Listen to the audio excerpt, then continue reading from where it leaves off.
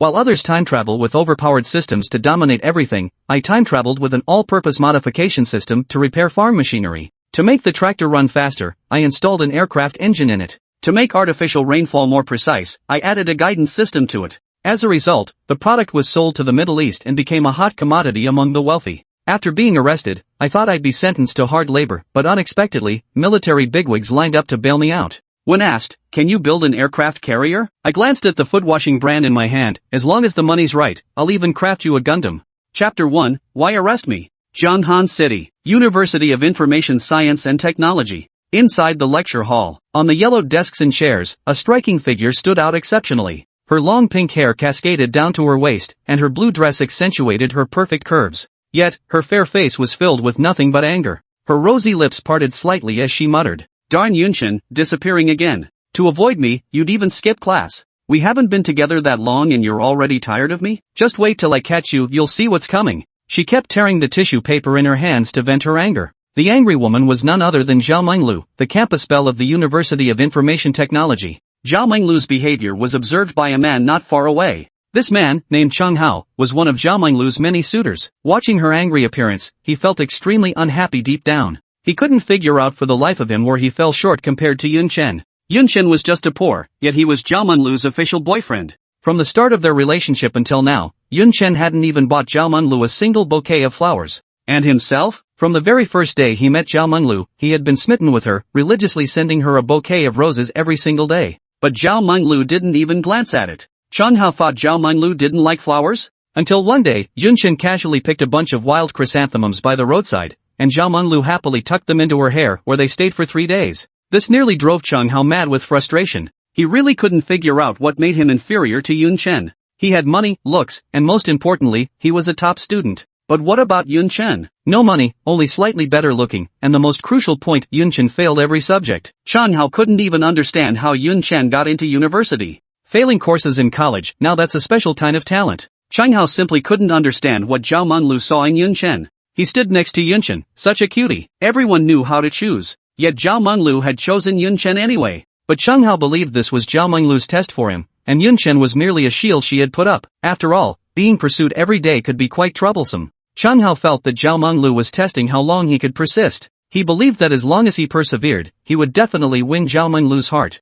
Now, seeing Zhao Menglu's worried expression, Cheng Hao knew his chance to shine had come. "Menglu, why do you look so unhappy? Is it because of Yun Chen? I've told you before, Yun Chen is no good." Before Cheng Hao could finish his sentence, he was abruptly interrupted by Zhao Menglu's sharp reprimand. Slap! Zhao Menglu slammed the table hard, stood up, her willow leaf eyebrows furrowing as she spoke. "Cheng Hao, how dare you speak ill of Yun Chen? Yun Chen is my boyfriend, and I know him better than you. You have no right to judge him. In my eyes, you're just an annoying pest that won't go away." Zhao Menglu was already in a bad mood, and hearing Cheng Hao slander Yun Chen only made her words harsher. Zhao Menglu's voice was loud, and everyone in the classroom heard it clearly. Everyone turned their heads to look. Seeing Zhao Menglu and Cheng Hao, everyone was already used to it. Most likely, Cheng Hao confessed his feelings again, only to be rejected by Zhao Menglu. They had already lost count of how many times Cheng Hao had confessed to Zhao Menglu. This time, though, Zhao Menglu's tone seemed particularly harsh. Previously, she would coldly dismiss him with a single line, "I already have a boyfriend." So why was she so furious this time? Did Cheng Hao force himself on her? Under the peculiar gazes of everyone in Zhao Menglu's merciless scolding, Cheng Hao felt his face burning with embarrassment. Humiliated and furious, Cheng Hao thought, "No one at the University of Information Science and Technology dares to speak to me like this." Pointing at Zhao Menglu, Cheng Hao shouted angrily, "Zhao Menglu, I can't bear to see you being deceived by Yun Chen. Do you know why Yun Chen didn't come today? He got caught while getting a foot wash, and it was the armed police who caught him." What? The people in the classroom immediately let out a gasp of surprise.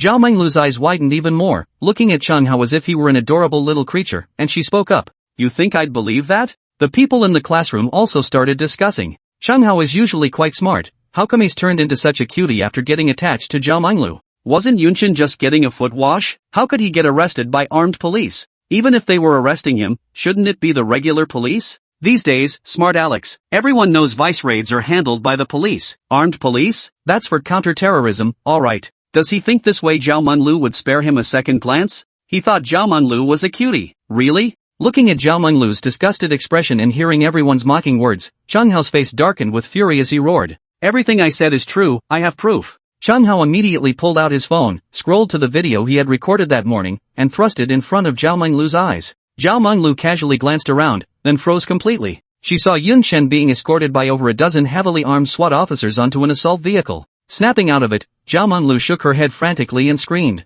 "No, this can't be real. It must be you who did this." Then, everyone saw Zhao Menglu rushing out of the classroom like a madwoman, leaving them all astonished and exclaiming in surprise, "Damn, could it be real? Quick, let me take a look." After everyone watched the video in Cheng Hao's hands, they were all stunned, exclaiming, "They really are armed police, and they're carrying guns. Could Yun Chen be a terrorist?" Zhanghan City, Garrison Command, inside a dimly lit interrogation room. Yun Chen sat innocently on a small stool, his hands still adorned with a pair of eye-catching bracelets reading "I'm so judged." Opposite him stood two stern-faced policemen. "You're Yun Chen, right?" said one of the men, around 30 years old, addressing Yun Chen with a serious tone. "Do you know why you've been summoned here?" "I don't know." Yun Chen quickly shook his head. The policeman continued. "The fact that you can sit here means we already have full control of your situation. You'd better not entertain any wishful thinking. Just honestly and thoroughly confess everything. Leniency for those who confess, severity for those who resist. Speak, what do you want me to say? I haven't broken any laws." Yun Chen's face was full of astonishment.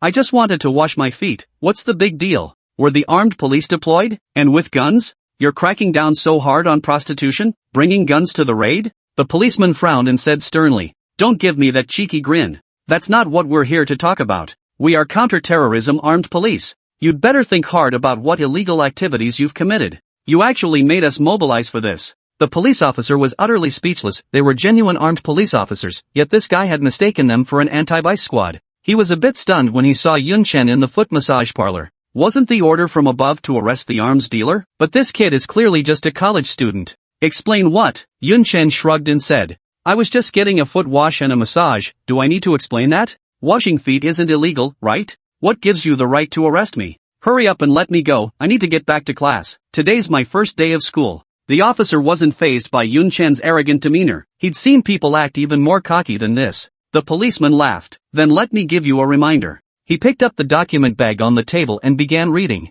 "Modified artificial rainmaking shells. Retrofitted tractor into tank-style tracks. Precision modification of rocket launchers through steel pipe cutting. Principles of transforming gas cylinders into mortars." Was any of this your doing? Yun Chen listened with an indifferent expression before replying. "That's right, it was all me." "What's wrong? Is it illegal?" Chapter 2, still claiming you didn't traffic arms? "I'm a college student, I know the law." Yun Chen was feeling utterly miserable. He had been peacefully enjoying a foot wash and massage, holding the girl's hand while discussing life and ideals. Suddenly, the room's door was kicked open. In the next moment, Yun Chen saw more than a dozen armed police officers clad in bulletproof vests swarm in. Faced with the chilling sight of over a dozen pitch-black gun barrels, Yun Chen immediately entered a transcendent state of clarity. Shortly after, Yun Chen was taken to a small, dark room. Throughout this entire process, Yun Chen remained utterly bewildered. It wasn't until this policeman spoke that he finally understood why he'd been arrested. He felt incredibly exasperated. All he did was replace the tractor's wheels with tank treads. Was that really such a big deal?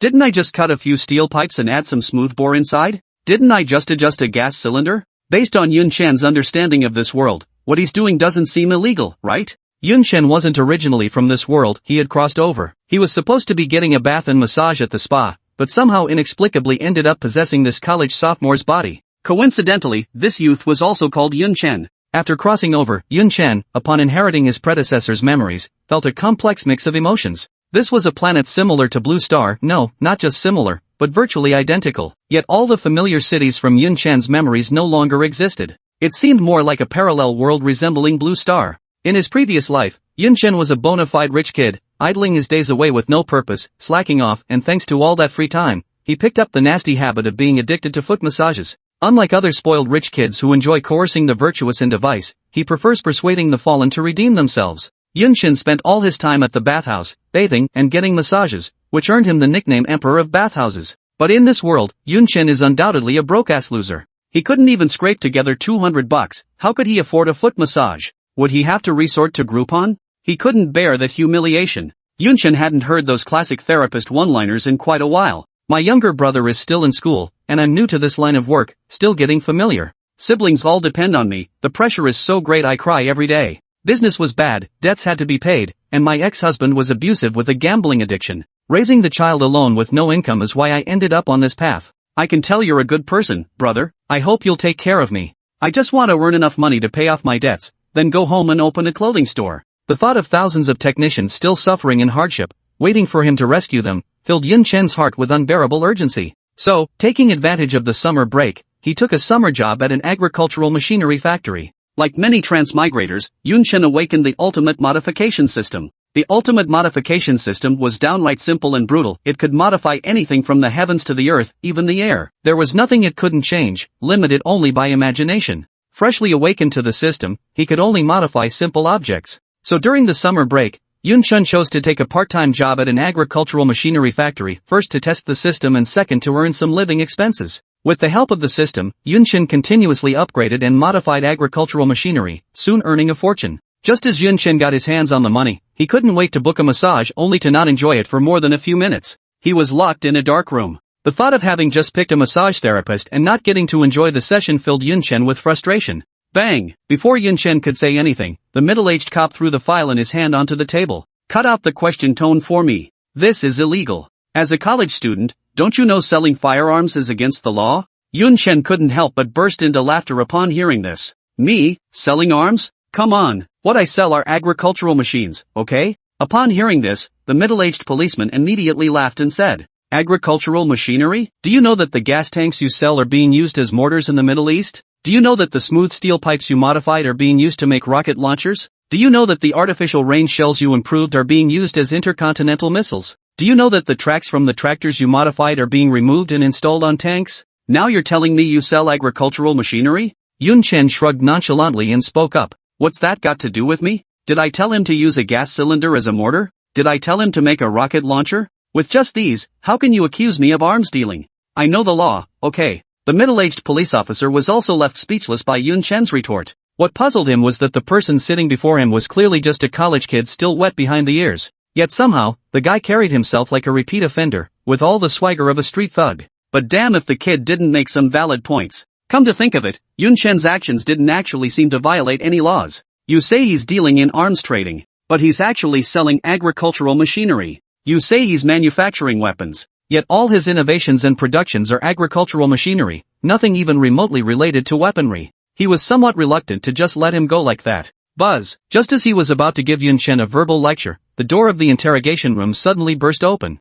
A young woman in military uniform, strikingly beautiful, walked in, a faint smile playing on her face. So, has he confessed yet? Her voice carried a cool detachment. The middle-aged policeman shook his head and frowned. We didn't arrest the wrong person. He did make the thing, and he admitted it. But, the woman in military uniform slightly raised her eyebrows. Just what? The middle-aged police officer shook his head with a bitter expression. There's no way to convict him. It seems he really hasn't been selling arms. The young woman chuckled lightly and spoke. Who said he was guilty? Ha! The policeman was baffled, utterly stunned. Wasn't it you who called him an arms dealer on the phone? Now you're telling me he's innocent? The woman in military uniform approached Yun Chen and spoke. I'm from the National Defense Science and Technology Center. My name is Chu Lan. Looking at the young woman's shoulder insignia, Yun Chen's pupils suddenly constricted. 1 bar and 2 stars, definitely a lieutenant. She looks about my age? Already a lieutenant at such a young age? Yun Chen thought to himself before speaking up. I'm just selling agricultural machinery, surely that's not enough to alarm the military?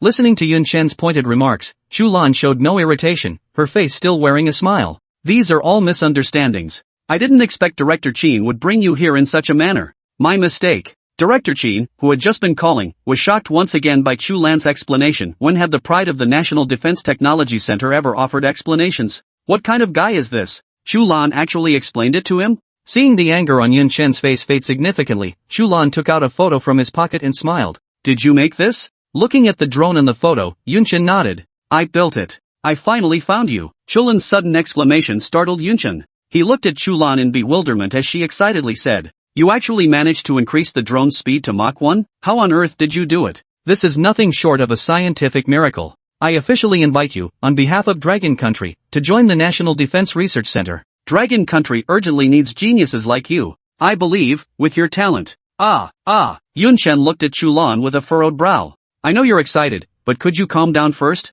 Did I say I would join? I'm someone without many dreams, all I want is to be a couch potato. Therefore, I refuse. What Yun Chen didn't mention was, If he joins that so-called National Defense Technology Center, how is he supposed to get foot massages? How can he chat about life and dreams with girls? Yunshen's words left Director Chen stunned. What? He refused? The National Defense Technology Center, that's the holy grail countless researchers dream of. Every single person who enters the National Defense Technology Center is a top expert in their scientific field. Those generous benefits and conditions go without saying. He had reviewed Yun Chen's resume, though modifying agricultural machinery into firearms was indeed somewhat unorthodox, it was far from meeting the qualifications required to enter the National Defense Research Center, right? Moreover, doesn't the National Defense Research Center typically only recruit postgraduates? This guy is just an undergrad, isn't he? And he hasn't even graduated yet. Upon hearing Yun Chen's response, Chu Lan was also taken aback. She never expected someone to decline an invitation from the National Defense Technology Center. Yun Chen was the first.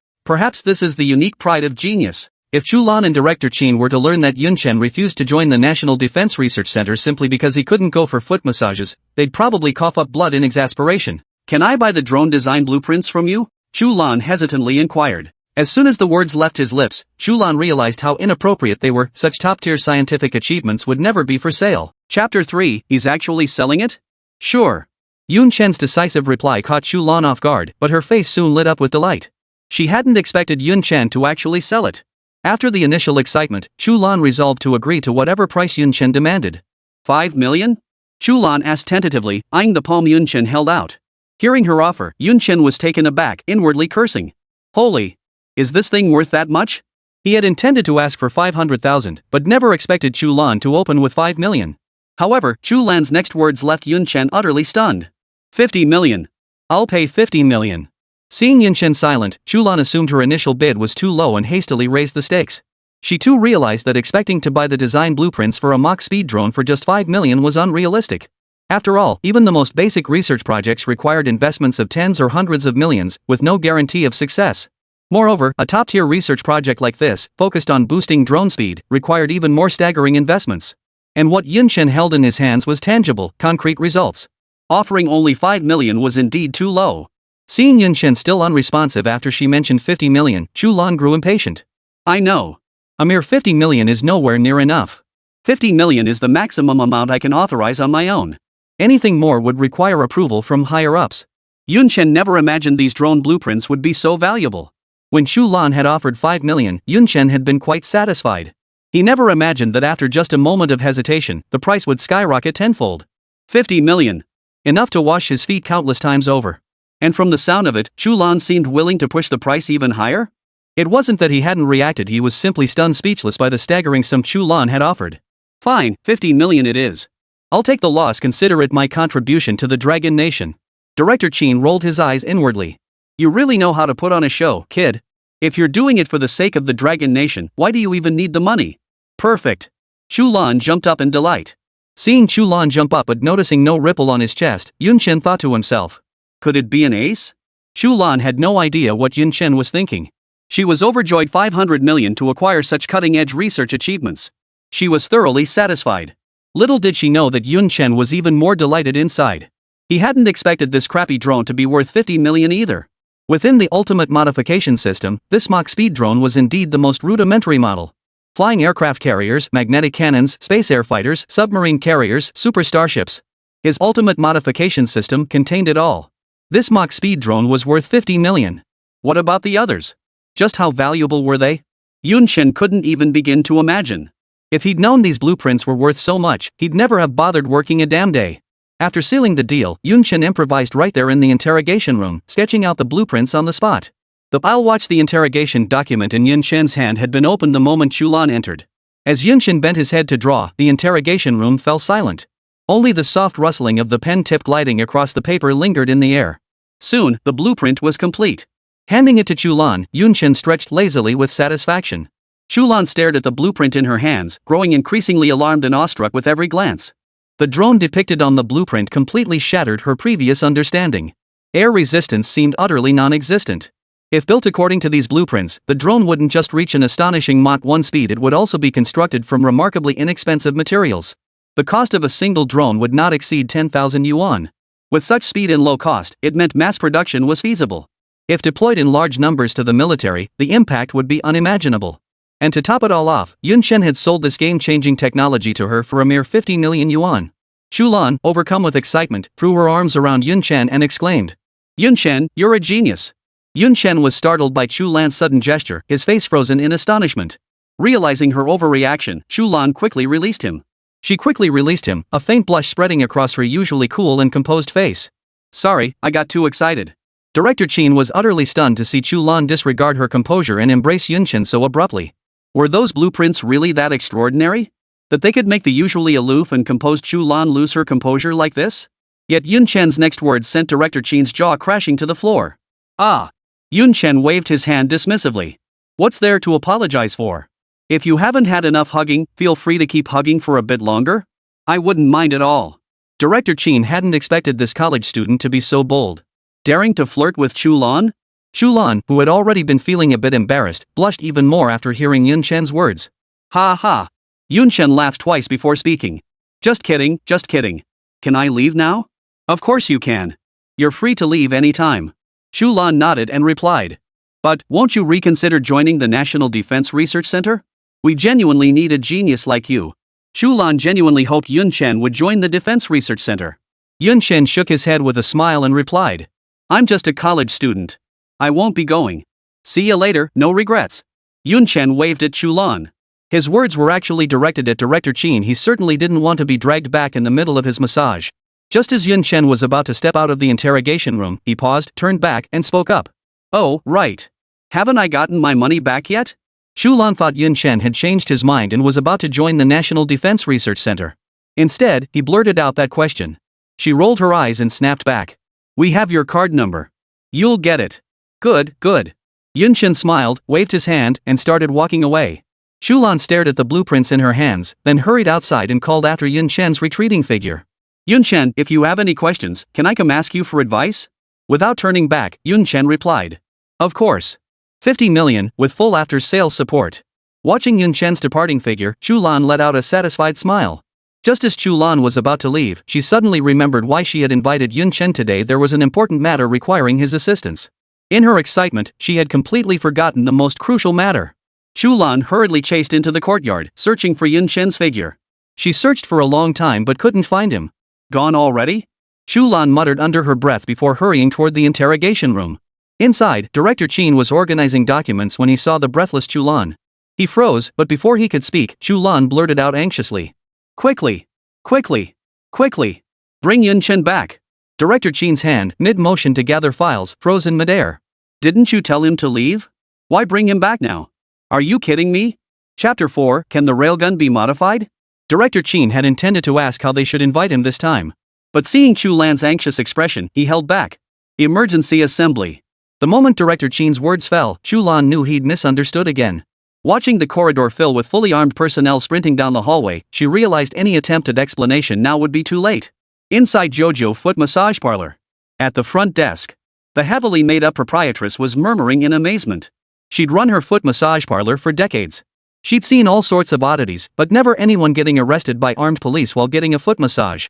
What was even more absurd was that these officers were carrying guns. She'd seen plenty of people taken away by the police, but this was her first time witnessing someone being hauled off by armed police. Could he be a terrorist? Couldn't be. That young man looks pretty young. Just as she was pondering, a voice called out. "Madam, is room 88 still occupied?" The landlady looked up and froze at the sight before her, her eyes widening in shock. "What the hell? Wasn't that the young man taken away by the armed police? Weren't you arrested by the armed police?" The landlady's voice trembled slightly. Yun Chen gave a faint smile, offering no reply, and asked instead, "Is room 88 still available?" Being a seasoned veteran, she knew the young man didn't want to tell her. She didn't press further, it wasn't her business anyway. Whoever came to spend money was welcome here. Turning down cash was just plain stupid. The landlady immediately plastered on a smile and replied, "He's here, young man. Head to the room first, she'll be right there." Inside the armed police assault vehicle. "Well, found anything yet?" Director Chen's expression was stern. Soon, a reply came from his subordinate. "Director, we've located him. The coordinates show he's at JoJo Foot Massage." Director Chen froze upon hearing the reply. Wasn't this the same place Yun Chen had been apprehended before? He went back there? What kind of addiction is this? Is foot massage really that enjoyable? Next time he gets a day off, he'll have to try it himself. Director Chen's eyes narrowed as he gave the order. Target. JoJo Foot Spa. Full speed ahead. Inside VIP room 999. Yun Chen held the delicate hand of technician number 88, smiling warmly. Your love life sure has been a roller coaster. Did you get married? Does your husband treat you badly? Do you have a younger brother in college? Technician number 88 stared at Yun Chen in utter disbelief, exclaiming in astonishment. Bro, you're a genius. You got everything right. Seeing the technician's astonished expression, Yun Chen was dumbfounded himself, inwardly cursing. Holy crap. Does this guy have a knack for being a fortune teller? I was just making stuff up and it all came true? However, technician number 88's next words made Yun Chen realize he'd overthought it. Young man, why not get a card? My brother's about to start school and I still haven't scraped together his tuition. That deadbeat of mine is never home, can't count on him for anything. Just help me out, okay? I'll make sure you're satisfied. Oh? Yun Chen raised an eyebrow, caressing the technician's delicate hand with a smile. How exactly will you satisfy me? Number 88 felt the gentle ripples from his touch, a flush rising on her cheeks. You tell me. Obviously. The atmosphere in the room grew tense, thick with the scent of hormones. Bang! The sudden loud bang instantly snapped Yun Chen back to his senses. Then, Yun Chen witnessed a scene that felt eerily familiar. Over a dozen armed police officers, clad in bulletproof vests and carrying rifles, appeared within his field of vision. Yun Chen inwardly cursed. Damn it, again? His expression darkened instantly. Meanwhile, number 88 beside him had been scared stiff, frozen in place, utterly at a loss. From within the crowd, Director Chen offered Yun Chen a faint smile. Come with us again, please. Yun Chen replied with a bitter expression. Do I have a choice? What do you think? Please, come along. Director Chen smiled and stepped aside. The landlady stared in shock at the teenager surrounded by over a dozen armed police officers, her mouth agape. He's being taken away again? Even if I'm a prostitute, I won't take his money anymore. Otherwise, I'll have a heart attack. Armed police coming twice a day, who can endure that? Inside the armored vehicle, Yun Chen naturally couldn't hear the landlady's mutterings. Director Chen, what's going on here? Yun Chen looked distinctly displeased. Wasn't everything already investigated? Director Chen knew the youth before him was no ordinary person. Moreover, he didn't understand what Chu Lan meant by invitation this time, so he began to explain. Who knows? We have orders from above. We're just following orders. Soon, Yun Chen was led into the interrogation room. Chu Lan had been waiting there for quite some time. Upon seeing Yun Chen arrive, Chu Lan spoke with an apologetic expression. Yun Chen, I'm truly sorry to have to bring you back this way once again. I'm truly sorry. It's truly an urgent matter. I promise this won't happen again. Yun Chen had been seething with anger, but seeing Chu Lan's sincere expression, his fury softened slightly. What is it? Chu Lan heard no trace of blame in Yun Chen's voice and instantly breathed a silent sigh of relief. She genuinely feared Yun Chen might refuse to help in his anger. Chu Lan apologized with a look of regret. The electromagnetic cannon, can you modify it? After speaking, Chu Lan looked at Yun Chen expectantly. That's it? Yun Chen inwardly cursed. Damn it, that's it? All this fuss just to ask if I can modify an electromagnetic cannon? Is this really worth all the fuss? Such a big deal over something so trivial? Couldn't you have just given me a call? It's just an electromagnetic cannon. For me, that's a piece of cake. What Yun Chen didn't realize, however, was that what seemed utterly simple to him was an insurmountable challenge for the Dragon Nation. No matter how Dragon Nation's scientists refined the electromagnetic cannon, its range remained capped at 20 kilometers. Chu Lan, recognizing Yun Chen's extraordinary talent in modification, decided to take a chance and invited him back. But judging by Yun Chen's reaction, it was clearly asking too much. Upon reflection, it made sense electromagnetic cannons and drones belonged to entirely different fields, so Yun Chen's inability to modify them was perfectly understandable. Yun Chen didn't reply to Chu Lan immediately because he was examining the system panel. A translucent blue panel, visible only to him, materialized before Yun Chen's eyes. Electromagnetic cannon range enhancement modification 50 credits. During the previous summer vacation, Yun Chen had modified and sold quite a few items. For each product he improved or manufactured, Yun Chen earned corresponding points. Points were tied to the quantity of improved products. Each modification earned him 1 point. To date, Yun Chen had accumulated 30,000 points. Seeing that the electromagnetic cannon only cost 50 points, Yun Chen chose to redeem it without hesitation. Ding! Congratulations, host, you have successfully obtained the manufacturing blueprint and technology for the electromagnetic cannon range extender. After selecting the exchange, a mechanical voice echoed in Yun Chen's mind. Ready for modification. But I haven't finished my shift yet. You'll have to compensate me. Chu Lan looked utterly confused. What bell? Compensate for what? Chapter 5, Zhao Minglu's Choice. Ignoring Chu Lan's confusion, Yun Chen spoke up. It can be changed, but the price. Chu Lan, who had held no hope to begin with, suddenly brightened at Yun Chen's words. As long as it can be changed, price is no issue. Yun Chen appreciated Chu Lan's straightforwardness and replied. As long as the money's right, anything's negotiable. Forget the railgun, I could even modify a fighter jet. This is just an upgrade. I won't sell you the core technology, but I'll charge you 10 million. Oh, and you'll need to supply your own materials. Chu Lan didn't hesitate for a moment and agreed immediately. No problem, 10 million it is. Yun Chen was taken aback. He hadn't expected Chu Lan to be so straightforward, far more generous than his previous clients, who'd haggled endlessly with him. Big spender. Yun Chen thought to himself, extending his right hand with a smile. Happy cooperation. Happy cooperation. Chu Lan also smiled broadly as she extended her right hand, clasping Yun Chen's firmly. Chu Lan looked at Yun Chen and inquired. How long will the modifications take? Yun Chen pondered for a moment before replying. About half a month. Chu Lan's delicate brows furrowed slightly as she spoke. I know half a month is already quite fast, but could it be any quicker? Faster? Yun Chen frowned slightly. Are you in a hurry? Chu Lan nodded and asked. Half a month is indeed too short. How about a week? A week? Yun Chen exclaimed. Hearing Yun Chen's gasp, Chu Lan froze, furrowing her brow. Is that too rushed? Yun Chen, it's not that rushed. But you'll have to pay extra. Chu Lan. After reaching an agreement, Yun Chen was about to head back to wash his feet when Chu Lan spoke up, looking somewhat embarrassed.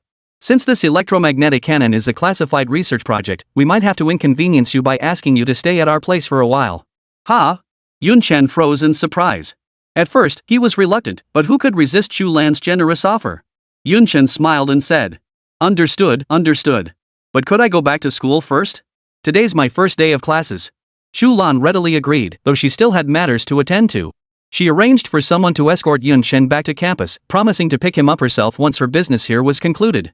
Yun Chen protested, insisting he could manage on his own, but he couldn't persuade Chu Lan otherwise and reluctantly agreed. Chu Lan personally escorted Yun Chen to the entrance of the Security Command headquarters, watching as his vehicle drove away. Only after Yun Chen had disappeared from sight did Chu Lan return to the interrogation room. She addressed Director Chen with solemn seriousness. Everything that happened today must remain confidential. South Gate of the University of Information Technology. Inside the security booth. The security guard was lazily slumped in his chair, leisurely scrolling through Douyin. The roar of an approaching car made him frown in annoyance. He stood up, pushed open the window, and bellowed. What's going on? No parking at the school gate. Move it. Mid-sentence, he finally recognized the vehicle parked at the entrance, a military jeep. He immediately swallowed the rest of his words. If higher-ups found out he'd nearly chased away a military vehicle today, his career would likely be over. Even his brother-in-law, the head of campus security, couldn't save him. What astonished him, however, was that the person stepping out of the military vehicle appeared to be one of their own students. He'd only ever seen luxury cars picking up students before. This was his first time encountering a military vehicle doing so. What was this young man's background? Ignoring the guard's astonishment, Yun Chen walked straight past the security booth. The moment Yun Chen entered the classroom, he was startled by the collective gasps of the crowd. Yun Chen? How come you're back? Weren't you dragged off to work the sewing machines? Did you break out of jail? Ah. Terrorists have escaped. Call the police. Listening to the crowd's gasps, Yun Chen's mind was filled with. Just as he froze in shock, a wave of fragrance swept over him. The soft sensation against his chest instantly snapped him out of his trance. Zhao Menglu? Yun Chen looked down to find the figure pressed against his chest was none other than Zhao Menglu, the campus beauty of Information Technology University. Zhao Menglu buried her face in Yun Chen's chest and sobbed. Yun Chen, they said you were arrested by the armed police. Out of the blue, how could you be arrested by the armed police? It must be Cheng Hao spreading rumors. That video is definitely fake. Yun Chen gently wiped the tears from her eyes and spoke softly. I was indeed invited for a chat by the armed police. Ah! Zhao Menglu gasped. She released her arms wrapped around Yun Chen, slowly taking 2 steps back, staring at him in utter shock. This entire scene was witnessed by Cheng Hao, who stood nearby. He knew his chance had come. Yun Chen! You terrorist! How dare you escape from prison? Cheng Hao stepped forward, shielding Zhao Menglu behind him as he spoke softly. Menglu, don't be afraid. I'll protect you. Yun Chen smirked as he spoke. Idiot! Does my girlfriend need you to protect her? Cheng Hao's lips curled into a cold sneer as he sneered contemptuously. Your girlfriend? That was before. From the moment the armed police took you away, Monroe stopped being your girlfriend. What right do you have to be her boyfriend now? Before Yun Chen could respond, Zhao Menglu stepped beside him, hooked her arm through his, and addressed Cheng Hao with deliberate clarity. Who said Yun Chen has no right to be my boyfriend? He will always be my boyfriend. He is now, and he always will be. That will never change. Yun Chen grinned at Cheng Hao and declared.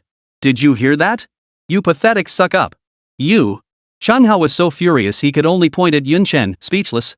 The rest of the class was also startled by Zhao Menglu's words and began trying to calm things down. Menglu, don't be foolish. He admitted himself he got arrested by the armed police. And those armed police were carrying guns. Don't be foolish. He must be a terrorist. Stay away from him. You could get implicated. Zhao Menglu felt no flicker of emotion. She squeezed Yun Chen's hand tightly and declared with unwavering resolve. I believe Yun Chen. We were deskmates for 3 years in high school. I know him better than anyone. Yun Chen would never do anything illegal or unethical. Meanwhile, Cheng Hao was already seething with rage. He felt like a complete fool. His face flushed crimson as he roared. Yun Chen! I never thought you'd dare to break out of prison. Guys, follow me. Grab this criminal and take him to the police station. Blast you. Yun Chen shot Cheng Hao a withering look and retorted. Not only are you a bootlicker, you're also an idiot. The armed police invited me because they needed my help. Ha ha ha ha. Cheng Hao burst into laughter immediately. Asked for your help? What kind of help did they need? You failed every single subject. What kind of help could you possibly offer? Did they ask you to wash their cars? Even if they asked you to wash cars, how many vehicles do the armed police have? You finished washing it that fast? Ha ha ha ha. Cheng Hao's words sent the crowd into fits of laughter. Yun Chen didn't feel like explaining anything further to this idiot Cheng Hao. He shrugged indifferently. Talking to an idiot like you is just a waste of breath. Just fantasize however you want. Cheng Hao was enraged by Yun Chen's repeated use of the word idiot. Oomph. Cheng Hao snorted coldly. Save your nonsense for the police station. Guys, get him. Cheng Hao waved his hand and the crowd in the classroom instantly swarmed forward, ready to apprehend Yun Chen, the so-called terrorist. The sudden roar of a helicopter halted their movements. They all rushed out of the classroom and the scene outside immediately drew gasps of astonishment. Look! It's an armed helicopter. It's flying so low. Looks like it's heading our way. Is it here to arrest Yun Chen? Chapter 6. This helicopter came to pick me up. Cheng Hao watched the helicopter circling overhead, a cold smile curling his lips as he spoke. What else could it be? It's definitely here to arrest Yun Chen. Hearing Cheng Hao's resolute tone, coupled with the video of Yun Chen being taken away by armed police, everyone felt certain that this helicopter had come to arrest Yun Chen. As they watched the camouflaged armed helicopter slowly descend in front of the teaching building, their suspicions only deepened. Could Yun Chen have really escaped? They even deployed an armed helicopter to capture him? What exactly did he do? Could he really be a terrorist? Could he be carrying explosives? Amidst the murmurs of the crowd, a squad of soldiers armed with rifles swiftly descended from the helicopter, spreading out in a semicircle around it. Their sharp eyes scanned the surroundings relentlessly. The people in the hallway froze in place. Why aren't they moving? Aren't they here to arrest Yun Chen? They seem to be protecting the helicopter? Doesn't look like they're here to arrest anyone. More like they're here to pick someone up? One of them sucked in a sharp breath and exclaimed. Could Yun Chen have been telling the truth? Could the armed police really be here to ask for his help? This helicopter is here to pick up Yun Chen. Hicks. Cheng Hao sneered, rolling his eyes. That's an armed helicopter. Only the military has those. What does it have to do with the armed police? There's no way it's here for Yun Chen. Look! Another cry of surprise rang out. The crowd turned to look and saw a woman in military uniform, her features striking, just stepping off the helicopter. Look at her shoulder insignia. She's actually a lieutenant. Good heavens! She looks about our age, doesn't she? A lieutenant at such a young age. The school administrators, naturally startled by the helicopter's noise, rushed toward the plaza in front of the teaching building as soon as it landed. When Yun Chen saw Chu Lan step out of the helicopter, he was stunned. He hadn't expected that when Chu Lan said she'd come to pick him up personally, she'd actually arrive by helicopter. Couldn't you have kept it a little low-key? Yun Chen muttered under his breath. Zhao Menglu, standing beside him, overheard his mutter. She asked uncertainly, This helicopter, isn't it here to pick you up? Yun Chen nodded. Though Zhao Menglu's voice was soft, Cheng Hao, who had been watching her closely, heard every word clearly. Ha ha ha. Cheng Hao laughed out loud before speaking. Yun Chen, you sure know how to flatter yourself. There's no way this helicopter is here for you. Do you even know who that lieutenant is? That's the Defense Science and Technology Center. The head of the research team, Chu Lan. Cheng Hao's words immediately drew gasps from the crowd. So she's from the Defense Science and Technology Center. No wonder she's a lieutenant at such a young age. She's Chu Lan? That young? I heard she has a PhD. How old is she? No wonder she's the research team leader. That's just insane. You're talking nonsense, aren't you? That guy at the Defense Research Center isn't a pervert. Why on earth would they come to our school? Did our college suddenly produce some groundbreaking research findings? Cheng Hao smirked triumphantly as he spoke. That helicopter must be after me. Cheng Hao's words once again drew gasps from the crowd. For you? Why? One of them paled visibly, his voice trembling with shock. Could it be your research has yielded results? Cheng Hao nodded smugly and spoke. That's right. My hypersonic drone research project was officially completed just last week. I'm certain Chu Lan came here this time to invite me to join the National Defense Research Center. Everyone looked at Cheng Hao with envy and murmured among themselves. Who would have thought Cheng Hao actually succeeded? That's a hypersonic drone. He actually pulled it off. Truly a genius from the University of Information Science and Technology. Judging by their setup, this quasi-supersonic drone must be a crucial research project at the Defense Research Center. Otherwise, they wouldn't have gone to such lengths. They even sent a helicopter. Listening to the crowd's buzz, Cheng Hao felt an overwhelming sense of satisfaction. He turned to Yun Chen with a smug grin. You're a complete failure who failed every single exam. What gives you the right to say this helicopter is here to pick you up? Where did you get the nerve? Was it Liang Jingru? Idiot. Yun Chen rolled his eyes, utterly unwilling to engage with this pathetic sycophant. Oomph. Cheng Hao snorted coldly, sneering. Keep pretending, you fool. We'll see how long you can keep it up. Yun Chen's response was, of course, another eye roll. Look, they're coming up, a gasp rang out from the crowd. They're heading this way, they really are here to pick up Cheng Hao. Cheng Hao quickly craned his neck to look downstairs. There she was, Chu Lan, surrounded by a group of school administrators, hurrying toward the building where he stood. Cheng Hao felt as if he could fly. The head of the Defense Science and Technology Center's research team was personally coming upstairs to pick him up. What an honor, who else could have that? Cheng Hao lifted his chin high, his face radiating pride. Chu Lan, who had just ascended the stairs, immediately spotted Yun Chen amidst the crowd. She noticed a strikingly beautiful woman standing beside Yun Chen, her arm linked through his. The scene before her eyes made her pause slightly. Just as she was about to step forward, a sudden outstretched right hand halted her progress. Chu Lan frowned in displeasure, turning to the person who had stopped her. Who are you? The owner of that right hand was, of course, Cheng Hao, who had sped over upon seeing Chu Lan. Cheng Hao awkwardly withdrew his hand and smiled. I'm Cheng Hao. I sent that email. Chu Lan's frown deepened as she replied tersely. What email? Huh? Cheng Hao froze for a moment before explaining. The one about the near supersonic drone, I developed it. Didn't you come here today specifically because of me? Weren't you here to invite us to join the National Defense Technology Center? Oh. Chu Lan seemed to grasp the situation and spoke up. Young man, I believe you've misunderstood. The Defense Technology Center doesn't invite anyone to join. Of course. Chu Lan raised her delicate eyebrows slightly and continued. Unless that person is Yun Chen. The moment Chu Lan finished speaking, the crowd erupted in a roar of astonishment. What? They came to invite Yun Chen? Isn't that obvious? Didn't you hear what Team Leader Chu said? The Defense Technology Center never invites anyone unless that person is Yun Chen. Cheng Hao is such a clown. He swore up and down they were here to invite him? And what happened? They came to invite Yun Chen. If I were Zhao Menglu, I wouldn't pick him either. Listening to the murmurs of the crowd, Cheng Hao's face turned ashen. He roared in fury.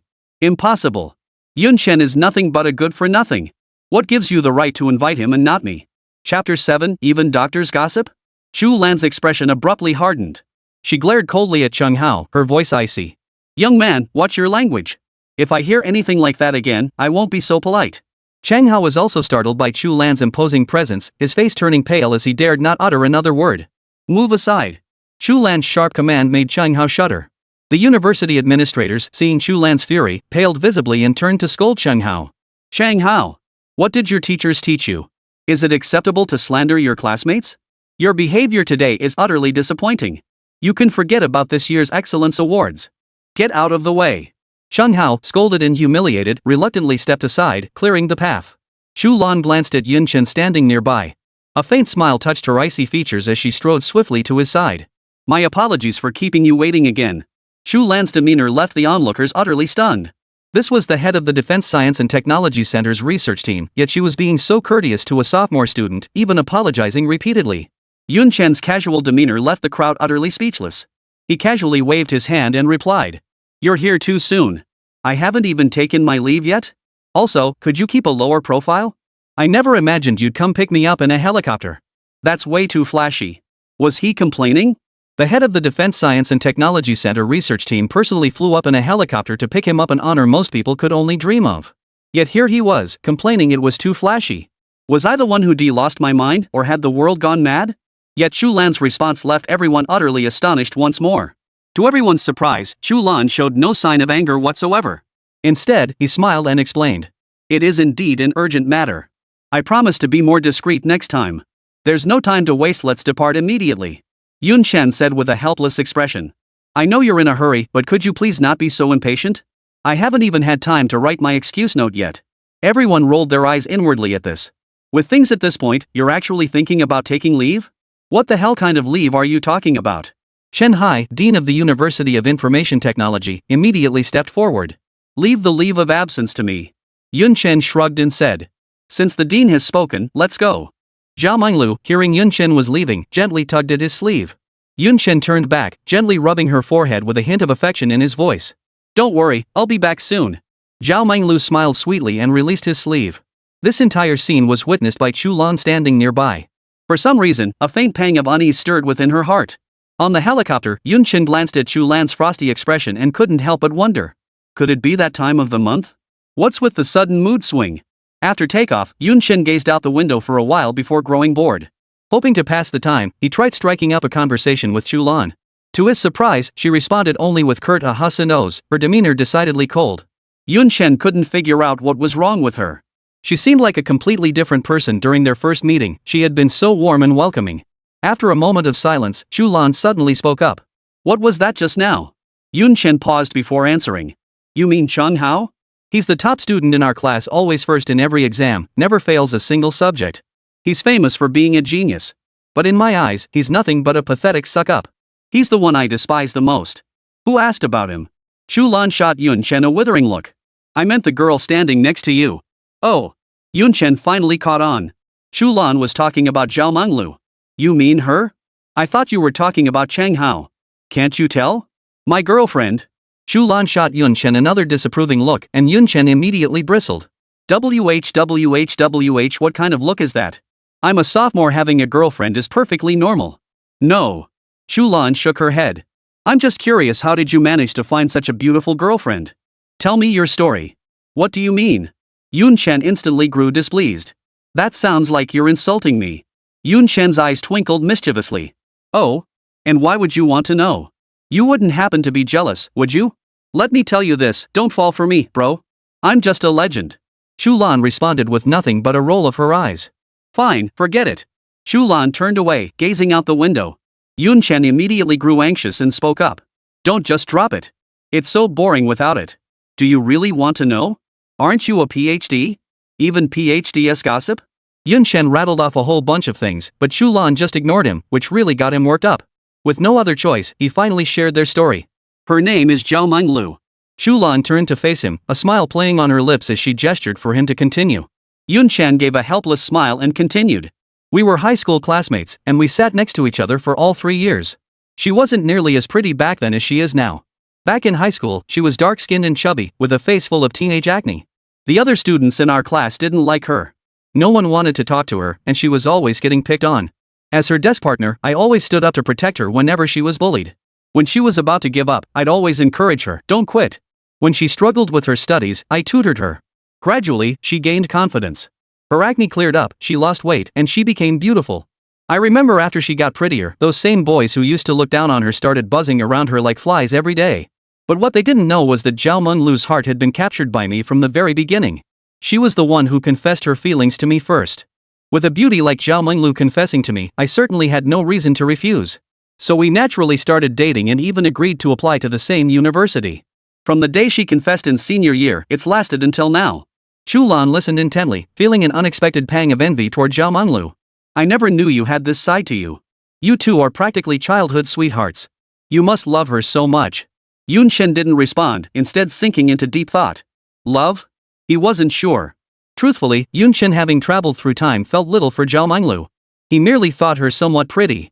Beyond that, there was nothing about her that particularly drew him in.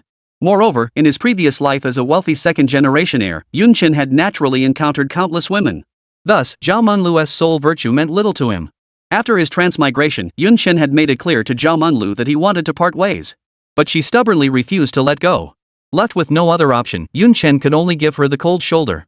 But today, her unwavering belief in him, her defense of him, and her steadfast presence by his side made him realize that Zhao Minglu was actually quite endearing. Maybe, Yun Chen murmured, a faint smile tugging at his lips as he recalled her actions today. The helicopter's public address system interrupted their conversation. Attention all units. Attention all units. Destination reached. Prepare for landing. Chapter 8, just filling the quota? As soon as Yun Chen stepped off the helicopter, the roar of machinery echoed from the factory ahead. Yun Chen looked up and surveyed his surroundings, realizing he was in a mountainous forest. Surrounded by trees, a factory steeped in history stood before him. Soldiers stood guard around the perimeter, fully armed with automatic rifles, standing silently in formation. No wonder we had to take a helicopter, there's no road for cars here. Yun Chen mused inwardly after surveying the area. Chu Lan flashed Yun Chen a gentle smile and spoke. Looks like you'll be staying here for the next few days. Following Chu Lan, Yun Chen approached the aged factory. After the guards at the gate meticulously inspected Chu Lan's credentials, they finally allowed both of them to enter. Once inside, Yun Chen asked in surprise. They even check you? Can't we just use facial recognition? Chu Lan explained with a smile. This electromagnetic cannon research project is of utmost importance. It's a joint development effort with the military. To prevent leaks, not just me, but anyone entering or exiting must present credentials. Yun Chen raised an eyebrow and remarked. They sure take security seriously. So bringing me in would be a violation, right? Chu Lan shook her head. You're the main subject of this project. How could bringing you in be a violation? As soon as Yun Chen entered the factory, several figures were already striding toward him from a distance. Leading the group was a solemn-looking middle-aged man in his 40s.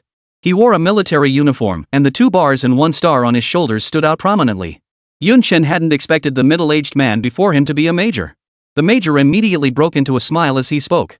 Hee, you must be Yun Chen. My name is Lu Ming. I'm the safety officer for this project. Chu Lan told me all about you. I never imagined someone so young could develop a supersonic drone. Truly, heroes emerge in youth. I'm confident that with you on board, the electromagnetic cannon's upgrades will yield truly remarkable results. Seeing Lu Ming launch into such effusive praise right off the bat, Yun Chen couldn't help but inwardly sigh. What is this socially adept syndrome? This is social butterfly syndrome. When someone this thick-skinned makes even me feel embarrassed, what else could it be but social prowess syndrome? I'll do my best, I'll do my best. Yun Chen smiled and offered a modest response. Chu Lan spoke up from the side. Uncle Lu, look at you, you've even made Yun Chen feel embarrassed. Lu Ming burst into hearty laughter upon hearing this. Ha ha ha. Yun Chen, don't put too much pressure on yourself. This is a business partnership. Even if you can't complete the modification in the end, we'll pay you in full. As it happens, we've invited all the professors from the physics department of the National Defense Research Center today, even the retired Professor Li. As soon as Lu Ming finished speaking, Chu Lan gasped in surprise. Professor Li is here too? Lu Ming nodded with a smile. Chu Lan's gasp startled Yun Chen. In his experience, Chu Lan was not someone who easily lost her composure. This Mr. Li must be no ordinary figure, otherwise Chu Lan wouldn't react this way. Chu Lan was taken aback by Yun Chen's confusion. You don't know old Master Li? Yun Chen nodded. He truly had no idea. Then you must know about intercontinental missiles. They were designed and developed by Old Man Li. With that explanation, Yun Chen understood. So this was Li Guoliang, the father of missiles? Who in Longwood didn't know him? Yun Chen grew even more puzzled. If you've already brought in Old Man Li, why bother inviting me? Is there even a need for me? You don't actually think I'm more skilled than Old Li, do you? That's a bit too generous of you. Despite possessing this system, Yun Chen wasn't arrogant enough to believe he could stand shoulder to shoulder with Li Guoliang. Who was Li Guoliang? He was the father of missiles. His contributions to the Dragon Nation were immense, and every research project he developed sent shockwaves through the entire nation. Yun Chen possessed enough self-awareness to recognize this. Hearing Yun Chen's self-deprecating words, Lu Ming's expression turned slightly awkward. Clearing his throat twice, he addressed Yun Chen. Ahem, ahem. It's not that we doubt your abilities, but the timeline is simply too tight. And Professor Li's team has hit a critical bottleneck in their research. The modified electromagnetic cannon they're working on won't be ready for at least another month. But the International Military Exhibition is about to begin. And the theme of this exhibition is precisely the electromagnetic cannon. We invited you here hoping you could build a prototype first, just to get our name out there. Only after Lu Ming finished speaking did Yun Chen finally grasp the situation. So, he'd been invited to do the grunt work. It turned out Lu Ming and the others had never expected Yun Chen to actually improve the electromagnetic cannon from the start. Chu Lan, standing nearby, grew anxious and exclaimed indignantly. Uncle Lu, how could you do this? That's not what you said on the phone. Didn't you say Yun Chen was the team leader? How could you go back on your word like this?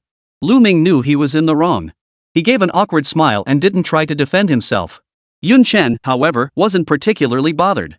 He was satisfied with the price Chu Lan offered, so whether they made prototypes or finished products didn't matter to him. Yun Chen waved his hand dismissively and spoke up. It's fine with me. I can make anything you want. I'm perfectly fine with it. Lu Ming also greatly admired Yun Chen's character and smiled. Haha, such magnanimity at such a young age. Yun Chen, your future achievements will surely be boundless. Alright then, to show my apology, I'll add another 10 million for you. Chu Lan, submit the request. I'll sign the authorization. The bill will be charged to our army headquarters. At this, Yun Chen's eyes lit up. Another 10 million added? Just doing odd jobs, and they're giving me 20 million? Damn it, so what if it's menial work? I'll gladly do this kind of menial work. Though Yun Chen was overjoyed inside, he still protested outwardly. This doesn't seem quite right. Ha! Lu Ming laughed heartily before speaking. Nothing's wrong with it. Just do as I say. Chu Lan, what do you think? Chu Lan snorted coldly. I think it's too little. At least 50 million. Chu Lan's words stunned Yun Chen. She hadn't expected this girl to be so ruthless, demanding 50 million right off the bat. Lu Ming gave an awkward chuckle upon hearing this. The army isn't like your defense technology center with deep pockets. We're broke as a joke. This 10 million was scraped together from every last penny. Yun Chen, don't you know that? Lu Ming's words were met only with Chu Lan's cold snort. Yun Chen interjected at the right moment. Honestly, I was already satisfied with 10 million. Major Lu adding another 10 million is a pleasant surprise. But 50 million? Even if Major Lu really offered it, I wouldn't dare accept it. After hearing Yun Chen's words, Lu Ming burst into laughter. Yun Chen truly understands the situation. Yun Chen, you're being too formal. No need to call me Major Lu, just call me Uncle Lu like Chu Lan does. Yun Chen froze slightly. This Lu Ming truly had a knack for socializing. They had only just met, and already he was asking him to call him Uncle? Uncle Lu. Yun Chen hadn't intended to use that title, but who could refuse when the man had just added 10 million to his fortune? Upon hearing Yun Chen address him as Uncle Lu, Lu Ming burst into hearty laughter. Ha ha, that's more like it. Now that the misunderstanding is cleared up, it'll be easier to get down to business, right? Since old Lee and the others are in a meeting, let's go listen in. It'll also help you with your sample production. Inside the conference room, over a dozen top experts from the physics department sat with worried expressions. The room was so quiet you could hear a pin drop. A sigh from the chairperson broke the tranquil atmosphere. I'm sure everyone here understands what this military exhibition signifies? Chapter 9, can he build the prototype? The figure seated at the head of the table was none other than the father of missiles in Dragon Nation, Li Guoliang, Old Master Li. Everyone glanced up at Old Master Li before lowering their heads in silence. How could they not understand what this military exhibition signified? Military exhibitions were meant to showcase a nation's military prowess to the world, yet the range of Dragon Nation's electromagnetic cannon was a mere 20 kilometers. Such a range would lead other nations to conclude that Dragon Nation's military prowess was inadequate and its scientific research capabilities lacking.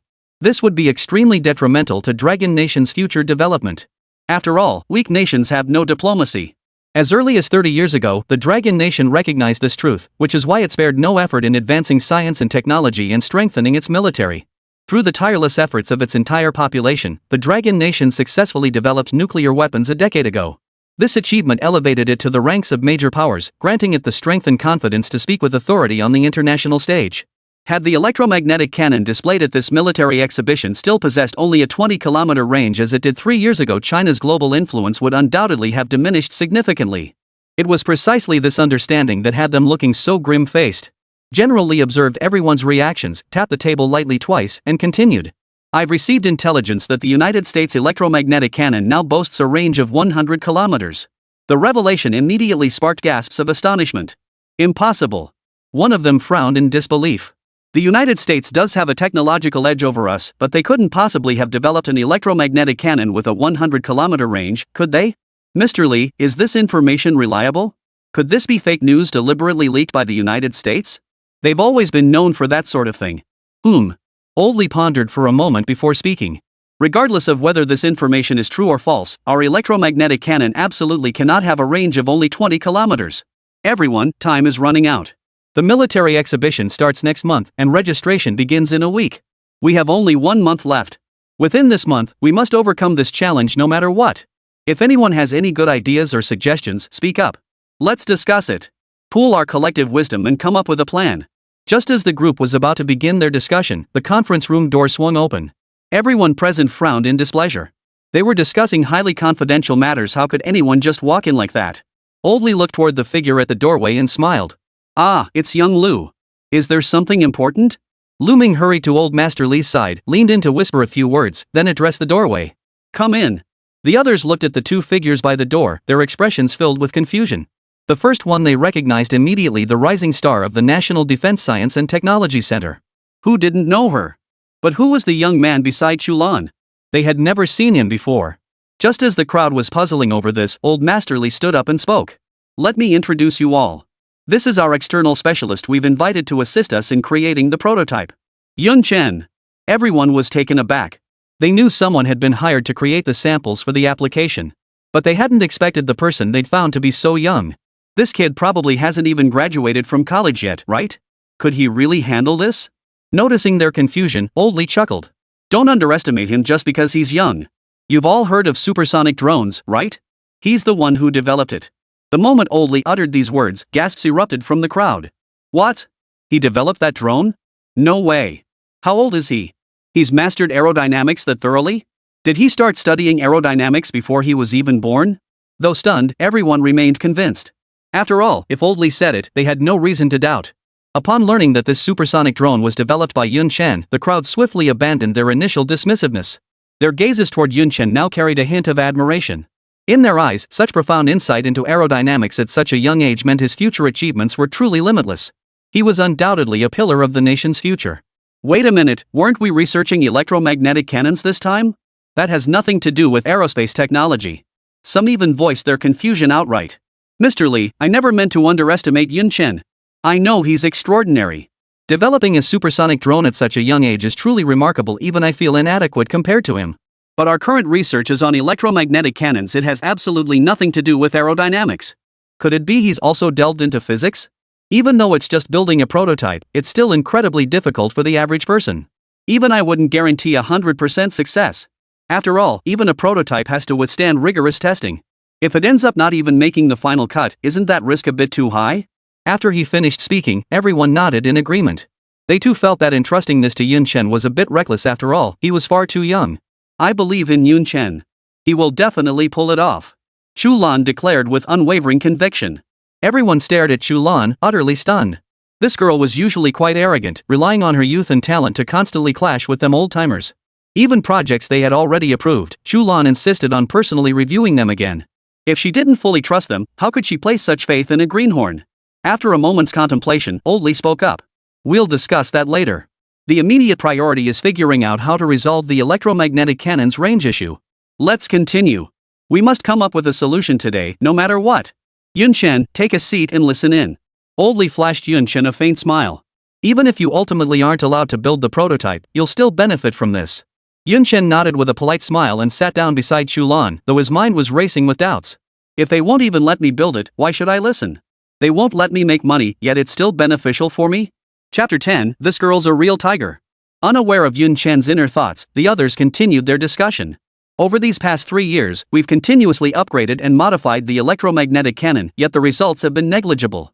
The range of this railgun has remained stuck at 20 kilometers. After multiple experimental comparisons, we've drawn 2 conclusions. First, the electrical energy is insufficient. With our current technology, we cannot compress electricity to its absolute limit. Energy inevitably leaks, which limits the cannon's range. Second, it's a material issue. We've tested hundreds of materials, yet none can withstand such immense energy dissipation. Even aerospace-grade materials proved utterly incapable of withstanding the energy dissipation when electricity is compressed to its absolute limit. This is one of the primary reasons. Chu Lan turned to Yun Chen and explained. The speaker is Academician Gui Yuan from the Physics Department. Academician Gui. He possesses profound expertise in mechanics. This electromagnetic cannon research has been his project all along. Yun Chen nodded thoughtfully before listening as Gui Yuan continued. If we can solve the material issue, even if we can't compress the electricity to its absolute limit, it will still be enough to extend the range of the electromagnetic cannon. As soon as Gui Yuan finished speaking, everyone nodded in agreement. Their views aligned with Gui Yuan's. Old Li nodded non-committally, deeply agreeing with Gui Yuan's perspective, and spoke up. Think about it, what material could withstand the sheer energy unleashed by an electromagnetic cannon? At this question, brows furrowed across the room. Heads bowed in silence, and the conference room fell suddenly quiet. The sudden silence startled Yun Chen. He recalled that electromagnetic cannons shouldn't be this difficult. Unsure, he reopened the system's blue transparent panel and thoroughly reviewed the electromagnetic cannon range enhancement manufacturing technology once more. He thought to himself. Yep, it's definitely the range-enhancing manufacturing technology for the railgun. There's no need to compress electricity at all? And no special materials either? After carefully pondering Wei Yuan's words, Yun Chen understood. These top physicists had fallen into a misconception. They believed the electromagnetic cannon's range was insufficient because no material could withstand the immense energy unleashed after compressing the electricity. But without compressing the electricity, the energy release wouldn't be thorough enough. This created a vicious cycle. The smarter they are, the more easily they get stuck in their own heads. Why not just skip the compression? If they think the energy is insufficient, couldn't they simply add a conversion device? Yun Chen reflected inwardly for a moment before hearing Chu Lan whisper softly beside him. Yun Chen, do you have any good ideas? Yun Chen shot Chu Lan a surprised look. How did she know I had a solution? Can she hear my thoughts? Why would you think I have a solution? Yun Chen asked uncertainly. Didn't you see even Old Li couldn't figure it out? What could a college student like me possibly do? Of course Yun Chen had a solution, but he couldn't say it. With so many top experts at a loss, frowning in frustration, how could anyone believe a sophomore college student claiming to have a solution? Who would believe that? Besides, even if he did say something, he had no money. Why would he bother? Chu Lan looked at Yun Chen, her delicate brows slightly furrowed, and spoke. Think fast. We invited you here specifically to improve the electromagnetic cannon. How can you say you have no solution? Just guessing. Yun Chen breathed a silent sigh of relief, having feared Chu Lan could read his mind. Yun Chen shrugged and replied. Uncle Lu said it himself, they invited me here specifically to modify the prototype. Besides, it's not even certain if I'll be allowed to build this prototype. Didn't you hear Old Li just now? It's still up for discussion. Chu Lan's eyes twinkled as she spoke. What if I pay you more? Then of course there's a way. Yun Chen's eyes lit up instantly. What kind of solution? Chu Lan perked up at once. Let me make this clear up front. Yun Chen looked at Chu Lan and began. This is just my personal opinion. Chu Lan shot Yun Chen a look and urged him on. Just spit it out already. Do you even want that extra money anymore? Yun Chen froze. No more money? No way. He quickly voiced his opinion. I don't think we need to reduce power consumption. That's your solution? Chu Lan frowned, her willow brows knitting together as she spoke. But if we don't compress the power, won't the energy be insufficient? If there's insufficient energy, won't the range become even shorter? Hold on a moment, Yun Chen smiled faintly and continued. If the energy is insufficient, we can convert it. We can build a transformer-like device to convert the electricity. That solves the energy shortage problem. No need to compress the electricity either, which also solves the material issue. I'm done explaining. How much are you willing to pay me? Chu Lan automatically filtered out Yun Chen's last remark, responding with some surprise. Is it really that simple? Is that really feasible? Take the if out of that sentence. Yun Chen patted his chest, guaranteeing, as long as you pay up, it'll definitely work. The truly terrifying part hadn't even been mentioned yet. If such conversion devices were packed inside the electromagnetic railgun's barrel, the energy unleashed after continuous power conversion would likely rival that of compressed electricity. This was the railgun range extension manufacturing technology Yun Chen had exchanged from the system.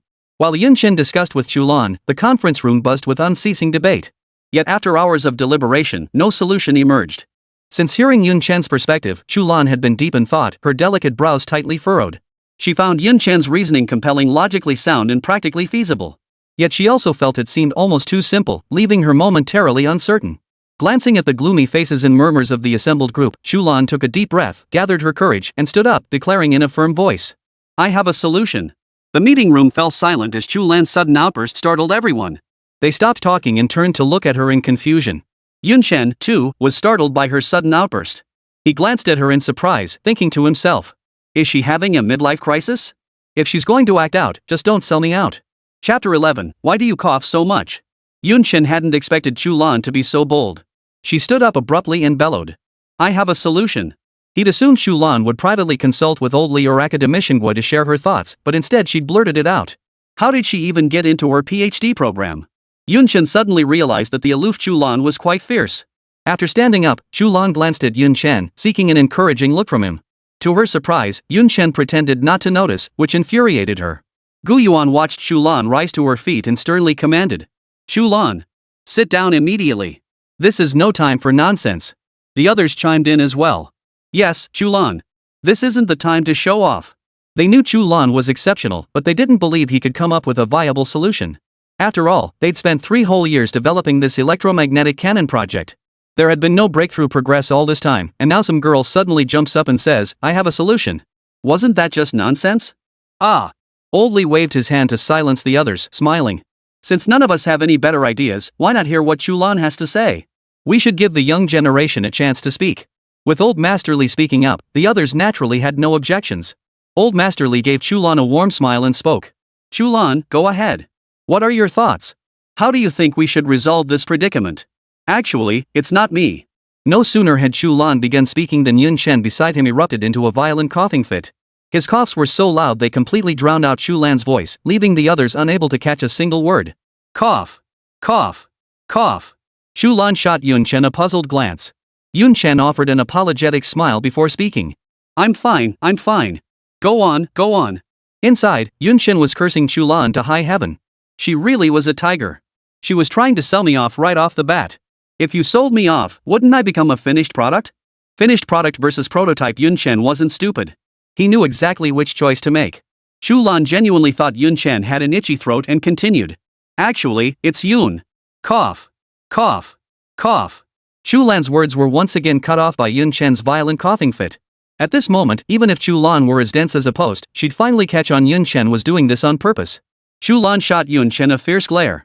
Meanwhile, the others in the conference room were left utterly baffled by the pair's antics, scratching their heads in confusion. Why did Yun Chen start coughing the moment Chu Lan spoke? Yun Chen, are you alright? Asked Old Li with concern.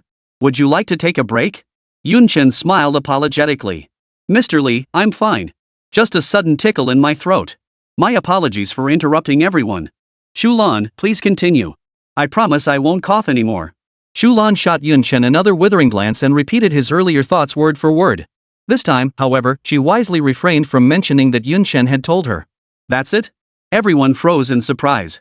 That was the shared thought echoing in everyone's minds. They kept repeating that phrase. If the energy is insufficient, just convert it. Old Li frowned deeply, lost in thought. Chu Lan's words seemed to open a new world for everyone. They murmured among themselves. Theoretically, it's feasible. Converting electricity could indeed yield immense energy. Moreover, after conversion, the electricity could be fired directly from the cannon's muzzle. This way, the barrel wouldn't have to endure the immense energy shock, solving the material issue altogether. Why didn't I think of that? Don't get too optimistic, that's only under ideal conditions. Whether it actually works or not, we'll only know after testing it. After all, technology relies on experimental data, not mere imagination. Chu Lan, who had just sat down, looked at Yun Chen with displeasure. What's wrong with you? Why are you coughing? Yun Chen shrugged and replied. It wasn't on purpose. What can I do if my throat hurts? Oomph. Chu Lan snorted coldly. Sore throat? Don't think I don't know. Though her words betrayed anger, deep down she couldn't help but admire Yun Chen. She never imagined his thinking could be so unconventional, his approach to problems utterly different from anyone else's.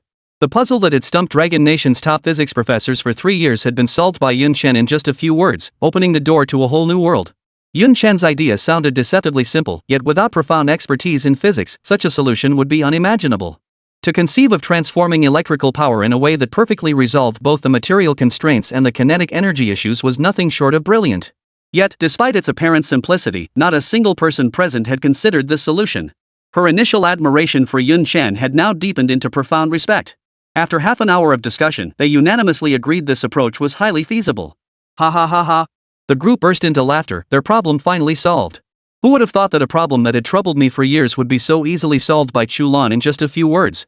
Truly, the new generation surpasses the old, each wave stronger than the last. Ah, I'm getting old. How could I have missed such a simple solution? Chu Lan, the future of Dragon Nation rests on your shoulders. Old Li chuckled heartily. See? I told you we should give the young generation a chance to speak. The outcome was good, right? Ha ha ha ha.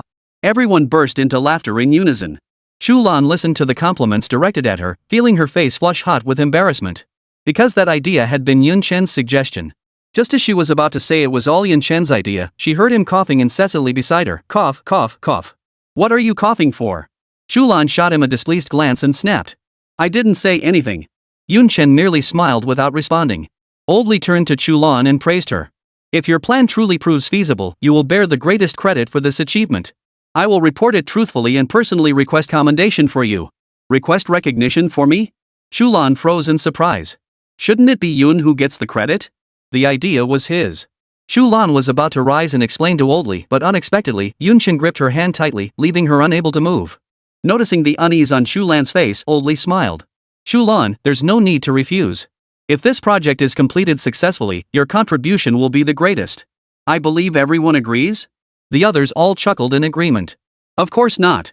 Without Chu Lan, we old fogies would have sat here all night and still not come up with anything worthwhile. Oldly smiled at Chu Lan. See? Everyone agrees you deserve the most credit. Don't be shy about it, it's settled. Chu Lan was about to roar out his true thoughts when Yun Chen, as if reading his mind, began coughing violently once more. Chu Lan instantly lost his temper and snapped angrily. Cough, cough, cough. May you choke to death. The others, oblivious to the little skirmish between Chu Lan and Yun Chen, were all immersed in the joy of solving the problem. Oldly said sternly. Now that we have a plan, let's act quickly. We don't have much time left. The moment Oldly finished speaking, everyone hurried toward the laboratory, even Oldly himself, his steps hurried. Soon, only Yun Chen and Chu Lan remained in the meeting room. Chu Lan stomped her foot in frustration. She desperately wanted to reveal the truth to everyone, but the hurried departures left her no chance to speak. Ha! Yun Chen looked around at the empty room and exclaimed in surprise. Oldly didn't mention whether we're allowed to build this prototype. I don't care. Yun Chen grabbed Chu Lan's arm and declared. Whether we make it or not, we still have to pay. Chapter 12. This tasting session is definitely happening. Chu Lan shot him a withering look and snapped irritably. What the hell kind of sample are we even making? Come with me now. We need to find Oldly and the others. You came up with this solution, how can you not be present for the experiment? You have to be involved. With that, Chu Lan grabbed Yun Chen's arm and tried to pull him toward the exit. Unexpectedly, Yun Chen sidestepped her grasp. Yun Chen looked at Chu Lan and smiled. I've already shared the method with Oldly and the others. Whether I go or not doesn't seem to make much difference, does it? Don't you trust Oldly and the others' abilities? Since they already know the solution, extending the electromagnetic cannon's range shouldn't be too difficult for them, right? Yun Chen certainly wasn't going. Building a prototype to make money was much better. Chu Lan furrowed her delicate brows slightly, looking at Yun Chen. She felt he had a point. Still, she would definitely find a chance later to explain things clearly to Old Masterly and the others.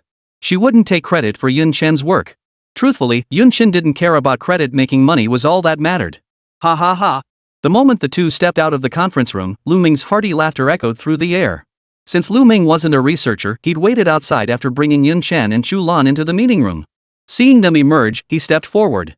Lu Ming smiled at them. I saw Oldly and the others rush out earlier, heading straight for the lab. I didn't want to pry. So, any progress? Chu Lan asked. Barring any unforeseen circumstances, the range extension for the railgun should pose no issues whatsoever. The exact extent of the range increase will still depend on the experimental data from Professor Li and his team. Lu Ming burst into laughter upon hearing this. Haha, excellent. I'm confident the team led by Professor Li will succeed. By the way, did Oldly mention anything about this model? No. Yun Chen shrugged. Well then. Lu Ming looked at Yun Chen and spoke up. How about we collaborate next time? Yun Chen immediately grew anxious. Next time was next time, how would they make money this time if they didn't collaborate? Before Yun Chen could respond, Chu Lan grew displeased. She glared straight at Lu Ming and declared. Next time? How could there be a next time? This product absolutely must be made by Yun Chen. Yun Chen's spirits lifted instantly. He found Chu Lan quite impressive, reliable when it mattered most. Chu Lan's resolute tone left Lu Ming momentarily flustered. He tentatively suggested. How about we ask Old Master Li's opinion? After all, just now. Before Lu Ming could finish, Chu Lan cut him off. Let Yun Chen build it. I'll take full responsibility for any issues. Is Chu Lan this bold? Yun Chen was stunned. How dare a lieutenant speak so boldly to a major? But what truly stunned him was yet to come. Lu Ming spoke directly. All right. Yun Chen, I'll leave this matter to you. Yun Chen stared at Lu Ming, utterly speechless. Where's your dignity? You're a major, for crying out loud. Still, he was thrilled.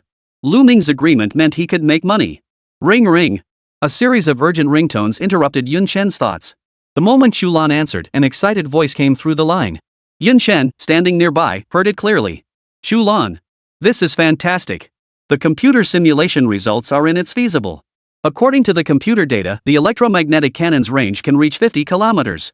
After hanging up, Chu Lan stared at Yun Chen in utter shock. She knew his solution would work, but she never imagined such a simple method could increase the range by a full 30 kilometers. This was utterly beyond her expectations. The results are in. Your approach is viable, Chu Lan stated. I heard it all, Yun Chen shrugged. Chu Lan frowned slightly at Yun Chen's nonchalant expression. You knew the outcome all along, didn't you?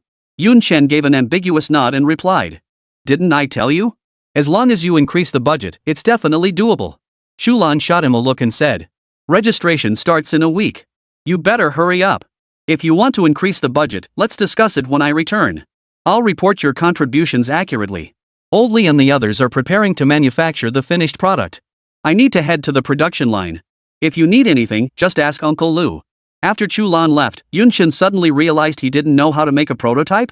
He scrolled through the system interface for ages but couldn't find any manufacturing plans for the electromagnetic cannon prototype. He'd been hoping to earn the money effortlessly, but it turned out he'd been overthinking it. Forget it. I'll just build a real one. It's only for the application anyway. Who's going to know if the sample is genuine? With his mind made up, Yun Chen sought out Lu Ming. After explaining his purpose, Lu Ming promptly gathered all the materials Yun Chen needed and even prepared a dedicated workshop for him, fully stocked with every tool imaginable. With the materials secured, Yun Chen wasted no time diving into the project. He worked on it for 3 or 4 days straight. Lu Ming visited several times during that period. Seeing Yun Chen's intense focus, he refrained from interrupting. Each time, he quietly observed for a while before leaving. Though supported by the principles and blueprints provided by the system, Yun Chen faced an extremely tight deadline, forcing him to work overtime every day. 4 days passed. Gazing at the completed electromagnetic cannon before him, Yun Chen exhaled a heavy sigh of relief. Phew, finally done. Casually tossing his tools aside, Yun Chen prepared to find Lu Ming and inform him that this section was complete. Lu Ming's heart skipped a beat at Yun Chen's sudden appearance. Could something have gone wrong? Registration starts tomorrow. If the prototype can't be delivered, then it wasn't unreasonable for him to think this way. After all, he had visited Yun Chen's workshop just yesterday. Not only was there no electromagnetic cannon, but he hadn't even seen a cannon mount, only a floor littered with fragments. He'd been worrying whether Yun Chen could pull it off, and now here he was, showing up unexpectedly today. Lu Ming frowned as he looked at Yun Chen. Why are you here? Did you run into trouble? Trouble? Yun Chen froze for a moment, shaking his head. No, nothing. Nothing? Lu Ming was also taken aback, his voice filled with confusion. Then what's this about? Yun Chen smiled. It's already finished. Go take a look and tell me what's not right, and I'll fix it. Finished? Lu Ming was completely dumbfounded. Yesterday there wasn't even a cannon mount yet? And today you tell me it's done? Could this kid be pulling my leg? Chapter 13, is this even a prototype? Lu Ming seriously suspected that Yun Chen was pulling his leg. After arriving at the studio with Yun Chen, he was utterly stunned. Is this even a prototype? Staring at the electromagnetic cannon before him, Lu Ming's eyes widened in disbelief. The electromagnetic cannon before him consisted of 2 parts, a square base and a rounded barrel. Inside the jet-black barrel were densely packed switching devices. Staring at the colossal contraption before him, Lu Ming was speechless with astonishment. He was certain nothing had been here when he came yesterday. Did this kid perform magic? Pull a cannon out of thin air? And are you sure this is just a prototype? Had Yun Chen not explicitly stated this electromagnetic cannon was a prototype, he would have sworn it was the finished product developed by Old Li and his team. He wasn't unfamiliar with electromagnetic cannons, but this one delivered an overwhelmingly powerful visual impact. After circling the electromagnetic cannon twice, Lu Ming nodded with satisfaction and burst into laughter. Ha ha ha ha. Yun Chen, if you hadn't said this was a prototype, I'd have sworn it was the real thing. I'm very satisfied. Yun Chen chuckled. Glad you're satisfied. Well, if there's nothing else, should I head back then? Lu Ming chuckled. No problem. I'll send someone to escort you right away. It's just that the money. I might need some time before I can give it to you. Upon hearing this, Yun Chen's expression darkened. He thought to himself. Weren't you satisfied? Satisfied, yet you won't pay? Lu Ming noticed Yun Chen's uneasy expression and explained. Yun Chen, don't misunderstand. Didn't I promise to add another 10 million as compensation? It's just that Chu Lan has been tied up lately, so I was thinking we could give it to you together once Chu Lan finishes his work. How about this, I give you 10 million now, and the rest once Chu Lan's free? Yun Chen secretly breathed a sigh of relief. He'd feared all his sleepless, non-stop work had been for nothing. Yun Chen smiled. Understandable, understandable. Business comes first, after all.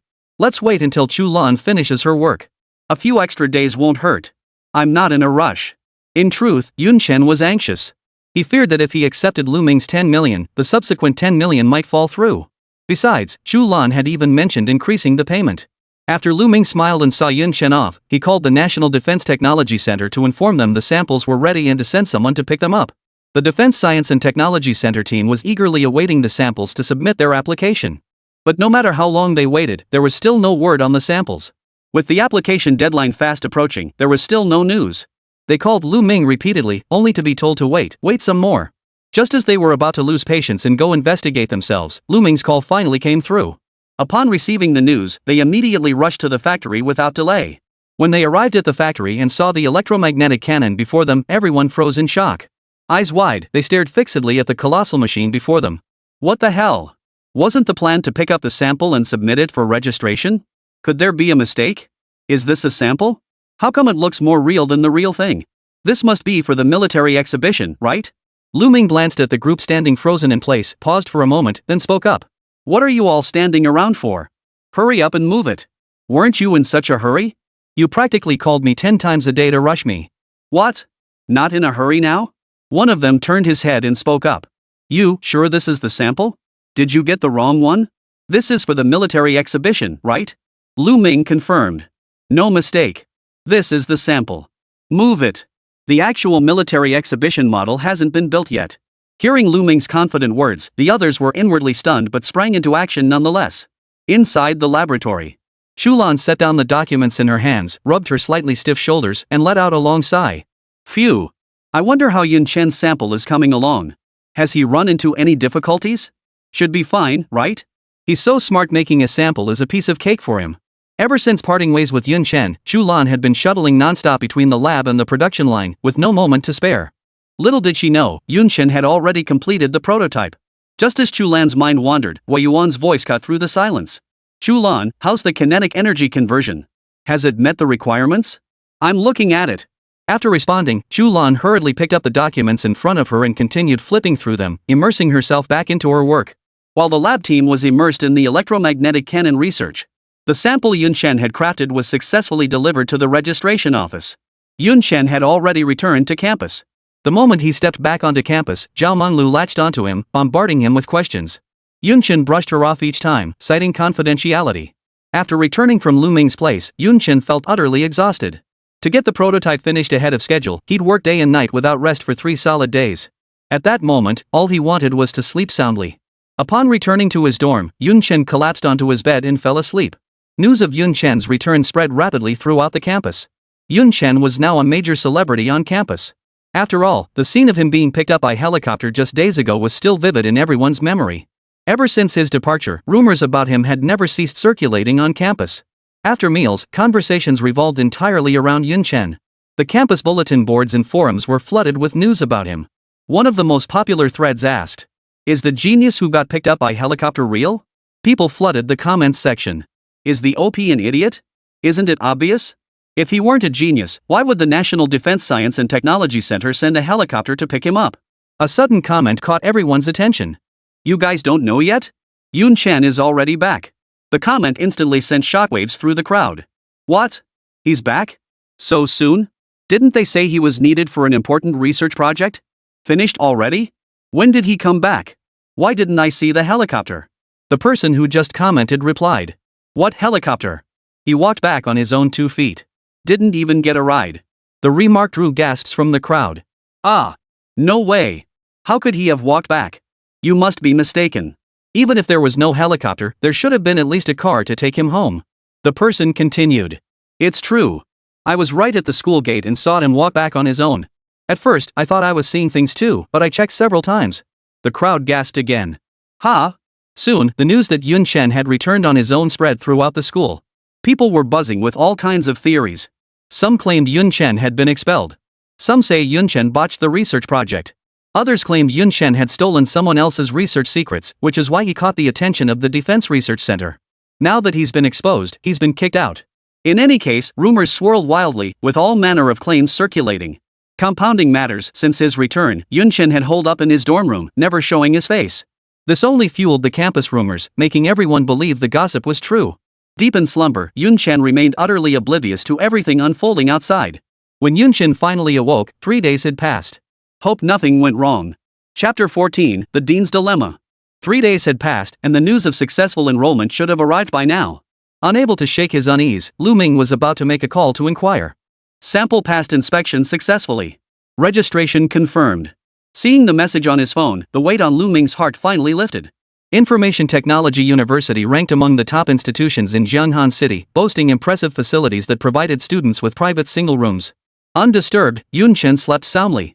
Upon waking, he stared blankly at the string of missed calls on his phone. Most were from Zhao Menglu, with one call from Lu Ming. Yun Chen called Lu Ming back. From him, he learned that the sample had passed inspection and successfully registered. After exchanging pleasantries for a while, Yun Chen hung up. He then called Zhao Menglu. The moment the call connected, Zhao Menglu's anxious voice came through. Yun Chen, are you okay? Where have you been? Why didn't you answer your phone? Do you have any idea how worried I was? After the call ended, Yun Chen realized he'd slept for a full 3 days straight. Then, a fierce hunger hit him. He felt like he could eat an entire cow right now. Meet me at the cafeteria. After sending a message to Zhao Menglu, Yun Chen didn't even wash his face before rushing straight to the school cafeteria. Zhao Menglu, who had received the message, had been waiting at the cafeteria entrance for quite some time. Spotting Yun Chen approaching from a distance, she felt a wave of relief wash over her. She'd heard plenty of rumors about Yun Chen circulating around campus these past few days. Plus, after he'd returned, he'd only spent a short while with her before rushing off again. He'd been gone for 3 whole days. She genuinely feared he might do something reckless in a moment of despair, but being unable to reach him had left her deeply anxious. As Yun Chen reached the cafeteria entrance, a wave of fragrance swept over him, followed by the warm touch of a hand on his arm. Yun Chen looked at Zhao Menglu, who had slipped her arm through his, and smiled faintly. What? After just a few days apart, you missed me this much? In broad daylight? That's not really appropriate, is it? After saying this, Yun Chen gave a slight tug on the arm Zhao Menglu was holding. Zhao Menglu feigned slight annoyance. And you have the nerve to say that? You vanished the moment you got back. I finally caught you, and this time I'm not letting go no matter what. Yun Chen gave a faint smile. Whatever you say. Hearing this, Zhao Menglu's face lit up with a sweet smile. She hooked her arm through Yun Chen's and stepped into the cafeteria. The moment Yun Chen stepped into the cafeteria, he instantly drew everyone's attention. Since it was mealtime, the cafeteria was quite crowded. Look! Isn't that Yun Chen? And that's Zhao Menglu on his arm, right? Wasn't he expelled from the National Defense Technology Center? How come Zhao Menglu's still with him? Who knows? I heard from the physics department that this guy must have put some kind of love potion on Zhao Menglu. Zhao Menglu's really clinging to Yun Chen like glue. Last time Yun Chen got arrested by the armed police, there's even video proof. But Zhao Menglu stubbornly refuses to believe it, insists it's fake. Well, everyone knows about that incident. What happened in the end? Yun Chen got whisked away by helicopter. Everyone says Zhao Menglu has great taste, right? Pfft, bull. She was totally fooled by Yun Chen. Didn't you see how Yun Chen tricked everyone at the Defense Science and Technology Center? Now he's been exposed. He just came crawling back, didn't he? Just wait. Zhao Menglu's gonna regret this later. Yun Chen had been puzzled by the strange looks people were giving him. Hearing the murmurs around him, it finally clicked. So his attempt at low-key had backfired? When Lu Ming sent someone to drive him back, Yun Chen had specifically asked the driver to stop not far from the school, precisely to avoid drawing attention. Little did he expect that people on campus would assume he'd been expelled. Zhao Menglu, of course, heard every whisper clearly. Yun Chen, no matter what they say, I believe you. I've never once regretted being with you. Yun Chen flashed Zhao Menglu a sweet smile. He wouldn't stoop to arguing with these turncoats. Didn't they realize what kind of institution the National Defense Technology Center was? How could Yun Chen possibly deceive them? Time flew by swiftly, and before long, over half a month had passed. Throughout this period, Yun Chen remained on campus attending classes during the day, taking evening strolls with Zhao Menglu on the sports field, and accompanying her on shopping trips on Sundays. Yet the rumors about Yun Chen within the school never ceased, they only grew louder. Even the school leadership had heard about it. Upon hearing the reports, the school leadership took the matter extremely seriously and immediately convened an emergency meeting. Inside the meeting room, Dean Chen Hai, seated at the head of the table, spoke in a sullen tone once most attendees had arrived. I trust everyone is aware of the recent rumors circulating on campus? What are your thoughts? The attendees chimed in one after another. Dean, I believe it's mostly rumors. The National Defense Technology Center, what kind of organization is that? How could it possibly be deceived by Yun Chen, a mere sophomore, as the rumors suggest? It's probably just jealousy, someone deliberately spreading false rumors. It's just people spreading misinformation. As soon as he said this, voices of dissent immediately arose. Then how do you explain Yun Chen returning alone in secret? Without even a car to send him? Given the circumstances that day, the Defense Technology Center clearly placed significant importance on Yun Chen. How could they not even provide a car? I think the rumors are mostly true. Chen Hai listened to the heated debate, feeling thoroughly exasperated. He couldn't make heads or tails of this Yun Chen business either. If the rumors were true, his university had produced a thief who plagiarized others' work, one that even caught the attention of the National Defense Science and Technology Center. That would utterly ruin the reputation of their information technology university. Graduates would likely find themselves unemployable. His tenure as dean would be over. But if they were false, the detailed accounts everyone was giving seemed plausible enough. Yet half a month had passed, and logically, word should have come down from above long ago telling him to pack his bags. So for now, he couldn't tell whether the rumors were true or false. Whether to commend Yun Chen or discipline him was a headache. After all, Yun Chen attracting the attention of the National Defense Technology Center was a source of pride for the school. He had even planned to properly commend Yun Chen upon his return, inviting journalists to boost the college's reputation. But what if the rumors were true? What then? And if he punished him, what if the rumors were false? That was why he had called this emergency meeting, to hear everyone's opinions. Chen Hai listened to the buzzing murmurs of discussion, feeling nothing but a wave of irritation wash over him. Smack! Chen Hai slammed his hand on the table, frowning. Shen Chao. You're Yun Chen's counselor, you explain. Chapter 15, Expulsion. The voices in the conference room fell silent as all eyes turned to a young man in his 30s wearing black-rimmed glasses seated at the table. This man was Yun Chen's counselor, Shen Chao. Shen Chao stood up and addressed Chen Hai. Dean, I'm not at liberty to discuss this. After Yun Chen returned, I spoke with him privately, but he kept insisting on confidentiality. I couldn't press him further. So I can't say for certain either. Chen Hai frowned in displeasure at Shen Chao's evasive response. Given your understanding of Yun Chen, do you think he possesses the potential to be valued by the National Defense Technology Center? Shen Chao shook his head and replied. I don't think so. Yun Chen's grades are actually quite average. He consistently ranks at the bottom of the class in every subject, and he's even failed some courses. Plus, he frequently skips class and rarely attends lectures.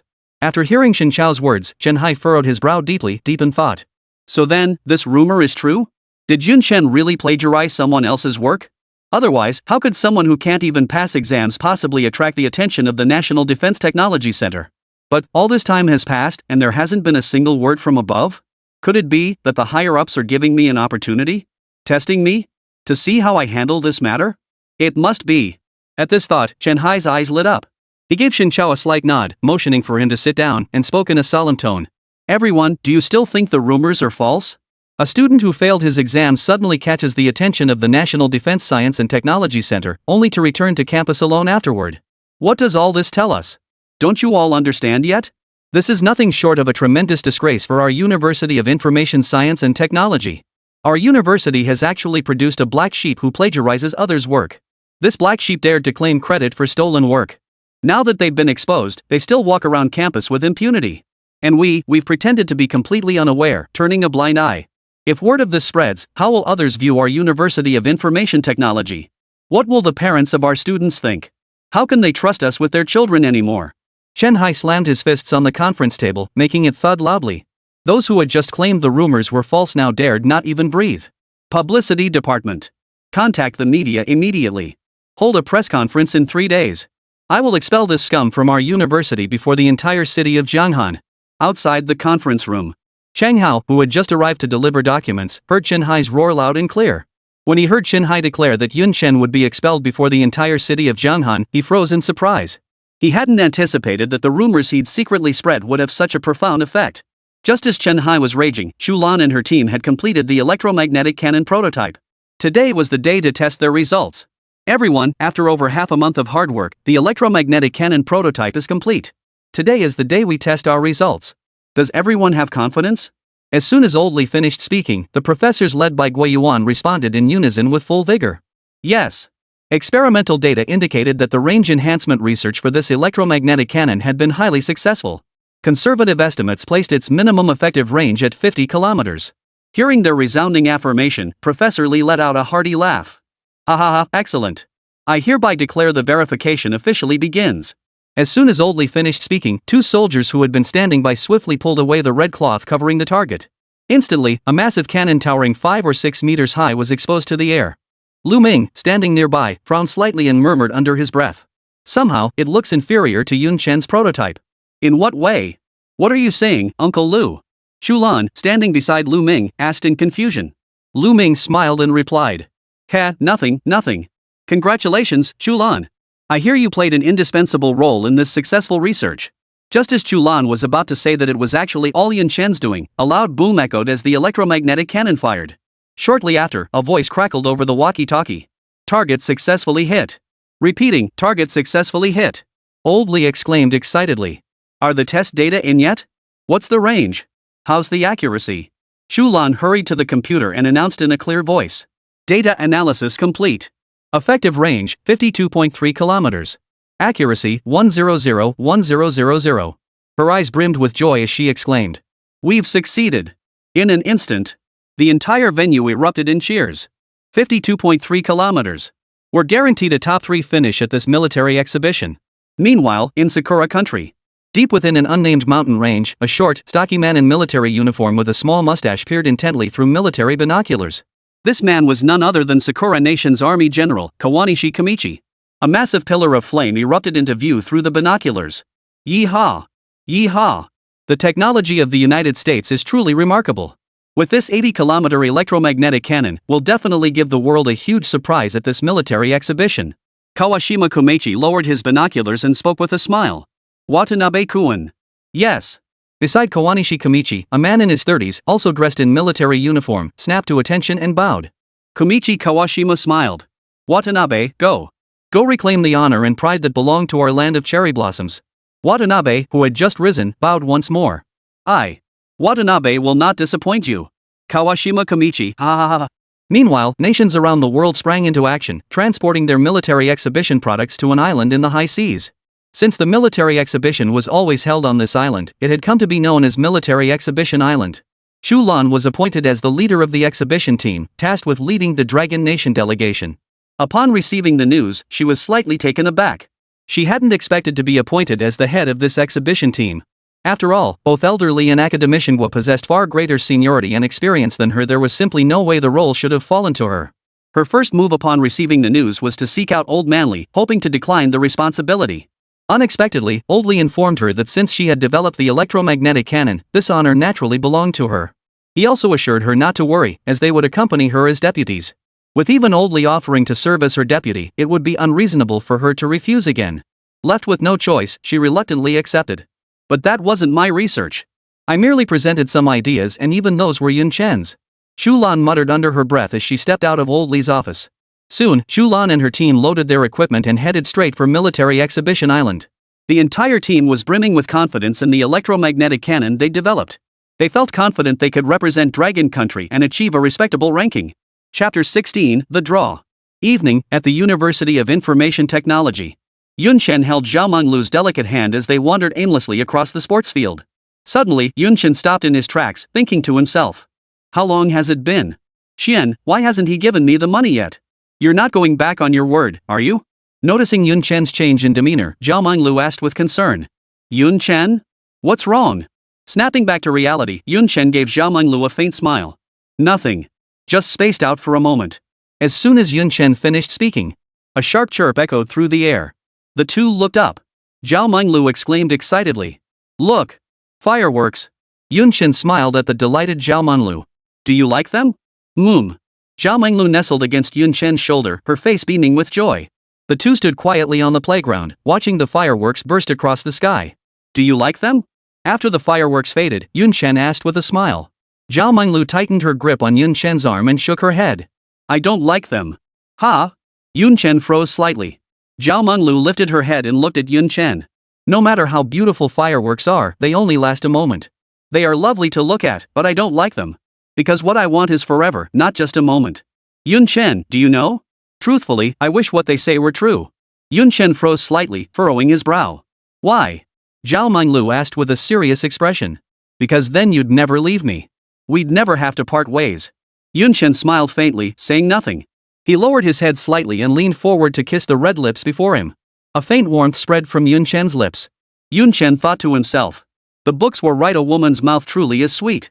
After a long while, their lips parted. Yun Chen smiled. Silly. We'll never part. Yun Chen gazed at the bashful Zhao Menglu in his arms, thinking to himself.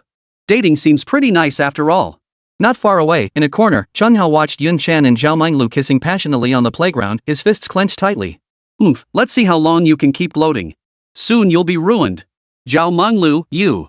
Sooner or later, I'll have you. The waning moon cast a harsh light on Cheng Hao's face, twisted with fury. On Juanjan Island, a blonde-haired, blue-eyed middle-aged man watched the retreating figures of Chu Lan and her companions. A cold smile curled at the corners of his mouth. This man was none other than Ian, representing the United States in the competition. Beside Ian stood two figures. Both wore military uniforms from different nations. One was Watanabe from Sakura Nation, the other clad in the uniform of Jade Nation. Once Chu Lan and his group had walked far enough away, Ian turned to the two men and spoke. "Well, did you get the extended range technology?" Watanabe immediately bowed and replied. "Yes. We are grateful for your nation's assistance. Lord Ian, with the range extension solution your country provided, our electromagnetic cannon has now achieved a firing range of 80 kilometers. Arigato gozaimasu." Watanabe bowed again. Ian nodded with satisfaction, then turned to the man in the Jade American military uniform and spoke. "Mr. Zhaohan, what about your Yumoku nation?" Zhaohan smiled and bowed slightly with respect. "Our electromagnetic cannon has achieved a range of 85 kilometers. We are deeply grateful for your nation's contribution to the project. Thank you very much." Upon hearing this, Watanabe thought to himself. "Damn it! They've surpassed us by 5 kilometers. Damn the United States." Ian chuckled as he patted both men on the shoulder. "Not bad. Go prepare." Watching their retreating figures, a trace of disdain flashed across Ian's lips as he thought to himself. "Useless.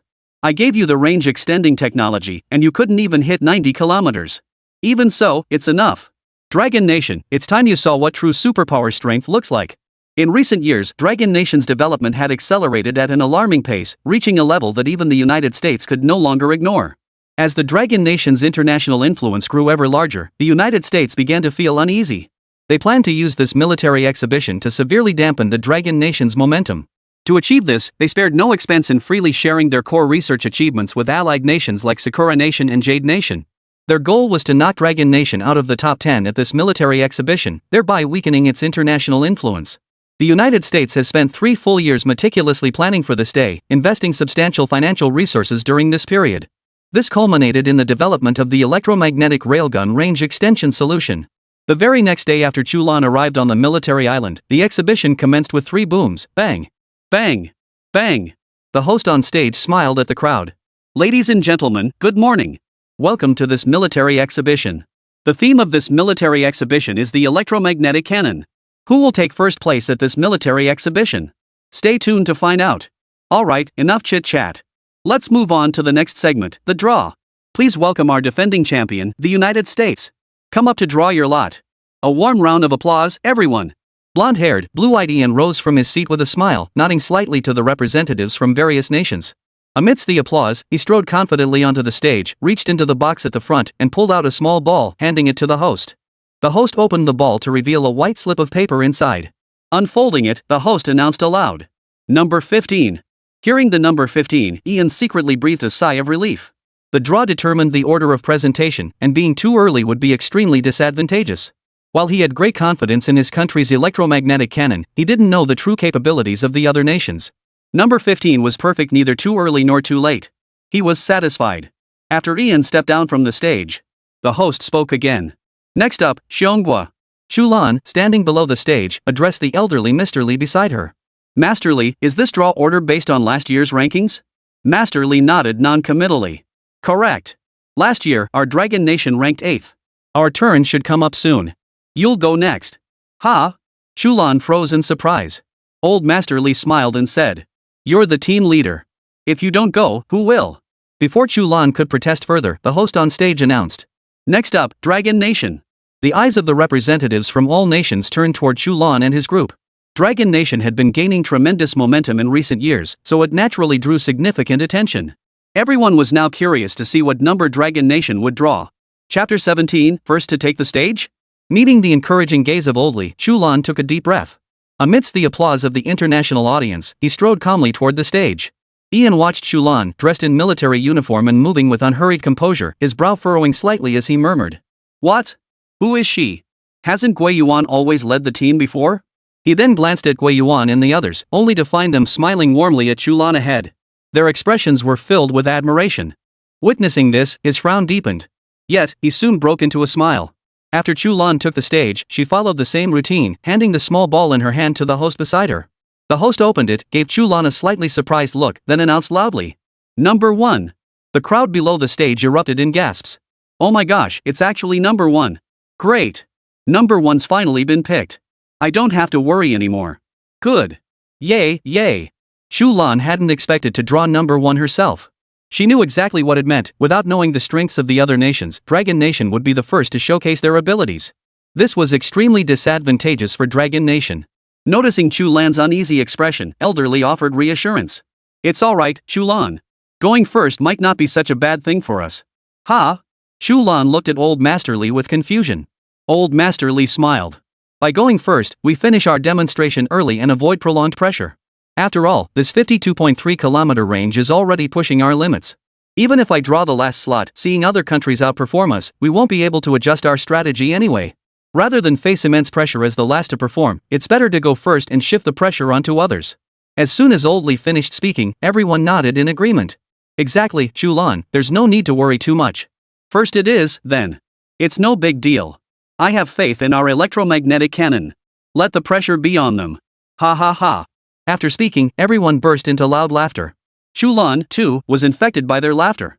The weight on her heart lifted slightly, and a faint smile touched her lips. This scene was all witnessed by Ian and the others nearby. Oomph, Watanabe snorted softly, muttering under his breath. The first one to appear, and he's laughing so heartily. Just wait until you see my Sakura Nation's railgun. I'll see if you're still laughing then. A cold smile curled the corners of Ian's mouth as he murmured. Seems they're pretty confident in their railgun. Chashire Nation, number 5-6. I hereby declare the draw officially concluded. Next, please see the large screen for the order of appearance. After the host finished speaking, he shifted slightly to the side.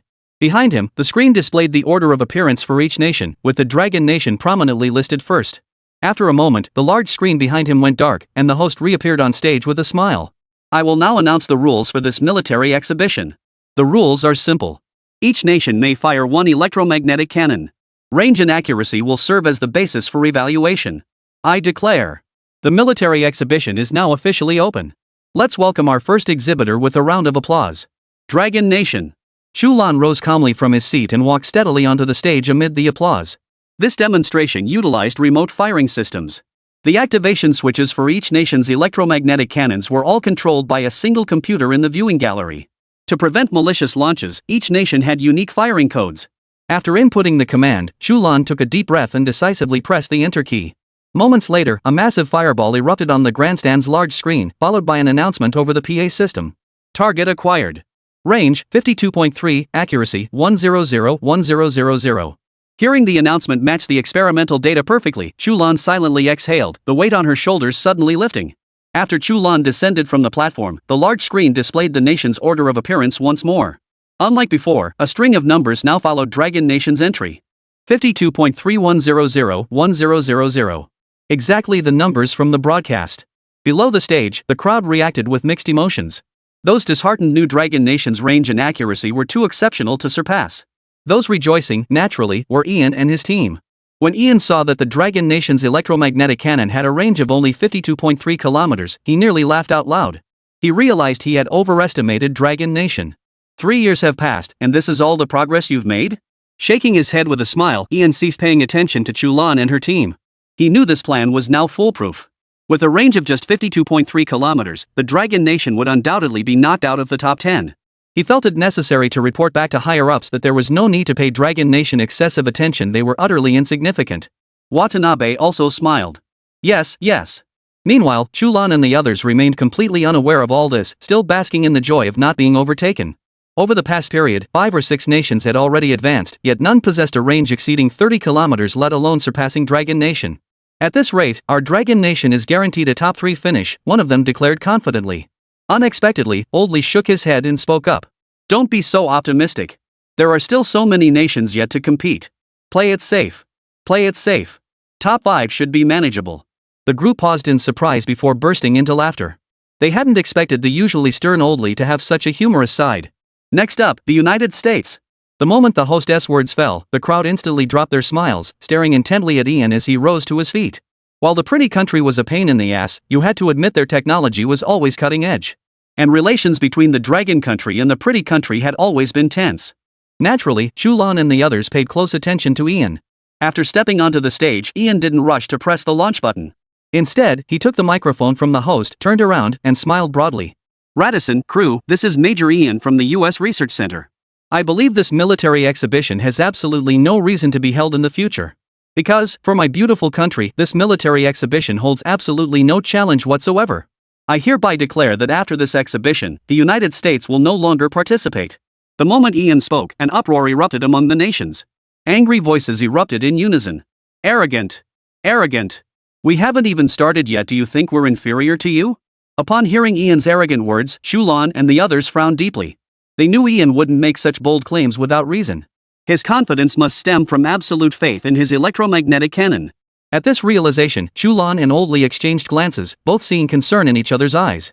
Amidst the crowd's commotion, Ian pressed the firing button. Soon, the broadcast crackled to life. Chapter 18, kicked out of the top 10? Target acquired. Range, 153.5, accuracy, 100-1000. The crowd, which had been buzzing with chatter moments before, fell silent at the jarring announcement, their faces frozen in shock. How? Impossible.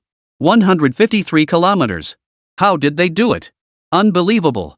The United States truly lives up to its reputation as a superpower. Their scientific research is so advanced. Long range is one thing, but such precision too. No wonder Ian is so arrogant. He truly has the credentials to be. This beautiful country is terrifying. I must report this truthfully upon returning home. We absolutely cannot antagonize the beautiful country. The United States truly terrifying. On stage, Ian was thoroughly pleased with the crowd's reaction. He descended with a satisfied smile, receiving nods of acknowledgement from representatives of every nation. As he passed by Chu Lan and his group, Ian flashed an even more triumphant grin. Chu Lan stared intently at Ian's retreating figure, his expression grave. He murmured under his breath. Is this the true power of the beautiful country? Oldly also wore a grave expression. I never imagined they'd develop an electromagnetic cannon with a 153-kilometer range. But it's only natural. The beautiful country has always been at the forefront of technology. They didn't earn the title of technological superpower for nothing. As expected. From the very beginning, I never believed we could surpass the United States. After all, there's still a significant gap between us and the United States at present. Our goal is to secure a top 3 position. Chu Lan snorted coldly upon hearing this. Oomph. We'll surpass them sooner or later. Oldly smiled with satisfaction and spoke. Heh, I believe that day will come. While Chu Lan and Oldly were conversing, the presentations on stage continued. However, after witnessing the unattainable achievements of the United States, the crowd's enthusiasm seemed to have waned considerably. Next up, Sakura Nation. Watanabe, who had been bursting with impatience, shot to his feet. Yes. Finally, it's my turn. After rising, Watanabe exchanged a glance with Ian. The latter gave a slight nod, and Watanabe walked toward the stage with a broad smile. Upon reaching the stage, Watanabe flashed a contemptuous smile toward Chu Lan and the others before pressing the launch button. Seeing this, Chu Lan's brows furrowed slightly as a sense of foreboding spread through her. Sure enough, the announcement blared over the speakers. Target acquired. Range 80.3, accuracy 100-1000. The crowd erupted in an instant. Oldly gasped in disbelief. How is that possible? Watanabe seemed to relish the crowd's astonishment, standing on the stage with an expression of pure delight. He rattled off a string of gibberish before bowing slightly toward Ian's direction. With a satisfied smile, he descended the stage. How could that be? Fine, the United States could pull it off. They are a technological powerhouse. But your cherry blossom country is just a tiny speck of land. How could you possibly develop such an incredible electromagnetic cannon? Japan and the US have always been allies. It must be the US helping them. Otherwise, there's no way the cherry blossom country could ever develop such a powerful railgun on their own. Didn't you hear what he said at the end? He was thanking the US for their help. I knew it. How could this cherry blossom country possibly develop an electromagnetic cannon with an 80-kilometer range? Turns out they had the pretty country's help. Looks like our country should start cozying up to the beautiful country too. Delegates from various nations once again offered Ian warm smiles, which he returned with a friendly nod. Meanwhile, the Dragon Nation delegation wore grim, gloomy expressions. Ah, we're likely to be kicked out of the top 10. Oldly sighed.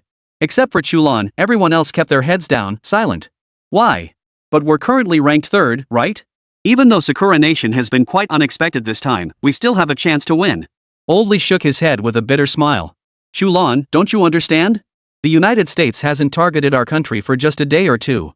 Since they're willing to help Japan. Then I'm certain nations like Jade America and Chechnya, which maintain friendly relations with the beautiful nation, have also received their share of support. Their sole purpose is to push us out of the top 10 at the military exhibition, thereby weakening our nation's international influence. I never imagined the pretty country would stoop so low, sacrificing their own painstakingly developed core secrets just to target our nation. Upon hearing this, Chu Lan's face darkened with anxiety. Old Li, what should we do now? Old Li sighed bitterly. Alas, what can I possibly do at this point? Even if we were given another chance, our range could never surpass that of the land of cherry blossoms. Since it's come to this, don't lose heart, everyone. I've seen all your hard work these past days. We've done our best. The rest is up to fate. Who could have imagined the United States would hand over its core secrets like that? At the next tech competition, we'll develop something that even the United States will look up to. Chu Lan thought to himself. Next time, can we truly create something that makes the United States look up to us? This time, it was all because of Yun Chen's idea. Oh, right, Yun Chen. Chu Lan's eyes lit up suddenly, and he exclaimed with delight. I have a solution. Everyone paused in surprise before offering words of encouragement. Chu Lan, we know you're not ready to give up. We're not resigned either, but the reality is right before our eyes.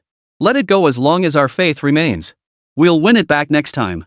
Even Old Li spoke up to console him. Chu Lan, they're right. Losing is losing, it's no big deal. Besides, our range is what it is, what could you possibly do about it? Chu Lan hurriedly explained. No, Master Li, I really do have a way. Master Li looked at Chu Lan, his expression serious, not amused. Oh? What's your solution? Tell me about it. Chu Lan prompted. Do you still remember Yun Chen? As soon as Chu Lan finished speaking, the others responded in unison. Yun Chen? Of course we know him. That kid who developed the supersonic drone? If drones are the theme of this military expo, we might just win the championship. Lu Ming mentioned that the model entered this time was built by him. I was a bit skeptical at first, but I never imagined he'd actually pull it off. Such a young age, yet his future is limitless. I was thinking of inviting him to join the National Defense Technology Center after returning home this time. Why bring him up out of the blue? Old Li looked at Chu Lan with a puzzled expression. Chu Lan smiled faintly. What he built might not be a prototype. Chapter 19, it's just a prototype. At Chu Lan's words, the already bewildered crowd grew even more perplexed. Not a sample? What did that mean? Chu Lan continued. Truthfully, Yun Chen deserves immense credit for the successful development of this electromagnetic cannon. All of this is thanks to Yun Chen. As soon as Chu Lan spoke, the others chimed in. What do you mean? Wasn't the idea of converting electricity yours? What does it have to do with Yun Chen? Wasn't he just brought in to build the prototype? Old Li frowned. Could it be that Yun Chen proposed this idea? Chu Lan smiled faintly and affirmed. Exactly. The crowd gasped in unison. How could that be? Isn't he deeply accomplished in aeronautics? Could he possibly have studied mechanics too? Absolutely impossible. How could one possibly delve into aeronautics and mechanics simultaneously? And achieve such profound expertise in both? Especially at such a young age? Chu Lan, stop joking around. How could that be? If Yun Chen really proposed it, why didn't you say anything back then? And he was there too, why didn't he say anything himself? Chu Lan sighed helplessly. Even if I say it now, you wouldn't believe me. If I had said it back then, would you have taken it seriously? Would you have seriously considered it? Probably just brushed it off. Upon reflection, the others realized he was right. Had Yun Chen actually said it back then, none present would have believed him, let alone given it serious thought. After all, who could have imagined that the young Yun Chen possessed such profound expertise in mechanics? Their electromagnetic cannon would likely still be stuck at a 20-kilometer range. Is this truly Yun Chen's idea? Old Li inquired. Chu Lan nodded firmly. Old Master Li burst into hearty laughter. What a blessing for our dragon nation. Who would have thought that someone so young as Yun Chen could possess such extraordinary talent? Chu Lan, once you return to the country, you must by all means invite Yun Chen to join our National Defense Technology Center. Such a talent not joining our Defense Science and Technology Center would be an immense loss for us. I am confident that with Yun Chen's addition, our nation will astonish the world at the next military exhibition. As soon as Elder Li finished speaking, everyone nodded in agreement, fully endorsing his view. They had already planned to invite Yun Chen to join the Defense Science and Technology Center upon returning home. Now, knowing that the electromagnetic cannon's successful development was entirely due to Yun Chen, their resolve only strengthened. They no longer worried about the outcome of the competition. They were convinced that with Yun Chen on their side, surpassing the United States was only a matter of time. Meanwhile, back in China, Yun Chen was strolling through campus, utterly captivated as he held Zhao Munlu's delicate hand. Suddenly, his nose began to itch. Achoo! Achoo! Achoo! After 3 loud sneezes, Yun Chen thought to himself. Damn it, who's talking behind my back? Zhao Munlu asked with concern. It's the change of seasons. Take care not to catch a cold. Chu Lan paused slightly before speaking. Why wait until next year? At Chu Lan's words, Old Li froze, and everyone else froze. Not wait for the next session? Could it be this one? Did that mean Yun Chen would have to assemble the electromagnetic cannon on the spot? Never mind whether Yun Chen was even here. Even if he were, there wouldn't be enough time. And even if there were, we've already fired the cannon. Old Li frowned. Then what do you mean? Yun Chen isn't here either. Chu Lan replied, Yun Chen isn't here, but the electromagnetic cannon he built is. Old Li paused, then asked. You mean the prototype he built? Chu Lan nodded excitedly. Old Master Li's frown deepened. He thought Chu Lan had lost her mind. You said it yourself, it's just a prototype. How could a prototype compete in the contest? Besides, can a prototype even fire a cannon? Old Li gave Chu Lan a faint smile. Next time then. Otherwise, other countries might think our dragon nation can't take a loss. After all, Yun Chen only built a prototype. No one can guarantee it will fire properly. If something goes wrong, the embarrassment would be immense. It's better to accept it gracefully. As Chu Lan persisted in her stance, the voices of the others urging her to reconsider rose once more. That's right, Chu Lan. For something with zero certainty, it's best to just let it go. After all, Yun Chen only built a prototype. Even if we assume it's the real thing, we wouldn't dare take that gamble. We can't afford the risk. This military exhibition is already extremely unfavorable for us. If we refuse to acknowledge it, how will other nations view us? What would our compatriots think of us? We don't represent just ourselves now, we represent the entire dragon nation. So we can't take any risks whatsoever. Besides, with Yun Chen joining us later, why would we fear not surpassing the United States? Even if you don't trust us old-timers, can you not trust Yun Chen? Chu Lan listened as everyone took turns trying to persuade him, gradually suppressing the thoughts churning in his mind. He sat silently in his chair. Not far away, Ian observed the Dragon Nation delegation. Moments ago, they had been weighed down by despair, yet now all traces of gloom had vanished, replaced by palpable excitement. He couldn't fathom why their mood had shifted so abruptly, but at that moment, he didn't care about the reason behind it. His sole focus now was to quietly wait for the military exhibition to conclude, then return home with the championship trophy to receive his commendation. He was certain that after this military exhibition, the United States' hegemonic plans would proceed unimpeded, with no further opposition. Even if the Dragon Nation protested, what authority could it possibly wield after being kicked out of the top 10? Which country would stand by its side? In his eyes, the Dragon Nation was utterly insignificant at this moment. Soon, the competition drew to a close. Next up, Chechnya. Ian stretched lazily and muttered under his breath. Oh my god, finally over. That was utterly boring. Not a shred of challenge. Chu Lan and the others stared at the large screen on stage, their expressions slightly awkward. Even though they knew their ranking might not be great this time due to the United States. But when they actually saw the Dragon Nation ranked 18th, it stunned a little. Ever since the Dragon Nation successfully developed nuclear weapons, it had never fallen out of the top 10. This was the first time in nearly a decade that it had fallen out of the top 10. Thus, the mood among the crowd was exceptionally somber. I hereby declare this military exhibition successfully concluded. Next, I announce that the winner of this military exhibition is. Below the stage, Ian straightened his attire, preparing to rise, when a sudden voice made him pause. Hold on. What we just demonstrated was merely a prototype. Chapter 20, everyone was stunned. Old Li and the others stared in surprise at Chu Lan, who had abruptly risen to his feet. Upon hearing his words, their expressions turned utterly horrified. Just as he was about to speak, Chu Lan declared firmly. I'm the team leader. I take full responsibility for any issues. Hearing this, Old Li and the others instantly looked anxious. They hadn't expected Chu Lan to be so reckless. They snapped sharply. Chu Lan. Stop this nonsense. Sit down immediately. What kind of situation is this? How can you act so recklessly? Didn't I just say? Our Dragon Nation can't take this risk. Sit down immediately.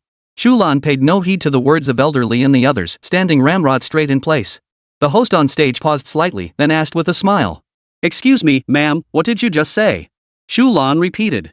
What we just demonstrated was merely a sample. The moment these words left her lips, an uproar erupted among the nations. What? Is the Dragon Nation truly this formidable? An electromagnetic cannon with a range of over 50 kilometers is merely a prototype? How terrifying must their finished product be? Probably on par with the United States. Watanabe cut them off with a dismissive tone. What prototype? Just grandstanding. Nations only get one chance to showcase their technology. If it were you, would you show samples? Who would have thought that the mighty Dragon Nation would fabricate such a clumsy lie? You don't even have the courage to admit your own failure? Ha ha ha, the Dragon Nation is truly going downhill. Zhao Han added sarcastically. It's one thing to be outmatched, but to lack even the courage to admit it, that's truly shameful. I propose expelling the Dragon Nation from the military exhibition. Such a country is utterly unworthy of participating. Ian shook his head with a smile. He hadn't expected the Dragon Nation to be so pathetic, resorting to such a flimsy excuse to evade responsibility for their failure. He believed that after this incident, the Dragon Nation would lose all standing on the international stage. What credibility could a nation that dared not even admit defeat possibly possess? Dragon Nation is considered a major power, holding some standing among nations. What has happened to it now? Setting aside its technological regression, has its people regressed too? It seems unnecessary to maintain excessive ties with the Dragon Nation going forward. What need is there to be close to such a wretched country? As they listened to the murmurs of discussion from other nations, Oldly and his companions flushed crimson. They all snapped sharply. Chu Lan, sit down this instant. Have you not embarrassed us enough already? Sit down now, and there's still a chance to salvage this. If it really comes down to the wire, they actually bring the samples here, and you still can't fire a single shot, will you finally be satisfied? Then there truly won't be a single chance left. Even if we wanted to explain, we couldn't. Please, just sit down. I'm begging you. But Chu Lan paid no heed to the murmurs of the international crowd or the pleas of Elderly and the others. She stood rigidly in place, her gaze fixed intently on the host on stage. The host wore an awkward expression. Truthfully, he had heard Chu Lan clearly the first time she spoke. He had repeated the question only to offer her a way out, hoping she would gracefully back down. He hadn't expected her to be so thick-skinned, continuing to do as she pleased. Truth be told, in all his years hosting military exhibitions, this was the first time he'd encountered such a situation. He never imagined that in an international exhibition, someone would actually be unable to accept defeat. The host forced an awkward smile and spoke up. I'm afraid each nation is only allowed one demonstration. Even if what you showed was a prototype, you've already used your chance. Therefore, the outcome will not change in any way. He had assumed Chu Lan would back down after hearing his explanation. But Chu Lan's next words instantly left him at a loss for words. I know. That's why we're not counting this demonstration toward our score. We're simply demonstrating. As soon as Chu Lan spoke, Oldly and the others turned ashen-faced, murmuring to themselves. It's over. It's all over. They knew that at this point, no amount of words could reverse the situation. At this point, all they could do was pray that Yun Chen's prototype was actually up to par. Just as the host stood frozen, unsure how to proceed, Ian stepped forward with a smile. Since the Dragon Nation insists on making a spectacle of itself, I'm quite eager to see the show. What do you all think? As soon as Ian finished speaking, Watanabe and the others immediately chimed in.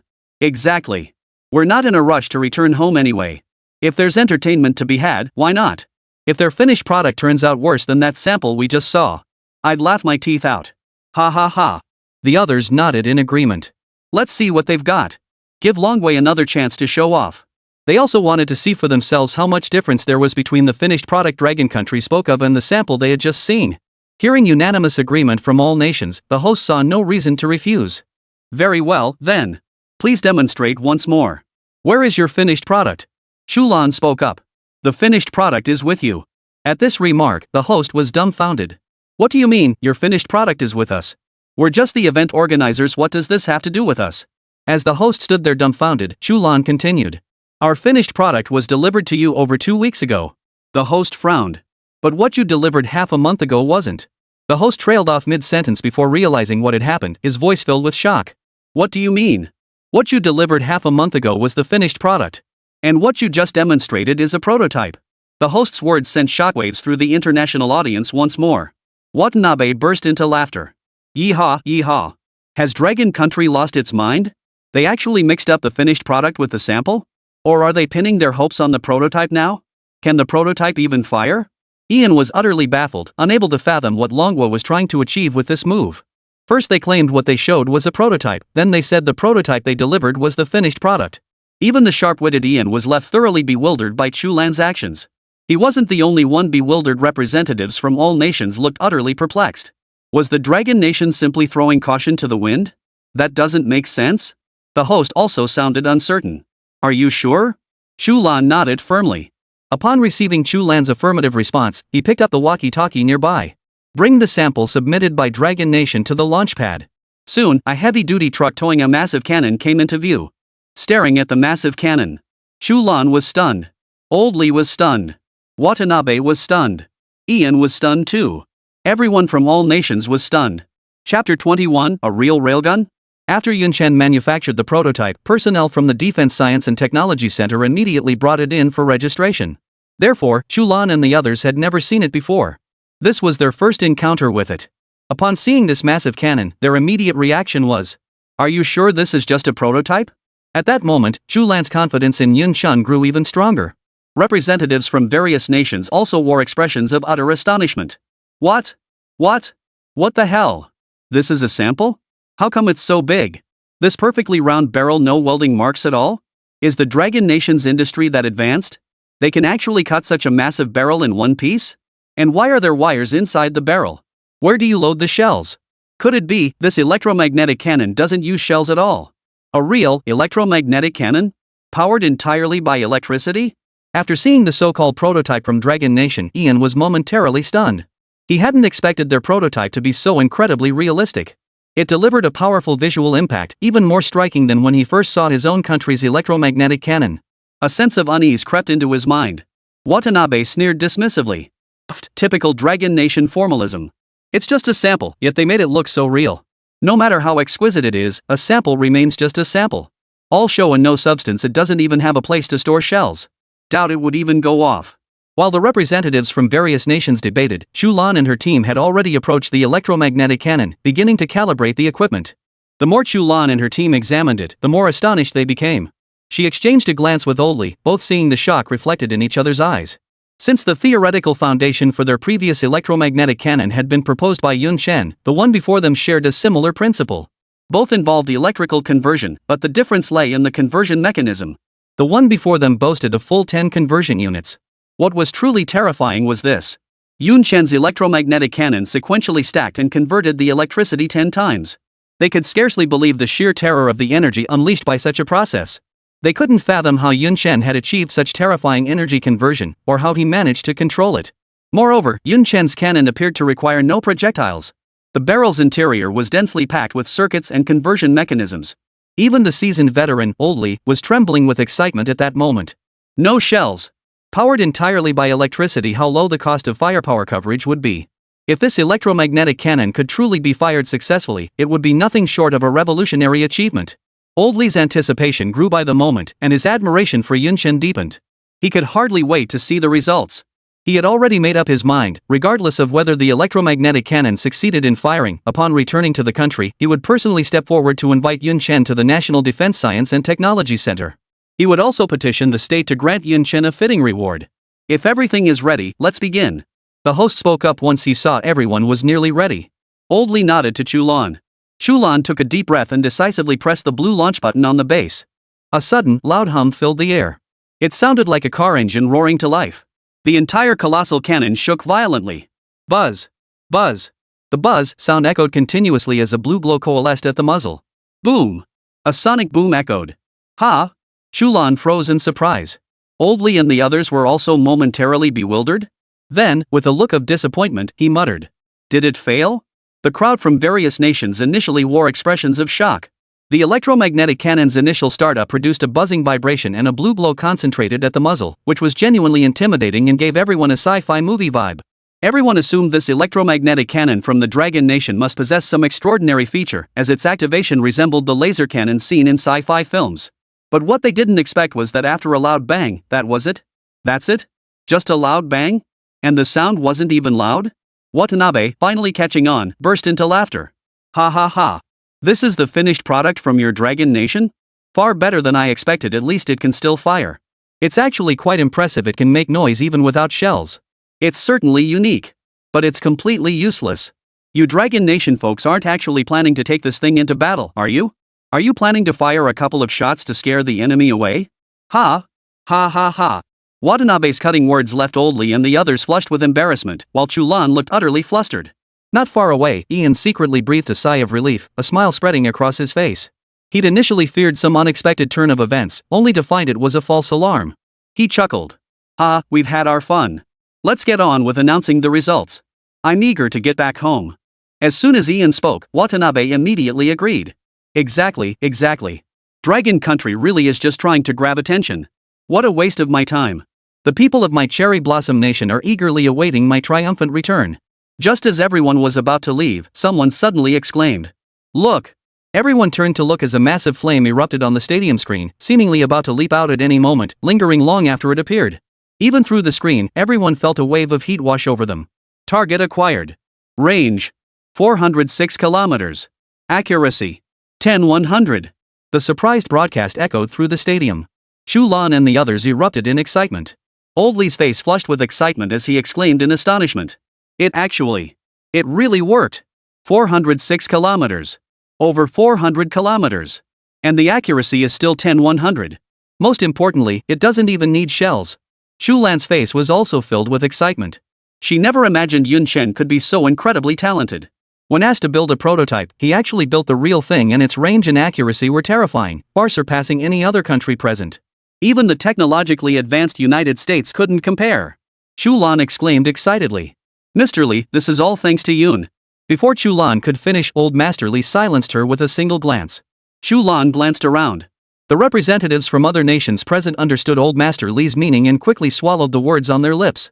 If the representatives learned that such terrifying technology had been developed by Yun Chen, who knew what insane actions they might take? After the initial shock, the stunned crowd finally snapped back to reality, erupting in gasps. Holy crap! Impossible! Such terrifying range and accuracy, how did the Dragon Nation achieve this? It's even more terrifying than the United States. How could the pretty country compare to the Dragon Nation? The Dragon Nation has a range of over 400 kilometers. The pretty country? Not even half that.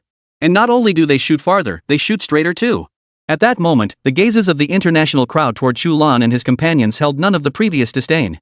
Instead, they were filled with profound goodwill, even tinged with a hint of awe. Chapter 22, The Overwhelming Chu Lan. Watanabe was so stunned he couldn't speak. When he finally snapped out of it, he glared at Chu Lan and his group with a dark expression. He never imagined the Dragon Nation's scientific prowess could be so formidable, developing such terrifying weaponry that far surpassed the pretty nation's capabilities. This was far from good news for their own nation. Damn it! Watanabe clenched his fists tightly, his eyes burning with intense jealousy. However, when Chu Lan and the others turned their gaze toward him, he immediately forced a smile, offering a friendly grin in their direction. Chu Lan returned the smile outwardly, though inwardly she felt nothing but contempt. She could sense the falsehood beneath Watanabe's smile. She knew that with these lowly souls from the land of cherry blossoms, unless you beat them until they were in pain and fear, he wouldn't know the meaning of true respect. At that moment, Ian watched Chu Lan and the others being fawned over by representatives from various nations. His eyes nearly shot flames. Damn it! Ian cursed under his breath. It should be his beautiful country surrounded by all these nations. His beautiful country had spent 3 full years developing an electromagnetic cannon with a 150-kilometer range, pouring in massive financial and material resources. But what about the Dragon Nation? They'd developed an electromagnetic cannon with a range exceeding 400 kilometers. He couldn't fathom how the Dragon Nation had done it. A nation whose technology had always lagged behind theirs had suddenly overtaken them and done so with such decisive ease. Just as their hegemonic plans were about to succeed, the Dragon Nation had pulled this off. As a result, Dragon Nation standing on the international stage wouldn't just remain unaffected, it would skyrocket. If they dared to pursue hegemony now, Dragon Nation would be the first to oppose them. Should Dragon Nation raise its arm, nations would inevitably rally to its side, presenting formidable resistance. The thought that all his painstaking efforts had come to nothing made his teeth itch with rage. He was filled with regret, cursing his own sharp tongue. Why did he have to let the Dragon Nation demonstrate its might once more? Sanctions. We must impose sanctions. Upon returning home, we must report this. We absolutely must sanction Longwa and impose an economic blockade on them. We absolutely cannot let Dragon Nation continue developing like this. After everyone returned to their seats, the host turned to Chu Lan with an apologetic smile. My apologies. I was astonished by your nation's capabilities, but you've already demonstrated them once.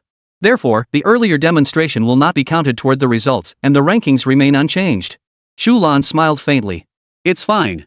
Although the United States still ranked first this time, everyone knew in their hearts that the Dragon Nation was the true, uncrowned king. Ian, now stepping onto the stage to receive his award, had long since lost the spirited confidence he'd displayed at the beginning. He approached the podium with a grim expression.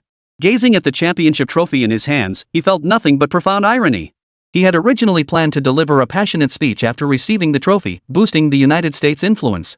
But now, forget a speech, he didn't even want to go up and accept the award.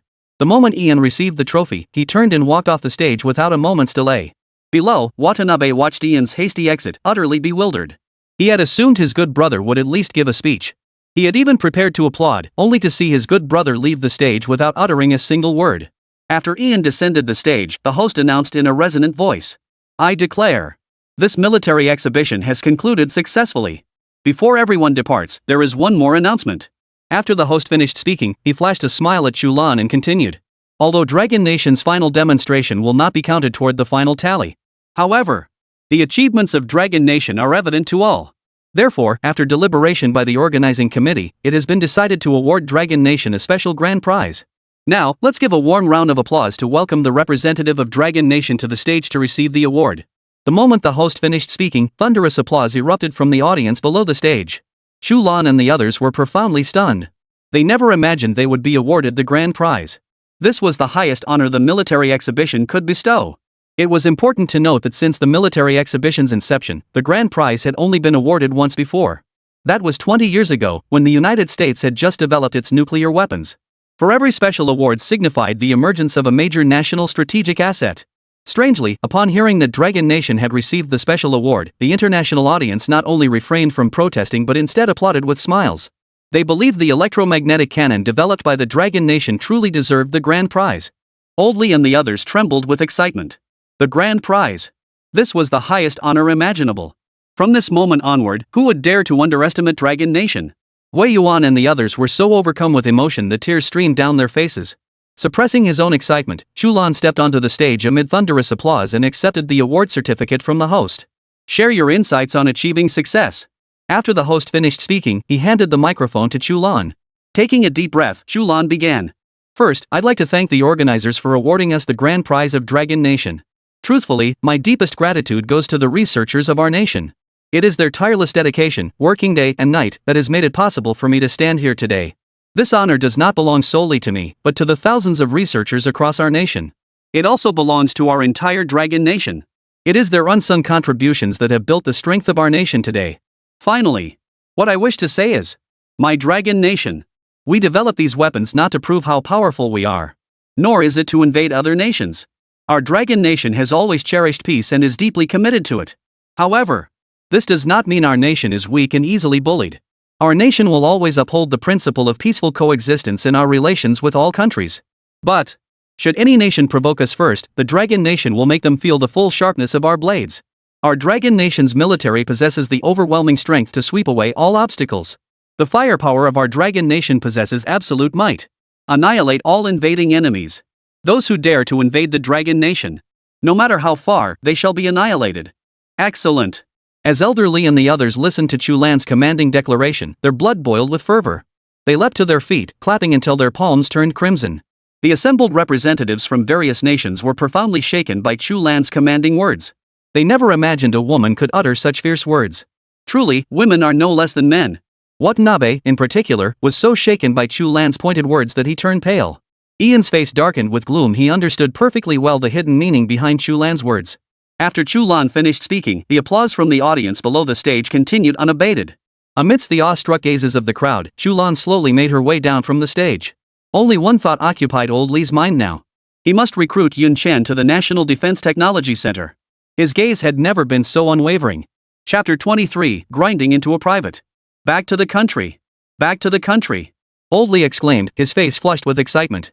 We must have Yun Chen join our National Defense Technology Center. I'll personally recommend him for commendation. Chu Lan, who was packing her things, replied irritably. Understood, Old Manly. Once we're back on land after returning home, I'll take you straight to Yun Chen. Is that acceptable? Stop harping on it.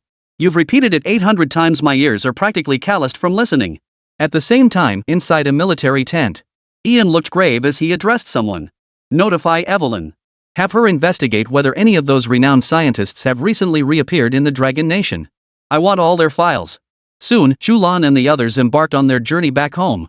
News of their grand prize win had already reached China. Lu Ming, upon hearing the news, wore a look of pure delight. Winning the grand prize was truly unexpected.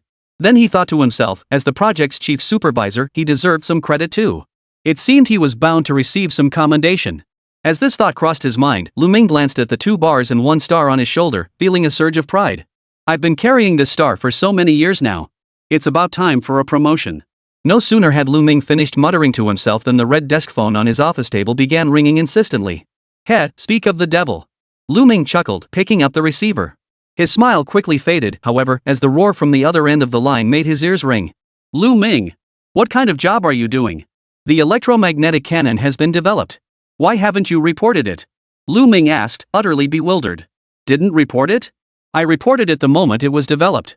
Didn't you receive it? The roar came again from the other end of the line, and Lu Ming quickly moved the speaker away from his ear. You reported my ass. This electromagnetic cannon clearly has a range of over 400 kilometers. And you reported it as 50-something kilometers? You son of a. How dare you not report such crucial information promptly? Now the entire army knows. Chu Lan and his team developed an electromagnetic cannon with over 400 kilometers range. And I'm the last one to find out. The entire army is now like a bunch of red-eyed chickens. They're all eagerly waiting for Chu Lan to return. You'll answer for this failure to report later. Get out there now and bring Chu Lan back. If those Navy bastards beat us to it, I'll demote you back to private. Beep beep beep beep. Lu Ming was stunned the moment he heard 400 kilometers range. It wasn't until the call ended that he snapped back to reality. Over 400 kilometers? But during the test launch, it was clearly only 50-something kilometers. When did it become over 400 kilometers? How come I didn't know? At that moment, he finally understood why the person on the phone was so furious. A 400-kilometer electromagnetic cannon? If they set up just 2 of those things over there, that little bastard wouldn't dare jump around. How could such crucial intelligence be known throughout the entire military? What role would that leave for the army? No wonder that guy was so furious. In recent years, Dragon Nation had placed extraordinary emphasis on its naval power. Whenever new technology was developed, the Navy was always the first to receive it. Only after the Navy had finished equipping itself did it finally become the Army's turn. Lu Ming and his men watched as batch after batch of advanced weaponry was shipped off to the Navy. They were green with envy, utterly jealous. Now, the moment they heard the Defense Technology Center was researching electromagnetic cannons, Lu Ming immediately sensed an opportunity. His plan was to secretly acquire a batch of these weapons before anyone else knew about them, once they were developed. But now, the moment the cannon was developed, he hadn't even heard about it yet? The entire military already knew.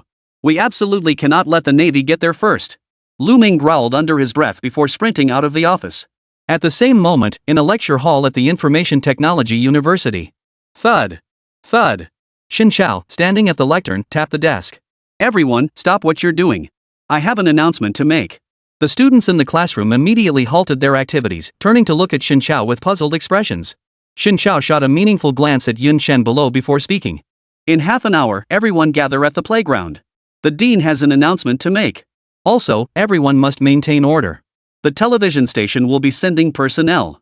The moment Chen Hao finished speaking, gasps erupted throughout the classroom. Ha? The TV station is coming too? What could the dean possibly announce that warrants inviting the TV station? Cheng Hao glanced back at Yun Chen, who was cozying up to Zhao Menglu, and let out a cold, sinister smile. Yun Chen, you're about to be utterly disgraced.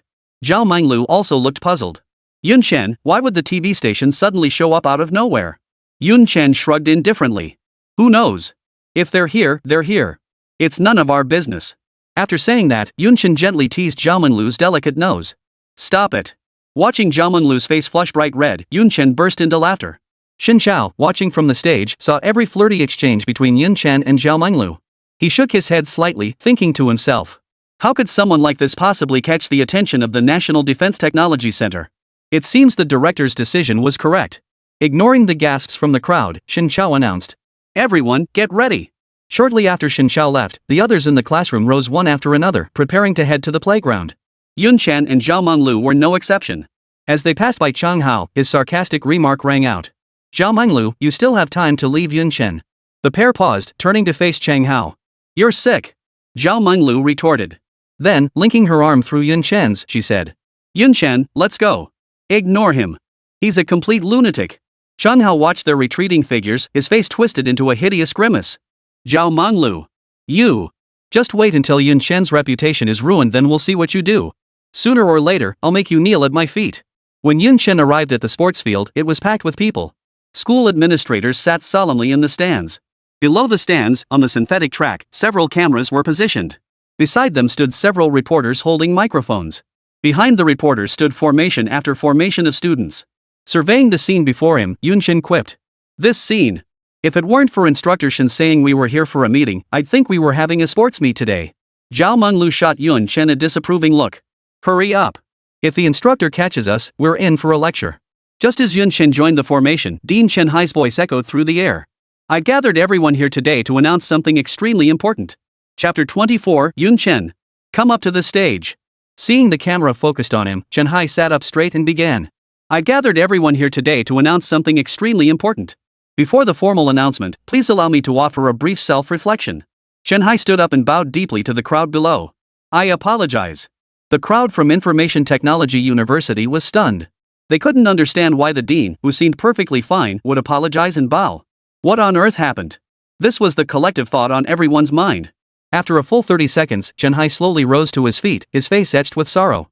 I am the one who owes you all an apology. As the dean of this university, I cannot escape responsibility for such a heinous incident occurring on campus. I have already submitted a thorough written self-criticism regarding this matter. Once this incident has passed, I will formally request disciplinary action against myself from the organization. The moment Chen Hao finished speaking, gasps erupted from the crowd. What? A bow and apology should suffice. Why write a self-criticism too? Why on earth would the dean need to write a self-criticism?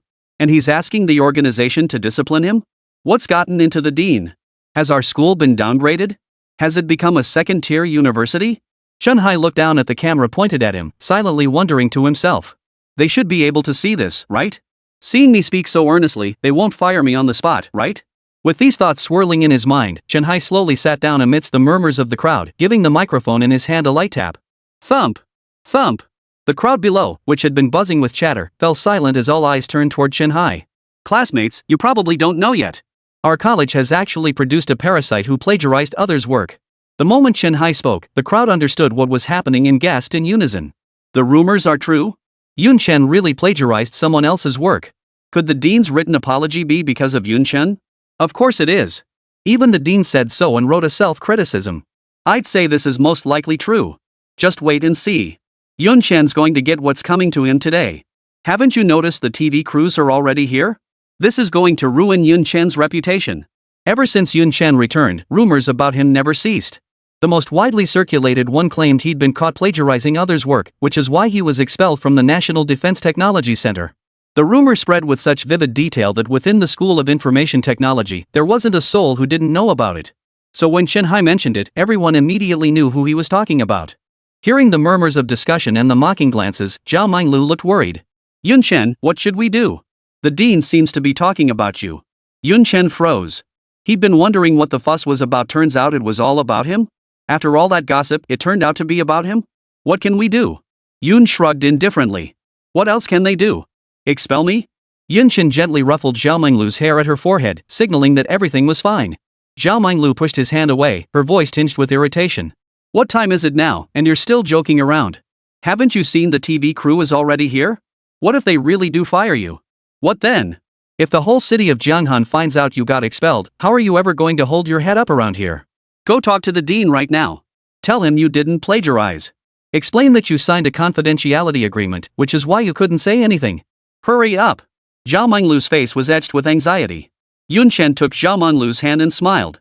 Minglu, there's nothing to explain. Even if I really got expelled, it'd be their loss. Zhao Minglu froze. She remembered Yun Chen being quite humble before. When did he become so confident? Yun Chen looked at Zhao Minglu. Seeing her silence, he thought she was upset and smiled. Besides, look at the situation right now. Even if I say I didn't plagiarize, would the dean believe me? Even if the dean did believe me, would they believe me? After speaking, Yun Chen scanned the crowd around him and continued. Besides, the dean might not even be referring to me. There's still a chance for everything, right? A chance? What kind of turning point? They practically pointed at your head, Yun Chen, saying you plagiarized it. And you still think there's a turning point? Zhao Minglu rolled her eyes. Forget it, I'm not going. If you get expelled, I'm dropping out too. Yun Chen froze slightly. She hadn't expected Zhao Minglu to be so unyielding. If she got expelled, Zhao Minglu wouldn't continue her studies either? Fine, so be it. The National Defense Information Technology Center sounded pretty decent anyway. With my connection to Chu Lan, getting someone in shouldn't be a problem, right? Chen Hao continued his speech on stage, talking big. Think about it, everyone, what kind of school are we? We are a school of science and technology. What is technology? Technology is sacred, technology is authoritative, technology is inviolable. But, right here on our campus, someone dares to take plagiarized work and claim credit for it. To flaunt it. This is nothing short of blasphemy against science. For our university, it is nothing short of a disgrace. This will be a lifelong stain on our information technology university. A stain we must spend our entire lives striving to erase. The sole reason the university convened this press conference today, inviting so many journalists and television stations, is this. There is only one purpose. That is to make clear to all sectors our stance at the University of Information Technology, and our unwavering resolve to combat plagiarism. Yun Chen from the liberal arts class of the physics department, sophomore year. Come to the front. As soon as Chen Hao finished speaking, the crowd gasped in unison. It really is Yun Chen. Humph, such a black sheep is truly a disgrace to our University of Information Technology. I can't believe he still has the nerve to stay at our university. What a disgrace plagiarizing someone else's work. Someone like him deserves to be torn to shreds. I can't believe Zhao Menglu is still with him. I refuse to believe she hasn't heard a single whisper of the rumors circulating on campus. Is she deliberately pretending not to hear, or is she just as despicable as Yun Chen? Zhao Menglu heard every whisper of the crowd's gossip clearly, yet her heart remained utterly still. She cared nothing for others' opinions, her focus was solely on Yun Chen. When Yun Chen's name echoed from the stage, her heart still fluttered. She knew what was inevitable had finally arrived. At this point, all she could do was stand by Yun Chen and face it together. Zhao Menglu took Yun Chen's hand, gave him a sweet smile, and said, "Let's go. I'll face this with you." Chapter 25, Whose orders are you following? Zhao Menglu's sweet smile left Yun Chen speechless. Especially her words, "We'll face this together," sent a tremor through his heart. From that moment onward, Zhao Menglu truly captured Yun Chen's wandering heart. But how could Yun Chen possibly let Zhao Menglu face it with him? With a smile, Yun Chen gently pushed her away. Zhao Menglu grabbed his hand, gave him a faint smile, then turned and walked off. Cheng Hao watched Yun Chen's retreating figure, a cold smile curling his lips. Yun Chen. So this is your day? Just wait until you're expelled in front of the entire school and the whole city of Jianghan. Then I'll see how smug you can be. Across the vast expanse of the sea, a speedboat raced forward. On board sat Chu Lan and the others, returning from Juanzhan Island. Chu Lan stared at the sight before him, Oldly and the others, their snow-white hair wildly fluttering in the wind, looking rather bedraggled, and couldn't help but feel utterly speechless. Why didn't you take the proper warship? Why the hell did you choose an assault boat? Can your old bodies even handle this? It turned out that after leaving Juanzhan Island, the moment they entered Long Nation's waters, Oldly had complained the warship was too slow and insisted on taking a speedboat. The captain had no choice but to assign them an assault boat. Thus, a group of over a dozen people were crammed into this tiny assault boat, battered and disheveled by the fierce sea winds. Even then, Oldly complained the speed was too slow, urging them on countless times along the way. The soldier steering ahead wore an expression of utter helplessness. He could certainly go faster, but he feared shaking these old codgers' bones right out of their bodies. Before departure, the captain had repeatedly emphasized the absolute necessity of delivering these scientists safely to the port. How much longer until we arrive? Oldly demanded. The helmsman replied. Almost there, almost there. Oldly frowned. Speed up. We must reach the port within half an hour. Don't worry about us old codgers, we can handle it. As soon as Oldly finished speaking, Wei Yuan and the others chimed in agreement. That's right, we can handle it. Faster still. The helmsman looked at Chu Lan with a helpless expression. He was already going as fast as he could. Any faster would be reckless driving. Chu Lan gave him a reassuring look and spoke. Master Li. Why are you in such a hurry? Could Yun Chen possibly run away? How many times have you urged us on this entire journey? Don't you always teach us that as researchers, we must never be hasty or rash? You must maintain composure even if a mountain collapses before you stay steady. Why does that suddenly not apply to you? Besides, I already promised you as soon as we reach shore, I'll take you straight to Yun Chen. If you still insist on speeding up, then I won't take you to see Yun Chen.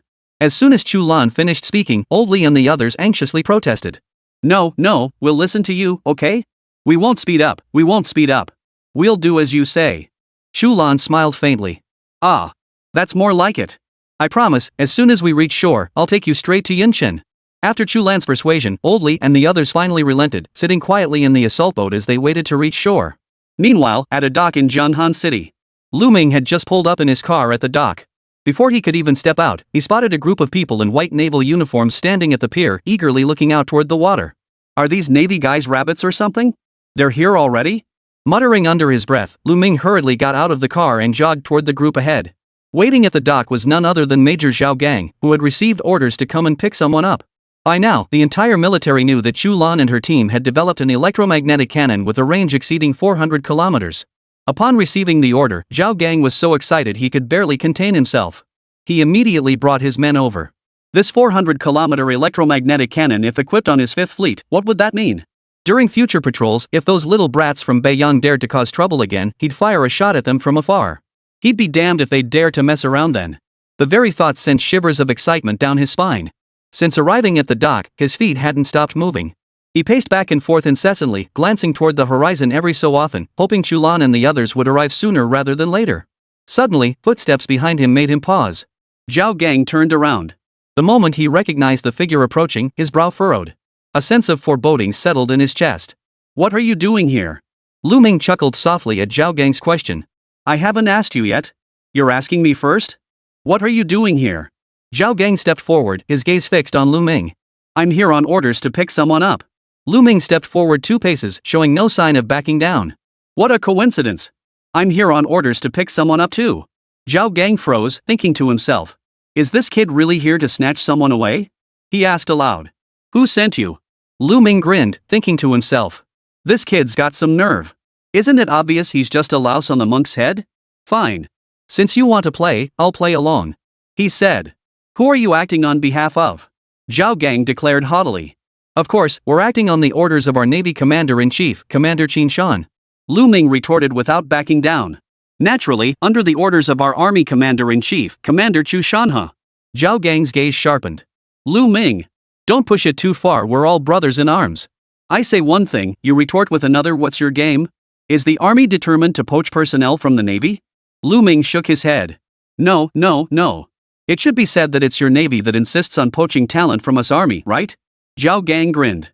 Whether it's competition or not aside, everything should follow the principle of first come, first served. We were here first. Lu Ming, you'd better head back. Hold on, if things really come to blows, it won't look good. Lu Ming chuckled. True, you arrived first. But you should still leave. As the daughter of Commander Chu Lan has now brought glory to our nation and achieved great merit. Commander Chu sent me to pick her up and celebrate her achievements. That's perfectly reasonable, isn't it? Zhao Gang was rendered speechless for a moment by Lu Ming's retort. That Chu Lan was Commander Chu's daughter was common knowledge. When his daughter achieved glory, the father sending someone to bring her back for a celebration was indeed appropriate. No one could fault that logic. But expecting Zhao Gang to back down based solely on that reason? Absolutely impossible. Regardless, I'm taking her. Zhao Gang spat out the threat before turning away, refusing to engage with Lu Ming any further. Lu Ming retorted without backing down. Let me make it crystal clear, I absolutely must take this person. Chapter 26, You didn't pay? Just as Lu Ming and Zhao Gang were locked in a standoff, a camouflaged assault boat appeared on the sea surface, speeding rapidly toward the pier where the two stood. When Zhao Gang recognized Chu Lan, Oldly, and the others aboard the boat, he froze. He wasn't the only one stunned. Lu Ming was equally bewildered. Weren't they supposed to be returning by warship? What was the deal with this assault boat? Who arranged this? How could they have the nation's heroes ride in an assault boat? Could Old Lee's health even handle this? Lu Ming chuckled softly before speaking up. You Navy folks are something else. You're supposed to escort Old Manly, and this is the rickety speedboat you provide? Is this how your Navy escorts distinguished veterans? And you expect to compete with the Army for personnel? I reckon once Old Manly steps ashore, he won't even need me to say a word, he'll know exactly who to follow. Your Navy's conduct is utterly disgraceful. Is this how you treat people? Zhao Gang listened to Lu Ming's sarcastic tone without rebutting, thinking to himself. How the hell does Li Fei handle things?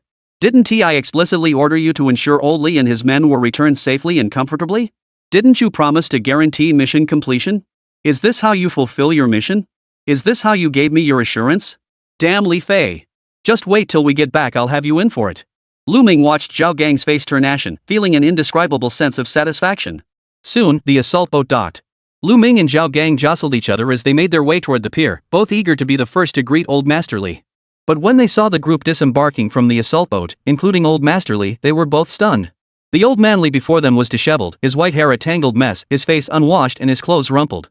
He bore not a shred of resemblance to the father of missiles. Not only Old Li, but Gui Yuan and the others were in the same state. Only Chu Lan looked slightly better, though not by much. Lu Ming, snapping out of his daze, hurried forward and seized Old Master Li's hand. Old Master Li, you've suffered so much. I'm here to escort you on behalf of the army. Zhao Gang, a split second slower, hurriedly grasped the other hand and declared. I'm here to escort you on behalf of the Navy. Lu Ming grinned at Zhao Gang. We wouldn't dare trouble your esteemed service. The Navy handles the delivery, and the Army handles the pickup. Look what your Navy has done to Old Li. I wouldn't dare trouble your Navy again. You agree, don't you, Old Li? The moment Old Li stepped ashore, he prepared to urge Chu Lan to lead the way to Yun Chen. Before he could speak, however, his hands were seized in a tight grip. He strained slightly, trying to pull his hands free. But no matter how hard he pulled, Zhao Gang and Lu Ming's grip was like a vice, clamping down on him so tightly he couldn't move an inch. Let go. Did you hear me? You too, let go of me. Old Li snapped angrily. But they refused to let go, grinning as they replied. Mr. Li, you still haven't said who you're going with. Old Li immediately lost his temper. Hey, you two kids, let go of me right now. After saying this, Old Man Li kicked each of them once. Chu Lan rolled her eyes at the scene. She knew exactly what those two were up to. Chu Lan spoke up. Uncle Lu, Uncle Zhao, you two should let go. Old man Li won't go with you. Old man Li rushed back like this because he has important business to attend to. If you anger old Li, be careful he doesn't refuse to build your electromagnetic cannon. Ha! At Chu Lan's words, the two men gasped in surprise before hastily releasing old man Li's hand. Oomph. I'll deal with you two later. Old Master Li snorted coldly before turning to Chu Lan. Chu Lan, hurry. Hurry.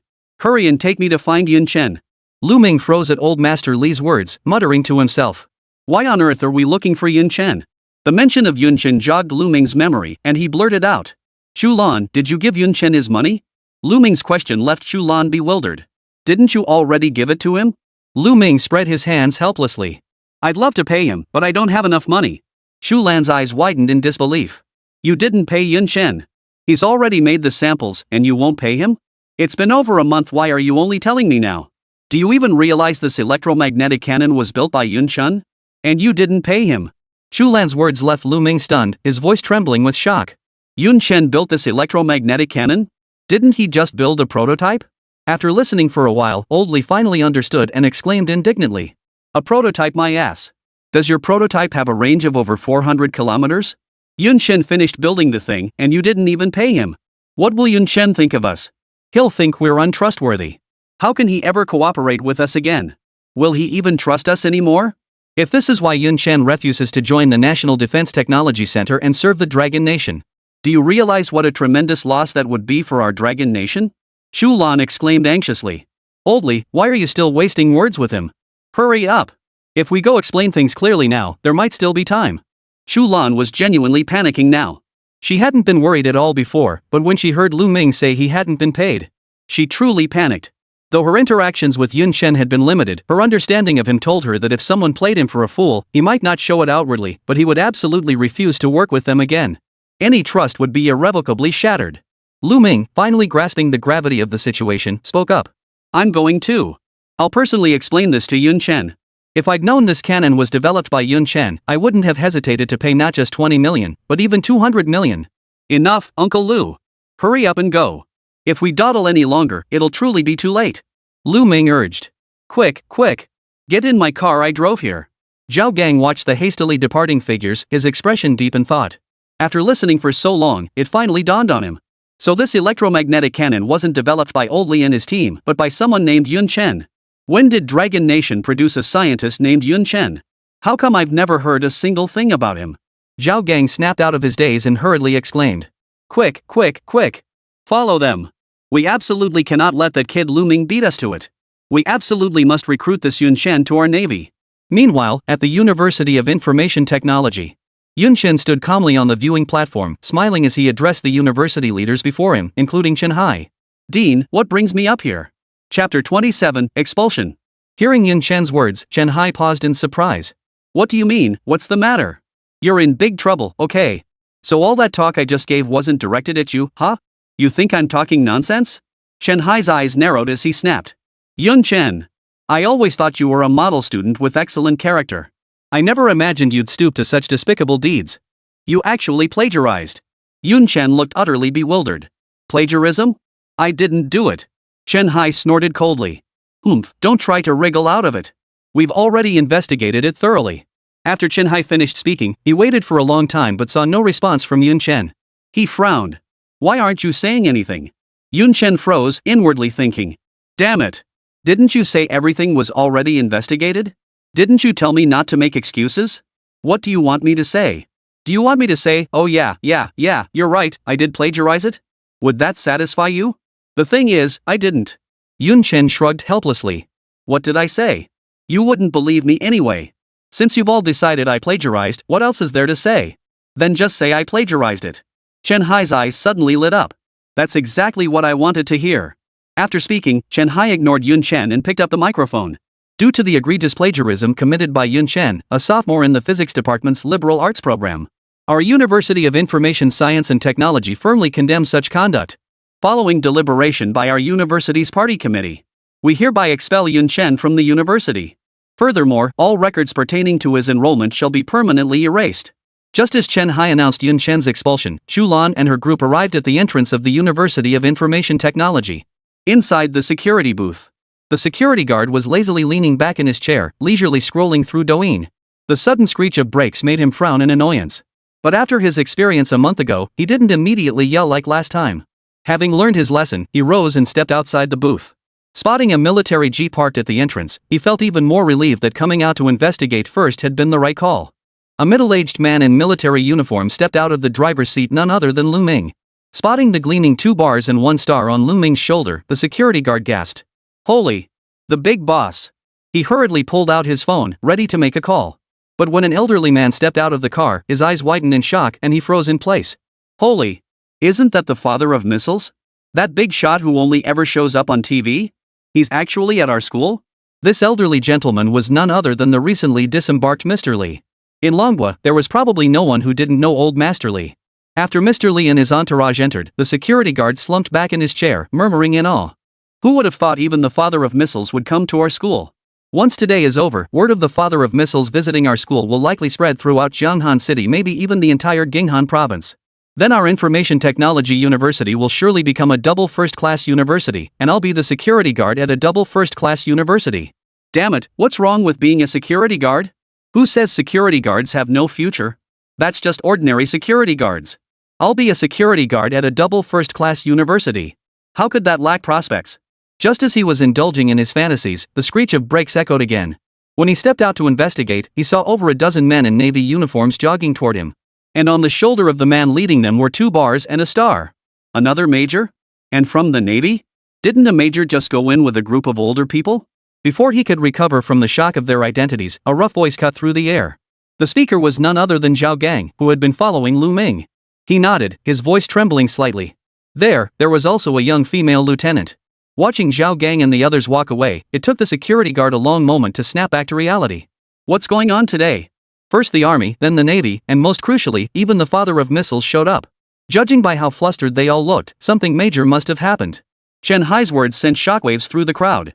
Ha! Isn't that a bit harsh? Expulsion is bad enough, but erasing his academic records too? Doesn't that mean Yun Chen won't even have an elementary school education? Wouldn't that make him illiterate? How will he ever find a job? In today's world, even manual labor requires a bachelor's degree. He might not even get hired for manual labor. Listening to the sympathetic murmurs around him, Cheng Hao snorted coldly. Oomph. Getting expelled is actually letting him off easy. He should be sent straight to jail. Think about it, he's one of our own students. If word gets out about his plagiarism, how will outsiders view us? How will we ever find jobs? How will we even take the graduate entrance exams? Which advisor would even want us then? If you ask me, we should send him straight to jail and lock him up for life. Zhao Minglu immediately grew agitated upon hearing this, pointing angrily at Cheng Hao. Cheng Hao! Don't push it too far. Cheng Hao sneered contemptuously. Zhao Minglu, you should mind your own business first. Given your relationship with Yun Chen, do you really think the school won't hold you accountable? He got expelled, and you won't fare much better. You? Zhao Minglu was so furious she could only point at Cheng Hao, speechless. The crowd at school agreed Cheng Hao had a point, nodding in unison. He's absolutely right. Getting expelled is too easy on him. Damn it, he should be locked up. That Yun Chen is nothing but a rotten apple. If this mess messes up my grad school application, I'll skin him alive. Yun Chen, watching from the stands, sighed inwardly after Chen Hai announced the decision. Well, looks like I'll have to go to the National Defense Technology Center after all. My countless technicians. I'm the one who let you down.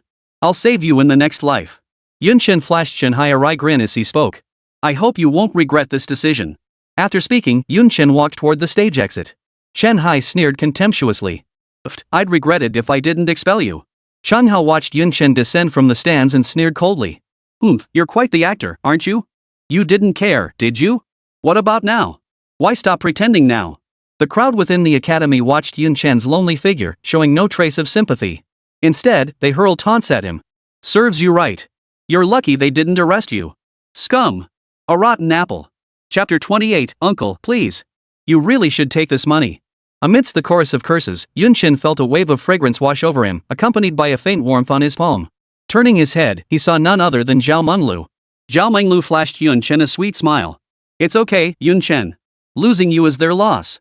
I told you before, if they expel you, I won't stay either. Silly girl. Yun Chen smiled warmly, his earlier frustration instantly melting away. He gently tucked a stray strand of hair behind her ear and replied. Exactly. It's their loss. Let's go. Zhao Menglu tightened her grip on Yun Chan's hand and nodded firmly. The sight of Yun Chen and Zhao Menglu holding hands sparked a wave of mockery from the crowd. Zhao Menglu is such a little cutie. Yun Chen got expelled, and she's still with him. She should cut ties with him ASAP, but she's still dumbly walking with him. If her parents find out, they'll probably die of shock. Cheng Hao hadn't expected Zhao Menglu to leave with Yun Chen. He'd assumed that after Yun Chen got expelled, Zhao Menglu would at least suffer some repercussions. He planned to leverage his family connections to save her. With that, wouldn't Zhao Menglu be grateful to him, practically kneeling at his feet? But instead, Zhao Menglu chose to leave with Yun Chen, completely disregarding her own future. The thought of his carefully laid plans shattered like glass made him tremble with rage. He growled lowly. Zhao Menglu, you. And you, Yun Chen, you worthless piece of trash. You got fired, yet you still dare to take Zhao Menglu with you. I swear, I'll make sure you can't survive in Jianghan City. Sooner or later, I'll make you crawl before me like a dog. Chen Hai's admonishing voice continued from the stage. Technological research and development is of utmost importance. It is an extremely arduous endeavor. Everyone must take this as a lesson. Under no circumstances should you plagiarize others' hard-earned research achievements. Such acts are despised by the scientific community. Amidst Chen Hai's admonitions, Yun Chen and his companion made their way toward the playground gates. Just as they reached the entrance, Yun Chen spotted a group of people jogging toward him. Leading the way was none other than Old Master Li, followed by Chu Lan, Lu Ming, Wei Yuan, and others. Yun Chen paused, his footsteps halting momentarily. He murmured to himself. It's just delivering some money, right? Why are there so many people? Master Li spotted Yun Chen from afar and immediately quickened his pace, rushing toward him. As soon as he reached Yun Chen, Old Master Li grasped his hand, his face radiant with excitement, about to speak. But Yun Chen spoke first.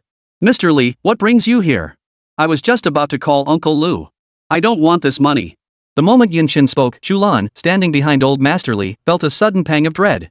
She knew the worst had happened. Lu Ming, standing nearby, grew even more anxious and blurted out. How can you refuse it? Yun Chen, please, Uncle Lu is begging you. You absolutely mustn't refuse this money. Old Master Li also spoke up. Yun Chen, I know everything now. Rest assured, I'll make sure justice is served for you. That brat Lu Ming dares to withhold payment from you? I'll report him to the military headquarters and have him demoted to a private. You absolutely must take this money, no matter what. Chu Lan also urged anxiously. Yun Chen, I'm truly sorry. I've been so busy with the military exhibition lately that I completely forgot about this matter. I just got back today and only found out from Uncle Lu that I hadn't given you the money yet. As soon as I heard, I rushed over to apologize. Please don't blame us, okay? Don't be angry. Listening to the cacophony of voices, Yun Chen was bewildered. Why on earth did they fire Uncle Lu? Just because he didn't pay? That can't be it, right? Yun Chen smiled faintly. Did you misunderstand what I meant? I'm not angry.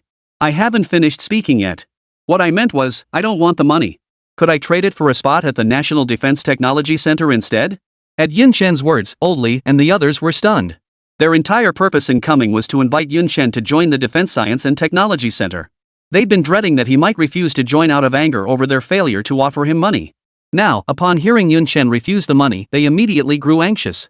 But now Yun Chen was saying he not only didn't want the money, but also wanted to join the Defense Science and Technology Center? Could such a good thing be possible?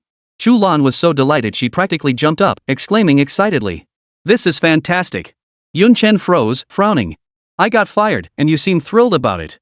At Yun Chen's words, Old Li and the others were stunned. What? Expelled? Such an outstanding genius, the future pillar of the Dragon Nation, was expelled? Which school was so blind? What? You got expelled? Chu Lan exclaimed in surprise, then quickly recovered. No, Yun Chen, I'm not happy you got expelled. I'm happy. Before Chu Lan could finish, Old Li's deep voice cut in. What's going on? Before Yun Chen could speak, Zhao Menglu snorted coldly. Oomph, and you still have the nerve to say that? It's all because of her. Zhao Menglu pointed at Chu Lan and continued. Yun Chen kindly went to help you, and this is what he gets. Yun Chen gently shook Zhao Menglu's arm, signaling her to stop. But Zhao Menglu not only rolled her eyes at him but also spoke up. Why are you shoving me? I'm going to say it. Yun Chen got expelled because of you too. Yun Chen gave everyone an apologetic smile and said. It's nothing to do with you guys, really. Don't listen to her. Chu Lan said with a look of suspicion. Because of me? Explain exactly how this is my fault. After Yun Chen's persuasion, Zhao Menglu had decided not to speak up. But the moment Chu Lan opened her mouth, her temper flared instantly. What does it have to do with you? It's all because of you, insisting on that stupid helicopter to pick up Yun Chen. Now Yun Chen's got the whole school jealous. The gossip hasn't stopped. Since you went to the trouble of getting a helicopter to pick him up, why not get another one to bring him back? Do you know what people at school are saying about Yun Chen? They're saying Yun Chen stole someone else's work to get your attention, and that's why you took him away. Later, you guys found out and kicked me out, so there was no helicopter to bring me back. Well, that worked out great. Yun Chen got expelled, didn't he? They even revoked his student status, and they say it has nothing to do with you.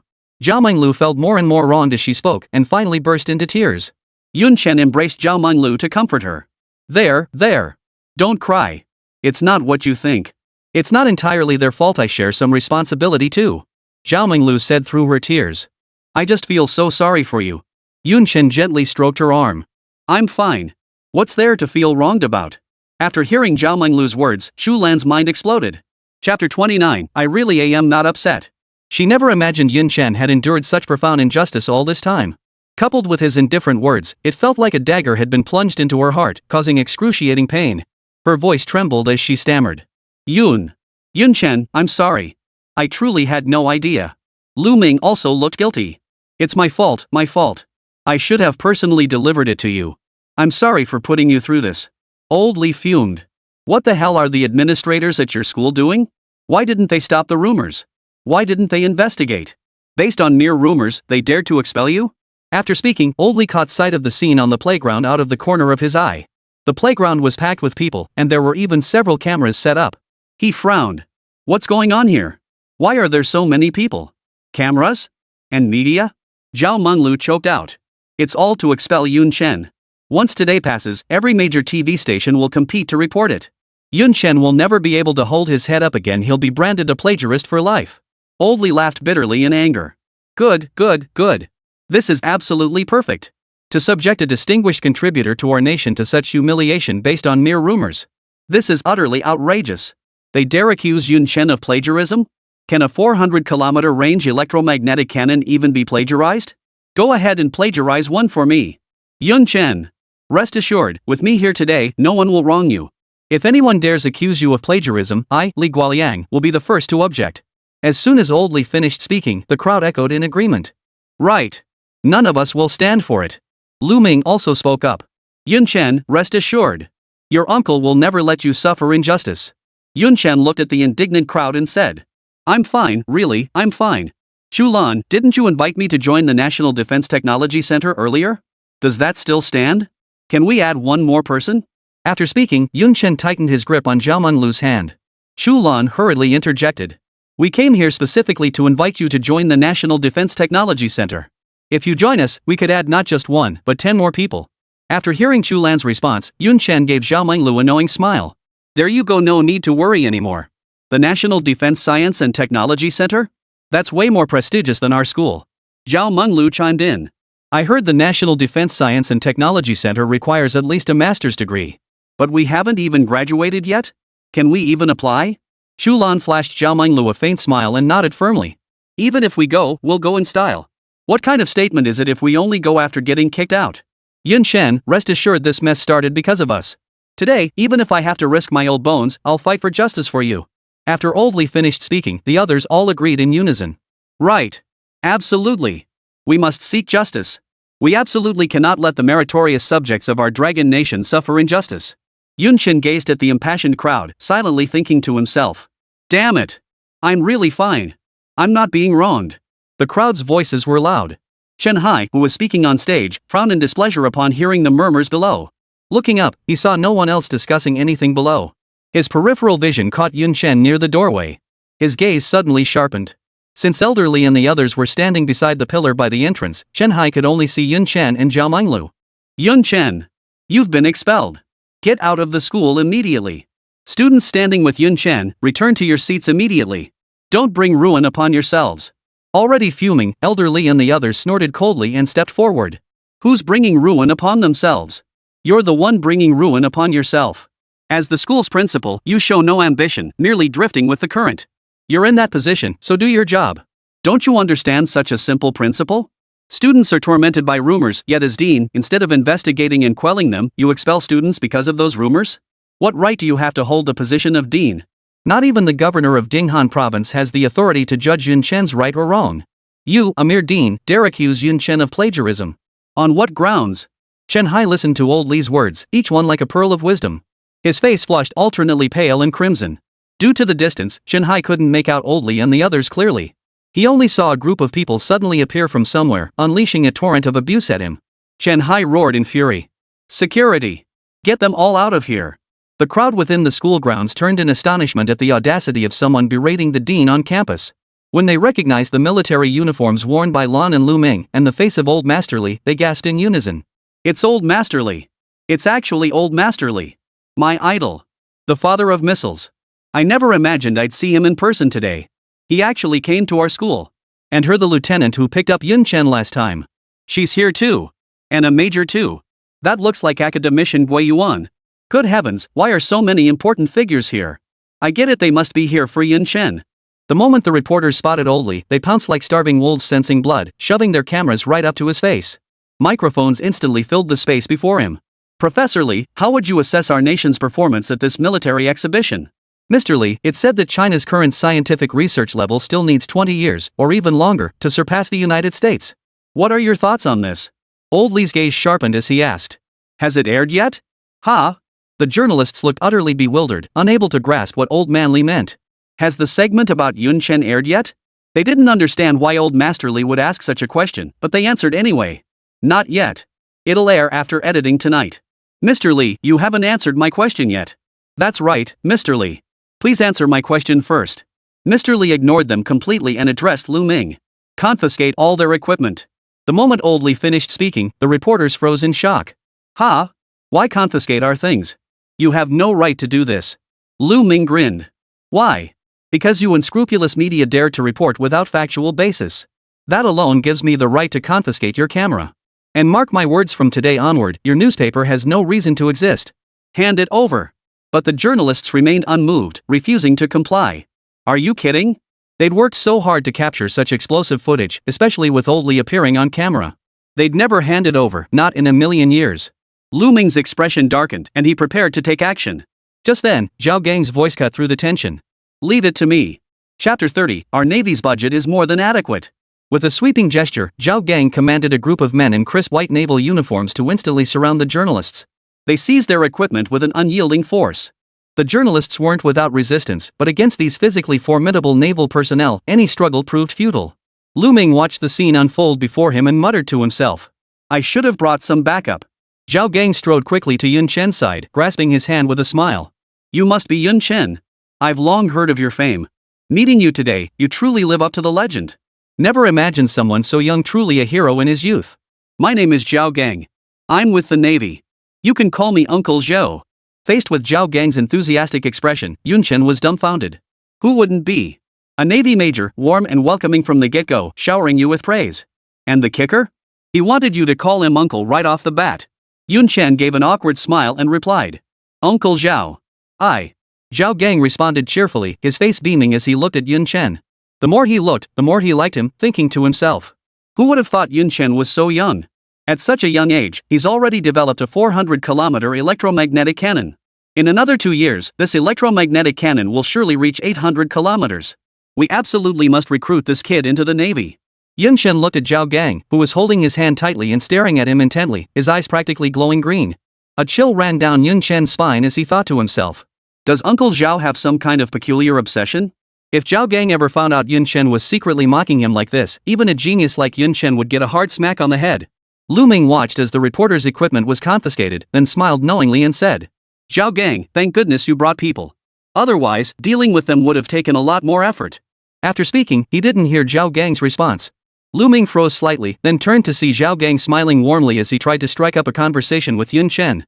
His expression immediately darkened. Sensing trouble, he strode over to them, yanked Zhao Gang's hand away from Yun Chen's, and snapped. Zhao Gang. You're a sly one, aren't you? He then turned to Yun Chen. Yun Chen, don't let him fool you. That old fox isn't someone you want to mess with. Watch out, he'll screw you over. Zhao Gang sneered. I've heard that some people wouldn't even part with 20 million. Yun Chen, our Navy isn't like certain people. We're incredibly generous, and our funding is more than sufficient.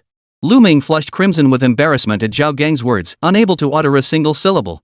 Just as Lu Ming and Zhao Gang were bickering, the group of leaders led by Chen Hao approached. Moments earlier, upon hearing the crowd's gasps, Chen Hao had sensed something was amiss. When he recognized the figure approaching, he was utterly stunned. It was none other than Old Li, the father of Longhua's missile program. And the people following behind him, every single one was a heavyweight in scientific research. Forget Old Masterly, even if he picked any one of them at random, Chen Hao would have to serve them with the utmost care.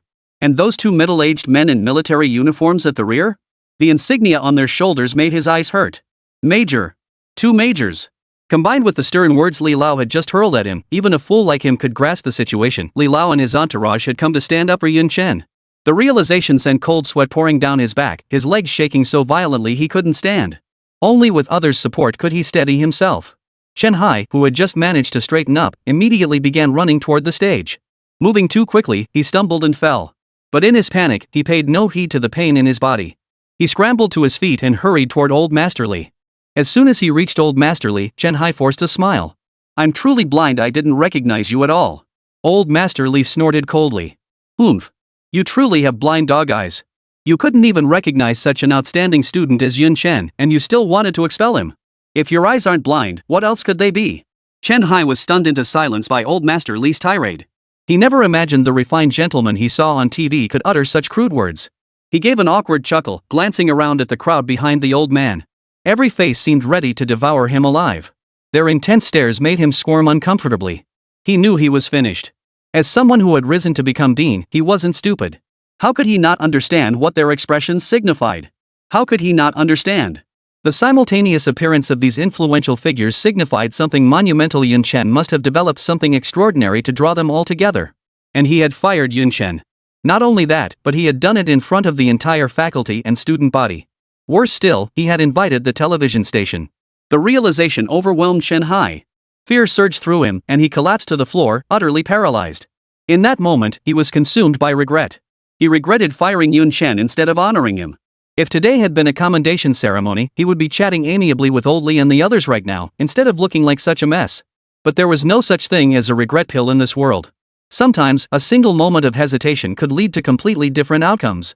Old Li looked at Chen Hao, now utterly defeated, and spoke. "Look at you, such a pathetic sight. I have no idea how you became dean. If university deans are all like you, then our nation is finished. What gave you the right to expel Yun Chen? Based on those vague rumors? Did you even investigate? Did you call the Defense Science and Technology Center to verify? Did you even get to the bottom of this? You fired Yun Chen?" Old Li grew angrier by the second, nearly kicking Chen Hao on the ground in frustration. Chen Hao stammered. I didn't investigate." Old Li flew into a rage upon hearing this and immediately kicked Chen Hao. "You didn't investigate, yet you dared to fire Yun Chen. I made you dean.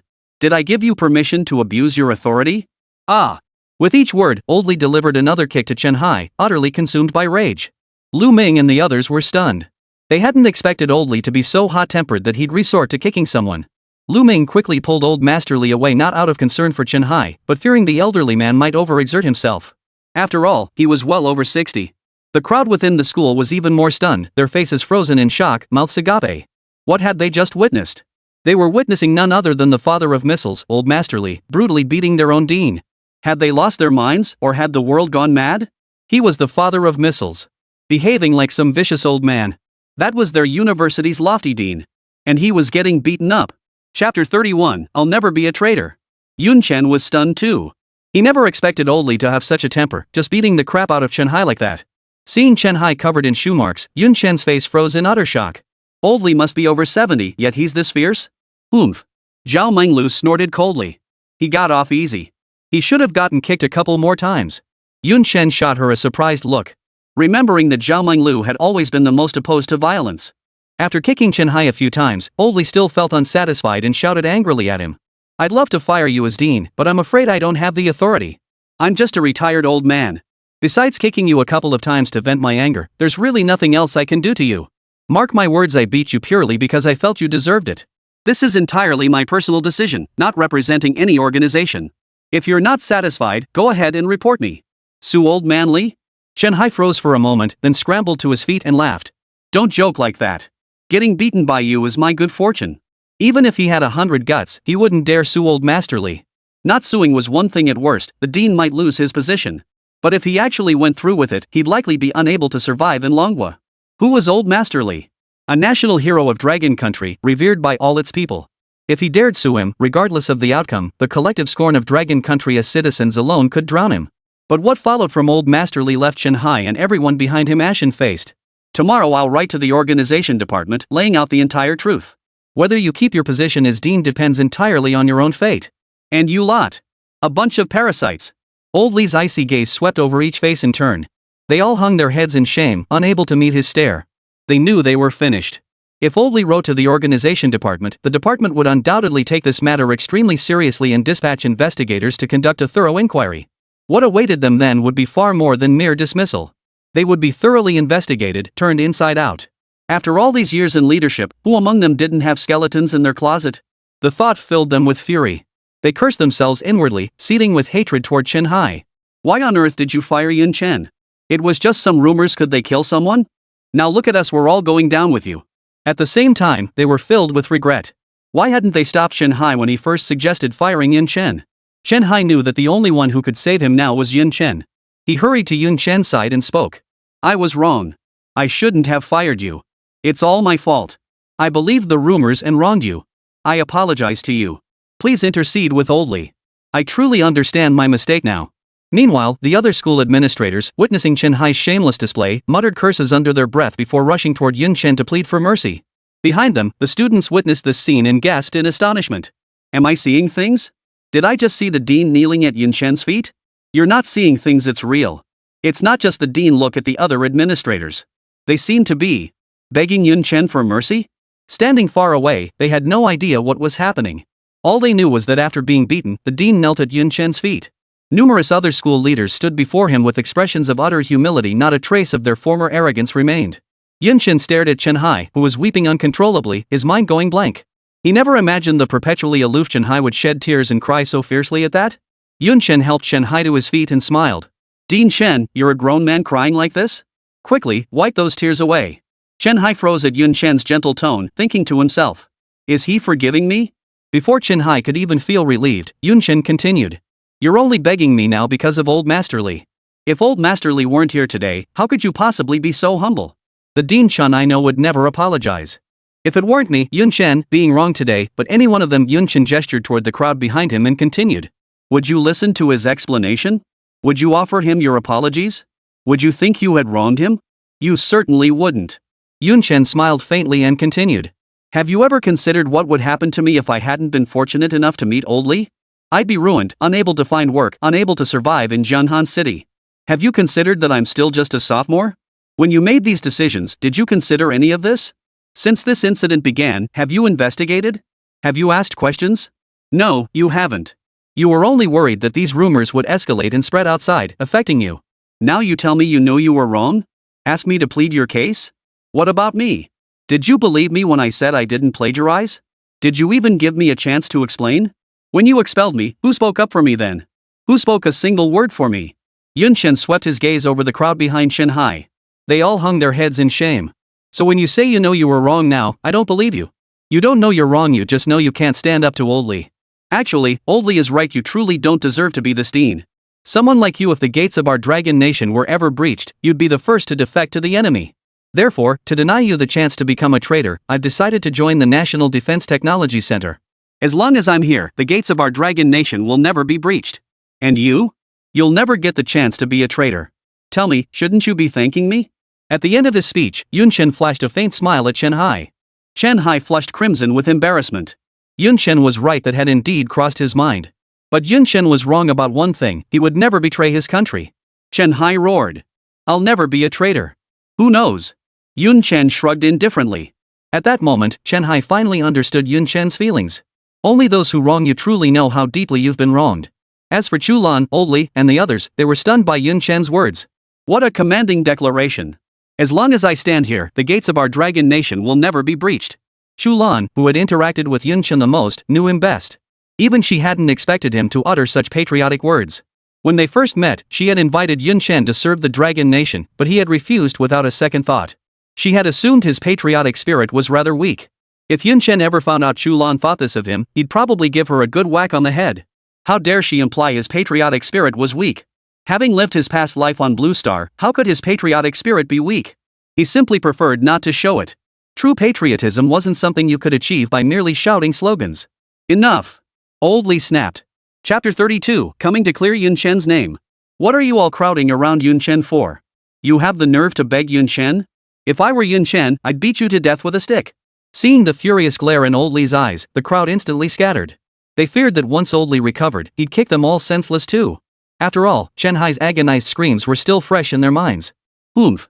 Old Li snorted coldly, turning to walk toward the stands. Ha! Yun Chen froze in surprise. If everything's settled, why go up there? Chu Lan chuckled. Old Li is going to clear your name. Besides, the rumor monger hasn't been found yet. These incompetent leaders are certainly despicable, but the most despicable of all is that damned rumor monger. Exactly. Zhao Menglu's face was also flushed with anger. The rumor monger is the most despicable. After arriving at the stands, Old Li addressed the students below in a resonant voice. Hello everyone, I am Li Guoliang. His words were simple, just a few sentences, yet they sent a wave of gasps through the crowd below. Master Li. My idol. Never imagined I'd live to hear Master Li's lecture in person. You're right, this is something I can brag about for the rest of my life. Master Li smiled faintly, waved his hand downward to signal silence, and continued. The reason we've gathered here today is solely for Yun Chen. I never imagined Yun Chen had endured such profound injustice during this time. The reason I stand here today is for one purpose alone. I am here to clear Yun Chen's name. I can assure you all with full responsibility, Yun Chen did not plagiarize. Moreover, thanks to Yun Chen's assistance, our research project has achieved a monumental breakthrough. The results we've achieved this time are revolutionary. As soon as Professor Li spoke these words, the crowd erupted once more. What? What exactly did Yun Chen do? He actually got the father of missiles, Old Master Li, to personally speak up and clear his name. Could those rumors be false? Did Yun Chen not plagiarize others' work? That's obvious. Didn't you hear Old Li himself say he'd clear Yun Chen's name? Didn't you hear Li Lao say the research project achieved a major breakthrough because of Yun Chen? Still saying Yun Chen plagiarized? Are you out of your mind? From the very beginning, I never believed Yun Chen could have plagiarized. I've trusted him completely all along. Put. You were the one cursing him out the loudest just now, and now you're suddenly trusting Yun Chen? Fence sitter. Professor Li continued from the podium. What I never expected was that after making such tremendous contributions to the Dragon Nation, Yun Chen would be framed for plagiarism? Expelled? The leadership at your school blindly acting on mere rumors to expel Yun Chen, that is truly despicable. But those who spread the rumors are the most despicable of all. Today, I intend to uncover exactly who is spreading these rumors and what their true motives are. Investigate this. Today we'll flush out this rotten apple. I'll see who slandered Yun Chen and why they did it. As soon as Old Li spoke, gasps rippled through the crowd below the stage. Oh no, don't let it come back to me. I reposted that thread accusing Yun Chen of plagiarism too. I didn't repost it, but I commented on it. It should be fine, right? Amidst the crowd, Cheng Hao turned deathly pale upon hearing Elder Li's call for a thorough investigation, his body trembling uncontrollably. If they discovered that all those defamatory posts slandering Yun Chen originated from him, given how highly Mr. Li valued Yun Chen, he wouldn't get off lightly. The thought sent cold sweat pouring down Cheng Hao's back as he stammered. It's been so long, they'll never trace it back to me. Yun Chen waved his hand dismissively. Come on, Old Li. There are so many people in this school. If they started investigating, wouldn't it take forever? Anyway, I'm not staying here. Don't worry. Chu Lan's eyebrows arched slightly as she spoke. With me handling it, it'll be done in no time. Give me 3 minutes. After speaking, Chu Lan opened the laptop he carried with him and began typing code. Yun Chen stared at the screen filled with English symbols and spoke up. Who knew you knew this stuff? Without looking up, Chu Lan replied with a hint of pride. Don't forget, I hold a PhD. Besides, computers have always been my forte. Just tracing the original IP address of the post? That's the easiest thing for me. As Chu Lan's hands danced swiftly across the keyboard, the results appeared almost instantly. Got it. As soon as Chu Lan finished speaking, everyone turned to look at her. Chu Lan explained. After tracing it, I found 5 original posts, all posted by someone with the ID Lang Aoxue. And under every repost, there's a comment from him. The tone of every repost was entirely set by this guy. How despicable. Now, if we can just uncover this Lang Aoshue's real name, we'll know exactly who's spreading these rumors. Old Li said in a deep voice. Investigate. We must root out this rat. Someone actually fabricated rumors? Yun Chen froze in surprise. He had always assumed it was merely a case of misinformation spreading through word of mouth, never expecting someone to deliberately frame and slander someone. Zhao Menglu's eyes darkened as she coldly declared. No need to investigate. I know who it is. Who? Everyone's gaze instantly turned to Zhao Menglu. Zhao Menglu stared at a figure below and coldly demanded. Cheng Hao. That cold is Cheng Hao's ID. Him? Yun Chen froze for a moment before realizing. That kid Cheng Hao had always been jealous of him. This seemed like exactly the kind of thing he'd pull off. Ever since Yun Chen returned from the National Defense Technology Center, he had rarely clashed with Cheng Hao. He had assumed the kid had mellowed after being scolded by Chu Lan, but it turned out he was just biding his time. Cheng Hao? Chu Lan furrowed her brows slightly and spoke up. Why does that name sound familiar? You forgot? Yun Chen asked with a smile. The one you crushed last time. Chu Lan's expression hardened, her voice turning icy. Him? Didn't I warn him last time? He actually dared to spread rumors about you? Chu Lan's beautiful eyes scanned the crowd below. Soon, she locked onto Cheng Hao in the crowd. Chapter 33, You Should Go Sell Fish. A cold glint flashed in Chu Lan's eyes as she spoke in an icy tone. He's the one who should be expelled. Old Li, hearing someone slander Yun Chen out of sheer jealousy, wore a look of indignation. He shouted angrily toward the crowd below. Who is Cheng Hao? Old Master Li's fierce shout shattered the last shred of Cheng Hao's resolve. Thud. Cheng Hao collapsed to the ground. The crowd in the academy turned to look at him. Seeing Cheng Hao slumped on the ground like a pile of mud, drenched in cold sweat, they understood. So he was the one spreading those rumors. The others who had reposted the message breathed a silent sigh of relief. They were immensely relieved that Old Master Li hadn't called out their names. So it was him. It's just Zhao Manlu, isn't it? Is it really worth it? Driving Yun Chen to the brink. Well, she got caught now, didn't she? You know what? Cheng Hao's scheme was downright vicious. If it had been anyone else, that kid might have actually succeeded in killing them. True. Not everyone has a powerful backer like Old Li to protect them, like Yun Chen does. Damn it, that kid's so treacherous, they should expel him. Being in the same school as him? We might get played to death without even knowing it. You're absolutely right. We should kick this kid out. Cheng Hao, whose psychological defenses had already been shattered, felt even more terrified upon hearing the murmurs of the crowd. He stammered. No, I can't be fired. Then, like a dog, Cheng Hao crawled forward and shouted toward the stage. I know I was wrong. I truly know I was wrong. I'll never do it again. Yun Chen, please let me off. I truly understand my mistake. I'll never compete with you for Zhao Manlu again. Please let me off. It was just jealousy that made me act this way. I promise it won't happen again. Give me one more chance. Cheng Hao spoke while frantically banging his head on the track. The synthetic surface echoed with loud thuds, revealing the sheer force of his impact. Before Yun Chen could respond, old Taoist Li interjected. Oomph, spineless coward. How many years have we been reforming and opening up?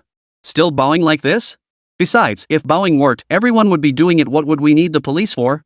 What's the point of having laws then? A moment of jealousy. Easy for you to say. If we hadn't arrived in time today, you would have ruined Yun Chen. Who would have thought someone so young could harbor such venom in their heart? Thank goodness you haven't graduated yet. If you'd entered society after finishing school, who knows what monstrous deeds you might have committed. People like you should be locked up and properly reformed. Reform every filthy, vile thought in your mind before letting you out. Too bad I don't have that authority. No sooner had Old Li finished speaking than Chen Hai's furious voice cut through the air. Old Li, you don't have that authority, but I do. I haven't been stripped of my position yet. I'm still the dean of this school. I have the authority. Expel this scum. Chen Hai stared at Cheng Hao, who lay like a dead dog, his own heart burning with rage.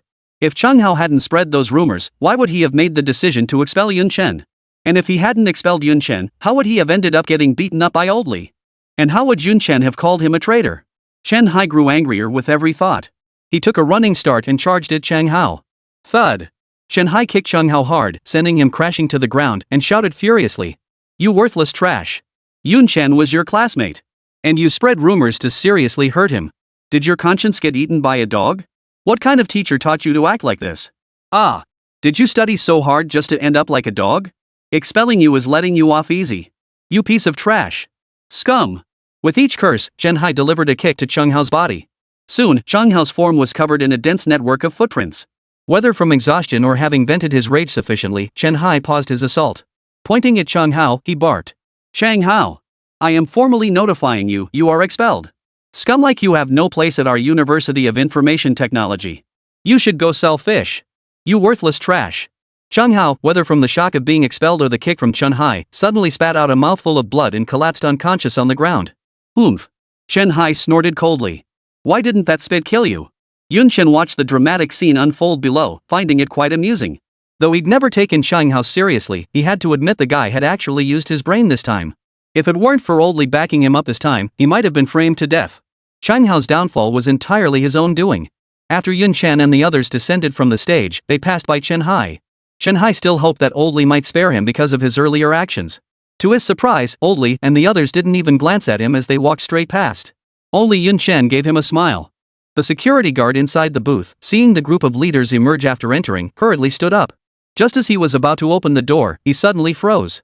He saw that the high-ranking officials he'd never even laid eyes on before were now crowding around a young boy, their faces beaming with smiles. Even the father of missiles was no exception. The Mr. Li he'd seen on television always appeared so stern and dignified. He'd never imagined the usually imposing Mr. Li could have such a gentle and approachable side. At least, not on television. When he finally recognized the boy's face, his eyes widened in shock. Wasn't this the boy who had been brought back in a military vehicle that day? Hadn't he been expelled? Could it be that all these bigwigs had come for him? Only after Yun Chen and the others had departed did he snap out of it. Staring at the military jeep driving away, he shook his head and muttered. Well, looks like our school is getting a new dean. Wonder if I'll get dragged into this mess. Shortly after Yun Chen and the others departed, Mayor Jiang Peng of Jianghan City received the news and immediately rushed to the University of Information Technology with his team. He thoroughly investigated the entire university leadership, starting with Chen Hao. The campus was soon filled with cries of despair. Who embezzled public funds? Who skimmed food rations? Who passed off inferior goods as superior? Every single case was uncovered. Each received their due punishment, fines where applicable, imprisonment where warranted. The moment Jiang Peng announced the results, their faces turned ashen. Now they were filled with profound regret over why they had expelled Yun Chen. Had they not expelled Yun Chen, how could they have ended up in such a predicament?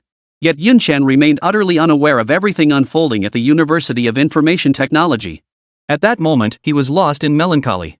He wondered if he would still be able to get massages after transferring to the National Defense Technology Center.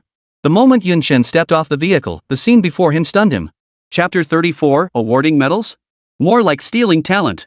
At the entrance of the National Defense Science and Technology Center stood a middle-aged man in military uniform, his body covered in medals.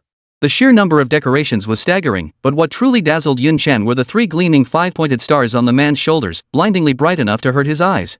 Beneath those stars were 2 ears of wheat, a clear sign of a full general. Most crucially, the man appeared to be only in his 50s. A general at 50-something? And this general was now staring straight at him with a beaming smile, his piercing gaze making Yun Chen's skin crawl. This general was none other than the commander-in-chief of the army, Chu Lan. As soon as Chu Lan saw Yun Chen step out of the vehicle, he strode forward, seized Yun Chen's hand, and smiled. I presume this must be Yun Chen, the genius who developed the electromagnetic cannon. Truly a young hero. We owe this victory to you. You've brought great honor to our dragon nation before the eyes of the world. You've truly helped us vent our pent-up frustration. Now I'll see what the pretty country has left to brag about. Listening to Chu Shanha's unreserved praise, Yun Chen felt an immense sense of satisfaction. The recognition from a 3-star general left him feeling rather pleased. Just as Yun Chen was about to offer a few polite words, Chu Lan's surprised voice rang out. Dad! What are you doing here? Chu Lan's exclamation nearly knocked Yun Chen off his feet. Dad? This admiral is your dad? Upon seeing Chu Shanha, Zhao Gang realized it was likely this kid who had summoned him. Zhao Gang nudged Lu Ming with his shoulder and spoke up. You're a sly one, aren't you? Thought to call for backup? But don't get too cocky, Commander Chen will be here any minute. Lu Ming's smile froze abruptly, but he shrugged it off. So what if he comes? Do you really think Yun Chen will go with you, Navy? Don't forget Chu Lan is still here.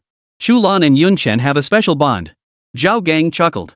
Don't forget, Chu Lan is with the Defense Science and Technology Center, not your army. Lu Ming's heart skipped a beat. Right. Chu Lan was indeed from the National Defense Science and Technology Center. He had notified Chu Shanha precisely because Old Li and the others were dead set on getting Yun Chen to join the Defense Science and Technology Center. Even if he wanted to poach him, he wouldn't dare do it in front of Old Li. That's why he brought in Chu Shanha. He assumed that with Chu Shanha's involvement, Yun Chen joining the army was practically a sure thing. He'd completely forgotten about Chu Lan. Setting aside whether Old Li would agree, Chu Lan's temperament alone would never allow Yun Chen to leave the Defense Science and Technology Center. Chu Shanha smiled at Chu Lan. Lan, I've heard all about it. You did quite well this time. Having a daughter like you brings your father great comfort. When you have time, come home to visit. Your mother keeps asking about you. After exchanging pleasantries with Chu Lan, Chu Shanha turned his gaze back to Yun Chen and smiled. I'm here to present you with an award on behalf of the Army headquarters. Award? Yun Chen froze. What does that mean? Chu Shanha explained with a smile. You played an indispensable role in this military exhibition. The honor of our dragon nation receiving the grand prize? That's all thanks to you. How could there be no reward for such meritorious service? We've decided to promote you to the rank of Army Captain. We're also specially enrolling you into our Army General Academy. At first, Chu Lan was genuinely pleased to hear Yun Chen had been promoted to captain. But when she caught the latter part of Chu Shanha's statement, she suddenly understood. Chu Shanha. You're not here to award a medal, you're here to steal someone away. At those words, Yun Chen froze. That's your father. He's a general. And you're calling him by his first name? Yun Chen hadn't expected Chu Lan to be not only fierce but also bold. Chu Shanha couldn't care less about what Chu Lan said. He looked at Yun Chen expectantly and spoke up. Yun Chen, what do you think? Seeing Yun Chen's lack of response, he grew impatient and pressed on. Our Army General Academy is top-notch. The benefits and perks are unmatched.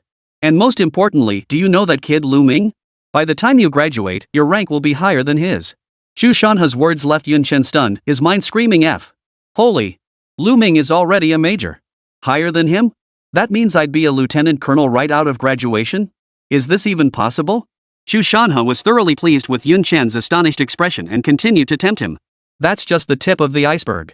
I haven't even mentioned the even better perks yet. So, what do you say? Just join my army. Chu Lan, standing nearby, couldn't bear to watch any longer and snapped sharply. Chu Shanha. Don't push it too far. Yun Chen is joining our National Defense Technology Center. After listening for a while, Old Li finally caught on this kid Chu Shan was here to poach talent. Trying to steal the credit? No way. Old Li glared at Chu Shanha, his expression darkening. Chu Shanha, you'd better get the hell out of here right now. Otherwise, you won't get a single piece of our equipment in the future. Mark my words, Yun Chen is destined for our Defense Technology Center. Don't even think about it. After berating Chu Shanha, Old Li turned around and smiled at Yun Chen. If you join our National Defense Technology Center, I'll petition higher-ups to grant you the title of academician. At this declaration, not only Yun Chen was stunned, everyone present was dumbfounded. An academician? Just like that?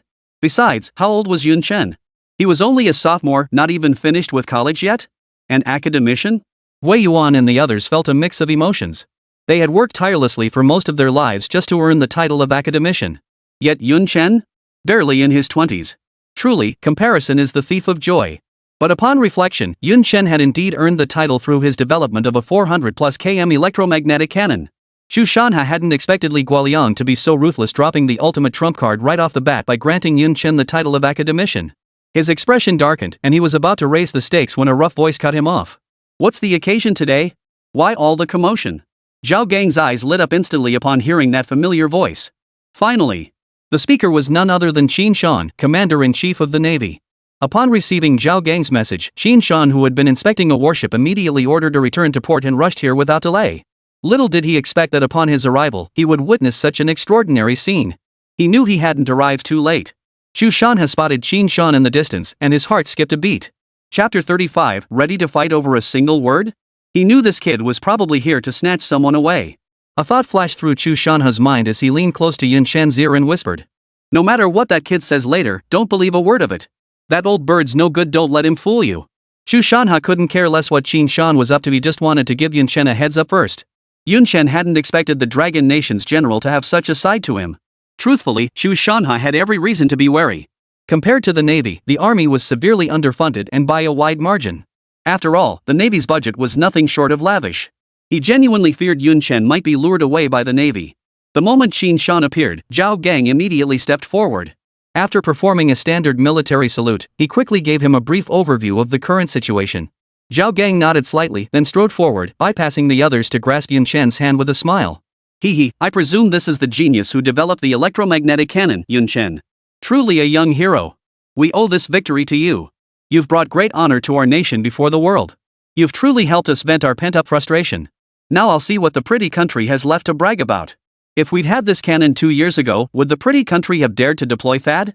If we'd had this cannon 5 years ago, would the land of cherry blossoms dare claim the Diaoyu Islands as theirs? Would those water monkeys in the South Seas dare to jump around? Yun Chen, you're truly a great hero of our dragon nation. Yun Chen glanced at Qin Shan, then at Chu Shanha beside him, thinking to himself. You two planned this, didn't you? Your lines are identical? Regardless, Yun Chen was overjoyed. With Qin Shan's endorsement, he had now gained the approval of 2 3-star generals. Qin Shan, of course, couldn't hear Yun Chen's inner thoughts and continued. Yun Chen, I'm here on behalf of our Navy to commend you. After speaking, Qin Shan shot a smug glance at Chu Shanha, who stood beside him, and continued. Chu Shanha's heart sank instantly. He knew something was wrong. Sure enough, Qin Shan spoke up. Didn't the army promote you to captain? We don't want it. What's so special about a captain? We refuse to be as petty as the army. You've made such tremendous contributions to the Dragon Nation, yet they only gave you a captain's rank. The Navy will directly promote you to major. Not only that, but we're awarding you 20 million in R&D funding. Besides, what's so great about the Army headquarters? You'll eat poorly and sleep badly there. Come straight to our Navy headquarters instead. Our mess hall is famously excellent. And our Navy Academy's facilities, both hardware and software, are 10 times better than the Army's. Join our naval headquarters. Upon graduation, you'll be promoted directly to colonel. Xin Shan's words left Yun Chen stunned. That's a captain, and you call it petty? And are your Navy majors so worthless? You just hand them out like that? How old am I? You're offering me a major? A Navy major in my 20s? Since the founding of Dragon Nation, there's never been a major in their 20s, has there? Chu Lan was equally stunned. He hadn't expected Xin Shan to be so generous, casually mentioning a major in 20 million yuan. And the kicker? Graduating straight into colonel? Are you kidding me? From major to colonel in just 2 years? Even a rocket couldn't go that fast. What infuriated him most was this kid constantly implying the Army was inferior to the Navy, even calling them petty. That was unbearable. Xin Shan, you old rascal. How dare you call us Army men petty-minded? How dare you say the Army is inferior to your Navy? Today I'll see exactly who's inferior to whom. Chu Lan rolled up his sleeves as he spoke, clearly ready to take on Xin Shan in a fight. Xin Shan, refusing to be outdone, retorted. Fine. Today we'll settle this once and for all. Whoever loses gets out on their ass right now. At those words, Chu Lan's temper flared instantly. Fine. Today I'll teach you, you water monkey, a lesson you won't forget. Looks like they're about to come to blows? Yun Chen wore an amused expression. He'd seen plenty of fights before. But 2 generals fighting? That was a first. But he was about to witness one. Just as Yun Chen was getting excited, Chu Lan's furious shout rang out. Enough! What do you think this place is? If you want to fight, take it home. You two can forget about it. Yun Chen has already decided to join our National Defense Technology Center. And if you keep causing trouble, any future developments from our Defense Technology Center will be sent straight to the Air Force. You won't get a share. Old Li nodded in agreement. Exactly. From now on, everything we develop will go to the Air Force first. Chu Lan had assumed this threat would intimidate them, given that most of their advanced weaponry had been developed by the Defense Technology Center. But unexpectedly, they didn't buy it. Instead, they spoke in unison. With Yun Chen around, what can't we develop? I don't need your stuff anyway. You too. Chu Lan's face flushed crimson with anger. Old Li's face darkened as he snapped. You've gone too far. Wherever he wants to go, let Yun Chen choose for himself. As soon as Old Li finished speaking, everyone turned to look at Yun Chen, eagerly awaiting his response. Chu Lan and Xin Shan also watched Yun Chen with tense expressions. Today, they had seriously offended the National Defense Technology Center. If Yun Chen refused to go with them, they'd have nowhere to cry about it. Feeling the weight of their gazes, Yun Chen felt the pressure intensify. How was he supposed to choose? Choose the Defense Technology Center? That would offend both the Army and the Navy, wouldn't it? Choose the Navy? Choose the Army? Whichever one you pick, you're bound to offend someone. Chu Lan seemed to sense Yun Chen's hesitation and spoke up. It's fine, Yun Chen. Don't feel pressured. You can choose whichever one you want. Chu Lan and Xin Shan chimed in as well. Exactly, Yun Chen, no pressure. You can choose either one. Yun Chen thought to himself. How could there be no pressure? Try choosing yourself and see how easy it is. Truthfully, Yun Chen preferred the Navy because every man has a sea in his heart. Bull. Truth be told, Yun Chen wanted Xin Shan's 20 million. Glancing at Zhao Menglu beside him, Yun Chen spoke. I choose to stay at the National Defense Research Center. Neither the Navy nor the Army suited Zhao Menglu, so he chose to remain at the Defense Science and Technology Center. Only the Defense Science and Technology Center was the best fit for Zhao Menglu. The moment Yun Chen spoke, Chu Lan and Old Li's faces lit up with delight, while Chu Lan and Xin Shan's weathered expressions twisted into sour grimaces. However, Yun Chen's next words made their eyes widen in surprise. Chapter 36, Dual Military Rank in his 20s? Yun Chen continued. I know both of you are here for the electromagnetic cannon. I'm willing to hand over the blueprints and manufacturing plans for it. As for the academy, I won't be attending for now. Chu Lan's eyes lit up, but before he could speak, Xin Shan interjected. Not at all. We came specifically for you. Though this railgun does indeed tempt me greatly. But I value you even more. This time, I'm not just here on my own behalf. You've rendered such immense service to the Dragon Nation. I'm here on behalf of the Navy, on behalf of the Dragon Nation itself, to bestow a special commendation upon you. It's not solely about the electromagnetic cannon. Chu Lan was taken aback. He hadn't expected Xin Shan to be so sly, spouting such lofty rhetoric. He thought to himself. Those Navy folks sure know how to talk the talk. They sure know how to talk the talk. Chu Lan quickly interjected. I don't know what others think, but I certainly don't see it that way. I'm here on orders, representing the army and the Dragon Nation, specifically to commend you. As for that electromagnetic cannon, I admit I'm quite tempted. But my sole purpose in coming here is to properly commend you. I haven't considered anything else. Xin Shan was taken aback. He hadn't expected Chu Lan to be even more shameless than himself. You haven't considered it? You haven't considered being the first to arrive? You dare say you don't want it? You're pulling my leg? Yun Chen couldn't help but smile wryly upon hearing this. I appreciate your kindness, but I truly can't accept it. I'm just doing my job for the money. This was all agreed upon beforehand. Besides, I'm only in my 20s, already a captain in the army and a major in the navy. What would people think if word got out? If word reached overseas, the trouble would be immense. As soon as Yun Chen finished speaking, Xin Shan and Chu Lan both narrowed their eyes. They had completely forgotten about that possibility.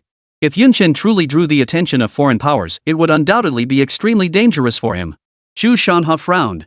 Yun Chen, you have a point. But this rank of army captain wasn't bestowed upon you by this old man merely to win your favor. It was decided after thorough deliberation by our army headquarters and final approval by the state. It's a national commendation. Xin Shan retorted. He's right. We don't have the authority to just hand out military ranks like that. However, you have a point. We will report this matter. First, we'll convert your merits into military service records. Future commendations will follow. Granting you such a high rank outright would indeed be too conspicuous. That wouldn't be beneficial for you either. Yun Chen was taken aback. A reward from the state? He had assumed these two were offering terms to win him over. So you two just want to get something for nothing. You two don't want to give me a single benefit. I almost fell for it. Yun Chen muttered to himself before speaking up. Rewards aside for now. It's not that I refuse to go to the Naval General Hospital or the Army General Hospital. The truth is, before coming here, I already promised Chu Lan that I would come to the National Defense Science and Technology Center. It wouldn't be right to back out now. Here's what we'll do. Aside from the electromagnetic cannon's design blueprints and manufacturing plans, whatever modifications you two require, feel free to come to me anytime. I'll offer you the most generous terms possible. As soon as Yun Chen finished speaking, Chu Lan and Xin Shan's eyes lit up simultaneously. Agreed. It's settled. The two exchanged a glance and burst into hearty laughter. Truthfully, they never intended to recruit Yun Chen to either faction from the start. After all, given his exceptional talent, the National Defense Technology Center was the only place truly suited for him. Joining either the Navy or the Army would only be a waste of his potential. Witnessing this exchange, Yun Chen finally understood the situation. It seemed he'd been played by these two old foxes. Two sly foxes. What scoundrels! Yun Chen muttered silently to himself. Zhao Minlu tugged at Yun Chen's sleeve and whispered. Why do I get the feeling you've been tricked? Yun Chen couldn't help but laugh bitterly. What did she mean like? He was clearly being tricked. Xin Shan chuckled. Yun Chen, you did remind me earlier, after this military exhibition, nations will surely scramble to gather intelligence. After all, the electromagnetic cannon you developed this time blows the American one out of the water. It's no wonder they're going crazy. My guess is they're already scrambling to get their hands on intel right now. While our security protocols are among the world's best, better safe than sorry. If word gets out, you can bet some foreign scumbags will resort to desperate measures. Your personal safety is paramount. After Xin Shan finished speaking, everyone nodded in agreement, fully endorsing his perspective. Xin Shan continued. All right, we'll assign someone to protect you. That's the safer option. Zhao Gang. The moment Xin Shan finished speaking, Zhao Gang in the crowd snapped to attention. Present. Xin Shan gave Yun Chen a slight smile. Zhao Gang is a top-notch Marine. He usually keeps 3 or 5 men at bay. Having him protect you is the best choice. Just as Yun Chen was about to refuse, Xin Shan spoke up. Zhao Gang, I'm entrusting Yun Chen to you. You must protect him at all costs. If anything goes wrong, I'll hold you personally responsible. Zhao Gang replied. Yes. I guarantee the mission will be accomplished. Yun Chen hurriedly waved his hands. That won't be necessary. Don't you trust the security at the National Defense Technology Center? Are you kidding me? He's a major, for crying out loud. They actually assigned a major to be my bodyguard? Even Old Li doesn't get that kind of treatment, does he? As soon as Yun Chen finished speaking, Old Li chimed in. Old Chen's right. We need someone to protect you for our peace of mind. The Defense Science and Technology Center is swarming with security, but oversights can still happen. Having someone dedicated to your protection is simply safer. Chu Lan chimed in as well. Exactly. You're a hot commodity now. We can't afford any mishaps. Better to be cautious. As Yun Chen prepared to agree, Chu Shanha's voice cut through the conversation. Exactly. Safety is paramount. How could one person handle it?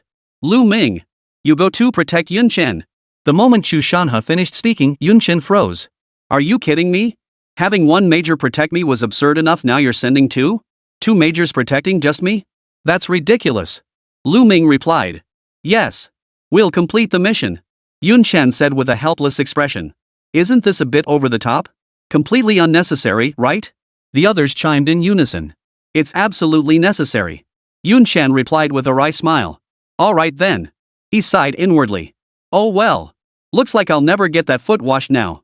With two majors providing close protection, would he even have a chance to get a massage? Chapter 37, 800-kilometer range? Alright, hurry inside. Yun Chen, I can't wait any longer. Get those blueprints drawn up quickly. As soon as Old Li finished speaking, Gui Yuan and the others nodded in unison like chicks pecking at grain. The reason Old Li and his team had rushed to find Yun Chen was to figure out how this 400-kilometer electromagnetic cannon was built.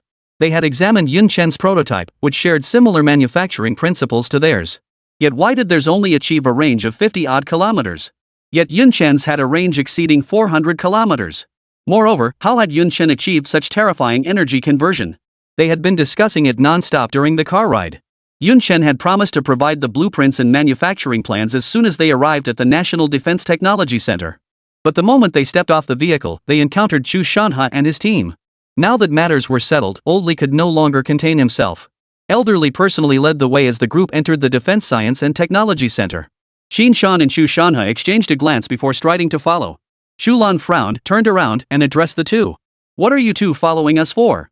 Chu Shanha chuckled. Haha, little Lan, Yun Chen promised us he'd give us the blueprints and design plans for this electromagnetic cannon. Once Yun Chen finishes drawing them up, we'll just take them with us. Chu Lan snorted coldly. Oomph. You two really take the cake.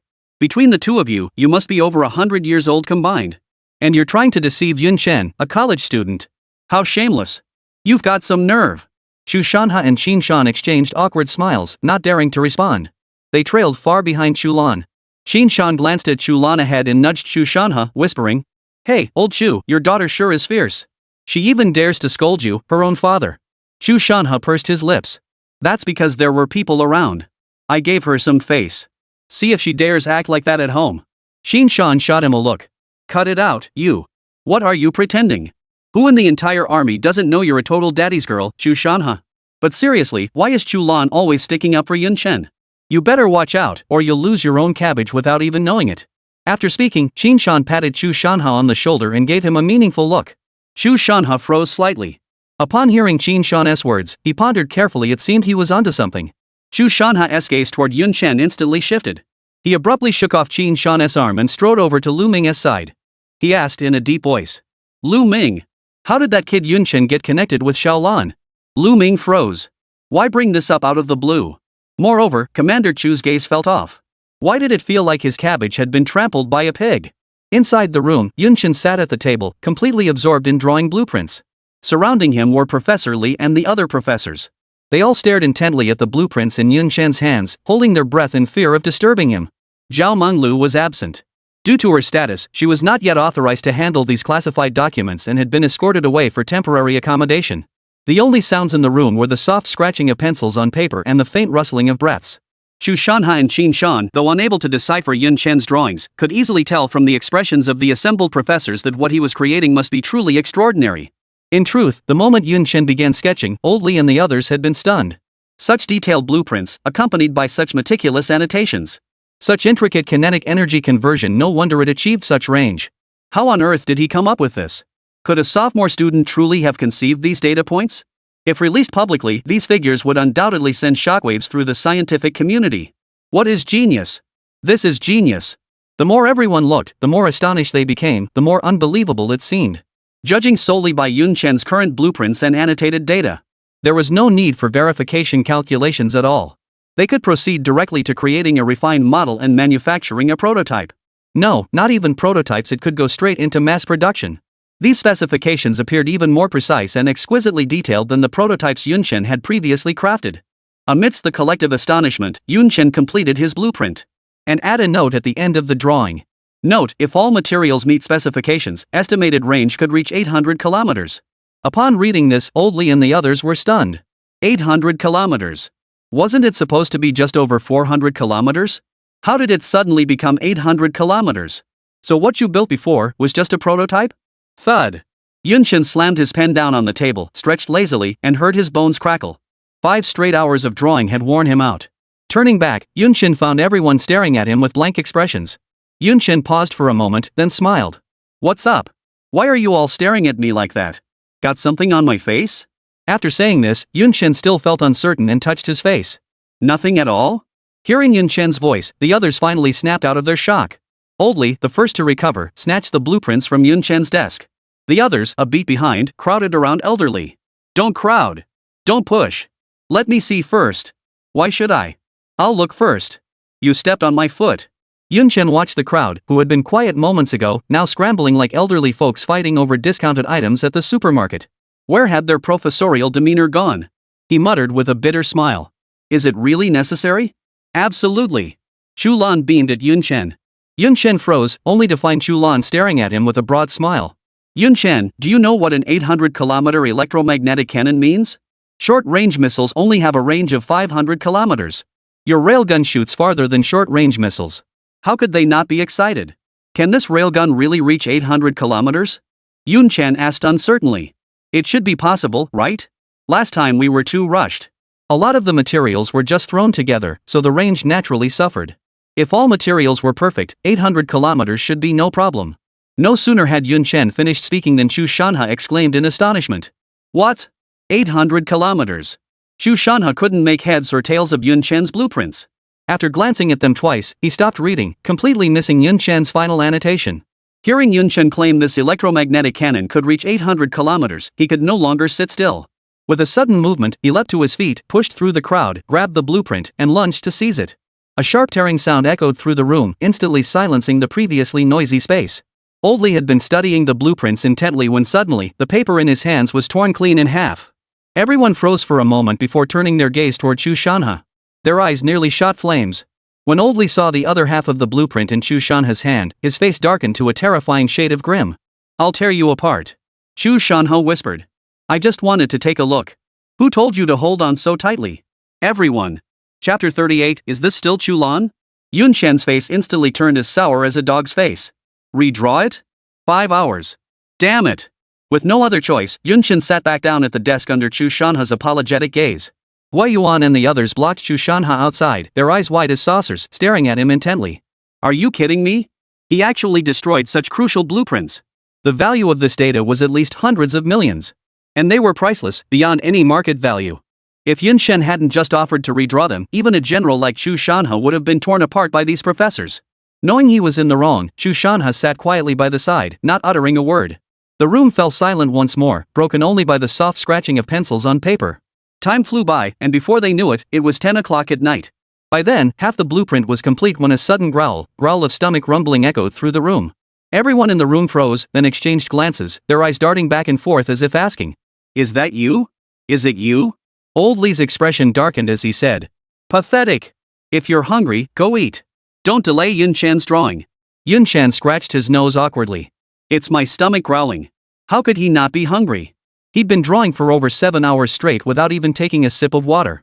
Old Master Li froze, just about to suggest Yunchen take a break, when he saw Chu Lan already dashing out of the room. I'll go buy some. Chu Lan's parting words left everyone stunned.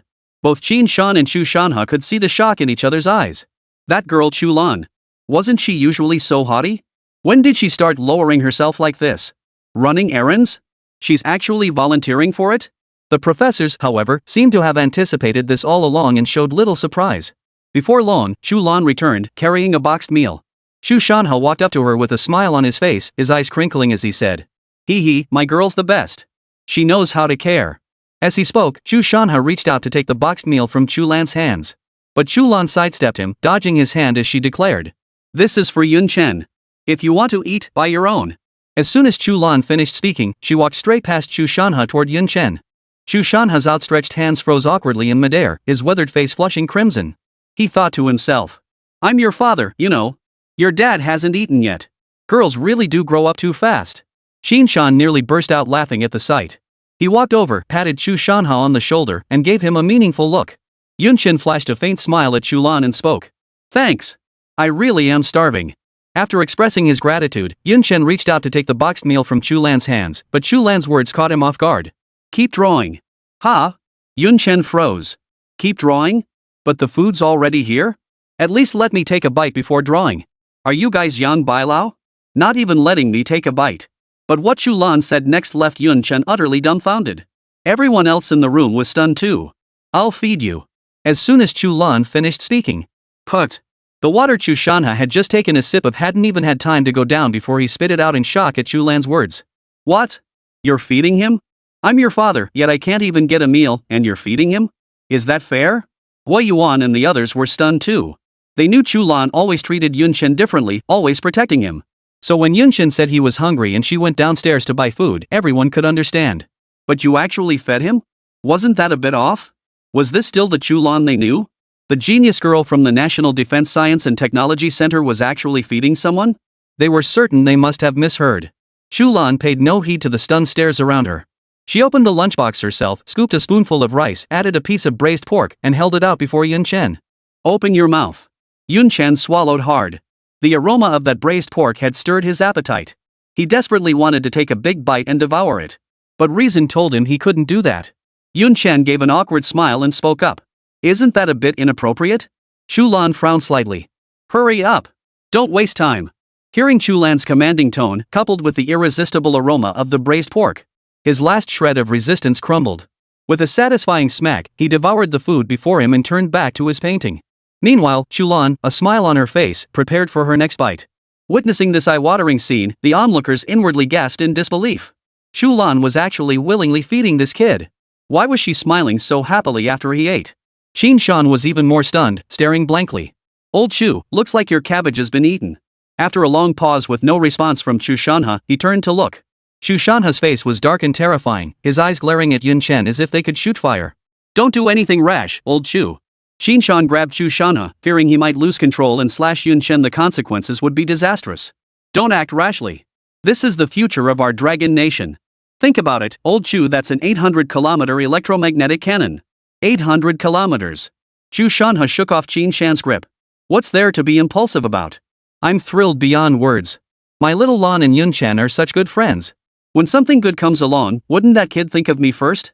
Qin Shan was momentarily stunned. He hadn't expected Chu Shanha to be so shameless.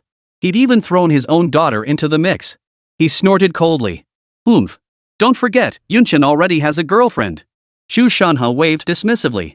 Who doesn't have a few romances when they're young? Qin Shan was stunned. He knew Chu Shanha had no shame, but he never imagined he could be this shameless. He could actually say something like that. For a moment, Qin Shan couldn't think of a rebuttal. What's with all the arguing? If you must argue, take it outside. Don't disturb Yun Chen. At the sound of old Li's voice, the two obediently sat down on the sidelines, silent and still, waiting quietly for Yun Chen to finish his drawing. The room fell silent once more, filled only by the soft scratching of Shasha's brush and the rhythmic chewing sounds of Yun Chen eating his meal. When the clock on the wall struck 1 in the morning, Yun Chen finally finished his drawing. Phew! Yun Chen exhaled deeply before setting down his brush. But this time, having learned his lesson, he didn't immediately stand up. Instead, he tucked the drawing securely under his arm and spoke up. Stop grabbing it. If you mess it up again, I'm not drawing anymore. Only after receiving repeated assurances from everyone did Yun Chen rise from the table and step aside. The last bite. Yun Chen stared at Chu Lan holding the spoon before him, momentarily stunned. Chapter 39. Everyone, please don't get too excited. What was Chu Lan playing at? I've already finished drawing? She's going to feed me? Could she be falling for me? Chu Lan felt her cheeks flush as she caught Yun Chen staring intently at her. I just thought it would be a waste. The moment Chu Lan finished speaking, she felt a weight in her hand. Looking up, she saw Yun Chen holding food in his mouth, smiling warmly at her. Recalling their intimate feeding moment, the flush on her cheeks deepened. I'm going to throw this away. With that, Chu Lan hurried away. Watching Chu Lan's retreating figure, Yun Chen belched contentedly and murmured to himself. I'm stuffed. Food tastes better when a beauty feeds it to you. Chu Lan muttered to herself in the hallway. What's wrong with me? I actually fed him. This is so embarrassing. But he looks so adorable when he eats. Recalling how she had just fed Yun Chen, a faint smile involuntarily touched Chu Lan's lips. After their previous experience, everyone in the room now obediently huddled over the table, carefully examining the blueprints Yun Chen had drawn. All right. Have you all had your fill? A voice rang out, and the others reluctantly tore their eyes away. They froze slightly upon realizing it was Chu Shanha who had spoken. Whether we've had enough has nothing to do with you. They had assumed the remark came from old Master Li. Chu Shanha seemed oblivious to the peculiar looks from the others and continued. Now that I've seen it, I'll be taking these blueprints with me. Yunchen promised me he'd deliver these blueprints to our army. The professors weren't about to let that slide. Qin Shan was the first to object. What do you mean, give them to your army? What about us in the Navy? So I waited all night for nothing, huh? You wish. This map the Navy is taking it. Chu Shanha raised an eyebrow. Hey! You bastard Qin Shan, you're trying to steal it from me, aren't you? Just as Qin Shan prepared to retort, old Li's cold snort cut him off. Oomph. You two have quite the plan. Yun Chen is now part of our National Defense Technology Center. The blueprints he drew naturally belonged to the center. What business is it of yours? Chu Shanha and the other immediately grew displeased, their expressions darkening as they prepared to speak. But old Li continued. Besides, Yun Chen did agree to give them to you. He never said he'd give him to you right now. The two men grew frantic at once. Li Guoliang. What do you mean by that? Old Li chuckled. Haha, what could I mean? Exactly what it says. Wei Yuan and the other professors, eager for a spectacle, continued to fan the flames. We're not giving it to you. What are you going to do about it? You think you can just take it by force? You want it? Just wait. Chu Shanha glared. Hey! So what if I do steal it? Everyone, bring it on. Like we're scared of you. Yunchen watched the crowd, who had been quiet moments ago, now nearly coming to blows. He quickly spoke up. Calm down. Everyone, calm down. Yunchen wasn't worried they'd come to blows. He was the type who loved a good spectacle. He was afraid that in their excitement, they might destroy the painting again. Then he wouldn't get any sleep tonight. Yunchen watched as the others stopped their actions, feeling a wave of relief wash over him. He smiled. Just make copies, that's all. One copy for each of us. No need to fight over them. Yunchen had assumed that after he said this, everyone would obediently make copies, then go home to their own families, leaving him free to rest. But as they say, imagination is rich, reality is lean. Chu Shanha burst into laughter. Haha, exactly. Just make copies. One for each of us, no need to fight over it. You're something else. Such a simple solution, we never thought of it, but you did. Yunchen, you truly are a genius in 10,000. Our dragon nation is truly blessed. Yunchen froze, still processing the meaning behind Chu Shanha's words. Why was he suddenly showering him with such praise? Then he heard Chu Shanha continue. But you know what? No need to copy mine. I'll just take the original with me. Yunchen, what do you think? Only then did Yunchen grasp the situation. No wonder he'd suddenly launched into such effusive praise. He'd been waiting for this moment. It's just the original copy. Fine, take it. Just as Yunchen was about to agree, Qin Shan sneered. You're quite the clever one. I'm taking the original. The copy stays with you. Are you kidding me? With such intricate blueprints, would a copy even work? What if the data is blurry? What if we can't build the railgun? Who in their right mind would want a copy? Old Li was displeased and spoke up. Don't even think about it. The originals are staying right here at our Defense Technology Center. If you want it, you'll only get a copy. Take it or leave it. Chu Shanha chuckled. Ha, well, if we can't come to an agreement, then we'll just have to take it by force. Yunchen was utterly baffled. He couldn't fathom why every single person in this room, any one of them, could be a big shot in their respective fields. Why were they acting like children now, ready to fight at the drop of a hat? You guys might be having fun, but what about me? Seeing the tension escalate again, Yunchen hurriedly intervened. Can you guys cut me some slack? You can't expect me to make 2 more copies, can you? Here's what we'll do, you two take the copies back first. If anything's unclear, come ask me anytime. If that doesn't work, I'll come over personally to guide you on site. Is that acceptable? After much persuasion, Yunchen finally saw Chu Shanha and the other off. Shortly after Chu Shanha and Yunchen left, Chu Lan led Yunchen to a detached villa. You'll be staying here tonight. Chu Lan announced before the villa. Yunchen was momentarily taken aback. He knew the National Defense Technology Center offered good accommodations, but he hadn't expected them to be this good. A villa? He had been wealthy in his previous life, but never to the extent of living in a villa. This Defense Science and Technology Center is amazing. They put you up in a villa right off the bat. Chu Lan rolled her eyes at Yunchen's exclamation. What are you thinking about? This is my home. Yunchen froze. Ha? Your home? Why did you bring me to your place in the middle of the night? Could it be? Chu Lan saw the look on Yunchen's face and knew he'd jumped to conclusions. She rolled her eyes. What are you thinking? There are plenty of rooms here. It's too late tonight, so you can stay here for now. Yunchen gave an awkward chuckle. Nothing at all. Here, you can stay in this room for now. After entering the house, Chu Lan pointed to the innermost room and said, Yun Chen nodded and headed straight for the room. After pushing open the door, Yun Chen didn't even bother to take a shower. He climbed straight into bed and fell fast asleep. Today had utterly exhausted him. 10 straight hours of drawing had left him utterly drained. Before long, Yun Chen drifted into a deep slumber. In a hazy daze, Yun Chen felt an intense heat spreading through his body. After hastily shedding his clothes, the now completely naked Yun Chen drifted back into a deep slumber. Chapter 40, 3 Pieces of Good News? The next day. The sun hung high in the sky, its soft rays streaming through the window and casting a silhouette of Chu Lan's slender figure across the room. What time is it? Why aren't you up yet? Chu Lan frowned as she glanced at the clock on the wall. Tap tap tap. Footsteps echoed as Chu Lan approached Yun Chen's door. Knock knock knock. Chu Lan knocked lightly on the door and called out. Yun Chen? Are you awake? Time to get up. Receiving no response, Chu Lan frowned.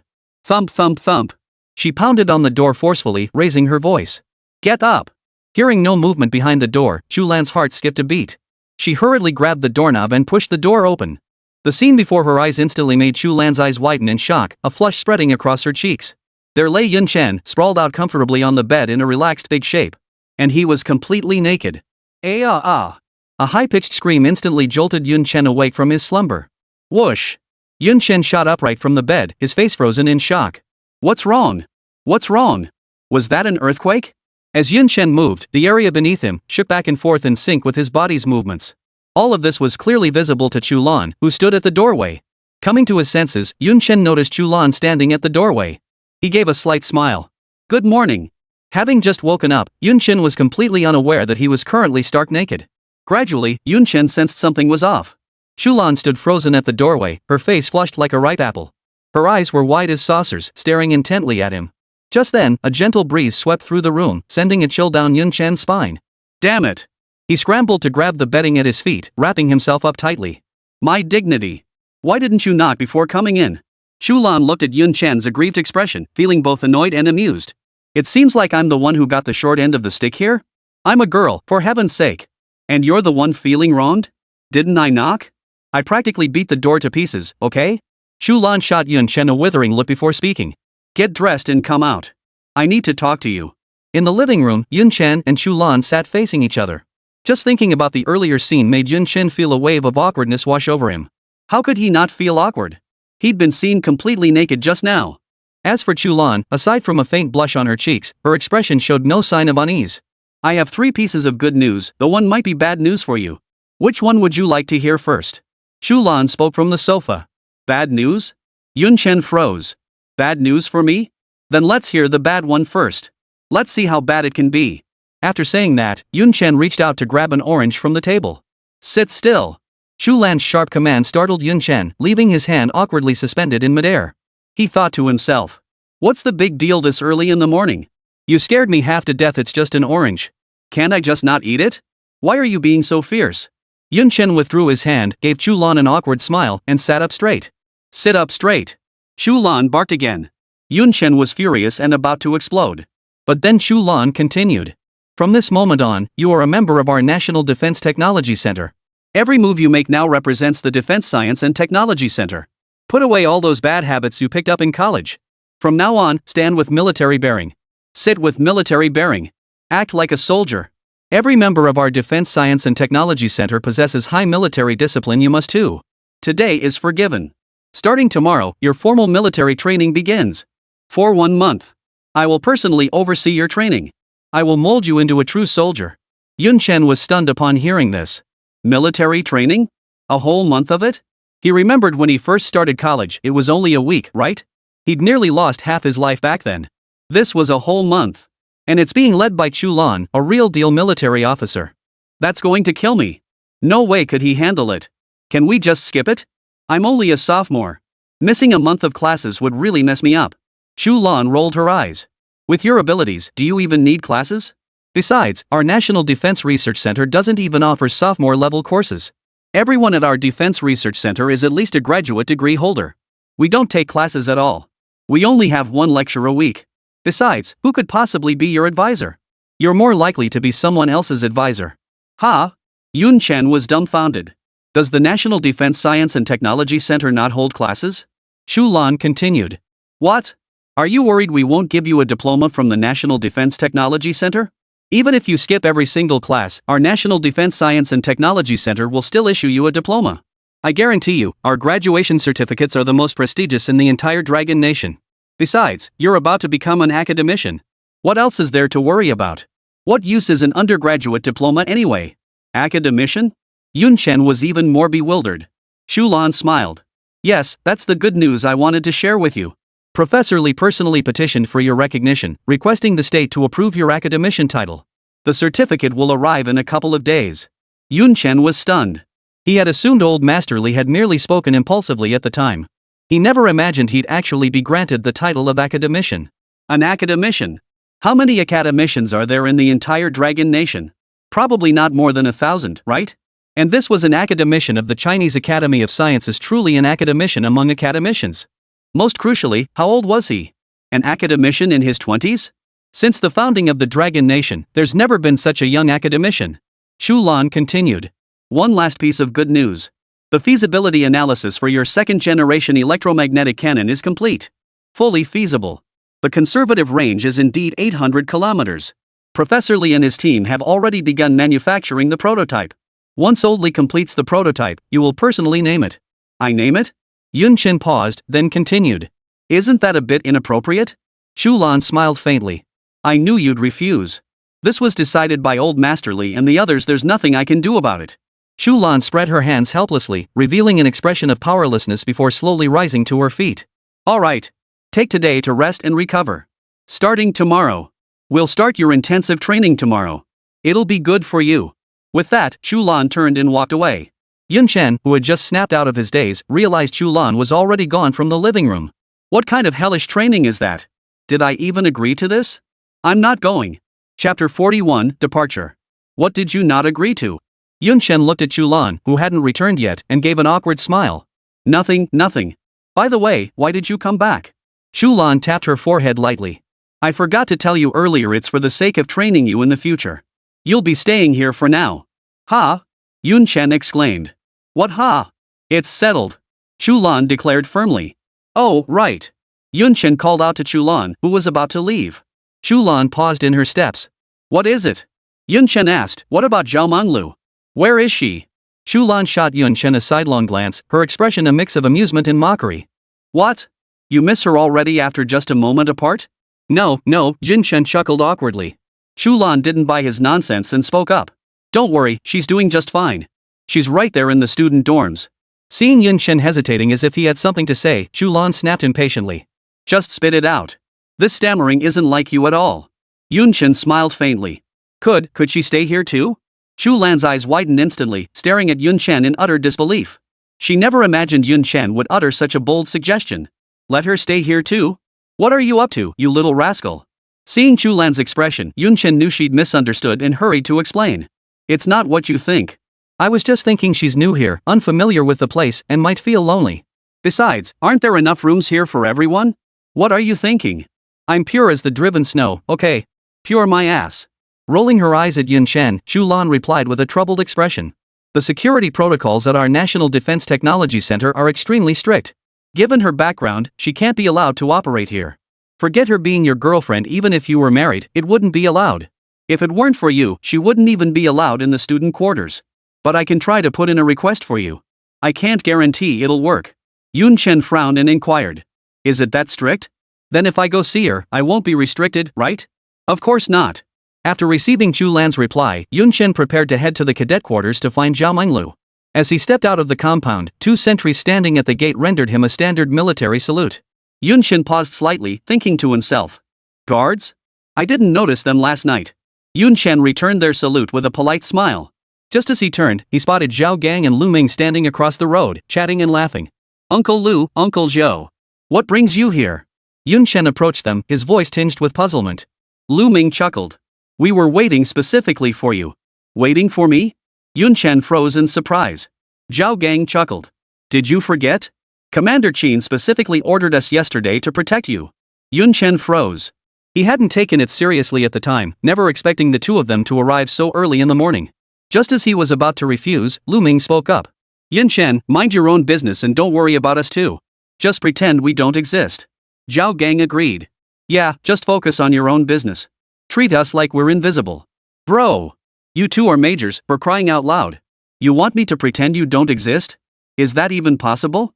Besides, you two are living, breathing people. How could you be air? But since they'd both said it, what else could Yunchen say? Shaking his head, Yunchen headed toward the direction where Zhao Menglu was. Building 15, Yunchen read the sign on the towering structure before him. This must be the place, Yunchen muttered under his breath, lifting his foot to enter the door. Hey, hey, hey! What are you doing? This is the girls' dormitory. You're a big guy. What are you doing barging into the girls' dorm in broad daylight? Yunchen stared at the old man in front of him, momentarily stunned. Girls' dormitory? The girls' dormitory and you're the one guarding it? Yunchen halted in his tracks and apologized. Sorry, sir. I just arrived and didn't know. Could you please call Zhao Menglu in room 605 for me? Yunchen. Zhao Menglu, who had just come downstairs, rushed straight over and threw her arms around him. Yunchen gave the old man an awkward smile before pulling Zhao Menglu's hand and walking away. Not far away, Zhao Gang and Lu Ming watched the scene unfold, murmuring in astonishment. Young people these days? Crazy. So many people around, and he just goes and hugs her. Walking ahead with Zhao Menglu by his side, Yunchen naturally couldn't hear their whispered comments.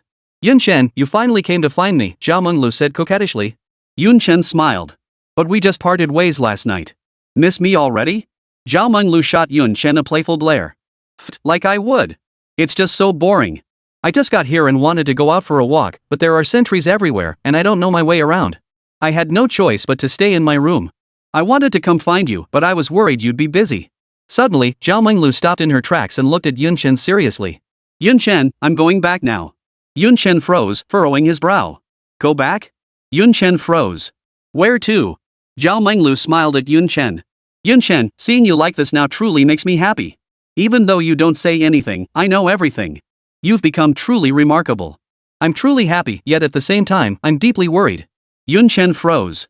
Worried about what? Zhao Menglu teased playfully. Of course I'm worried about holding you back. Worried I'm not good enough for you. Yunchen froze, about to speak, when Zhao Menglu continued.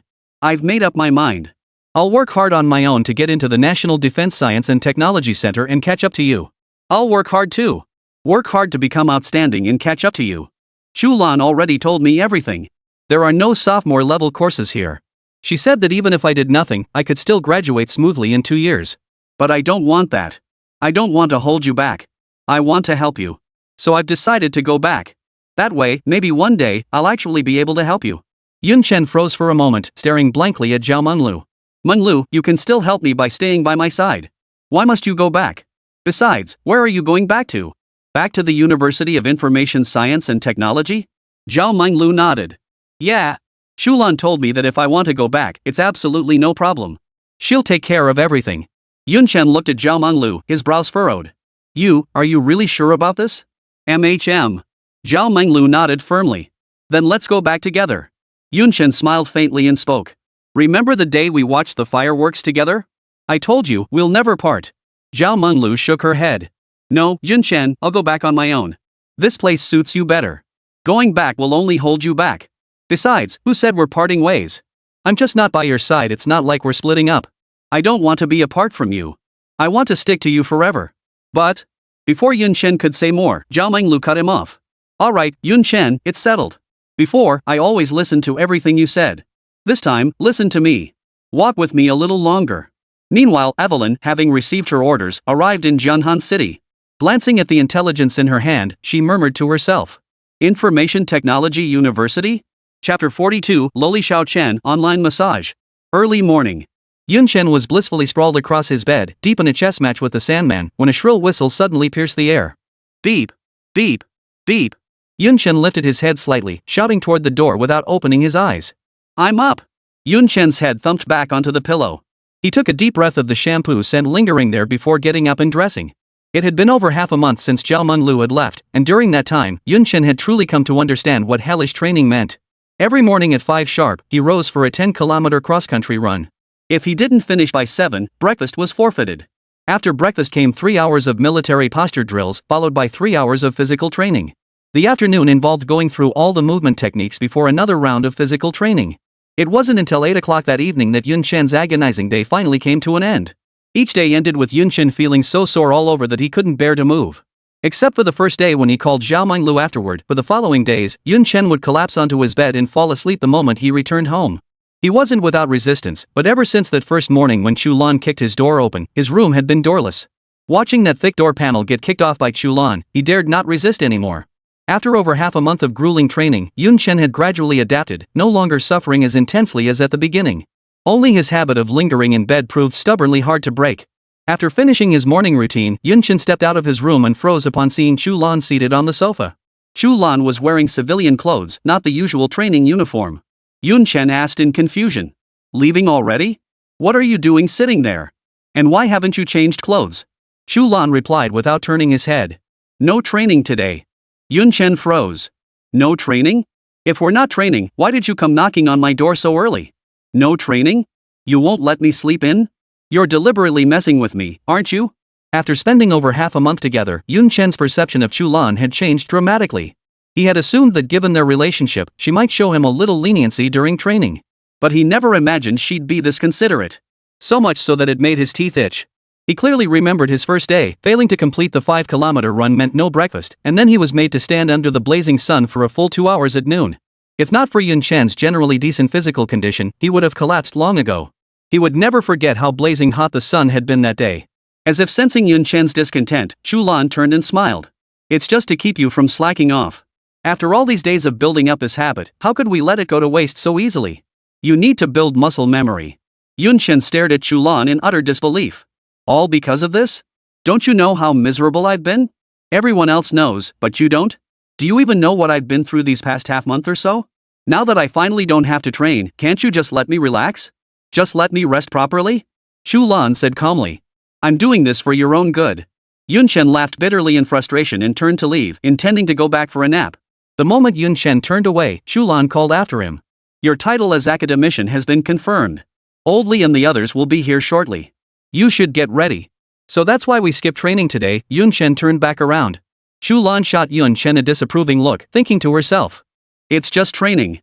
Why do you act like it's going to kill you? It'll improve your physical fitness, it's good for you too. Chu Lan forced a smile on the surface. You might have to endure a little discomfort. For your safety, your title as an academician will remain confidential for now. The ceremony will be simple, just a brief announcement here. After all, it would be rather alarming for someone so young to become an academician. Holding a formal ceremony for you could draw unwanted attention. Should word spread, it would inevitably attract unwanted scrutiny. But rest assured, your benefits remain unchanged. Are you okay with this? Yun Chen waved his hand dismissively. Of course I'm fine with it. Yun Chen had never been particularly fond of the title of academician. Besides, he wasn't one to place much importance on ceremonial trappings. That's good. As long as you don't mind. Chu Lan smiled faintly. Ha ha. Yun Chen chuckled. Does that mean my rank is higher than yours now? Chu Lan froze, puzzled by the sudden question. You're an academician now, enjoying vice-ministerial level treatment. Naturally, your rank is higher than mine. What's the matter? What's up? Yun Chen's smile grew even broader. From now on, you can no longer drill me. Because I'm an academician now. My rank is higher. I order you to cease all training assignments for me effective immediately. Chu Lan was stunned. You're an academician now, sure, but what does that have to do with whether I train you or not? It shouldn't, right? And who the hell do you think you are, giving me orders? Chu Lan rolled her eyes. Did you get so excited you lost your mind? I'm a lieutenant in the army. You're giving me orders? Politics doesn't interfere with the military, didn't you know that? I'd say the recent training assignments have been a bit too light. Ha? Yun Chen was dumbfounded. Politics doesn't interfere with the military? He'd never heard that before. He only knew that the military doesn't interfere with politics. Snapping out of it, Yun Chen hurried to Chu Lan's side, busily pouring water and peeling oranges. Just kidding. How could I possibly command you?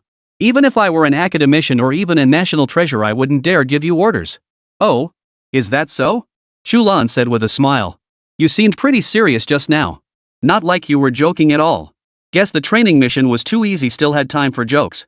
Yun Chen hurriedly explained. No, I was just joking. I've been worn out these past few days. We absolutely can't add any more to the training tasks. If they pile on more, it'll kill me for sure. I promise, I won't slack off in future training sessions. So no more training tasks, right? Depends on your performance. Chu Lan smirked smugly, rubbing her shoulders as she muttered to herself. Ugh, why are my shoulders so sore? Yun Chen instantly understood. How's the pressure? Yun Chen kneaded Chu Lan's shoulders with both hands. Moom. Moom. That's good, good. A little more to the left.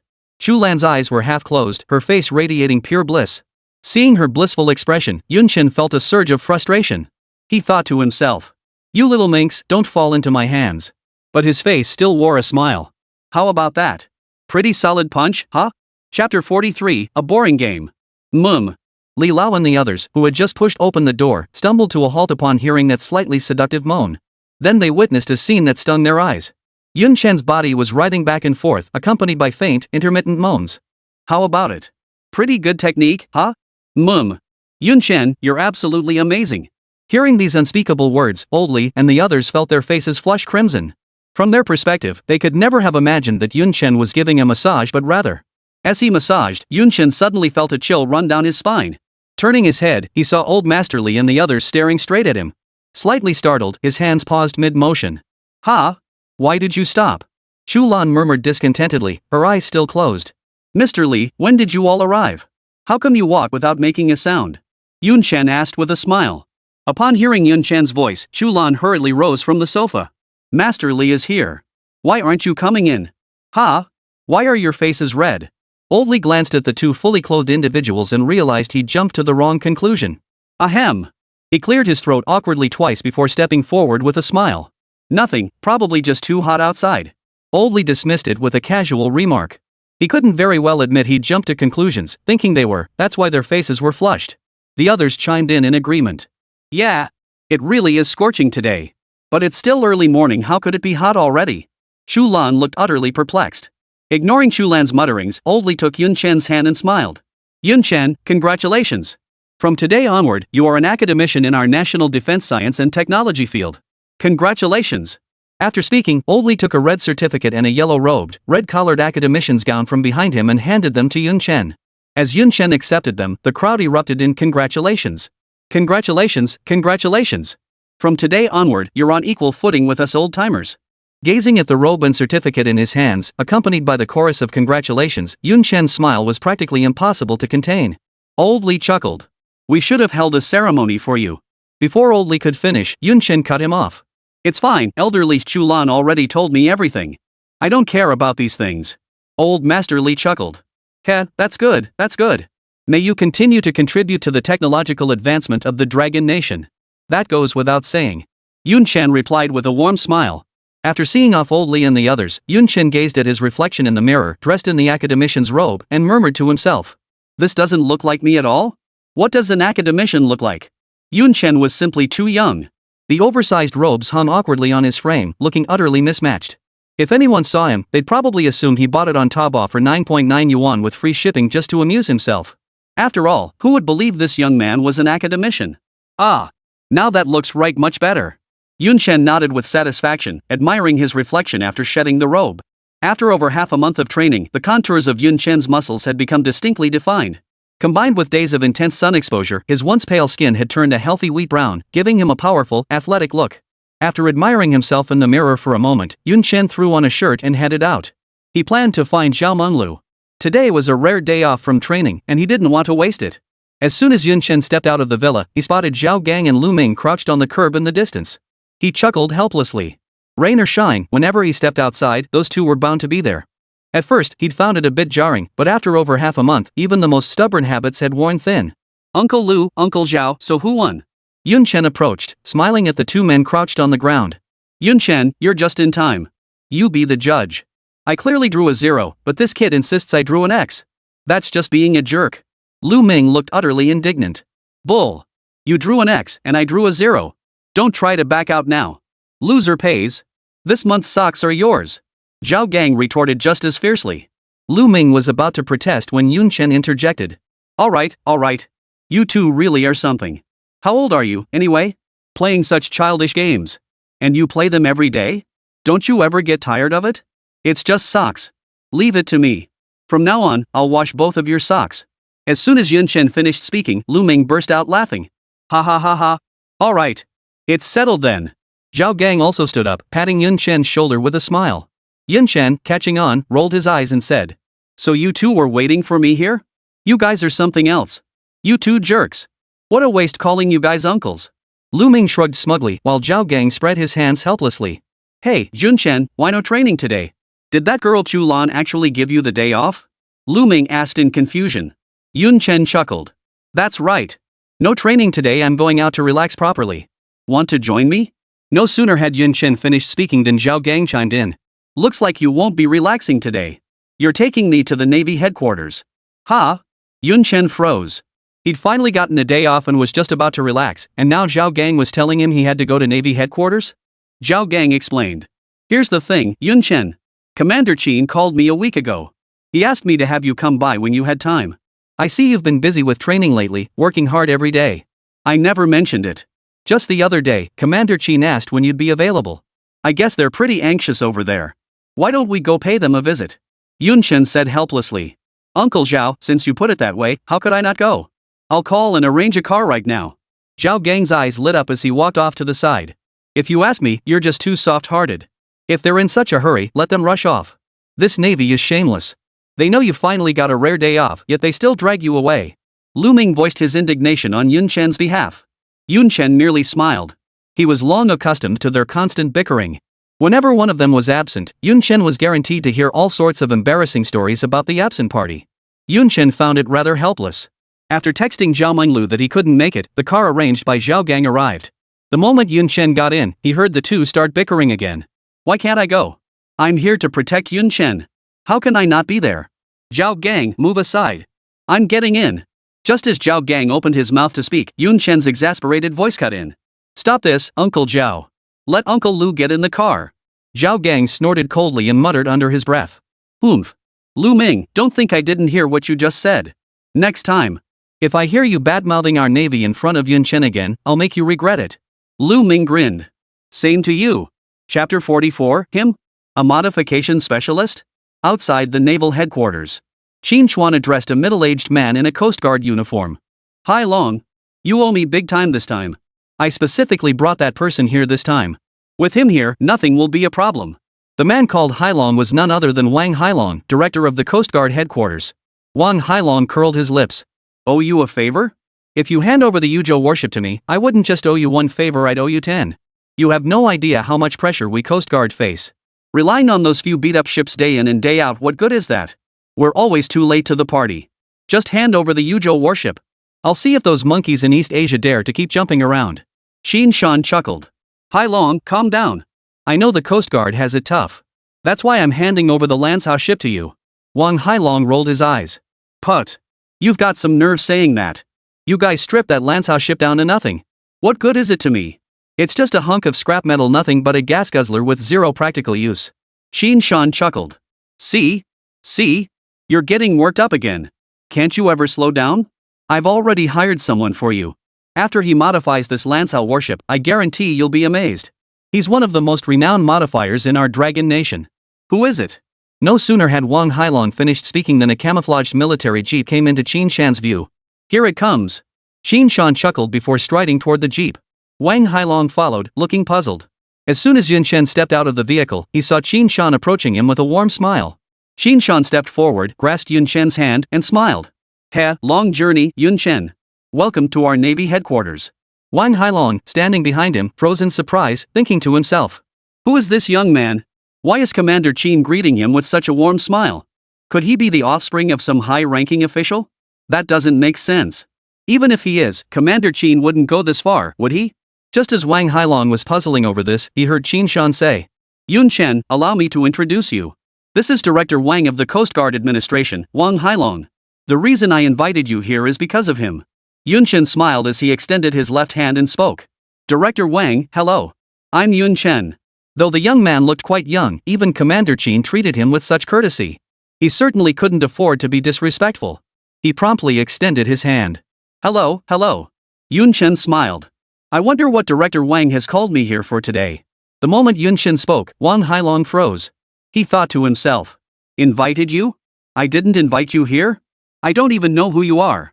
Who the hell are you that I'd invite? I have no idea what's going on here, okay? Wang Hailong stared blankly at Qin Shan beside him, utterly clueless how to respond to Yun Chen's questions. Qin Shan hadn't expected Wang Hailong to be so clueless. He'd invited the guy over, so why was he stalling like this? Why are you looking at me? I even brought in thee for you. Just tell me already. What are you standing there for?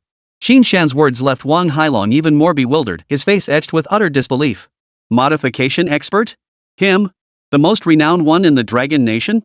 This kid doesn't look like a modification expert at all. You're not joking, are you? He's so young, he probably hasn't even graduated yet? You're telling me he's a modification expert? You're pulling my leg? Wang Hailong looked at Yun Chen up and down with a puzzled expression. No matter how he looked at this young man, he couldn't see him as a modification expert. Qin Shan hadn't expected Wang Hailong to be so uncooperative. He just stood there, staring blankly, not saying a word. Furrowing his brow, he spoke up. Forget it, Yun Chen. I'll tell you myself. After Qin Shan finished speaking, he shot Wang Hailong a glare. Here's the thing, our Dragon Nation has 187 islands in the South China Sea, but we only actually control 7 of them. Yun Chen froze, momentarily confused. What did he mean we have 187 islands but only control 7? What about the remaining 180? He listened as Qin Shan continued. Because these islands are surrounded by numerous neighboring countries. Many of them are practically on East Asia's doorstep, making the situation incredibly complex. Disputes arise daily. It's a real headache for us. Our navy can't just send warships out directly, that would be tantamount to provoking war. But if we do nothing, those East Asian monkeys will keep jumping around in our waters. We can't just ignore it. So we devised a compromise, having our Coast Guard brothers conduct routine patrols and operations. But this puts our brothers in the Coast Guard through a lot. No sooner had Qin Shan finished speaking than Wang Hailong began complaining. Yeah. With just those few beat-up ships we have in the Navy, they don't even have any deterrent effect. Our engines are so weak we just trail behind those East Asian monkeys eating dust every time.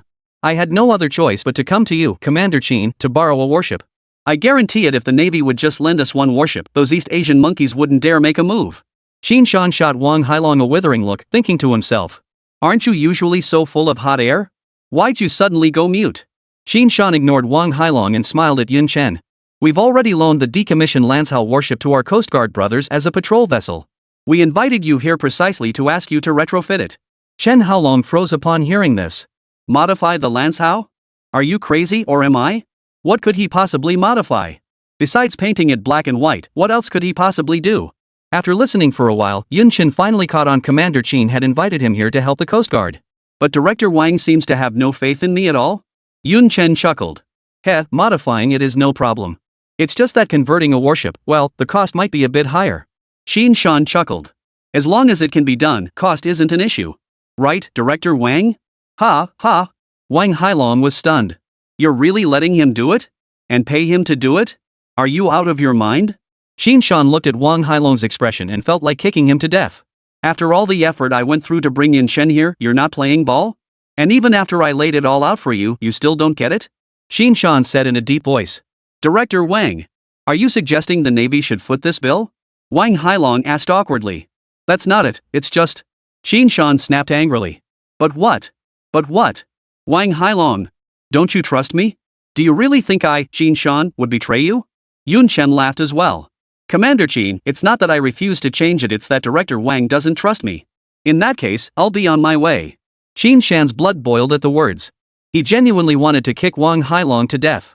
Chapter 45, Are you crazy? 100 million isn't enough? Qin Shan was furious now. He'd gone to great lengths to get Yun Chen to help, and here was Wang Hailong. You're practically driving him away with your nonsense. Qin Shan hurriedly grabbed Yun Chen's arm and smiled. Of course not, Yun Chen. Director Wang has been swamped lately, running himself ragged. It's not that I don't trust you. Right, Director Wang? Qin Shan emphasized the last 3 words heavily. Wang Hailong, who had picked up on Qin Shan's dissatisfaction. He quickly interjected. I'm truly sorry. I've been swamped lately, my mind's been a bit foggy. But I absolutely didn't mean to doubt you. How could I doubt someone Commander Qin personally recommended? Hearing Wang Hailong's words, Qin Shan secretly breathed a sigh of relief. If Wang Hailong didn't get with the program and ended up angering Yun Chen, leaving him with a poor impression of the Navy, that would spell big trouble. Yun Chen smiled. I understand. I wonder how Director Wang plans to make the changes. Different approaches come with different fees. Director Wang stated. Following international conventions, aside from prohibiting anti-ship missiles, torpedoes, and other weapons of mass destruction, all other firepower configurations must be identical to those of military vessels. Beyond that, I also want to retrofit a high-caliber naval gun. As soon as Wang Hailong finished speaking, Qin Shan was stunned. He hadn't expected this kid to be so ruthless. Demanding modifications identical to a military warship? And a high-caliber naval gun? What on earth do you need such heavy firepower for on a Coast Guard patrol vessel? What are you planning? Yun Chen, however, was quite pleased. After all, the more modifications, the more he'd earn. Yun Chen chuckled. Director Wang, modifications are certainly possible. But with modifications like these, the cost is bound to be steep. Wang Hailong frowned. How much will it cost? Yun Chen smiled faintly. That depends on the specifics. Xiongqing Military Port. A massive warship over 100 meters long and 20 meters wide lay quietly anchored on the vast sea. This vessel was none other than the Lanzhou, famously dubbed the Shield of the Dragon Nation. Ah, the Lanzhou holds monumental significance for our Dragon Nation's navy as a modern milestone. 20 years of Cheng Feng cutting through waves. If it weren't for the Coast Guard, I'd truly be reluctant to retire her. Qin Shan gazed at the Lanzhou before him, overcome with emotion. From now on, the Lanzhou will belong to you, the Coast Guard. Take good care of her. Qin Shan instructed Wang Hailong standing beside him. Wang Hailong felt a pang of unease, thinking to himself. If you're really so attached to it, I'll just give it back to you. All the weaponry's been stripped clean. What use is a pile of scrap metal to us Coast Guard? Outwardly, he maintained a cheerful smile. Rest assured, Commander Qin, I'll treat it like my own son. Ha ha ha ha. Qin Shan burst into laughter upon hearing this. After everyone boarded the ship, Wang Hailong looked at the empty deck and couldn't help but feel a pang of regret. If only this firepower configuration hadn't been dismantled. After a moment of inner lamentation, Wang Hailong turned to Yun Chen. Take a look, how much would it cost to convert them? Yun Chen gave a slight nod before striding around the Lanzhou warship. He casually opened the system interface and browsed through suitable modification plans. Weapon system, electromagnetic railgun 10 points. Power plant, small nuclear reactor, 60 points. Reconnaissance system, 1 Mach supersonic drone, already redeemed. Firepower configuration, 3,000 round Vulcan shipboard Gatling gun, 10 points. Operating system. Ding.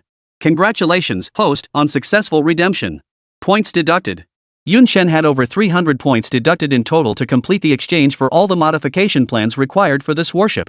After a moment's contemplation, Yun Chen spoke. For Commander Qin's sake, I won't ask for more. The modification costs this time will be at least 100 million. Additionally, you'll need to supply your own materials. Last time he modified Chu Lan's induction cooker, he spent 50 points and charged 10 million. This time he spent over 300 points. Charging you 100 million isn't unreasonable, right? The moment Yun Chen finished speaking, Wang Hailong was completely dumbfounded.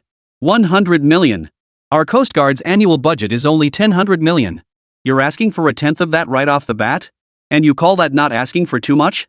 And that 100 million doesn't even include materials? If materials are added, wouldn't it be even more? This was far beyond his expectations. He'd assumed Yun Chen would ask for a few tens of millions at most, but Yun Chen opened his mouth and demanded 100 million.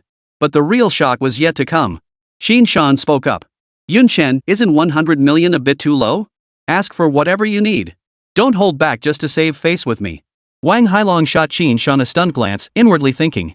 Brother. What about your side? 100 million. And you think he's asking for too little? We're the Coast Guard. Not your navy. We're broke as hell. Wang Hailong gave an awkward laugh. Isn't that a bit excessive? Before Yun Chen could respond, Qin Shan voiced his displeasure. Too much? Yun Chen only wants 100 million and you're complaining it's too much? I don't think it's too much at all, it's actually too little. Wang Hailong, you're the one demanding major changes and you're the one complaining about the cost. Just think about all the demands you made. Is 100 million really too much? If you ask me, it should be at least 200 million. Wang Hailong stammered. But 100 million doesn't even cover the materials. It really is too expensive. And you just casually walked around a couple times, then demanded 100 million, isn't that? Qin Shan instantly flew into a rage. What the hell are you talking about? Wang Hailong, why are you acting like a woman today? Are you going to let us make the changes or not? If not, we're out of here. You said your ship wasn't up to par, so fine, I gave you a warship. Then you say the firepower configuration is inadequate, so I've arranged for experts to assist you. Now you're complaining it's too expensive. How come I never noticed before that you, Wang Hailong, are such a pain to deal with? I gave you a chance, but you didn't appreciate it. If you ever dare come crying to me again, I'll beat you to death with my big stick. Yun Chen, let's go. We're done serving him. Qin Shan had lost all patience with Wang Hailong too. He wasn't going to bother anymore. He grabbed Yun Chen and started to pull him away. Truthfully, Wang Hailong wasn't stingy with money. At its core, he simply didn't trust Yun Chen. He simply couldn't believe Yun Chen could actually modify this Lanzhou warship. But seeing Qin Shan losing his temper, he couldn't afford to be picky. He gritted his teeth and said, Fine. 100 million it is. As long as it can be modified, the Coast Guard headquarters is willing to spend whatever it takes. We're willing to pay for your technology. Chapter 46. Are you sure? This is a Coast Guard patrol enforcement vessel? I won't let you down. You'll be satisfied, guaranteed. Yun Chen paused in his steps and smiled at Wang Hailong. Wang Hailong chuckled inwardly. Just don't let my money go down the drain. Naval Headquarters. After returning from Sheungqing Harbor, Yun Chen worked overtime preparing the design blueprints for the Lanzhou warship. After all, this Lanzhou-class refit involved numerous aspects. It was no small undertaking. Apart from the main hull structure, which required no alterations, nearly everything else, the electrical systems, propulsion systems, thrust capabilities, and firepower configurations, needed to be overhauled. Although Yun Chen had acquired all the necessary modification technologies through the system, the sheer volume of work still posed a considerable challenge. 100 million credits, that's no easy money to earn. After voicing his lament, Yun Chen plunged back into the design plans. For the next 2 weeks, Yun Chen spent every waking moment hunched over his desk, drafting the modification blueprints, eating and sleeping only when absolutely necessary. Xinshan had already called the National Defense Science and Technology Center earlier to request a few days' leave for Yun Chen. When Chu Lan received Xinshan's call, she initially suspected Yun Chen was trying to dodge military training by calling in reinforcements. But when she arrived at Navy headquarters and saw Yun Chen's unshaven, disheveled appearance, she completely dismissed that notion. Thud. Huff. Yun Chen slammed the pen onto the desk and let out a long sigh. Finally done. Yun Chen gazed at the thick stack of manuscripts on the desk, a satisfied smile spreading across his face. But then he remembered he'd worked himself to the bone for 2 weeks just to get the design plan done, and construction hadn't even started yet. His head started to ache. Damn it. Next time I'll definitely ask for more. After cursing under his breath, Yun Chen gathered his materials and stood up, ready to take the design plans to the manufacturing plant to kick off production. As soon as he stepped through the door, Yun Chen froze slightly at the familiar figure before him. Chu Lan? What brings you here? Chu Lan gave a faint smile. Of course, to see if you're slacking off. Yun Chen replied with a wry smile. Look at me like this, does it look like I'm slacking off? Chu Lan chuckled. Of course I know you're not slacking off. I arrived 3 days ago. You arrived 3 days ago? Yun Chen froze, then heard Chu Lan continue. The renovation plan is ready? Yun Chen raised the documents in his hand and nodded with a smile. Yep. This one really wore me out. Just this modification plan alone took me 2 whole weeks to write. May I take a look? Chu Lan eyed the stack of documents in Yun Chen's hands with keen curiosity. She was extremely curious to see what kind of renovation plan Yun Chen had spent 2 weeks crafting. Here. Without hesitation, Yun Chen handed the documents to Chu Lan. After reading Yun Chen's modification plan, Chu Lan was completely dumbfounded. Wasn't this supposed to be converting the decommissioned Lanzhou warship into a Coast Guard patrol vessel? What on earth is this? Are you sure this is an enforcement vessel modification plan? Are you sure this is a Coast Guard patrol vessel? Nuclear powered? Even warships don't have nuclear propulsion anymore, right? A Coast Guard enforcement vessel using nuclear power? What on earth do you need an electromagnetic railgun for on a Coast Guard enforcement vessel?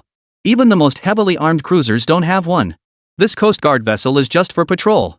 It's not for law enforcement. What's the point of an electromagnetic railgun? And what's this magnetic pulse cannon? I've never heard of such a thing. After reviewing Yun Chen's modification plan, Chu Lan felt like he was using a cannon to swat a mosquito. Aren't you modifying a Coast Guard patrol vessel?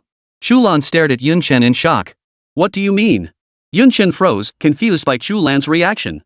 Did you hand me the wrong documents? Yun Chen took the papers from Chu Lan, glanced through them, then looked back at her. That's exactly what it is. Chu Lan explained. What I mean is, you're planning to modify the Lanzhou-class ship based on this design? Yun Chen nodded. Exactly. This is all done according to Director Wang's requirements.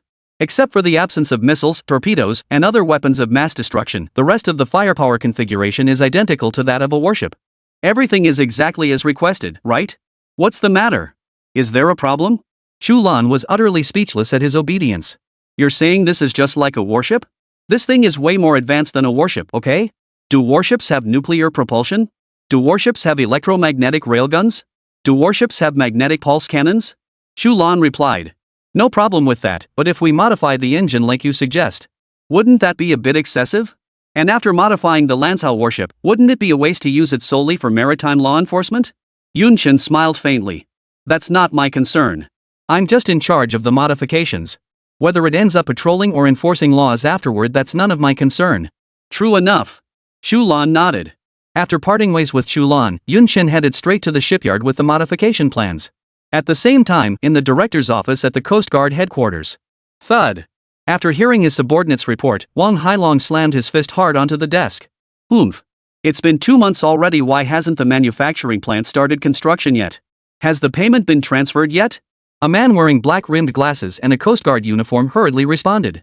Director Wang, the money was transferred long ago. I transferred the funds the very next day after you gave the order 100 million yuan, not a penny less. The speaker was none other than Wang Hailong's secretary, Zhang Yan. Wang Hailong frowned. It's been 2 weeks since the money was transferred. Why hasn't construction started yet? Could it be that the materials aren't ready yet? Zhang Yan continued. They were ready ages ago, a whole week ago. Wang Hailong's frown deepened as he spoke.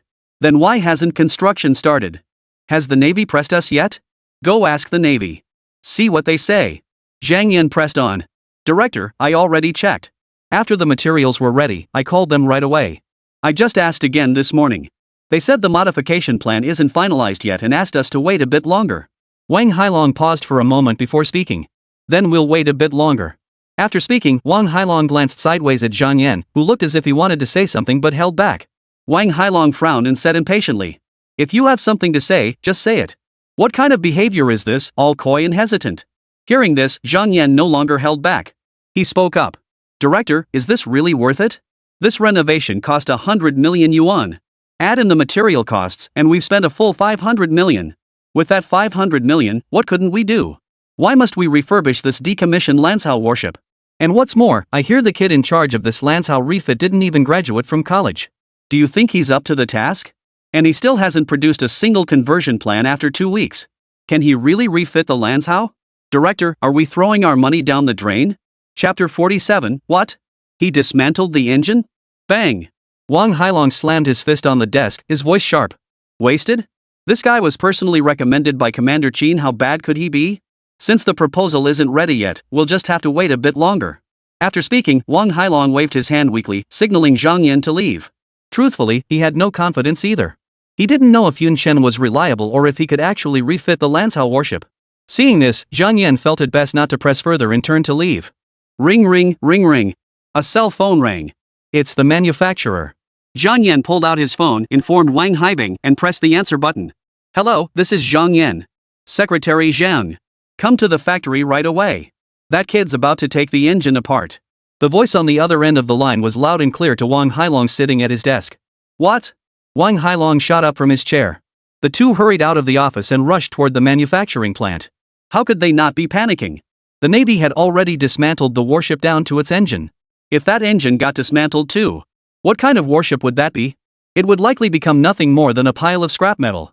Although Wang Hailong didn't think much of the Lanzhou warship after its firepower was stripped away. It was still a warship, after all. Taking out the engine? That'd just make it scrap metal. This is sheer nonsense. Inside the manufacturing plant. The first thing Yun Chen did upon arriving at the manufacturing plant was to organize a team to dismantle the 2 imported heavy gas turbines from the Lanzhou warship. Besides being heavy, they didn't deliver sufficient thrust.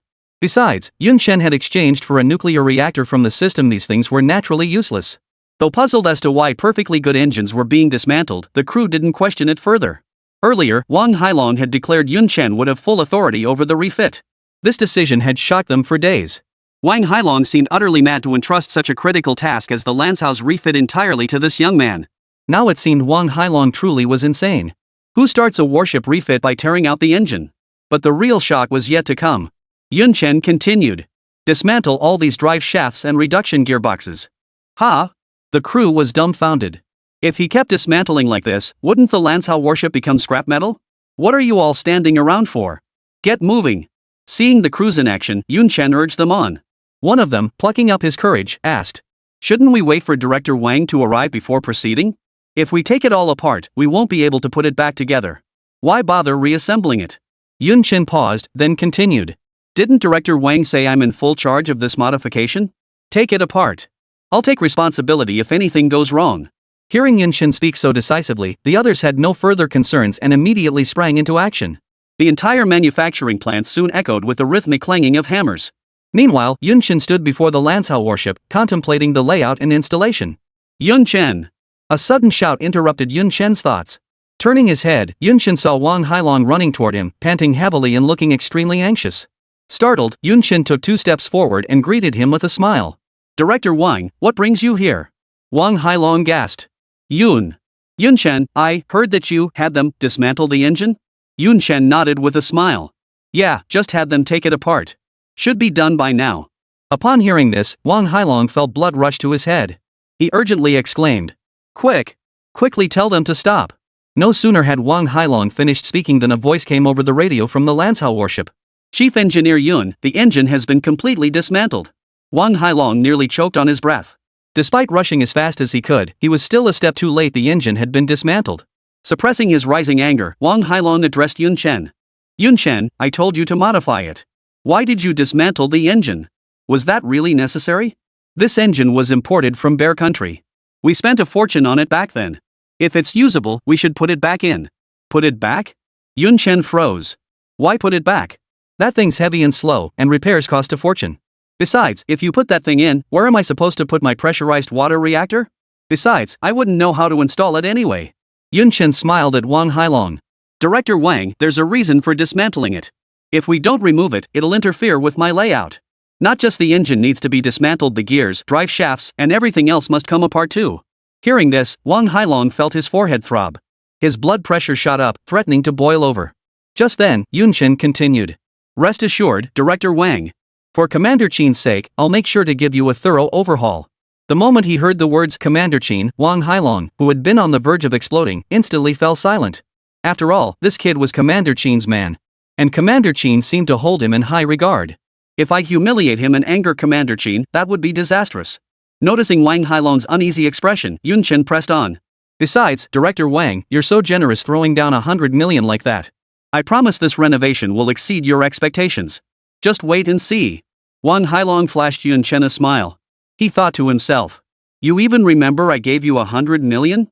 I gave you 100 million, and this is how you repay me? You've dismantled the entire engine. What use is it to me now? Should I put it on a pedestal? He still smiled politely on the surface. That's good, that's good. You go ahead with your work. I won't bother you anymore. After seeing Wang Hailong off, Yun Chen resumed contemplating the layout of the Lanzhou warship. Outside the factory gate, Zhang Yan, who had been holding back the entire journey, finally couldn't contain himself any longer and spoke up. Director, are we just letting this slide? Are we just going to stand by and watch?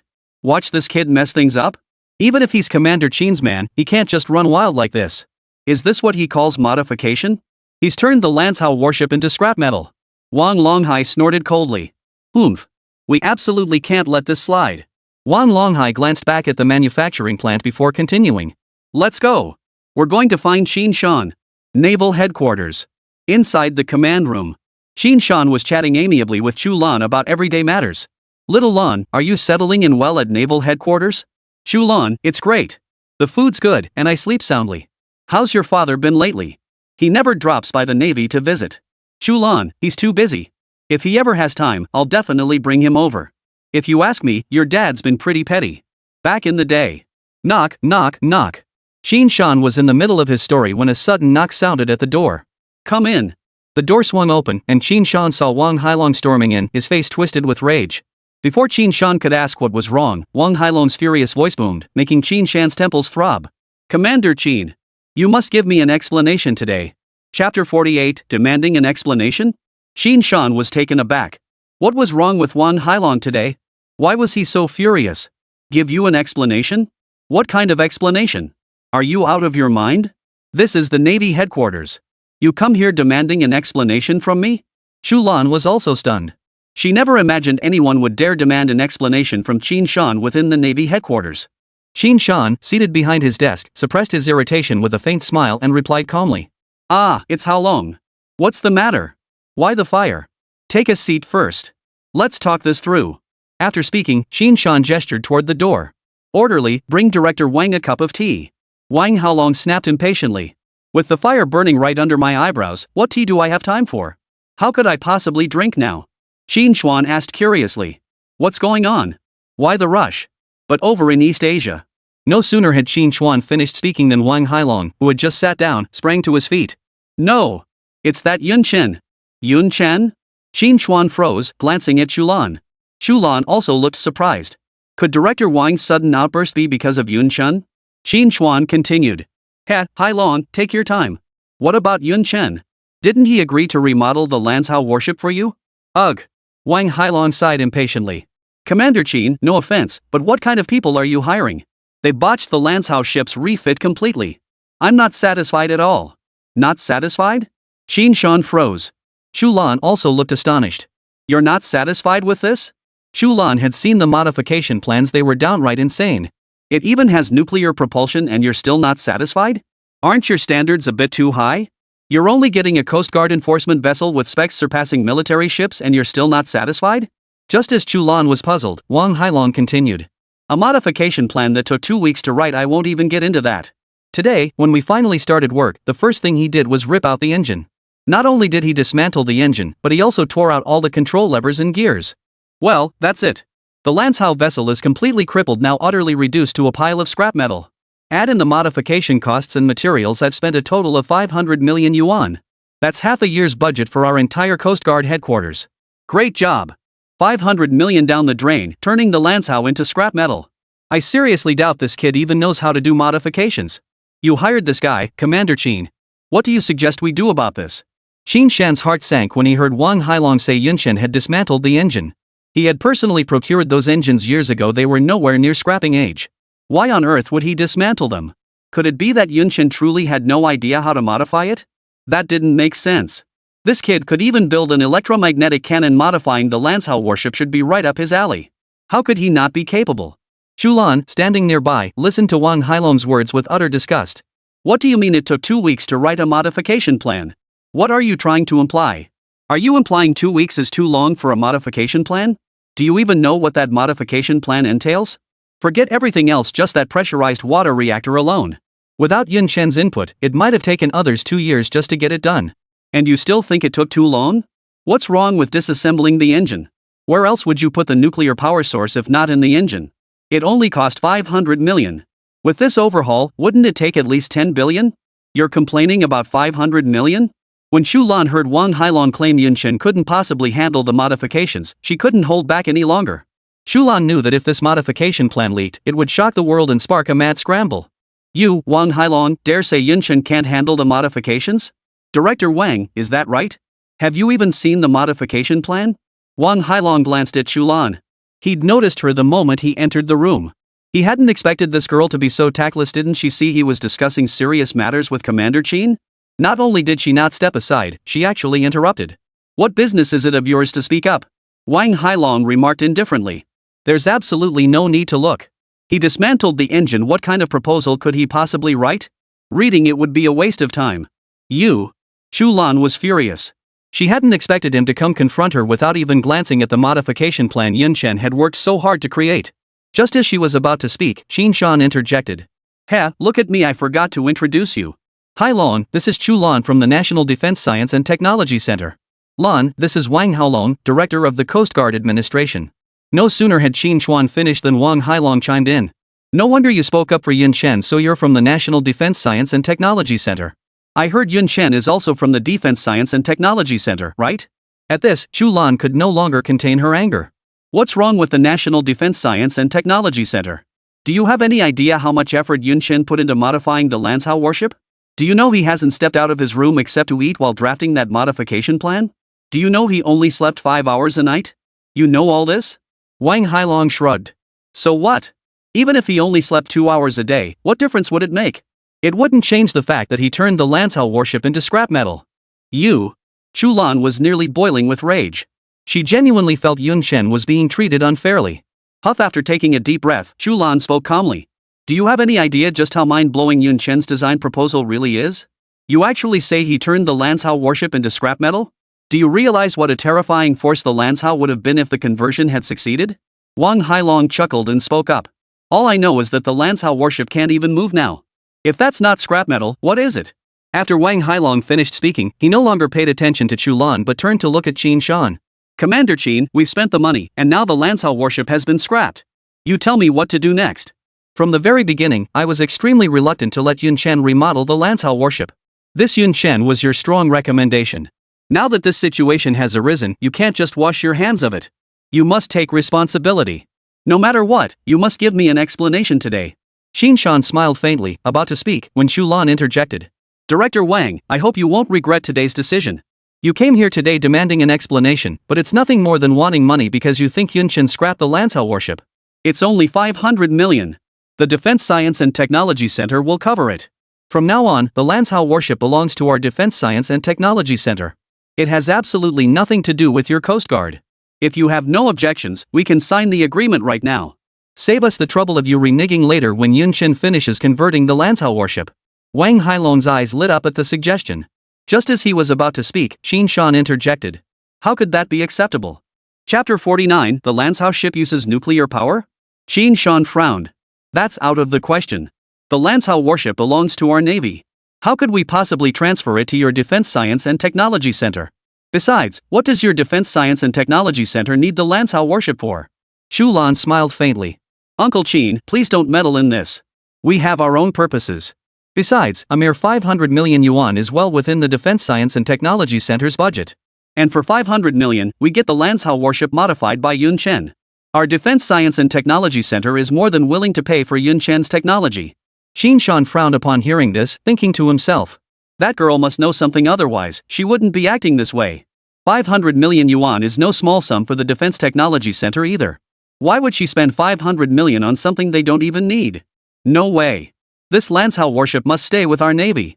Having made up his mind, Qin Shan stood up and smiled. Xiaolan, you'd better not stir up trouble. How about this, Haolong? See if this works. We won't transfer the Lance Hao ship to your Coast Guard just yet. It'll remain with our Navy for now. Wang Haolong grew anxious at the suggestion, about to protest, when Qin Shan continued. As for the funds for the conversion, naturally, the Navy will cover it. No way. Wang Hailong stood up the moment Qin Shan finished speaking. The Lance Hao was originally transferred to us by your Navy following proper procedures. The 500 million yuan was also spent by us specifically for the Lance Hao's modifications. Now you want to take the Lance Hao back and only give us the money back? After all this back and forth, won't we Coast Guard end up with nothing? Wouldn't that mean all our hard work was for nothing? No. It's worse than wasted effort. This back and forth means we've actually lost the Lance Hao ship. That absolutely won't do. Qin Shan frowned. Then what do you suggest? Wang Hailong's eyes lit up. Unless you hand over the Yuzhou warship to our Coast Guard. Qin Shan was taken aback. He hadn't expected Wang Hailong to have such an appetite, demanding the Yuzhou warship right off the bat. The Yuzhou was his prized possession, barely 3 years into service. How could Qin Shan possibly hand it over to the Coast Guard? Out of the question. Just as Qin Shan was about to refuse, he caught Chu Lan giving him a subtle nod. This gesture instantly threw him into a quandary. Could this modified Lance Hao class vessel be even more formidable than the Yuzhou? But if the Yuzhou warship were handed over to the Coast Guard, it would be like throwing meat buns at a dog gone forever. Qin Shan frowned deeply. After a moment of contemplation, he decided to trust Chu Lan this once. She had no reason to betray him. He said in a deep voice. All right. Besides the 500 million yuan for the modifications, I'll hand over the Yuzhou warship to you as well. You're really giving me the Yuzhou warship? Wang Hailong thought he must have misheard. From the start, he hadn't expected Qin Shan to actually hand over the Yuzhou warship. His request had merely been a ploy to get another decommissioned warship from Qin Shan. He never imagined Qin Shan would actually do it. That was the Yuzhou warship. The flagship warship. Hearing Qin Shan agree so readily, Wang Hailong was perplexed. Had he misjudged Yunchen? Was the Lance Hao warship he modified truly that extraordinary? Otherwise, why would that old fox Qin Shan trade the Yuzhou for it? But he had no reason to refuse either. That was the Yuzhou warship he'd been longing for. As Wang Hailong pondered, Qin Shan spoke with a smile. What's the matter? Haven't you always wanted the Yuzhou? I've already agreed to hand it over to you. Why are you hesitating now? If you keep hesitating, I won't trade anymore. Qin Shan's words shattered Wang Hailong's mental defenses completely. Fine. Wang Hailong agreed immediately. Just so you know, once the Yuzhou vessel is transferred to our Coast Guard, it becomes ours. If you ever want it back. Before Wang Hailong could finish, Qin Shan waved him off. It won't come to that. Our Navy may lack many things, but we've got plenty of warships. One Yuzhou-class vessel? Our Navy can certainly spare that. Seeing the two reach an agreement, Chu Lan gave Qin Shan a discreet thumbs up, silently praising his decisiveness. After seeing Wang Hailong off, Qin Shan eagerly turned to Chu Lan. Chu Lan, why did you make me agree to Wang Hailong? Trading the Yuzhou for the Lance Hao? I'm getting ripped off big time. Chu Lan smiled faintly and replied. You're making a huge profit, aren't you? Uncle Qin, let me ask you, does the Yuzhou warship have nuclear propulsion? Qin Shan waved his hand dismissively. Well, the Yuzhou is just a destroyer, not an aircraft carrier. Why would it need nuclear power? Then what kind of warship uses nuclear? Xin Shan exclaimed in surprise as he caught up. You mean, the Lanzhao warship Yun Chen modified uses nuclear propulsion? Chu Lan looked at Xin Shan, whose eyes were wide with shock, and nodded with a smile. Holy crap! Xin Shan gasped. A nuclear-powered warship? I've never even heard of such a thing. Before he could process it, Chu Lan continued. Nuclear power is just one of them. The truly terrifying part is yet to come. What? Xin Shan exclaimed. Something even more terrifying than nuclear power? Chu Lan nodded with a smile. Zhang Yan, stationed at the entrance of the naval headquarters, spotted Wang Hailong emerging and immediately jogged over. Director, how did it go? What did Commander Qin say? Wang Hailong replied without looking up. He agreed to give us the Yuzhou warship. What? Zhang Yan froze in place as if struck by lightning, muttering in disbelief. He gave us the Yuzhou warship? Snapping out of his daze, he immediately broke into a jog to catch up with Wang Hailong. Director, did you mishear that? Commander Qin really agreed to give the Yuzhou warship to our Coast Guard?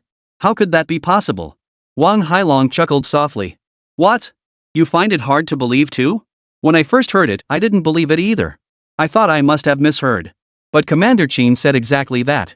This Yuzhou warship has indeed been given to us. Zhang Yan leapt to his feet in excitement and exclaimed. It's true. Wonderful. After his initial joy, Zhang Yan asked doubtfully. Director, this is great news. Why don't you seem too happy? Wang Hailong paused in his steps. How could I possibly be happy? Even the Yuzhou warship can't possibly be given to us Coast Guard. Yet Commander Qin has chosen to give it to us? Aren't you curious why? What kind of man is Qin Shan? He's as crafty as a fox when it comes to sticking to something. Would he really make such a losing deal? Yeah, why? Zhang Yan froze in surprise too. Ah, if only I knew why. Wang Hailong sighed softly before resuming his stride. After a moment, Wang Hailong halted abruptly and addressed Zhang Yan. Have someone keep an eye on the manufacturing plant. The moment the Lanzhao warship is refitted, notify me immediately. Zhang Yan froze, then asked. Director, you don't think Commander Qin gave us the Yuzhou warship just to get the Lanzhao warship, do you? That's hard to say, Wang Hailong replied without turning his head. How could that be possible? Zhang Yan shook his head with a laugh. But the Lanzhao warship has already been returned to the Navy. Even if the Lanzhao warship comes out of refit and is truly superior to the Yuzhou warship, there's nothing we can do about it. Zhang Yan said doubtfully. Wang Hailong chuckled. You fool, the handover procedures aren't even halfway done yet. The Lanzhao ship still belongs to our Coast Guard. Ha? Can we really play this game? Chapter 50, Electromagnetic Cannon Testfires, Ian blows his top. Inside the manufacturing plant, Yun Chen remained completely unaware of the events unfolding at Navy headquarters. Standing before the Lanzhao, Yun Chen sighed. Man. This money sure isn't easy to earn. According to Yun Chen's estimates, even working overtime, the fastest they could complete the Lanzhao's modifications would be 3 months. After all, there were simply too many modifications required. Everything from the propulsion system to the weapon systems and air defense systems, all of it needed overhauling. Each one was a major undertaking. Huff. Yun Chen exhaled deeply, suppressing his inner impatience before immersing himself in the Lanzhou's conversion. While Yun Chen focused intently on the Lanzhao's modifications, the prototype electromagnetic cannon developed by Old Li and his team was also completed. Today was the day for the test firing. Target successfully hit. Range 811, accuracy 100-1000. Excellent. Hearing the broadcast, Old Li clenched his fist tightly. He blurted out. Notify the publicity department. Release the footage. It's time for the world to witness the might of our nation's strategic assets. I'll see who dares to underestimate my Dragon Nation now. As time passed, the test firing video of the electromagnetic cannon spread like wildfire across the nations. At the video's conclusion, a clear broadcast voice sent shockwaves through nations worldwide. What? Wasn't the range supposed to be 406 kilometers? When did it become 811? How long has it been since the military exhibition? The range doubled overnight? China is just insane. Such terrifying scientific prowess. They've surpassed the United States. Looks like Dragon Nation's rise is unstoppable. Within the United States.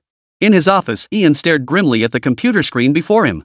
Playing on the screen was the electromagnetic railgun test firing video released by the Dragon Nation. As he watched the flames erupting on the screen, his expression darkened to the extreme. Upon hearing the broadcast at the video's conclusion, he leapt to his feet and smashed the computer screen to pieces with a single punch. Still seething, he vented his rage on the documents scattered across his desk. Papers scattered everywhere, leaving the office in utter disarray. Huff. After venting his fury, Ian exhaled deeply. He pulled out his phone and dialed a number. This is Ian. Evelyn, have you gotten any results on that matter I asked you to look into last time? A seductive female voice came through the receiver. No leads yet. After Evelyn spoke, perhaps sensing something off in Ian's tone, she explained. Colonel Ian, you know Dragon Nation's security protocols are the strictest in the world. I need time. Ian gripped the phone tightly in his hand and replied in a deep voice. Time? Do you realize that just today, the Dragon Nation's electromagnetic railgun has reached a range of 811 kilometers? That's a full doubling since the military exhibition. If we give them more time, their railgun range will likely surpass 1,000 kilometers. Use every available resource. At any cost. Even if it means risking exposure. Find him at any cost. After Ian finished speaking, he didn't wait for Evelyn's reply before flinging his phone forward with all his might. The phone shattered with a loud crack, scattering shards across the floor. The sheer force of the throw revealed the depth of Ian's rage. Knock, knock, knock. A series of knocks sounded at the door. Come in. The communications officer paused, startled by the scene of utter chaos inside the office. When he saw Ian glaring at him with a dark expression, he quickly forced a smile. Colonel Ian, General requests your presence immediately. Understood. I'll be right there. After speaking, Ian smoothed his uniform, took a deep breath to steady his emotions, and headed for the door. Passing by the communications officer, he added, "Clean this place up. I don't want to see this mess when I return." "Yes, sir." The communications soldier snapped to attention and saluted, watching Ian depart. Meanwhile, within the territory of Sakura Nation. Bastard! Smack! Kawashima Komichi, the Imperial Japanese Army general, slammed his fist on the table, leaping from his chair in fury. Damn it! Watanabe, didn't you say the Dragon Nation's railgun only had a range of just over 400 kilometers? This clearly shows 811 kilometers. Why did you conceal this? Your conscience is utterly rotten. Your Excellency. Watanabe scrambled to his feet and bowed deeply. During the military exhibition, it was indeed 406 kilometers. I have no idea why it changed to 811 kilometers. I swear, I absolutely did not conceal anything. My loyalty to the Empire is absolutely unwavering. This video is most likely fake news released by the Dragon Nation. Damn it! Kawashima Komichi angrily slapped Watanabe across the face and snapped. Do you think the Dragon Nation is the pretty country? When has the Dragon Nation ever released fake news? Aren't the bloody lessons of the past enough? Ouch! After being slapped, Watanabe dared not utter a word of protest, bowing his head and standing quietly to the side. Komichi Kawashima frowned deeply, pondered for a moment, then sat down in his chair and declared. Issue the order, withdraw all personnel near the Diaoyu Islands. For now, it's unwise to antagonize the Dragon Nation. Watanabe asked in confusion. Commander, are we just giving up like this? What else is there to do? Kawashima retorted. You have an 811-kilometer electromagnetic cannon? But... Watanabe tried to say more, but was cut off by Kawashima. Showing weakness is only temporary. Dragon Nation grows ever stronger. Pretty country won't stand idly by. We need only sit back and watch the show unfold. Besides, I have other plans. Watanabe's eyes lit up suddenly as he flattered. As always, Your Excellency the Commander is most insightful. What other arrangements does His Excellency the Commander have in mind? Ha ha ha ha ha. Kawashima Komichi roared with laughter. I have already dispatched Yoshiko to Dragon Country. I have ordered her to retrieve the Dragon Nation's electromagnetic cannon blueprints at any cost. Once we possess those railgun blueprints, even the pretty country won't dare to speak loudly in front of my cherry blossom nation. Ha ha ha ha. Time slipped away unnoticed. 3 months passed in a flash. Throughout this period, Chen remained confined within the manufacturing plant, relentlessly working on the Lanzhou warship, never stepping outside. Through his relentless overtime efforts, the Lanzhou's overhaul neared completion. After tightening the final bolt before him, Chen straightened up, wiped the sweat from his forehead, and let out a long sigh. Finally done. Chen gazed at the newly transformed Lanzhou warship before him, a satisfied smile spreading across his face. Seeing the fruits of his labor, Chen felt a profound sense of accomplishment. Finished? Hurry! Hurry up! Xin Shan, who was in the middle of a meeting, heard the news that the Lanzhou warship's modification was complete. He abruptly ended the meeting and dashed out the door, leaving the astonished officers behind. Chapter 51, Nuclear-Powered Lanzhou Ship. Modification complete. Upon hearing the news of the Lanzhou's completion, Xin Shan was overcome with excitement. Ever since Chu Lan told him the remodeled Lanzhou would be nuclear-powered, he'd been so excited he couldn't sleep at night. He had been eagerly awaiting Chen to finish the conversion as soon as possible. After 3 months of waiting, Xin Shan had finally seen it through. At the same time, in the director's office at the Coast Guard headquarters, Zhang Yan addressed Wang Hailong, who sat behind his desk. Director Wang, word from the manufacturing plant confirms the Lanzhou warship's retrofit is complete. Oh? Wang Hailong raised an eyebrow. Completed? Let's go take a look ourselves. What makes this remodeled Lanzhou warship so special that Xin Shan was willing to trade the Yuzhou warship for it? As they reached the doorway, Wang Hailong paused and asked, "By the way, have the handover procedures for the Lanzhou ship been completed?" Zhang Yan smiled faintly. "Not yet. Following your instructions, we've been delaying it. The Lanzhou is still officially under our Coast Guard's jurisdiction." Wang Hailong nodded with a smile and stepped outside. Meanwhile, inside the manufacturing plant, Qin Xuan approached Yun Chen with a cheerful expression, grasping his hand and saying with a smile, "Hee, Yun Chen, you've worked hard." Yun Chen paused slightly before responding with a smile. "Not at all, not at all. Just doing my part." After speaking, Yun Chen glanced behind Qin Xuan but didn't see Wang Hailong. Confused, he asked, "Commander Qin, why are you here? Where's Director Wang? Why didn't he come?" "Oh," Qin Xuan waved his hand with a smile. "Never mind him for now. Quickly show me around the Lanzhou warship. I heard this Lanzhou ship runs on nuclear power? Is that true?" Yun Chen nodded with a smile. "Absolutely. You're something else, kid. Way to go." Qin Xuan excitedly slapped Yun Chen on the shoulder.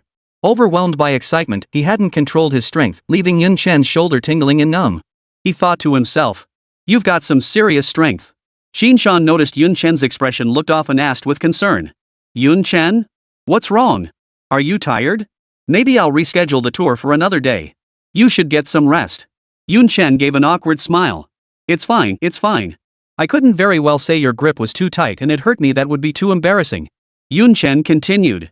"Looking at it this way, we can't tell much. Why don't we try it in the water?" Yun Chen suggested this because he also wanted to test the results of his improvements. Great idea.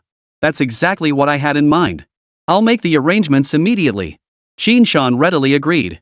He was even more eager than Yun Chen to discover what the nuclear propulsion system of the Lanzhou warship truly entailed. Just as the Lanzhou warship was being transported to the port, Wang Hailong arrived. As soon as Yun Chen spotted Wang Hailong and was about to greet him, Qin Xuan frowned and asked, "Why are you here? Wasn't the Yuzhou ship already handed over to you?" Wang Hailong asked with a smile. "Commander Qin, no need to overthink it. I just heard the Lanzhou warship's refit was complete, so I came to take a look." "Just to take a look?" Qin Xuan snorted coldly. Looking around is fine. But if you have any other intentions, don't blame me, Qin Xuan, for turning on you." Wang Hailong's heart skipped a beat upon hearing this. He originally planned that if the Lanzhou's modifications were truly impressive, he'd simply renege on the deal. But he hadn't expected that just by looking around without even saying a word, Qin Xuan would adopt such a hardline stance. If he really tried to renege, he felt a wave of unease wash over him. Ahem, Wang Hailong cleared his throat awkwardly before forcing a smile. "Well, I just wanted to take a look." Yun Chen, standing nearby, listened with a puzzled expression. What Yuzhou warship? Wasn't he supposed to be modifying the Lanzhou class? And wasn't it for the Coast Guard? From the sound of it, the client changed? Changing clients is fine, but I'm not giving back the money. Just as Yun Chen was about to speak up to clarify the situation, a crisp voice cut through the air. I'm not late, am I?" The speaker was none other than Chu Lan. With a smile on her face, Chu Lan approached Yun Chen and said, "Congratulations, Yun Chen. Another product has been launched." Yun Chen responded with a smile. Then Chu Lan turned around, looked at Wang Hailong, and feigned surprise. "Well, if it isn't Director Wang. What brings you here? Didn't you say you didn't think much of Yun Chen's of the Lanzhou warship?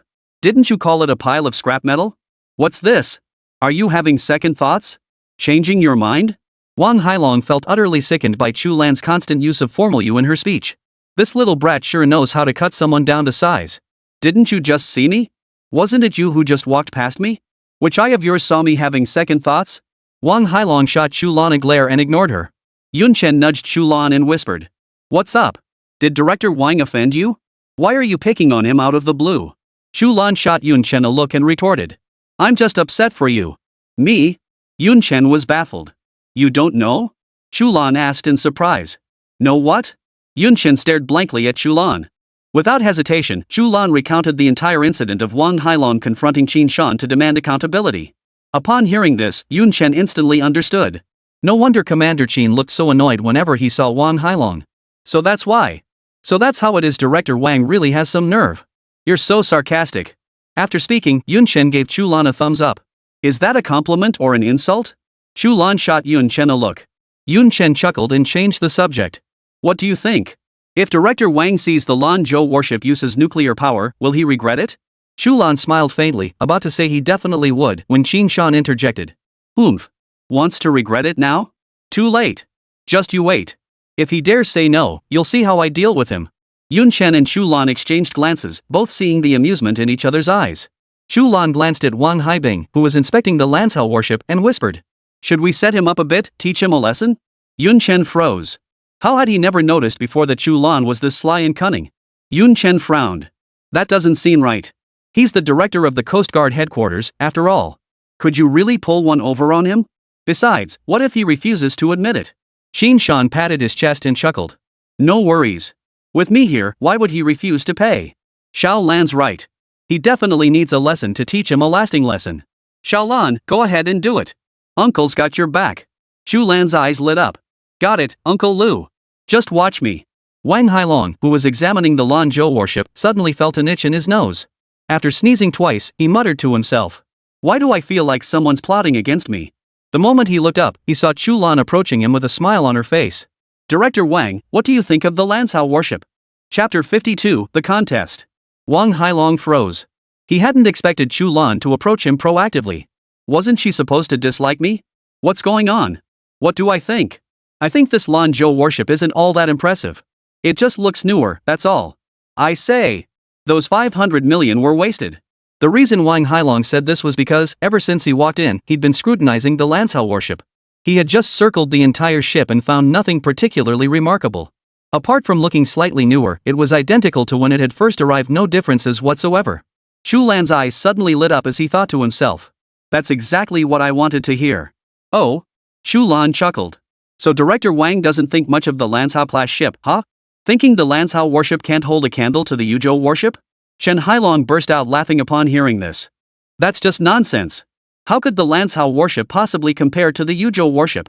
Even if the Lancel wasn't decommissioned and still had its original firepower configuration, it still wouldn't hold a candle to the Lancel. Let alone now. Chu Lan smiled faintly. Since Director Wang believes the Lancel worship falls short of the Yuzhou worship, why don't we settle this with a contest? Oh? Wang Hailong raised an eyebrow. A contest? Compare the Yuzhou worship to this Lancel worship? Is that even comparable? What's there to compare? There's simply no. Before Wang Hailong could finish his sentence, Chu Lan interjected. 500 million. What 500 million? Wang Hailong froze. If the Lancel worship loses, I'll give you 500 million. Chu Lan said, looking at Wang Hailong. Wang Hailong's expression turned as if he'd seen a ghost. Has this girl lost her mind? How could the Lancel worship possibly match the Yuzhou worship? Betting 500 million against me? How confident is she? I don't see anything different about the Lancel ship. Wang Hailong cast an uncertain glance at the Lancel worship being transported away. Upon confirming no alterations, he readily agreed. All right. Don't regret this if you lose. You're the one who should regret it. Chu Lan chuckled. Wang Hailong roared with laughter upon hearing this. Ha ha ha ha, what are we betting on? Gotcha. Chu Lan thought to himself before speaking. Anything goes, speed, firepower, whatever you want. You choose the stakes. The entire Lancel fleet is ready to see it through. Wang Hailong's grin stretched from ear to ear at the words. Any challenge? You said it yourself. If someone's handing me money for free, why wouldn't I take it? Without a second thought, Wang Hailong agreed immediately. All right. Since you're practically begging to hand over the money, I'll gladly accept these 500 million. Meet me at Xiongqing Harbor in 1 hour. I'll see for myself. What makes this remodeled Lancel worship so special? How could it possibly compare to the Yuzhou worship? After speaking, Wang Hailong turned and walked away immediately, fearing Chu Lan might change her mind. Done. Chu Lan approached Yun Chen with a playful smile. That was a bit harsh, don't you think? Yun Chen frowned. Was this just setting him up? You're practically burying him alive. 500 million. That's their entire 6-month budget. Yun Chen hadn't expected Chu Lan to be so ruthless, directly scamming him out of 500 million. Oomph, it's only 500 million. If I hadn't feared he'd refuse, I'd have bet him 10 billion. He dared to look down on you? He should pay the price. Chu Lan declared with pride. Just as Yun Chen was about to speak, Qin Shan interjected. Lan, haven't you gone a bit too far? After all, the Yuzhou warship is our Navy's flagship vessel.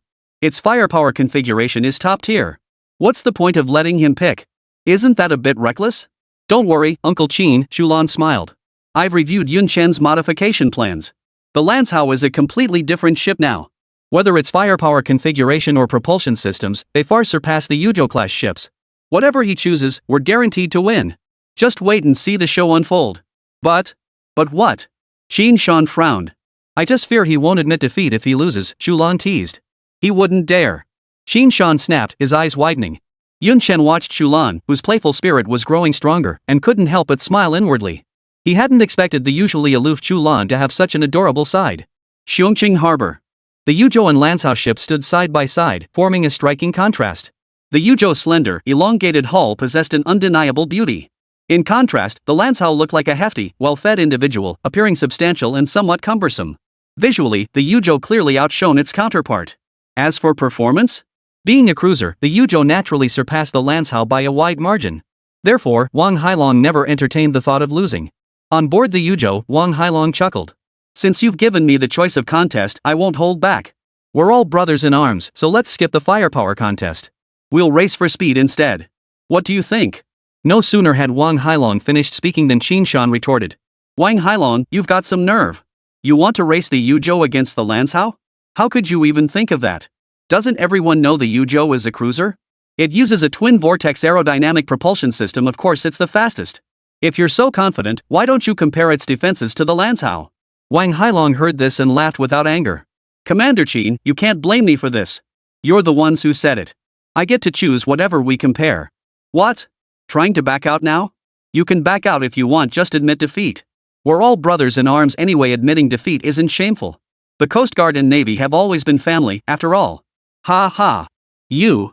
Qin Shan flared up instantly, about to retort when Chu Lan spoke up. Uncle Qin, have you forgotten? This Lansao is nuclear powered now. Qin Shan's eyes lit up at the words, and he declared in a clear voice. All right.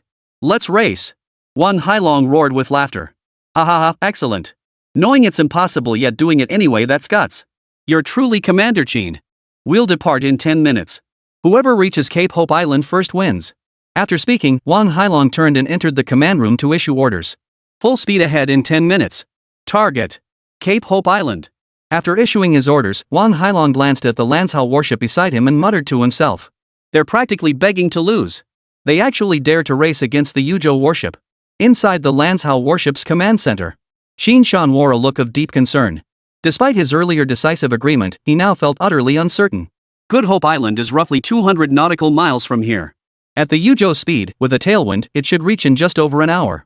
Is the Lansao-class submarine up to the task? Qin Shan asked anxiously. Oh my, Uncle Qin, what's gotten into you? Chu Lan chuckled. Rest assured. When the time comes, I'll let you witness the true power of nuclear propulsion. Right, Yun Chen? At the end, Chu Lan turned to Yun Chen. Yun Chen gave a wry smile. I don't know either. This is my first time modifying nuclear propulsion. I can't guarantee how effective it'll be.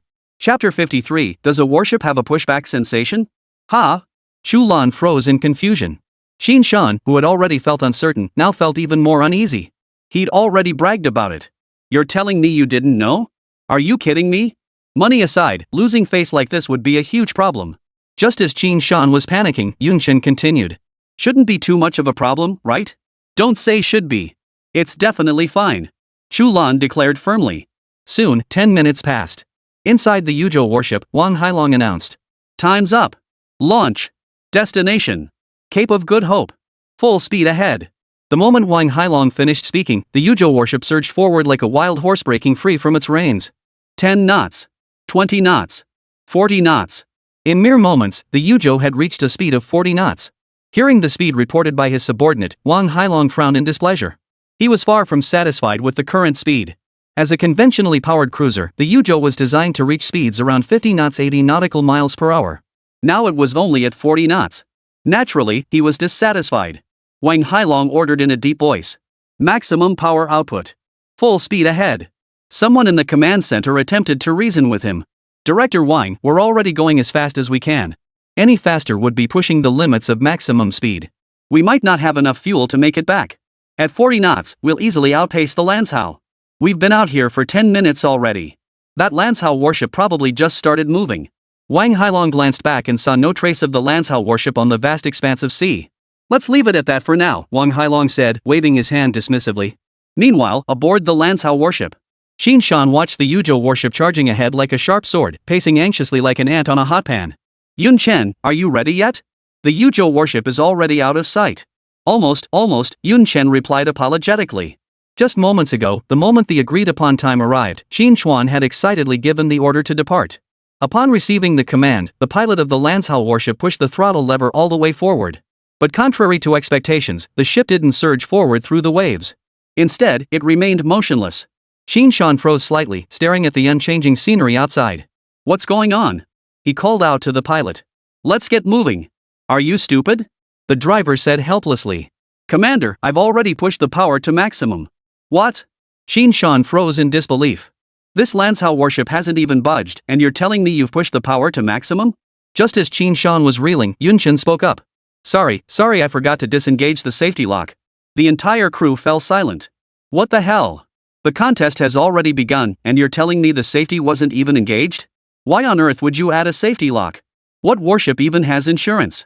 Not only had Yunchen retrofitted the Lanzhao warship with a pressurized water nuclear reactor and adopted an all-electric propulsion system, but he had also converted the entire ship's systems to electric drive. Just to be safe, Yunchen had added an extra layer of insurance to the Lanzhao warship. Only after hearing Chen Shan's order did Yunchen recall that the safety lock remained engaged. Just as Chen Shan's impatience was mounting, Yunshen's voice came through.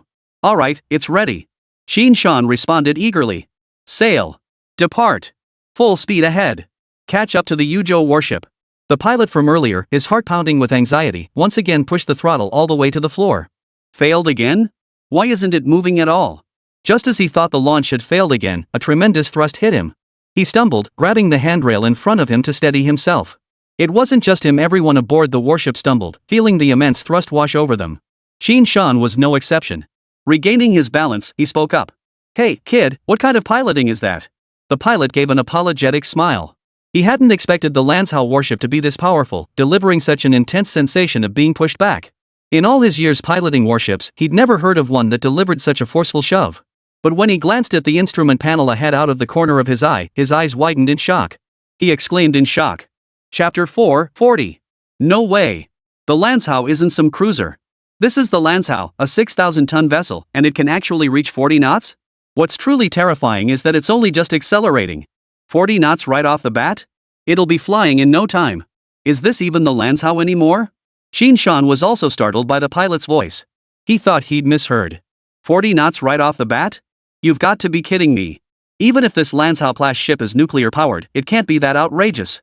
Chen Shan asked uncertainly. What did you just say? How many knots? The pilot stammered. 40 knots. No, it's 50 knots. It's still accelerating. Chen Shan was completely dumbfounded. How long had they been moving? Not even 2 minutes? Already 50 knots? Is this nuclear propulsion this terrifying? Only when he saw the numbers on the instrument panel did he believe it was real. At that moment, the 6,000-ton Lanzhao warship plowed through the vast ocean like a colossal sea beast charging forward, churning up massive waves in its wake. Meanwhile, aboard the Yuzhou, Wang Hailong watched for a moment. When he realized the Yuzhou hadn't followed, the weight on his chest finally lifted. Now, he was thrilled about the 500 million yuan he was about to receive. He had already made up his mind. Once the 500 million yuan was secured, he planned to thoroughly refurbish the Yuzhou. He also planned to upgrade and modernize the rest of the Coast Guard fleet. Just as Wang Hailong was daydreaming about how to spend the impending 500 million, a roar of crashing waves erupted. What's going on? Waves? The moment Wang Hailong finished speaking, a dark shadow roared past the Yuzhou vessel, trailing a massive spray of foam. From a distance, Wang Hailong could only make out a silhouette. What just passed by? Wang Hailong asked instinctively. It looks like the Lanzhao warship. Someone in the command room replied uncertainly. How could that be? That speed just now must have been at least 60 knots, right? Faster than an assault boat. How could it be the Lanzhao? After speaking, Wang Hailong also sensed something amiss, for he too felt a vague familiarity with the dark shadow that had just passed by. Wang Hailong said in a low voice. Get the binoculars. The moment he spotted the distinctive stern fin of the Lanzhao warship through the binoculars, his eyes widened instantly, his face frozen in disbelief. It really is the Lanzhao. How could the Lanzhao ship be here so quickly? Realizing what was happening, he urgently demanded. Faster, faster. Increase speed. Push the speed to its absolute limit. Overtake them. Chapter 54. Did the Lanzhao ship really fly? The moment Wang Hailong finished speaking, the pilot immediately pushed the Yuzhou warship's power output to maximum capacity, initiating extreme high-speed maneuvering. Soon, the Yuzhou warship's speed reached 55 knots. Yet it still failed to catch up to the Lanzhao warship ahead. Not only did it fail to catch up, but the gap between them only widened. Soon, the hull of the Lanzhao warship vanished from Wang Hailong's field of vision. Staring at the Lanzhou warship fading into the distance ahead, Wang Hailong's face turned ashen. Smack! Slamming his binoculars to the deck with all his might, Wang Hailong roared. I told you to speed up. Who told you to slow down? The pilot stammered. I accelerated. We're already going as fast as we possibly can. Wang Hailong snapped, eyes wide with fury. Accelerated? We can't even see the stern of the Lansao ship now, and you tell me we're accelerating? We could see it just a moment ago. You're speeding up, so why are we getting slower and slower? Explain this to me. Why? The entire command room echoed with Wang Hailong's furious roar. The driver stammered nervously. Director Wang, it's not that we're slowing down, it's that they're speeding up. Wang Hailong knew full well it was the Lansao warship accelerating, he simply refused to admit it. He knew that at the Yuzhou warship's current speed, it was impossible to catch up to the Lansao warship. When had the Lansao warship become so fast? The thought alone nearly made Wang Hailong explode with rage. He was about to lose. Money aside for now. This Lansao ship was originally theirs, the Coast Guard's. This Lanzhou ship was modified for the Coast Guard by Yun Chen himself. Wang Hailong wanted to slap himself silly. Why couldn't he just wait a little longer? Why couldn't he have been patient and waited for Yun Chen to finish the modifications? Why did he jump to conclusions? Why did he doubt Yun Chen's capabilities? Why was he so short-sighted? Setting aside the firepower configuration for now, just the Lanzhou's current propulsion system alone was enough to make Wang Hailong regret it bitterly. Zhang Yan, standing nearby, waited until Wang Hailong had vented his frustration sufficiently before stepping forward to speak. Director Wang, I actually think the Lancao's speed is a good thing. Wang Hailong shot Zhang Yan a surprised look. Our Navy's budget for half a year is about to vanish, and you tell me it's a good thing? So this 500 million yuan has nothing to do with you, huh? Noticing the unease in Wang Hailong's expression, Zhang Yan pressed on. Director Wang, have you forgotten? The Lansao vessel is still under the Coast Guard's jurisdiction. The paperwork hasn't been finalized yet. If you ask me, you're the one who's truly astute. Knowing there was a risk of explosion, you still kept a backup plan. But speaking of which, Yun Chen really has some skills. To modify the Lancao's speed like that is truly impressive. In that case, the 100 million yuan modification fee doesn't seem so expensive after all. You agree, Director Wang? After Zhang Yan finished speaking, he waited for a long time but heard no response from Wang Hailong. He froze slightly, looked up, and saw Wang Hailong staring at him as if he were an idiot. His heart skipped a beat. Sure enough, Wang Hailong's roaring voice erupted. Are you a pig? With the Lancao's insane speed, would Qin Shan really hand it over to us? Even if the Lansao is under our Coast Guard's command, so what? We were the ones who said we didn't want it back then. It's too late to regret it now. Trying to pull a fast one on Qin Shan? You might have the guts, but I sure don't. Zhang Yan was stunned into silence by Wang Hailong's roar, his mouth tightly shut, unable to utter a word. Huff. Wang Hailong exhaled deeply, suppressing his anger before speaking. How far is the Lansao warship from us now? The others froze, puzzled by Wang Hailong's sudden question. One of them plucked up the courage to answer. Director Wang, the Lansao warship disappeared a while ago. I estimate it's about 20 nautical miles away from us now. Wang Hailong frowned. 20 nautical miles? Is that to the left or the right? Could you be more precise? Wang Hailong asked this precisely to gauge the speed disparity between the Yuzhou and Lansao ships. The man who had spoken earlier looked troubled. Well, that's hard to say. Because. Before the man could finish, Wang Hailong cut him off. What? Doesn't our Yuzhou warship have radar? Just scan it and find out.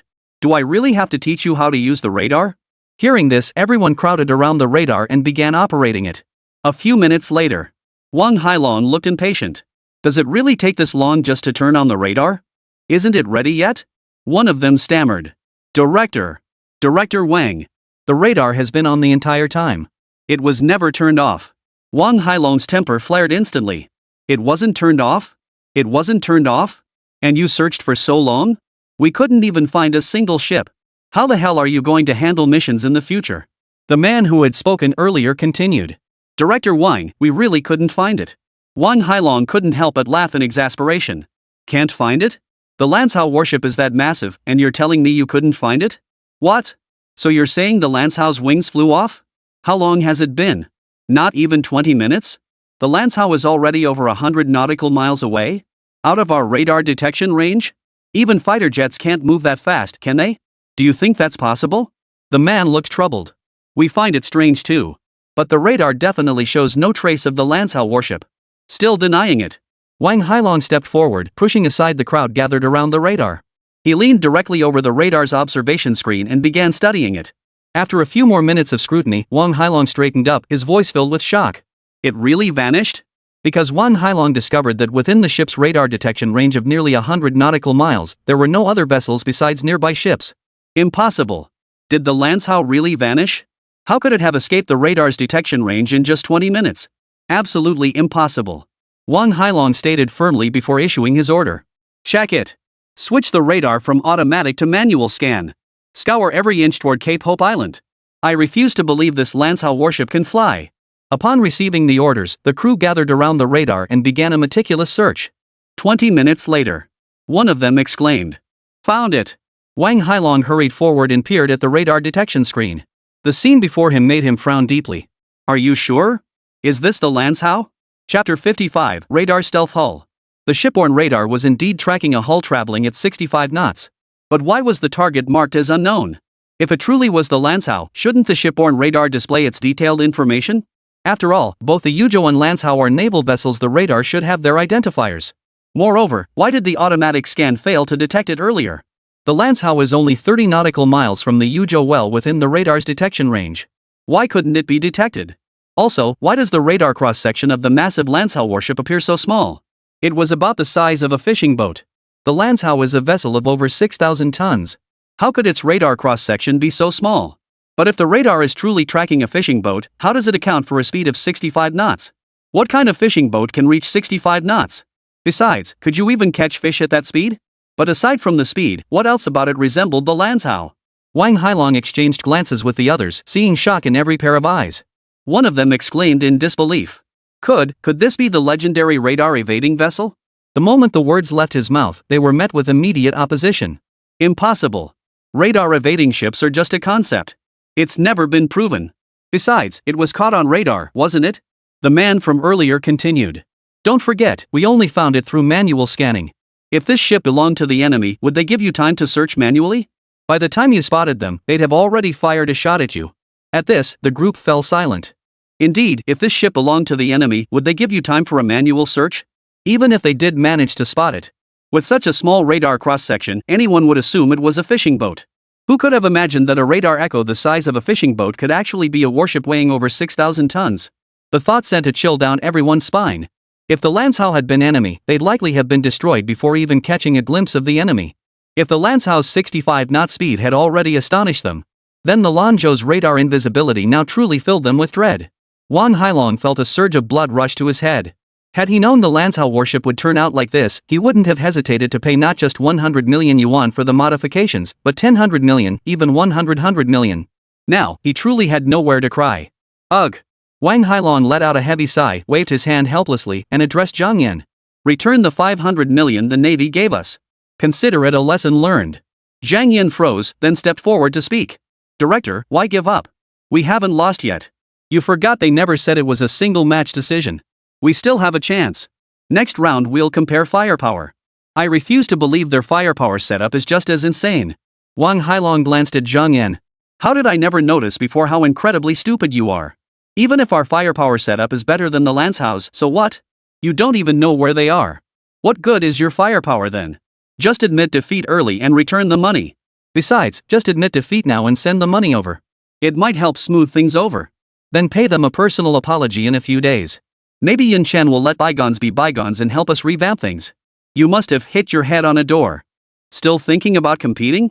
You won't be satisfied until you've completely alienated both Yun Chen and the Navy, will you? Meanwhile, on the deck of the Lanzhou warship, Qin Shan watched the Yuzhou warship being left far behind and burst into hearty laughter. His joy stemmed not only from outpacing Wang Hailong, but from the Lanzhou's sustained speed. At this moment, Qin Shan was unaware that the Lanzhou warship possessed radar stealth capabilities. Had he known, he would likely have jumped for joy. Ha ha ha ha. Yun Chen, you're something else. I knew you had it in you, kid, just didn't expect you to be this good. A speed of 65 knots. I couldn't even imagine it. Those 500 million were absolutely worth every penny. That idiot Wang Hailong must be kicking himself right now. Yun Chen froze in surprise. He hadn't expected Admiral Qin Shan, the commander-in-chief of the Navy, to speak with such blunt candor. I bet Director Wang's face is green with envy right now, Chu Lan chimed in with a sly grin. Ha ha ha ha. Qin Shan roared with laughter. You bet he is. His face must be green as a cucumber right now. Yun Chen chuckled along. Isn't this a bit underhanded of us? Ah, it's just a 5 billion yuan prank. It'll teach him a lesson. Qin Shan waved it off casually. Qin Shan continued. Alright, enough about him. I heard from Chu Lan that after converting the Lanzhou warship to nuclear power, it's not only faster but also eliminates fuel shortage worries. Is that for real? Yun Chen nodded with a smile. Theoretically, yes. I installed a small nuclear reactor on this Lanzhou warship. As long as the reactor remains intact and undamaged, fuel depletion is never a concern. Really? Xin Shan's eyes lit up instantly. Uncle Qin, is that all it takes to make you this excited? Chu Lan teased with a faint smile. How could I not be thrilled? Endurance is paramount on every mission. How much die to carry, which route to take, what speed to sail at, all these are fixed. Do you have any idea how much manpower and resources it takes to gather all that data each time? Now that we've eliminated range anxiety, we won't have to go through all that next time. We can finally sail freely. How could I not be thrilled? Oh? Chu Lan pressed on. Then if you see something else over there, won't you be so thrilled you'll practically fly? What else? Xin Shan froze. Yun Chen, stop beating around the bush. Tell Uncle Qin about it. Aren't there other parts to your modification plan? Chu Lan smiled warmly at Yun Chen. Xin Shan froze at the implication. Could the others be even more insane than nuclear power? That can't be right. I see nothing but bare metal on this deck, absolutely nothing else. Apart from that unique ship cannon, there's nothing special about it, right? Could that gun be more terrifying than nuclear propulsion? Even more insane? Chu Lan stared at Xin Shan, her gaze fixed intently on the ship's cannon. He smiled and spoke up. Uncle Qin, it's not just that one gun, you know. Right, Yun Chen? Yun Chen nodded with a smile. That's right. I've modified quite a few things on the Lanzhou this time. Chapter 56, you call these minor modifications? What else? Xin Shan froze. This deck is completely bare, nothing at all. Except for that cannon. Chu Lan smiled faintly. Uncle Qin, you really underestimate Yun Chen. Yun Chen spent a full 3 months overhauling the Lanzhou warship. You don't seriously think he spent all that time just upgrading the nuclear propulsion, do you? Isn't that enough? Xin Shan exclaimed in astonishment. 3 months to build a nuclear reactor? Isn't that already beyond incredible? Chu Lan stepped forward with a smile. For Yun Chen, modifying the propulsion system alone wouldn't take 3 months. It's not as exaggerated as you make it out to be, just a few minor tweaks, Yun Chen chuckled. Commander Qin, please look. Xin Shan followed the direction of Yun Chen's finger. Xin Shan paused in surprise. Isn't this just the helicopter hangar? It looks exactly the same as before? Take a closer look, Yun Chen said with a smile. Xin Shan stepped forward and examined it closely. Indeed, it was different. Unlike the traditional massive helicopter hangars, the one before him was divided into small compartments. They were slightly raised above the deck surface, barely noticeable without close inspection. Is this a vertical launch unit? Xin Shan froze. No. Xin Shan exclaimed upon spotting the drone insignia nearby. He exclaimed. Could this be a drone hive? Xin Shan frowned, about to speak, when Chu Lan chimed in with a smile. Uncle Qin, this drone hive isn't equipped with ordinary drones. It's Yun Chen's latest development, a Mach 1 supersonic drone. What? Xin Shan was dumbfounded. A supersonic drone traveling at Mach 1? Xin Shan stared at Yun Chen in utter shock, his eyes filled with disbelief. He'd been puzzling over why the perfectly good helicopter hangar had been converted into a drone hive. You turned the helicopter hangar into a drone hive? Where am I supposed to park my helicopter now? Could this drone hive's combat capability even match that of drones? Wow, so this drone is supersonic. But what truly stunned Xin Shan was yet to come. Yun Chen approached the bow of the Lanzhou warship and spoke up. There's still a naval gun here. It was modified entirely according to Director Wang's previous requirements. We added a large caliber ship cannon. Xin Shan was stunned. Wasn't the ship's gun on the deck? Another one? Where is this one? Why can't I see it? Xin Shan looked at Yun Chen with confusion. Yun Chen smiled and pointed forward. Isn't that it?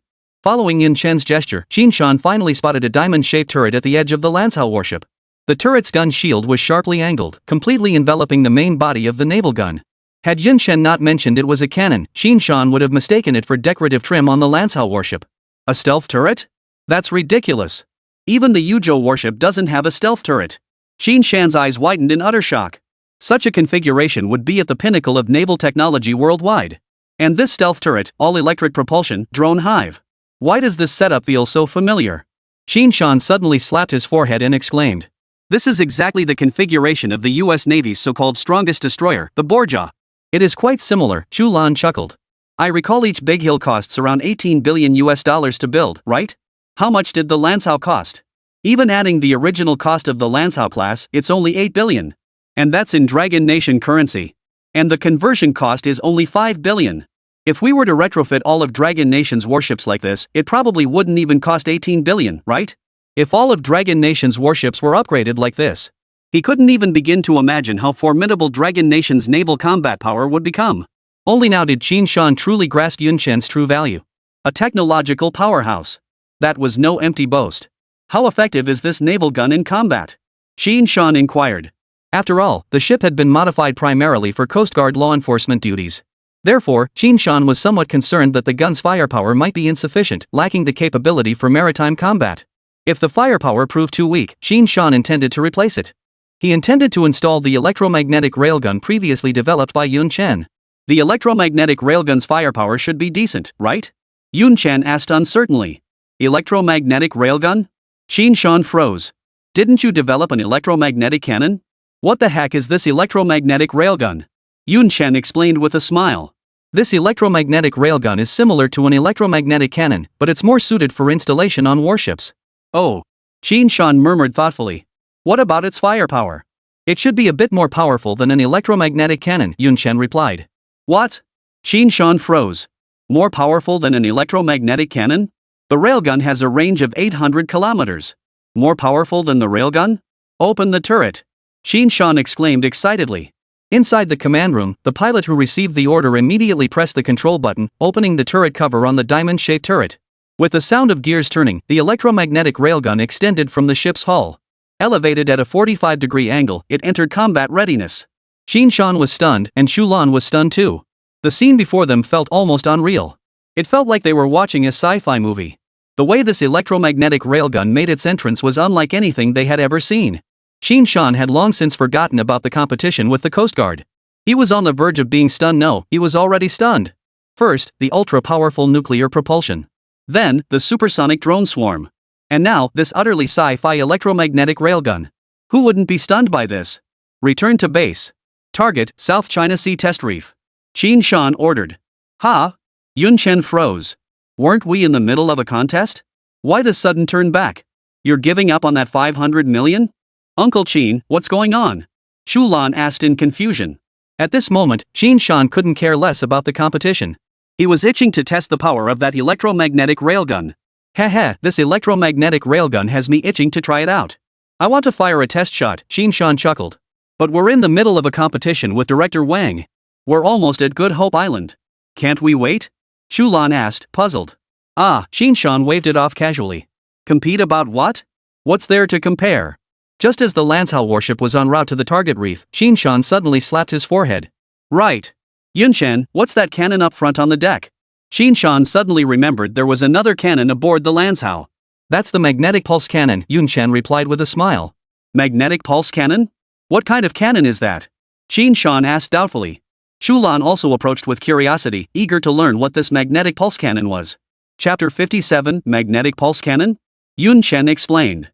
Strictly speaking, the magnetic pulse cannon isn't really a cannon. It possesses little lethality in and of itself. No lethality? Qin Shan froze. Chu Lan was also baffled. The name sounded pretty high-tech. How could it lack lethality? Why build it if it can't kill? Just as the two were puzzled, Yun Chen continued. This magnetic pulse cannon compresses magnetic force and then fires it out. It can only disable circuits, it doesn't inflict damage like conventional cannons. Disable circuits? What does that mean? Qin Shan asked, puzzled. Chu Lan also didn't grasp what Yun Chen meant by disabling circuits. Yun Chen pondered for a moment before continuing. Let me put it this way, you know graphite powder, right? The two nodded in acknowledgement. Chu Lan spoke up. Graphite powder can disrupt helicopters. If a helicopter gets coated in it, all its electrical systems will shut down, rendering it inoperable. Exactly. The magnetic pulse cannon works in much the same way, Yun Chen explained with a smile. But that's useless now, right? Modern helicopters are highly sealed. Graphite powder has been obsolete for ages. Besides, with all the anti-aircraft missiles available today, why bother with this? Chu Lan asked, puzzled. What's the range? Qin Shan's excited voice startled Chu Lan.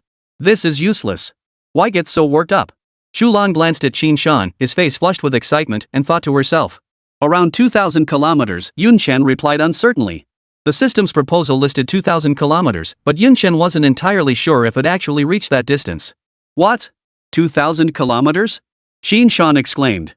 What's wrong, Uncle Qin? Why are you so worked up? What's wrong with 2,000 kilometers? You actually expected to shoot down helicopters? Shoot down a helicopter? Using this thing to shoot down a helicopter would be like using a cannon to swat a mosquito. This is pure black tech. A divine weapon. Divine weapon? Chu Lan asked in confusion. Chen Shan explained with a smile. Think about it, Chu Lan. Most countries' air defense systems are electrically powered now. If we hit them with one of these, wouldn't their entire air defense system be crippled? Then our ICBMs would have a clear path to strike the heart of the enemy. And with a range of 2,000 kilometers, we'd have plenty of safe distance to strike them. That's terrifying. Only then did Chu Lan realize this magnetic pulse cannon was the truly terrifying weapon. Yun Chen, you're absolutely insane. How did you even conceive of such a terrifying weapon? Chu Lan exclaimed in astonishment. I just got the idea from a movie I watched recently. Yun Chen scratched his head. What? You built a magnetic pulse cannon just from watching a movie? What kind of movie was it that gave you such crazy ideas? Yun Chen, I will definitely report this matter to the state. You'll be commended for this. The Dragon Nation will never forget your contributions. Chen Shan declared solemnly. Seeing Chen Shan's stern expression, Yun Chen felt a bit uneasy. He smiled. Commander Chen, please don't say that. It's all part of my job. Besides, I was paid to do my job. It's not as noble as you make it sound. Chen Shan chuckled. Yun Chen, stop being so modest. Any single modification you made to the Lanzhao warship is worth far more than 10 billion. And we only gave you 100 million for the modifications. Honestly, I feel a bit ashamed about it. I'm perfectly satisfied, Yun Chen replied with a smile. Yun Chen, stop refusing. This is what you deserve, Chu Lan said. Just as Yun Chen was at a loss for words, a report sounded. Report. Commander Chen. The target reef has arrived. Good. Begin test firing. Chen Shan ordered. A report soon followed. Reporting, Commander, the electromagnetic railgun launch unit is ready. Fire control radar calibrated, target reef coordinates locked. Observation system ready. Ready to fire at any moment. Fire. Chen Shan commanded. The operator pressed the red button on the control console without hesitation. Buzz. Buzz. Amidst the persistent humming, 2 blue electric arcs flickered across the deck, coiling around the dual rails of the electromagnetic railgun. As the 2 beams continuously charged, they grew increasingly brilliant and thicker. As the charge reached its peak, the 2 beams turned pitch black. A massive black halo formed at the muzzle of the railgun. Boom! Boom! Boom! The electromagnetic railgun unleashed wave after wave of blue light, hurtling toward the target reef ahead. A series of deafening sonic booms echoed across the skies above the entire Lanzhou warship. Chen Shan was stunned. Such a sci-fi spectacle was rarely seen even in movies. And wait, this electromagnetic railgun can fire in bursts? You call this just a little powerful? A rapid-fire electromagnetic railgun. How utterly insane is that? A full minute passed before the electromagnetic cannon finally finished firing, and the air slowly grew quiet again. 50 shots? Chen Shan checked the electromagnetic railgun had fired a full 50 blue flashes in the past minute. 50 shots in 1 minute? What a terrifying rate of fire. Chen Shan shot Yun Chen a stunned glance. The range of this electromagnetic railgun was already beyond belief. But its rate of fire was equally mind-boggling. After all, naval guns typically couldn't fire rapidly due to their large calibers. Even the United States' so-called top-tier naval guns only managed a rate of 15 rounds per minute. Yet this electromagnetic railgun's rate of fire was over 3 times faster than that. It was utterly unbelievable. The shocks Yun Chen delivered today were simply too many to count. Report. Target reef hit with pinpoint accuracy. Good. Chen Shan pumped his fist excitedly. Looks like this accuracy is pretty impressive too. Yun Chen, I must recommend you for commendation. I'm so proud of you. Our Dragon Nation has gained another formidable weapon. As soon as Chen Shan finished speaking, a slightly trembling voice echoed. Report. The target reef is gone? The target reef is gone? Chen Shan asked in confusion. What do you mean? When he rushed to the observation system and looked, Chen Shan was stunned. Where was the target reef in the footage? The portion that had been clearly exposed above the sea surface had been completely flattened by this test firing. Chen Shan was utterly dumbfounded. He never imagined the electromagnetic railgun could pack such devastating power. It had obliterated the target reef. Just as Chen Shan was reeling from the shock, another report came through. What now? Chen Shan frowned. Commander Chen, the Yuzhou warship has sent a communication request. Should we connect? The Yuzhou warship? Why is Wang Haolong sending a message? Chen Shan and Yun Chen exchanged glances, both seeing the puzzlement in each other's eyes. Connect it. Chen Shan ordered. The moment the communication link with the Yuzhou warship opened, an urgent voice came through, causing Chen Shan's expression to abruptly change. Chapter 58, The Suspicious Fishing Vessel. This is the Yuzhou. Suspicious vessel detected near Cape of Good Hope. Rush to our aid immediately. Upon hearing the distress call from the Yuzhou, Chen Hao immediately ordered. Depart. Destination, Cape of Good Hope. Full speed ahead. Chen Hao was deeply puzzled. Though Cape Hope lay at the edge of the South China Sea, it was still a Dragon Nation territory. Why would there be suspicious vessels there out of the blue? Moreover, Wang Hailong and his crew were aboard the Yuzhou warship. Why would they need reinforcements? Even with its torpedoes and other weapons of mass destruction disabled, the Yuzhou's remaining firepower was formidable. The thought sent a wave of anxiety washing over Chen Hao. If even the Yuzhou warship was requesting backup, the situation must be extremely serious. Speed up. Without Chen Hao needing to say more, the pilot understood the gravity of the situation and immediately pushed the throttle lever all the way to the bottom. Propelled by its nuclear power, the Lanzhou warship shot forward like a speeding blade, heading straight for Cape Hope Island. Soon, the outline of Good Hope Island came into view. From a distance, Chen Hao spotted the Yuzhou. The Yuzhou was anchored 20 nautical miles from Good Hope Island, motionless. What the hell is Wang Hailong up to? Didn't he say there was a suspicious vessel? Why aren't they pursuing it? What are they doing just sitting here? Chen Hao frowned. Proceed forward. At Chen Hao's command, the Lanzhou warship began slowing down and came to a gradual halt in front of the Yuzhou's hull. On the deck of the Yuzhou, Wang Hailong wore an anxious expression. Spotting the Lanzhou approaching, he hurriedly ordered his men to lower the gangway and scrambled aboard in a few strides. Commander Chen, you finally made it! Wang Hailong exclaimed urgently as soon as he boarded. Wang Hailong, what the hell are you doing? Didn't you say you spotted a suspicious vessel? Why didn't you lead your men in pursuit? Chen Hao demanded in a deep voice. The Yuzhou ship ran out of fuel. Wang Hailong explained. In pursuit of the Lanzhou warship ahead, the Yuzhou warship had maintained extreme high-speed operation at its limit. Operating at such high power loads, the Lanzhou's fuel reserves had rapidly depleted.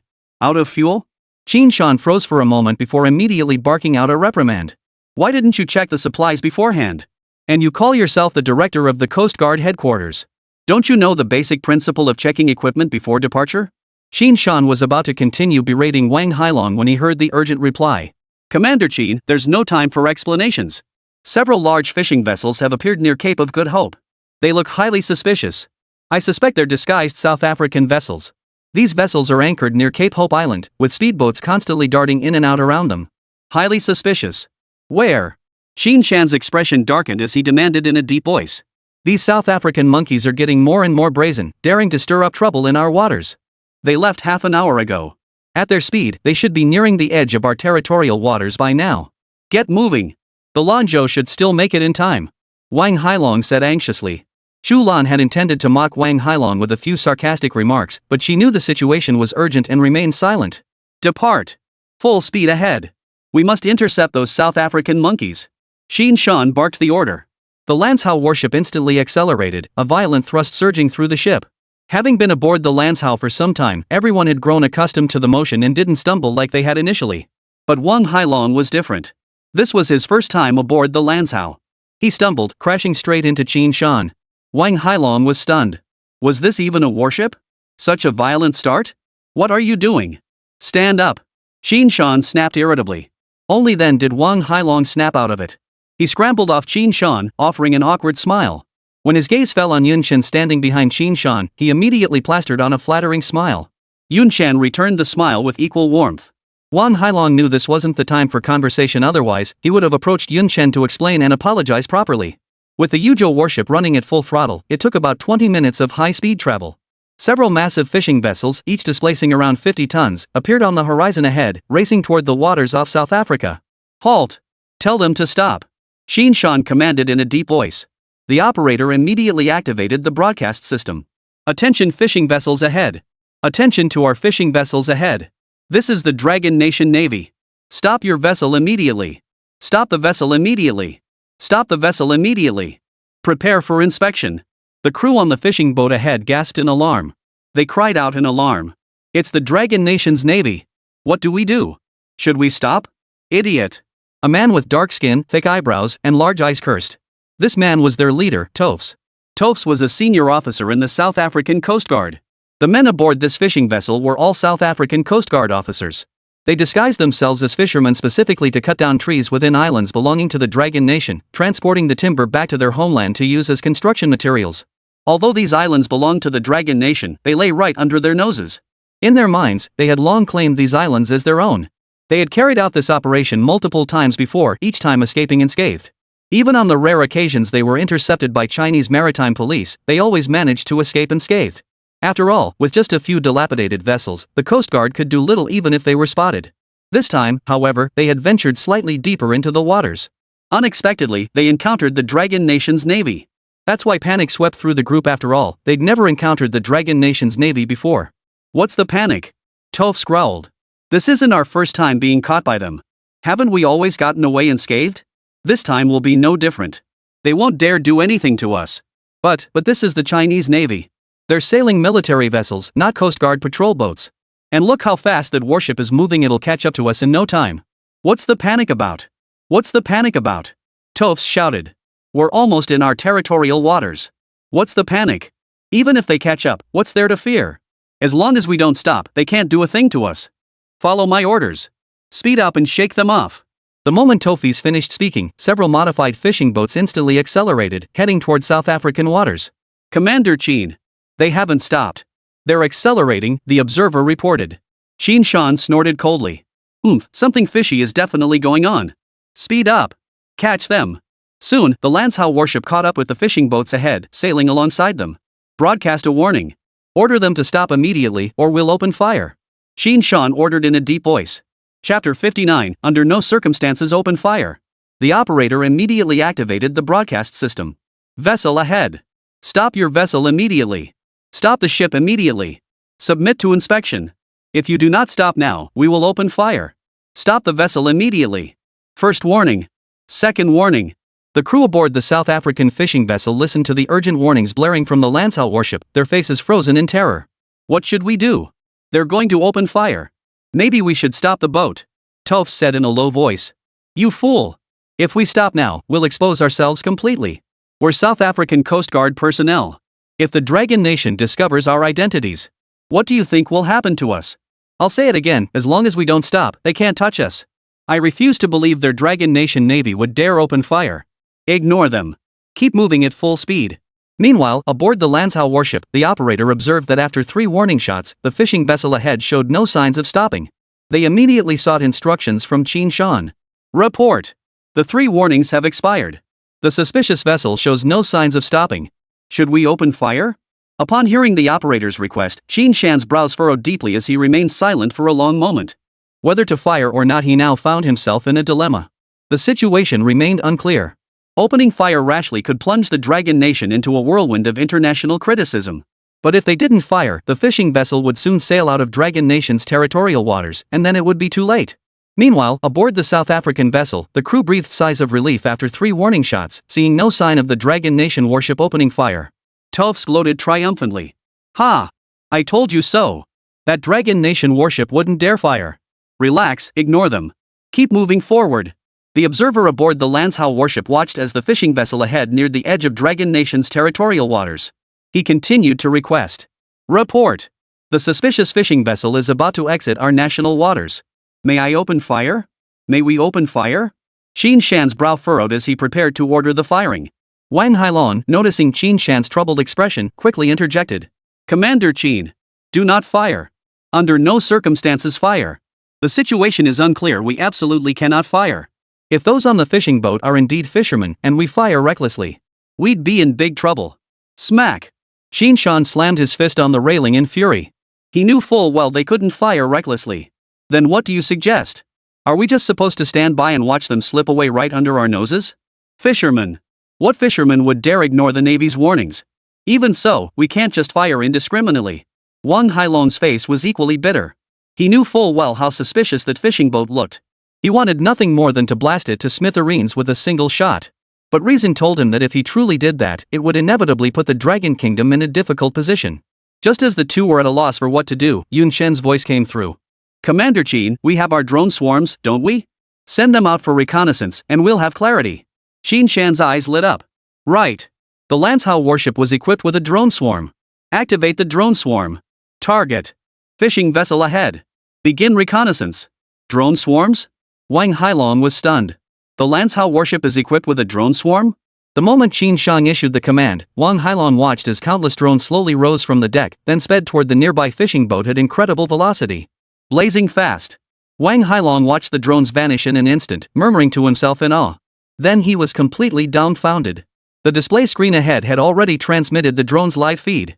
He knew these drones were fast, but he never imagined they could be this fast. How could the footage be transmitted back in the blink of an eye? If Wang Hailong knew that the drone hive contained Mach 1 supersonic drones, who knows what expression he would have made? When Wang Hailong saw the footage transmitted by the drone, his face was filled with fury. Because the deck of that fishing boat was covered with neatly stacked rows of cut timber. These logs were the unique cypress timber exclusive to Good Hope Island. Surrounding them stood several fair-skinned South Africans. Thud. Qin Shang slammed his fist hard onto the table, roaring in fury. Those damn monkeys. How dare they steal our Dragon Nation's timber? Blow them to smithereens for me. Yes, sir.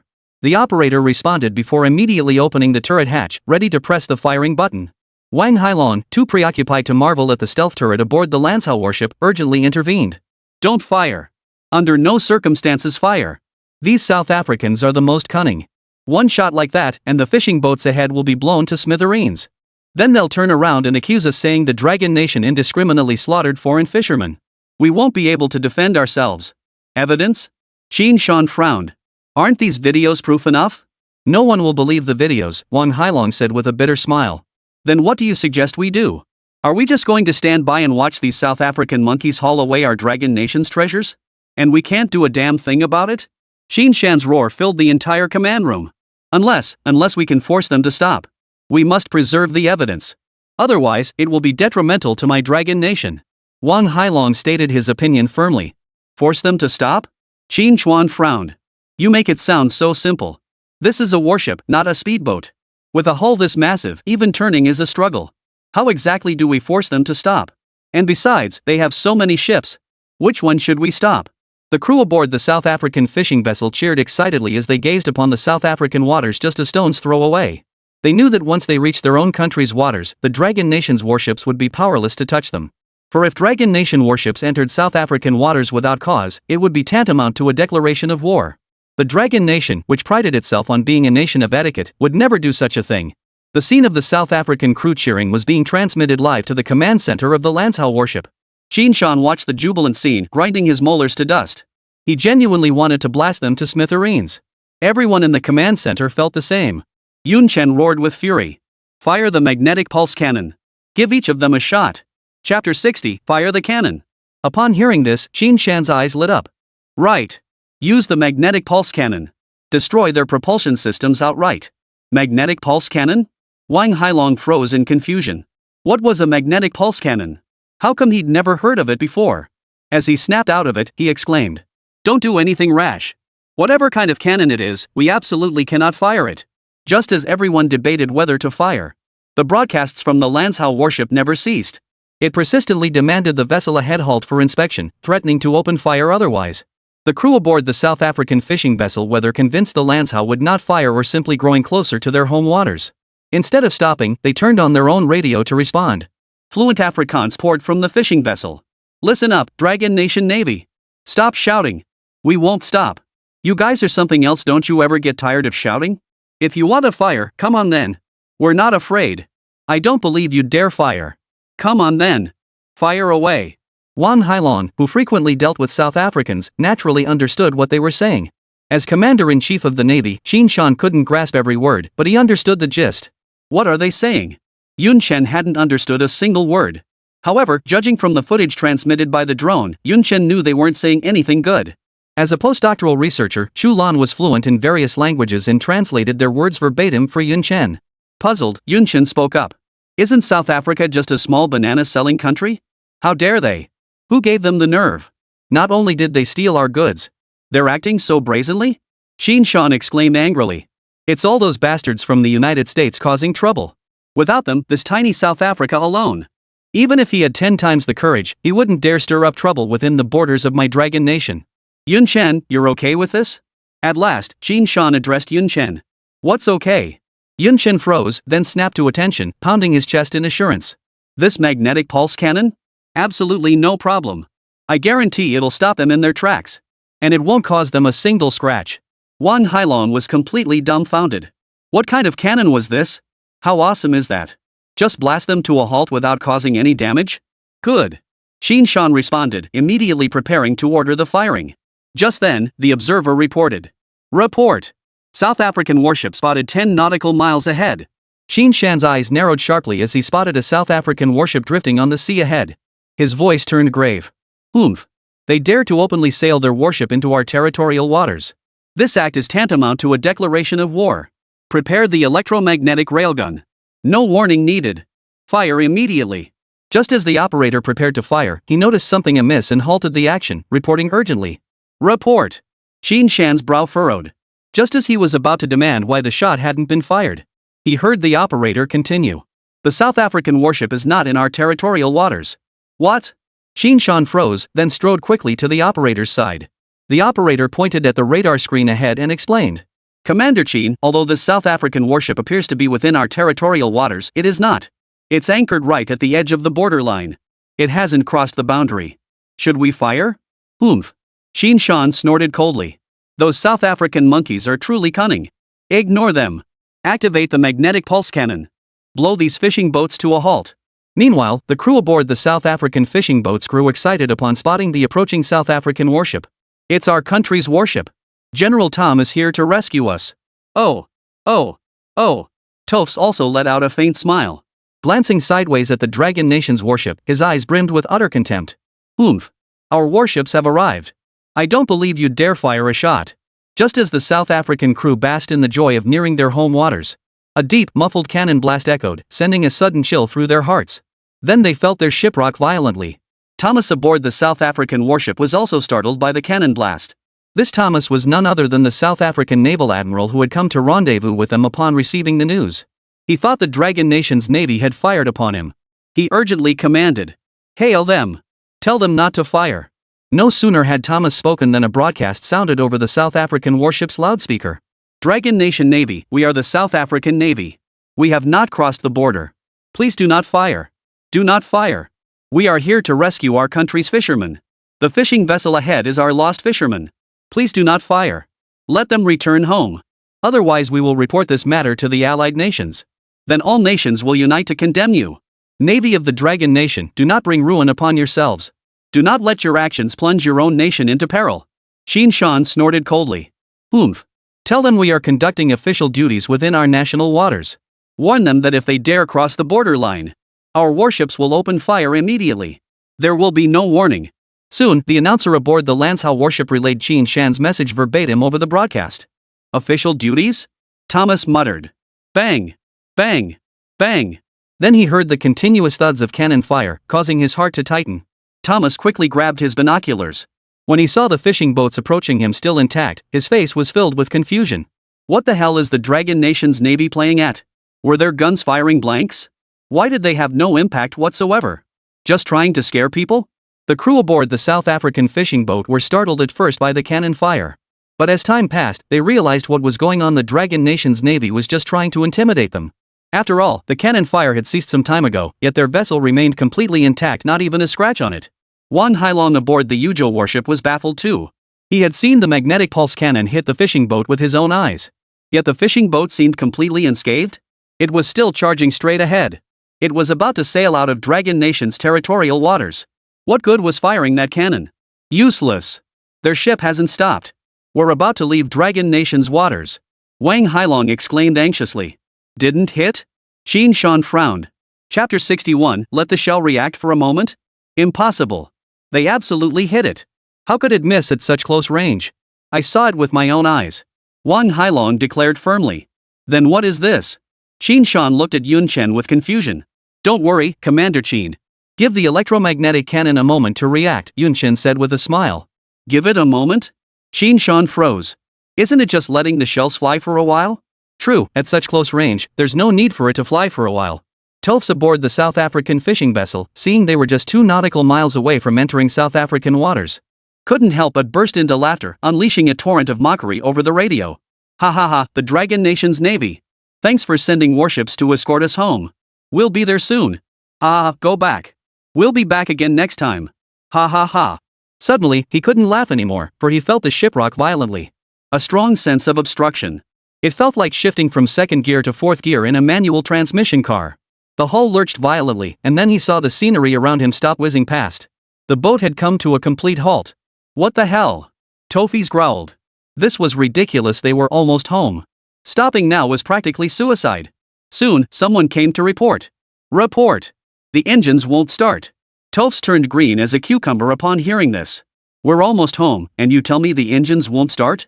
He could have slapped the guy reporting the engine failure to death. Tophs looked up and saw that the surrounding fishing boats were all stationary on the sea surface, clearly having lost power just like them. Only then did he realize that the cannon fire from the Dragon Nation earlier hadn't been blanks. He just couldn't fathom how the Dragon Nation had managed it. How could a single cannon blast disable their engines without damaging a single part? Could they possibly be practicing sorcery? Thomas aboard the South African warship froze in shock. What the hell was Tophs playing at? Stopping the ship at a time like this? He must be suicidal. Idiot. Thomas cursed under his breath, pacing the deck. Recalling the cannon fire, Thomas realized it had to be the Dragon Nation's navy behind this. We absolutely cannot give the Dragon Nation navy any leverage. Thomas steeled his resolve, about to order the warship into Dragon Nation waters to support Tophs. But then, a sudden barrage of cannon fire erupted before his eyes, forcing him to swallow the order he was about to give. It had happened just moments ago. Upon seeing the South African fishing vessel lose power, Chen Hao immediately gave the order. Prepare the electromagnetic railgun. Target. Frontier borderline. Our territorial waters. Fire. At Chen Hao's command, the electromagnetic railgun's jet black muzzle locked onto the South African warship ahead. Boom. Bang. Boom. A minute later, vast waves surged across the sea ahead of the South African warship, lingering long after the barrage ended. Thomas stared at the devastated sea before him, ravaged by the barrage of fire, his face darkening to an extreme. He knew full well this was a warning from the Dragon Nation's navy. What baffled him was when had the Dragon Nation acquired such terrifying naval artillery. A rate of fire of 50 rounds per minute. And with such devastating power. He had no doubt that if such fire struck their warships, their American-made destroyer would be sunk in an instant. When Wang Hailong saw that the Lanzhou warship actually had another cannon, he was stunned. They had assumed the Lanzhou-class vessel only carried a magnetic pulse cannon. It also possessed a concealed electromagnetic railgun. When he witnessed firsthand the terrifying rate of fire and destructive power of this electromagnetic railgun, he slapped himself twice across the face without hesitation. How could he have been so stupid? This Lanzhou warship should belong to our Coast Guard. Chen Hao's order to fire was for one reason only, to prevent the South African warship from resorting to desperate measures and opening fire first, thereby intimidating them. Chen Hao was confident that once the South Africans witnessed the electromagnetic railgun's destructive force, they would obediently remain anchored in their own waters, not daring to move an inch. Chen Hao's hunch proved correct. Thomas aboard the South African warship was indeed cowed by the electromagnetic railgun's might. Tophs on the fishing boat witnessed the entire scene of the Lanzhou warship opening fire. He knew his nation's warships would not come to his aid. Everything now depended on him alone. After glancing at the wind direction, Tophs let out a cold, grim smile and murmured to himself. Seems even the heavens are on my side. For the sea breeze was now blowing southward. And to the south lay the waters of another nation. Thomas immediately rallied his men, rallying them with fervor. Men! We have no way back now. The only thing we can do is stop the Chinese Navy from boarding our ship. We absolutely cannot let them seize our evidence. If we can hold out for just 30 minutes, this southerly sea breeze will carry us back into South African waters. Men! Got any confidence? The men aboard the fishing boat gripped their wooden poles tightly. They shouted in unison. Yes. They knew that if the Chinese Navy boarded their vessel and discovered the large quantity of timber, what fate awaited them? What they didn't know was that Longwa's drones had already captured footage of the timber aboard their fishing vessel. The reason the Dragon Nation had gone to such lengths to force them to stop was precisely to preserve the evidence. On the Lanzhou warship at that moment, the deck was packed with all the officers and crew of the Lanzhou. Chen Hao stood at the front. He declared in a clear voice. The current situation needs no further explanation from me. I believe everyone is well aware. These South African monkeys have the audacity to openly invade our territory and recklessly cut down our trees. Do you think we can tolerate this? The crowd responded in unison. We cannot tolerate it. We cannot tolerate it. We won't stand for it. Listening to these resounding voices, Chen Hao smiled with satisfaction. Excellent. This mission is incredibly straightforward. Don't let a single one escape. Board the ship for inspection. Secure all evidence. If resistance is encountered, counterattack immediately. Upon hearing Chen Hao's order, the crew aboard the Lanzhou warship eagerly lowered the speedboat. How could they not be excited? After all these years in the military, this was the first time they'd been ordered to beat someone up. This feeling was just great. 10 men boarded each speedboat, forming groups of 3 boats each as they sped toward the fishing vessels. As they drew near, one man stood up, drew an axe from his waist, and pointed it at the fishermen, barking out a command. "We are the Dragon Nation Navy.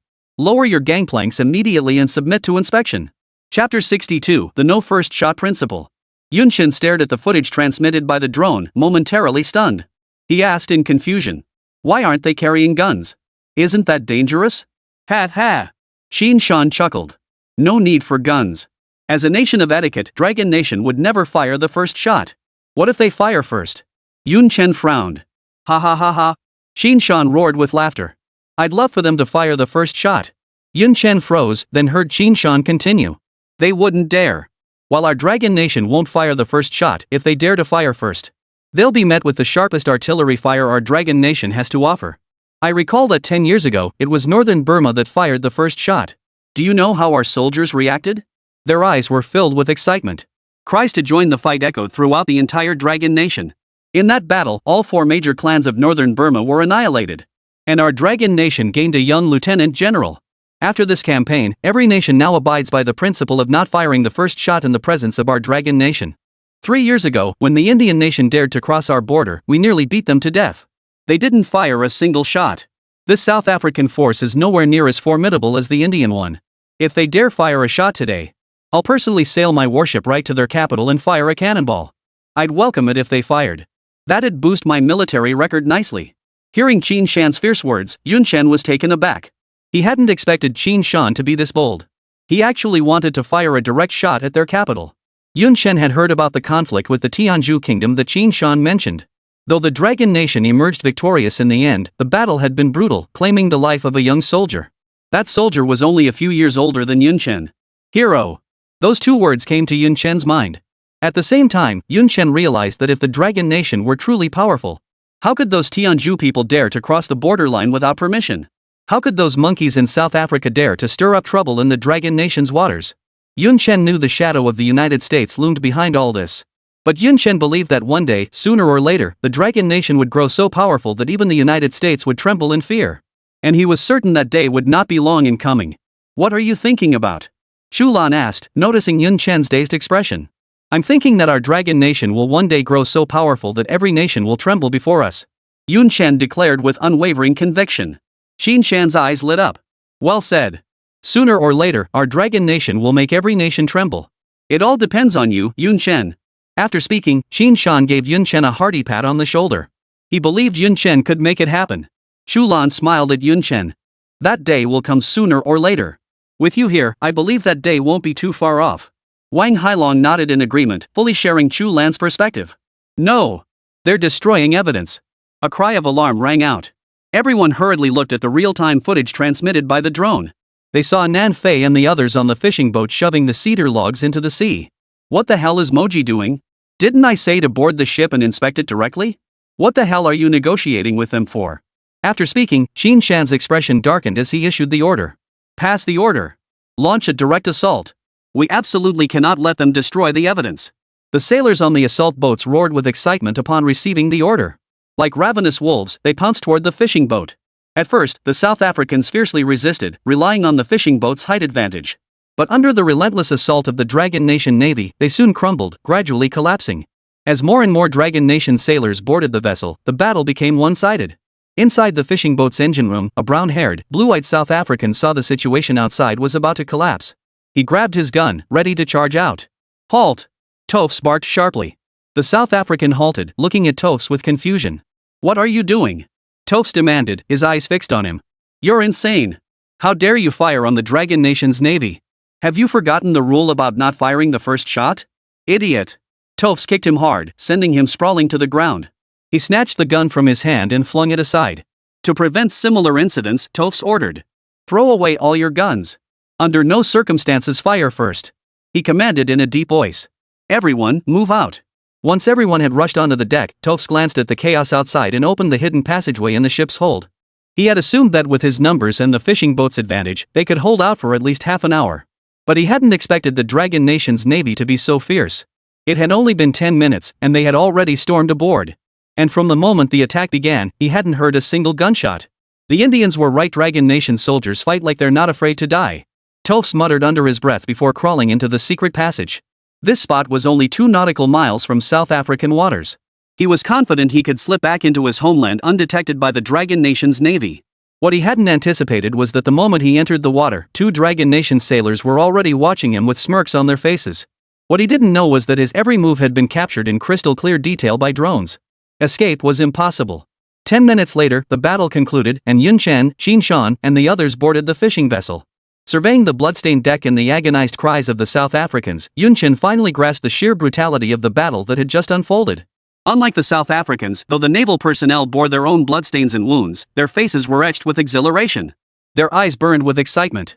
There was no sign that they had just endured a brutal battle. On the South African warship, Thomas watched the dust settle, his expression darkening to the extreme. "General Thomas, what do we do now?" his subordinate inquired. "What else can we do? Turn back." Thomas snapped angrily. "Huh?" the subordinate asked in confusion. "What about Tophs and the others?" Thomas laughed bitterly in his rage. "What about them? They got caught red-handed. What else could happen? They'll just have to face the wrath of the Dragon Nation. If the Dragon Nation finds out that Tophs and his crew aren't actually our fishermen, but our Coast Guard officers, what do you think their reaction would be?" Thomas's men finally understood. Right, the Dragon Nation wouldn't let this slide. "What are you standing around for? Get back to port immediately. Report the situation before the Dragon Nation discovers it." The man snapped out of it and hurried toward the command room. "They don't seem like fishermen. They're South African Coast Guard." Wang Hailong frowned. Chapter 63, Wang Hailong wept. Qin Shan heard Wang Hailong's first remark and muttered inwardly. "That's obvious. How could they be fishermen? Didn't you see my men are all wounded? How could fishermen possess such combat prowess?" When he heard the latter part, his expression immediately turned cold as he spoke. "Are you certain? Is this the South African Coast Guard?" Yun Chen was taken aback too, having assumed they were pirates or the like. But it turned out to be the South African Coast Guard. South African Maritime Police openly trespassing into Dragon Nation's waters to illegally log trees. This was an entirely different matter. The Dragon Nation could easily use this as grounds to declare war on South Africa unilaterally. After all, while they were ostensibly logging illegally, who knew what they were doing behind the scenes? A nation's Coast Guard disguised as fishermen, sneaking into another country to illegally log trees. Who would believe that? That can't be right? Yun Chen said uncertainly. "I doubt it too." "You must have the wrong information," Director Wang, Chu Lan said, looking at Wang Hailong. Not only did they doubt it, but even Wang Haibing himself found it hard to believe.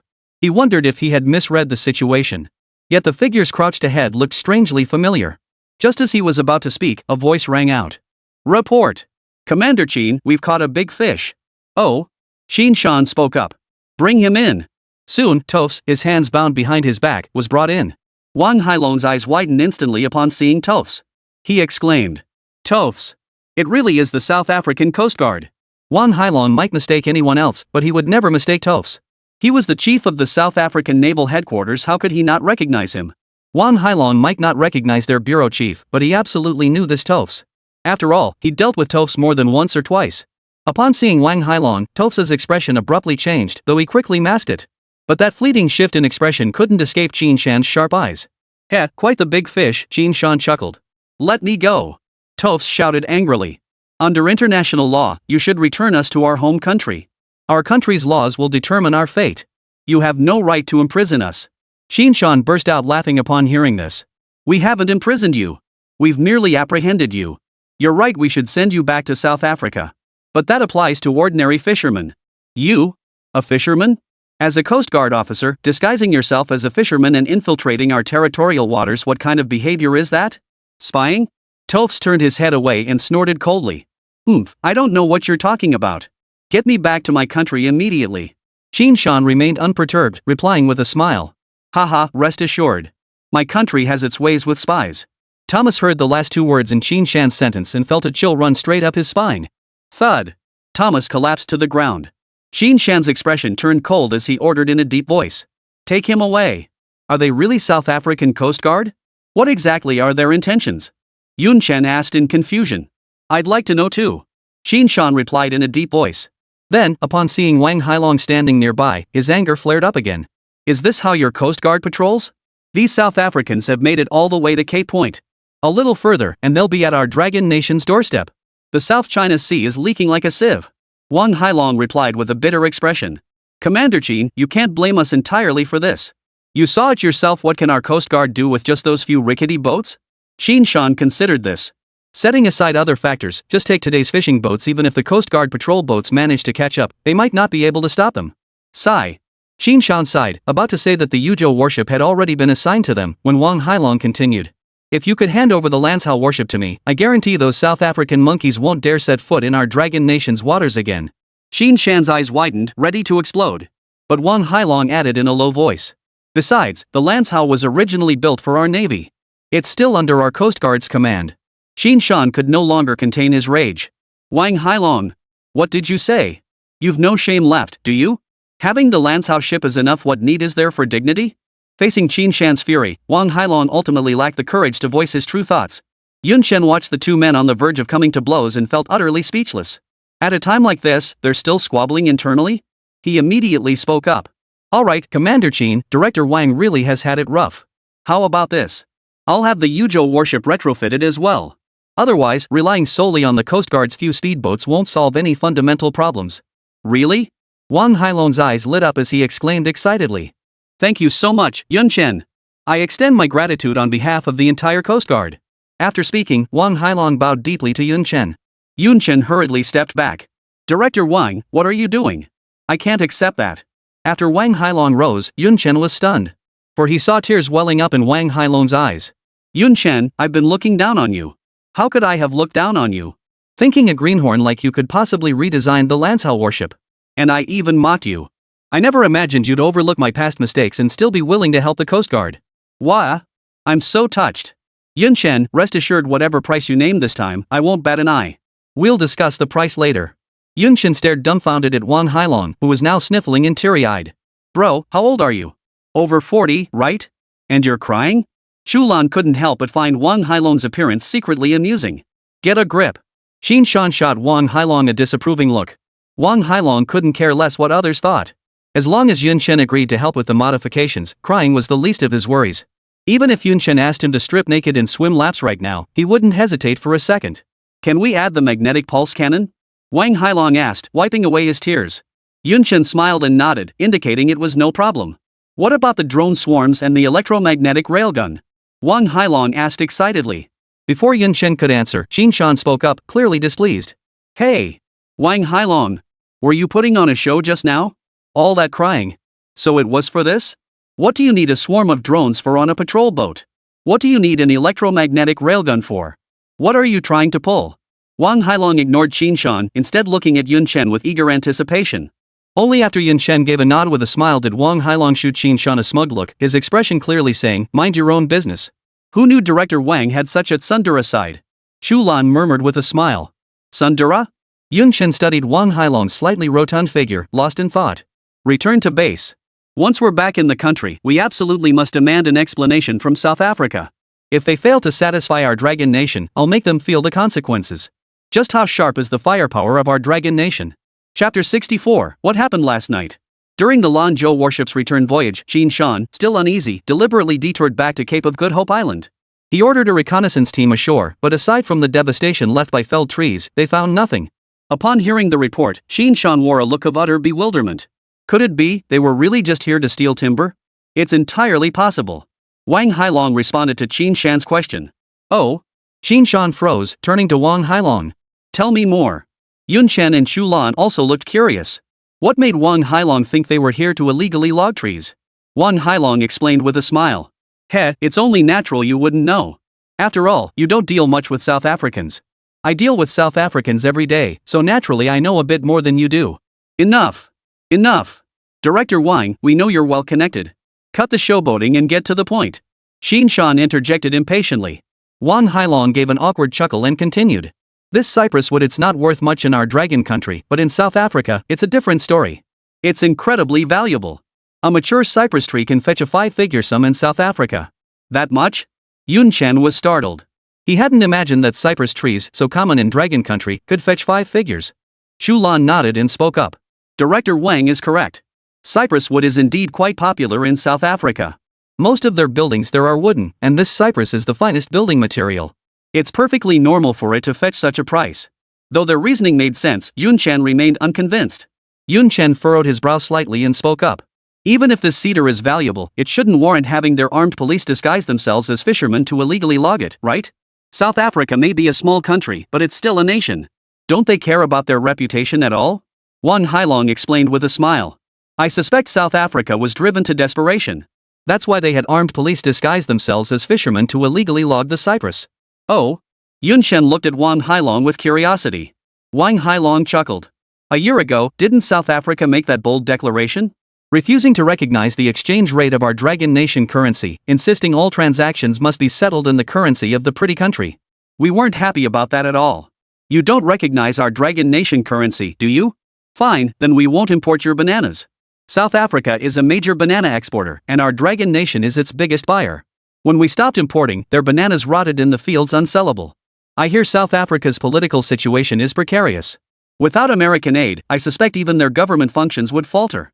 So I conclude that South Africa had no choice but to come to my Dragon Nation to illegally log cypress trees. I see.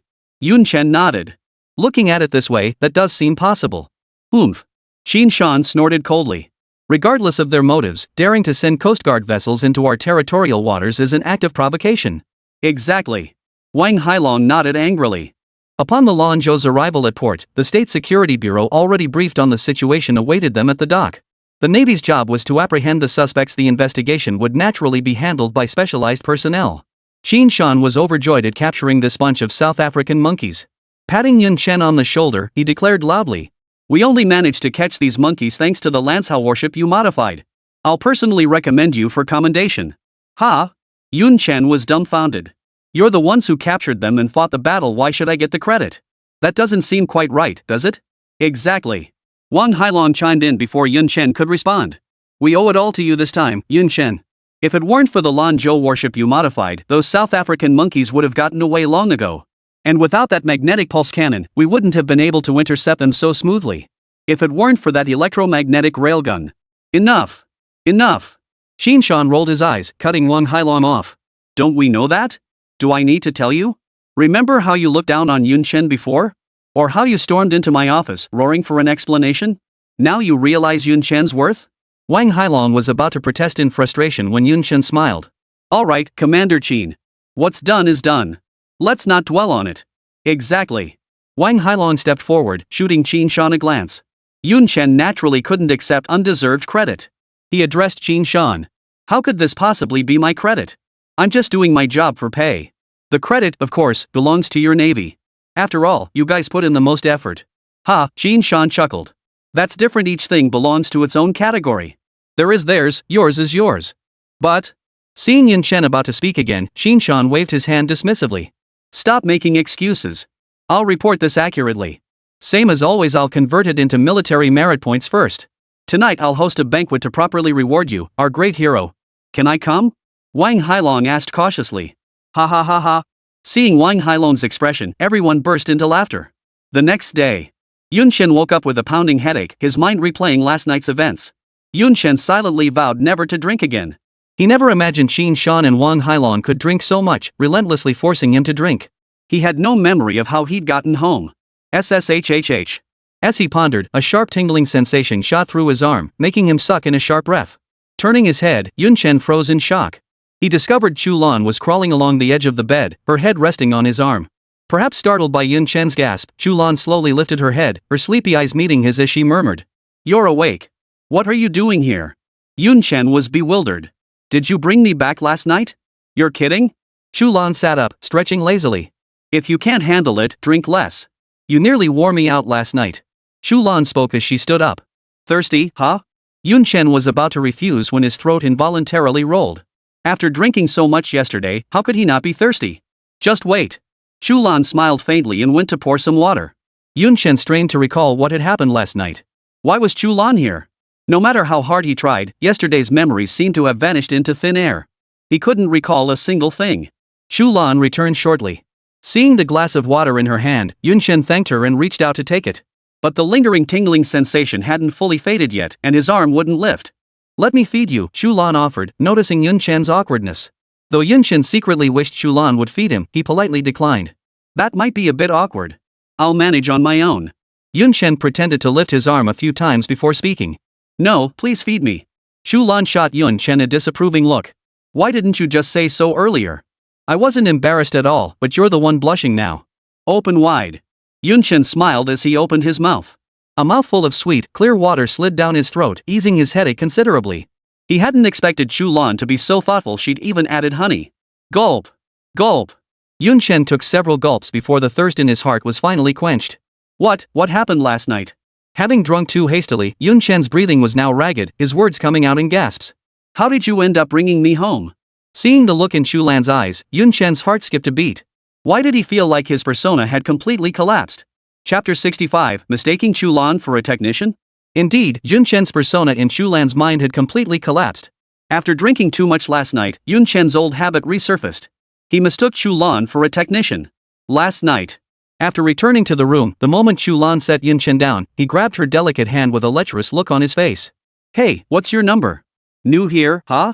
You're so pretty. Come here, let Big Brother give you a kiss. Chu Lan had been puzzled as to why Yun Chen had grabbed her hand, but she never expected him to pull this stunt. You're drunk. Chu Lan's expression turned cold as she shoved him away. What did Yun Chen take her for? Was she that kind of person? Yun Chen thought the technician before him was just shy. As an experienced man, he knew rushing things wouldn't get him anywhere. He grabbed Chu Lan's hand and spoke. Come on, let Big Brother read your poem. Chu Lan, who had been trying to pull away, immediately stopped her movement. Could Yun Chen really read poems? She was curious to hear what he had to say. She watched as Yun Chen gently traced her palm, adopting a solemn expression. Ah, little sister, you've truly had a hard life. Life's been so hard on you at such a young age. Your brother's tuition for this year still hasn't been secured, has it? Brother? Chu Lan froze. When did I ever have a little brother? Aren't I an only child? Then Yun Chen's next move left Chu Lan utterly stunned. Slap. Yun Chen actually pulled out a bank card and slapped it into her hand. Good thing you ran into me. Take it. Go back to your hometown. Open a small shop. Don't do this anymore. After saying that, Yun Chen collapsed onto the bed and fell fast asleep. Chu Lan stared blankly at the bank card in her hand, utterly bewildered. It took her a while to realize Yun Chen had mistaken her for a technician. Judging by Yun Chen's demeanor, he must have been going there quite often. What's with that look? Yun Chen stared at Chu Lan, utterly bewildered. What the hell just happened? I really don't remember a thing. Chu Lan shot Yun Chen a disapproving look before speaking.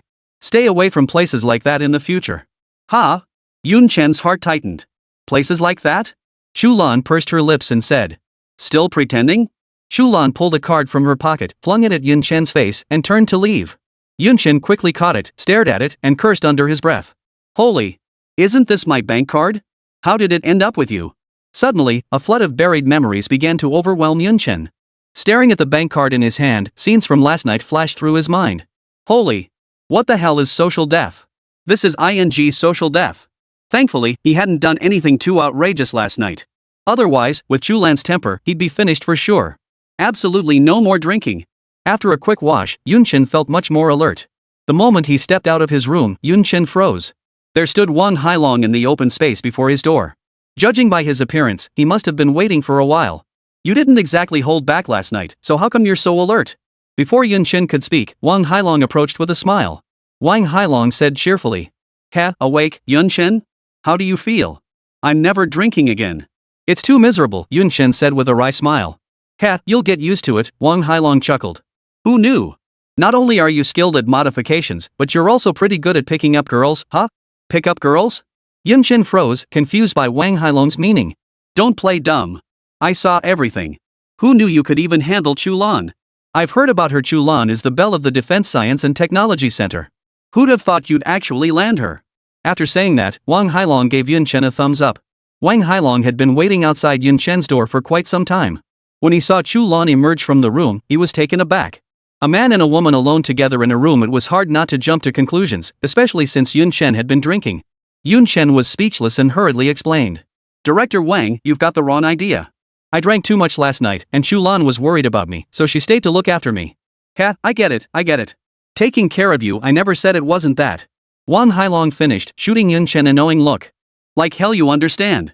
Yun Chen gave up trying to explain and simply asked. Director Wang, what brings you here so early in the morning? Wang Hailong scratched his head, looking slightly embarrassed. I came to ask when you might be available to help us retrofit the Yuzhou warship. Yun Chen had wondered what it was about.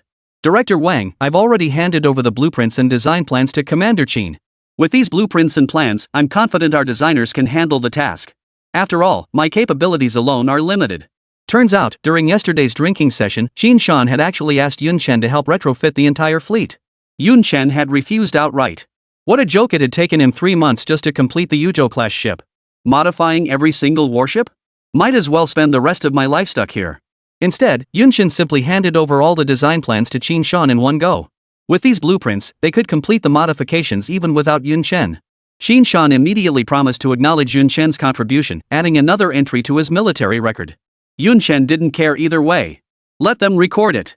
Up until now, he had no idea how many military merits had been credited to him. He had no idea what rank he might receive when the final tally came. That said, but Wang Hailong hadn't finished speaking when Yun Chen cut him off. Rest assured, Director Wang, it's no problem. If any issues arise, come find me anytime. I'll personally resolve them for you. Wang Hailong's eyes lit up at once, his voice brimming with delight. That's wonderful. Then I'll go see Commander Chen first.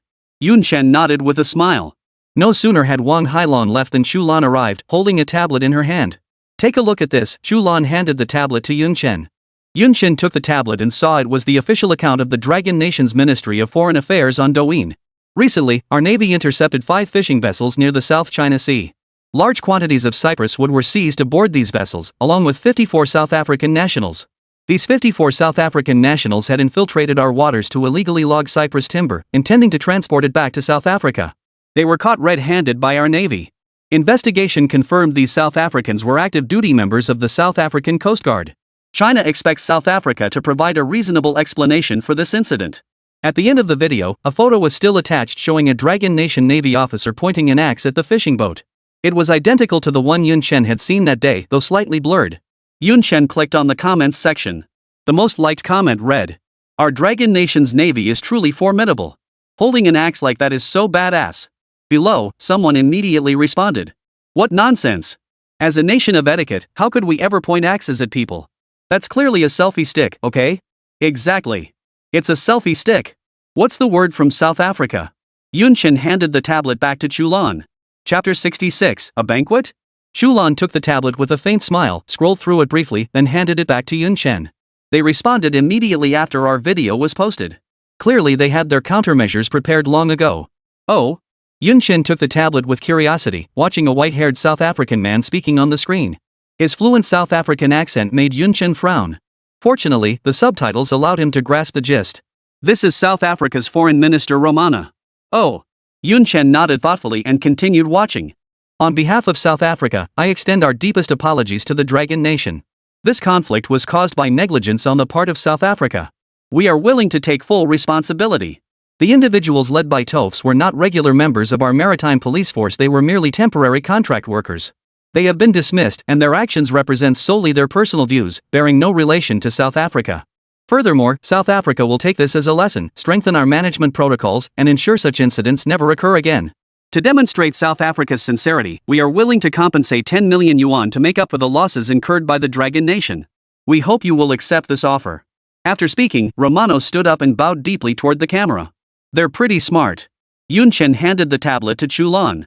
Hearing the familiar terms of the contract, the words urban management popped into Yun Chen's mind. What should our Dragon Nation say? Yun Chen asked Chu Lan. Chu Lan smiled. They've already issued a public apology and paid compensation. Naturally, that should settle it. After all, our Dragon Nation is a major power. There's no need to antagonize South Africa. Yun Chen nodded in agreement, finding Chu Lan's reasoning sound. Persisting in an aggressive stance would only make Longhua appear petty. Actually, Chu Lan was about to continue when a hearty laugh echoed through the air. Ha ha ha. The two looked up to see none other than Qin Shan. Yun Chen. You little rascal. Thanks to you. Did you see the video? That was so satisfying. Who'd have thought those South African monkeys would ever apologize to us? Me? Yun Chen was baffled. What did this have to do with him? Didn't we catch them red-handed? They had no choice but to apologize, right? Qin Shan chuckled. Heh, you're wrong, Yun Chen. These South Africans are as stubborn as mules. From what I know about South Africa, there's no way they'd apologize. You've forgotten just a year ago, they refused to recognize our Dragon Nation currency. How much time has passed since then? How could they suddenly apologize and offer compensation? Then what's this? Yun Chen asked doubtfully. Chu Lan smiled. I was just about to tell you. Actually, the reason South Africa is acting this way. It's likely connected to the last military exhibition. Military exhibition? Yun Chen asked in confusion. I don't recall South Africa participating in the military exhibition, did they? Chu Lan chuckled. South Africa didn't participate, but the United States did. The reason South Africa dared to make such bold claims is entirely because the United States is backing them. But this time is different. At the last military expo, our dragon nation gave the United States a proper scare. Add this time to that, and South Africa is clearly in the wrong. The United States has no intention of backing them up. That's why South Africa had no choice but to apologize. Without American backing, South Africa wouldn't dare cross our dragon nation. Ah! Chen Hao sighed heavily, sounding somewhat resigned. South Africa is nothing to us, the dragon nation. A mere speck of land, easily crushed with a flick of the finger. The trouble lies with the United States. If only. Chen Hao trailed off mid-sentence, offering a sheepish grin. Look at me, on such a joyous day. Why bring this up? South Africa has apologized, isn't that a good start? Ha ha ha. Sooner or later, the United States will have to publicly apologize to us too. After speaking, Chen Hao patted Yun Chen on the shoulder. He believed that with Yun Chen around, that day wouldn't be too far off. Could you go easier? Another couple of slaps and you'll crush my little frame. Yun Chen thought to himself before flashing Chen Hao a smile. Ah, I'm in a great mood today. I'll personally. Before Chen Hao could finish his sentence, Yun Chen cut him off. Hey! Chu Lan. Shouldn't we be heading back? Chu Lan froze in surprise, and Chen Hao was equally bewildered. Had he not been a good host? Why leave already? Seeing Chu Lan's lack of response, Yun Chen felt a surge of panic. From what Chen Hao implied, was another feast planned for tonight? Are you kidding me? He hadn't even recovered from yesterday's drinking yet, and now more? If he drank too much again today and mistook Chu Lan for a technician? Then his image would be completely ruined. What was he waiting for? He had to get out of there fast. Chu Lan caught Yun Chen frantically signaling at her and finally understood, smiling. Right, Uncle Chen, I was just about to tell you. The second-generation electromagnetic cannon developed by Oldley and the others is already complete. We're just waiting for Yun Chen to name it. Oh? Chen Hao chuckled. What an honor. Looks like I have no reason to keep you here any longer. Headquarters of the South China Military Region Army. In the conference room, Chu Lan has stood solemnly at the head of the table and spoken in a deep voice. Order! Everyone in the conference room stood at attention, back straight as arrows, eyes fixed on Chu Lan. Chu Lan glanced over the documents in his hand, placed them on the table, and spoke. I won't read the document aloud. It's here. Chu Lan's voice suddenly rose sharply, and everyone stood even straighter. The annual military counter-exercise is here. I won't say more. Let me reiterate. The exercise is war. The enemy across the field is our hypothetical adversary. I have only one demand. This battle. Victory is the only option. Defeat is forbidden. Whoever dares screw this up. Don't blame me for turning on you. Are you all ready? Always ready. The crowd roared in unison, their voices piercing the sky. Always ready. Always ready. Very good. Chu Lan nodded with satisfaction, his voice deep and commanding. Advance. As expected, the East China Military District also received orders for the counter-exercise. Army Commander Chen, like Chu Lan, completed his pre-battle mobilization and ordered the troops to march immediately. Chen approached with a cheerful smile, stopping before a young man in a suit with handsome features. With the cutting-edge tech you've brought, I'm confident we'll make Chu Lan run for cover in this mock battle. The young man didn't respond, merely returning Chen Jinlei's smile. His thoughts had already drifted far away. 10 years? I'm finally back. Chu Lan, have you been well these past years? I've come back for you. As Yun Chen departed by car, Chen Hao slipped a bank card into his hand. Yun Chen froze, about to return it, but the car had already pulled away. Chapter 67, Chu Lan's Rage. I knew you'd refuse. This is the 500 million yuan Hailong lost in the duel. Consider it payment for your trouble this time. Inside the car, Yun Chen pondered Chen Shan's parting words before turning to Chu Lan up front. You two must have planned this together.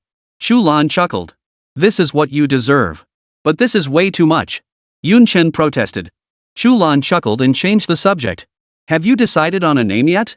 What name? Yun Chen froze. Didn't I tell you? The second-generation electromagnetic cannon developed by Oldley and the others is already built. They're waiting for you to name it, Chu Lan frowned. Oh, Yun Chen waved his hand dismissively. I thought you were just making excuses on the spot. Call it whatever you like. You guys decide. Chu Lan grew anxious at once. That won't do. Naming a weapon is a noble task, how can you be so casual about it? Hurry up and think of something, you have to come up with it. Besides, this electromagnetic cannon is your creation. What kind of nonsense is it to let someone else name it? Then let's call it truth. Yun Chen waved his hand dismissively. His mind was elsewhere entirely at that moment, preoccupied with thoughts of Zhao Menglu. He wondered if she was doing well at the University of Information Science and Technology. Having not seen Zhao Menglu for over 3 months, Yun Chen found himself genuinely missing her. Previously, he'd been too busy modifying the Lanzhao worship to spare a thought for her. Now that he had free time, Zhao Menglu naturally came to mind. Truth? Chu Lan murmured. What a beautiful name. Truth. Only within range. Fits the electromagnetic cannon perfectly. Who knew you had such a knack for naming things? Chu Lan smiled at Yun Chen. At that moment, Yun Chen was completely lost in his sweet fantasies about Zhao Menglu. He hadn't heard a word Chu Lan said, a faint smile still lingering on his face. What are you thinking about? Chu Lan asked in surprise. You're practically drooling. Snapping back to reality, Yun Chen grinned at Chu Lan. Nothing. Meanwhile, at the University of Information Technology, inside a lecture hall, a stunning blonde woman with blue eyes watched a girl staring blankly at her phone not far ahead. She shook her head slightly, then walked up to her and smiled. Monroe, thinking about him again? Zhao Menglu snapped back to reality, put away her phone, and smiled faintly. Evelyn, you're here. This stunning blonde-haired, blue-eyed woman was the new friend Zhao Menglu had met after returning from the National Defense Science and Technology Center. Evelyn sat down beside Zhao Menglu, her voice tinged with indignation. I really feel sorry for you. You're so beautiful, and he doesn't appreciate you at all. It's been so long, and he hasn't even called. What good is a boyfriend like that? You should break up with him sooner rather than later. Zhao Menglu defended herself with a smile. He must be busy. You don't know how amazing he is. Evelyn sneered dismissively. So what if he's outstanding? He can't even bother to check on his own girlfriend. How great can someone like that really be? You're hopeless. Even now you're defending him. Love struck. Forget it. I'm done with this. Look what I brought you to eat. After Evelyn finished speaking, she pulled out a box of exquisite pastries and handed it to Zhao Menglu. Wow. Evelyn, you're just too kind to me. After returning from the National Defense Science and Technology Center, Zhao Menglu, under Chu Lan's arrangements, had come back to the University of Information Science and Technology. But the university she returned to was vastly different. The university now felt like a completely unfamiliar place to her. All the faculty and students she once knew had vanished. Under Chu Lan's arrangements, she had become a transfer student. In this familiar yet unfamiliar environment, Zhao Menglu was still quite happy. She could finally settle down, focus on her studies, and catch up to Yun Chen sooner. However, by chance, Zhao Menglu met Evelyn. At first, she felt some resistance toward Evelyn. After all, the blonde-haired, blue-eyed Evelyn wasn't from the dragon country, but from the beautiful country. Yet Evelyn acted like a caring older sister, showing her genuine kindness. Gradually, Zhao Menglu lowered her guard. As their bond deepened, they became inseparable confidants. And the topic they discussed most often was Yun Chen. Menglu, you've been here for over 3 months now, right? Hasn't your boyfriend come to see you even once? Evelyn frowned as she watched Zhao Menglu eating pastries. What's wrong? Zhao Menglu looked up, puzzled. You seem really interested in Yun Chen? You've asked me that 3 times already today. A cold glint flashed in Evelyn's eyes, but she concealed it well. She reached out to wipe the cream from the corner of Zhao Menglu's mouth and smiled. No, I'm not. I'm just curious after hearing you talk about how amazing he is all the time. Oh. Zhao Menglu didn't think much of it, continuing to eat the pastry in front of her as she spoke. He's always so busy.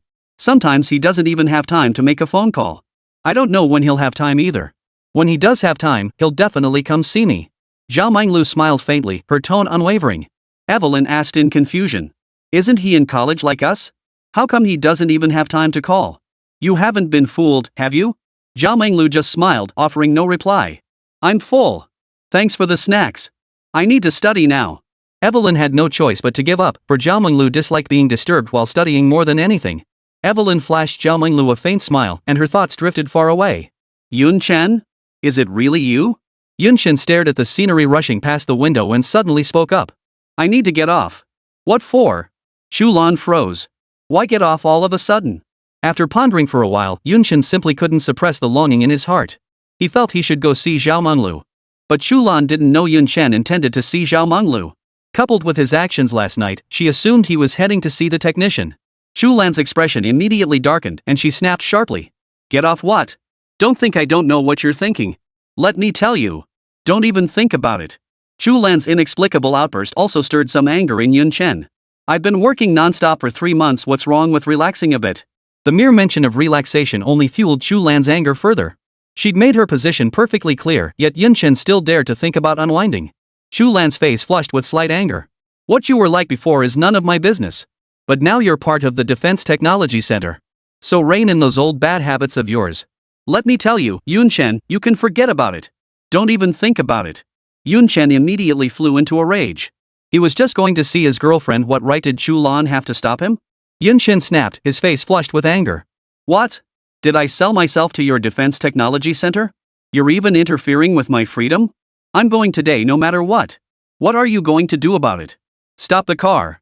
Seeing Yun Chen was dead set on finding the technician, Chu Lan lost her temper and shouted angrily. Let's go. The farther the better. Bang. Yun Chen jumped out of the car, slammed the door shut, and strode forward without looking back. The driver, about to warn that getting out here was dangerous, heard Chu Lan snore coldly. Oomph. Back to the National Defense Science and Technology Center. He can go wherever he wants. Seeing Chu Lan's murderous glare, the driver swallowed his words and floored the gas pedal, speeding away. Chapter 68. Holy. There really are wolves. Where the hell is this? Yun Chen regretted getting out the moment he stepped off the vehicle. Staring at the mountain road stretching endlessly ahead, Yun Chen was utterly bewildered. Forget finding Zhao Manlu, he didn't even know where he was. Turning back, the vehicle he had been riding in had vanished without a trace. He stood alone on the empty mountain road. He couldn't figure out what was wrong with Chu Lan today. Why was she speaking so harshly? Was it because he'd mistaken her for a technician last night? Was she really that petty? Damn it, there better not be wolves. Yun Chen cursed under his breath as he scanned the surrounding forests, hastening his pace forward. Did I sound a bit harsh just now? Ha? The driver behind the wheel looked utterly confused. Was that directed at me? Just drive properly. Chu Lan shot him a glare before turning her head back to the rapidly receding scenery outside the window, her mind racing with thoughts. She had indeed been annoyed by Yun Chen earlier, but now her anger had mostly subsided. Thinking it over, Yun Chen seemed to have a point. After all, every man has his needs. She could understand that. But the thought of Yun Chen seeking out a technician made her feel extremely uncomfortable. A man like Yun Chen, how could he seek out a technician? Wasn't that just wallowing in self-degradation? Besides, if you have needs, you could tell me. I'm not the type to refuse to help you. Why go to a technician? And then get all worked up and yell at me over it? Thud. Chu Lan grew angrier the more she thought about it, kicking the seat in front of her with all her might. The driver sensed Chu Lan's foul mood and drove at breakneck speed without a word. When a woman's angry, even a passing dog might get slapped, let alone him? Why are you driving so fast? Chu Lan glared at the driver without blinking. The driver looked utterly bewildered. I'm just the driver, what did I do to deserve this? The driver offered a faint smile and explained. This is a wildlife reserve. It's fine during the day, but at night these animals come out to roam. Accidents happen frequently. Wildlife reserve? Chu Lan froze, then her expression changed abruptly as she gasped. There aren't wolves, are there? The driver chuckled. Forget wolves, there are even bears. What are wolves compared to them? Chu Lan's face instantly drained of color. Why didn't you say anything sooner? Turn around quickly. Yun Chen is still inside. As dusk approached, panic gripped Chu Lan's heart. Tell you earlier? The driver looked utterly aggrieved, thinking to himself. I didn't say anything, yet you were about to yell at me. If I had told you earlier, you'd have eaten me alive. Though he thought this, he dared not say it aloud. The driver slammed on the brakes, spun the car around, and sped back the way they had come. Damn it all to hell. Where the hell did you take me? Yun Chen flung the stick he'd picked up onto the ground, not caring whether it was clean or not. He sat down stiffly on the road, panting heavily. He'd been walking for over an hour. Not a single car, not even a soul in sight, just an endless stretch of asphalt winding crookedly ahead. If not for the ever-changing scenery around him, Yun Chen would have sworn he was seeing ghosts in broad daylight. He must be caught in a ghostly maze. It's been over an hour, why isn't this ending? After muttering to himself, Yun Chen pulled out his phone. He intended to call Chu Lan, swallow his pride, and get himself out of this godforsaken place first. But when he looked at his phone, Yun Chen froze. No signal?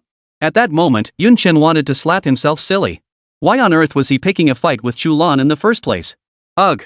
Yun Chen let out a heavy sigh and prepared to get up and continue walking. Suddenly, a chill ran down his spine, as if a venomous snake had fixed its gaze upon him. Yun Chen looked around in confusion, only to be startled by what he saw. Behind him, a vicious wolf dark as night, its eyes glowing green, stared fixedly at him. Yun Chen felt a chill run down his spine, every hair on his body standing on end in an instant. Damn it! Yun Chen scrambled to his feet, snatched up the wooden stick he'd discarded moments before, and assumed a defensive stance, locking eyes with the black wolf in a tense standoff.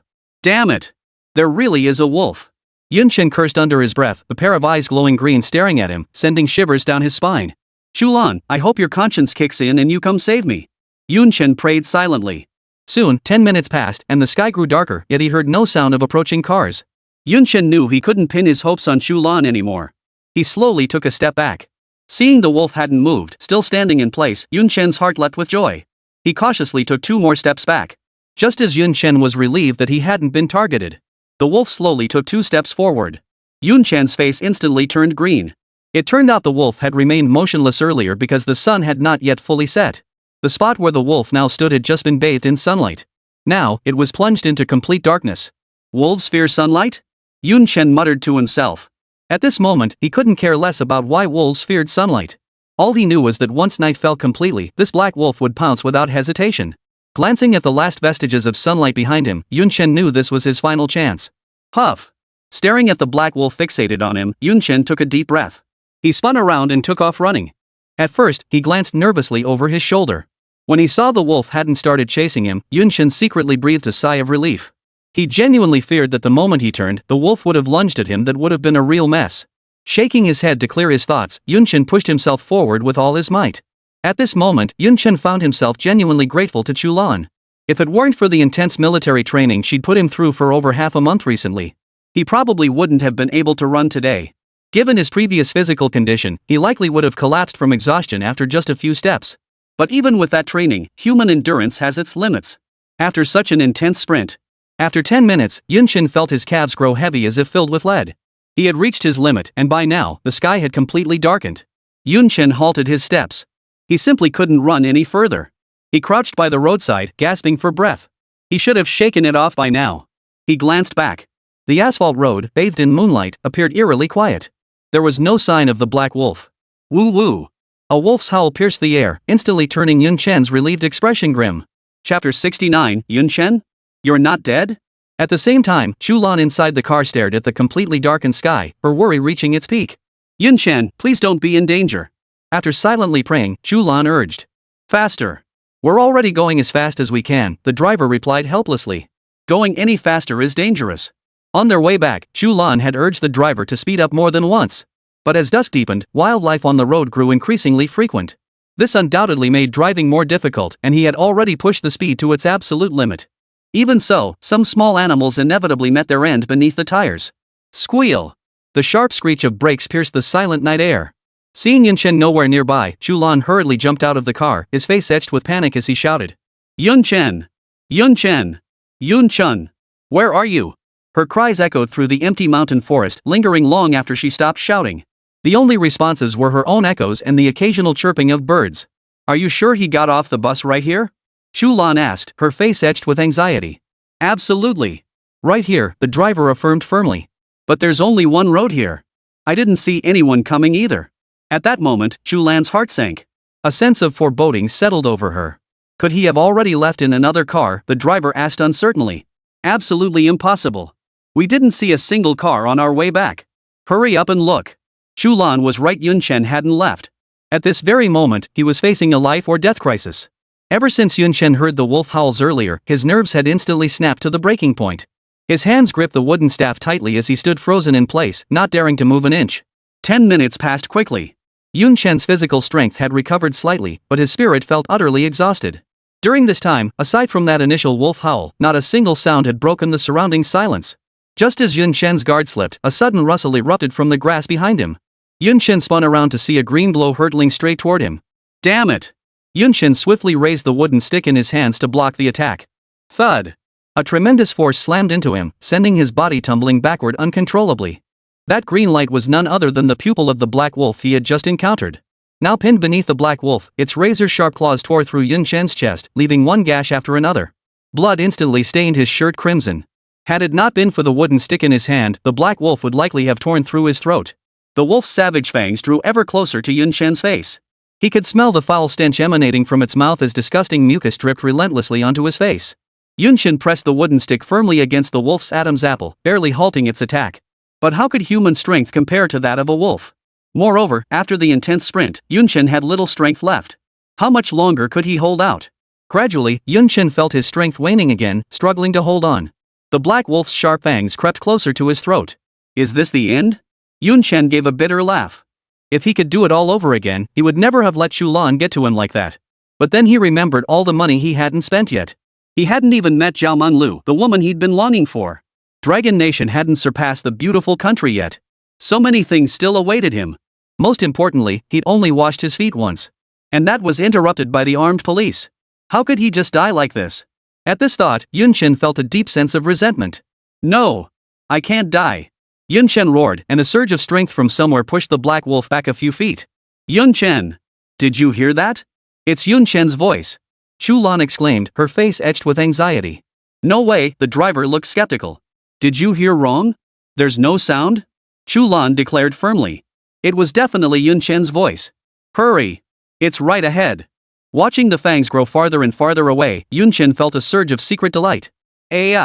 Yun Chen mustered every ounce of strength, thrusting upward to throw the black wolf off him.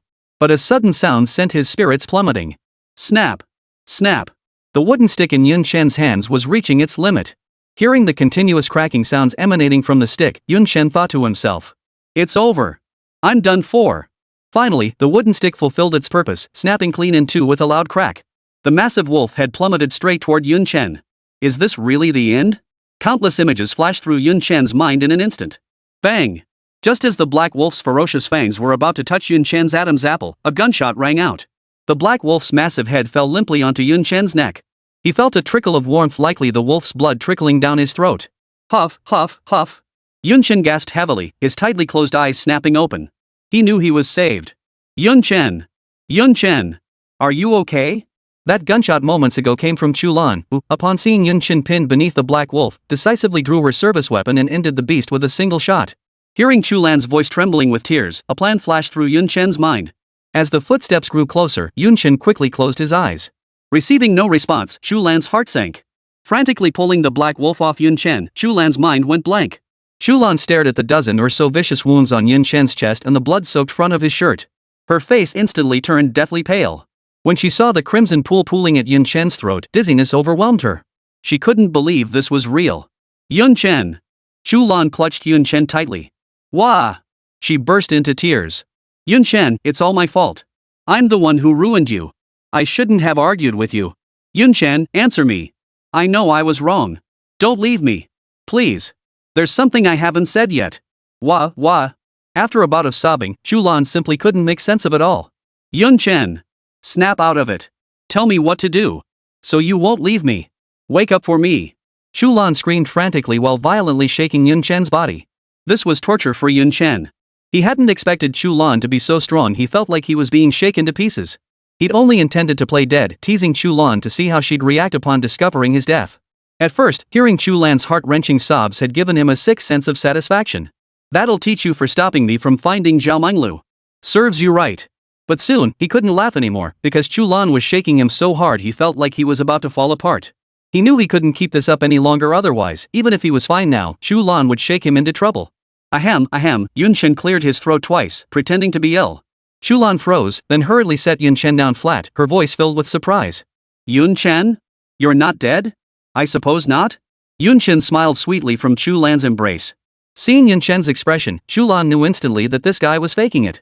Noticing Chu Lan's suspicious look, Yun Chen quickly changed the subject with a sly grin. Oh, right. I think I heard you just now. Was there something you hadn't told me? You mean? Before Yun Chen could finish his sentence, the faint warmth on his lips left him utterly dumbfounded. Chapter 70, Drills or Real Combat? I just got kissed against my will? Yun Chen's eyes widened in disbelief as he stared blankly at Chu Lan before him. He never imagined Chu Lan would just go for it like that. Once he snapped out of it, Yun Chen immediately closed his eyes, ready to savor the moment. His mouth parted slightly, ready to welcome the arrival of her tongue. But unexpectedly, the warmth on his lips vanished abruptly. That's it? Yun Chen muttered discontentedly under his breath, opening his eyes. There stood Chu Lan, her face flushed crimson as she stared at him, likely from the kiss. Her breathing was slightly hurried, warm breath continuously escaping her lips and brushing against Yun Chen's face. Yun Chen smiled. You wouldn't. Before Yun Chen could finish, Chu Lan cut him off. Don't say anything. Don't ask anything. I don't want to talk about anything right now. Could this girl have fallen for me? Yun Chen muttered to himself, observing Chu Lan's reaction. Suddenly, Chu Lan furrowed her brow and spoke up. Just now, were you pretending? Heh, just messing with you. Yun Chen gave an awkward laugh. How could you joke like that? You scared the hell out of me, you know that? Chu Lan immediately released her grip on Yun Chen's arm and stood up. Caught completely off guard, Yun Chen stumbled backward and fell flat on the ground. Damn it! You bastard! Flips out in an instant. Yun Chen cursed inwardly. He hadn't expected Chu Lan to turn on him so suddenly. One moment she was kissing him, the next she'd tossed him to the ground? Thud! Yun Chen landed flat on his back. Shush! The impact tugged at the wound on his chest, sending a sharp pain through him that made him suck in a sharp breath.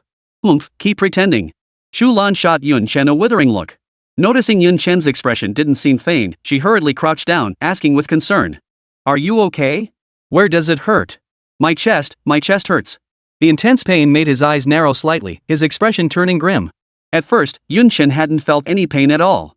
But now, for some reason, the distant ache radiating from his chest was becoming unbearable. But it wasn't truly unbearable. His exaggerated expression was entirely feigned. Seeing Yun Chen's agonized expression, Chu Lan momentarily panicked, completely failing to notice the sly gleam in his eyes. She hurriedly scooped him up and rushed toward the car. Hurry! To the hospital! The driver glanced at the wound on Yun Chen's chest and thought to himself. We need to get to the hospital fast. Any later, and this wound might just close up on its own. As a veteran, he knew exactly how serious Yun Chen's injuries were. Though the gash on Yun Chen's chest looked gruesome and was covered in blood, it was ultimately just a superficial wound. However, seeing Chu Lan's anxious expression, he wisely kept the truth to himself. Otherwise, he'd inevitably be met with a lioness's roar. He'd already experienced that before. That kid really is a sly one. I'll tell my daughter to watch out for him when she gets back. Good-looking guys are never trustworthy. The driver, catching the scene in the rearview mirror, couldn't help but sigh inwardly. In the back seat of the car, Yun Chen lay in Chu Lan's arms, whimpering softly. It hurts. My chest hurts so much. Chu Lan asked with concern. Yun Chen, bear with it, we'll be at the hospital soon. Just hang in there. We'll be there soon. Yun Chen whimpered softly as he rubbed against Chu Lan's chest. The soft sensation was utterly irresistible. He never imagined Chu Lan would be so well endowed. How had he never noticed before? Feeling the softness against his head, Yun Chen felt incredibly comfortable. Meanwhile, Chu Lan had no idea Yun Chen was taking liberties with her. She still thought Yun Chen was rubbing against her chest because the pain was unbearable. Her face was filled with concern as she kept urging the driver ahead to go faster, faster. The driver was nearly driven to distraction by Chu Lan's constant nagging.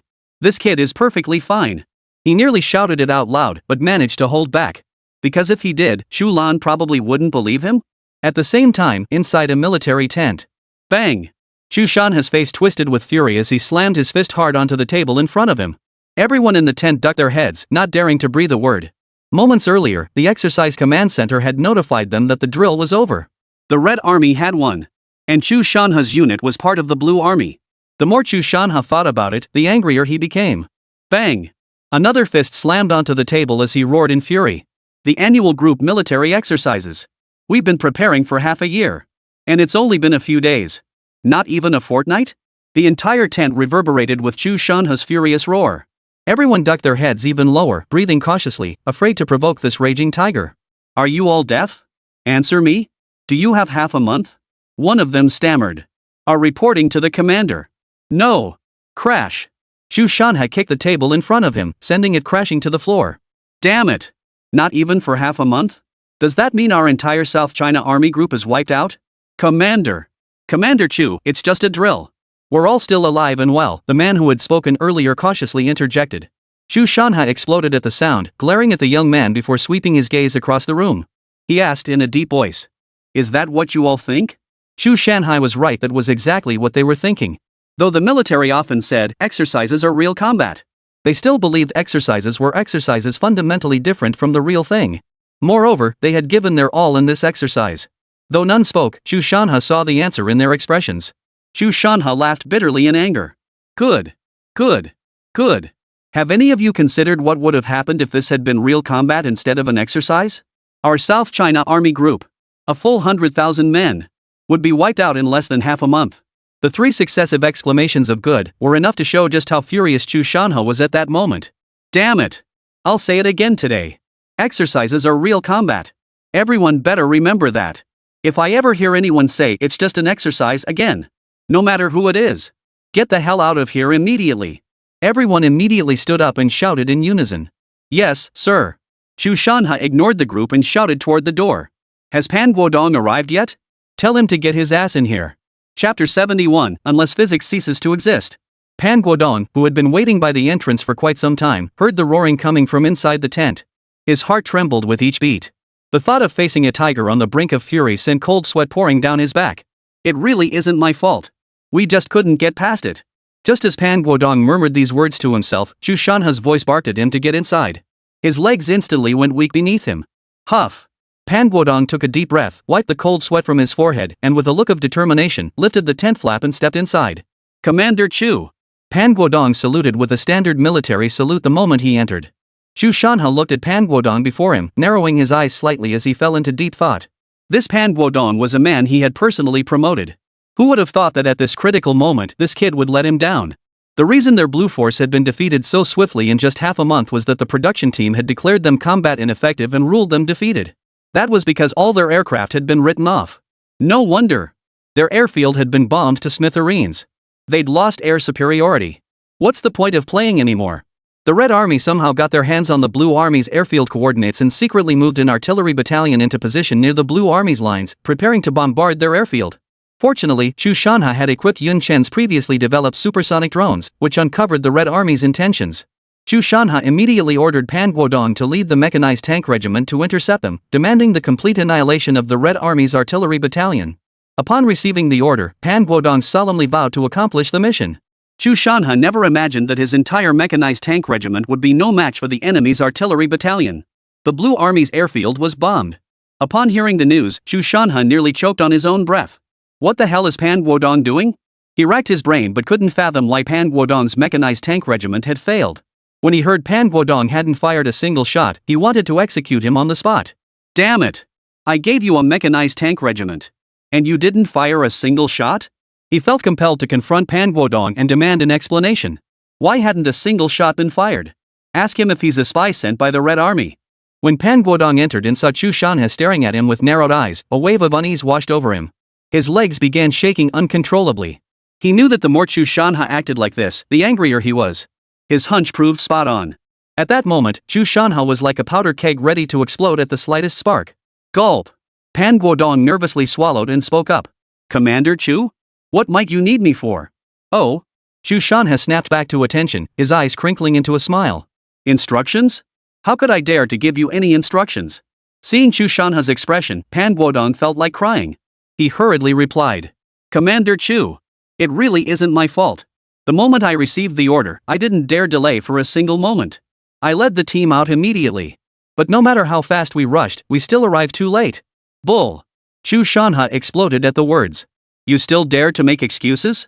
With the speed of the mechanized tank regiment, how could they possibly fail to intercept their artillery battalion? What? Could it be that the Blue Forces have electromagnetic cannons too? Bombing my airfield from 800 miles away?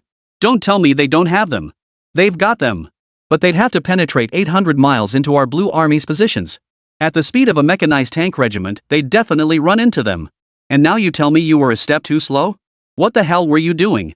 Even if you really failed your mission, I wouldn't blame you. War is war. Nothing's ever foolproof. But you didn't fire a single shot. How the hell am I supposed to not be pissed? What the hell is your mechanized tank regiment even for? It's not my fault. Pan Guodong protested, looking utterly aggrieved. Commander Chu, I swear I'm innocent. It's not that I didn't fire. When we arrived, there really wasn't a trace of the Red Army. You wouldn't understand. It's been raining non-stop these past few days. The Wild Wolf Valley area has turned into a swamp. Our tanks couldn't cross it. We had to take a detour. We pushed our speed to the absolute limit, but we were still too late. A swamp? Chu Shanha frowned.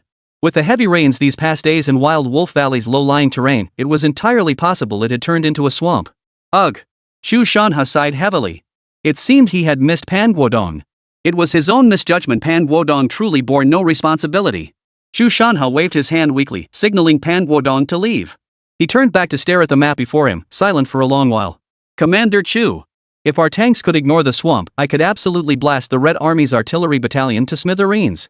Chu Shanha heard Pan Guodong's words and inwardly chuckled. What a joke! How could tanks possibly ignore swampland? Unless physics ceased to exist. Without turning around, Chu Shanha gave a slight wave, signaling him to leave. Seeing this, Pan Guodong knew better than to press the matter. He saluted Chu Shanha's retreating figure before turning and exiting. Chu Shanha stared at the map before him, silent for a long while. His brows furrowed deeply. This lesson had been a bitter one indeed. He never imagined Nightwolf Valley would become a swamp. This detour meant they were inevitably running out of time. Reroute? What if we encounter another swamp? Chu Lan asked himself inwardly. Yes, what should he do? Recalling Pan Guodong's parting words, a name suddenly surfaced in his mind. Yun Chen. Chu Lan's eyes lit up instantly. That's it. As soon as Chu Lan finished speaking, a hearty laugh echoed. Haha, what's right, old Chu? Recognizing the familiar voice, Chu Lan furrowed his brow and turned to face the newcomer. What brings you here? Here to show off your might? This man was none other than Chen Jinlei, Commander-in-Chief of the East China Military Region's Army, the very Red Army participating in this exercise. True to his name, Chen Jinlei boasted a voice that was anything but ordinary. Even from a distance, it made Chu Lan's ears ring. Haha, you. Still so petty. I came here specifically to clear up your confusion. Clarify things? Chu Lan looked utterly perplexed. Chen Jinlei laughed heartily. Haha, old Chu, don't you want to know how I got your airport coordinates? Don't you want to know why your air defense system didn't sound the alarm or intercept me? Indeed, Chu Lan was thoroughly puzzled. Though Pan Guodong's mission had failed. But if there was anti-aircraft fire around his airport, why hadn't it intercepted the artillery fire? And how did the Blue Forces even get hold of the coordinates for his airfield? Ha ha. Chen Jinlei burst into laughter at Chu Lan's puzzled expression, clapping his hands. Come in. Chapter 72, Stealth Drones? Someone else? Chu Lan looked toward the doorway in confusion. A young man in a suit, with a handsome face, appeared within his field of vision. Chu Lan froze, a look of surprise on his face. Muzha? Hey, kid. When did you get back? About a month ago. Muzha stepped forward with a smile. Uncle Chu, after all these years, you're still as formidable as ever. After complimenting Chu Lan, Muzha continued. What about Chu Lan? How is she? Same as ever, I suppose? Chu Lan chuckled. She's always holed up at the Defense Technology Center, never home. If you see her, you should try to talk some sense into her. She's always listened to you the most, ever since she was little. I still remember how she cried like a little kitten the day you left for abroad. As soon as Chu Lan finished speaking, Chen Jinlei beside him burst into loud laughter. Ha ha ha. Who knew your Chu Lan could cry like that?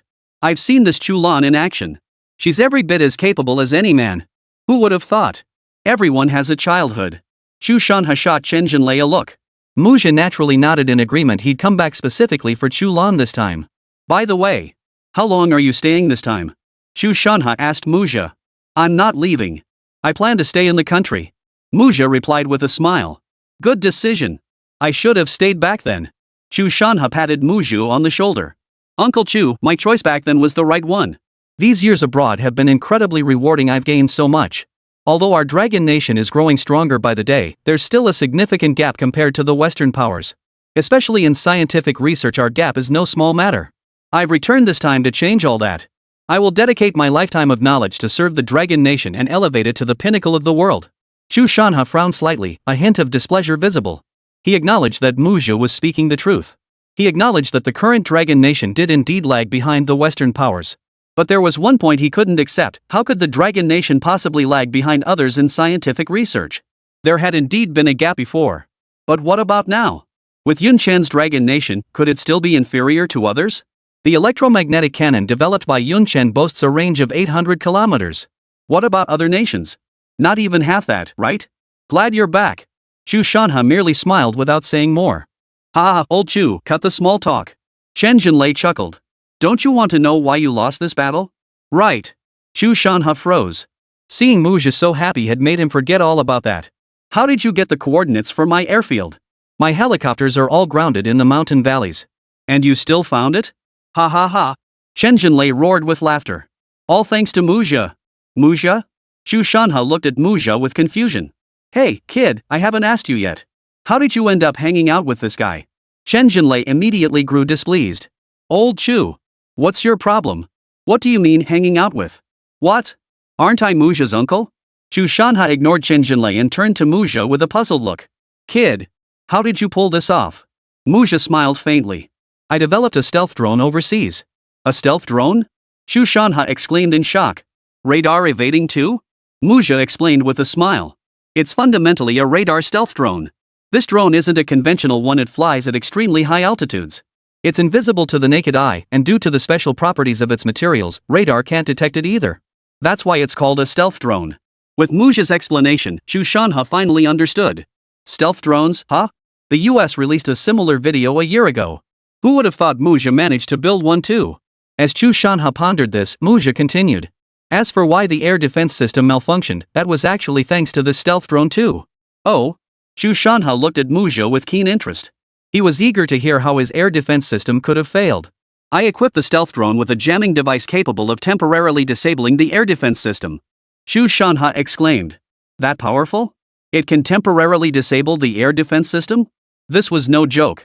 If the air defense system failed, wouldn't that intercontinental missile be able to strike the heart of the enemy? This is definitely cutting-edge technology. Hasn't this kid been this impressive this year?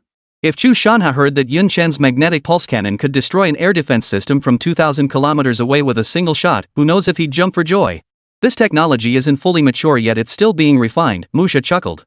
It's already impressive. Chu Lan praised. Once it's fully developed, you'd better equip me with it first. Of course. You'll be the first to get it, Uncle Chu. Muja assured him. Chu Lan laughed heartily. Ha, all those years of spoiling you as a kid weren't wasted. By the way, could you get me one of those stealth drones first? Muja's face instantly turned awkward.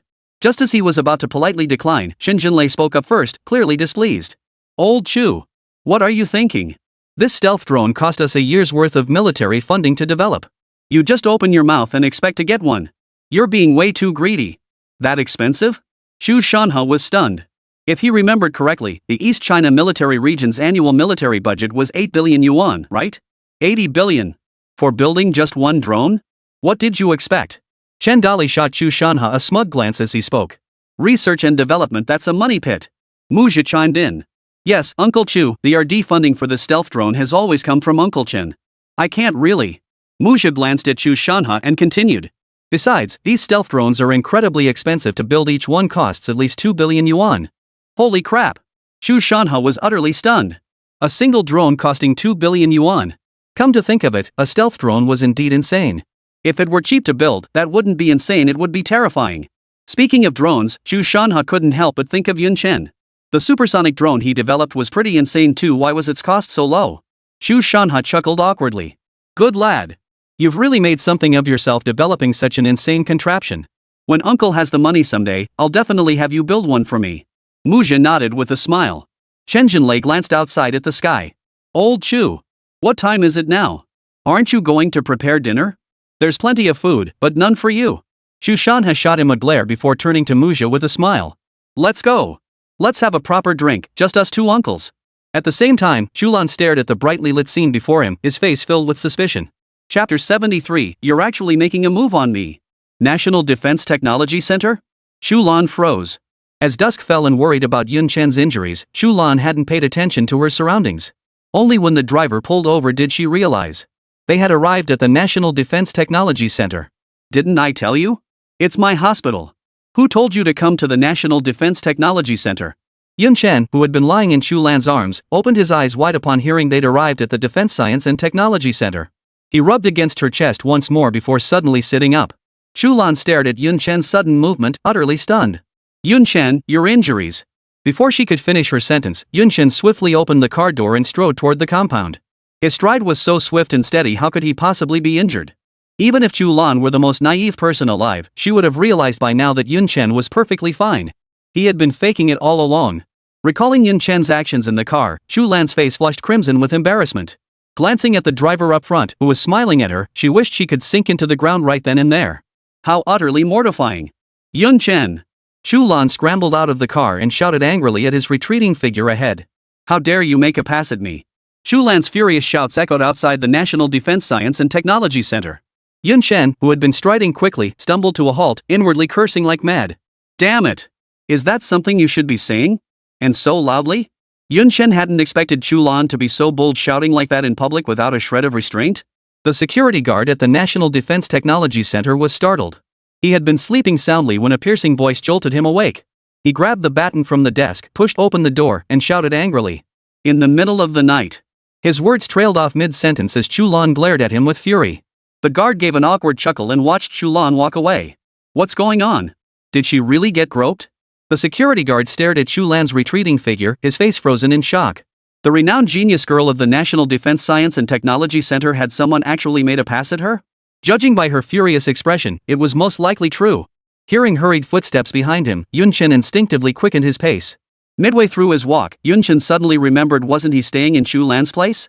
Damn it! After cursing under his breath, Yunchen stopped and gave Chu Lan a faint smile. Chu Lan, you seem pretty angry?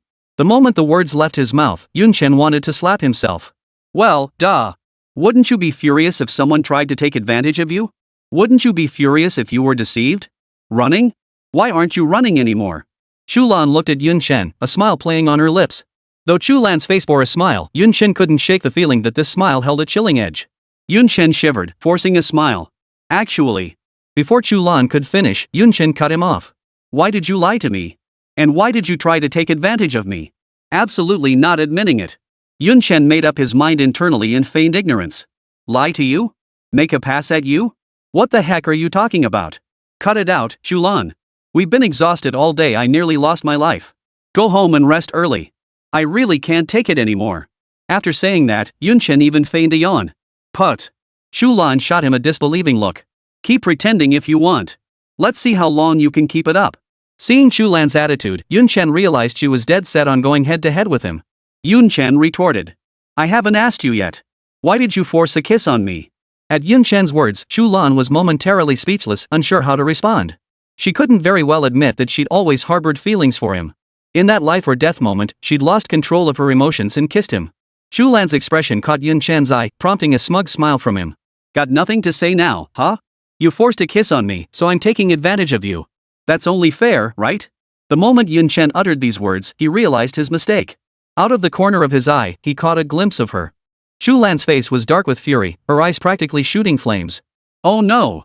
Yunchen thought to himself just as Chu Lan's furious voice rang out. Yunchen! I'll kill you! The next morning, Yunchen opened his eyes from the bed with a satisfied look, staring blankly at the ceiling for a moment before getting up. Recalling last night's scene, Yunchen couldn't help but chuckle inwardly.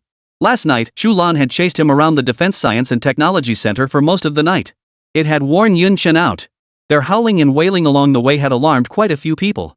Even Old Li and the others had been startled awake, rushing to investigate. When they saw Yunchen covered in blood, they were all startled. They immediately stopped the two and demanded an explanation. Chu Lan said in a low voice. He hasn't been to military training these past few days. He'll do extra training tonight. After speaking, Chu Lan shot Yunchen a fierce glare before turning and walking away. Knowing he was in the wrong, Yunchen smiled broadly as he explained to Old Li and the others. Exactly. Exactly. Extra practice, extra practice. Old Li and the others watched the receding figures of Yunchen and Chu Lan, utterly bewildered. Extra practice in the middle of the night? If you want extra practice, go ahead. What the hell are you guys yelling about in the middle of the night? All that shouting about fighting and killing you scared the hell out of us old folks. And what's with Yunchen covered in blood? Though Old Li and the others were puzzled, seeing the two didn't seem troubled, they let it go. Not bad. Starting to look like a real tough guy. Yunchen examined the cuts on his chest in the mirror and gave himself a few words of praise. Looking sharp. Yunchen smoothed his hair, threw on a random shirt, and turned to walk out the door. The moment Yunchen entered the living room, he froze in shock. A man had appeared in the living room at some point. Though the man in the blue suit had his back turned to him. Yunchen knew this man was no ordinary person. Because Chu Lan was seated directly across from him, and Yunchen could clearly see the smile on her face. Apart from himself, Yunchen had never seen Chu Lan smile at that man before. She always wore a cold expression. This man was none other than Muzha, who had just returned from the South China Military Region headquarters. Chu Lan, who was conversing with Muzha, caught sight of Yunchen standing nearby out of the corner of her eye. You're awake? Yunchen nodded with a smile, muttering to himself inwardly. Women's hearts are like needles at the bottom of the sea. Yesterday she was screaming about killing me, and now after just one night, she acts like nothing ever happened. Muzha froze. Who was Chu Lan talking to? He turned to look behind him and saw a man in loose-fitting shorts standing there with a smile on his face. Judging by his appearance, he looked like he'd just woken up. The sight before his eyes made his pupils contract sharply. Who the hell is that? Chapter 74, what? Is a PhD that impressive? Muzha stared at Yunchen, his expression sour. Muzha never imagined that during his years abroad, Chu Lan had actually gotten married? He hadn't heard a single thing? Didn't Chu Lan like him? How could she marry someone else? That guy looked like a beggar, how could Chu Lan have fallen for him? Muzha furrowed his brow slightly and spoke up. Lan, when did you get married? How come I didn't know? Yunchen stumbled backward, cursing inwardly. Damn it! Chu Lan got married? How come I haven't heard a single thing about it? Yun Chen stared at Chu Lan with a look of utter bewilderment, his eyes seeming to scream. You're married? Chu Lan's face flushed crimson as she hurriedly explained. Brother Muzha, what nonsense are you talking about? When did I get married? Chu Lan's words were actually directed at Yun Chen, fearing he might misunderstand. Not married? Muzha was stunned. What's up with this kid not being married? Muzha shot Yun Chen a sharp glance before speaking. Then, who is he? Yun Chen could easily detect the hostility in Muzha's eyes. He'd seen that look plenty of times when he was with Zhao Menglu. Looks like this kid has a thing for Chu Lan and sees me as his rival. Ignoring the hostility in his eyes, Yun Chen smiled. My name is Yun Chen. I'm new to the National Defense Technology Center. I'm staying with Chu Lan for now. There's nothing going on between me and Chu Lan, Yun Chen added, afraid the kid might misunderstand. Nothing at all? For some reason, hearing Yun Chen's words, Chu Lan felt an inexplicable pang of disappointment. Yun Chen's explanation only made things worse. Muzha's face immediately darkened. Of course I know you're nothing to Chu Lan. Muzha's voice turned cold and sharp. With someone like you, what could you possibly have with Chu Lan? Let me tell you, some people aren't for you to covet. You'd better keep those filthy thoughts of yours to yourself. Damn it! Yun Chen had intended to step outside to give them space to talk, but he hadn't expected this kid to be so harsh. What kind of person am I? What have I coveted? What the hell am I dirty about? Yun Chen was about to confront the kid when Chu Lan frowned and spoke up. Brother Muzha. How could you speak to Yun Chen like that? Muzha's anger flared even more upon hearing Chu Lan defend the kid. He snapped at Yun Chen. I don't care how you got into the Defense Technology Center. And I don't care why you're staying at Chu Lan's place. Starting right now, pack your things and get the hell out. What kind of person do you think you are, living with Chu Lan? Who the hell do you think you are? Yun Chen exploded in anger. You tell me to get lost, and I just get lost? Is this Defense Technology Center your family's business? Is this house yours? Yun Chen was seething with anger. He'd just woken up early in the morning, stepped outside, and hadn't done a thing yet only to be met with a sarcastic remark and told to get lost? What kind of world is this? Muzha! Chu Lan snapped, her voice sharp. She was deeply displeased with Muzha's words. If you keep this up, I'll have to ask you to leave. Kick me out? Muzha instantly flared up. He hadn't expected Chu Lan to actually ask him to leave for the sake of this kid. But seeing the flicker of anger on Chu Lan's face, he forced himself to calm down and try to reason with her. Lan, don't be so stubborn. I'm doing this for your own good. How could you let someone of unknown background live with you? Especially a man. If word gets out, what will become of your reputation? When I came here, your father specifically told me to take good care of you. Brother Muzha, you don't understand. Yun Chen isn't. Chu Lan was cut off mid-sentence by Muzha's raised hand. Hearing Chu Lan repeatedly speak up for Yun Chen, Muzha could no longer contain his anger. He snapped. Enough. Just listen to me. Then Muzha pointed at Yun Chen, his tone icy. You. Get the hell out of here. Who the hell do you think you are? Yun Chen stared at Muzha as if he were some kind of cute little kid.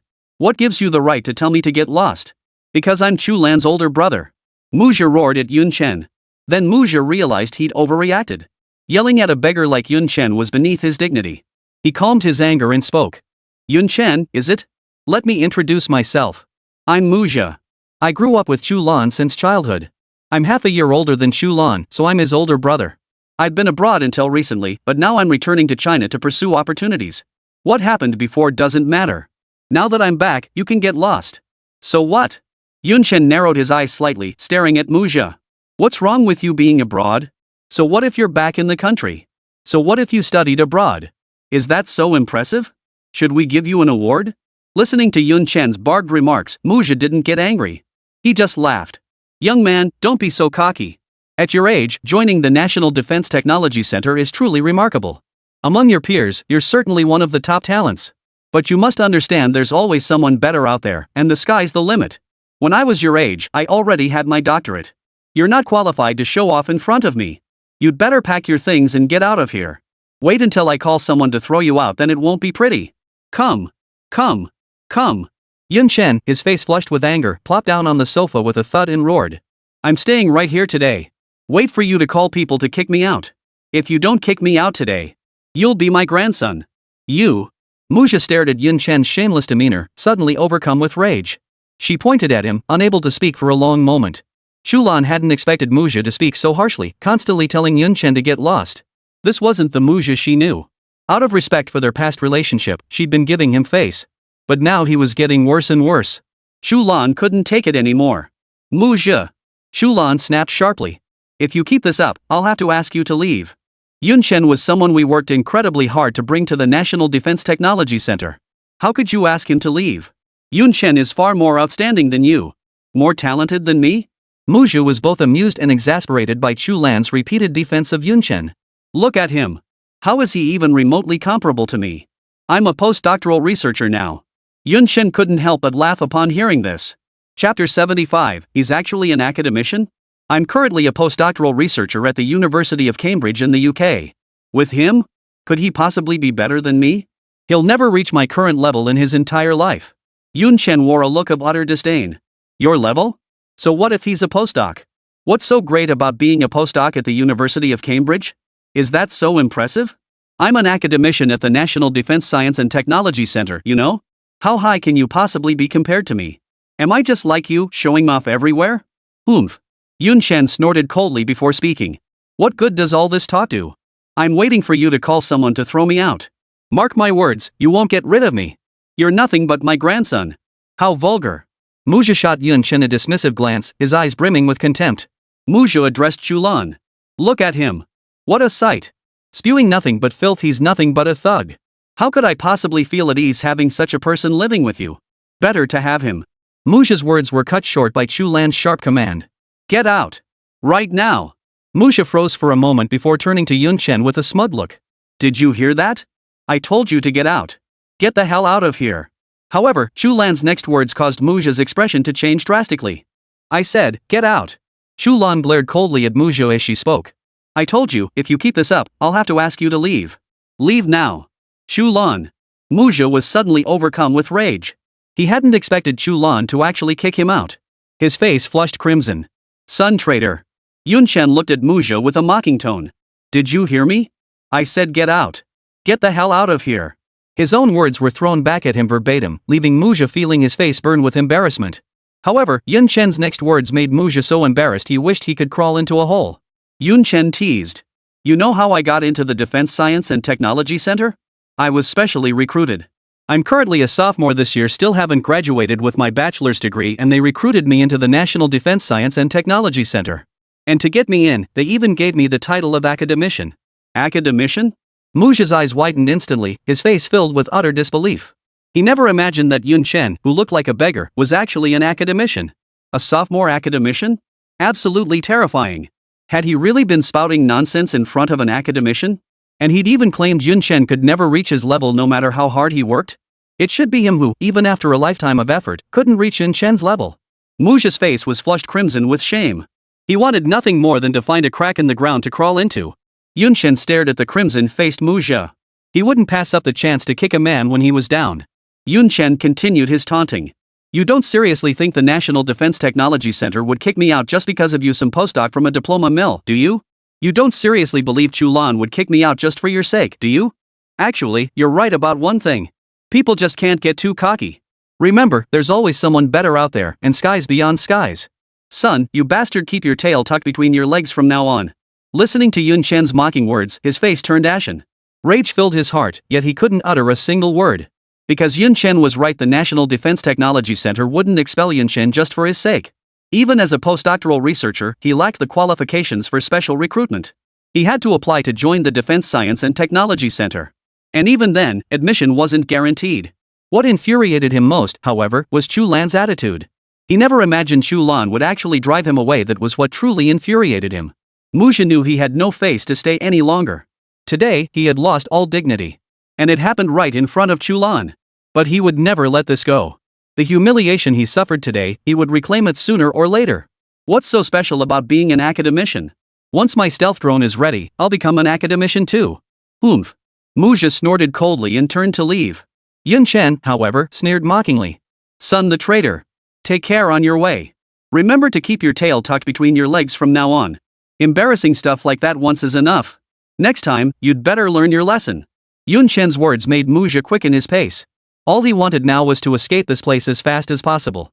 Watching Muzha's hastily retreating figure, Yun Chen's face was filled with disdain. What a low-level act. Trying to act tough in front of me. Nothing was going on until Muzha went and stuck his face right in front of him, practically begging for a beating.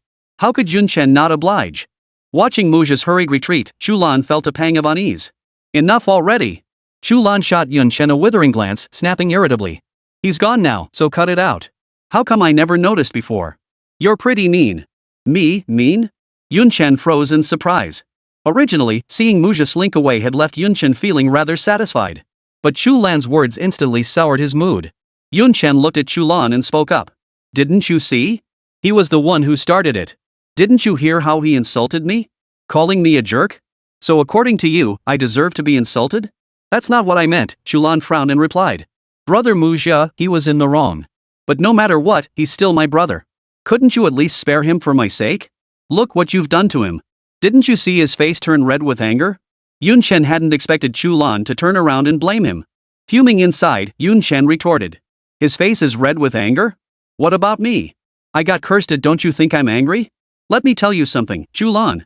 If it weren't for your sake, I would have punched the bastard already. I don't want to waste my breath on you either. If you care about him, go chase after him now. Your buddy Muzha probably hasn't gone far yet. You can still catch up if you go now. After being berated by Yunchen, Chu Lan felt a surge of irritation. I'm not wasting my breath on you. Chu Lan shot Yunchen a cold look and turned to leave. Chu Lan felt she should go comfort Muzha. After all, they'd grown up playing together since childhood. More importantly, in Chu Lan's heart, she'd always regarded Muzha as an older brother. When her brother was hurt, it was only right for his sister to comfort him. But Yunchen was far from pleased with Chu Lan's departure. He'd only spoken in anger. Was Chu Lan really going after Muzha? Watching her retreating figure, Yunchen's expression darkened instantly. Chapter 76, Have you heard of stealth drones? Muzha! Wait up! Originally brimming with anger, Muzha felt a surge of satisfaction upon hearing Chu Lan's voice chasing after him. Seems that girl Chu Lan still cares about me after all. Muzha turned back, feigning anger. Lan, you go back. I won't go back unless that guy leaves. Unexpectedly, Chu Lan's words sent his blood pressure, which he had just managed to suppress, skyrocketing once more. Brother Muzha, Yunchen did speak harshly today. Don't take it to heart. To be honest, it's partly your fault. Why did you have to tell him to get lost? Your words were a bit harsh. My fault? Muzha's face instantly flushed crimson with anger. He never expected Chu Lan to chase after him just to defend Yunchen. Muzha snapped angrily. You saw how he belittled me just now. Thankfully he's only an academician now. If he ever becomes a national expert, his tail will be sticking straight up to the sky. I have no idea what the Defense Science and Technology Center was thinking, promoting someone like him to academician. And you let someone like that live with you? Aren't you usually the one who hates people like him the most? He doesn't even have a bachelor's degree. Enough! Chu Lan couldn't help but snap as Muzha's words grew increasingly outrageous. Yunchen isn't that kind of person. But you're becoming more and more unpredictable. The Muzha I know would never be a Western-obsessed sycophant. He wouldn't put on airs just because he achieved a little success. The Muzha I know has always been humble. Muzha was taken aback. He never imagined that Chu Lan, who had always been completely devoted to him since childhood, would actually speak to him in such a rebuking tone. Furious, Muzha burst into laughter. Arrogant? I'm a Western-obsessed sycophant? Chu Lan, you've truly disappointed me. Do you even know why I came back to China? I came back solely for you. Do you have any idea how much I sacrificed for you? How many concessions I made? I turned down a 10 million a year salary from the Kingdom of Leti. And it was in euros, mind you. Not only that, I gave up the fellowship title from the University of Cambridge in the United Kingdom. I gave up all of this, all because of you. And now you're hurling insults at me for some outsider? Have you forgotten how you used to follow me around every day, crying and begging to marry me? You've forgotten all that? Muzha grew increasingly agitated, stepping forward to grab Chu Lan's shoulders and shake her violently. Let go. Chu Lan wrenched free from Muzha's grip. She said in a deep voice. Muzha, the past is the past. The person you are now is not the Muzha I once knew. Whatever reason you have for coming back this time, I couldn't care less. Yunchen is far more capable than you could ever imagine. He fully deserves this academician title. Don't come looking for me again. I never want to see you. The person you are now truly disappoints me. Chu Lan turned and walked away, utterly disillusioned with Muzha.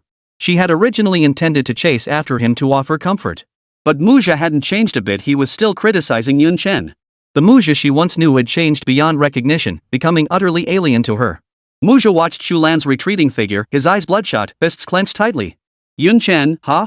I'll remember this grudge today. Chu Lan is mine, and no one will take her away. I will reclaim everything that belongs to me. Muzha watched Chu Lan's retreating figure, his eyes filled with venomous hatred. Yunchen hadn't expected Chu Lan to actually go appease his brother. Muzha had infuriated him to no end. Fine. Is this how it's going to be? Yunchen sat on the sofa, saying nothing. Chu Lan should be comforting me, shouldn't she? I'm the one who's been wronged here, you know. Click. Yun Chen turned to see Chu Lan had returned. What? Your dear brother Muzha isn't feeling wronged anymore? Shouldn't I have made room for you too? Hearing Yun Chen's barbed words, Chu Lan froze in surprise. Chu Lan was in a foul mood herself right now. Chu Lan shot Yun Chen a withering look before speaking. Can you just sit still? Did you go through military training for nothing? And you're an academician, for crying out loud. Can you at least pay attention to your personal image? Running around in those baggy shorts all day, what kind of look is that? Already irritated, Yun Chen snapped back at Chu Lan's criticism. How could I compare to your brother Muzha? He looks so sharp in his suit and tie. Chu Lan was equally exasperated by Yun Chen's constant references to brother Muzha. I can't be bothered with you. Chu Lan shot Yun Chen a withering look. Bang! He stormed back to his room and slammed the door shut. The thunderous slam sent Yun Chen's temper flaring up uncontrollably. Yun Chen called out toward Chu Lan's room in a loud voice. I say! There's no place for me here anymore. I'm leaving right now. If I can't take them on, I can at least avoid them. Bang! Then Chu Lan heard the sound of a door slamming shut. Tossing and turning in bed, Chu Lan muttered under her breath. If you've got the guts, don't come back. The moment Yun Chen stepped outside, he bumped right into Old Master Li. Hee, I was just about to come find you. Old Master Li chuckled. Yun Chen quickened his pace to meet him, smiling. You could have just called to let me know. Why bother coming all the way here? No trouble at all, no trouble at all, Old Li waved dismissively. I've heard about it. The nuclear-powered Lanzhou warship you developed has been making waves in the South China Sea. I never imagined you'd be researching nuclear propulsion too. And that magnetic pulse cannon of yours, it's nothing short of a scientific miracle. That's some serious black tech. Flattered by Old Li's praise, Yun Chen's face grew slightly warm as he laughed and changed the subject. Mr. Li, you didn't come all this way just to praise me, did you? Old Li smiled as he spoke. Actually, there is something I need your help with.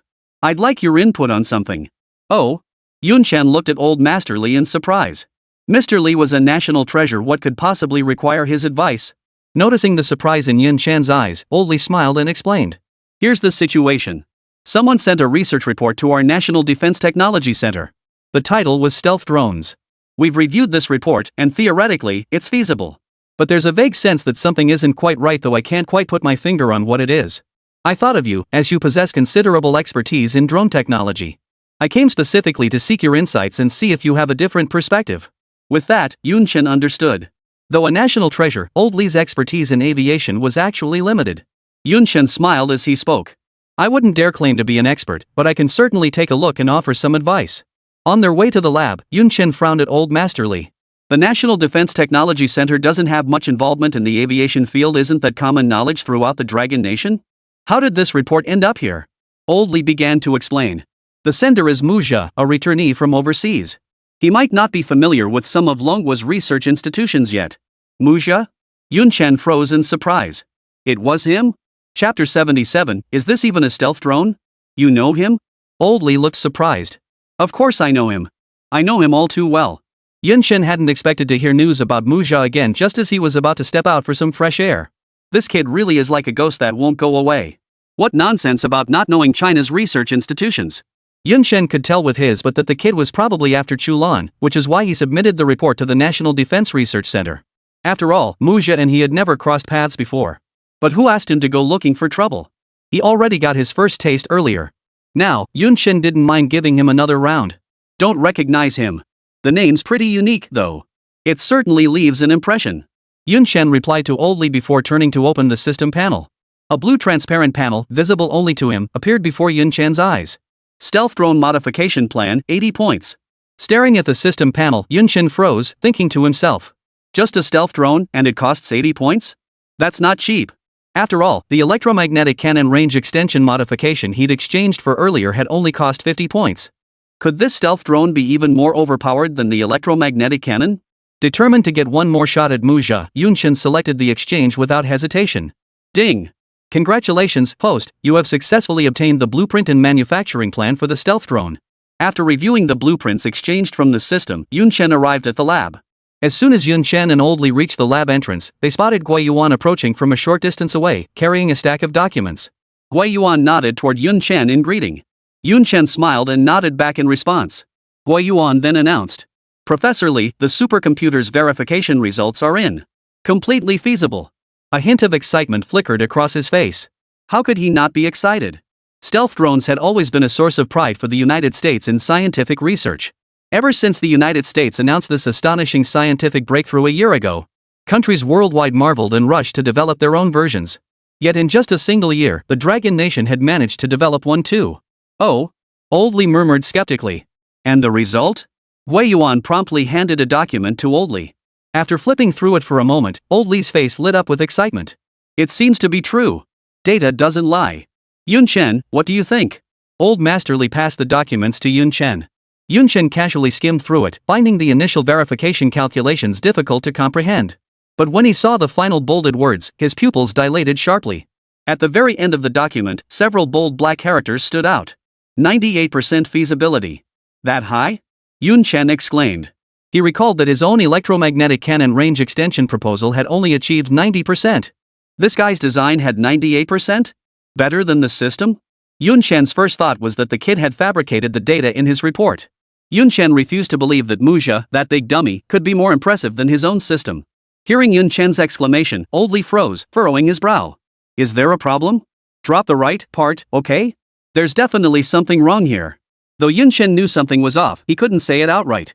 Accusing someone's data of being flawed without evidence would make him look like a complete fool. Yun Chen returned the report to Oldly and spoke up. Should we review the foundational data first? It's hard to judge based solely on the verification results. Yun Chen couldn't discern the verification data, but by comparing the fundamental data with the system's proposed solution, he could pinpoint the discrepancies. After entering the room, Oldly retrieved a thick stack of documents from the security cabinet, placed them on the table, and smiled at Yun Chen. This is all the documentation. Take a look first. If you have any questions, we can discuss them anytime. Yun Chen nodded and sat down to examine the documents meticulously. Meanwhile, at the Army headquarters of the South China Military Region. Commander's office. After a long moment of hesitation, Chu Lan picked up the red landline phone on his desk and dialed the number. Hello? Hearing the familiar voice on the other end, Chu Lan spoke in a deep tone. This is Chu Lan. Commander Chu. Lu Ming, who had been crouching, immediately stood up and replied respectfully. Zhao Gang, standing nearby, leaned in curiously toward Lu Ming. Has Yun Chen returned yet? Reporting to Commander Chu. Has Yun Chen returned from Navy headquarters? Oh? Chu Lan murmured reproachfully. He's back and you didn't report it promptly? Have him come to our Army headquarters immediately. Lu Ming's face immediately darkened upon hearing this. Yun Chen might be. What? Chu Lan snapped impatiently. Zhao Gang managed to bring Yun Chen to the Navy headquarters, can't you, Lu Ming, bring him to the Army headquarters? Is this how you do your job, Lu Ming? Lu Ming grew flustered at once. No, Commander Chu. Yun Chen was invited by Oldly. He hasn't returned yet. Must be something urgent. Oh. Chu Lan pondered for a moment before speaking. Then once Yun Chen is free, have him come see me. Rest assured, Commander Chu. I guarantee the task will be completed. Lu Ming snapped to attention. After hanging up, Lu Ming shot Zhao Gang a displeased glance. I was on the phone. Why were you eavesdropping? Put. Zhao Gang scoffed, rolling his eyes. Who was eavesdropping? Your voice was so loud, who wouldn't hear it? Lu Ming ignored him, deep in thought about how to get Yun Chen to the Army headquarters. Zhao Gang nudged Lu Ming with his shoulder. Hey, what's Commander Chu planning to do with Yun Chen? Yun Chen just returned from our Navy a few days ago, and now he's been summoned by Oldly again. Can't you Army folks give Yun Chen a couple days peace? What's it to you? Lu Ming shot Zhao Gang a withering look. Yun Chen sat in the lab all night, finally finishing the report on Muzha's stealth drone. After reading it, Yun Chen became even more certain of his suspicions. That kid really dared to fabricate data. He knew it. Could that big dummy Muzha really develop a stealth drone? This is no stealth drone at all. No wonder the computer simulations showed such high feasibility results. It's purely a money-driven project, of course the feasibility is high. If they built a stealth drone based on this proposal, each unit would cost 2 billion yuan. If Yun Chen didn't have the system, he wouldn't have spotted the trickery. He never imagined that Muzha would be so sly, writing only a feasibility report without mentioning the cost at all. Worst of all, the little bastard even fabricated some critical data. No wonder Oldly sensed something was off. Yun Chen stretched comfortably, startling Oldly beside him. Oldly had also stayed awake all night, keeping vigil beside Yun Chen. Seeing Yun Chen finish reading, he smiled. Finished reading? Share your thoughts. Yun Chen gave Old Master Li a faint smile. Mr. Li, in my view, this isn't really an invisible drone at all. Oh? Oldly was startled. He had read this report 3 times over, finding it thoroughly convincing. It perfectly met the requirements for a stealth drone, didn't it? Why would Yun Chen claim it wasn't a stealth drone at all? Yun Chen explained with a smile. This drone simply flies too high, beyond the detection range of radar. And you call that a stealth drone? Old Lee was baffled. Wasn't it? If radar can't detect it, isn't that a stealth drone? Chapter 78, Satellite Transmitter? If radar can't detect it, how can it not be a stealth drone? Old Lee exclaimed in astonishment. If this counts as a stealth drone, then what about the one I exchanged from the system? A drone that's only invisible to its own radar, is that still considered stealth? Yun Chen kept his thoughts to himself and explained with a smile. Fundamentally speaking, this can't truly be considered a stealth drone. At best, it's just a satellite transmitter. Satellite? Transmitter? Old Lee was even more confused. He had read this research report 3 times over. Where were the words satellite in it? How could he have missed it? And what the heck was this transmitter? Had he never heard of such a thing? Just as Old Lee was completely baffled, Yun Chen continued. Simply put, it uses satellites to link these drones together, forming a unified system. Huh? Old Lee still didn't get it. Wasn't it a stealth drone? How does that involve satellites? Could a drone and a satellite really be one entity? Yun Chen elaborated. This drone essentially acts as a magnifying glass for the satellite. With Yun Chen's explanation, Old Lee seemed to grasp the concept. Magnifying glass? Old Lee frowned. So you mean the satellite is too far from the ground, and connecting it to a drone allows for a clearer view? And since the drone flies extremely high, just beyond radar detection range, it can achieve radar invisibility? As expected of you, Old Lee. You grasped it so quickly, Yun Chen nodded with a smile. Stop mocking me. Old Lee chuckled bitterly, his curiosity piqued. How did you figure it out? The research report didn't mention satellites at all, did it? Different strokes for different folks. Yun Chen chuckled. He couldn't exactly say he'd cheated, could he? Specialized fields have their own experts? This satellite falls under aerospace engineering, right? When did you start dabbling in aerospace engineering? Old Lee was puzzled, but he didn't dwell on it. After all, Yun Chen never played by the rules. When he built that electromagnetic cannon, no one expected him to have such profound expertise in mechanics either. Ha! Old Lee chuckled twice before speaking. I knew something felt off, but I couldn't pinpoint the problem. Good thing we brought you in. Otherwise, us old farts would have made complete fools of ourselves. You're absolutely right. What kind of stealth drone is this? We can't exactly launch a satellite every time we need reconnaissance, can we? That'd be way too expensive. Plus, to evade radar detection, it must fly at considerable altitude. Ordinary materials probably couldn't withstand that. Not to mention, transmitting precise data back to the ground from that altitude, this drone must be incredibly expensive. Hearing Old Lee's words, Yun Chen froze. Truly the father of missiles in Dragon Nation. Yun Chen hadn't even mentioned the cost, yet Old Lee had already guessed it. You're absolutely right, the cost of this drone is indeed substantial, Yun Chen acknowledged to Old Lee. My estimate is that a single unit costs at least 2 billion yuan. What? Old Lee staggered. 20 billion? Even though he knew the drone wasn't cheap, hearing Yun Chen's figure still sent a shock through him. A single drone costing 2 billion yuan. Add satellites to that, and the cost would be astronomical. That's not cheap. Old Lee tossed the documents he was holding onto the table. Old Lee frowned at Yun Chen. While this man's research report is somewhat unrealistic, one must admit he does have some ideas. I've looked into this Muzha. Not only is he a returnee from overseas, but he's also achieved quite a bit abroad. Ha! Yun Chen froze in surprise. What did Old Lee mean by that? He actually said Muzha had ideas? Is this what you call having ideas? And he specifically mentioned that this kid is an overseas returnee? Yun Chen recalled that Old Lee had always despised these returnees the most. But from what Old Master Lee said, it sounds like he actually admires Muzha? Could this kid be some kind of well-connected insider? After pondering for a while, Yun Chen didn't mention Muzha's data fabrication. He just smiled at Old Master Lee without responding. Mr. Lee continued. What do you think about bringing him to our National Defense Technology Center? Our Defense Science and Technology Center is precisely lacking people with such innovative ideas. Science and technology thrive on constant innovation. Without bold innovation, how can there be progress? Hearing Old Man Lee speak thus, Yun Chen became even more convinced that Muzha was a connection-based hire. Is this what you call innovation? This kid must be a connection getter. Otherwise, given Old Lee's temperament, would never have allowed Muzha to join the National Defense Technology Center. I've laid out the facts clearly. He was this close to accusing the kid of fabricating data. With Old Lee's discerning eye, Yun Chen didn't believe he couldn't see that Muzha's report was utter garbage. Yun Chen chuckled. This sort of matter is entirely up to you to decide. Old Lee gave Yun Chen a warm smile, patted his shoulder, and said, You've been up all night. Go get some rest. No sooner had Yun Chen stepped out of the lab than Gui Yuan rushed in. What did he say? What did Yun Chen say?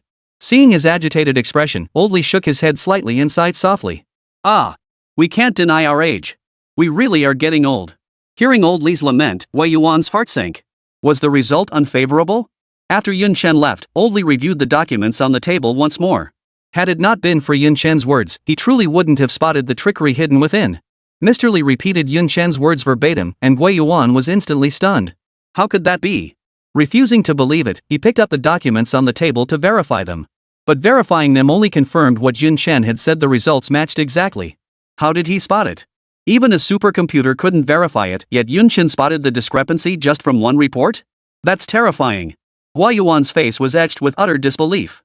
Then, as if suddenly remembering something, Wei Yuan slammed the documents he was holding onto the table with all his might, his weathered face flushing crimson. Damn it! That brat dared to submit fake documents. If it weren't for Yun Chen, we'd have been utterly humiliated. This is truly. Old Li waved his hand reassuringly. Never mind, never mind. Don't you think the kid's pretty clever? Ha! Wei Yuan stared at Old Li in utter disbelief. You're praising him for being clever after he played us for fools? Old Master Li continued. He may have a bit of a crooked mind, but he's sharp as a tack. After all, his ideas aren't half bad. What do you think? Wei Yuan retorted angrily. What kind of bull idea is that? Enough! Old Li shot Wei Yuan a look and cut in. Where did you get such a temper? You're not skilled enough to see through the tricks. Who else can you blame? Master Li. Wei Yuan fumed. He couldn't understand what had gotten into old Master Li, defending that kid at every turn. Master Li waved his hand, signaling Wei Yuan to stop arguing. I've made my decision. He is permitted to join the National Defense Technology Center. Wei Yuan's eyes widened in disbelief, wondering if he'd misheard. A person like this, and old Master Li actually agreed to let him join the National Defense Technology Center? I don't. Chapter 79, he actually stood you up? Before Wei Yuan could finish speaking, Old Li's deep voice cut him off. He's Mu Sanzhou's son. The old man's words exploded like a thunderclap in Wei Yuan's ears. What? He's Mu Sanzhou's son? How could that be? Ignoring Wei Yuan's exclamation, Old Li strode to the window and gazed out, his voice filled with emotion. Precisely because he is Mu Sanzhou's son. That's precisely why we can't stand by and watch him go astray. When necessary, we must pull him back. But didn't he go abroad? Wei Yuan frowned. He went there of his own free will. Now that he's returned, we can't stand by and watch him go astray. What do you think? Old Li withdrew his gaze and looked at Wei Yuan. Wei Yuan, who had been adamantly opposed, nodded in agreement upon hearing that Mu Zhu was Mu Sanzhou's son. Stepping outside the building, Yun Chen immediately began yawning incessantly. He hadn't felt sleepy before, but now, as the bright sunlight outside hit him, he suddenly felt incredibly exhausted, wanting nothing more than to collapse onto his bed and sleep soundly. This feels like pulling an all-nighter at an internet cafe. Yun Chen shook his head to clear his thoughts, just as he was about to head back for some much-needed sleep. Just then, Zhao Gang and Lu Ming approached him. Zhao Gang immediately greeted him with a cheerful smile. Ah, Yun Chen, you're something else. I heard from Commander Chen that you've added a fierce warrior to our navy. A formidable warrior? Yun Chen froze. You know, the Lance Hao warship you modified. Zhao Gang chuckled. Only then did Yun Chen realize Zhao Gang was referring to the Lance Hao warship as the mighty warrior. Not only did Yun Chen fail to grasp the connection, but anyone else hearing it would be just as baffled. A fierce warrior and a warship, aren't those two entirely different things? Uncle Lu, what's this about? Yun Chen asked, noticing Lu Ming's hesitant expression. Lu Ming gave an embarrassed smile before speaking. It's like this. Before Lu Ming could finish, Zhao Gang grew impatient. Beating around the bush like a woman. Let me finish for you. Lu Ming shot Zhao Gang a glare, but heard him continue. Here's the thing, Yun Chen. Commander Chu wants to see you. Oh? Yun Chen asked, puzzled. Uncle Lu, this isn't like you at all. What's there to be shy about? With our relationship, is there any need to beat around the bush? Lu Ming felt a wave of warmth wash over him as he smiled. I've seen you've been busy these past few days, and I felt a bit awkward bringing it up. Uncle Lu, you're being too formal. Yun Chen feigned slight annoyance. Why be shy with me? You mean Uncle Zhao, right? Exactly. Zhao Gang chuckled. I told you Yun Chen would definitely help. See, you just wouldn't believe me. See? I told you so. Lu Ming shot Zhao Gang a look but ignored him, turning to smile at Yun Chen. So, shall we go now? Now. Yun Chen froze. Is it that urgent? Commander Chu has been urging us several times already, Lu Ming said apologetically. All right then. Yun Chen had been planning to catch some more sleep, but it seemed that nap was now out of the question. Knowing Yun Chen hadn't slept all night, Lu Ming deliberately swapped the military truck for an administrative sedan.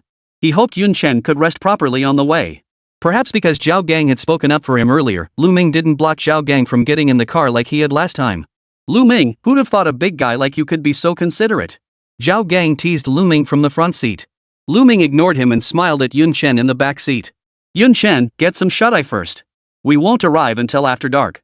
Yun Chen smiled and nodded, then picked up his phone to send a message to Zhao Minglu. Plans have changed. Once I finish this task, I'll personally apologize to you. Meanwhile, inside a shopping mall in Jianhan City, Evelyn watched the stream of people entering and exiting the entrance, her face betraying her impatience. Menglu, what time is it now? Why isn't he here yet? He asked you out, and he's late? Zhao Minglu, seated on a stool, gave a faint smile. Relax. If he said he'd come, he'll definitely show up. Evelyn, why don't you sit down and rest for a bit? You seem more anxious than I am. Evelyn's face twitched unnaturally, but she managed to hide it well. Evelyn sat down beside Zhao Minglu with a smile on her face. Of course I'm anxious. I can't wait to teach him a lesson for you. How dare he not care about you at all? Oh, come on, he always cares about me. Zhao Minglu gave a sweet smile. You're such a hopeless romantic. Evelyn looked at her with exasperation. Buzz. Zhao Minglu's phone buzzed twice. She picked it up and saw a message from Yun Chen. Zhao Minglu opened it with excitement, but her eyes flickered with disappointment when she read that Yun Chen couldn't make it. But she quickly hid it. Evelyn, standing nearby, noticed something was off with Zhao Minglu. She asked with concern. Menglu, what's wrong? He can't make it, Zhao Minglu replied with a forced smile. What? Evelyn shot up from her chair. She exclaimed angrily. He stood you up? What kind of person is he? And you're still with a boyfriend like that? Keep him for the holidays?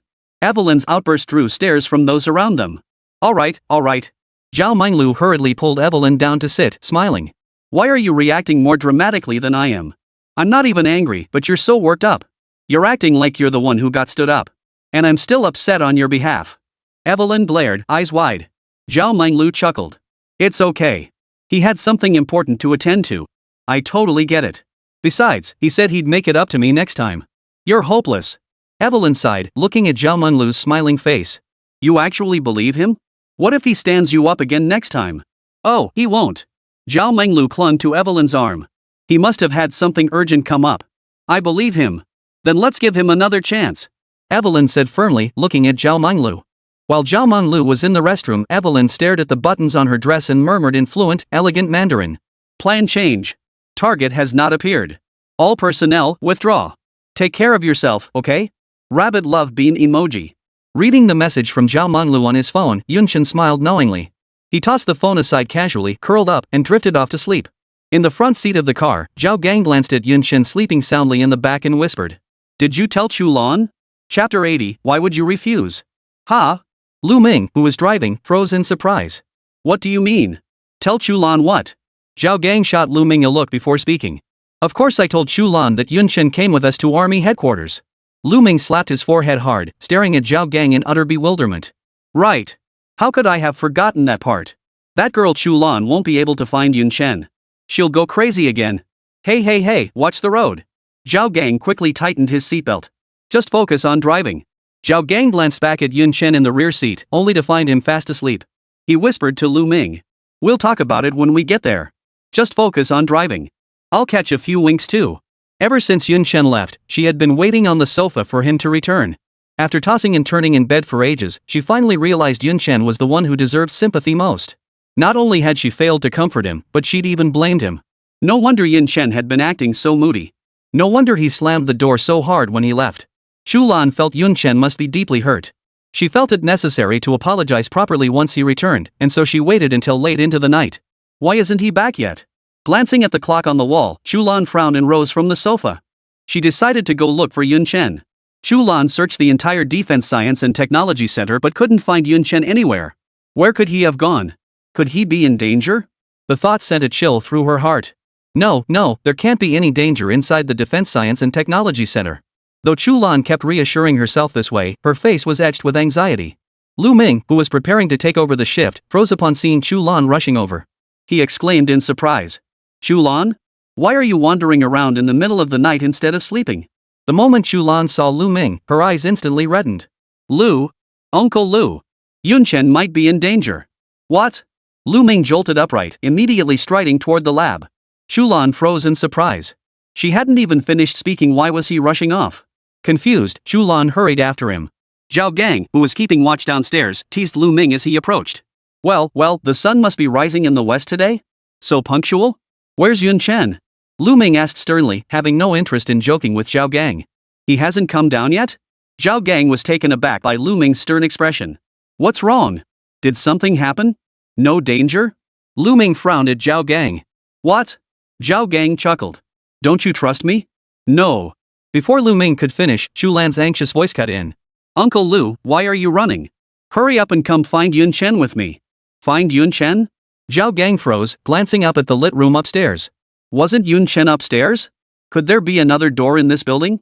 Upon hearing Zhao Gang mention that Old Li had been called away by Yun Chen, Chu Lan finally realized she'd made a huge blunder. Blushing, she turned and left. Watching Chu Lan's retreating figure, Zhao Gang nudged Lu Ming. Hey! What's going on here? Judging by Chu Lan's reaction, those two have something going on. Shouldn't you report this to your commander, Chu? What's it got to do with you? Lu Ming shot Zhao Gang a look. Put. Like you're not curious. Zhao Gang scoffed. Hey! You're never going to let this drop, are you?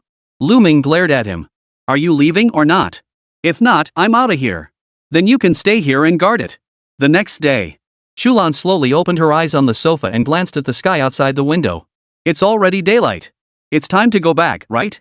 When she arrived at Yun Chen's room, Chu Lan was stunned. The empty room held no trace of Yun Chen. Where did he go? It's already noon and he still hasn't returned? Chu Lan decided to investigate and see what exactly Old Li had called Yun Chen away for. Knock, knock. A series of knocks sounded at the door. Come in. Old Master Li, engrossed in his newspaper, replied without looking up. Mr. Li, where's Yun Chen? Chu Lan entered the room, saw no sign of Yun Chen, and addressed Mr. Li. Oh, it's Chu Lan. I was just about to go find you. Old Master Li looked up, recognized her, put down his newspaper, and smiled. Did Yun Chen leave early this morning? What? He didn't go back? He left early this morning? Chu Lan was startled. No. The room's empty. He didn't return? Old Li was also taken aback. Then he tried to reassure her. Don't worry just yet. Maybe Yun Chen had something else to do? With Lu Ming and Zhao Gang accompanying him, he should be fine. Chu Lan realized he was right after all, they'd had a big argument yesterday. Chu Lan exhaled in relief. Mr. Li, you said you needed to speak with me? Old Li looked at Chu Lan. It's like this, I intend to have Mach join the National Defense Technology Center. What do you think? Without hesitation, Chu Lan flatly refused. I don't think it's a good idea. He's been abroad. He wouldn't even pass the vetting process. How could he possibly join our Defense Technology Center? Old Li was taken aback. He hadn't expected Chu Lan to refuse, and so decisively at that. Aren't you two childhood sweethearts? Ahem. Old Li cleared his throat twice before continuing. Setting aside other matters, Mach is a highly intelligent individual. And judging by his accomplishments, he's more than qualified to join our Defense Technology Center. Considering his father's contributions, there's no need to be so strict with the vetting process. If you insist on admitting him, I'll reserve my opinion. Chu Lan stated firmly. Old Li looked at Chu Lan, paused for a moment, then spoke. You grew up together in the same courtyard, and you share the closest bond with him. You could even call yourselves childhood sweethearts. Why are you so resistant to his joining? By all logic, you should be the one supporting him. He's not the same person anymore. Chu Lan declared firmly. Is it because of Yun Chen? I know he visited you yesterday. I also heard things didn't go smoothly between you two, Old Li said with a smile. You know all this, yet you still let him come? Chu Lan asked, puzzled. You don't seriously think he's more capable than Yun Chen, do you? Old Master Li shook his head with a smile. Then what exactly are you implying? Chu Lan furrowed her brow, staring at Old Master Li, unable to fathom his true intentions. You'll understand eventually. Alright, it's settled. Old Master Li made the final decision outright. Though displeased, Chu Lan could do nothing to change it. Chu Lan emerged from Old Master Li's office with a heavy heart. What if Yun Chen thinks Muzha got into the Defense Science and Technology Center because of me? The thought made Chu Lan desperate to find Yun Chen immediately and explain everything face to face. Fearing they might disturb Yun Chen's sleep, Zhao Gang and Lu Ming switched their phones to silent mode the moment they got into the car. They had no idea Chu Lan had called over a dozen times. Why won't he answer his phone? Chapter 81, Yun Chen. Go to hell. Sorry, the number you dialed is turned off. After failing to reach Lu Ming after more than a dozen calls, the stubborn Chu Lan dialed Yun Chen's number. Upon hearing the familiar automated customer service message, Chu Lan promptly put away her phone. She strode purposefully toward the parking lot. She knew exactly where Yun Chen had gone to find Xiao Menglu. Chu Lan floored the accelerator and sped straight toward the University of Science and Technology. Chen slowly opened his eyes in the back seat and noticed the driver had been replaced. Just as he was about to speak, he spotted Lu Ming fast asleep in the front passenger seat. Chen immediately dismissed the thought of saying anything. Dead battery? Glancing at his blackened phone screen, Chen drifted back into sleep. University of Information Technology. Security room. The security guard was leisurely scrolling through short videos. Beep beep. The sound of a car horn made him frown in annoyance. It's right there on the sign, no unauthorized vehicles allowed. The security guard pushed open the door with a look of anger on his face, but the sight before him instantly melted his anger away. Holy crap! A military vehicle. And the driver was a beauty. Seeing the occupants had already stepped out but the door remained locked, Chu Lan frowned in annoyance. Open the door. Chu Lan rolled down the window, the insignia on her shoulder flashing so brightly it hurt the guard's eyes. A lieutenant. Such a young lieutenant. The security guard, realizing who it was, immediately plastered a smile on his face and swung the gate open. Inside the lecture hall, Evelyn's heart skipped a beat as she spotted a figure in military uniform standing by the doorway. Have I been discovered? She hurriedly reached into the desk drawer. The solid object she felt inside eased her nerves considerably. Zhao Minglu, sitting beside her, noticed Evelyn's unease and frowned. What's wrong? Seeing Evelyn's silence, Zhao Minglu fixed her beautiful eyes intently on the doorway. Zhao Minglu, equally puzzled, glanced toward the doorway. When she recognized the figure standing there, she froze. Why is she here? Do you know her? Evelyn's words had barely left her lips when the teacher's voice echoed through the room. Zhao Minglu, someone's here to see you. The entire classroom stirred, heads craning upward in unison. When they saw the shoulder insignia on Chu Lan's uniform, they all froze. Whispers and murmurs spread through the room. See what I mean? A lieutenant. A lieutenant actually came looking for Zhao Minglu. I knew it. That Zhao Minglu was so mysterious. She suddenly appeared at our school out of nowhere. Turns out she's got some serious connections. I heard her boyfriend is no ordinary guy. He got specially recruited by the Defense Science and Technology Center. The moment these words were spoken, they instantly sparked everyone's interest, and they all began asking questions. Is that true? Who told you that? I also heard that because of her boyfriend, a lot of the school's leaders got fired. Another bombshell dropped, sending a collective gasp through the crowd. Her boyfriend is that powerful? You're pulling my leg, right? How come I've never heard about this? It's true. Everyone who knew about it got transferred away. That terrifying? Her boyfriend has that much clout? Listening to the gasps echoing through the classroom, Evelyn frowned and murmured to herself. Looks like the rumors are true. The inventor of the electromagnetic cannon is Zhao Minglu's boyfriend, Chen. Outside the lecture hall, Chu Lan cut straight to the chase. Did Chen come looking for you? Huh? Zhao Minglu froze in surprise. No, he hasn't. What about him? Zhao Minglu furrowed her delicate brows. No? Chu Lan frowned slightly. For a moment, Chu Lan was at a loss. If he didn't come find you, where could he have gone? Hearing Chu Lan's mutterings, Zhao Minglu's exquisite face was etched with worry. What happened to Chen? Even you don't know where he went? He's not in danger, is he? Snapping back to reality, Chu Lan flashed Zhao Minglu a reassuring smile. He's fine. He's not in any danger. Don't worry. We have people protecting him. Really? Zhao Minglu found it hard to believe. If Chen were truly fine, why would Chu Lan come to school looking for her? He's truly fine. Focus on your studies. We care about his safety more than you do. Trust us. If there's any news, I'll notify you immediately. After reassuring Zhao Minglu, Chu Lan hurried downstairs. Despite her reassuring words to Zhao Minglu, she felt just as uncertain inside. The fact that Chen hadn't come looking for Zhao Minglu filled her with worry. Adding to her distress, neither Zhao Gang nor Lu Ming answered their phones. Chu Lan's heart instantly sank to the bottom. At the same time, Chen awoke from his sleep once more. Spotting Lu Ming and Zhao Gang whispering to each other. Chen smiled faintly. Uncle Lu, we should be arriving soon, right? Lu Ming turned back and smiled faintly. Almost.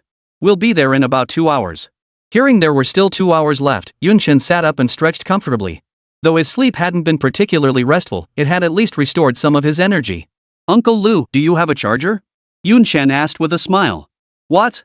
Need to make a call? Use mine. Lu Ming chuckled, pulling his phone from his pocket. The string of missed calls on the screen instantly left him dumbfounded. Why did Chu Lan call so many times? Must be something urgent, Chen chuckled. Call her back. Chu Lan, her face etched with anxiety, was driving toward the nearest armed police headquarters, intending to request backup. Just as she pulled up to the entrance, Lu Ming's call came through. Chu Lan pressed the answer button with a grim expression. Lu Ming's puzzled voice came through. Chu Lan, why are you calling so many times? Hearing this, Chu Lan could no longer contain her rage. Where the hell have you been? Why didn't you answer your phones? Why is Yun Chen's phone turned off? The three people in the car were all dumbfounded, exchanging bewildered glances, unable to fathom why Chu Lan was so furious. Chu Lan sure has a temper, huh? I can practically feel her rage through the screen, Zhao Gang teased. Yun Chen was sleeping, so I silenced it to avoid disturbing him, Lu Ming explained honestly. Chu Lan on the other end of the line burst out laughing in frustration.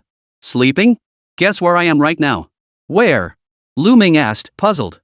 I'm at the gate of the Armed Police Corps headquarters. Chu Lan shouted angrily. The Armed Police headquarters? What are you doing there? The three in the car exchanged glances, each seeing confusion in the other's eyes. I thought you guys had been kidnapped. We were just about to request backup. And here you are, sleeping like logs. Yun Chen. You're dead meat. The phone clicked off. Yun Chen was utterly dumbfounded. What does she mean? What does this have to do with me? Chapter 82, if I can't have it, I'll destroy it. Looks like Chu Lan's gone off the rails again, Lu Ming said bitterly. Yun Chen nodded in agreement. If she wasn't crazy, why would she suddenly make me die for no reason? Heh, you didn't know, did you, Yun Chen? Zhao Gang chuckled. You didn't come back last night. Chu Lan spent most of the night looking for you. She was worried sick, thinking you were in danger. I bet she's freaking out now that she hasn't seen you all day. That's obvious. Lu Ming shot Zhao Gang a look. She even went to the armed police for help. Of course she's worried sick. It's all your fault. You should have told Chu Lan before leaving. At Lu Ming's words, Zhao Gang instantly grew displeased. Hey, listen, don't you have any shame left? You were the one who asked Yun Chen to leave. You didn't speak up yourself, yet you blame me for not saying anything? Overhearing their exchange, Yun Chen froze in surprise. He hadn't expected Chu Lan to seek him out last night? He'd assumed Chu Lan was upset with him for slapping her brother Mujia yesterday. Bang! After hanging up, Chu Lan slammed her fist hard against the steering wheel. She then turned the car around and floored it, heading straight for the University of Information Technology. Monroe, who was that calling you just now? Evelyn asked Zhao Menglu, who looked troubled. You seem kind of down after that trip out. What happened?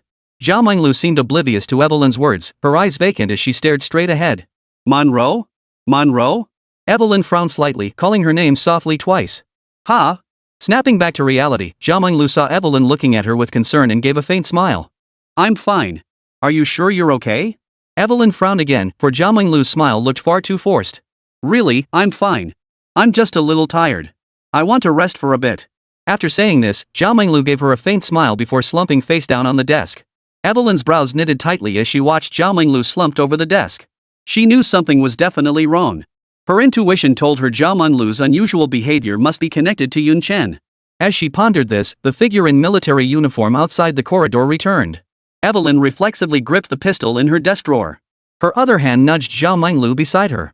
Zhao Menglu looked up in confusion, following Evelyn's gaze. Chu Lan? Zhao Menglu murmured softly before abruptly standing up amidst the astonished stares of her classmates. Then, with a delighted expression, she dashed out of the classroom. Chu Lan. Any news about Yun Chen? Yun Chen is with Lu Ming and the others, Chu Lan smiled at Zhao Menglu. I told you, Yun Chen will be fine. Just focus on class. I hope to see you at the National Defense Technology Center someday. Zhao Menglu nodded firmly, her voice resolute. That day will come. Chu Lan merely smiled faintly, saying nothing. Zhao Menglu, who had been looking troubled moments ago, now wore a smile. This change piqued Evelyn's curiosity. Menglu, what exactly happened? Really, nothing. Zhao Menglu couldn't possibly tell her about Yun Chen. Even without Chu Lan's warning, she knew what she could and couldn't say. She had only told Evelyn that her boyfriend was named Yun Chen and was attending university just like her. After class, Evelyn made her way to a secluded corner. She glanced around to make sure no one was nearby.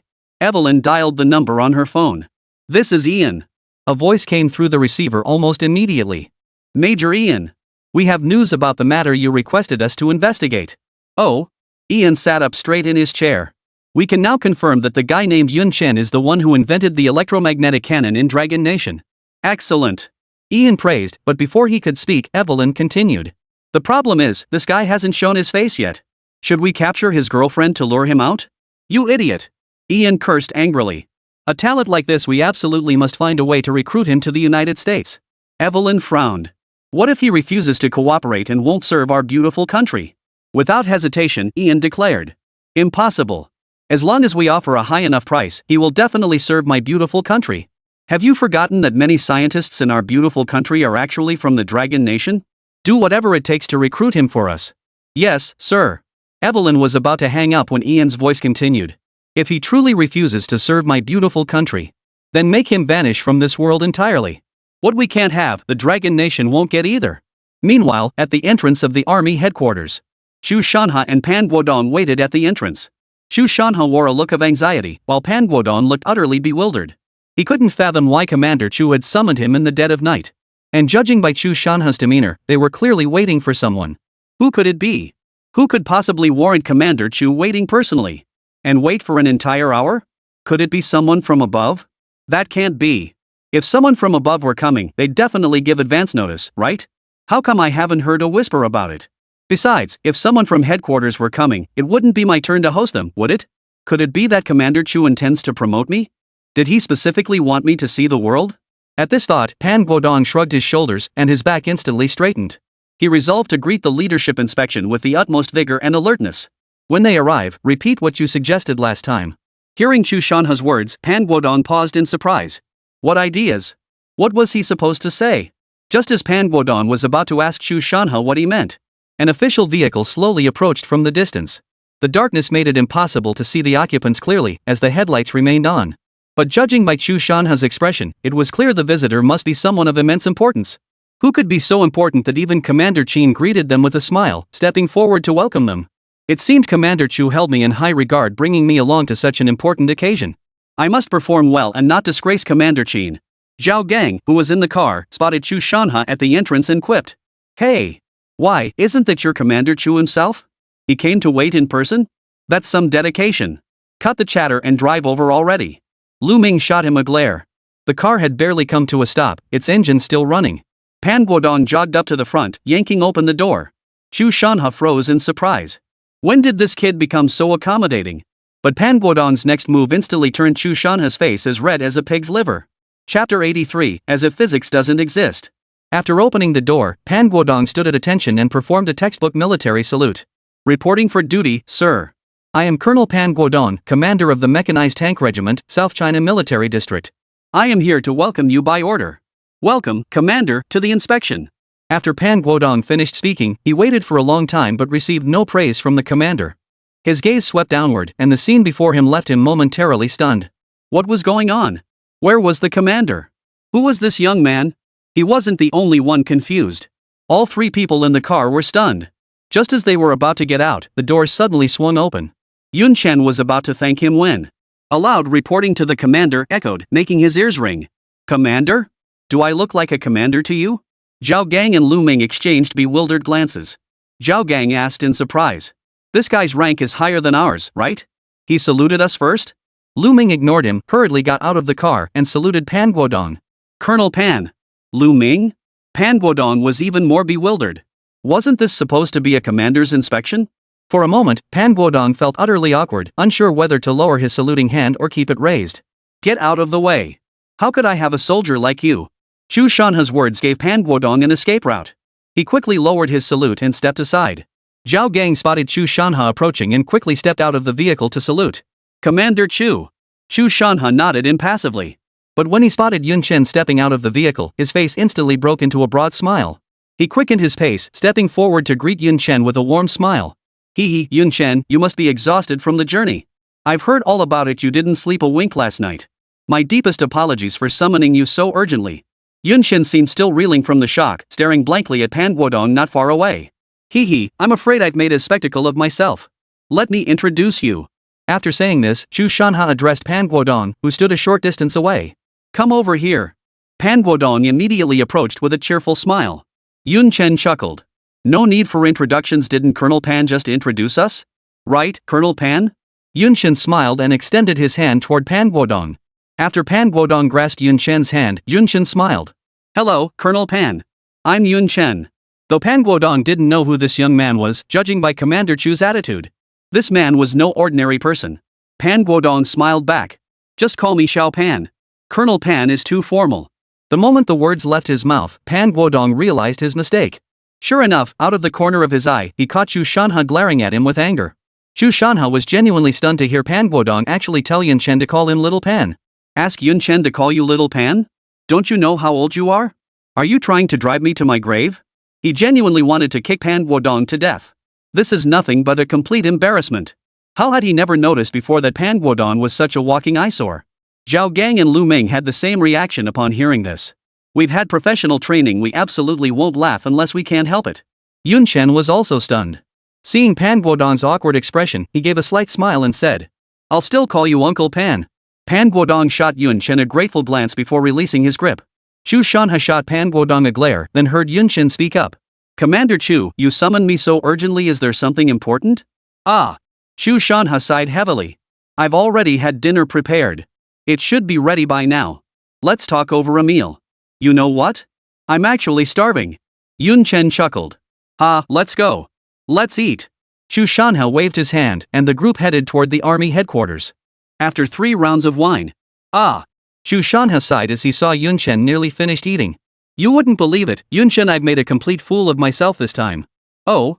Yun Chen had just been about to bite into another pork knuckle when he heard Chu Shanha speak. He silently set down his chopsticks. "Tell me about it?" "During this military exercise, our South China Group Army was pitted against the East China Group Army. Not even half a month in, and we've already been declared defeated." "What?" Before Yun Chen could react, Lu Ming couldn't contain himself. Whoosh! Lu Ming leapt to his feet, astonished. "How could that be possible?" "Our strength is on par with the South China Group Army. Our South China Group Army is equipped with supersonic drones and electromagnetic cannons with an 800-kilometer range. How could we possibly lose? And so quickly? Absolutely impossible." Chu Shanha waved his hand weakly, gesturing for Lu Ming to sit down. He continued. "They deployed a stealth drone. Our helicopters were all blown up before they even took off." "A stealth drone?" Yun Chen froze in surprise. "Wasn't that the product of that kid Mu Jia? Such an expensive contraption? Did someone actually build it? You know about it?" Chu Shanha frowned. "Please continue," Yun Chen replied with a smile. Chu Shanha didn't seem to mind and continued. Truthfully, it was my own carelessness. Our supersonic drones had already detected their artillery battalion's intentions. But who could have foreseen? Those days of relentless downpours turned the once flat Wild Wolf Valley into a swamp. Our tanks couldn't cross. That's why the airfield got bombed. If only I could have deployed another mechanized unit back then." Pan Guodong tried to console him. "Commander Chu, you shouldn't blame yourself. Who could have predicted Wild Wolf Valley would turn into a swamp?" Yun Chen chuckled. "All right, Commander Chen. Did you summon me specifically to vent your frustrations? If there's something on your mind, just say it. Whatever I can do, I, Yun Chen, will do without hesitation." Chu Shanha's eyes lit up. He roared with laughter. "Ha! Excellent. That's exactly what I needed to hear. Actually, I invited you here was to see if you had any way to make this tank ignore the swamp. After thinking it over, what if the battle stalls and we can't spare any other units? We can't keep sending out 2 units every single time, can we?" As soon as Chu Shanha finished speaking, Pan Guodong finally understood. Commander Chu had invited Yun Chen to assist with modifying the tank. What he couldn't grasp was why Commander Chu had specifically invited Yun Chen when there were so many renowned experts in the country. He was so young, what could he possibly modify? Besides, he had only mentioned it offhand that day to demonstrate his resolve. Did you actually take it seriously? How could tanks possibly ignore the existence of swamps? You don't seriously think physics doesn't exist, do you? Chu Shanha watched Yun Chen, who remained silent with a furrowed brow.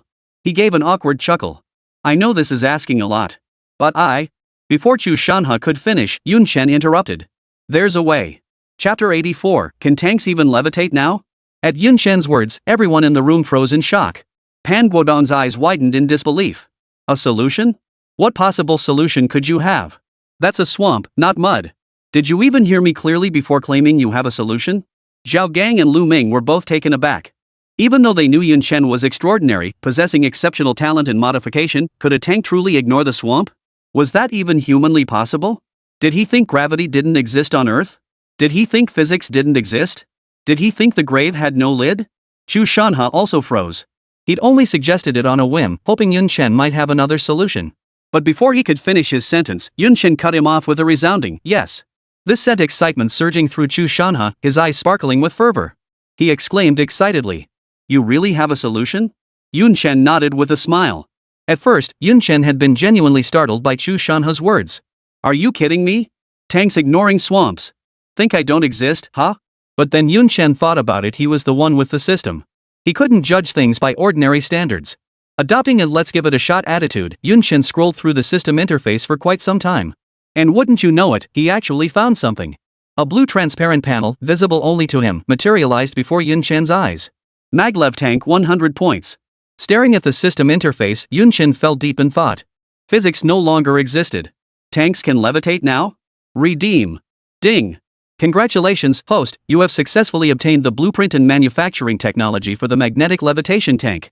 After Yun Chen selected the exchange, a mechanical voice echoed in his mind. Chu Lan nodded at Yun Chen before declaring with bravado. I know the rules. Just name your price, Yun Chen. Originally, Yun Chen intended to ask for 30 million, but then he thought this Chu Lan was Chu Lan's father. Out of respect for Chu Lan, Yun Chen halved his demand and held up one finger to Chu Lan. Before Chu Lan could respond, Pan Guodong exclaimed in astonishment. What? 1 million? That's way too expensive. A fully equipped tank doesn't cost $1 million. Just as Yun Chen was about to correct him, it's 10 million, not 1 million, Chu Lan snapped. 1 million? You're practically insulting Yun Chen's skills. Such god-tier skills, and in your eyes they're not even worth $1 million? Then, Chu Lan turned to Yun Chen. Yun Chen, don't take him seriously. He's just narrow-minded and hasn't seen much of the world. It's just 100 million. We'll cover it. We're willing to pay for your technology. Pan Guodong was stunned upon hearing this.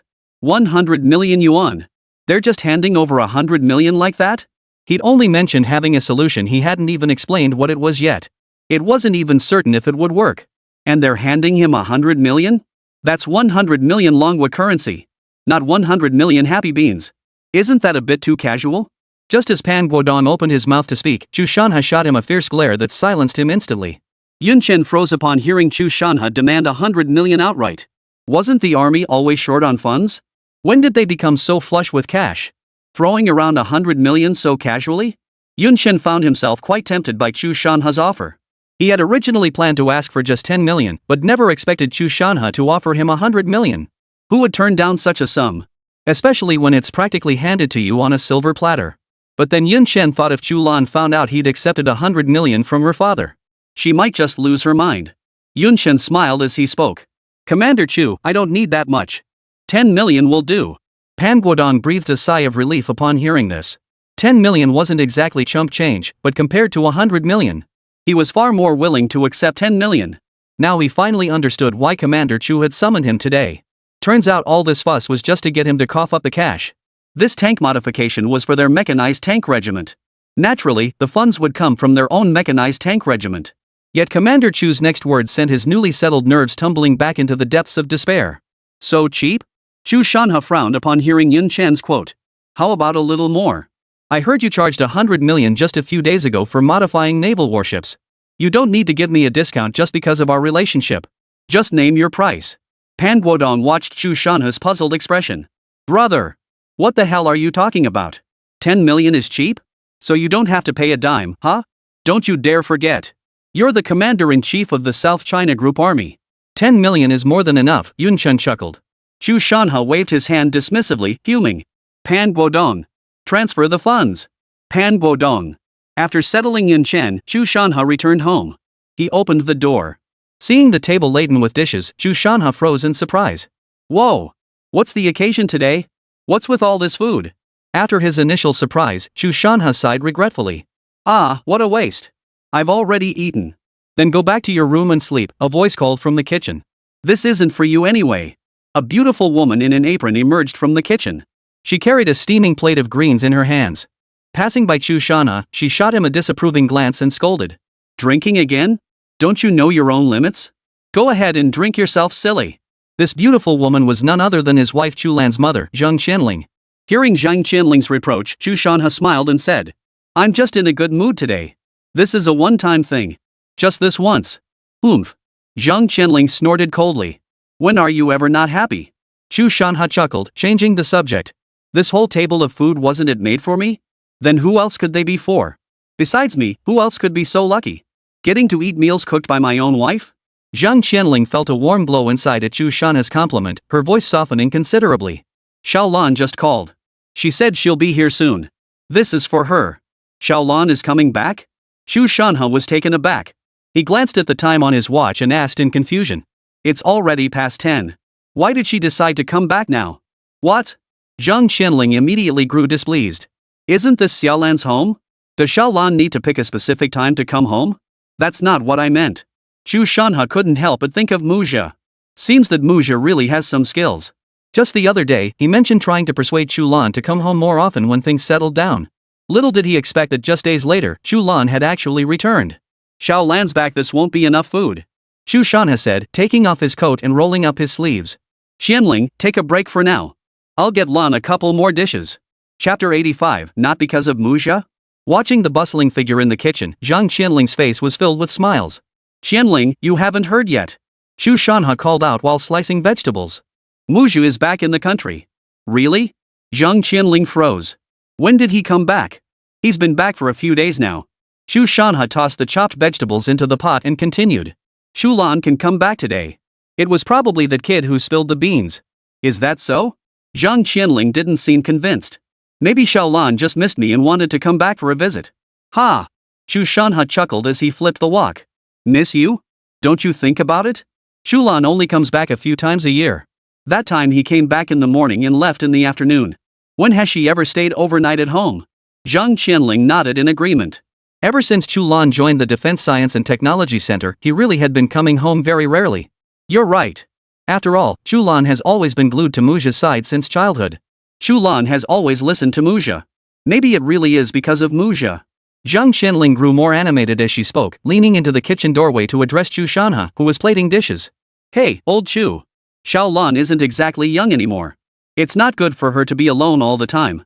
What if? Chu Shanha frowned as he served the dishes. What do you mean? You're so dense. Zhang Qianling rolled her eyes at him. Xiaoxia's back, isn't he? I watched that kid Muzha grow up. I know him inside out. The two of them grew up together too. So you mean Chu Shanha frowned? Chu Lan and Muzha? Zhang Qianling nodded excitedly. Is that even possible? Chu Shanha asked doubtfully. Whether it'll work or not, just wait for Xiao Lan to come back and ask her, Zhang Qianling replied. Me? Chu Shanha froze. Who else? Zhang Qianling rolled her eyes at him. Ha? Chu Shanha was dumbfounded. This kind of thing you expect me, the father, to ask instead of you, the mother? That doesn't seem quite right, does it? Forget it. Xiao Lan finally made it back. What if? Before Chu Shanha could finish, Zhang Qianling cut him off with a sharp glare. You know Xiao Lan rarely comes back. You should seize this chance to get to the bottom of it. When Xiao Lan gets back later, you'll bring up the matter. Tonight, the two of us can have a private chat. There's a good chance this will work out. Why don't you bring it up yourself? Why should I be the one to break the news? I'll try, Chu Shanha reluctantly agreed, still lacking the courage to voice his true feelings. Chu Shanha had just set down the stir-fried eggplant. Click. Chu Lan pushed open the door and froze at the sight before her. Mom? Dad? You two aren't asleep yet? Didn't I tell you not to wait up for me? Zhang Qianling beamed as she stepped forward to embrace Chu Lan. Lan, you're finally back. I missed you so much. Is that really necessary? I was gone last month?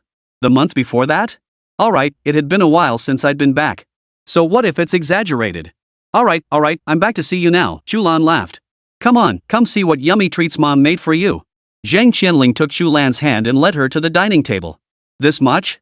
Chu Lan was taken aback. Hee, I heard you were coming back, so your mom was busy all morning preparing. Dig in. Chu Shanha said with a smile.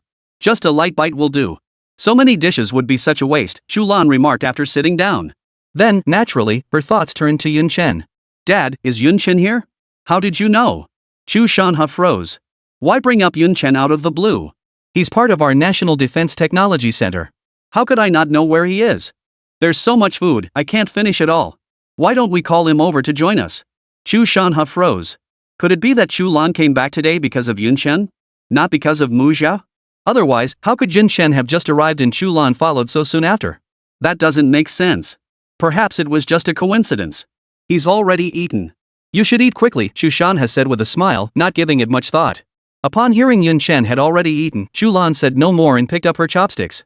Halfway through her meal, Chu Shanha spoke up. Sleep in a bit longer tomorrow morning. Have breakfast before you leave. You haven't had breakfast at home in years. Chu Lan's hand paused mid-air as she picked up her chopsticks. Leave? I'm not leaving? Stay here these few days?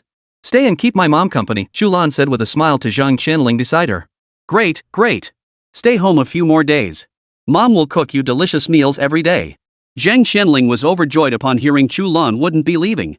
Not leaving? Chu Shanha exclaimed in surprise. Before Chu Lan could respond, Zhang Qianling piped up with a hint of displeasure. What's the matter? Our daughter's staying home a few extra days and you're not happy about it? If you're unhappy about it, then you can go live somewhere else. That's not what I meant, Chu Shanha chuckled. At that moment, Chu Shanha understood, Chu Lan's return had nothing whatsoever to do with Muzha. It must be because of Yun Chen. He never believed that Muzha's few words alone could make Chu Lan, who never stayed overnight at home, suddenly decide to stay for a few days. As Chu Lan neared the end of her meal, Chu Shanha still hadn't made a move. This had Zhang Qianling frantic with worry, desperately signaling to Chu Shanha with her eyes. But Chu Shanha seemed oblivious, his brow slightly furrowed as he watched Chu Lan. It wasn't that Chu Shanha hadn't seen Zhang Qianling's signals, he was simply pretending not to notice. Based on his analysis, there was an 80% chance that this girl, Chu Lan, had fallen for Yun Chen. Asking him to set up Chu Lan with Muzha now? That'd be like walking into a trap. He wasn't about to do that. Actually, Yun Chen was quite a catch. The only flaw was that the lad already had a girlfriend. Ahem. Ahem. Zhang Qianling, thinking Chu Shanha hadn't noticed her signal, cleared her throat twice. But Chu Shanha kept staring straight ahead, not even glancing her way. This infuriated Zhang Qianling no end. Alright. Ignoring me, huh? Chu Shanha, you just wait. If you won't say it, I'll say it myself. Chu Lan, having finished her meal, also sensed the awkward atmosphere. After putting down her chopsticks, she frowned at Zhang Qianling. Mom, what's wrong? Zhang Qianling glanced at Chu Shanha and saw he was still in the same state, realizing he was no help. She turned to Chu Lan with a smile. Lan, you're not exactly a child anymore, are you? Chu Lan froze. Why bring this up out of the blue? A sense of foreboding immediately settled in her heart. Zhang Qianling continued. Lan, I heard Muzha is back. Whoosh. The moment Zhang Qianling finished speaking, Chu Shanha rose from his chair and smiled at Chu Lan. Xiao Lan, have you finished eating? I'll wash the dishes. Chu Shanha carried the bowls and chopsticks to the kitchen, turned on the faucet. Chu Shanha tiptoed to the kitchen doorway, ears perked up. He too wanted to know what Chu Lan was really thinking. Chapter 86, Want me to be the jerk? Zhang Qianling watched Chu Shanha's retreating figure and couldn't help but roll her eyes inwardly. How had she never noticed before how pathetic Chu Shanha was? If you don't want to talk, fine. But why run away when I do? Zhang Qianling had made up her mind Chu Shanha wouldn't be allowed inside later. Pulling Chu Lan down to sit, Zhang Qianling spoke. Lan, you're not exactly a kid anymore. Chu Lan froze for a moment before realizing. This was a forced marriage proposal. Fine, force me into marriage then, but the suitor is Muzha? Mom. Chu Lan immediately protested. What are you saying? I don't have any feelings for Muzha at all.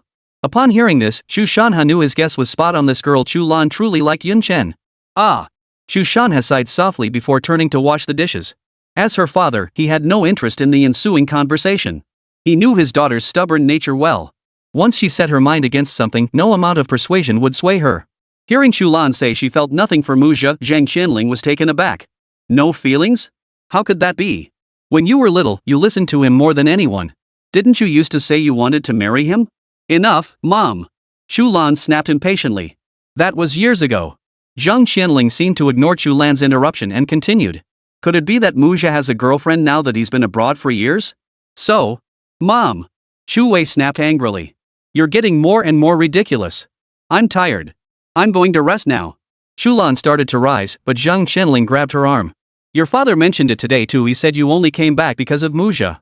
Tell me, Mom, is there something going on with Muzha? If you're too embarrassed to say it, I'll tell him myself. Chu Lan felt utterly overwhelmed. What on earth was going on? Her coming back had nothing to do with Muzha, it was entirely because of Yun Chen, okay? Dad. Chu Shanha, who was washing dishes, froze mid-motion. What does this have to do with me? Didn't you see I hid myself in the kitchen? What's wrong? What's wrong?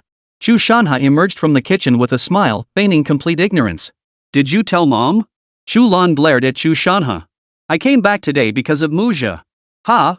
Chu Shanha feigned surprise, turning to Zhang Qianling. When did I say anything? He then turned to Chu Lan, adopting an innocent expression. Didn't I say it? Zhang Qianling rolled her eyes at him and ignored him. Mind your own business. Bang. After speaking, Chu Lan stormed back into his room, slamming the door shut in anger. Zhang Qianling also wore a displeased expression, her beautiful eyes glaring fiercely at Chu Shanha. Oomph. As she passed by him, she let out a heavy, cold snort and, just like Chu Lan, slammed her bedroom door shut. Chu Shanha watched the two women's retreating figures, his expression bitter. He had already distanced himself, yet somehow managed to completely alienate both women. He tossed the towel aside and sighed softly. Ugh, what kind of mess is this? I'll just go out and rough it for a couple days. The next day. Having slept all day on the bus yesterday and gone to bed early last night, Yun Chen woke up early. After washing up, Yunchen sat down at the table and began copying out the modification plans he had exchanged from the system the previous day. Although he had exchanged all the necessary modification technologies within the system, this magnetic levitation tank was, after all, Yunchen's first modification project. To be on the safe side, he felt it was more reliable to first write out the plan and carefully study it. Knock, knock. A series of knocks interrupted his writing. Without looking up, Yunchen replied. Come in. Busy as usual, Yunchen. As soon as Chu Shanha entered, he saw Yunchen hunched over the desk, scribbling away. Yunchen paused his writing and turned around. The sight before him made him freeze in surprise. Chu Shanha stood before him, dark circles under his eyes, his clothes still stained with yesterday's food sauce. What happened? Didn't sleep all night? Yunchen asked in confusion. Sleep my ass. He'd spent the entire night curled up on the sofa. The thing was as soft as cotton, and now his back ached like hell. Of course, Chu Shanha wouldn't tell Yunchen that he'd had a fight with his wife last night and hadn't slept in their room. I had some last-minute business yesterday, Chu Shanha chuckled. I just came to check in. If you need anything, just tell that kid Pan Guodong. After exchanging a few pleasantries with Yunchen, Chu Shanha was about to leave when he spotted Chu Lan approaching with a lunchbox. Chu Shanha froze, inwardly marveling. Daughters are the best. She remembered I hadn't eaten breakfast. Chu Shanha smiled as he reached out to take the box. But then he heard Chu Lan's surprised voice. Dad? What are you doing here? Chu Shanha froze in surprise.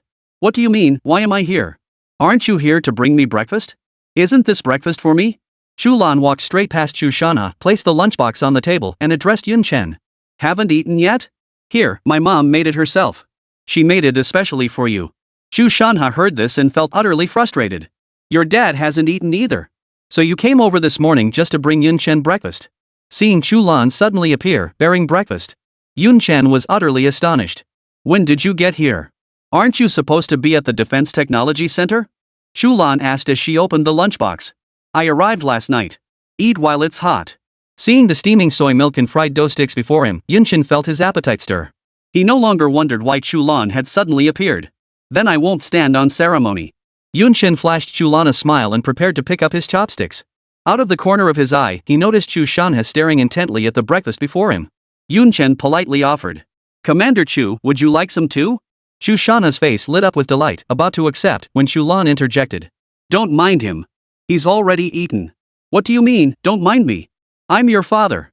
When did I eat? I've eaten, Chu Shanha chuckled. Yunchen didn't think much of it and lowered his head to eat. Chu Shanha silently exited the room. I was rude that day. I want to apologize. Actually, when I chased after him, it wasn't to placate Muzha. I was telling him not to pick on you anymore. Besides, there's nothing between Muzha and me. Sure, I used to stick to him like glue when we were kids, but that wasn't affection. Yunchen was enjoying his meal when Chu Lan suddenly dropped that bombshell. Yunchen's chopsticks trembled in his hands, nearly dropping to the floor. Why bring this up out of nowhere? Could she be about to confess to me? If you confess to me, I'd be in a real bind. Should I refuse? Or not refuse? What should I do, Monroe? Am I supposed to be a jerk and play the field? Well, maybe it's not impossible? But Chu Lan's next words made Yunchen realize he'd jumped to the wrong conclusion. Chapter 87, The lights went out in the wee hours. I've told you all this just to explain why I was in a bad mood that day. Nothing else. Damn it. What a waste of excitement.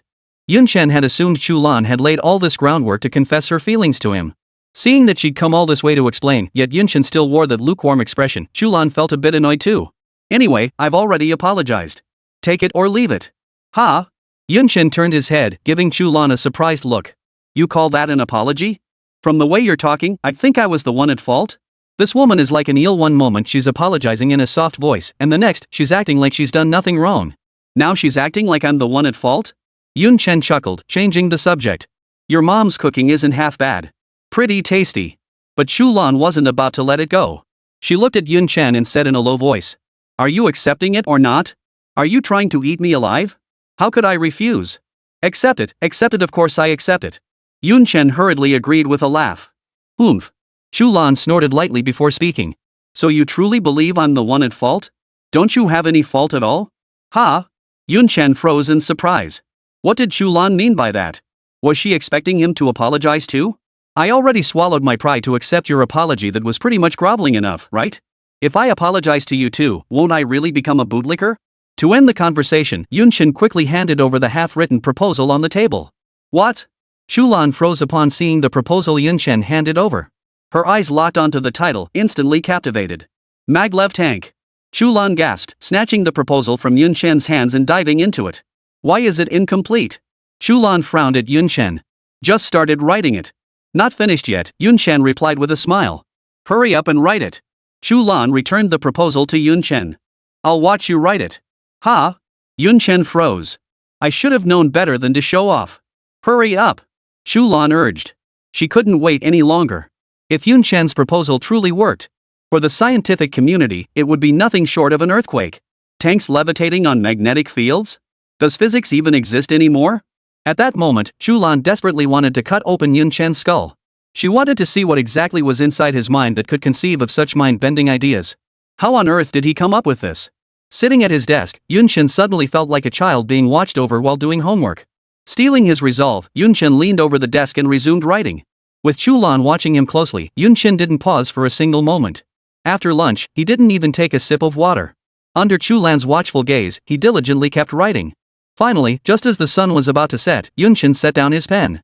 Yun Chen let out a long sigh and stretched lazily. Finally finished. Chu Lan, who had been waiting nearby, eagerly picked up the proposal on the table and began studying it intently. Snap. Chu Lan's eyes lit up, and she glanced at Yun Chen in surprise. It's too dark bad for your eyes, Yun Chen chuckled.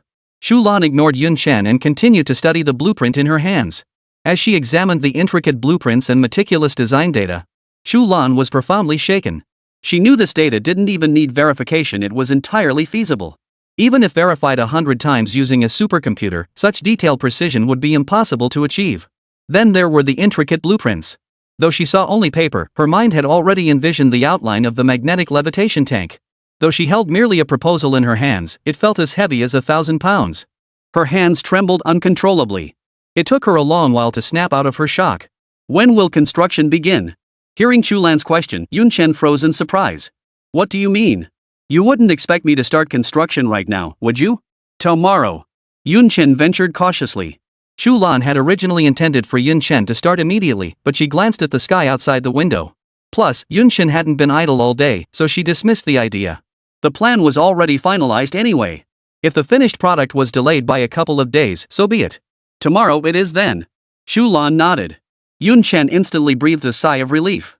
He genuinely feared Chu Lan would order him to start immediately. However, Chu Lan's next words sent a shockwave through Yun Chen. I won't be leaving tonight. I'll start work with you tomorrow. What?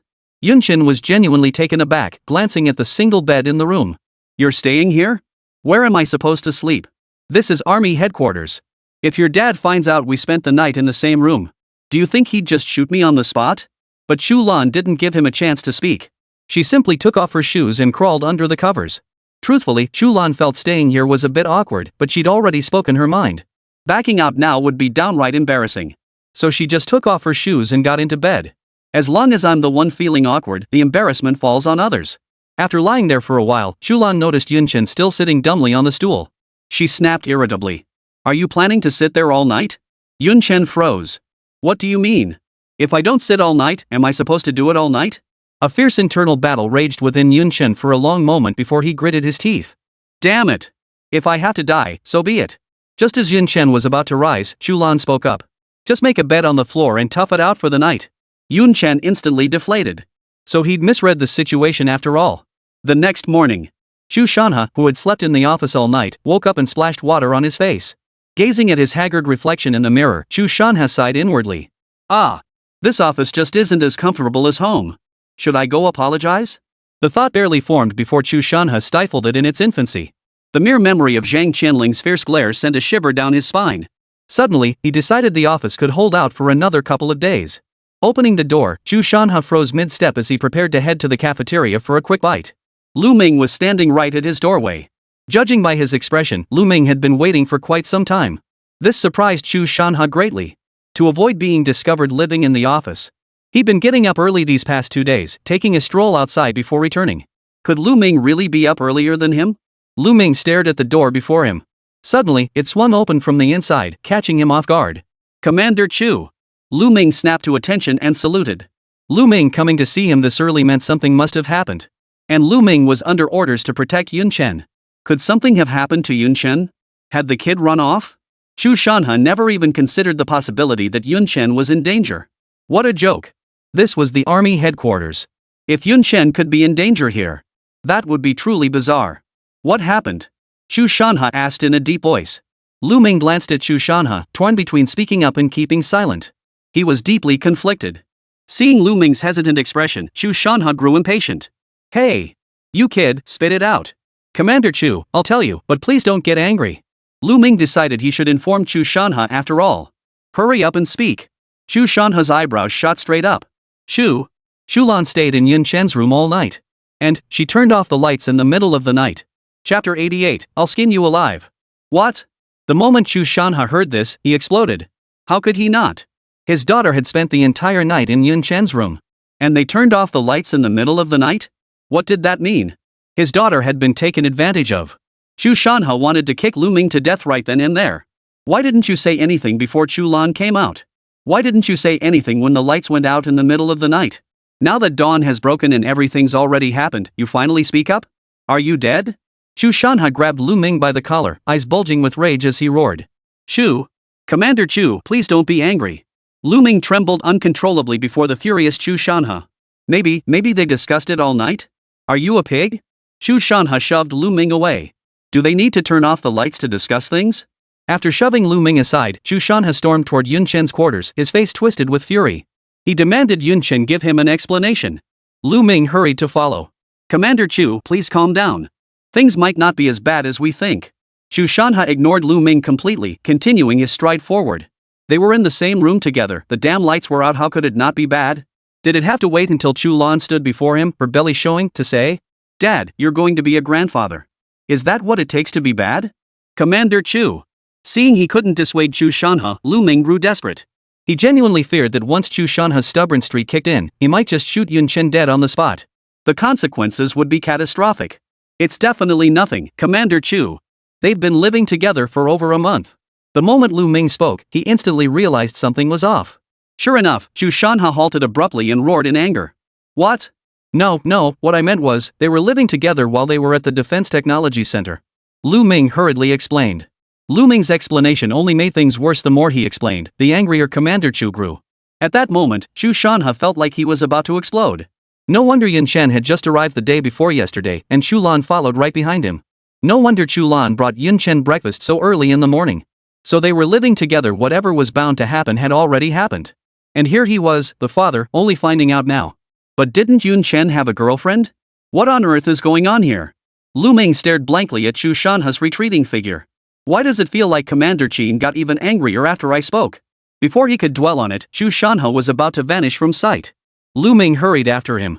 Chu Shanha stared at the door growing ever closer before him. He genuinely wanted to kick it open with one swift blow. Then drag Yun Chen out of bed and beat the crap out of him to vent his anger. But then he remembered his daughter was still inside. What if she saw something she shouldn't? Wouldn't that just make him the one in an awkward position? Lu Ming watched Chu Shanha standing before the door and secretly breathed a sigh of relief. It seems Commander Chu hasn't let anger cloud his judgment. He still has some sense left. Just as Lu Ming was thinking this, Chu Shanha's voice echoed through the corridor. Knock on the door. Snapping to attention, Lu Ming hurried forward to knock. He waited for a long while, but the door remained firmly shut. Curiosity piqued, Lu Ming pressed his ear against the door. Not a sound came from the other side. No one? Lu Ming muttered under his breath before turning the doorknob. Commander Chen, no one's inside. For some reason, upon hearing that no one was inside, Chu Shanha felt a quiet sense of relief. Upon entering the room, Chu Shanha detected no unusual odors, which eased his mind considerably. But when he saw the scene before him, his previously agitated heart gradually calmed. On the single bed ahead lay a neatly folded military green quilt. Beside the desk was a makeshift bed on the floor, its bedding scattered carelessly across the ground. See? I told you there was nothing to it, Lu Ming remarked with a smile upon noticing the floor mattress. They probably discussed something yesterday, got tired, and just fell asleep. Like you need to tell me that? Chu Shanha shot Lu Ming a glare. If you ever give me a Thai report again, I'll skin you alive. Lu Ming froze, feeling utterly wronged. I was just telling the truth. You're the one jumping to conclusions. What does that have to do with me? But Lu Ming dared not voice his true thoughts. He merely smiled and remained silent. Chu Shanha's anger flared at the sight of Lu Ming. What did he mean? Chu Lan spent the night in Yun Chen's room. And the light went out in the middle of the night? What do you mean by that? Where is she? Chu Shanha glared at Lu Ming. Ha? Lu Ming froze in surprise. What person? Seeing Chu Shanha's disappointed gaze, Lu Ming finally realized he was referring to Yun Chen and Chu Lan. They must have gone to start work, Lu Ming hurriedly replied with a smile. Chu Shanha nodded and stepped out of the room. Just as he was about to go check, a messenger came running up. Commander Chu. The messenger approached Chu Shanha and saluted with a standard military salute. What is it? Chu Shanha frowned. Report. Commander Chen Jinlei of the East China Military District has arrived and is waiting for you in your office. What brings him here? Commander Chu muttered under his breath before speaking. I understand. Tell him I'll be there shortly. Yes, sir. The messenger snapped to attention, saluted, then turned and ran off. Tell Yun Chen for me that I'll be there shortly, Chu Shanha instructed Lu Ming. Yes, sir. Lu Ming snapped to attention and saluted immediately. Report any developments to me promptly. Especially anything concerning Chu Lan. Lu Ming, who had been about to leave, froze in place. Didn't you say I was reporting blindly? Chu Shanha, already far away, naturally couldn't hear Lu Ming's mutter. Otherwise, Lu Ming would have definitely gotten a sharp rap on the head. I told you not to report blindly, not to stop reporting altogether. Army Headquarters, Tank Repair Facility. Yun Chen trudged along behind Chu Lan, his face etched with resentment. How could he not be resentful? Last night's floor was cold and hard, leaving his back aching. He tossed and turned until midnight before finally drifting off, only to be roused by Chu Lan just as he was sleeping soundly. It felt like he'd barely closed his eyes before dawn broke. After grabbing a quick bite at the cafeteria, the two arrived early at Pan Guodong's mechanized tank regiment. Pan Guodong, who was directing men and moving supplies, froze upon seeing Chu Lan and Yun Chen approach. Then, a smile spread across his face as he walked toward them. Pan Guodong smiled at Yun Chen. Well, Yun Chen, you're here early. Any lingering resentment on Yun Chen's face vanished the moment Pan Guodong approached. Uncle Pan, you're up early too. How's the material preparation coming along? Yun Chen asked with a smile. Pan Guodong patted his chest. After you delivered the list yesterday, I immediately sent someone to procure everything. Everything's ready. We're just waiting for you to get started. After speaking, Pan Guodong turned to Chu Lan beside him. Chu Lan, what brings you here? Why? Chu Lan raised an eyebrow, her tone playful. Does Uncle Pan not welcome me? Army Headquarters, Commander's Office. Upon seeing Chu Shanha enter, Chen Jinlei quickly set aside his water cup and stood up. Old Chu. What a great opportunity. Chapter 89, Main Battle Tank Challenger 2. Oh. Chu Shanha had barely stepped through the door when he saw Chen Jinlei standing before him, his face aglow with excitement. What great opportunity. What has you so worked up? After speaking, Chu Shanha gave his orderly a nod, signaling him to serve tea. Ha ha. If I tell you, you'll be so happy you'll jump for joy. Chen Jinlei laughed heartily. Tell me, what kind of opportunity could make me jump for joy? Chu Shanha approached the table and slowly sat down. The Challenger 2 main battle tank from the United Kingdom, haven't you always wanted one? What? You don't want it? Chu Shanha shot Chen Jinlei a look. Just spit it out already. Stop beating around the bush. Ha! I got my hands on the blueprints, Chen Jin laughed. What? Chu Shanha shot up from his chair, staring at Chen Jinlei in utter disbelief. How did you get them? Chen Jinlei seemed to relish Chu Shanha's expression. He strolled leisurely to the chair, sat down slowly. He began sipping his tea with deliberate slowness. This was driving Chu Shanha crazy. What the hell are you doing sipping tea? Just tell me already. How could he not be impatient? This was the Challenger 2, hailed as the king of the land. Back then, the Dragon Nation offered 800 million to purchase one from the United Kingdom for independent development. But they refused, so most of Dragon Nation's main battle tanks are still Type 99s. Although the Type 99 has undergone years of upgrades and modifications, making it quite formidable, it still lags behind the Challenger 2 in certain aspects. The gap is especially pronounced in terms of power and speed. This explains why Chu Shanha was so excited upon hearing that Chen Jinlei had obtained the Challenger 2 blueprints. I heard you spent 10 million yuan to have someone modify the Type 99? How did you know? Chu Shanha froze upon hearing Chen Jinlei's words. What's so surprising about that? I heard about it as soon as I arrived. Chen Jinlei set down his water cup and continued. Tell him to stop the modifications. With the Challenger 2 already available, why bother modifying the Type 99? What a waste of money. Oh? Chu Shanha asked, surprised. So, by the sound of it, you're planning to share the Challenger 2 blueprints with me? Are you being that generous? Had ha. Chen Jinlei chuckled twice. Not sharing, it's a partnership. Chu Shanha looked at Chen Jinlei curiously, gesturing for him to continue. Chen Jinlei didn't beat around the bush. Let me be honest with you. I haven't actually gotten my hands on those design blueprints yet. Chu Shanha burst out laughing upon hearing this. You haven't gotten them yet, and you're already showing off to me? Just as Chu Shanha was about to sit back down at his desk, Chen Jinlei continued. But if we work together, we'll definitely get our hands on those blueprints. Oh? Chu Lan turned around, looking at Chen Jinlei as he spoke. How exactly do you propose we cooperate? Chen Jinlei chuckled. Haha, Muzha said that for just 2 billion, the Challenger's design blueprints are ours. How about we each chip in 2 billion? Muzha? Chu Lan asked in surprise. What does Muzha have to do with this? You forgot? Chen Jinlei explained. Muzha has been in the United Kingdom all along. Getting our hands on those Challenger 2 blueprints? We owe it all to Muzha. Chu Lan was equally astonished, never expecting Muzha to have secured even the blueprints for a main battle tank. But this 2 billion yuan? He thought it was a bit steep. After all, a Type 99 main battle tank only cost 20 million yuan to produce. Moreover, a fully equipped Type 99 was no less formidable in firepower than the Challenger 2. 20 billion? That seems a bit much, doesn't it? Chu Lan frowned. That's why I came to you, Chen Jinlei chuckled. If we split it 10 billion each, it wouldn't be so bad. Back then, when we offered 800 million for one of theirs, they wouldn't even consider it. Now you're only offering 1 billion and you're getting the blueprints. It's a surefire win. What do you say? Shall we team up on this? Chu Lan didn't respond to Chen Jinlei. Instead, he walked to his desk, sat down slowly, and fell deep in thought. He was deeply conflicted inside. Chen Jinlei was right, he could get the Challenger 2 blueprints for just 1 billion. Compared to the previous approach where the Dragon Nation spent 800 million to purchase one unit, independent development was far more cost-effective. Yet something felt off. The Challenger 2 was Britain's main battle tank. If they were selling it, they'd only sell the finished product. It made no sense for them to sell even the blueprints, such core technology. Could it be that the Challenger 2 was being decommissioned? So they no longer considered the core technology important? Seeing Chu Lan still pondering, Chen Jinlei urged him. Old Chu, what are you hesitating about? That's the Challenger 2. What's there to hesitate about? Once this opportunity is gone, it won't come back. They're only asking for 2 billion because of Muzha's face. They're only giving us 3 days. I don't have time to waste arguing with you. Just give me an answer, yes or no. If you think it's too expensive, I'll just go elsewhere. Don't say I didn't look out for you later. Why the rush? Chu Lan chuckled. Chu Lan couldn't make up his mind right away. He decided to placate Chen Jinlei first and figure things out later. Old Chen. You just got here today. Don't leave tonight. Let's have a few drinks together, you and me. Let's discuss things properly. Chu Lan chuckled as he approached Chen Jinlei, patting his shoulder. What's there to discuss? Chen Jinlei flung Chu Lan's hand away. He said with some displeasure. I don't understand what you're hesitating about. Any clear-eyed person knows which choice to make.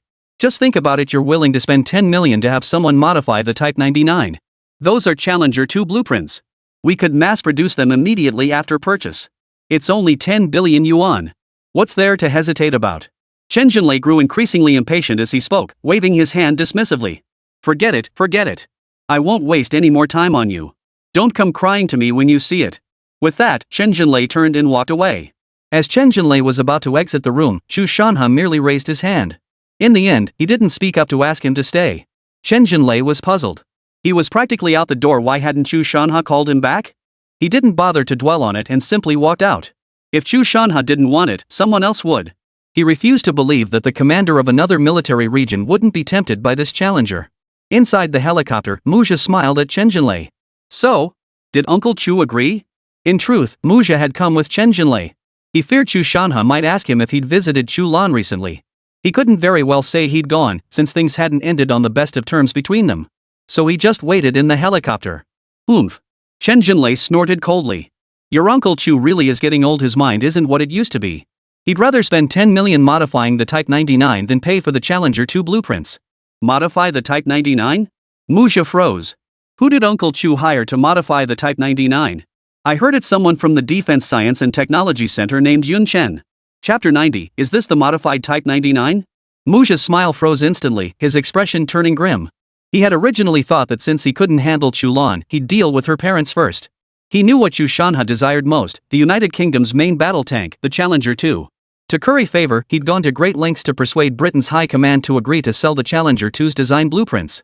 He had specifically sought out Chen Jinlei to relay the message to Chu Lan through him, making it clear that obtaining those blueprints was entirely his doing. This would inevitably make Chu Lan look upon him with greater respect. But unexpectedly, his plan had been sabotaged by Yun Chen before it even began. Muzha was convinced Yun Chen was the reason Chu Lan had abandoned the idea of purchasing the Challenger 2. He couldn't think of any other reason for Chu Lan's refusal. This was Mu Zhe wrongly accusing Yun Chen, as it had absolutely nothing to do with him. It was purely because Chu Shanha found it too expensive. Noticing Mu Zhe's troubled expression, Chen Jinlei offered reassurance. It's fine, Mu Zhe. If Chu Shanha doesn't want it, plenty of others will. Once we finish the Challenger 2 prototype, I bet he'll regret it. Mu Zhe's eyes lit up at the words, thinking to himself. Exactly. Once the Challenger 2 prototype is complete, Uncle Chu will realize how foolish it was to ask Yun Chen to modify the Type 99. When Uncle Chu finally regrets it, I'll hand over the blueprints at just the right moment. How could he not be grateful? How could he not be grateful to me? Then I'll propose to marry Chu Lan. He absolutely won't refuse. Mu Zhe grew increasingly delighted as he thought about it, his lips curling upward uncontrollably. What are you thinking about? Chen Jinlei asked curiously. Why so cheerful? Nothing much, just thinking about something amusing. Mu Zhe gazed at the base growing smaller below and thought to himself. Yun Chen, looks like I owe you a debt of gratitude. After Chen Jinlei left, Commander Chu remained in his office, deep in thought for quite some time. Chu Shanha still felt that spending 2 billion to acquire Challenger 2 was a poor deal. Even though he was only contributing 1 billion, he considered it unworthy. He didn't regret his decision. Chu Shanha rose from his chair and strode out of the room, intending to check on the progress of Yun Chen's modifications. Inside the mechanical tank regiment's manufacturing plant, Yun Chen surveyed the Type 99 tank before him, his mind already made up. This modification primarily targeted the tank's power system and drivetrain. Due to height limitations with magnetic levitation, Yun Chen planned to retain the tank's original tracks. He would augment the existing tracks with magnetic levitation propulsion. This way, when encountering special terrain like swamps, the magnetic levitation power could be used to float over them. For steeper terrain like hills, the original track-based drive system would remain in use. With his mind made up, Yun Chen wasted no time. He checked the materials Pan Guodong had prepared, confirmed nothing was missing, and immediately got to work. Chu Lan assisted him from the sidelines. When Chu Shanha arrived, he caught sight of Yun Chen and Chu Lan busily at work. He watched them from a distance for a moment before turning and walking away. Passing by Pan Guodong, he reminded him to provide Yun Chen with thorough support. While Yun Chen was upgrading the Type 99 tank, Chen Jinlei had also obtained the design schematics for the Challenger 2. Ha! With this Challenger 2, our East China Army group will be like a tiger with wings. Chen Jinlei couldn't contain his excitement as he stared at the blueprints in his hands. Send these to the military factory, produce a prototype immediately. Chen Jinlei handed the blueprints to the nearby communications officer. Uncle Chen, I'll come along too. Mu Zhe smiled as he stood up. Chen Jinlei froze in surprise. This was an unexpected delight for him. His original intention had been to involve Mu Zhe in the prototype manufacturing of the Challenger 2. After all, the Challenger 2 blueprints had only been obtained through Mu Zhe's connections. Having Mu Zhe join the manufacturing process now made him feel a bit awkward. He'd been worrying about how to broach the subject when, unexpectedly, Mu Zhe volunteered to build the prototype. This delighted Chen Jinlei immensely. With Mu Zhe on board, the production of the Challenger 2 prototype would undoubtedly accelerate significantly. Ha! Chen Jinlei laughed heartily. Great! Excellent, Mu Zhe. I'll be counting on you. Watching Mu Zhe's departing figure, Chen Jinlei couldn't help but sigh with emotion. Truly, the apple doesn't fall far from the tree. Time flew by, and before they knew it, more than half a month had passed. The modification of the magnetic levitation tank was nearing completion. It shouldn't have taken this long, but Yun Chen's perfectionism had other ideas. When it came to items he personally modified, Yun Chen always pursued perfection. If he didn't modify something, he wouldn't bother at all. But once he started, he went all out. He had integrated the track drive with the magnetic levitation system, which was what had caused the slight delay. Had he focused solely on the magnetic levitation system, it would have been completed in about 2 weeks. Yet Yun Chen spent over half a month on the overhaul. In the office, Chu Shanha waited day after day, night after night. Finally, the news of the completed modification arrived. Overwhelmed with excitement, Chu Shanha rushed straight to the mechanical tank regiment without even stopping for a meal. Yun Chen, is the modification done? It's right there. Let me see it right now. Chu Shanha exclaimed excitedly as soon as he entered the repair shop. Yun Chen stared at the excited Chu Shanha, momentarily taken aback. Commander Chu, haven't you seen it? Isn't it right outside? Outside? Chu Shanha froze. It wasn't there when I first came in? That can't be right? Yun Chen was equally bewildered. He had seen with his own eyes that Colonel Pan had sent men out there. How could they be gone? Yun Chen walked to the doorway, his face full of confusion. When he spotted the Type 99 tank parked not far away, he thought to himself. Could Commander Chu have poor eyesight? How could he not see such a huge tank? It's right over there. Yun Chen pointed at the Type 99 nearby and addressed Chu Shanha. Chu Shanha followed Yun Chen's pointing finger and froze in place. This is the Type 99 tank you modified? If you hadn't said you modified it, I'd have thought it broke down and was sent in for repairs. How could Chu Lan not see such a massive tank? He simply hadn't realized this was Yun Chan's modified Type 99. Because this tank is identical to the standard Type 99, with not a single modification. Are you sure? Chu Lan frowned. Yun Chen nodded firmly. Could I have missed something? Chu Lan froze, then strode over to the Type 99. He circled it twice. Finding no difference whatsoever from a standard Type 99, he stubbornly climbed inside and examined it for a long while. What he saw left him utterly stunned. Chapter 91, Magnetic Levitation Technology? Because inside, there was no change whatsoever. It was identical to the previous Type 99. Emerging from the tank, Chu Lan approached Yun Chen with a puzzled expression. He circled the tank 3 times, examining it inside and out, yet saw not a single alteration. It looked exactly like a regular Type 99, with no discernible differences whatsoever. Chu Lan asked in confusion. Yun Chen, where are the wings you modified? Wings? Yun Chen froze. What wings? Isn't this a tank? Where are the wings?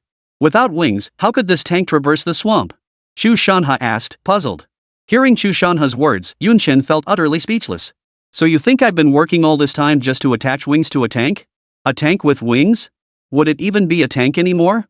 Dad. Chu Lan couldn't stand it anymore either. What are you talking about? What wings are you talking about? This tank uses magnetic levitation technology. Oh. Chu Lan nodded thoughtfully, suddenly understanding. Chu Lan suddenly realized her dad was no stranger to the world. He'd even heard of magnetic levitation technology. Then she heard Chu Lan ask, what exactly is magnetic levitation technology? Chu Lan was utterly speechless. Seeing Commander Chu, who was just as clueless as himself, Pan Guodong felt a bit better about his own lack of knowledge. When he first saw Yun Chen's modified tank, his reaction had been much like Commander Chu's. Can this thing really traverse swampland? That was his first thought. Had he not witnessed Yun Chen bustling about for over a month, he would have thought the kid was pulling his leg. At that moment, he felt like he'd wasted his 10 million. When Yun Chen explained the tank utilized magnetic levitation technology, he was utterly baffled. What was magnetic levitation technology? Well, magnetic levitation technology is? Yun Chen pondered for a while, unsure how to explain it, before finally saying, why don't we find a place to test it out? That'd be more straightforward. Chu Lan nodded in agreement, finding Yun Chen's reasoning sound. Practice is the sole criterion for testing truth. Pan Guodong. Chu Lan called out to Pan Guodong standing nearby. Find a swampy area. We'll test it out. This left Pan Guodong stumped. Where on earth was he supposed to find a swamp? Ever since Yun Chen began his modifications, Pan Guodong had been searching for marshland. But he'd scoured the entire vicinity. Not only was there no swamp, there wasn't even a patch of muddy ground. What's the matter? Chu Lan frowned at Pan Guodong's troubled expression, his tone tinged with irritation. Is it that hard to find a swamp? What are you standing around for? Get moving. Commander Chu, it's really that hard. Pan Guodong replied with a wry smile. Hey! You think you're tough, huh? Chu Lan raised an eyebrow. Pan Guodong hurriedly explained. I've already searched everywhere, Commander Chu. We've searched everywhere nearby, but there's not a single swamp to be found. Swamps are rare around here to begin with, and with this month of non-stop sunshine, the water dried up ages ago. Forget swamps, there isn't even a patch of mud left. Chu Lan frowned. No swamp? How could he test the magnetic levitation technology without a swamp? Just as Chu Lan pondered this, Yun Chen smiled. No swamp? No problem. There must be a lake, right? We could find a lake. A lake? Pan Guodong froze. We do have lakes. But what's the point of finding a lake? Aren't we testing whether the tank can traverse swampland? What does that have to do with a lake? Chu Lan stared at Yun Chen with equal confusion. Chu Lan was utterly speechless. He really wanted to ask what the hell was on their shoulders. If it can cross lake water, then swamp terrain should be no problem at all. At Chu Lan's outburst, Chu Lan and Pan Guodong gasped in shock. What? It can even cross lakes? An amphibious tank? The two exchanged glances, each seeing the shock in the other's eyes. Not exactly, Yun Chen chuckled. You'll see for yourselves. Chu Lan grew even more curious at Yun Chen's words. He couldn't wait to witness this magnetic levitation technology. Quick, let's go. There's a lake at the back of the mountain. Pan Guodong immediately jogged off to make arrangements. Like Chu Lan, he too was eager to see Yun Chen's magnetic levitation technology. Meanwhile, at the East China Military Region headquarters, Chen Jinlei couldn't contain his excitement upon learning that the Challenger 2 prototype had been completed. He excitedly set aside his tasks and rushed toward the military factory. The moment Chen Jinlei arrived at the military factory, he saw the camouflage-covered Challenger 2. Its imposing stature filled him with envy. Then he spotted Muzha standing nearby. With a broad smile, Chen Jinlei strode over to Muzha and exclaimed. Well done, Muzha. Without you, it would have taken at least another half-month to complete this challenge or two. We owe it all to you. You're too kind, Uncle Chen. It's just my job, Muzha replied modestly. Chen Jinlei patted Yun Chen on the shoulder and said. I won't let you down, kid. Let's go. Let's put this Challenger 2 to the test and see if it truly deserves the title of King of the Road. Chen Jinlei watched the Challenger 2 speeding across the training ground with such majestic power that the corners of his mouth nearly stretched to his ears. Alright. Ha ha ha. This Challenger 2 truly lives up to its reputation as the King of the Road. Its reputation is well deserved. With the Challenger 2, our East China Army Group will absolutely wipe the floor with the other army groups in next year's military exercises. Beat them even harder. The more funding we'll get. Mass production. Get mass production going ASAP. Uncle Chen, what's the point of just watching the Challenger 2 perform on its own? Muzha chuckled beside him. Oh? Chen Jinlei looked at Muzha. Got any better ideas? Muzha smiled faintly. What do you think? Now that Uncle Chu has seen how formidable this Challenger 2 is, might he regret it? Chen Jinlei replied without hesitation. He'd be crazy not to. Muzha continued to smile. Why don't we haul this Challenger 2 over and show it off to Uncle Chu? Didn't Uncle Chu have someone modify the Type 99? Let's have a friendly match and compare the two. That'd be way more fun. What do you think? Chen Jinlei's eyes lit up more and more as he listened. He thought Muzha's idea was brilliant. He also wanted to see the look on Chu Shanha's face when he saw this Challenger 2. Alright. Chen Jinlei laughed. That's an excellent idea. Let's have a friendly match. Chu Shanha brought Yun Chen and Chu Lan to the lakeside. Pan Guodong, who had arrived ahead of them, had already made all the necessary preparations. Upon seeing Chu Shanha and the others arrive, Pan Guodong immediately jogged over, snapped to attention, and saluted. Reporting to Commander Chu. All preparations are complete. Ready for inspection at any time. Chapter 92, How to Test. Begin testing. Chu Shanha waved his hand decisively, issuing the command. Yes, sir. Pan Guodong was about to announce the start of the test when he suddenly realized he didn't know how to conduct it. Pan Guodong turned around, his face filled with confusion as he addressed Chu Shanha. Commander Chu, how do we test? Chu Shanha turned his head and looked at Yun Chen. How to test? How to test it? Well, obviously by testing your head. Yun Chen dared not voice his inner thoughts aloud, instead offering a faint smile. Just drive straight through. Ha! At Yun Chen's words, both Pan Guodong and Chu Shanha gaped in utter disbelief. Just drive straight through? Are you kidding me? This is a lake. At least 10 meters deep. Not some puddle. If this tank sinks, we'll never get it back up. Pan Guodong, meanwhile, was visibly gutted. This tank cost a fortune. Not only had he wasted 10 million, but now he was about to lose a tank too? This was a massive loss. Just as Pan Guodong was about to give up on the test, accepting the 10 million loss as fate, Yun Chen smiled. It'll be fine. Trust me. Chu Lan nodded in agreement, signaling her confidence. Seeing this, Chu Shanha hesitated no longer and gave the order. Follow Yun Chen's lead, drive straight through. Pan Guodong gritted his teeth, muttering to himself. Damn it. We'll just have to take the loss. He then ran forward to give the order. The driver froze upon hearing the order. Colonel Pan. Are you kidding me? This is a tank, not a boat. How could we possibly drive it across? Cut the crap. Pan Guodong glared. Just drive it. Pan Guodong was just as unsure, but he barked at the driver. Something's wrong. Be ready to bail at any moment. Safety comes first. Once everything was ready, Pan Guodong immediately gave the order, test commence. Roar, roar. The tank's engine roared to life. The driver gazed at the lake ahead and slowly pressed the accelerator. Roar, roar. As the throttle increased steadily, the tank drew closer and closer to the lake's surface.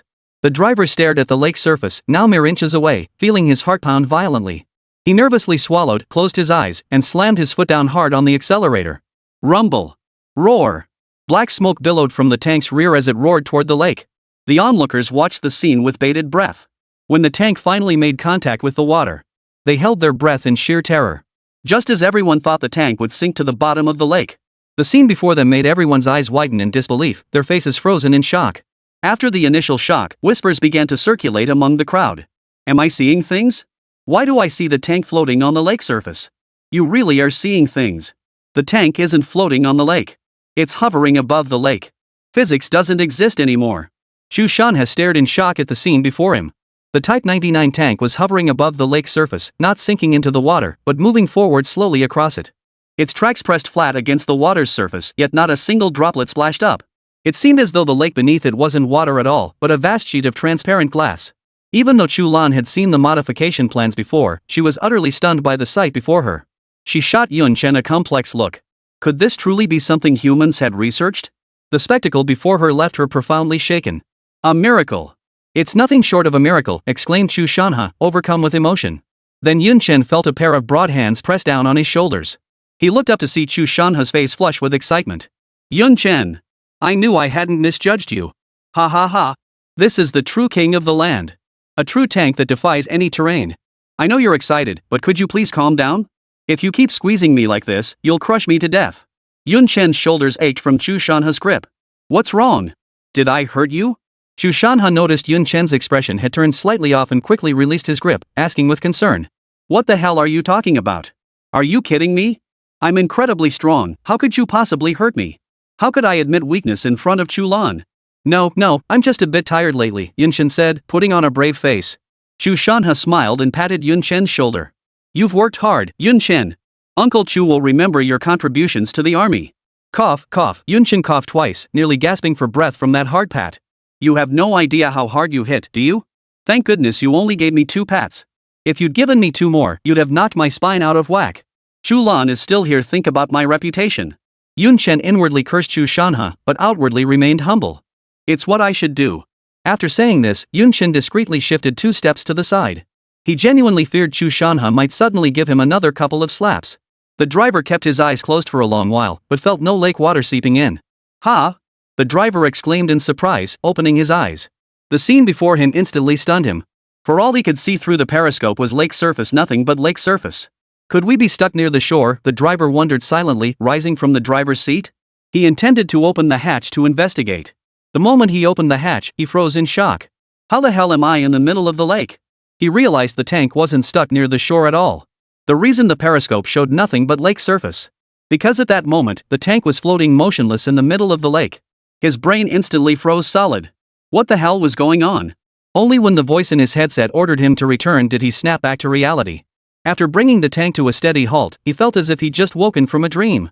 Everything felt so unreal. The tank itself hadn't changed at all. It was identical to the Type 99 he'd driven before.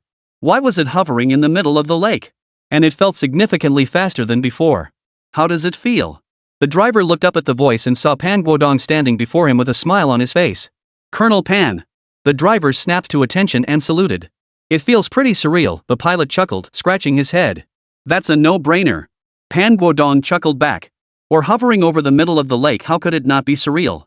Forget you even watching from the sidelines feels surreal enough. I'm asking you, how does it feel to drive? Anything feel unfamiliar? The pilot snapped to attention immediately. Reporting to Commander Pan. All right. Pan Guodong waved his hand dismissively. Don't be so stiff. Relax a bit. The driver immediately relaxed his posture and smiled. Nothing feels out of the ordinary, it's just like usual. But what? Pan Guodong frowned. I feel the power's stronger. Chapter 93, Zheng Qinling's surprise. More powerful? Pan Guodong murmured under his breath, not paying it much mind. He instructed the driver. Drive 2 more laps to get used to it. Gather all the tank drivers in the regiment. Let each one take it for 2 laps to get a feel for it. Yes, sir. The driver's face lit up with excitement. Earlier, he'd been too nervous to truly experience the driving. Now he intended to fully savor the sensation of driving a tank across the lake. Pan Guodong jogged over to Chu Shanha and reported the driver's situation. Chu Shanha's heart finally settled completely. After all, this magnetic levitation tank was so incredibly advanced that Chu Shanha had genuinely feared the driver might struggle to adapt. To his surprise, there was absolutely no discomfort. What a pleasant surprise. Chu Shanha chuckled twice, instinctively patting the air beside him. But this time, his hand met only air. Turning his head, he saw that Yun Chen had somehow moved A Zheng away. He didn't mind, smiling warmly at Yun Chen. Yun Chen, uncle's hosting a feast tonight. To properly reward you. The moment Yun Chen heard the word banquet, memories of his humiliating experience at the Navy headquarters flooded back. Just as he was about to decline, Chu Lan interjected. What banquet? Yun Chen is coming home with me for dinner tonight. Not only did Yun Chen remember, but Chu Lan remembered too. She certainly didn't want Yun Chen to get drunk and start calling her little sister again. Dinner at my place? Chu Shanha froze in surprise. His earlier joy instantly faded considerably as he narrowed his eyes at Yun Chen. As Chu Lan's father, he was well aware of her feelings for Yun Chen. He did admire Yun Chen, but admiration was one thing, whether he wanted him as a son-in-law was quite another. Besides, Yun Chen already had a girlfriend. As a father, he didn't want to see his daughter get hurt. Yun Chen felt uneasy under Chu Shanha's gaze, thinking to himself. What's with that look? I'm not involved with your daughter. Don't get the wrong idea. I appreciate your kindness, but I won't be joining you for dinner, Yun Chen said, his words at odds with his thoughts. I'm just exhausted lately and need some rest. Truthfully, he really wanted to go home with Chu Lan for dinner. He'd been eating cafeteria food every day for the past month. His taste buds were practically numb from blandness. But seeing the look in Chu Shanha's eyes, he decided against it. The moment Yun Chen spoke, Chu Lan grew anxious. How could you not come? You've been so busy with the renovations lately, you haven't even been eating properly. If this keeps up, you'll ruin your health. Pan Guodong was equally surprised upon hearing this. He glanced at Chu Shanha beside him and thought to himself. Has your father been eating properly lately? Are you sure you're not worrying about the wrong person? Chu Shanha replied with a smile. Exactly. Chu Lan is right, rest is definitely necessary. But you still have to eat. Besides, you're the one who deserves the credit this time. How could we eat without you? Let's listen to Chu Lan, we're going home to eat. Well then, I'll humbly comply. Yun Chen reluctantly agreed on the surface. But inside, he was already overjoyed. From Chu Lan, he'd learned that Chu Shanha never drank at home because her mother kept a tight rein on her. Getting a free meal without having to drink? Of course Yun Chen was thrilled. Army headquarters. After wrapping up his tasks, Chu Shanha called Yun Chen to head home together. Chu Lan had returned home early to prepare, as this was Yun Chen's first time dining at her house. Naturally, she wanted everything perfectly arranged to welcome Yun Chen. Zhang Xianling was quite surprised to see Chu Lan return laden with bags of groceries. What's the occasion today? Why did you buy so many groceries? After all, Chu Lan never bought groceries normally. Chu Lan placed the groceries on the table and addressed Zhang Xianling solemnly. Mom. Today depends entirely on you. I'll assist you. You've got to give it your absolute best shot. The sun must have risen in the west today. Someone who never sets foot in the kitchen is suddenly buying groceries and assisting me? Zhang Xianling was still wondering what was going on when Chu Lan pushed her into the kitchen. Ding dong, ding dong. Before long, the doorbell chimed. Chu Lan, who had been sorting vegetables, perked up and was about to get up to answer the door. Zhang Xianling waved her hand. You keep busy. I'll get it. The door clicked open. Zhang Xianling stared at the figure before her doorstep, familiar yet unfamiliar, and froze in surprise.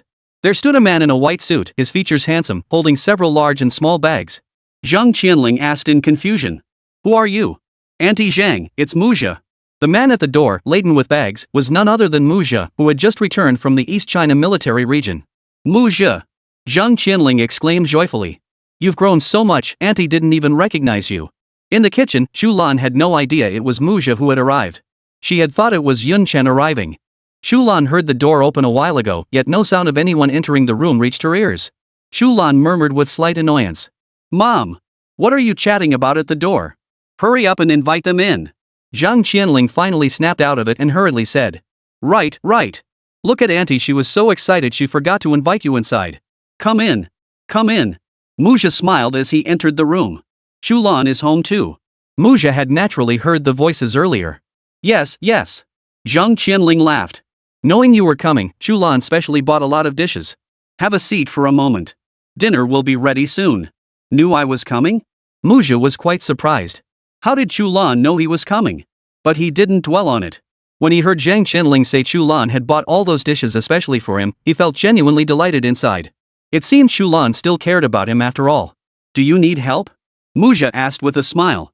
Just as Zhang Qianling was about to say no, Chu Lan's voice drifted out from the kitchen. Sit down for a bit. Dinner will be ready soon. Zhang Qianling nodded with a smile. That's right. Sit down for a bit. Dinner will be ready soon.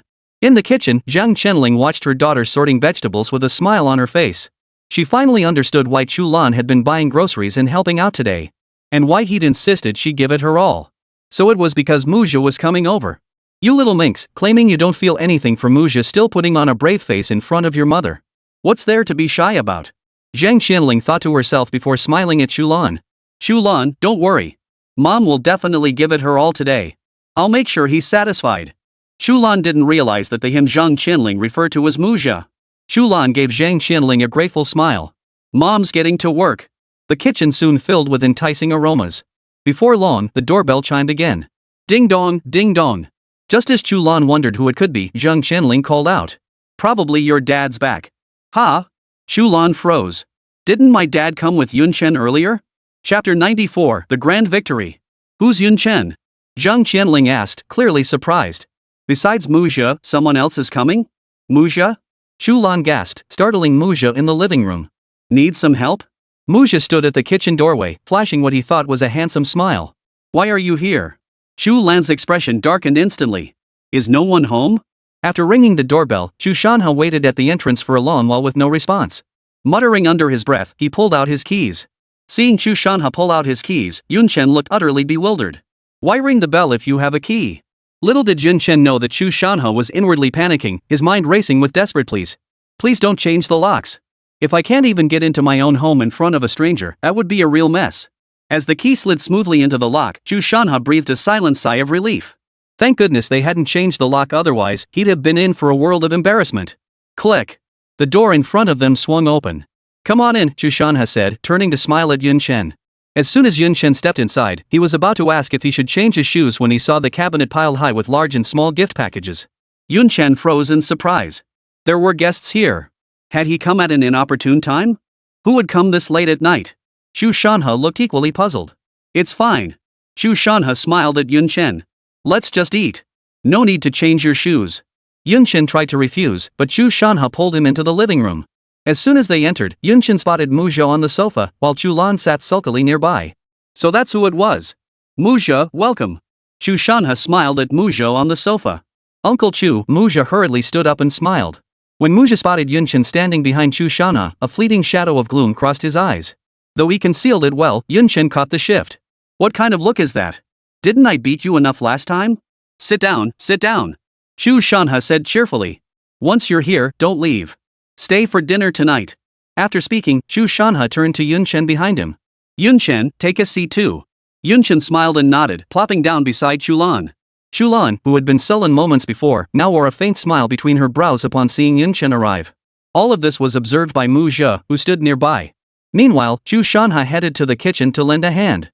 Muzha watched Yun Chen sitting so close to Chu Lan, and it made his blood boil. Add to that Chu Lan's reaction, and Muzha couldn't help but understand. The reason Chu Lan had bought so many groceries today was entirely because Yun Chen was coming. It had nothing to do with him. And the stark difference in Chu Lan's attitude toward Yun Chen versus himself only fueled his jealousy. First time at Commander Chu's place, huh?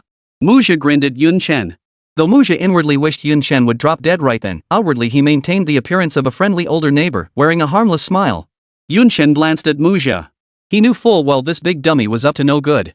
But since Muzha was offering his face, Yun Chen didn't mind slapping it again. Yun Chen offered Muzha a faint smile and replied. It really is my first time here. Muzha replied with a cheerful smile. You work with Chu Lan, and she calls me brother.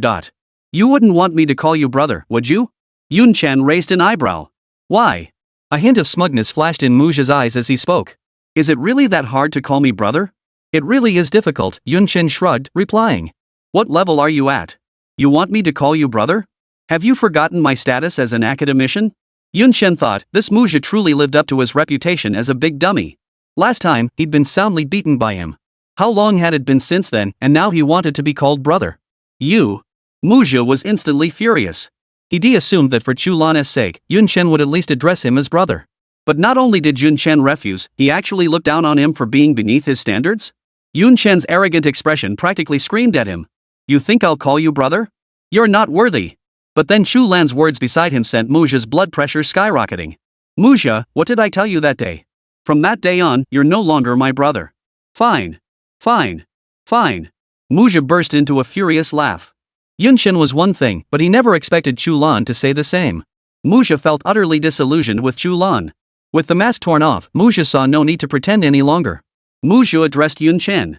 Academician? What about the academician? Does being an academician give you the right to be so arrogant? You can look down on me all you want. But you look down on Commander Chu? Oh?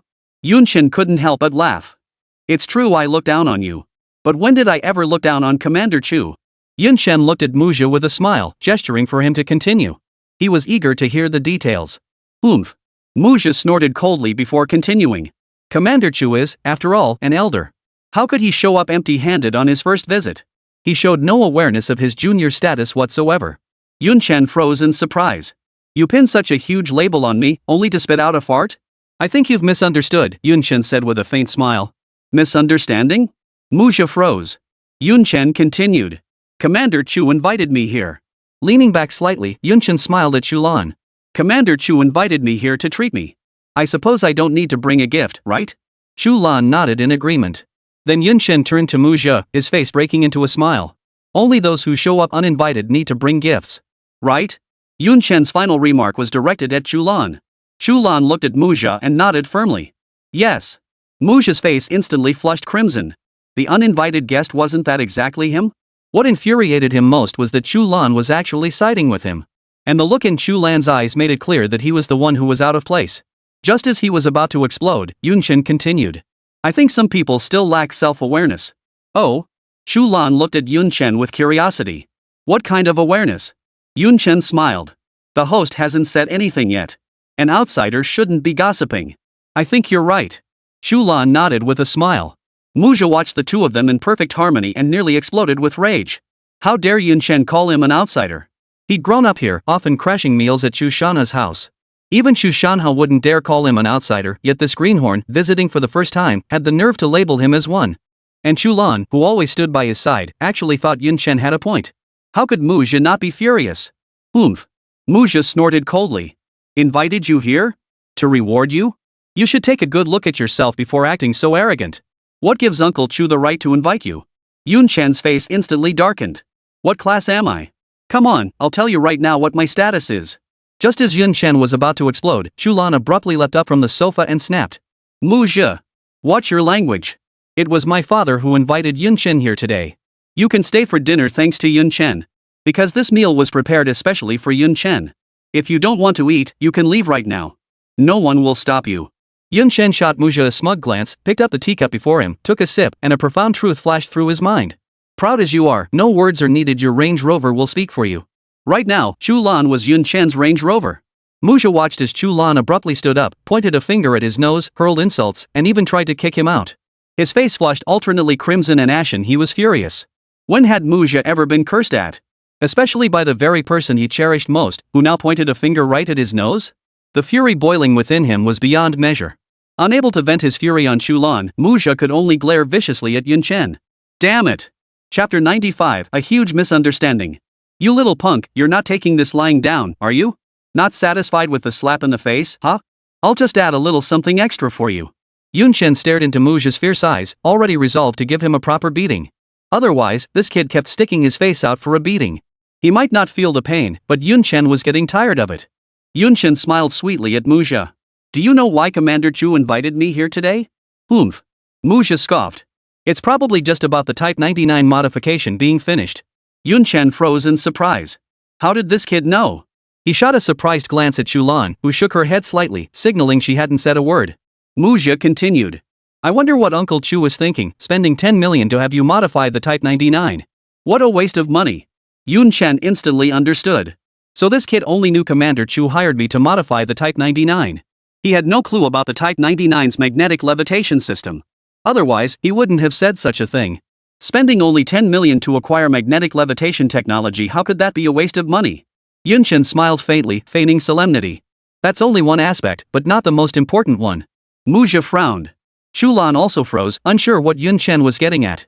Actually, Commander Chu invited me here today to. Yun Chen glanced at Chu Lan and continued. Asked me to become a son-in-law by marriage. Yun Chen's words exploded like thunder in Muzha's ears. Impossible. Muzha sprang up from the sofa, his eyes fixed intently on Chu Lan. He tried to read any hint of truth in her expression. Chu Lan was also startled by Yun Chen's words, a flush instantly spreading across her fair cheeks. 1,000 thoughts raced through Chu Lan's mind. Had father said something to him on the way back? Why else would he say such a thing? Was he truly willing to become a son-in-law by marriage? Chu Lan cast a tender glance at Yun Chen. To Muzha, Chu Lan's expression only served to confirm Yun Chen's words. This can't be true. Muzha roared. Yun Chen smiled lightly, set down his water cup, and spoke. If it was merely to reward me, there was absolutely no need to invite me to your home. The situation is what it is. Chu Commander and I are about to become family. Yun Chen grew more animated as he spoke, his arm instinctively wrapping around Chu Lan's shoulder. Chu Lan's slender frame trembled at once. Startled, Yun Chen began to withdraw his arm only to realize Chu Lan hadn't pulled away. A secret thrill surged through Yun Chen, and he unconsciously squeezed her shoulders twice. Muzha watched the scene unfold before him, his eyes nearly shooting flames. He shot Yun Chen a vicious glare before turning and walking away without a second glance. You bastard, isn't Chu Lan the one you care about most? Is this slap loud enough? Yun Chen was certain that after landing that blow, Muzha wouldn't show his face for at least 3 months. Shoo! Zhang Qianling emerged carrying a tray of vegetables, nearly stumbling at the sight before her. Yun Chen followed the sound and saw a beautiful woman staring intently at him, her eyes filled with astonishment. Yun Chen quickly withdrew his arm, offering an awkward smile. If there had been a hole in the ground, Yun Chen would have wanted to crawl into it immediately. This was the real deal social death. Making a pass at Chu Lan, only to get caught red-handed by her mother? Chu Lan, already flushed, grew even redder, her cheeks glowing like a ripe apple. The vegetables have gotten a bit cold. I'll go reheat them, Zhang Qianling said, carrying the steaming greens back into the kitchen.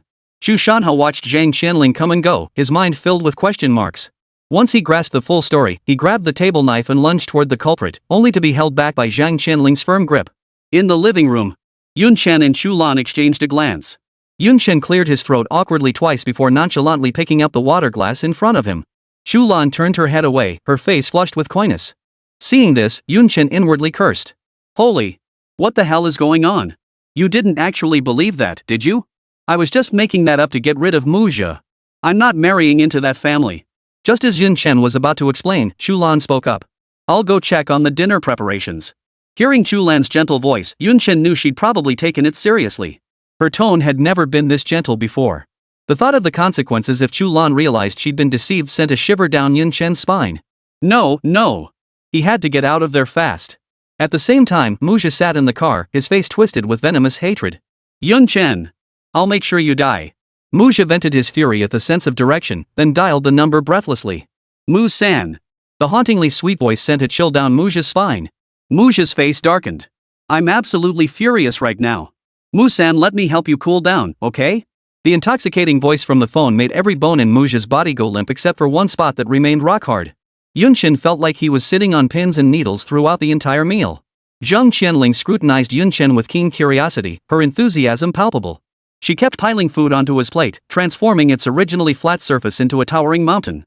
Had Chu Lan not intervened, Yun Chen suspected the mountain before him might have grown even taller. Chu Shanha, meanwhile, stared at Yun Chen with an unblinking gaze. The sharp intensity of his eyes made Yun Chen's heart tremble. Unable to meet his gaze, Yun Chen buried his head and shoveled food into his mouth. As the meal drew to a close, Chu Lan watched anxiously, her heart racing because Chu Shanha still hadn't brought up the matter of Yun Chen becoming their son-in-law. His heart raced with anxiety. She kept glancing at Chu Shanha. Chu Shanha was equally puzzled, thinking to himself. Why are you staring at me like that? That Yun Chen lad is quite capable. He excels in every way, and I'd love to have him as my son-in-law. But the kid has a girlfriend. Unless he breaks up with her, I won't agree to it. Chu Lan stared back at Chu Shanha with equal confusion, wondering. What's with that look? Warning me to stay away from Yun Chen?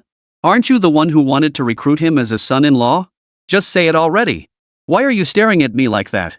Just as father and daughter exchanged glances, Yun Chen finally polished off the mountain of food before him. Yun Chen set down his bowl and chopsticks with a smile. Uncle Chu, thank you for the meal. Take your time eating. I'll head back first. After saying this, Yun Chen stood up to leave, leaving the three of them momentarily stunned. Their reactions varied. Zhang Qianling wanted Yun Chen to eat more. Chu Shanha, however, wanted Yun Chen to leave quickly, lest he harm his daughter. Chu Lan, however, wore a look of anxiety as she turned to look at Chu Shanha once more. Chu Shanha pretended not to notice. After seeing Yun Chen off, Zhang Qianling smiled sweetly. Lan, you bought all this food today just for that boy, didn't you? Mom thought it was for Muzha? Speaking of which, where's Muzha? Only then did Zhang Qianling recall that Muzha had also been present today. If Muzha knew how insignificant he felt, his blood pressure which had just dropped would likely spike again instantly. Seeing neither father nor daughter respond, Zhang Qianling let the matter drop and continued. Lan, tell mom was that guy earlier. Before Zhang Qianling could finish, Chu Lan frowned and interrupted. Dad. Chu Shanha froze. Chu Lan continued. Didn't you say Yun Chen should become a son-in-law by marriage? That was such a perfect opportunity just now. Why didn't you say anything? Chu Shanha? Zhang Qianling? When did I ever say Yun Chen should be a son-in-law by marriage? Chu Shanha was utterly baffled. Chapter 96, Impulse is the Devil. You didn't say anything? Chu Lan gasped, lunging toward the door. She needed to confront Yun Chen and demand an explanation. Why had he spoken like that in front of Muzha? Was it fun to make fun of her? But her arm was seized tightly by Chu Shanha, leaving her unable to move. I haven't asked you yet. What's going on between you and Yun Chen now? Chu Shanha released his grip on Chu Lan, his brow furrowed. Nothing.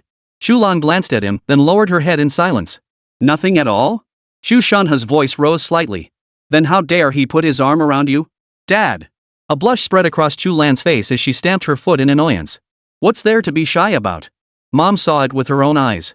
Zhang Qianling adopted a gossipy expression. Chu Shanha shot her a glare, signaling her to stop interrupting. Lan, don't forget he has a girlfriend. The moment Chu Shanha finished speaking, Zhang Qianling gasped in surprise. What? This kid has a girlfriend? He has a girlfriend and still dares to take advantage of my daughter. I'll skin him alive. Zhang Qianling rolled up her sleeves, ready to storm out. Only now did she understand why her husband had grabbed a kitchen knife earlier. So this kid has a girlfriend. Why are you holding me back? Zhang Qianling's charging figure was halted by Chu Shanha, and she glared at him in frustration. Chu Shanha said nothing, merely nodding toward Chu Lan. Zhang Qianling looked over. Chu Lan looked utterly distraught, her eyes vacant as she stared blankly ahead. Zhang Qianling's heart tightened instantly. Just as she was about to speak, Chu Lan said, "I'm going back to my room." Ah! Chu Shanha watched Chu Lan's retreating figure, sighed softly, and said, "Better keep your distance from him." As if he hadn't heard Chu Shanha's words, Chu Lan's footsteps didn't falter as he stumbled back to his room in a daze. Chu Shanha's words struck like a bolt of lightning, jolting Chu Lan awake. Right. He does have a girlfriend. Chu Lan gave a self-mocking smile, pulled the covers over her head, and began to sob uncontrollably. What's wrong? Zhang Qianling looked utterly puzzled. Ah. Love. Chu Shanha shook his head, uttering a sigh of resignation. He addressed Zhang Qianling. What else could it be? Our daughter has fallen for Yun Chen. But doesn't that boy have a girlfriend? Zhang Qianling looked utterly perplexed. Chu Shanha retorted, so what if he has a girlfriend? Even soccer has goalkeepers, but the ball still gets scored on, right? Zhang Qianling rolled her eyes at him, frowning. So we just watch our daughter suffer? Children have their own destinies. Chu Shanha waved his hand dismissively and headed toward the bedroom. Let fate decide her path. Stop right there. Zhang Qianling's eyebrows shot up in anger. Chu Shanha stopped in his tracks, his face a mask of confusion. Who said you could come back? Zhang Qianling walked straight past Chu Shanha. Bang! The bedroom door slammed shut. Chu Shanha glanced at the sofa in the living room, his face etched with bitterness. He rubbed his aching back and sighed softly as he made his way toward the sofa. Sorry for putting you through this. Army Headquarters Cafeteria. Lu Ming and Zhao Gang were in the middle of their meal when Yun Chen came rushing over, looking frantic. Both men looked surprised. Yun Chen? What brings you here? Panting heavily from running too fast, Yun Chen could barely get his words out. Uncle Chu. Uncle Zhao. Hurry, away. Their hearts sank. What's going on? They exclaimed in unison. What the hell happened? Yun Chen gasped, breathless. No time to explain. Come with me now. Yun Chen grabbed them both and rushed them outside. The two exchanged a glance, their expressions darkening instantly. They knew something must have happened, otherwise Yun Chen wouldn't be acting this way. Without another word, they followed Yun Chen as he jogged straight toward the parking lot. Watching the army headquarters recede into the distance behind them, Yun Chen patted his chest and breathed a sigh of relief. Thank goodness Chu Lan hadn't pursued them. Meanwhile, Lu Ming behind the wheel and Zhao Gang in the passenger seat remained tense, their expressions grim throughout the drive. After a long while, Zhao Gang turned his head and asked in a low voice. Yun Chen, what the hell just happened? What's with all the panic? What's really going on? Zhao Gang couldn't help but prick up his ears. He too wanted to know what had happened. What had Yun Chen so flustered? Yun Chen gave a faint smile. Nothing much. It just kinda reminds me of the beds at the National Defense Technology Center. Yun Chen couldn't very well admit he'd flirted with Chu Lan. He feared she'd kill him. That's why he dragged you guys to escape. That would be way too embarrassing. What? Zhao Gang froze in surprise. Lu Ming slammed on the brakes too, whirling around to stare at Yun Chen in utter disbelief. You were rushing us to leave. Just because you wanted a bed at the National Defense Technology Center? Yun Chen nodded matter-of-factly, spreading his hands. What else? Zhao Gang felt a surge of rage shoot straight to his temples, his blood pressure skyrocketing instantly. He really wanted to say, "Get out of the car. I'll beat you into a dog's head. You're my uncle." Lu Ming felt much the same. They'd thought something serious had happened, only to discover it was all over this? Both men kept reminding themselves, this is the genius of Dragon Nation, the pillar of Dragon Nation's technology. Don't act impulsively. Impulsiveness is the devil. Only then did they suppress their inner rage, both turning their heads away, refusing to look at Yun Chen. They feared their blood pressure, just barely under control, would spike again. Yun Chen instantly breathed a sigh of relief. Seeing the look in their eyes, he'd thought they might beat him senseless. Let's go, Uncle Lu. We can still make it back in time for breakfast, Yun Chen said with a smile. Huff. Lu Ming took a deep breath, ignoring Yun Chen as he fished his phone out of his pocket. Uncle Lu. Yun Chen's heart skipped a beat. What are you doing? Lu Ming asked without looking up. Tell Commander Chu. Yun Chen's face paled. Are you kidding me? He just left not long ago. If you tell him now, what if he arrests me again? Chu Lan would have me skinned alive. Yun Chen suddenly had an idea and smiled. Uncle Lu, what time is it? Commander Chu has long since retired for the night. Let's just wait until we get there. Lu Ming shot Yun Chen a surprised look. It's only 9 o'clock. As Lu Ming moved to dial the number on his phone, Yun Chen hurriedly interjected. Commander Chu drank too much tonight and went to bed early. Is that so? Lu Ming lowered his phone in confusion. Then we'll discuss it tomorrow. Yun Chen instantly breathed a silent sigh of relief. My life feels like walking on thin ice. Zhao Gang in the passenger seat shot Yun Chen a surprised look, thinking to himself. As Commander-in-Chief of the South China Group Army and stationed at Army headquarters, how could Chu Lan possibly get drunk? He vaguely understood why Yun Chen was in such a hurry to leave Army headquarters. Chapter 97. So, you came to show off? The next day. Bang! Chu Lan kicked open the door to Yun Chen's room. The scene inside left her momentarily stunned. The room was spotless, with books neatly stacked on the desk. The military green bedding on the single bed was folded and arranged with perfect precision. When did he become so diligent? Chu Lan knew Yun Chen never made his bed. Something's wrong. Chu Lan frowned, sensing something was off. Yun Chen couldn't possibly fold a perfect square. His military training bedding had never passed inspection. How could he suddenly master such precision overnight? Yun Chen hadn't slept here last night. After reaching this conclusion, Chu Lan's expression darkened as she hurried out of the room. She intended to ask her father when Yun Chen had left. Why hadn't he told her? Chu Lan pushed open the door with anger etched on her face. It bore the inscription, Commander's Office. The scene inside instantly startled her. The people inside were equally stunned, utterly bewildered. At Army headquarters, someone actually dared to push open the Commander's office door without hesitation. Without even knocking. How arrogant. Once they recognized the newcomer, their anger instantly dissipated. Ha! It's Chu Lan. Your presence is as commanding as ever. The speaker was none other than Chen Jinlei, Commander-in-Chief of the East China Military District. Uncle Chen. Chu Lan suppressed the anger on his face and smiled. But when his gaze fell upon Mu Zhe standing nearby, the smile vanished instantly, replaced by a mere fleeting glance. This caused Mu Zhe, who had been smiling and about to speak, to freeze in surprise. His face still bore a smile, but a flash of venom flickered deep in his eyes. Just you wait, he'd show them who the real genius was. Yun Chen was nothing at all. Where's Yun Chen? Chu Shanha asked. Chu Lan froze, shooting Chu Shanha a surprised glance. She thought to herself. You're asking me? I was about to ask you the same thing? Ring ring. As Chu Lan pondered, the red telephone on Chu Shanha's desk began to ring. All right. I got it. Chu Shanha hung up after speaking. Yun Chen has returned to the National Defense Science and Technology Center. He returned last night. The last sentence was directed at Chu Lan. Upon hearing that Yun Chen had already returned to the National Defense Science and Technology Center and had left last night, Chu Lan immediately prepared to head back herself. Chu Lan immediately prepared to return to the Defense Science and Technology Center. Just as she was about to leave, she heard Chen Jinlei chuckle. Ha, what a pity. I was looking forward to seeing what makes this Yun Chen so special. He actually made you spend 10 million to modify the Type 99. Chu Lan halted in her tracks, casting a surprised glance at Chen Jinlei. Why bring up Yun Chen out of nowhere? Put. Mu Zhe snorted dismissively. What could be so special about him? Uncle Chen, didn't you hear Uncle Chu? He left in the middle of the night last night. That means he failed, so he's cutting and running. Chu Shanha frowned at the remark, giving Mu Zhe a meaningful look before choosing not to engage. Chen Jinlei privately agreed with Mu Zhe's assessment, though he kept his thoughts hidden.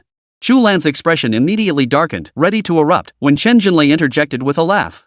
Chu Lan, is this Yun Chen from your Defense Science and Technology Center? Chu Lan nodded and replied. What do you mean, Uncle Chen? Chen Jinlei chuckled. Nothing much, just curious. I heard Yun Chen was recruited into the Defense Science and Technology Center right after graduating from college. He must have something extraordinary about him. That's for sure. Chu Lan nodded with a smile. Oh? Chen Jinlei raised an eyebrow. May I ask what makes Yun Chen so special? That he's so highly regarded by both your Defense Science and Technology Center and Old Chu. One recruited him specially, while the other was willing to spend 10 million to have him modify the supposedly unmodifiable Type 99. Chu Shanha frowned, wondering. What was Chen Jinlei up to? Why this sudden interest in Yun Chen? He glanced at Mu Zhe behind Chen Jinlei and seemed to understand the reason. Chu Lan glanced at Mu Zhe and smiled. I suppose I can tell you. Chen Jinlei smiled at Chu Lan, gesturing for her to continue. Uncle Chen, you know about the military conflict a few months ago, right? Of course I do. Chen Jinlei set down the water cup in his hand. I even received the top prize. How could I not know that? Then do you know why I won the special prize? Chu Lan asked with a faint smile. I know a little about it. Chen Jinlei cleared his throat. They say it was our Dragon Nation's electromagnetic cannon that outperformed all other nations. It reached 400 kilometers, so the organizers made an exception and awarded the special prize. Right? Correct. Chu Lan smiled. But wasn't it Yun Chen? Chen Jinlei frowned. Why bring up the military exhibition out of nowhere? Chu Lan smiled faintly and spoke up. The electromagnetic cannon displayed at the last military exhibition was built by Yun Chen. What? Chen Jinlei abruptly sat up straight in his chair. Wasn't it built by Old Li and the others? How could it be Yun Chen's creation? Muja's pupils also narrowed in shock. Impossible. It absolutely could be Yun Chen's doing. Chu Lan shook her head and continued. After Yun Chen's modifications, the electromagnetic cannon's range has now reached 800 kilometers. What? Chen Jinlei exclaimed again. 800 kilometers. His eyes locked onto Chu Lan, convinced she was pulling his leg. An electromagnetic cannon with an 800-kilometer range? How could he not know about it? It's true. We've already deployed them, Chu Shanha stated. Chen Jinlei abruptly turned to Chu Shanha, his voice heavy with urgency. When did you equip them? How come I haven't heard a single word about this? Well, I happen to be on good terms with Yun Chen, Chu Shanha shrugged. Chen Jinlei, no wonder. No wonder you were willing to recruit him specially. No wonder you paid him 10 million yuan to modify the Type 99. Chu Lan seemed quite pleased with Chen Jinlei's reaction and chuckled. Actually, Yun Chen has accomplished far more than that, but I won't go into specifics. Anything Yun Chen modifies never fails. Chu Lan's final remark was directed at Muja. Muja was also a bit displeased with Chen Jinlei's reaction. Today's spotlight should have been on him. It's just an electromagnetic cannon, what's so great about that? Besides, just because he can modify an electromagnetic cannon doesn't mean he can modify a tank. This time, even Chu Shanha couldn't stand it anymore. He shot Muja a cold glance. He addressed Chen Jinlei. You didn't come here today just to pry about Yun Chen, did you? Before Chen Jinlei could respond, Muja declared haughtily. Of course not. Challenger 2 has been completed. We are. Before Muja could finish speaking, Chu Shanha cut him off. So, you're here to show off? Chapter 98, The Friendly Match. Chen Jinlei's expression darkened. Chu Shanha was right, they had indeed come to show off. But that was his previous mindset. Now he was scrambling to curry favor with Chu Shanha. How could he possibly show off and risk displeasing him? He was dead set on that 800-kilometer electromagnetic cannon. He was counting on Chu Shanha to spare him one. Why would he flaunt it? If things soured now, how could he ever broach the subject? Chen Jinlei chuckled, about to speak, when Muja interjected. Exactly. We came here today to show off. Didn't you say Yun Chen was incredibly talented? That everything he modifies is beyond incredible. That every single thing he modifies wins top honors? Why don't we have a contest? Let's see if Challenger 2 is better, or Yun Chen's modified Type 99. Muja, seeing Chu Shanha's increasingly darkening expression, showed no fear whatsoever. He continued to voice his thoughts without restraint. After all, Yun Chen had already become Chu Shanha's son-in-law. There was no need for him to keep up appearances anymore. He'd come today to humiliate them, to vent his anger. You, Chu Lan, looked down on me, didn't you? And you, Chu Shanha, took Yun Chen as your son-in-law. Today I'll show you both who the real genius truly is. I'll make you understand I'm 10,000 times better than Yun Chen. I'll see if you regret it. Chen Jinlei tried to stop Muja after hearing his words, but the boy spoke so fast that before Chen could utter a sound, he'd already finished his rant. Chen Jinlei shot Muja a displeased glance. Seeing Chu Shanha's darkening expression, he steeled himself and said, Heh, old Chu, don't get the wrong idea. No showboating intended, it's just a friendly match. Friendship comes first, competition second. Regardless of the outcome, I'll gift you a Challenger 2. How about that? Pretty generous, huh? Chu Shanha snorted coldly. Who needs it? Keep it for yourself. Chen Jinlei froze, thinking to himself. What's going on? Refusing a free Challenger 2? Is he angry? Just as Chen Jinlei was about to speak, he saw Chu Shanha staring expressionlessly at Muja. Now I finally understand why Xiao Lan doesn't think much of you. Who'd have thought that after a few years abroad, you'd turn into this kind of person? Chu Shanha's words pierced Muja's heart like a sharp thorn. His face instantly flushed crimson. If your father knew what you've become, he'd probably crawl right out of his grave. Chu Shanha's voice betrayed no emotion. How dare you talk about my father? Muja roared. Muja! Chen Jin thundered. How dare you speak to Uncle Chu like that? He then frowned and turned to Chu Shanha. Old Chu, isn't this a bit much? Chu Shanha chuckled lightly, ignoring the remark. He turned to Muzha. Go ahead, tell me how we'll compete. Muzha had already decided what to compare. Without hesitation, he declared. Firepower, speed, and real combat. Best of 3 rounds. If you lose, hand over the electromagnetic cannon blueprints. Muzha knew he and Chu Shanha had already broken ties, so he stopped pretending. He chose the terms that would benefit him most. Since Yun Chen could extend the railgun's range to 800 kilometers, he was confident that once he obtained the blueprints, his own capabilities would allow him to push it to 1,000 kilometers. Then all the glory would be his alone. Yun Chen wouldn't get a single penny. He intended to climb to the top by stepping on Yun Chen. Chen Zhenlei glanced at Muzha, his eyes filled with disappointment. How could the son of his old friend have become this? Recalling the old friend's noble bearing, Chen Zhenlei shook his head in disappointment. Ah! Chen Zhenlei sighed softly, about to apologize to Chu Shanha before leaving. He did covet the electromagnetic cannon, but he would never resort to such methods. Chen Zhenlei wasn't about to lose face like that. Just as Chen Zhenlei opened his mouth, Chu Lan spoke. Fine. If you lose, don't ever show your faces in the South China Military District again. You won't be welcome here. Chu Shanha glanced at Chu Lan. The reason he hadn't spoken up was not because he lacked confidence in Yun Chen's modified Type 99. Rather, when he had smuggled out the electromagnetic cannon blueprints, Old Li had repeatedly stressed the utmost importance of secrecy. That hesitation stemmed from the fact that these plans were borrowed from the National Defense Science and Technology Center. They weren't their own property. Chu Lan sensed his hesitation and stepped forward to accept the wager. See you at the training ground, Chu Shanha said before rising to leave. As he passed Muzha, his footsteps halted momentarily before he spoke. As uncle and nephew, I'll give you one last piece of advice. After a long pause, still unsure what to say, Chu Shanha sighed softly. Well, take care of yourself. After Chu Shanha departed, Chu Lan shot Muzha a cold glance before striding to catch up with his uncle. Hey! Chen Zhenlei stepped forward and patted Muzha on the shoulder. Don't blame Uncle Chu for being harsh. You really crossed the line today. Find a chance to properly apologize to your Uncle Chu. For your father's sake, he won't hold it against you. Muzha heard none of Chen Zhenlei's words. His fists clenched tightly, his eyes filled with venomous hatred. His mind raged incessantly. Yun Chen! This is all because of Yun Chen. Just wait until I crush Yun Chen under my feet. I'll see who dares look down on me then. Muzha's ferocious expression was all seen by Chen Zhenlei. Chen Zhenlei shook his head slightly and departed, his disappointment evident. Soon, news of the match spread throughout the South China Group Army. Everyone learned they were to hold a friendly match against the East China Group Army. The South China Army Group buzzed with discussion. Oomph! They actually dare to challenge us to a match. They're walking right into our trap. We haven't even gotten over the last time yet. This match is the perfect chance to vent our fury. Let them see what the might of the South China Group Army is all about. Exactly. The crowd echoed in agreement. Where's the match? I want to watch. Hey! You're being too optimistic. We can't win. As soon as he spoke, everyone glared at him angrily and scolded him. How dare you boost their morale and crush our own? It hasn't even started yet. How can you say we won't win? Are you even part of our South China Army Group anymore? The man who had sighed earlier explained.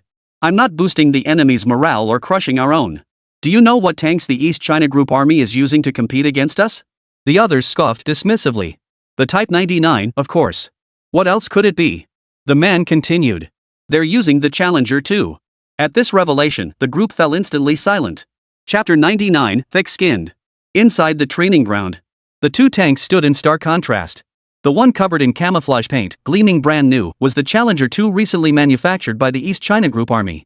The other, a dark green tank showing signs of age, was Yun Chen's newly modified Type 99. Purely in terms of appearance, the camouflage Challenger 2 clearly had the upper hand. Yet judging by the expressions of the onlookers, the Challenger 2 seemed to boast more than just looks. It really is a Challenger 2, just like the one in the military daily. When did the East China Group Army get equipped with the Challenger 2? No need to guess, they must have gotten their funding after beating us in that last exercise. Damn it! Looks like we're going down again. Not necessarily. Maybe they're just bluffing, just swapped out the hull. That makes sense. We might not lose after all. Oomph. Listening to the murmurs, Muzha snorted under his breath. Whether they've changed their tactics or not, you'll find out soon enough. You should be praying not to lose too badly, not whether you'll lose. Muzha chuckled softly and addressed Chu Shanha. Commander Chu, shall we begin? Muzha didn't even bother addressing him as uncle anymore. If they weren't at the headquarters of the South China Group Army, he'd have called Chu Shanha by his first name outright. Chu Shanha shot him a cold glance, offering no response. Chen Zhenlei frowned slightly, deeply displeased with Muzha's use of the Commander Chu. Great.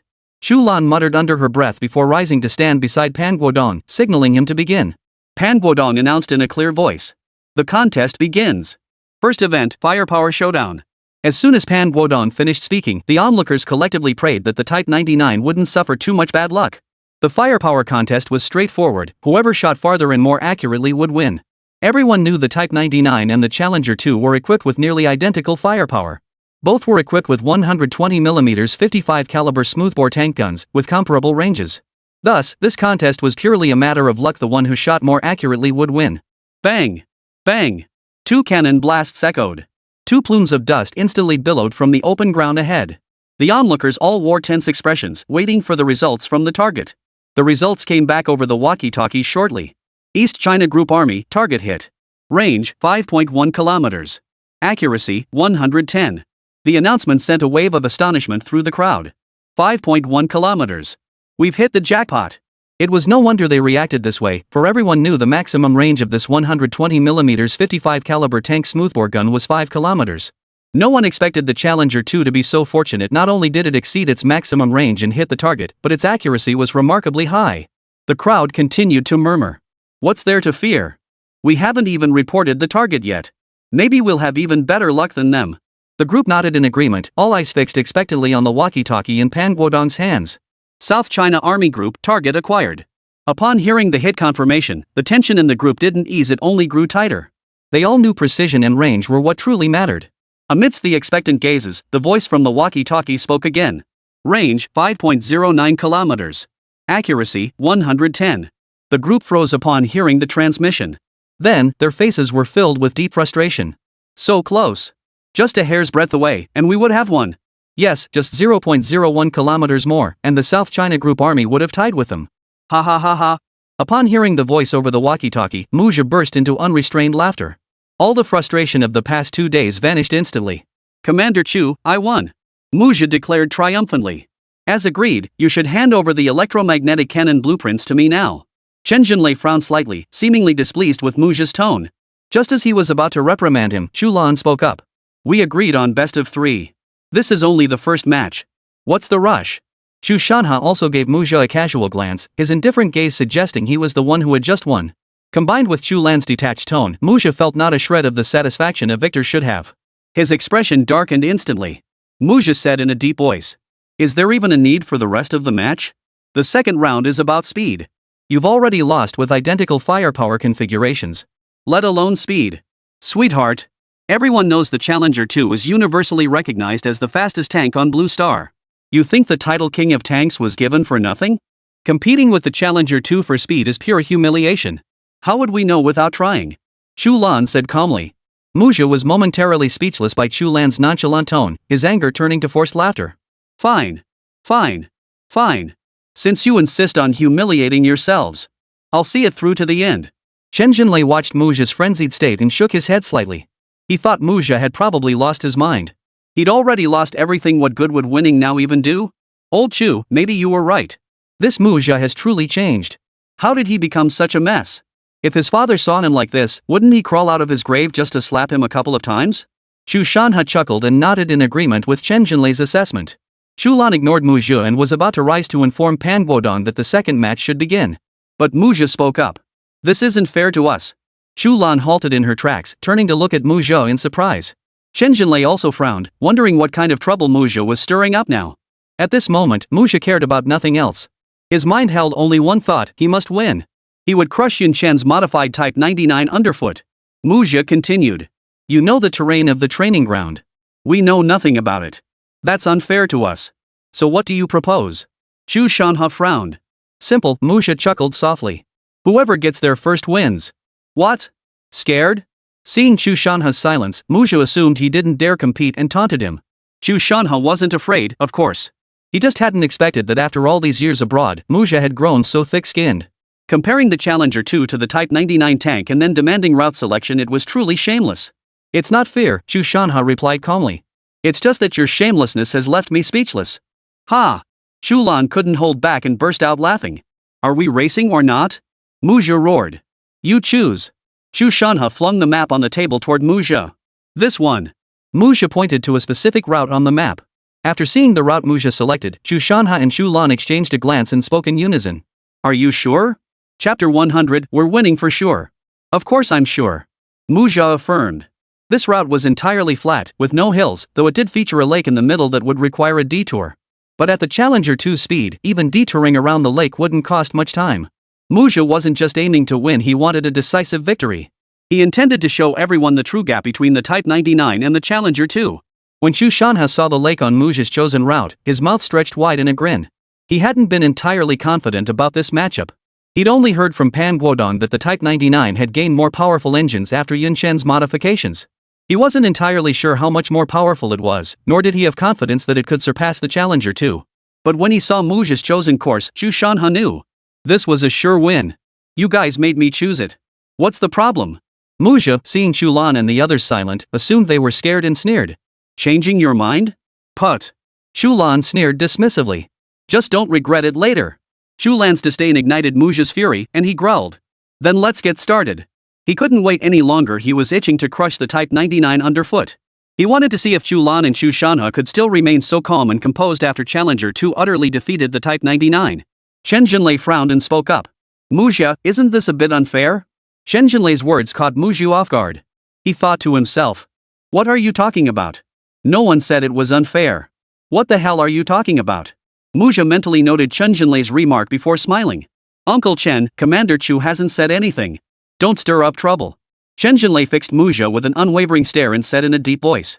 Muzha. Your Uncle Chu is right. When it comes to being a person, you should have some dignity. Challenger 2 belongs to the East China Army Group, not to you, Muzha, personally. Your word doesn't count.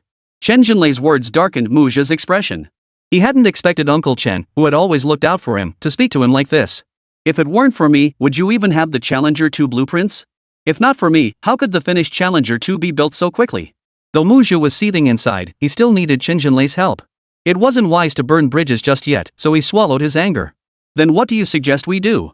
Chen Jinlei glanced at Muzha and continued. Let's settle it right here on this training ground. As soon as Chen Jinlei finished speaking, Chu Shanha froze for a moment, thinking to himself. On the training ground? How could that be possible? We had this in the bag, why are you messing things up? Chu Shanha shot Chen Jinlei a look. This look completely baffled Chen Jinlei, who thought to himself. You bastard, old Chu. What's with that look? I'm sticking up for you, and you're not even grateful? I just didn't want you guys to lose too badly. Chu Shanha chuckled. Old Chen, stop stirring the pot. On the training ground? Even if we win, that kid won't accept it. Let's do it his way. Muzha said dismissively. From Commander Chu's tone, it sounds like you've already got this in the bag. Drop the almost, we're absolutely going to win. Chu Lan declared proudly. Oomph. Muzha snorted coldly. What a bold claim. Muzha then turned to Chen Jinlei. Uncle Chen, you heard that, right? This is what Commander Chu and the others demanded, it's not like I insisted on this path. Chen Jinlei furrowed his brow, his expression thoughtful. He couldn't fathom why Chu Shanha would agree to Muzha's chosen route. Given the Type 99 speed, how could it possibly outperform the Challenger 2 on flat terrain? And with a lake to detour around, the Type 99 was bound to lose decisively. If the battle takes place on the training ground, where Challenger 2 was unfamiliar with the terrain, compounded by the numerous hills and ravines scattered throughout the area, even if the Type 99 lost, it wouldn't be a complete rout. Could it be that old Chu never intended to win? Or did he possess immense confidence in the Type 99 modified by Yun Chen? Between these two conclusions, Chen Jinlei leaned more toward the latter. Because the Chu Shanha he knew was a man driven by an intense competitive spirit. In his dictionary, the phrase not wanting to win simply didn't exist. Chen Jinlei glanced at Chu Shanha and noticed both he and Chu Lan wore expressions of absolute confidence. This only reinforced his belief that Chu Shanha held immense confidence in Yun Chen's modified Type 99. Now, he too felt a pang of curiosity. What could possibly make this 10 million yuan modified Type 99 so special? That it could inspire such confidence in them when facing the king of the land, the Challenger 2. Begin! Chu Shanha gave Pan Guodong a slight nod, signaling the start of the second match. Pan Guodong announced in a clear voice. Second event, speed trial. Now, begin! The moment Pan Guodong's words fell. Buzz! Buzz! Both tank commanders slammed the throttles to the floor, charging toward their designated routes. Dust and smoke instantly billowed across the training ground. As the two tanks vanished from the training ground, the onlookers began murmuring among themselves. Do you think we can win this time?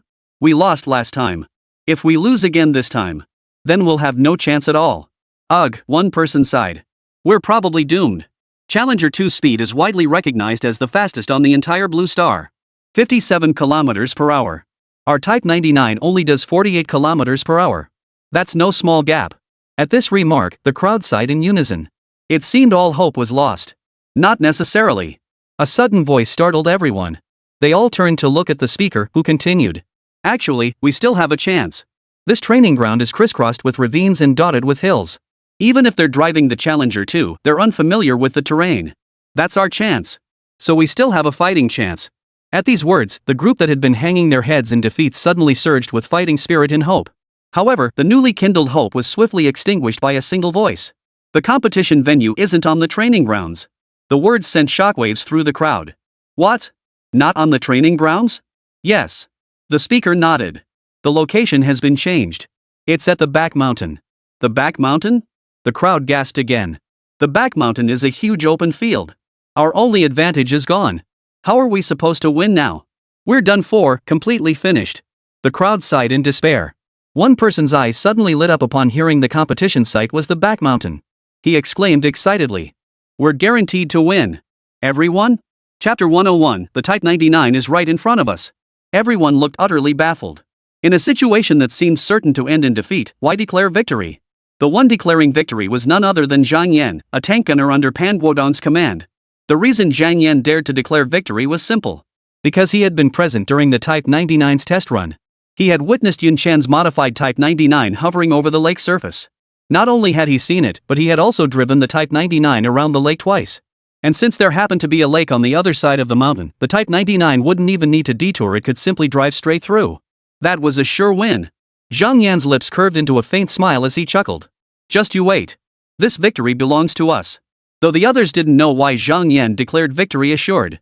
But seeing his confident expression, they all felt a quiet sense of anticipation. Inside the Challenger 2 cockpit, the observer spotted a lake ahead and called out. Report. Lake detected 500 meters ahead. The tank commander ordered. Circle around it.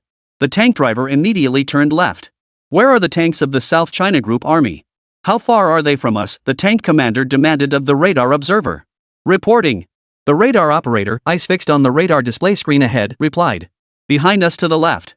Less than a kilometer away. What? The tank commander was taken aback. Less than a kilometer? When did the Type 99 become so fast? It wasn't just the tank commander who was astonished. Everyone inside the Challenger 2 was stunned upon hearing the radar operator's report. Before the Challenger 2, they had all driven Type 99 tanks. They knew its speed better than anyone. Even in its most extreme speed configuration, the Type 99 simply shouldn't have been capable of such velocity. Under normal circumstances, the Type 99 should have been about 5 kilometers away from them, not just 1 kilometer.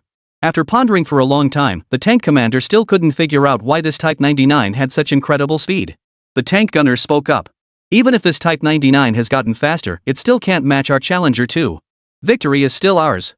Everyone in the driver's compartment nodded in agreement, though none understood why the Type 99 had suddenly gained such speed. But it was undeniably still trailing the Challenger 2. Increase speed, the tank commander ordered in a deep voice. Don't let your guard down. Aye. The gunner responded, then slammed his foot down on the accelerator pedal. Meanwhile, the Type 99 encountered the same problem as the Challenger 2, but their approaches to handling it were entirely different. Report. Enemy sighted ahead. The spotter hadn't finished speaking when the tank commander barked the order. Advance. Without a moment's hesitation, the tank driver slammed the accelerator pedal to the floor, charging straight toward the lake ahead. After the Type 99 entered the water, the Challenger 2's radar operator furrowed his brow and murmured. Strange? How did it vanish? What? The tank commander hadn't caught his mutter and asked. Report, the radar observer relayed. The Type 99 vanished. Vanished? The tank commander frowned. Wasn't it just a kilometer to our rear left a moment ago? How did it vanish? The radar operator shook his head, signaling he had no idea. Ha, the tank gunner chuckled. Probably blew its engine. I knew it. There's no way this Type 99 could go that fast. They must have been pushing it to the limit the whole time. The Type 99's engine couldn't handle it. It's seized up. Ha ha. This seals our victory. The crew inside the Challenger 2 nodded in agreement. The tank commander gave a slight nod, largely agreeing with the tank gunner's assessment. Yet years of military experience taught him never to let his guard down, no matter the circumstances. The more critical the situation, the more vigilant one must be. The tank commander spoke up. They might have changed their route. Stay alert. Don't let your guard down. Full speed ahead. Aye.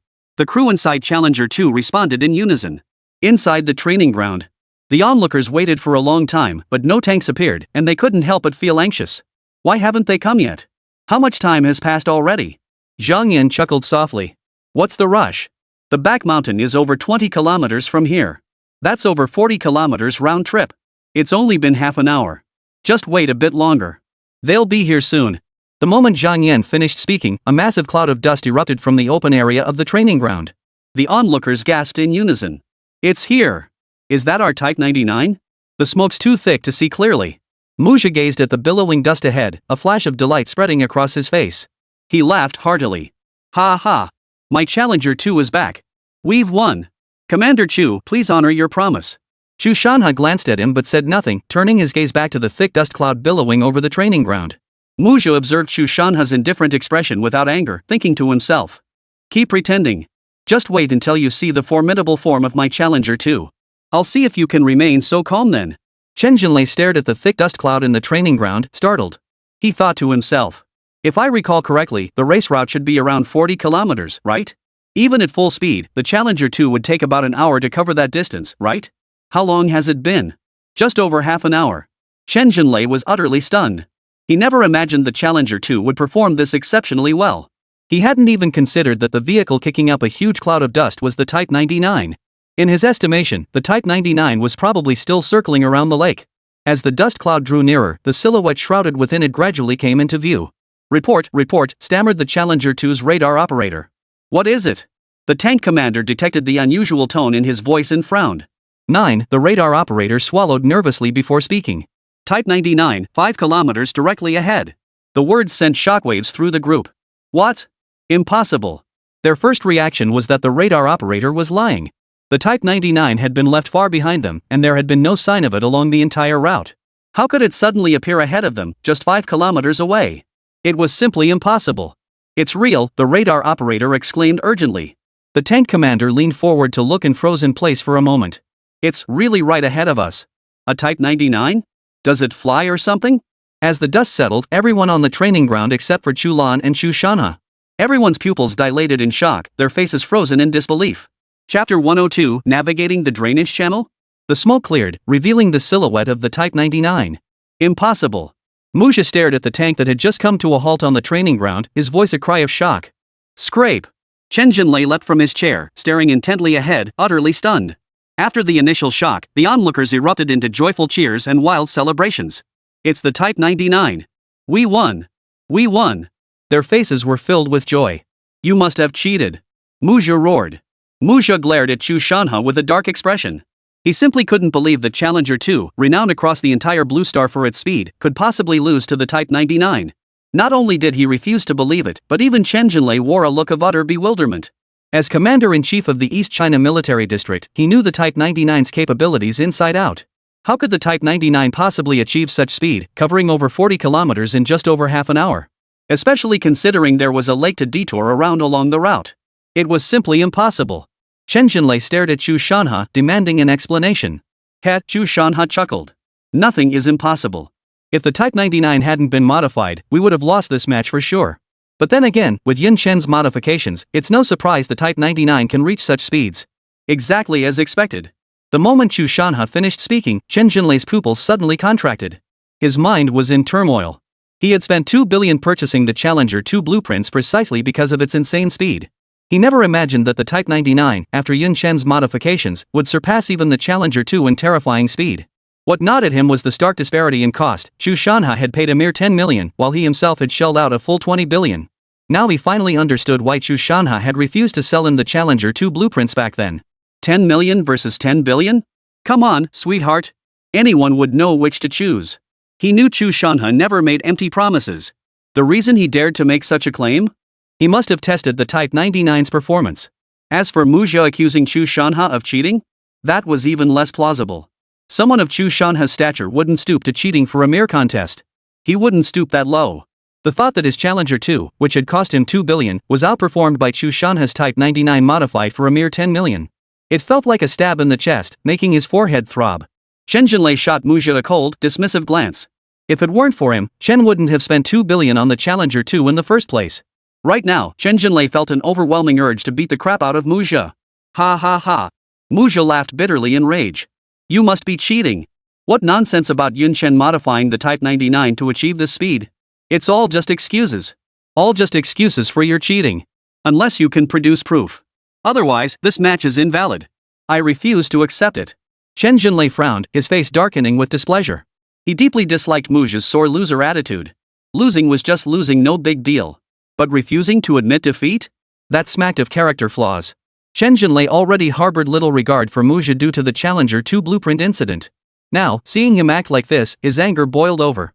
Shut up. Is this not embarrassing enough already? You lost, so just admit it. Your father lived his life with integrity and honor. How could he have produced a creature like you? Chen Jinlei looked utterly disappointed, as if he were scolding an uncooperative child. Muzha's face twisted with venom when he heard Chen Jinlei bring up his father. He roared. How dare you speak ill of my father? Without my father, you'd all be dead by now. You. Chen Jinlei was so enraged he could only point at Muzha, speechless for a moment. You've truly lost your mind. Chu Lan frowned at Muzha. Ha ha ha ha. Muzha burst into laughter in the face of everyone's accusations. You're the ones who are crazy. You're the ones who are crazy. If my father knew how you're treating me now, he never should have. Shut up. Chu Shanha snapped. You wanted proof, didn't you? I'll give you proof.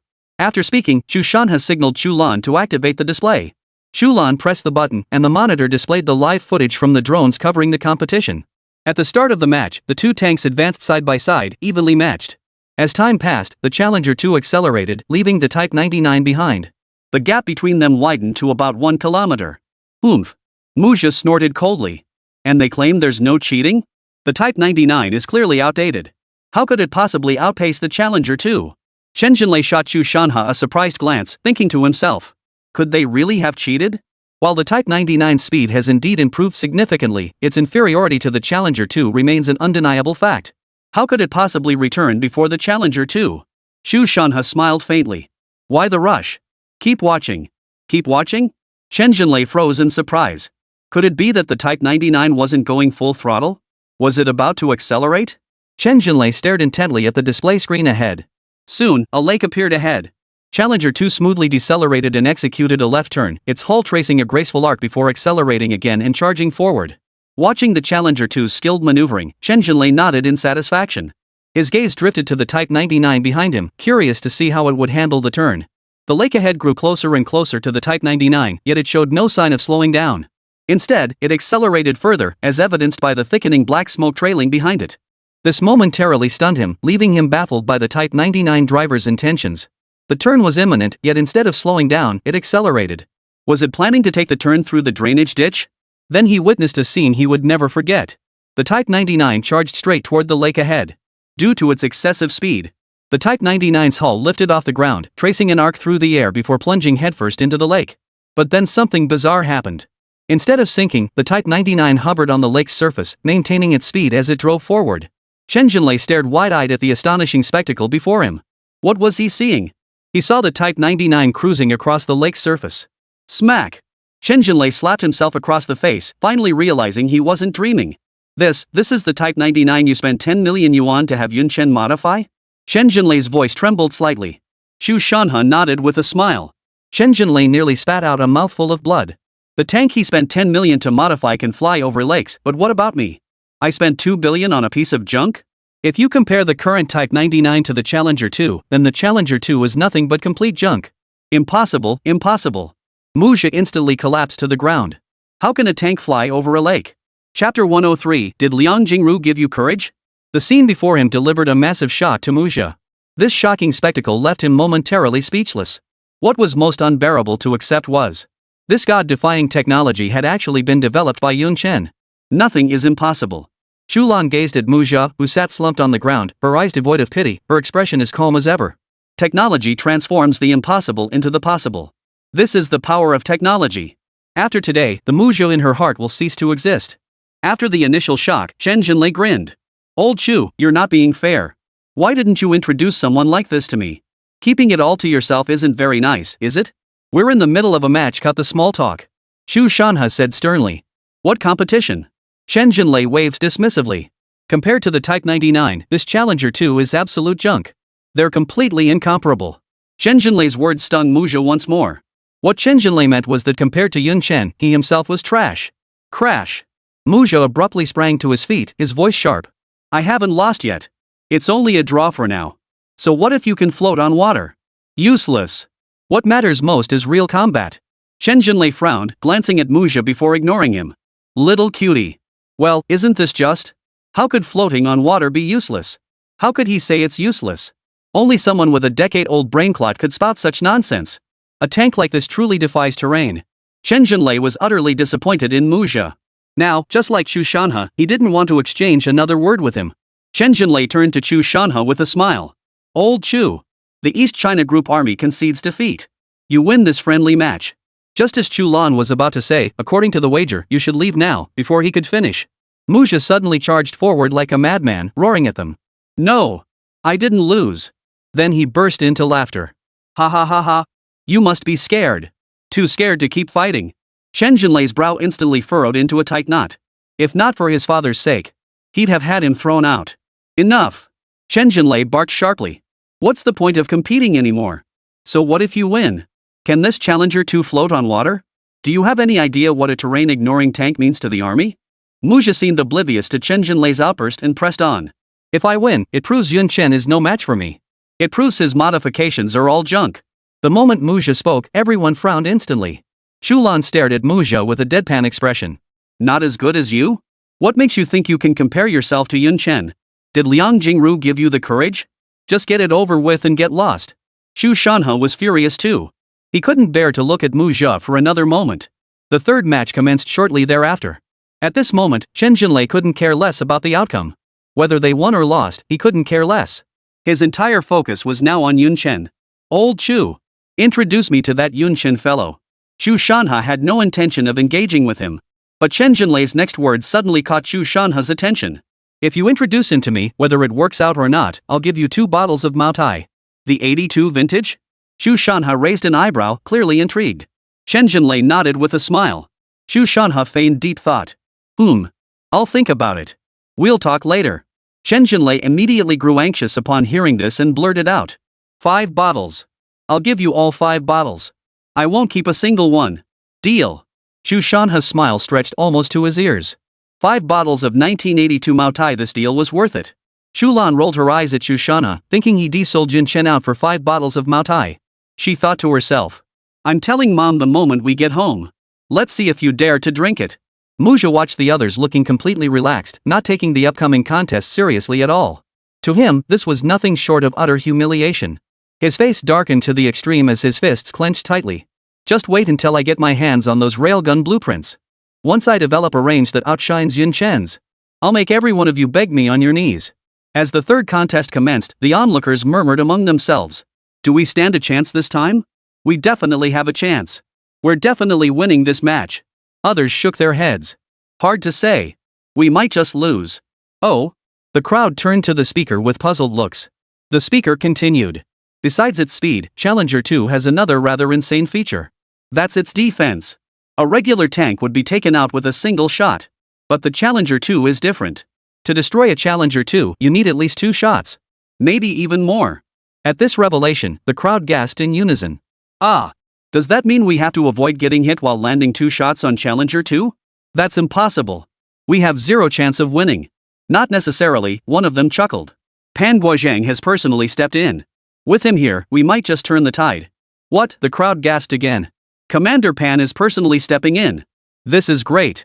With Commander Pan's experience, we can take them out with just 2 shots. Absolutely no problem. Hearing that Colonel Pan was personally taking the field, hope reignited in everyone's hearts. Inside the cockpit of Challenger 2 at the training ground. How's it going? The tank commander asked in a low voice. Found them yet? The spotter and radar operator demanded in unison. Report. No target detected yet. Strange, the tank commander muttered. Since the competition began, they'd been searching the training ground for nearly half a day. Not a trace of the Type 99 was to be seen. Where the hell had it gone? Keep searching, the tank commander ordered. I refuse to believe this Type 99 can fly. We must find it and wipe away this disgrace. The crew shouted in unison. Yes, sir. Moments later, the driver of the Challenger 2 suddenly slammed on the brakes. What's going on? The tank commander frowned and barked. Stopping now would make them sitting ducks. Only by maintaining good mobility could they possibly evade the enemy's shells. This tank gunner was a veteran soldier. How could he not understand such a basic principle? Just as the commander was about to reprimand him, the tank gunner spoke up. Report. Hill slope detected ahead. Fear an ambush. We dare not advance recklessly. The tank commander frowned, peered through the periscope, and confirmed a steep, straight slope ahead.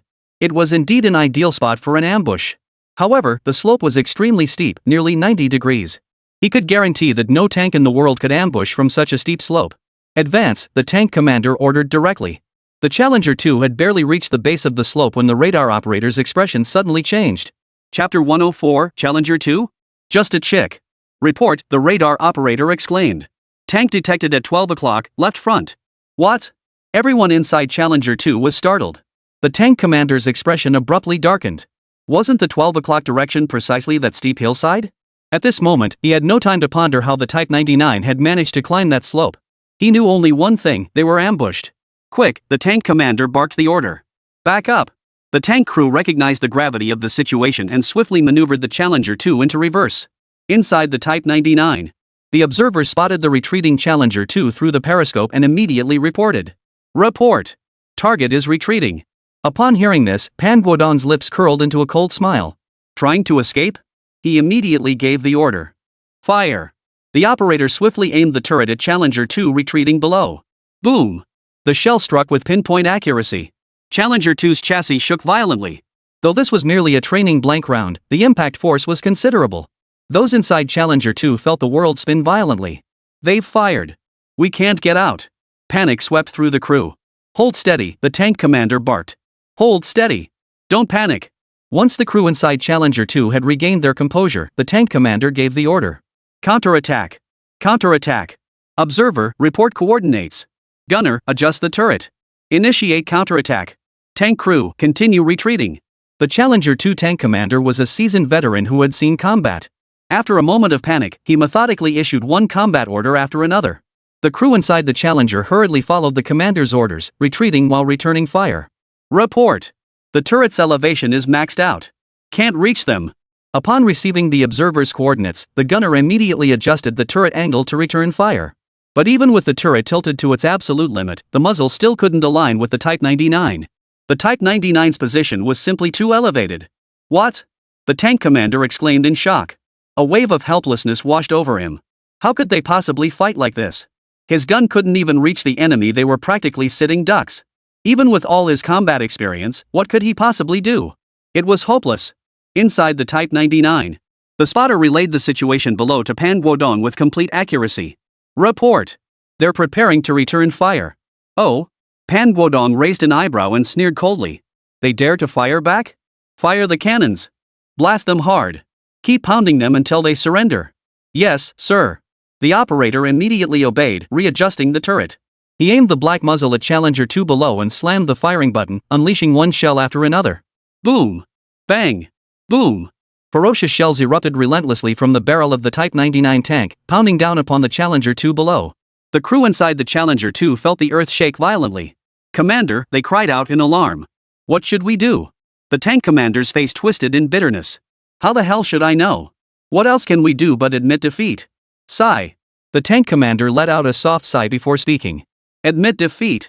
The others' expressions darkened instantly, and they roared in unison. No. We haven't lost yet. We still have a chance. The tank crewman shouted back, his face twisted with fury. Hang on a little longer. We'll pull out soon. Hold on a little longer. The tank commander shook his head slightly, his voice bitter. If they'd fired live rounds instead of blanks, we'd probably be blown to bits by now. We wouldn't have made it out alive. At last, the tank commander waved his hand weakly. Stop resisting. Surrender. It's pointless. The moment their second shell hits us, we'll already be defeated. The crew inside the Challenger 2 looked utterly dejected. Damn it! The gunner slammed his fist hard against the steering wheel. This fight was so damn frustrating. How could it not be frustrating? They just spotted the enemy when they got hit by a shell. Just as they tried to retaliate, they realized their own gun couldn't even reach the enemy. They'd been through over a dozen exercises, large and small, and never once had this happened. If I'd known the Type 99 was this formidable, why bother switching to the Challenger 2? I have no idea what Commander Chen was thinking, spending a fortune on a piece of junk. The tank crewman grew angrier the more he thought about it, slamming his fist hard against the steering wheel in front of him.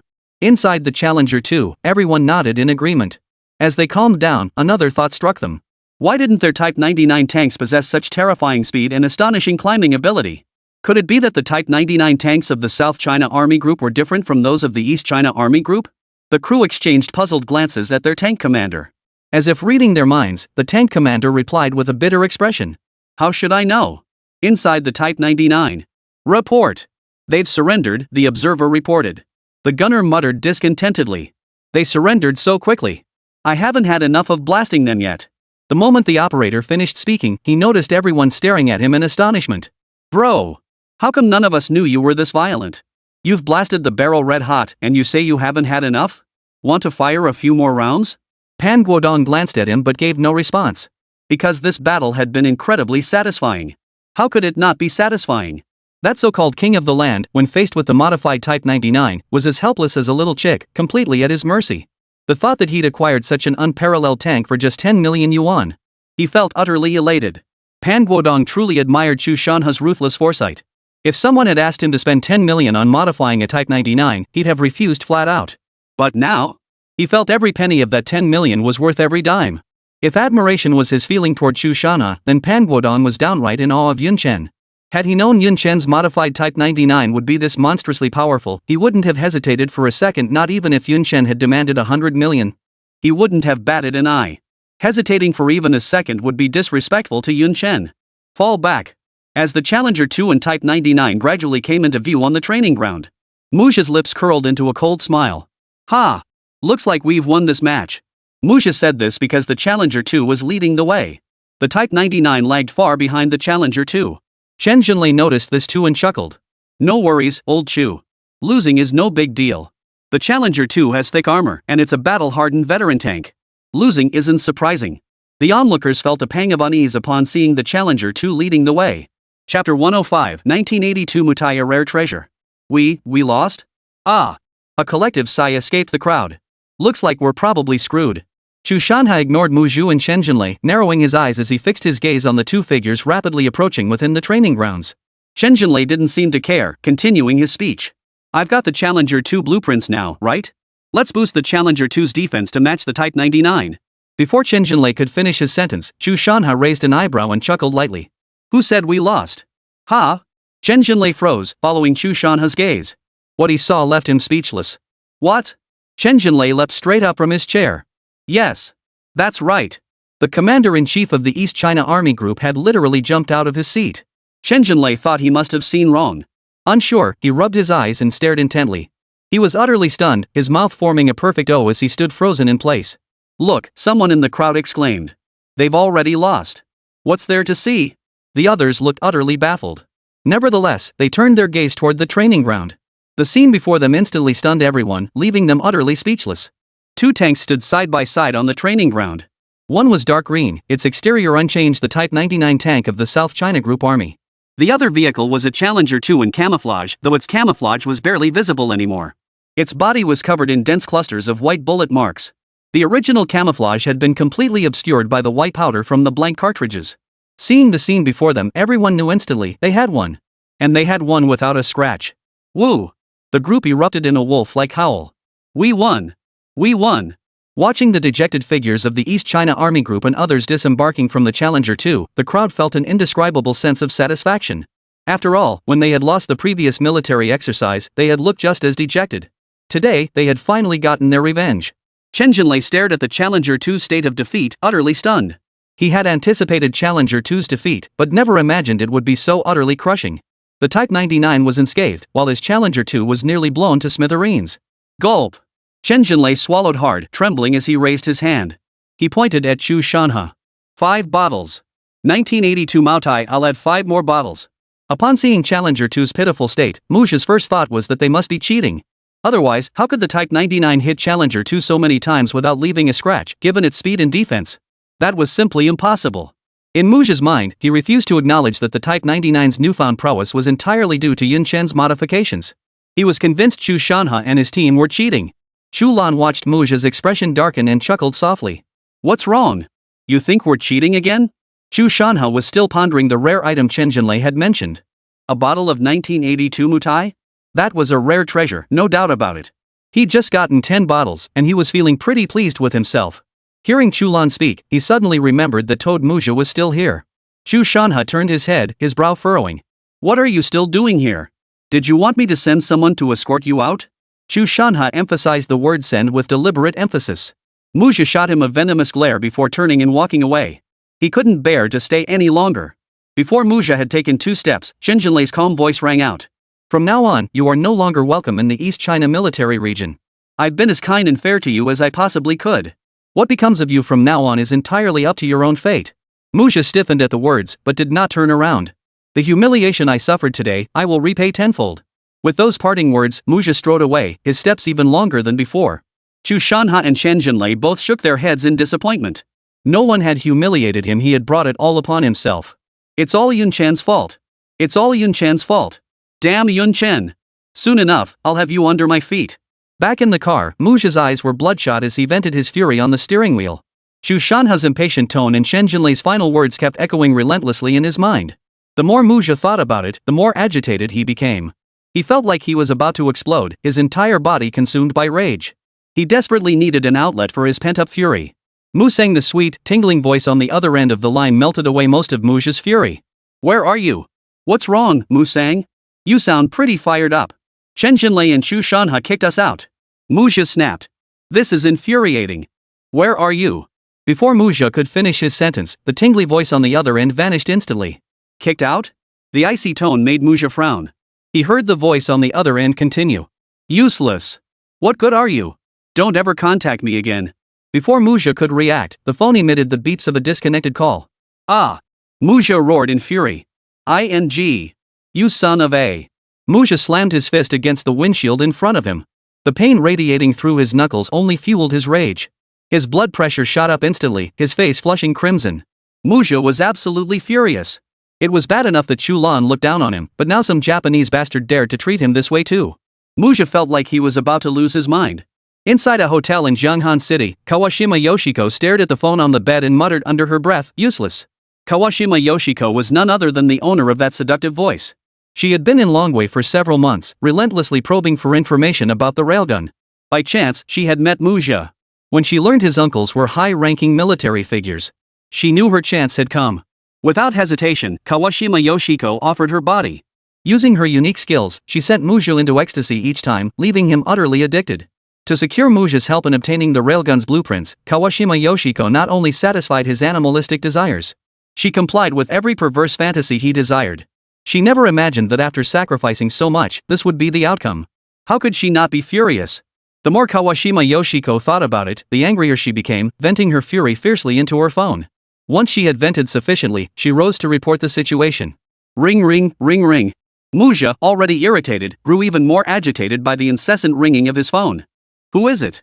The voice on the other end paused, startled by the abrupt outburst. Hello, is this Mr. Muzha? We're from the National Defense Technology Center.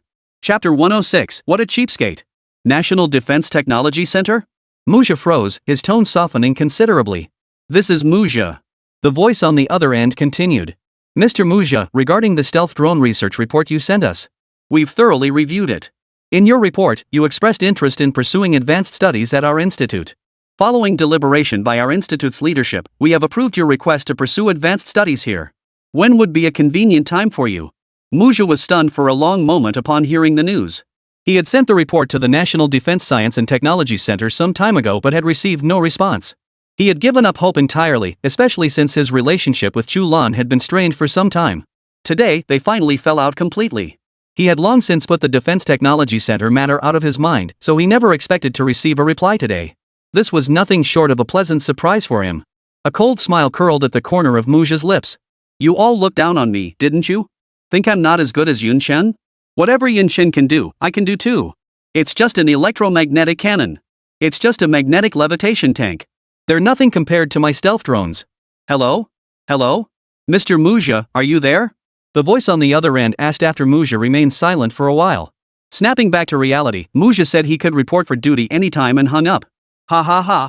Muzha felt an instant surge of clarity, his earlier frustration swept away. You dare look down on me? After cursing angrily, Muzha dialed the number in his hand. Kawashima Yoshiko, who had just finished her report, glanced at the caller ID on her phone. A chill ran down her spine, and she was about to hang up and block the number. But due to the moisture on her hands, the call connected instead. Kawashima Yoshiko cursed her luck under her breath, ready to hang up, when Muzha's voice came through. Damn it! I've been accepted into the National Defense Technology Center. Kawashima Yoshiko froze. She had heard of the prestigious National Defense Technology Center. But she never imagined Muzha could be accepted there. In her eyes, Muzha was nothing but a good-for-nothing who only knew how to vent his animalistic desires and was utterly uneducated. Even if he got into the Defense Science and Technology Center, it wouldn't change the fact that he was a good-for-nothing. What kind of strength could an animal who only thinks with his lower half possibly possess?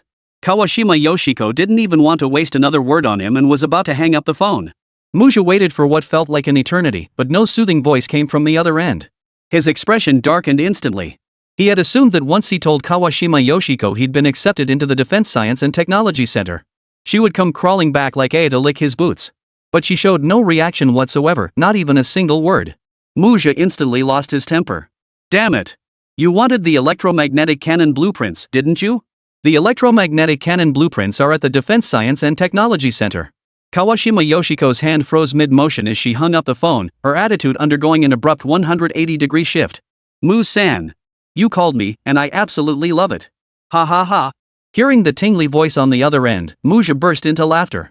He couldn't have felt more exhilarated. Today was the most satisfying day since his return to the country. After hanging up, Muzha's eyes were filled with cold, dark determination. Yun Chen. Chu Lan. Chu Shanha. And Chen Jinlei. Sooner or later, I'll make you kneel before me like Kawashima Yoshiko. The mere mention of Kawashima Yoshiko made Muzha involuntarily envision her graceful figure. The mere thought of her voluptuous form made Muzha's blood boil. He yearned to have his way with her right then and there.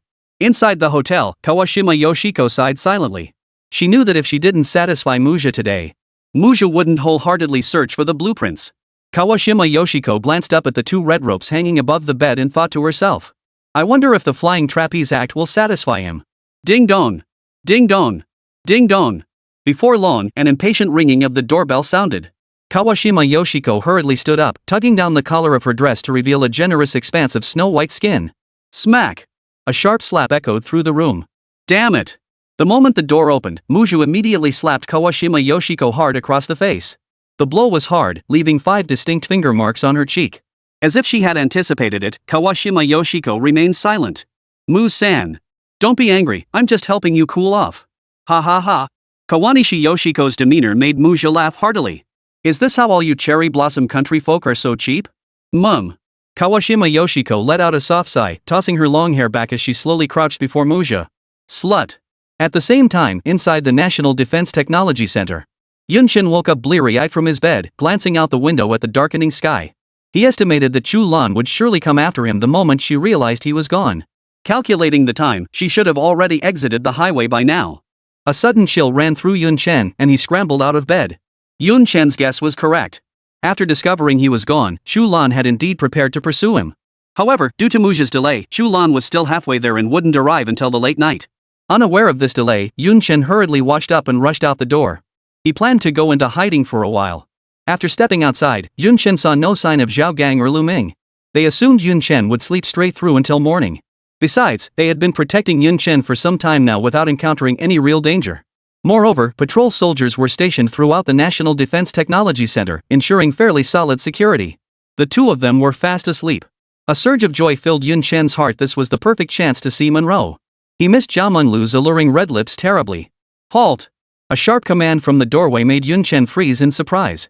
He whipped his head around, staring in surprise at the security guard behind him. The man was staring at him with an expression that left no room for misunderstanding. Yun Chen wondered. What's going on? The security guard continued. You're from that department. Where's your leave slip? Don't you know you need to register when leaving the premises? Registration? Leave slip? Yun Chen was baffled. He'd been here for months, coming and going several times, and had never registered once? In truth, the Defense Technology Center had strict regulations. All personnel leaving the premises must register. But every time Yun Chen left, Lu Ming and Zhao Gang had already taken care of it for him. It was only natural that he didn't know. The security guard's eyes widened in shock the moment he recognized Yun Chen's face. Aren't you the one who made a pass at team leader Chu the other day? Chapter 107, Poaching Talent? Yun Chen's expression darkened instantly. Who was hitting on anyone? How dare you spread such rumors? What about my reputation? Yun Chen shot him a glare and turned to leave. Registration? He didn't have a doctor's note. As Yun Chen turned to leave, the security guard chuckled. Heading out? Yun Chen shot him a withering look, Thinking to himself. Isn't that obvious? Why else would I be at the gate? Admire the scenery? No leave slip. Because of the tofu incident, Yun Chen's tone was a bit cold. The security guard didn't seem to mind, grinning as he replied. If you're leaving, you don't need a leave slip. Ha! Yun Chen halted in his tracks, glancing at the security guard in surprise. Yun Chen was thoroughly puzzled. Why had the security guard's attitude shifted so abruptly? Could it be because of Chu Lan? Then I'll just register, Yun Chen decided without overthinking it. No sick note was better, it saved the hassle. I'll handle the registration for you, the security guard said with a smile. You know my name? Yun Chen was utterly astonished. How could this security guard recognize him? Was he that well known at the Defense Technology Center? Even the gatekeeper knew him? Of course I do, the security guard replied, sounding rather pleased. Yun Chen, right? The one who dared to make a pass at team leader Chu. You're the first one to try that. The whole security department knows your name. After saying this, the guard even gave Yun Chen a thumbs up. Yun Chen's face instantly darkened. Seeing the guard's admiring gaze, he nearly choked on his anger. When did I become so famous? So this is why. Truly, fame is a curse. With a grim expression, Yun Chen got into the taxi under the guard's admiring gaze. Guys, guess who I ran into? After Yun Chen left, the security guard excitedly shouted into his walkie-talkie. Who? That big shot? Who's got you so worked up? Came the immediate reply over the radio. The security guard said triumphantly. Yun Chen. The security guard, fearing they might not know who Yun Chen was, added for emphasis. The guy who hit on team leader Chu. What? Is this Yun Chen guy handsome? Did he get a cast? Listening to the chatter coming from the security office, the guard couldn't help but feel a surge of satisfaction. Ever since Chu Lan got groped that day, Yun Chen's name had spread like wildfire throughout the security department.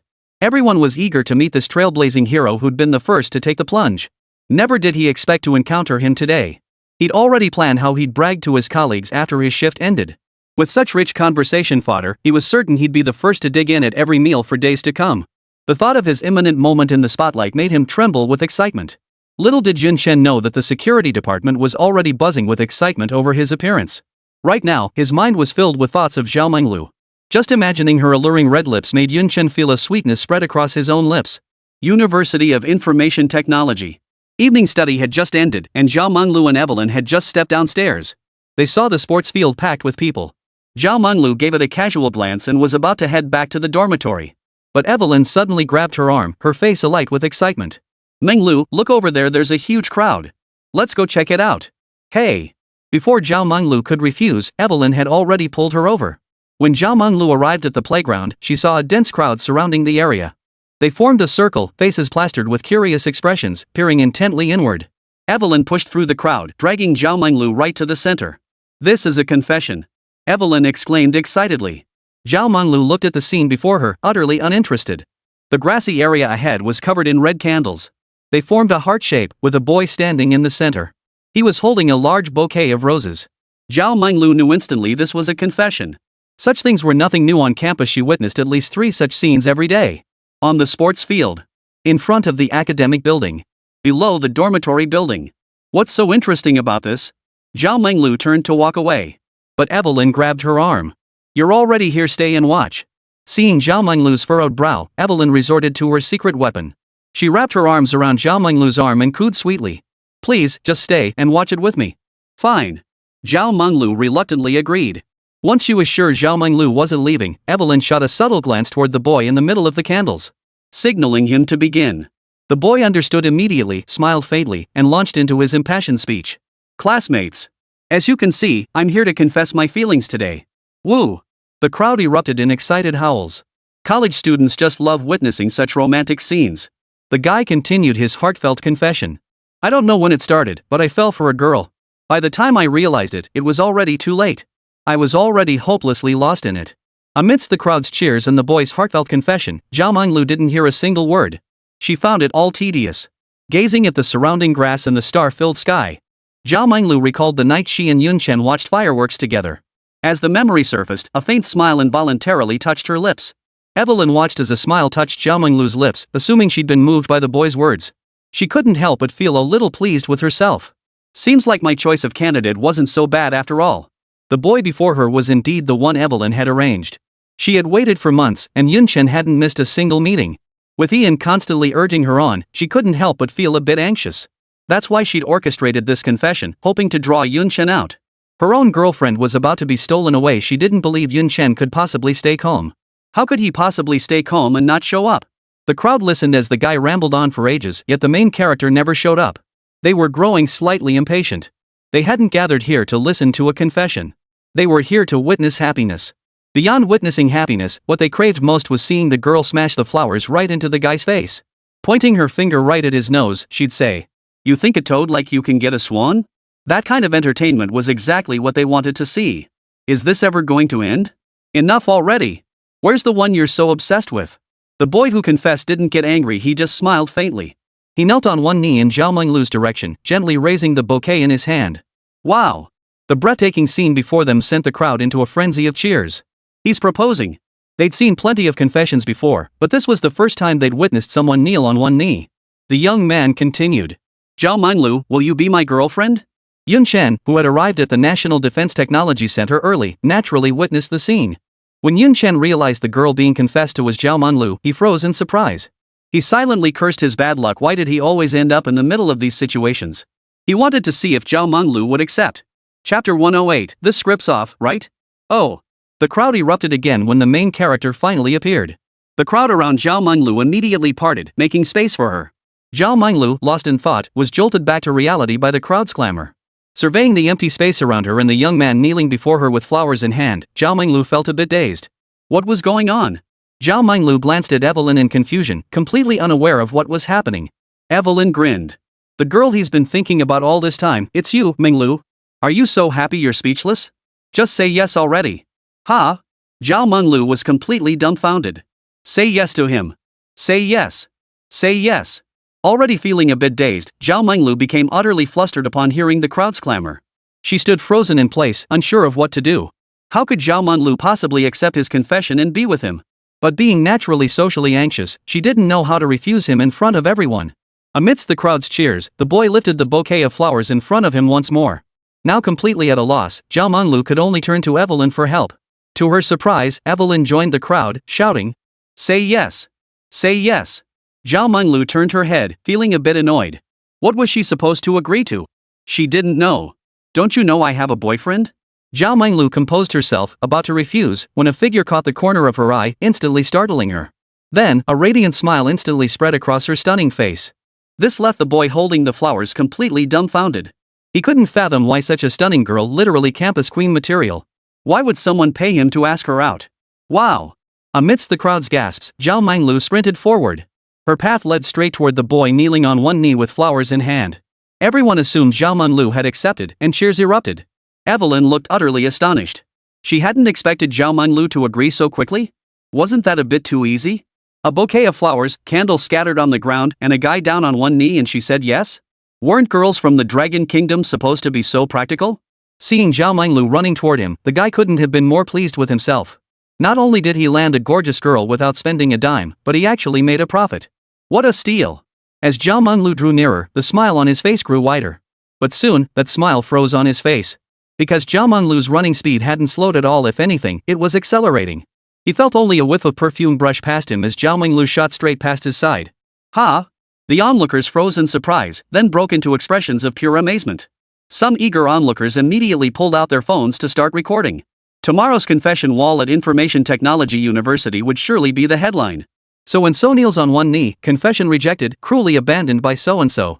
These days, who doesn't love a good gossip? The crowd followed the direction Zhao Menglu had run. At the edge of the field stood a man with handsome features and a slender build. His arms were slightly spread, a smile playing on his lips. Yun Chen. Zhao Menglu's arms instantly wrapped around Yun Chen's neck, her legs clamped tightly around his waist. Like a koala bear, she hung onto him. Fearing she might fall, Yun Chen quickly caught her. The softness he felt through his fingertips sent a wave of distraction through him. Yun Chen, I missed you so much. Zhao Menglu clung tightly to his neck. I missed you too. Yun Chen inhaled deeply, taking in the unique fragrance of her hair, the scent of a young girl sending ripples through his heart. Whoa! The crowd gasped at the scene unfolding before them. Then they shot a sympathetic glance at the boy lying on the ground. The girl you've been pining for is now in someone else's arms? What are you still kneeling for? Everyone else has moved on, but you're still stuck here? A hint of anticipation flickered in their eyes, eager to see how the story would unfold. But what happened next left everyone utterly stunned. The guy simply turned and walked away, roses in hand, without a word. The crowd was instantly dumbfounded. Not just friends? Did someone ruin your carefully planned confession ceremony? The girl you've been pining for got snatched away? Aren't you even a little angry? Didn't you even think about confronting them? Just walked away so calmly? This script doesn't add up, does it? In a normal storyline, shouldn't you be pointing your finger at that guy and yelling? Who the hell are you? Why are you holding my woman? Even if we can't be the domineering CEO, you should at least slam that bouquet of roses on the ground. Bark out, blame me for mistaking you. My deep affection was all for nothing. Just walking away like that? Everyone back off. Everyone, back off. Several security guards, clutching fire extinguishers, rushed over in a panic and ruthlessly snuffed out the candles on the floor. The crowd had already felt deflated by the boy's silent departure. With the candles now extinguished, they found the situation even more dull and began to leave. Zhao Minglu and Yun Chen remained locked in a tight embrace. The delicate sensation of her fingertips, combined with the softness against his chest, stirred unease within Yun Chen. Gazing at those tempting red lips before him, Yun Chen swallowed hard, his forehead tilting forward slightly. Just as warmth was about to envelop him, an untimely voice cut through the air. How long do you plan to stay hugging? Yun Chen froze, turning his head to find a stunning blonde bombshell with fiery curves staring right at him. Zhao Minglu hurriedly stepped away from Yun Chen, realizing her earlier actions had been rather indecent. A flush instantly spread across her face, making Yun Chen's heart flutter. Who the hell are you? Yun Chen snapped, his tone laced with irritation. It wasn't just Yun Chen who was annoyed. Any man would be irritated if interrupted at such a crucial moment. You must be Yun Chen, Evelyn said, extending her right hand with a smile. My name is Evelyn. Yun Chen rolled his eyes and pulled Zhao Minglu away. Who cares what kind of F you are? Do I even know you? Why are you trying to cozy up to me? Despite the deep cleavage on Evelyn's chest, Yun Chen wasn't the least bit interested in her. She was just another foreign woman. He'd had his share in his past life. Right now, his mind was entirely occupied with Zhao Minglu. He planned to find a place to have a deep conversation with her. She's my good friend, Zhao Minglu whispered softly. When you're not around, she's the one who keeps me company. At that, Yun Chen's attitude did a complete 180. He took Evelyn's hand and smiled. Evelyn, is it? Pleased to meet you, pleased to meet you. Minglu has often spoken of you. Monroe says you've been very kind to her. She's been looking for an opportunity to thank you properly. Evelyn smiled faintly. How do you plan to thank me? By offering yourself? After saying this, Evelyn gave a little shake to her ample assets. The sight of her snow-white breasts made Yun Chen's eyes go blurry. Ha! Yun Chen froze in surprise. This foreign woman sure had some nerve dropping such explicit lines right off the bat. A cold gleam flashed in Evelyn's eyes. After waiting so long, you finally show up. Chapter 109, is this foreign beauty playing the green tea? Enough, Evelyn. Stop teasing him. Zhao Minglu shot Evelyn a reproachful glance.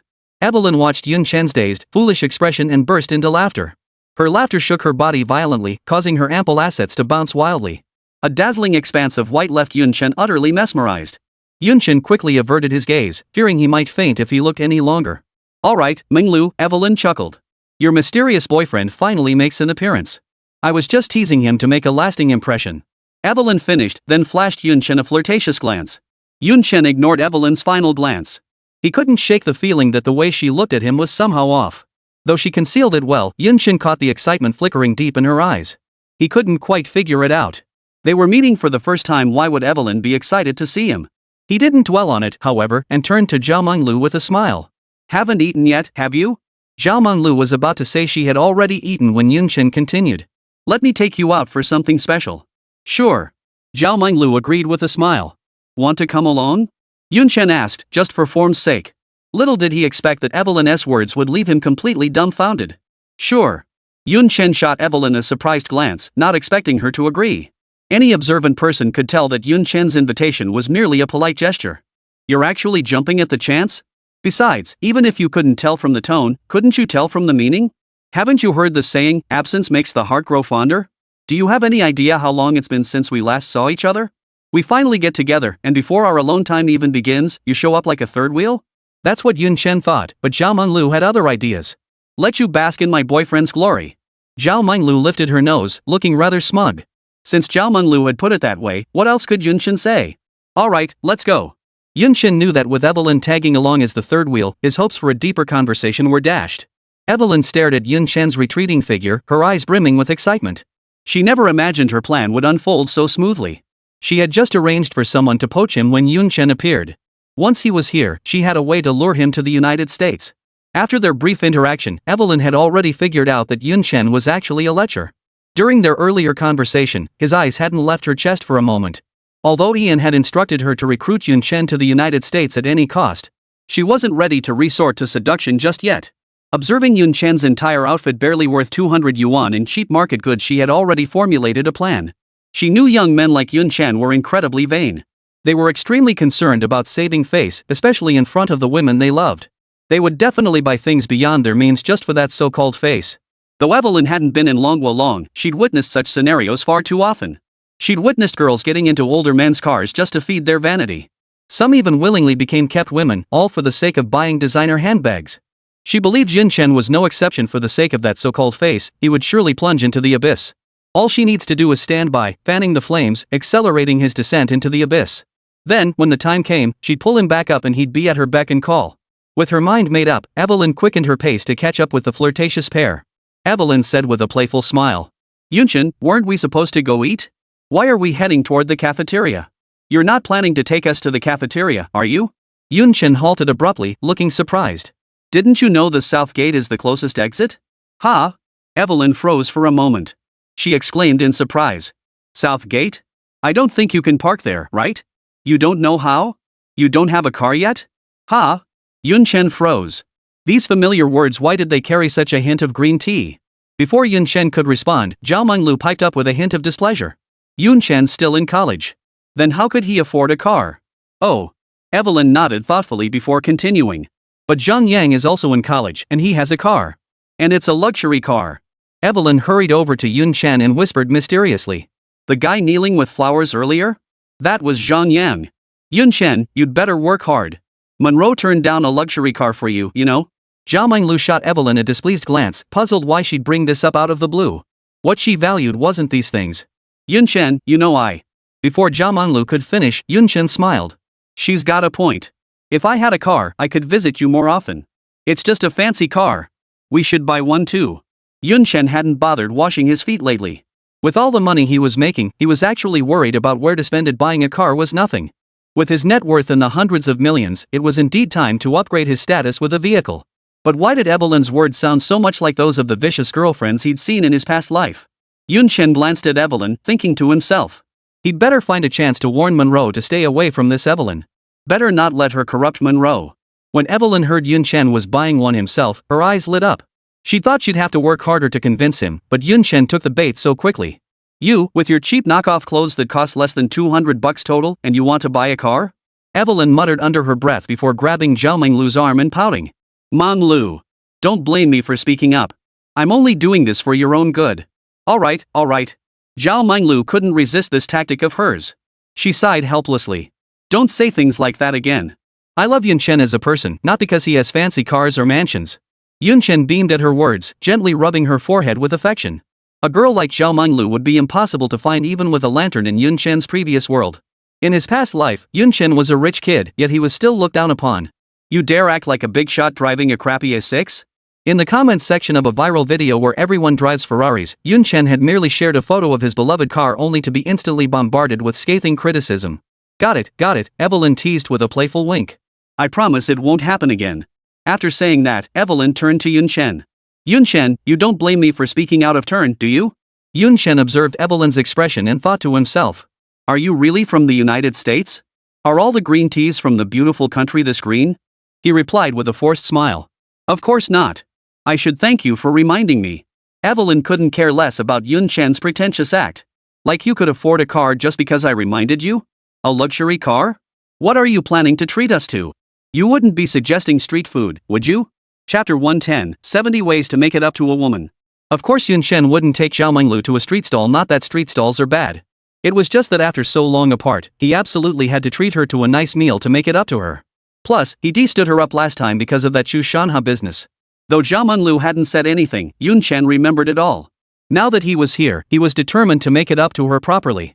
A great philosopher once said there are 70 ways to make amends to a woman, one is shopping, and the remaining 69 are variations of that one. Given the current situation, the 69th option was out of the question.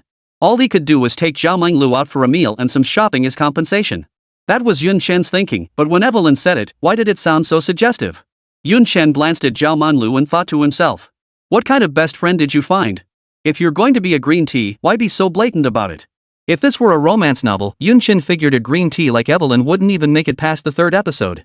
Yun Chen halted in his tracks, fixing Evelyn with a mocking smile. What? Is eating street food a problem? Zhao Minglu's expression also darkened slightly.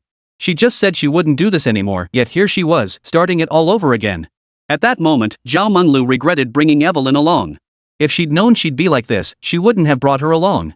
Seeing Zhao Minglu's expression, Evelyn assumed she was upset because Yun Chen suggested eating street food. Her heart leapt with delight. She waved her hands frantically, feigning panic.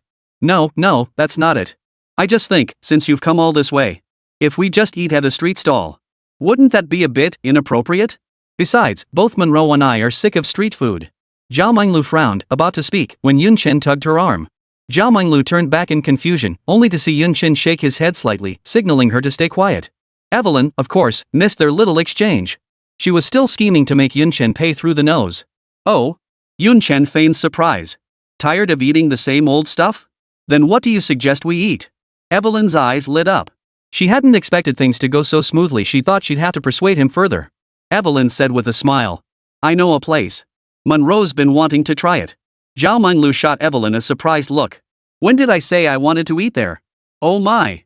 Evelyn wrapped her arm around Zhao Minglu's shoulder and chimed in. Monroe, stop saving him money. He hasn't shown up in so long, and you're not going to make him treat you to a nice meal? Let me get a piece of the action too. It's just one meal, how much could it cost? Besides, Yun Chen can definitely afford it. Right, Yun Chen? Evelyn finished with a sly smile directed at him. Yun Chen couldn't help but chuckle at Evelyn's sly expression. But she was right, it was just a meal. How much could it cost? Just as Zhao Minglu was about to erupt, Yun Chen spoke up. Exactly. It's just a meal. I can afford it. Zhao Minglu pushed Evelyn's arm away impatiently and addressed Yun Chen. No need, Yun Chen. Just grab something simple. Street food is fine. I'm craving fried rice cakes. Zhao Minglu knew Yun Chen was wealthy. She'd seen Lu Ming slip him a bank card last time, loaded with 20 million yuan. Still, she didn't want him to spend extravagantly on her. What Zhao Minglu didn't know was that Yun Chen was now worth hundreds of millions. Yun Chen ruffled Zhao Minglu's hair at her forehead, signaling she was fine, then smiled at Evelyn. Then I'll trouble you to lead the way. Evelyn felt a surge of quiet delight and replied cheerfully. No trouble at all, this is all thanks to you. I've always wanted to try that restaurant, but it's just too expensive. I've always been too stingy to go. Yun Chen waved his hand generously. Let's go. I'm covering the entire bill today. Evelyn sneered inwardly. Oomph. You couldn't even afford to buy yourself back if you were sold. She still led the way with a cheerful smile. Zhao Minglu tugged at Yun Chen's sleeve and whispered.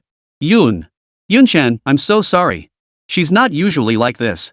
I don't know what's gotten into her today. Don't be angry.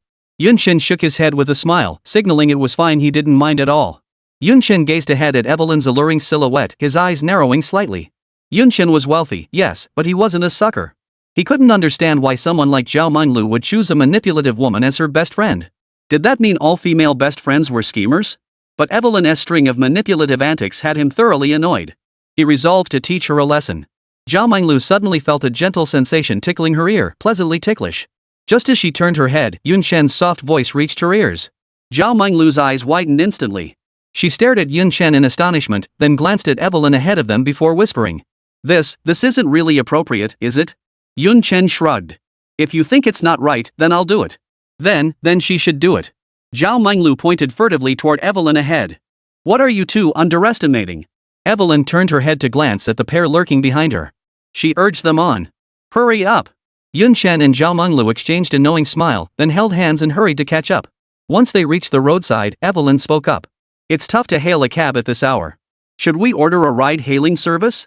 Though Evelyn spoke while pulling out her iPhone, her eyes never left Yun Chen. Yun Chen understood exactly what she meant, but he'd long been annoyed by her manipulative tactics. There was no way he'd play along. Yun Chen pointed at a guy with yellow hair in the distance. Monroe, look. There's yellow hair. Is that guy with him from your school? Blondie can actually pick up college students? Zhao Menglu chuckled softly at Yun Chan's teasing. Evelyn nearly choked on her anger at the sight. Anyway, the ride won't cost much. I'll make you bleed later. Evelyn muttered under her breath before opening a ride-hailing app and placing an order. Watching Evelyn tuck her phone into her pocket, Yun Chen knew she'd called a ride. He smiled and said, "My apologies. I was too busy staring at that redhead. I forgot to call a ride." After saying that, Yun Chen pretended to pull out his phone. Evelyn was utterly disgusted by Yun Chen's post hoc behavior. "Didn't you see me call a cab earlier? Now you're acting all high and mighty? Where the hell were you earlier?" Despite her inner irritation, Evelyn maintained a cheerful smile. "I already did." "You did?" Yun Chen feigned surprise. "How could that be? How could I let you spend money on this? Let's cancel it. I'll order instead." Evelyn felt utterly sick to her stomach, unable to vent her frustration. It was like swallowing a dead fly, utterly disgusting. "It's fine. I already feel bad freeloading on your meal. If I make you call a cab too, I'd feel even worse. The car will be here any minute." "No way." Yun Chan's expression darkened. "We agreed I'm covering the entire bill." Chapter 111, Yunding Hotel. "How much?" "I'll transfer it to you." Yun Chan's stern expression caught Evelyn off guard. Had she truly misunderstood him? Had he genuinely been too preoccupied with the blonde kid to notice? Just as Evelyn was about to say 480, Yun Chen snatched his phone back and gasped. "Whoa! The bus is here." Yun Chen dashed to the car, flung open the back door, and smiled at Zhao Menglu. "Get in, Manlu." Bang! Evelyn stared at the closing door, furious enough to burst. "Is this what you meant by covering the entire bill? Is this what you meant by transferring the fare to me? Get in the car already." Yun Chen poked half his head out the window and grinned at Evelyn. "What are you standing there for?" Evelyn felt Yun Chen was mocking her, but she had no proof. She wanted nothing more than to smack his protruding head until it resembled a dog's. She still smiled as she walked to the car and pulled open the door. "Ha!" Evelyn realized the back door wouldn't open. "You sit up front. 3 people in the back would be too cramped," Yun Chen said with a smile directed at Evelyn. Staring at that smiling face mere inches away, Evelyn felt she was about to lose control. "I ordered a private car. Who says you have to sit in the front of a private car? Why aren't you sitting up front?" Evelyn kept reminding herself not to get angry. This Yun Chen still has his uses. "What's wrong?" Yun Chen looked at Evelyn, staring straight at him, completely puzzled. Nothing. Evelyn smiled, walked to the passenger door, and pulled it open. "Ha!" After pulling away, the driver glanced at the destination on the navigation and let out a surprised "huh?" "What's wrong, driver?" Yun Chen asked curiously. Ahem, the driver cleared his throat, realizing his slip. He forced a smile. "You're heading to the Cloudtop Hotel, right?" "That's right." Evelyn nodded from the passenger seat. The driver nodded with a smile. "Please fasten your seatbelts. I'm pulling out now." Through the rearview mirror, the driver glanced at Yun Chen in the back seat. He sighed inwardly. Sigh. College kids these days. They sure are willing to spend money to pick up girls. What kind of place is the Yunding Hotel? It's not something a college student like you can afford. His earlier gasp of surprise hadn't been because the students had called a private car. He picked up plenty of students who ordered rides just for appearances. What truly astonished him was their destination. The Yunding Hotel. What kind of place was that? It was one of the top-tier restaurants in Jianhan City.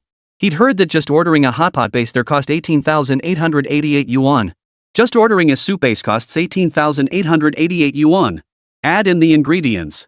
A meal would easily cost 60,000 to 70,000 yuan. This was simply beyond the means of ordinary people. Even ordinary wealthy people couldn't afford it, let alone these college students. But as a dedicated chauffeur, his professional standards were impeccable. He certainly wouldn't be like those ride-hailing drivers. He didn't chatter away with passengers like those in regular taxis. "What are you college kids doing at the Hentaying Hotel?" "A single meal there costs as much as half a year's salary for your parents." He wasn't foolish enough to say such a thing. He focused solely on getting his passengers safely to their destination. The rest wasn't his concern. Every ride-hailing driver knows chatting with passengers can rub them the wrong way. "What gives you the right to chat with me? What's my status? What's yours?" So after these college students got in, he didn't utter a single word beyond reminding them to buckle up. The moment Yun Chen stepped out, he understood why the driver had let out that startled "huh?" Yunding Hotel. Gazing at the 4 grandly calligraphed characters ahead and the gilded, resplendent entrance, Yun Chen knew the offerings inside were far beyond what ordinary college students could afford. But then again, Yun Chen wasn't your average college student. Besides, he had a sucker to foot the bill today. "You're not going to chicken out now, are you?" Evelyn watched Yunchen staring blankly at the hotel's entrance, thinking he'd been intimidated by the opulent display. Just as she was about to goad him into action, Zhao Menglu appeared, arm linked through Yunchen's, grinning. Let's go. Evelyn froze in surprise. What? Wasn't she worried about the expense now? But she didn't dwell on it, happily following along. As soon as the three entered the Cloudtop Hotel, a plump waitress dressed in a cheongsam approached them. May I ask if you have a reservation? Reservation? Yunchen froze, glancing at Evelyn and thinking to himself. They're trying to fleece me dry. It wasn't surprising Yunchen thought this way. Even in his previous life, he had rarely visited such high-end establishments. The ornate signboard, clearly the work of a master calligrapher. The opulent gold and jade decor spoke for itself. And the staff at the entrance? They looked like top-tier therapists from a foot massage parlor. And to top it all off, you needed a reservation just to eat here. Every detail screamed to Yunchen that the Yunding restaurant before him was incredibly high-end. Evelyn was also taken aback. She hadn't expected reservations to be required here either. The waitress could tell at a glance that they hadn't made a reservation. And with the guy among the three of them dressed head to toe in cheap knockoffs, the warmth in her eyes faded considerably. Yunchen noticed this detail too and chuckled. Can't we eat here without a reservation? The waitress was thoroughly annoyed by Yunchen's pretentious act. If I say you can eat? Can you even afford it? Just take the hint and leave. What are you trying to pull? Though she thought this inwardly, she maintained a professional smile on her face. Without a reservation, you can only have hot pot. She assumed the guy in front of her would back down after hearing that. After all, it was summer, hardly the season for hot pot. Plus, their hot pot was the most expensive in Jianghan City. A single pot of broth cost 18,888 yuan. Even regular customers seldom ordered hot pot. She didn't think the guy in front of her could afford it. Just as she was about to apologize and leave, the boy smiled brightly and said, "Sure. Let's have hot pot." This left her momentarily stunned, thinking she must have misheard. "Sir, our hot pot broth costs 18,888 per serving. Are you sure you still want to proceed?" "What?" Yunchen stared at the waiter with a half smile. "Think I can't afford it?" The waiter remained unruffled, maintaining a professional smile. "It's like this, sir. We have a policy here. For hot pot, we require a financial verification first." Though she hid it well, Yunchen could still see the disdain in her eyes. Zhao Menglu frowned. Wasn't this blatantly implying they couldn't afford it? Just eating hot pot, and they actually want to verify our funds? What kind of ridiculous rule is that? Let's go. We're not eating here. Zhao Menglu grabbed Yunchen's arm and started pulling him away. Evelyn, standing nearby, immediately grew anxious. Chapter 112, Green Tea versus Green Tea. Yunchen grabbed Zhao Menglu's wrist and shook his head slightly, signaling her to calm down. Zhao Menglu turned back, looking at Yunchen in confusion, unsure why he wasn't leaving. Yunchen nodded toward Evelyn. Zhao Menglu focused her gaze and saw Evelyn angrily take 2 steps forward, addressing the waiter. "Is the threshold so high at your Dragon Country restaurant? Do we need to prove our wealth just to eat hot pot?" How could Evelyn not be furious? Her plan was about to succeed, only to be ruined by a waiter. Verify funds? What kind of verification? With Yunchen looking like a penniless beggar, what kind of assets could he possibly have? "I brought Yunchen here precisely because I knew you'd be expensive." "Don't let him in. How am I supposed to carry out my plan? How will Yunchen fall into the abyss?" Though Evelyn was a foreign guest, the waitress showed no hesitation, maintaining her professional smile. "I'm truly sorry, ma'am, but that is our policy." Though the waitress offered apologies verbally, her eyes betrayed utter contempt. As a top-tier operative from the United States, Evelyn could easily discern the contempt in her eyes. Evelyn immediately exploded. "Where's your manager? Get your manager out here." Hearing Evelyn's furious roar, the waitress remained unperturbed, her face still plastered with a smile as she kept apologizing. Deep down, the waiter despised Yunchen even more. "If you don't have the skills, don't try to act tough." "And after acting tough, you hide behind a woman. And hiding behind a foreigner? What a disgrace to his country." Evelyn was furious, ready to shoot the waiter on the spot. And that damn Yunchen, not a real man at all, standing there saying nothing. Yunchen had been watching from the back for a while now. Seeing that the two weren't actually fighting, he felt it necessary to stir things up a bit. "Evelyn," Yunchen stepped forward with a smile. "Why don't we just go somewhere else? There are plenty of hot pot restaurants in Jianghan City." "No way." Evelyn yelped instantly, like a cat whose tail had been stepped on. If they changed restaurants, how could she carry out her plan? She had already confirmed that this was the most expensive place in all of Jianghan City. "Get your manager out here." Evelyn barked at the waiter. The waiter, worn down by Evelyn's relentless demands, was growing impatient. The professional smile faded from his face, replaced by a much colder tone. "Calling our manager won't change anything. This is indeed our policy." "I'm truly sorry, ma'am, but if you continue like this..." I'll have to call security. Oomph. Evelyn laughed bitterly in anger. A mere waitress dared to speak to her like that. I'll say it again. Get your manager out here. I'd like to see where your rules are written. The waitress was also annoyed, feeling the people in front of her were being ungrateful. She certainly wasn't going to call the manager over for such a trivial matter. What would the manager think? He'd only see her as incompetent. Besides, at the Yunding Hotel, there was no such thing as a capital verification requirement. She simply suspected these customers couldn't afford the bill and was deliberately making things difficult. I'm truly sorry, ma'am, but if you persist in this, I will have to call security. The waitress's smile vanished completely, her tone turning icy. Chen watched the tense standoff between the two women, his mouth practically splitting to his ears. It takes one to know one. Chen pulled Zhao Minglu back a couple of steps quietly, afraid that if things escalated into a fight, they might get caught in the crossfire. Evelyn naturally noticed Chen's subtle maneuver, and it infuriated her beyond measure. Shouldn't a big man like you be stepping up front at a time like this? Not a shred of gentlemanly grace. But compared to Chen, the waiter before her, who looked down on people with his dog eyes, was the most despicable. You snob! What gives you the right to check our credentials? What makes you think we can't afford to eat here? Evelyn's rage boiled over, and she nearly lost control, nearly slapping the waiter across the face. The waiter, no longer bothering to pretend, was about to call security to have this crazy woman thrown out. Before she could utter a word, a sharp command cut through the air. What's going on here? Everyone turned toward the voice and saw a pot-bellied man in his mid-30s, dressed in a suit, walking toward them. Manager Zhang. The waitress's eyes flashed with panic upon recognizing him. But she quickly composed herself. This middle-aged man was none other than Zhang Long, the front desk manager of the Yunding Hotel. In fact, Zhang Long had already noticed Chen and his group the moment they arrived at the entrance. Initially, he shared the same assumption as the waitress that they couldn't possibly afford the meals here.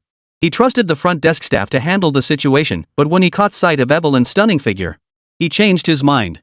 He'd ridden his fair share of foreign beauties, but he'd never encountered one as exquisite as Evelyn. Today, he might just get a chance to ride one. So he kept lurking in the shadows, waiting for the perfect moment. He finally stepped out. After a greedy glance at the expanse of white flesh exposed on Evelyn's chest, Zhang Long's expression darkened as he barked at the waiter. What the hell is going on here? How many times have I told you? The customer is always right. How dare you argue with a customer? He then turned to Evelyn with a smile. Ma'am, I apologize for our poor service. I'm the front desk manager here. How may I assist you?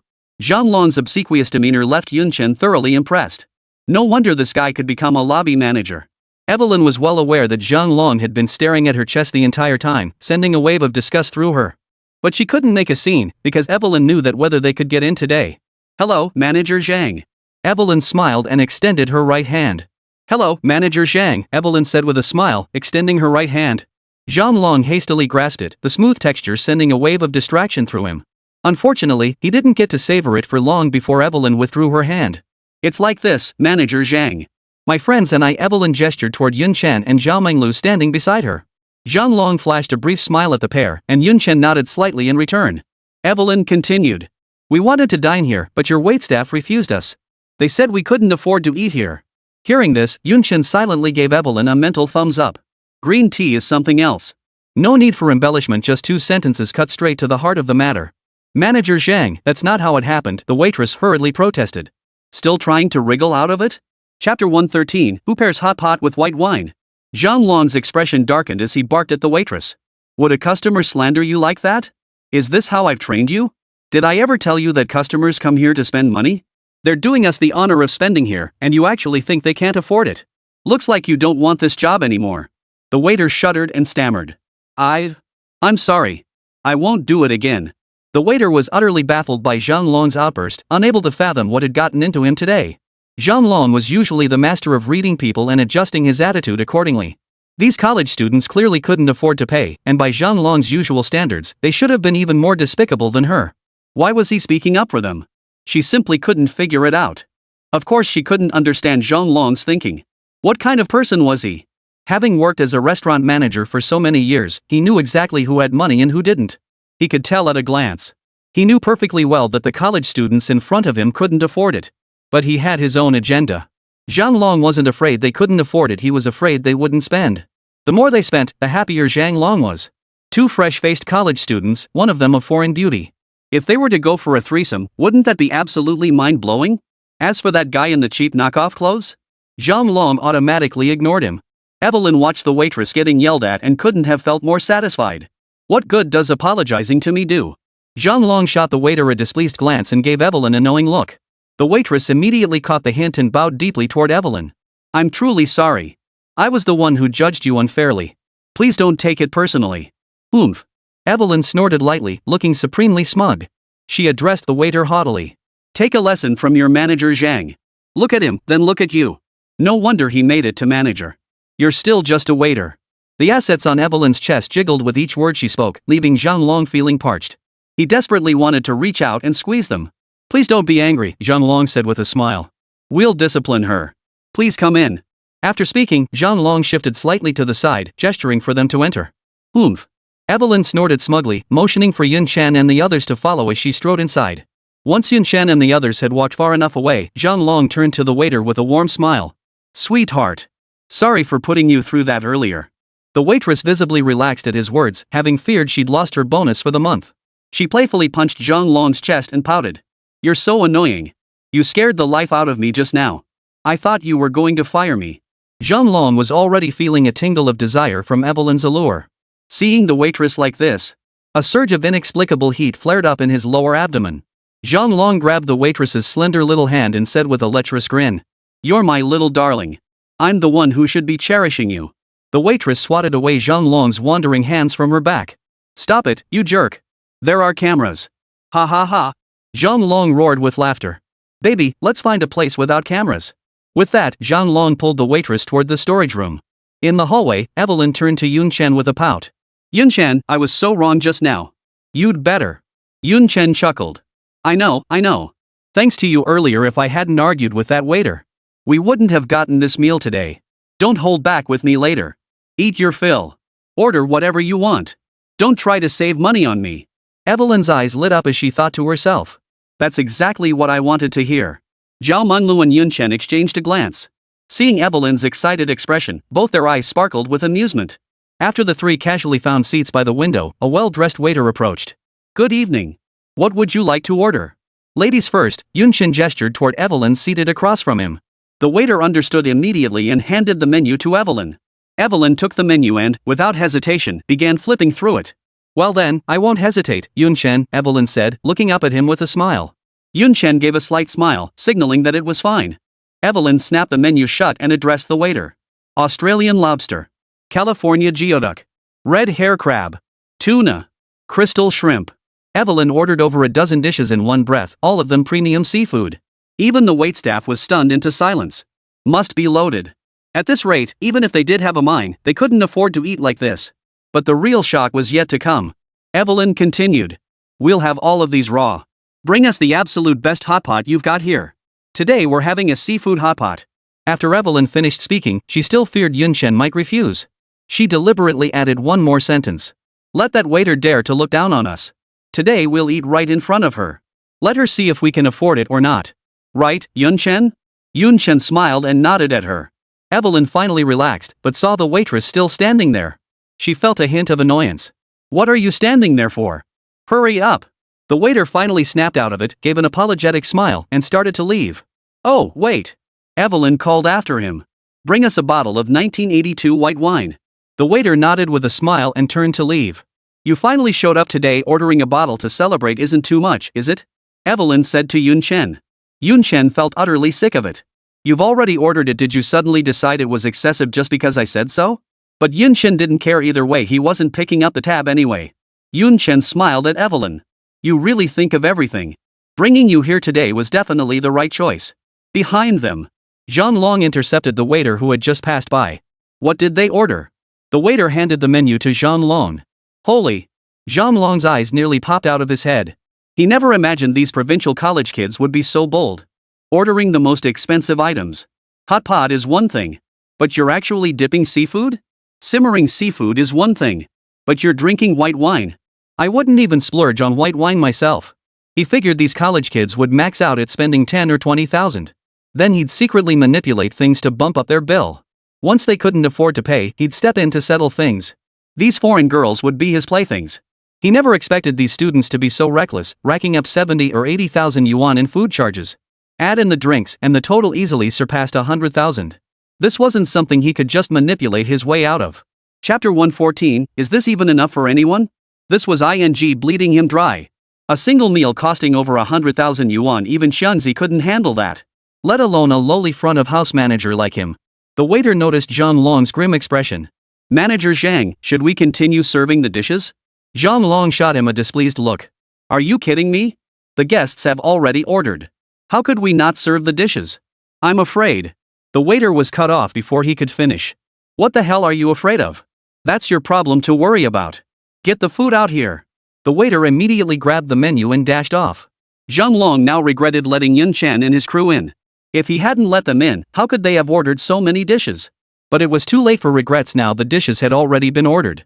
Refusing to serve them would be like shooting himself in the foot. If word got out, his job as head waiter would be gone. Recalling Evelyn's fiery figure, Zhang Long gritted his teeth. Damn it! Over 10,000? So be it. Tonight, I'm getting a double date. I'm gonna be a 7-time stud. Of course, Yun Chen and the others in the distance couldn't hear Zhang Long's mutterings. They were chatting and laughing while waiting for their food to arrive. Soon, a waiter approached Yun Chen's table and smiled. Good evening, your caviar has arrived. Shall we open it now? Caviar? Yun Chen glanced at Evelyn in surprise. Caviar? I don't recall ordering it. Open it. Evelyn nodded. The waiter smiled and nodded, retrieving a small scale from a nearby table. He then produced a black box resembling a tin can and placed it on the table. Yun Chen watched his movements with a puzzled expression. Zhao Menglu also looked curious. Only Evelyn remained calm. What Yun Chen didn't know was that caviar production involved an extremely complex process and was difficult to preserve. Therefore, it commands an exorbitant price, typically sold by the gram. Evelyn knew this well, so she wasn't surprised. The waiter opened the can and scooped out a spoonful using a spoon the size of one meant for feeding infants, placing it on the scale. Holy crap! Yun Chen gasped. What kind of operation was this? Watching the waiter's series of unconventional moves, Yun Chen knew this stuff was worth a fortune. Observing Evelyn's unflappable expression, Yun Chen conceived a plan. Yun Chen gave a devilish smile, just about to speak, when the waiter chimed in with a cheerful grin. Sir, could you please confirm the weight? Yun Chen chuckled inwardly. Just as he yawned, someone offered a pillow? Smack! Yun Chen slammed his hand on the table, feigning anger. How is this supposed to be enough for anyone? If the foreigners next door see this, they'll think we can't afford to eat. Get me a whole can. Evelyn froze at Yun Chen's sudden outburst, about to explain that caviar was sold that way. Before she could utter a word, Yun Chen demanded, a whole jar? This stunned her. Even Buffett wouldn't dare eat like this. Evelyn's heart leapt with delight, and she added with exaggeration. Exactly. This tiny bit isn't enough for anyone. What a disservice. The waiter looked utterly flustered, apologizing profusely. I'm terribly sorry, sir. This is how we've always sold it. My sincerest apologies. Yun Chen waved impatiently. Clear it away. Clear it out. Everyone, get out. Give us a can. Yun Chen grew increasingly heated as he spoke, rising to his feet and bellowing. 1 can per person. Evelyn was utterly stunned, her eyes nearly popping out of her head. The waiter apologized profusely while hurriedly clearing the table. Once the waiter had left, Evelyn gave Yun Chen a thumbs up, her face radiating admiration. Yun Chen! You're so manly. No big deal, Yun Chen waved it off, signaling that this was nothing special. Watching Yun Chen put on airs, Evelyn's face was filled with laughter, but inside she rolled her eyes. Oomph. Keep pretending. Just wait till the bill comes. I can't wait to see you cry. She felt her mission was nearly accomplished. And she wouldn't have to sell her body for it. Evelyn felt elated. Yun Chen watched Evelyn's smiling face, a cold sneer rising in his heart. Laugh all you want. Go ahead and laugh. We'll see if you're still laughing in a moment. When Zhang Long overheard the waiter mention Yun Chen's party had ordered 3 cans of caviar, he nearly choked on his own breath. Bring it to them. Let them eat. Once the waiter had walked away, Zhang Long stared at Yun Chen's group and muttered under his breath. Eat. Eat. Just you wait, I'll make sure you eat your fill later. 3 jars of caviar? How much the hell does that cost? Soon, all the dishes Yun Chen and his group had ordered arrived. Yun Chen raised his wine glass and smiled at Evelyn. Here, let me toast to you. Thanks for treating us to this feast. Evelyn felt something was off about Yun Chen's words, but she didn't dwell on it. She assumed he was referring to the incident at the door earlier. Clink. Evelyn took a small sip, while Yun Chen downed his in one gulp. Redneck. Evelyn looked down on Yun Chen with disdain as he downed the entire glass of white wine in one gulp. Not fit for the table. White wine isn't meant to be drunk like that. What a waste. Yun Chen smacked his lips. A bottle costing over 30,000 yuan? It's nothing special. It's no different from grape juice costing $3 a bottle. No, wait. Yun Chen felt grape juice was better than this white wine. At least the 3 yuan a bottle grape juice had a hint of sweetness. This white wine wasn't sweet at all. Well, it's expensive. Yun Chen poured himself another glass. It's not good, Zhao Menglu said, frowning after a sip. Yun Chen chuckled. I don't think it tastes good either. But it's expensive, right? Evelyn was utterly speechless. What kind of provincial remark was that? Evelyn couldn't even be bothered to complain anymore, lost in the ocean of delicious food. She'd been in Longwei for several months now, trying to gather information about the railgun. She'd been eating cafeteria food with Zhao Menglu for over a month now, and she was sick of it. Today, she finally got to enjoy a proper meal and didn't have to pay for it herself. Her mission was nearly complete, and her spirits were naturally soaring. Her appetite had grown considerably. Yun Chen saw that Zhao Menglu had nearly finished eating. Ahem. He cleared his throat twice. Zhao Menglu immediately understood. Yun Chen. Do you have another woman on the side? What the hell? Yun Chen was momentarily stunned by Zhao Menglu's sudden accusation. I did tell you earlier that we put on a little act once we were almost done eating. I didn't tell you to act like this. Had he not discussed this with Zhao Menglu beforehand, Yun Chen would have been completely caught off guard. Menglu. Yun Chen's expression darkened. What are you implying? How could I possibly have another woman? Don't you know how I feel? Evelyn watched the two of them while munching on her lobster. Could they please stop gossiping while she was eating? The lobster in her hand suddenly tasted even more delicious. Then why did you wait so long to come find me? Chapter 115, Turn on me after I'm full? Zhao Menglu grew increasingly agitated, eventually standing up abruptly. She pointed her finger at Yun Chen's nose. You must have another woman now. Didn't I tell you I'm busy? Yun Chen's face showed some displeasure. But I came to see you. Sit down already. With all these people around, aren't you embarrassed? Zhao Menglu laughed bitterly in anger. Fine. So now you think I'm embarrassing, huh? And you said you didn't have other women on the side? Yun Chen, I really misjudged you. Zhao Menglu spun around and ran off, wiping away a tear. Menglu. Yun Chen scrambled to his feet and hurried after her. Evelyn was completely dumbfounded. Wasn't Zhao Menglu always completely devoted to Yun Chen? Even when he stood her up last time, she didn't get angry. What was going on today? Wasn't everything fine just a moment ago? Didn't they seem to be enjoying the hot pot just fine? Did she turn on him the moment she was full? By the time Evelyn realized what was happening, Yun Chen and Zhao Menglu were already gone. Evelyn hurriedly stood up, about to chase after them. A waiter approached with a warm smile. Ma'am, would you like to settle the bill? Evelyn gave an awkward smile and slowly sat back down. I'll be eating a little longer. My friend will cover it later. Enjoy your meal. The waiter smiled and walked away. Evelyn's heart skipped a beat. Were they putting on an act? Trying to skip out on the bill? But then Evelyn reconsidered and decided it was unlikely. Zhao Menglu was an honest girl, this wasn't her style. Besides, the expressions on their faces earlier didn't seem staged. Besides, knowing Zhao Menglu, she wouldn't just leave her stranded here. With that thought, Evelyn relaxed and resumed her assault on the delicious food before her. She wasn't full yet. Just as Zhang Long had seen off a table of regular customers, he noticed only one person remained seated. His expression darkened. The man leaving was no big deal, but why had the woman left too? Zhang Long grabbed a waiter by the collar and shouted angrily. Where are they? Who? The waiter looked utterly bewildered by Zhang Long's outburst. What the hell are you babbling about? Zhang Long tightened his grip on the collar. The people I told you to watch. The waiter finally caught on, staring at Zhang Long's menacing expression. They're over there. There's still one left. You. Zhang Long shoved the waiter aside. I wanted to, now there's only one left.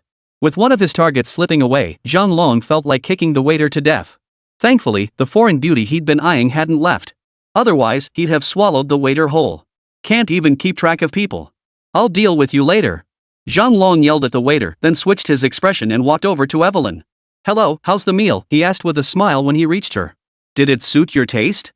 Evelyn looked up and recognized Zhang Long. She felt instantly sickened, and the red hairy crab in her hand suddenly lost all its appeal. Ever since Zhang Long arrived, his eyes had been fixated on her chest.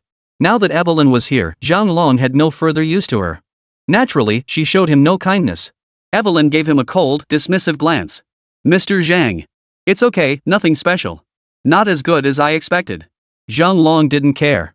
The colder Evelyn was, the more excited he became. Only when such a woman lay beneath him could his desire for conquest reach its peak. As long as you're satisfied, Zhang Long said with a smile. Where are your two friends? Did they leave already? Though Zhang Long favored the voluptuous foreign beauty before him most, he was also deeply intrigued by the innocent-looking college girl. He'd played with all kinds of women in his life. Except for someone like Zhao Menglu, that's why he asked. He wanted to see if Zhao Menglu had already left. They had a fight. They'll be back soon, Evelyn replied without looking up. Zhang Long's heart leapt at the news and he smiled warmly. Enjoy your meal. Call me anytime if you need anything. After Zhang Long left, Evelyn lost her appetite. The thought of being ogled by that fat pig of a Zhang Long. She couldn't bring herself to eat another bite. Thud. She slammed the red hair crab onto the table and muttered under her breath. Why aren't they back yet? At the same time, the two who had fled the Yunding Hotel were laughing heartily by the lake. Haha, Chen chuckled at Zhao Menglu. Menglu, I never expected this. You really pulled it off, even I was fooled. Speak. Chen feigned slight anger.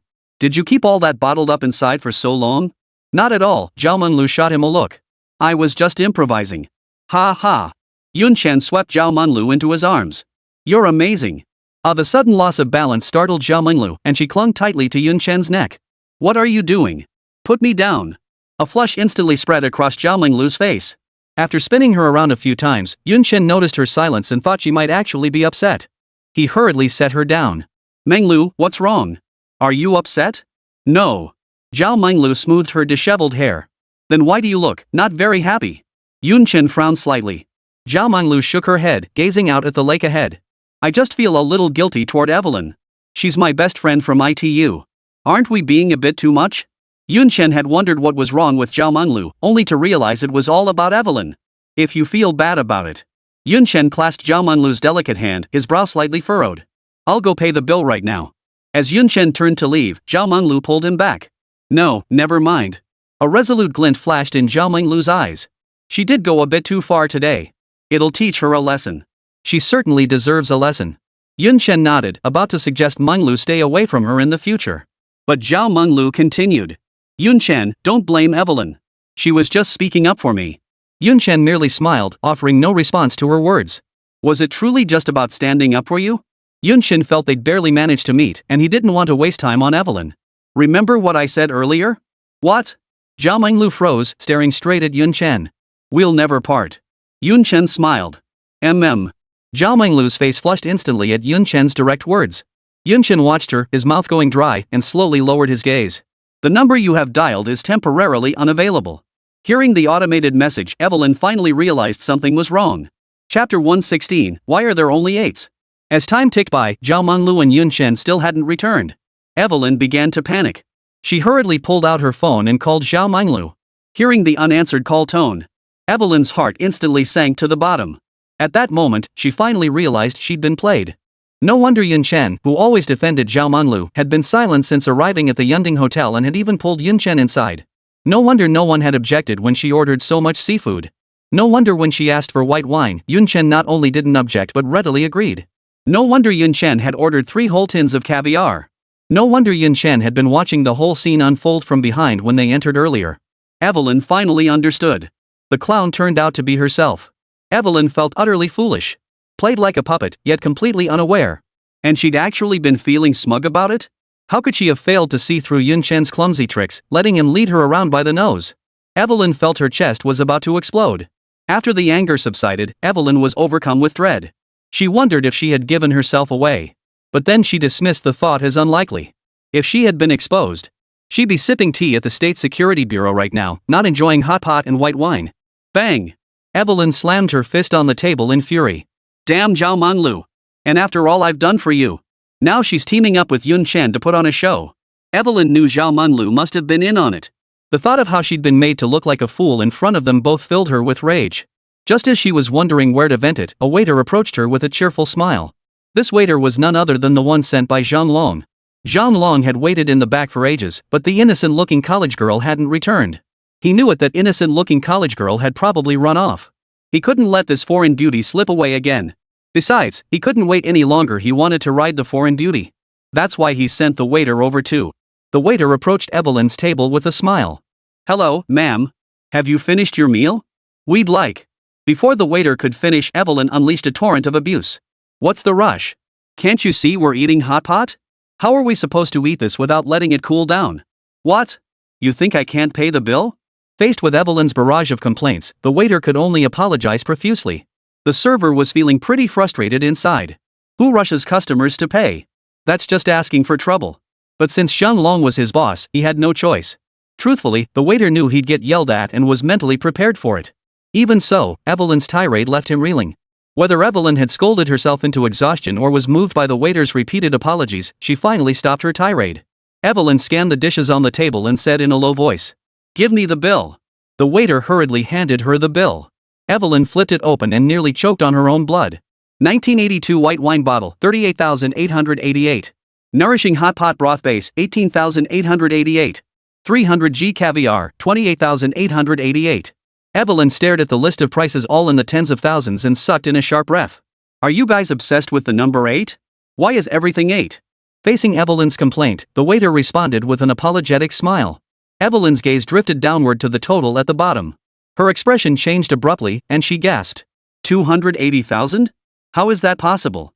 Evelyn knew this meal wouldn't be cheap, but she never imagined it would be this outrageous. Just this one table of seafood, and it costs 280,000? To be precise, 288,888. The zeros were too many for Evelyn to bother reading aloud. She'd assumed the meal would top out at 60,000 or 70,000 yuan at most. She figured she could grit her teeth and pay it, but who knew it would be this outrageous? 28,000 yuan. 28,000 for a single meal? Even the Empress Dowager wouldn't dare eat like that. Zhang Long had arrived unnoticed. Hearing Evelyn's gasp, he explained with a smile. Zhanghan City is inland, you know. Seafood is a real rarity around here. All our ingredients are flown in by air. Naturally, the prices are a bit higher. So, would you like to pay by card or? Evelyn watched Zhang Long's cheerful expression and felt a chill run down her spine. Yet she forced a smile, knowing she couldn't afford this bill. Manager Zhang, could you possibly offer a discount? Zhang Long's heart leapt with delight. He knew he'd definitely be writing tonight's big-tit foreign girl. Suppressing the flutter in his chest, Zhang Long smiled warmly. Of course. You're one of our most valued clients. We'll waive the change for you. Just pay 280,000. Evelyn felt a wave of disgust wash over her. If I had 280,000 yuan, why would I even bother smiling at you? I'd smack it right in your face. Look at you, leering like that. Your eyes are practically glued to my chest. Evelyn had nothing left to lose. She stood up, wrapped her arms around Zhang Long's arm, and cooed sweetly. Manager Zhang.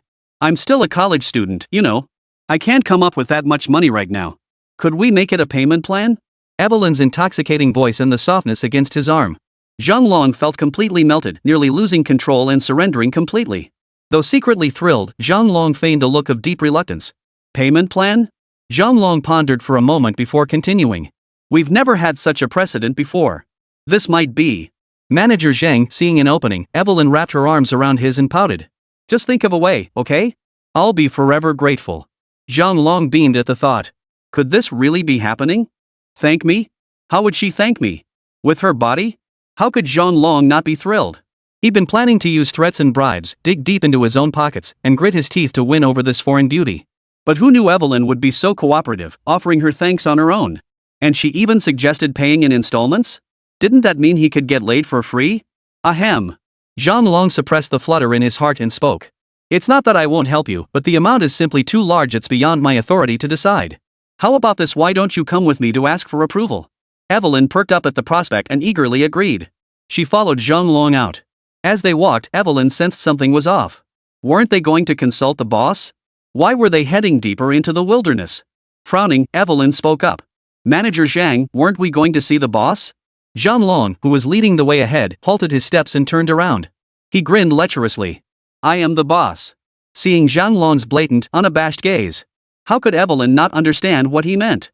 Chapter 117, Haste Makes Waste. A chill flashed through Evelyn's eyes as she turned and walked away. Oomph. Zhang Long snorted coldly. You're trying to skip out on the bill? Then I'll call the police. At the mention of the police, Evelyn's body stiffened abruptly, and she came to a halt. Ha. Zhang Long let out a lecherous chuckle. He took 2 steps forward, his fat palm lightly brushing over Evelyn's back before settling on her shoulder, gently rubbing it. Evelyn's body stiffened violently before settling back into stillness. Feeling the shift in her body, Zhang Long's laughter grew louder. Ha. Don't be nervous, sweetie. Relax. Zhang Long's fleshy palm kept roaming over Evelyn's back. The lust burning in his lower abdomen surged upward. Just as his fat hand was about to touch her jade peaks. Smack! Evelyn grabbed his hand, stopping him dead in his tracks. Ha! Zhang Long didn't grow angry, but let out a lecherous chuckle. He understood the saying, haste makes waste. Baby Zhang Long purred suggestively. It's just the cost of a meal, right? As long as you make me feel good tonight. Forget about paying in installments. A free meal isn't out of the question. Evelyn stiffened at his words. After a moment's thought, she released Zhang Long's arm, allowing him to continue his caresses. Ha ha ha. Zhang Long burst into laughter. He wrapped his arm around Evelyn and led her toward the room. Zhao Menglu had been kissed by Yun Chen for a long time, her eyes growing hazy. A pair of hands suddenly appearing atop her breasts made her body tremble, instantly snapping her back to clarity. Watching Zhao Menglu push him away, Yun Chen looked utterly bewildered. What's wrong? Yun Chen asked, utterly perplexed. Someone's here, Zhao Menglu murmured shyly. Her flushed cheeks made Yun Chen's mouth go dry. Oh, someone's here. Yun Chen replied casually, continuing forward. He wanted to taste Zhao Menglu's soft, rosy lips again. But Zhao Menglu dodged him. There really is someone. Zhao Menglu shot Yun Chen an angry glance. Her face was flushed with bashful embarrassment. After Zhao Menglu dodged him, coupled with a cool breeze blowing in from the lake, Yun Chen sobered up considerably. He knew Zhao Menglu was easily embarrassed, and putting her in such an awkward position in public was indeed a bit much. Yun Chen gave a nervous chuckle, took Zhao Menglu's delicate hand, and apologized. Menglu, I was too hasty. Unexpectedly, Zhao Menglu's reaction sent a jolt through Yun Chen's sturdy frame. She shook her head frantically. Whispered. No, no. If no one's around. I could do it. Zhao Menglu murmured the last sentence so softly it sounded like a mosquito's buzz.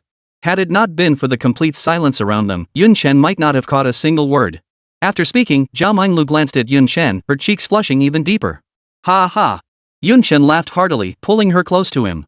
Wrapping his arm around her shoulder, he declared with full vigor. Let's go. Somewhere private. Stop it. The next day.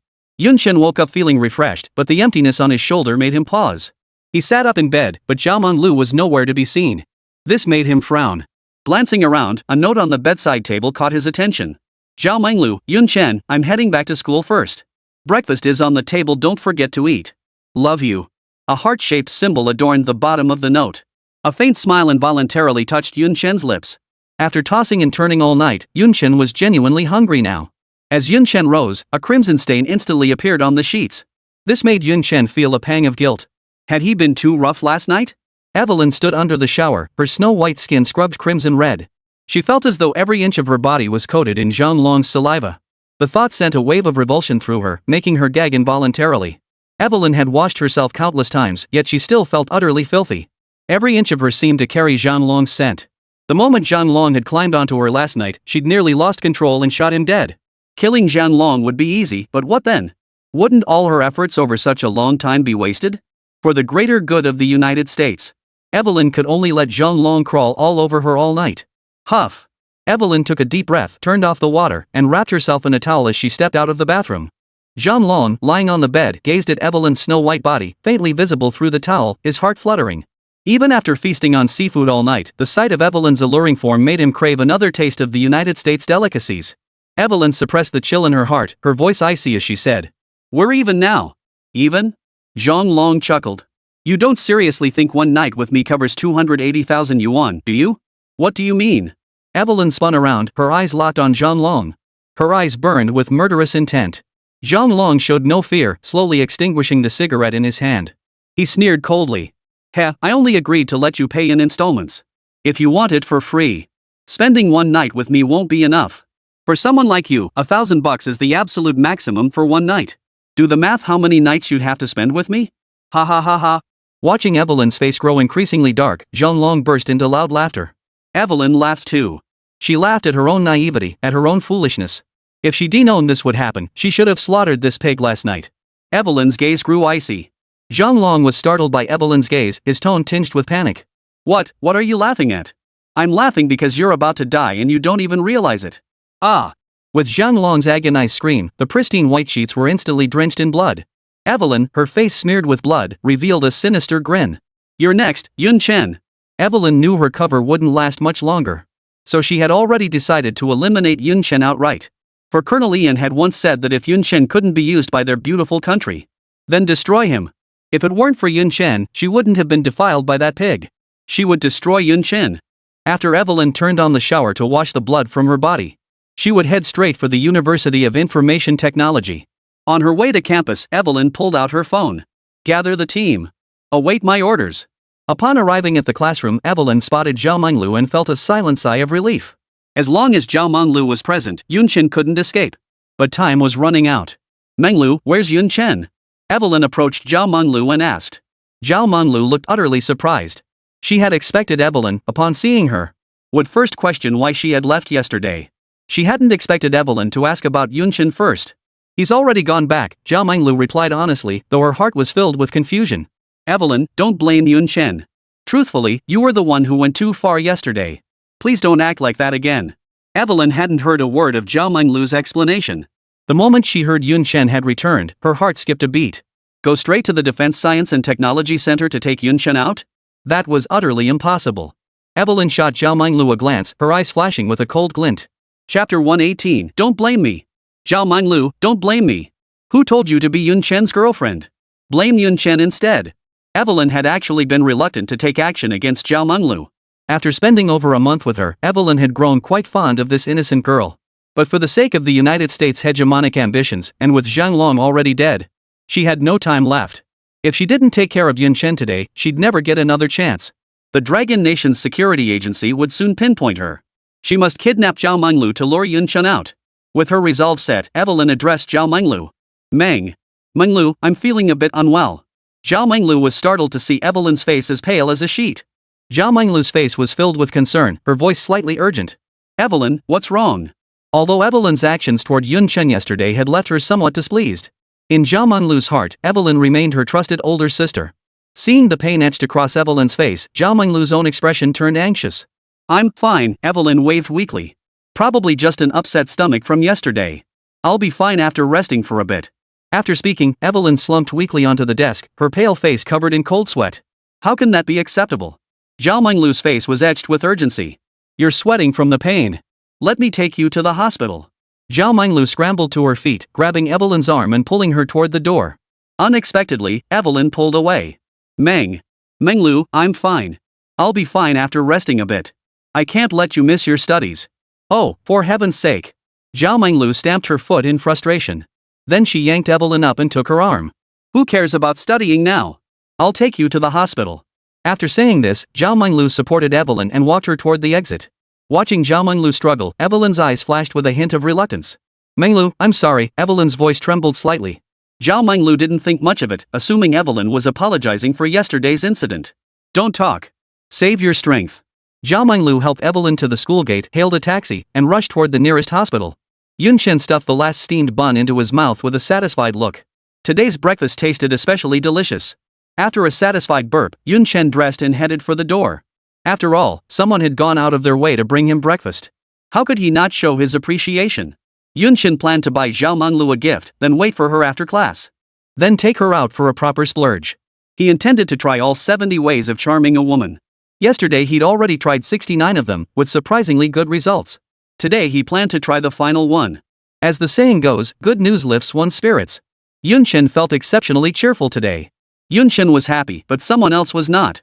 National Defense Technology Center. Chu Lan had returned late last night and stood outside Yunchen's door for a long while.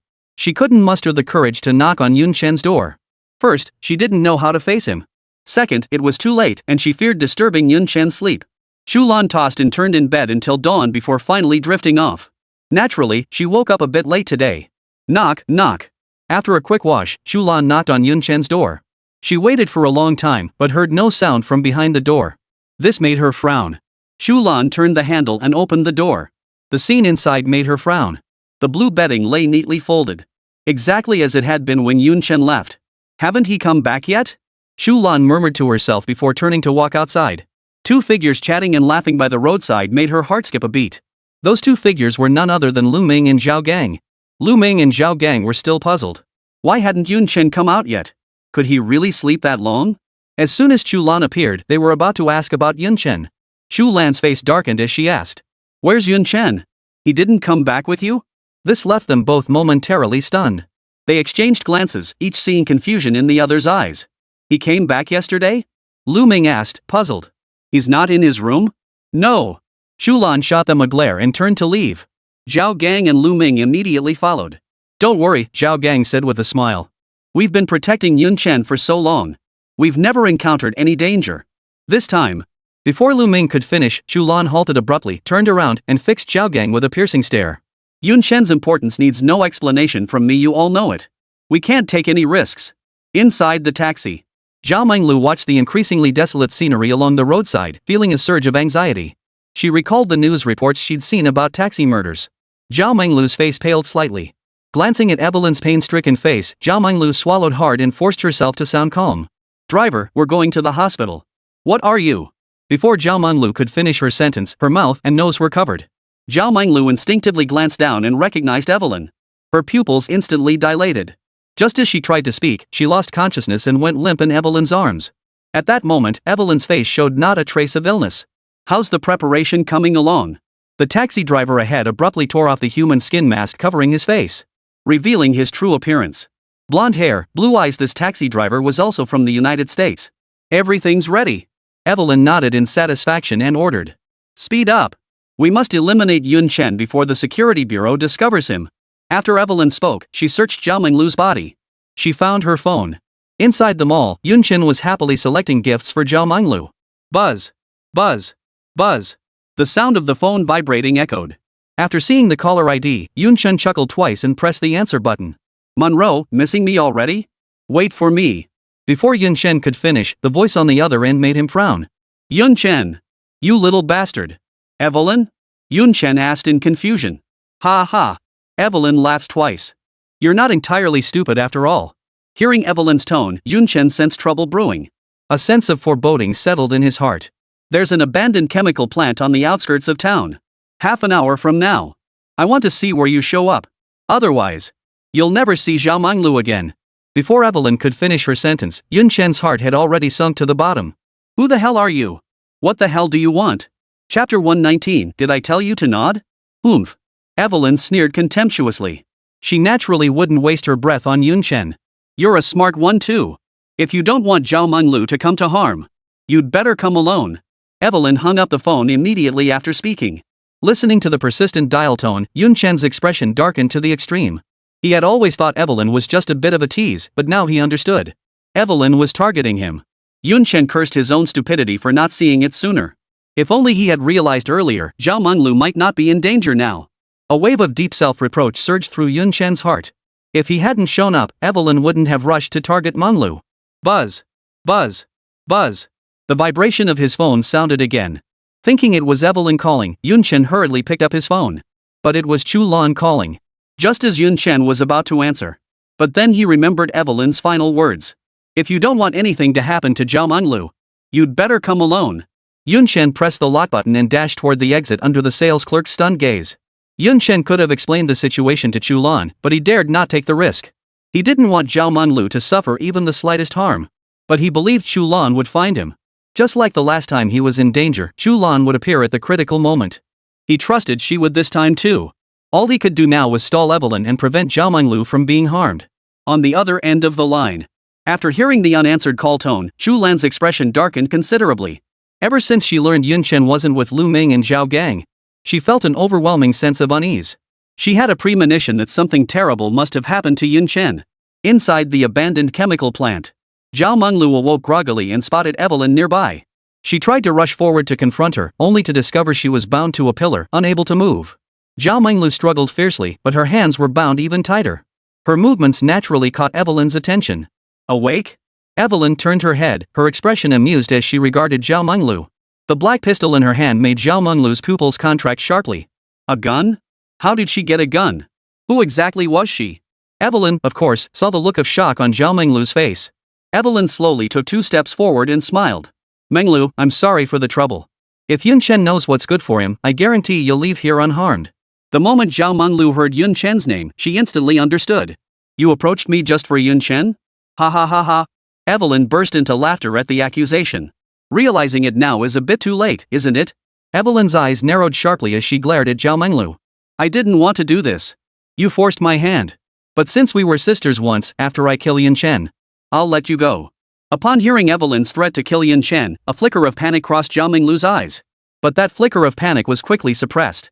Given Evelyn's words and her current predicament, How could Zhao Menglu not realize that Evelyn had captured her solely to lure Yun Chen out? Put. Zhao Menglu spat contemptuously. Don't even dream about it. Yun Chen won't come. He doesn't love me at all. Why would he care about my life or death? He hasn't visited me once in all the time we've been together. So why would he care about my life or death? You're so naive. Ha ha ha ha. Evelyn burst into loud laughter. How could Zhao Menglu's clumsy acting possibly fool Evelyn? How touching. Yun Chen reacted the same way when he heard you'd been kidnapped. Don't worry. He'll come rescue you right away. Zhao Menglu grew frantic at the words. He won't come. He absolutely won't come. But a voice from outside sent her heart plummeting. Evelyn. I'm already here. Release Zhao Menglu. The moment Zhao Menglu heard Yun Chen's voice outside the door, her eyes instantly welled up with tears. Yun Chen. Run now. Don't worry about me. Run now. They have guns. Upon hearing Zhao Menglu's hysterical voice, Yun Chen knew she was out of danger and secretly breathed a sigh of relief. How could Yun Chen possibly leave her behind? He shouted toward the door. Menglu. Don't be afraid. I'm here to save you. Bang. Bang. Two sudden gunshots startled both of them. Evelyn couldn't bear to listen any longer and fired to stop him. Yun Chen. You're too late. Hearing Evelyn's voice, Yun Chen's heart tightened as he shoved open the door in front of him. The scene behind the door instantly made his eyes widen in shock. Zhao Menglu was bound to a pillar, weeping bitterly. A black collar encircled her neck, emitting a flickering red glow. Beside Zhao Menglu stood three fair-haired, blue-eyed Americans. Leading them was none other than Evelyn. Each of them held a gun in their hands. Just as Yun Chen took 2 steps forward, Evelyn pulled out a remote control, her expression a mocking smile. One more step forward. I'll blow Zhao Menglu to smithereens. Yun Chen halted immediately. I'm here now. Release Zhao Menglu. I'll agree to anything you ask. Bang! Evelyn raised her arm and fired a shot straight into Yun Chen's arm. What gives you the right to negotiate with me? The searing pain in his arm made Yun Chen stagger. His body trembled slightly. Yun Chen! Zhao Menglu screamed, her eyes instantly turning bloodshot. Then she blamed herself. I'm sorry, Yun Chen. I'm the one who ruined you. It's all my fault. Chu Lan clearly warned me not to trust anyone. It's all my fault. I'm the one who ruined you. Wah! Yun Chen ignored Zhao Menglu's sobbing cries. He looked at Evelyn and spoke. What do you want? The pain in his arm made his voice tremble slightly. Ha ha! Evelyn laughed twice. She fixed Yun Chen with a piercing stare. This is punishment for your tardiness. Evelyn toyed with the pistol as she continued. Now I'm going to ask you a few questions. You just answer honestly. Yes or no. If you refuse to answer, or say one more word, I'll shoot her right here. Evelyn aimed the gun at Zhao Menglu and declared. Did you modify the electromagnetic cannon? Yun Chen glanced at Zhao Menglu and nodded. Yes. Bang. Evelyn fired a shot at Zhao Menglu, her voice sharp. Did I tell you to nod? Yun Chen's eyes instantly turned bloodshot. He hadn't expected Evelyn to be this crazy. Ouch, Evelyn chuckled. You actually missed. If she answers wrong again next time, she won't be so lucky. Chapter 120, satisfied, yet you still fire? Evelyn's eyes were filled with icy coldness, while Yun Chen's face was etched with tension. Cold sweat beaded on his forehead. He was genuinely terrified now, fearing that Evelyn's next shot might strike Zhao Menglu. Yun Chen stared intently at Evelyn, saying nothing. He was genuinely afraid that any movement or word from him might provoke Evelyn. Ha! Evelyn chuckled smugly, thoroughly pleased with Yun Chen's reaction. She continued, addressing Yun Chen. Yun Chen, the truth is, my mission is to recruit you to our side. To serve my beautiful country. Upon hearing this, Yun Chen was about to say that as long as Zhao Menglu was released, everything else could be resolved. But before he could speak, Evelyn continued. But now, I've changed my mind. Evelyn's eyes burned with hatred. If it weren't for Yun Chen skipping out on the bill, how could that pig Zhang Long have crawled into her bed? Want to know why? After Evelyn finished speaking, she raised the gun pointed at Zhao Menglu slightly upward and barked at Yun Chen. Answer me. Why? Yun Chen blurted out without hesitation. He feared that if he delayed even a second, Evelyn would pull the trigger. Bang!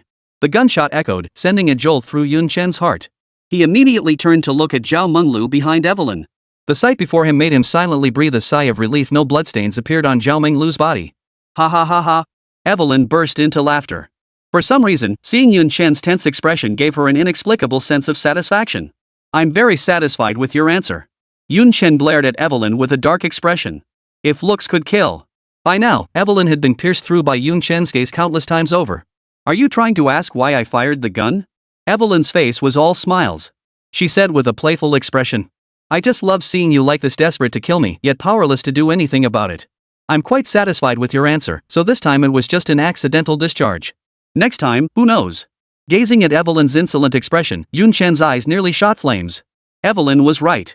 Even though Yun Chen knew she was toying with him, he was utterly powerless. He could only let Evelyn manipulate him. Evelyn could afford countless mistakes, but he couldn't.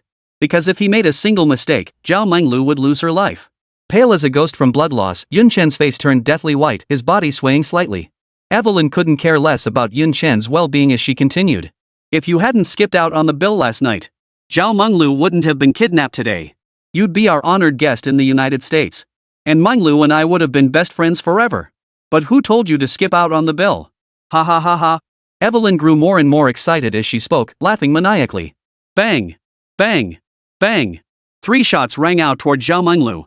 The bullets whizzed past Zhao Menglu's ears. She shrieked in terror. Menglu! Yun Chen cried out upon hearing her screams.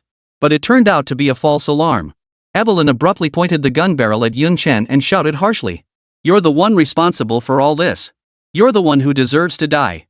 Yun Chen stared at the dark muzzle before him, showing no fear. His expression remained calm as he replied. If you release Zhao Menglu, I'll not only give you the electromagnetic cannon blueprints. I'll also hand over the blueprints for the 6th generation fighter jet. As he finished speaking, Yun Chen's eyes narrowed, fixing Evelyn with a steady stare. I'll even go back to the United States with you. Yun Chen knew this standoff couldn't continue indefinitely, so he offered this exchange. First, secure Zhao Menglu's release and guarantee her safety. That madwoman Evelyn could fire another shot at any moment. Who could guarantee her next shot wouldn't go astray? Drive faster. Faster.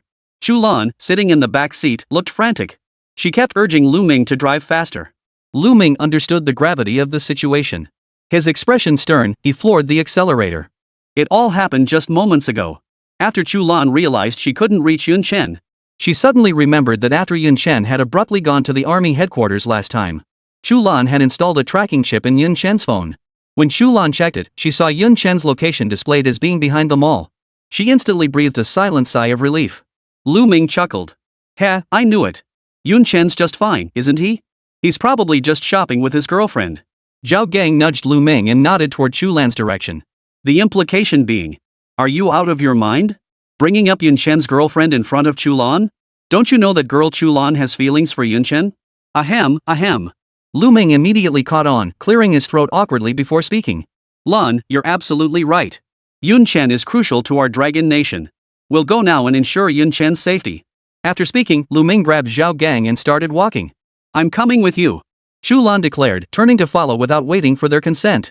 Zhao Gang shot Lu Ming a disapproving look before immediately following suit. My fault? Lu Ming shrugged helplessly. Strange? After the 3 got into the car, Chu Lan murmured as she watched Yun Chen's location on the monitor. What's he doing in such a remote place? Zhao Gang glanced over and grinned. Young people, ha! Shopping till he dropped. Going for a walk in the countryside is perfectly normal. Lu Ming didn't know exactly what Chu Lan meant by remote. He found Zhao Gang's reasoning sound and nodded in agreement with a smile. Chu Lan paid no attention to their banter, her eyes fixed on Yun Chen's rapidly moving location on the monitor. Her brow furrowed slightly, puzzled by Yun Chen's actions.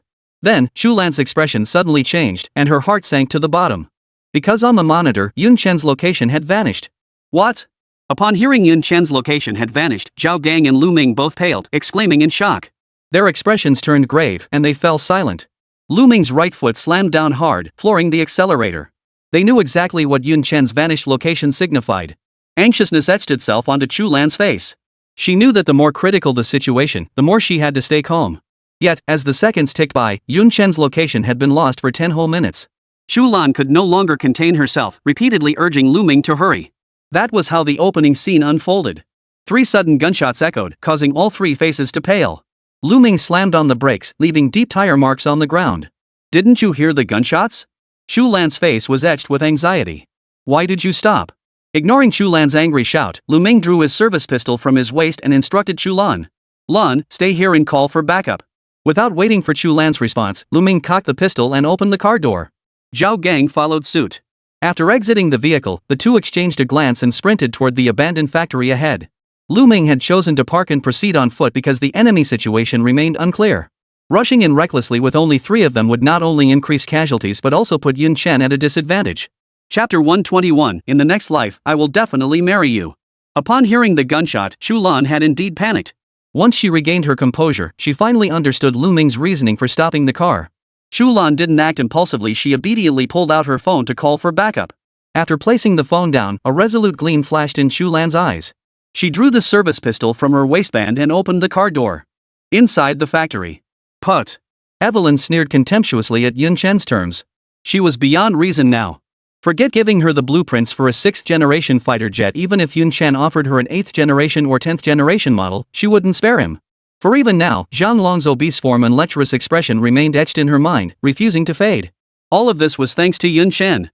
She wished Yun Chen dead. How could she possibly take him back to the United States? Evelyn would never agree to that.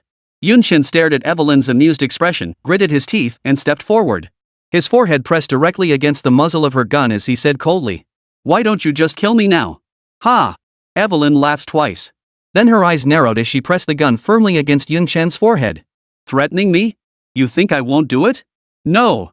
Zhao Menglu cried out from behind him. Evelyn smiled faintly, removing the gun from Yun Chen's forehead. Killing you now would be letting you off too easily, wouldn't it? After Evelyn finished speaking, she raised her pistol. Bang! The bullet whizzed past Yun Chen's ear. Yun Chen felt a buzzing sensation in his forehead. Bright red blood slowly dripped down his ear. Ah! Zhao Menglu screamed in terror.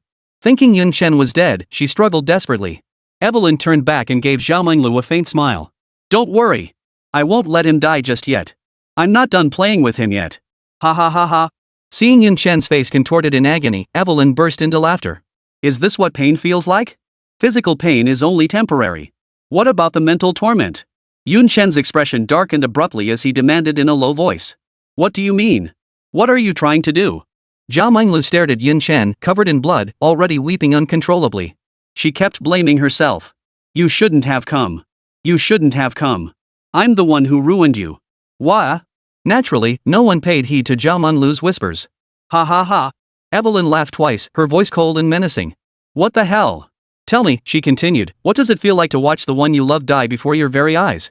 And being utterly powerless to stop it, what does that feel like? You. Yun Chen's expression darkened abruptly, and he lunged forward. Bang! The bullet struck Yun Chen squarely in the calf. Ah! Yun Chen let out a pained growl and collapsed to the ground. Yun Chen!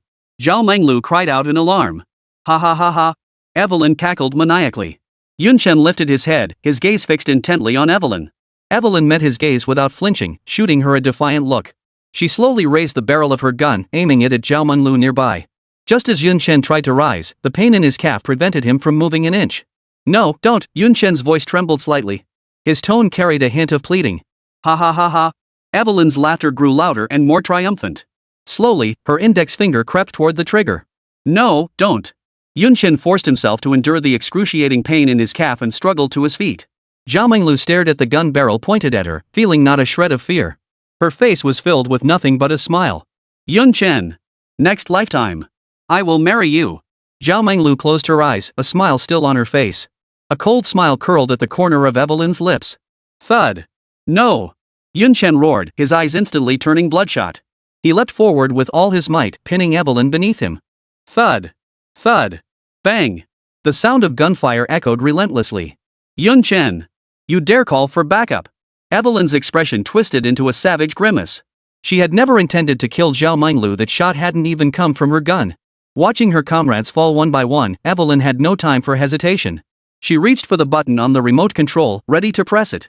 Yun Chen's pupils contracted sharply as he slammed his forehead down hard against Evelyn's head. Thud! Evelyn recoiled in pain, reeling from the blow as dizziness washed over her. Her grip loosened. The remote fell to the ground. Before Yun Chen could even react with relief, the butt of a gun smashed into his head. A tremendous force slammed into his back, sending him crashing to the ground. Evelyn scrambled to her feet, pointing the gun at Yun Chen and snarled. Die! Bang! The expected pain failed to materialize, leaving Yun Chen momentarily stunned. He looked up. He saw the black pistol in Evelyn's hand slip limply to the ground as a trickle of blood escaped her lips. Thud! Evelyn's body collapsed lifelessly to the ground. As Evelyn's body hit the ground, Yun Chen spotted Chu Lan nearby. That shot had been fired by her. Yun Chen breathed a sigh of relief and limped toward Zhao Menglu. Menglu, it's all right now. Yun Chen smiled at Zhao Menglu. Zhao Menglu watched Yun Chen draw nearer, her tear-streaked face breaking into a smile. Watch out! Suddenly, a startled cry rang out. Thud! Yunchen felt only a dark shadow flash before his eyes before being knocked flat to the ground. The earlier deafening explosion sent a chill through his heart. Yunchen hastily pushed the figure off him, only to see Chu Lan firing 2 shots bang, bang, at Evelyn's body. In Evelyn's hand, a remote control had appeared at some unknown moment. No, no, no. Yunchen's eyes turned bloodshot as he shook his head frantically, unable to believe what was happening.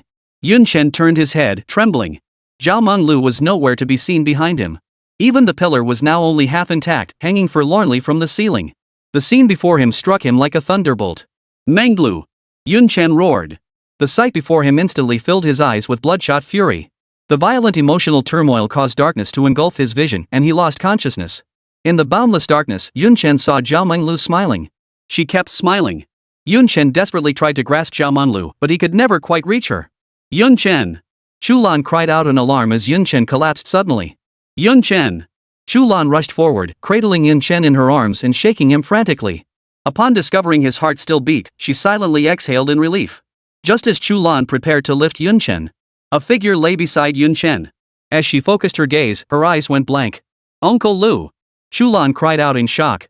The person pinned beneath Yunchen was none other than Lu Ming, the very man who had witnessed Evelyn pressing the button. Lu Ming now lay unconscious on the ground, his back covered in blood. Chu Lan hurriedly lifted Lu Ming and shook him frantically. Uncle Lu! Uncle Lu!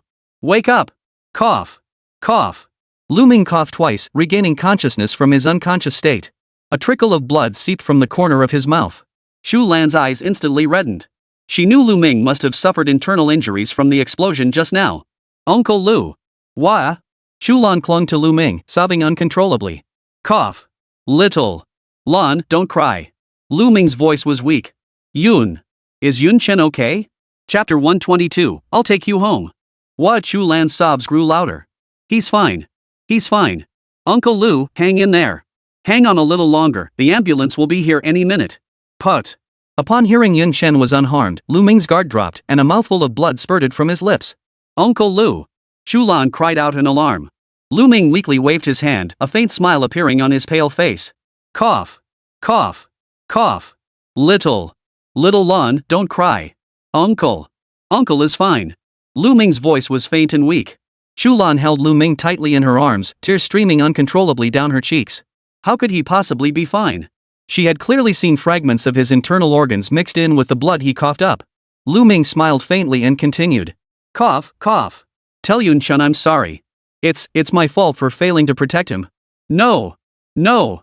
Chu Lan shook her head frantically, weeping bitterly. It's not your fault, it's not your fault. It's all my fault for being such a lousy shot. If I'd been more accurate, Zhao Menglu wouldn't have died. And you wouldn't be in this mess either. It's all my fault. It's all my fault. Cough. Cough. Xiao Lan, calm down. Lu Ming clasped Chu Lan's hand. Lu Ming watched Chu Lan calm down, shook his head with a smile, and gestured for her not to carry the burden. None of this was her fault. Lu Ming. Zhao Gang, who had just arrived, cried out in alarm. Zhao Gang strode quickly to Lu Ming's side, his brows furrowed, saying nothing. Ahem. Haha, what's with that look? Lu Ming teased upon seeing Zhao Gang. What kind of time is this for jokes? Zhao Gang's face was etched with worry. Seeing the blood covering Lu Ming's body and the scattered fragments of internal organs on the ground, Zhao Gang's heart trembled. He knew that from now on, there might be no one left to banter and spar with him. A lump formed in Zhao Gang's throat. Lu Ming, however, shrugged it off with a laugh. Ahem. You really got off easy. From now on, you won't have to wash my socks anymore. Lu Ming felt his eyelids growing heavier and heavier, his voice weakening. Zhao Gang's eyes instantly reddened. You still haven't washed the socks I won last time. Hang in there. Cough. Cough. Lu Ming chuckled, not pursuing the sock topic further. From now on, Yunchen is in your care. After Lu Ming finished speaking, he felt his eyelids growing heavier and heavier, and Zhao Gang's figure before him becoming increasingly blurry. Then darkness engulfed his vision, and he closed his eyes forever. Uncle Lu. Chu Lan clutched Lu Ming tightly to her chest, sobbing uncontrollably. Zhao Gang's eyes were red-rimmed, his gaze unfocused. Woo! Woo! Woo! The piercing wail of police sirens cut through the air. Soon, a large contingent of armed police poured in from all directions, forming a protective perimeter around Chu Lan and the others. A team of medical personnel in pristine white uniforms lifted Yunchen onto a stretcher and hurried away. Zhao Gang requested a flag from the arriving personnel and covered the blood-soaked Lu Ming with it. Gazing at the vivid red of the flag, Zhao Gang felt a sharp sting in his nose, his vision instantly blurring. Wiping away his tears, Zhao Gang slowly crouched down and carefully lifted Lu Ming into his arms. I'll take you home. Zhao Gang's expression was solemn as he marched out the door in perfect step. The armed police nearby lowered their weapons and called out in unison as Zhao Gang's figure receded into the distance. Honor the martyr on his journey home. Honor the martyr on his way home. Honorably escorting the martyr home. The resounding voices echoed through the factory building for a long time. Everyone snapped to attention and saluted, watching the figure in Zhao Gang's arms disappear into the distance. Their eyes brimmed with admiration. Soon, news of Yun Chen's perilous situation, severely wounded and unconscious, spread throughout the Dragon Nation. Naval Headquarters. Thud. Xin Shan rose from his chair and slammed his fist hard onto the table, his face darkening. What the hell is Zhao Gang doing? He can't even protect a single person. I'm relieving him of his duties. How could Xin Shan not be furious? The device Yun Chen had modified was nothing short of a world-shaking marvel. He was certain that with Yun Chen at the helm, within 5 years, the military industry of the Dragon Nation would undoubtedly stand atop the world. But just moments ago, he received news that Yun Chen had been ambushed and gravely wounded, still fighting for his life. He wanted to kick Zhao Gang to death. Is this the close protection you promised me? Xin Shan rushed out of the room without even grabbing his coat. As soon as he reached the compound, he saw Wang Hailong rushing over in a panic. Commander Qin, I heard. Before Wang Hailong could finish, Xin Shan cut him off. Enough. Follow me. With that, Xin Shan strode forward, and Wang Hailong immediately followed. Meanwhile, at army headquarters, Chu Shan stared at the pile of Maotai bottles on the table, grinning from ear to ear. Ring ring. Ring ring. The phone rang. Chu Shanha picked up the receiver and answered. Hello, this is Chu Shanha. The voice on the other end froze his smile instantly. Smash. Chu Shanha slammed the phone in his hand, shattering it into pieces. This gave Chen Jinlei quite a scare. What's wrong, old Chu? What's got you so worked up? Ignoring Chen Jinlei, Chu Shanha barked at the doorway. Where's the communications officer? Get that kid Lu Ming back here. I'll demote him to private first class. I'll change my surname if I don't. Chen Jinlei stared at the furious Chu Shanha, utterly bewildered. What's gotten into old Chu today? Why is he so furious? After venting his fury, Chu Shanha felt even more tense. He'd just received news that Yun Chen was still hospitalized and hadn't passed the critical stage yet. Ignoring the bewildered Chen Jinlei, Chu Shanha strode toward the door. A communications soldier stood at the doorway, looking as if he had something to say but hesitated. Already anxious, Chu Shanha's temper flared at the soldier's hesitant demeanor. Without hesitation, Chu Shanha kicked him. Damn it, spit it out already. The messenger didn't hesitate, blurting out. Colonel Lu is back. Chu Shanha exploded at the news. What the hell is he coming back for? Yun Chen hasn't passed the critical stage yet. What the hell is he coming back for? What? Chen Jinlei exclaimed from inside the room. He hurried over to Chu Shanha and spoke up. Old Chu. Yun Chen's in danger? What's going on? Ignoring Chen Jinlei, Chu Shanha barked at the communications officer. Where is he? Make him come see me immediately. The communications officer could no longer hold back. His eyes instantly turned bloodshot. Colonel Lu, he can't make it. He can't come? Chu Shanha froze, his brow furrowing slightly. A sense of foreboding began to take root in his heart. The communications officer continued. Colonel Lu was brought back wrapped in the flag. By the end of his sentence, the communications officer could no longer hold back, tears streaming down his face. What?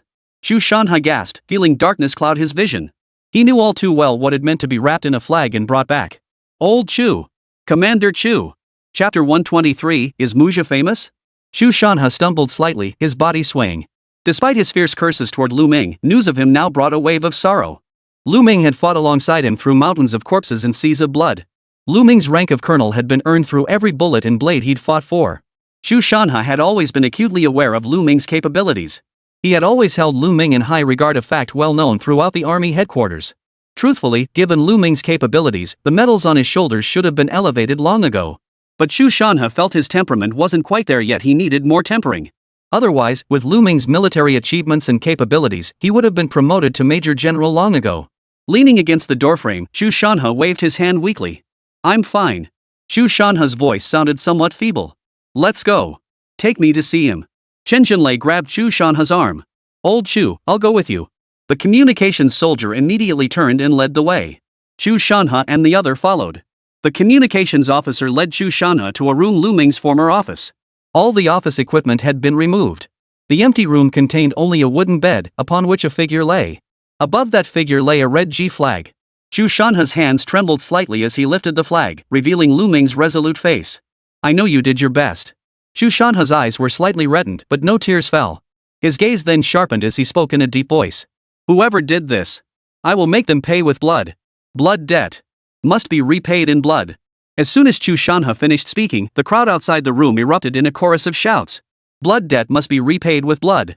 Blood debt must be repaid with blood. Blood for blood. Their voices soared to the heavens. Ha ha ha ha. Chu Shanha laughed twice, then addressed Lu Ming. Lu Ming, did you hear that? Your blood won't be shed in vain. As Chu Shanha's words faded, a gentle breeze swept by, causing the flag draped over Lu Ming to flutter slightly. As if in response to Lu Ming, Chu Shanha carefully replaced the flag, then stepped back 3 meters and stood at attention. Salute! Chu Shanha commanded loudly. Everyone performed the standard military salute in Lu Ming's direction. Meanwhile, at the National Defense Technology Center, today marked Muj's official induction into the Defense Center. Old Li had even arranged a special welcome ceremony for the occasion. This sparked discontent among Wei Yuan and others.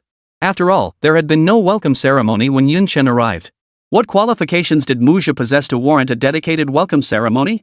If not for the influence of his father, Mu Tsangzhou, Muzha's qualifications alone wouldn't have secured him a position at the Defense Science and Technology Center. Still, despite their grumbling, no one voiced much protest. After all, Mu Tsangzhou's contributions to the Dragon Nation were immense. Holding a ceremony for his son was hardly unreasonable. Muzha, however, remained completely unaware of this. He believed his acceptance into the Defense Science and Technology Center was solely due to his stealth drone report.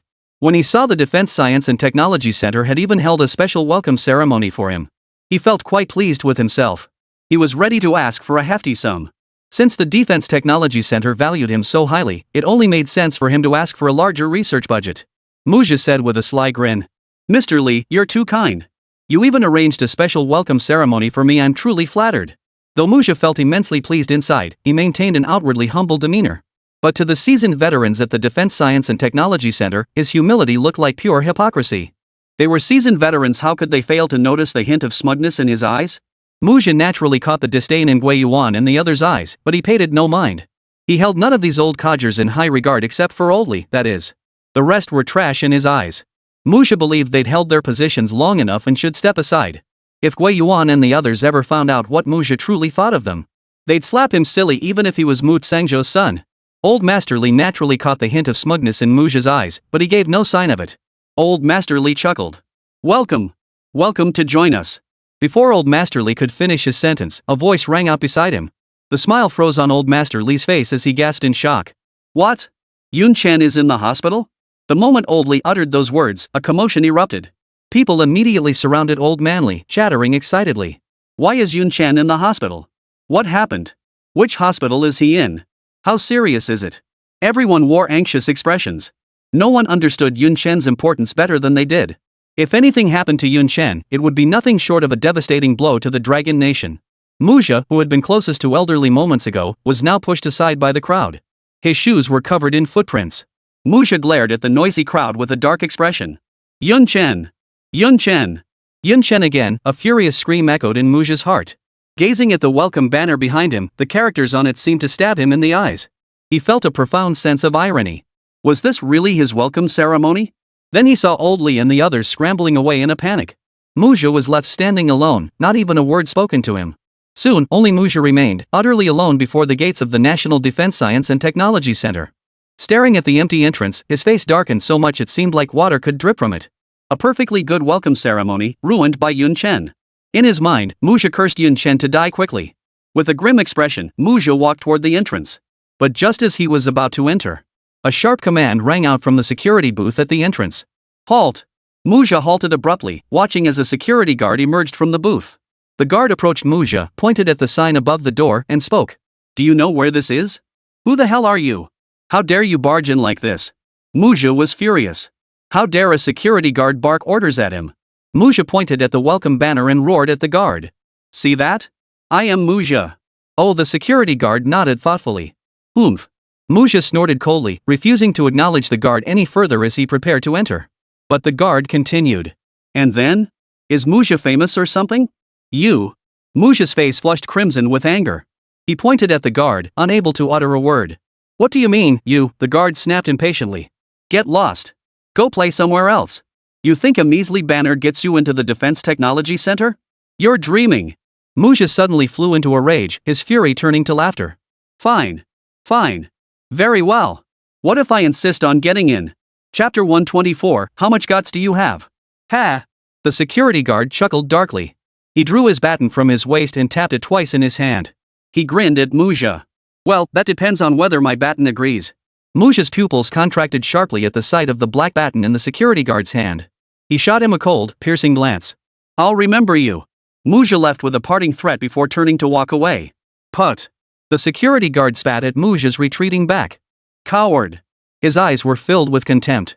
Jianghan City Armed Police General Hospital. Chu Lan waited anxiously outside the operating room. Her eyes were filled with worry as she stared at the red light illuminating the operating room. After Yun Chen was brought in, he was immediately wheeled into the operating room. Over an hour had passed since then. Only one doctor had emerged midway. Leaving behind the words "he's undergoing emergency treatment," no further updates had come. Chu Lan's mind was filled with self-reproach. If only she hadn't been so harsh with Yun Chen before. He wouldn't have fled in the dead of night out of fear of her. If he hadn't slipped away from army headquarters that night, Yun Chen might not have been in danger. Sitting in her chair, Chu Lan clutched her head with both hands, her eyes brimming with tears. Lan! How is Yun Chen? A sudden, anxious voice rang out. It was none other than Qin Shan, who had rushed over from Navy headquarters. Wang Hailong, standing nearby, saw Chu Lan staring blankly at Qin Shan without a word. He too grew impatient, stepping forward to stand before Chu Lan and demanding urgently. What the hell happened? Say something. I don't know. Chu Lan covered her ears in agony, shaking her head frantically. You don't know? Wang Hailong froze for a moment, then his face twisted with urgency. He was about to press further when. But Qin Shan stopped him. Qin Shan could tell that Chu Lan was in a terrible state, teetering on the edge of collapse. Indeed, Chu Lan was on the verge of collapse. She had witnessed Lu Ming's death with her own eyes. With Yun Chen's fate now unknown, her mental endurance had reached its absolute limit. Wait for news, Qin Shan said to Wang Hailong, glancing at the red light illuminating the operating room door. Ugh! Wang Hailong sighed heavily and stepped aside. A profound silence fell over the area outside the operating room. Soon, this silence was quietly broken by the arrival of Old Li and the others. How is he? How is Yun Chen? What happened? Where's Yun Chen? Everyone was shouting all sorts of things at once, and chaos erupted outside the operating room. Inside the operating room, the lead surgeon furrowed his brow slightly. The nurse beside him immediately understood. Buzz! The operating room doors swung open at the sound. The nurse was about to scold them when she was instantly surrounded by the crowd. Leading the way was a woman with tears streaming down her face. How is Yun Chen? Yes. How is Yun Chen? Has Yun Chen woken up? Is the surgery over? The cacophony of voices buzzed in her ears. Quiet down, everyone, the nurse barked sharply. No loud talking outside the operating room. The crowd instantly fell silent, staring at her with tense expressions. After barking the order, the nurse felt a wave of dread wash over her. For amidst the crowd, she recognized many familiar faces. She had seen every one of these familiar faces on television. Every single person standing before her was a heavyweight whose every move sent shockwaves through the scientific community. And among them stood a middle-aged man in a Navy uniform. The insignia on his shoulders glinted, making her eyes hurt. Working at the Armed Police General Hospital, how could she not know what those epaulets represented? The realization that she had just scolded a gathering of such heavyweights sent a wave of unease through her. Yet none of them seemed to take offense at her rebuke. Instead, they all stared at her with tense expressions. The middle-aged man in the Navy uniform even gave her a kind smile. This left her momentarily stunned. Was the Navy commander-in-chief really this kind? She recalled their armed police commander, a notoriously fierce figure. Suppressing the flutter in her heart, the nurse softened her tone considerably. Stop arguing. You're disturbing the doctor during surgery. At his words, everyone fell silent, nodding in unison like chicks pecking at grain. Seeing these influential figures obey so readily, the nurse couldn't help but find it amusing. Curiosity piqued, she wondered who the young man inside the operating room could be, commanding such reverence from these influential figures. Just as the nurse was about to enter, her arm was tugged by Chu Lan. Turning back in confusion, she heard Chu Lan whisper, Yun Chen, how is his condition? Hearing this, everyone took 2 steps forward, their faces filled with hope. They too wanted to know how Yun Chen was faring. The nurse paused for a moment before speaking. The situation isn't good. Both bullets are lodged in the bone. Extraction is extremely difficult. But rest assured, our lead surgeon is doing everything possible to save him. We'll have updates soon. Taking advantage of the momentary stunned silence, the nurse slipped into the operating room. Bullets, exclaimed the professor from the National Defense Technology Center. After receiving sharp glares from the others, he quickly covered his mouth. Why a bullet? 2 of them? Had Yun Chen been shot twice? Everyone looked at Chu Lan with puzzled expressions, seeking answers. But upon hearing Yun Chen's condition was critical, Chu Lan walked listlessly to the corner of the wall, slowly crouched down, and buried her face in her hands. Seeing Chu Lan like this, everyone felt a pang of sympathy. Yet unsure how to comfort her, they could only sigh silently. They waited quietly outside the operating room for news. By 10 o'clock at night, over 3 hours had passed. The red light outside the operating room door remained lit, with no news coming through. The meals delivered by the hospital had long since grown cold, and at this hour, no one felt like eating. Some impatient souls rose to their feet, pacing back and forth in front of the hospital entrance. Buzz! The operating room doors slid open once more, and the same nurse appeared at the entrance. The crowd instantly surrounded her, but unlike before, no one spoke. The nurse gave a slight smile. He's out of danger now. Both bullets have been successfully removed. Relief washed over the crowd. Hearing that Yun Chen had passed the critical stage, the weight on their hearts finally lifted. The nurse continued. The surgery took too long, and we're running low on plasma in our blood bank. Before the nurse could finish, people began raising their arms and shouting, "Take mine! Take mine!" The nurse stared at the emaciated arms before her, momentarily stunned. At your age, how much blood could possibly be left in your body? But she dared only think it silently, not daring to voice it aloud. The nurse pressed her hands together slightly, signaling for quiet, and spoke. Who here has type A blood? The patient's blood type is type A. To her surprise, the emaciated arms before her remained raised. Nurse? Are you really all type A? Chapter 125, Blood Won't Be Spilled in Vain. Xin Shan, standing behind the crowd, noticed the nurse's awkwardness and spoke up. Everyone. I completely understand how you all feel. But you're all getting on in years. Let us handle the blood donation. I'm type A. Go ahead and hit me. Xin Shan finished his sentence, rolled up his sleeves, and revealed his arm, bulging with veins. Hearing Xin Shan imply they were old, the others felt a twinge of displeasure. Yet they knew he spoke the truth. After glaring at him, they all lowered their hands. As those withered arms dropped, the nurse visibly relaxed. If these big shots had insisted she draw their blood, she wouldn't have dared. The nurse shot Xin Shan a grateful look before leading him toward the blood collection room. Shortly after Xin Shan left, Chu Shanha arrived.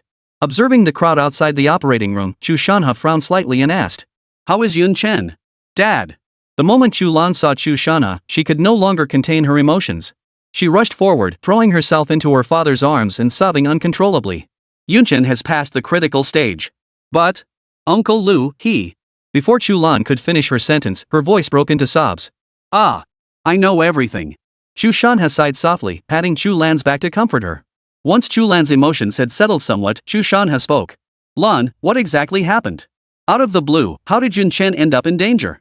As soon as Chu Shanha finished speaking, the members of the National Defense Technology Center stepped forward. They too wanted to know the truth. Now that Yun Chen was out of danger, they naturally wanted to understand the situation thoroughly. Chu Lan slowly lifted her head, stepping out of Chu Shanha's embrace. Her reddened eyes swept over the gathered crowd before she spoke. "I don't know what happened either. After Uncle Lu, Uncle Zhao, and I noticed Yun Chen's location had vanished. We rushed straight to the area where it disappeared. By the time we reached the factory, Yun Chen had already been inside for over 10 minutes. Uncle Lu and Uncle Zhao went ahead first, while I stayed behind to call for backup. By the time I arrived, the fight was nearly over." "Wah?" At this point, Chu Lan broke down in tears again. "It's all my fault. If only my aim had been a bit sharper, Uncle Lu might still be alive. And Zhao Minglu wouldn't have died either. It's all my fault." Chu Shanha took Chu Lan's hand, patting her back gently as he comforted her. "Lan, you mustn't blame yourself. Under those circumstances, hitting the enemy was already impressive. You did your best. Even if it had been me, I might not have done as well as you did." "Really?" Chu Lan looked up at Chu Shanha with her large, captivating eyes. Chu Shanha smiled faintly and nodded firmly. The others chimed in as well. "Yes, Chu Lan, you've done exceptionally well. There's absolutely no need to blame yourself. This has nothing to do with you." Chu Shanha frowned slightly and spoke up. "What organization is the other side? Have you investigated it thoroughly?" Chu Lan shook her head and replied. "The exact organization remains unclear for now. The Security Bureau is already investigating. But they're all fair-haired, blue-eyed Americans." "Americans?" Chu Shanha narrowed his eyes slightly and continued. "Any survivors?" Chu Lan shook her head again. The situation was urgent. All 5 Americans were eliminated. Upon hearing no survivors remained, Chu Shanha's brow furrowed deeply as he fell into deep thought. Without any survivors, it would be difficult to uncover much. Just 5 Americans wouldn't prove anything. Given the pretty country's nature, they wouldn't admit it even if evidence was presented before them, let alone without any proof. "Americans?" Old Li frowned. Could it be related to the last military exhibition? Chu Lan shook her head, indicating she didn't know. The personnel from the Defense Science and Technology Center nodded in unison. It must be. It must be those bastards from the pretty country. They're jealous of our railgun's range, so they sent someone to take out Yun Chen. Definitely. Ah. Oldly sighed softly, silencing the indignant crowd. I share the responsibility too. Everyone turned to look at Oldly in confusion, unsure why he would say such a thing. Oldly gave a self-deprecating smile and continued.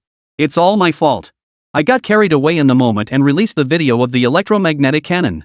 If I hadn't released that video, perhaps Yun Chen wouldn't be in danger now.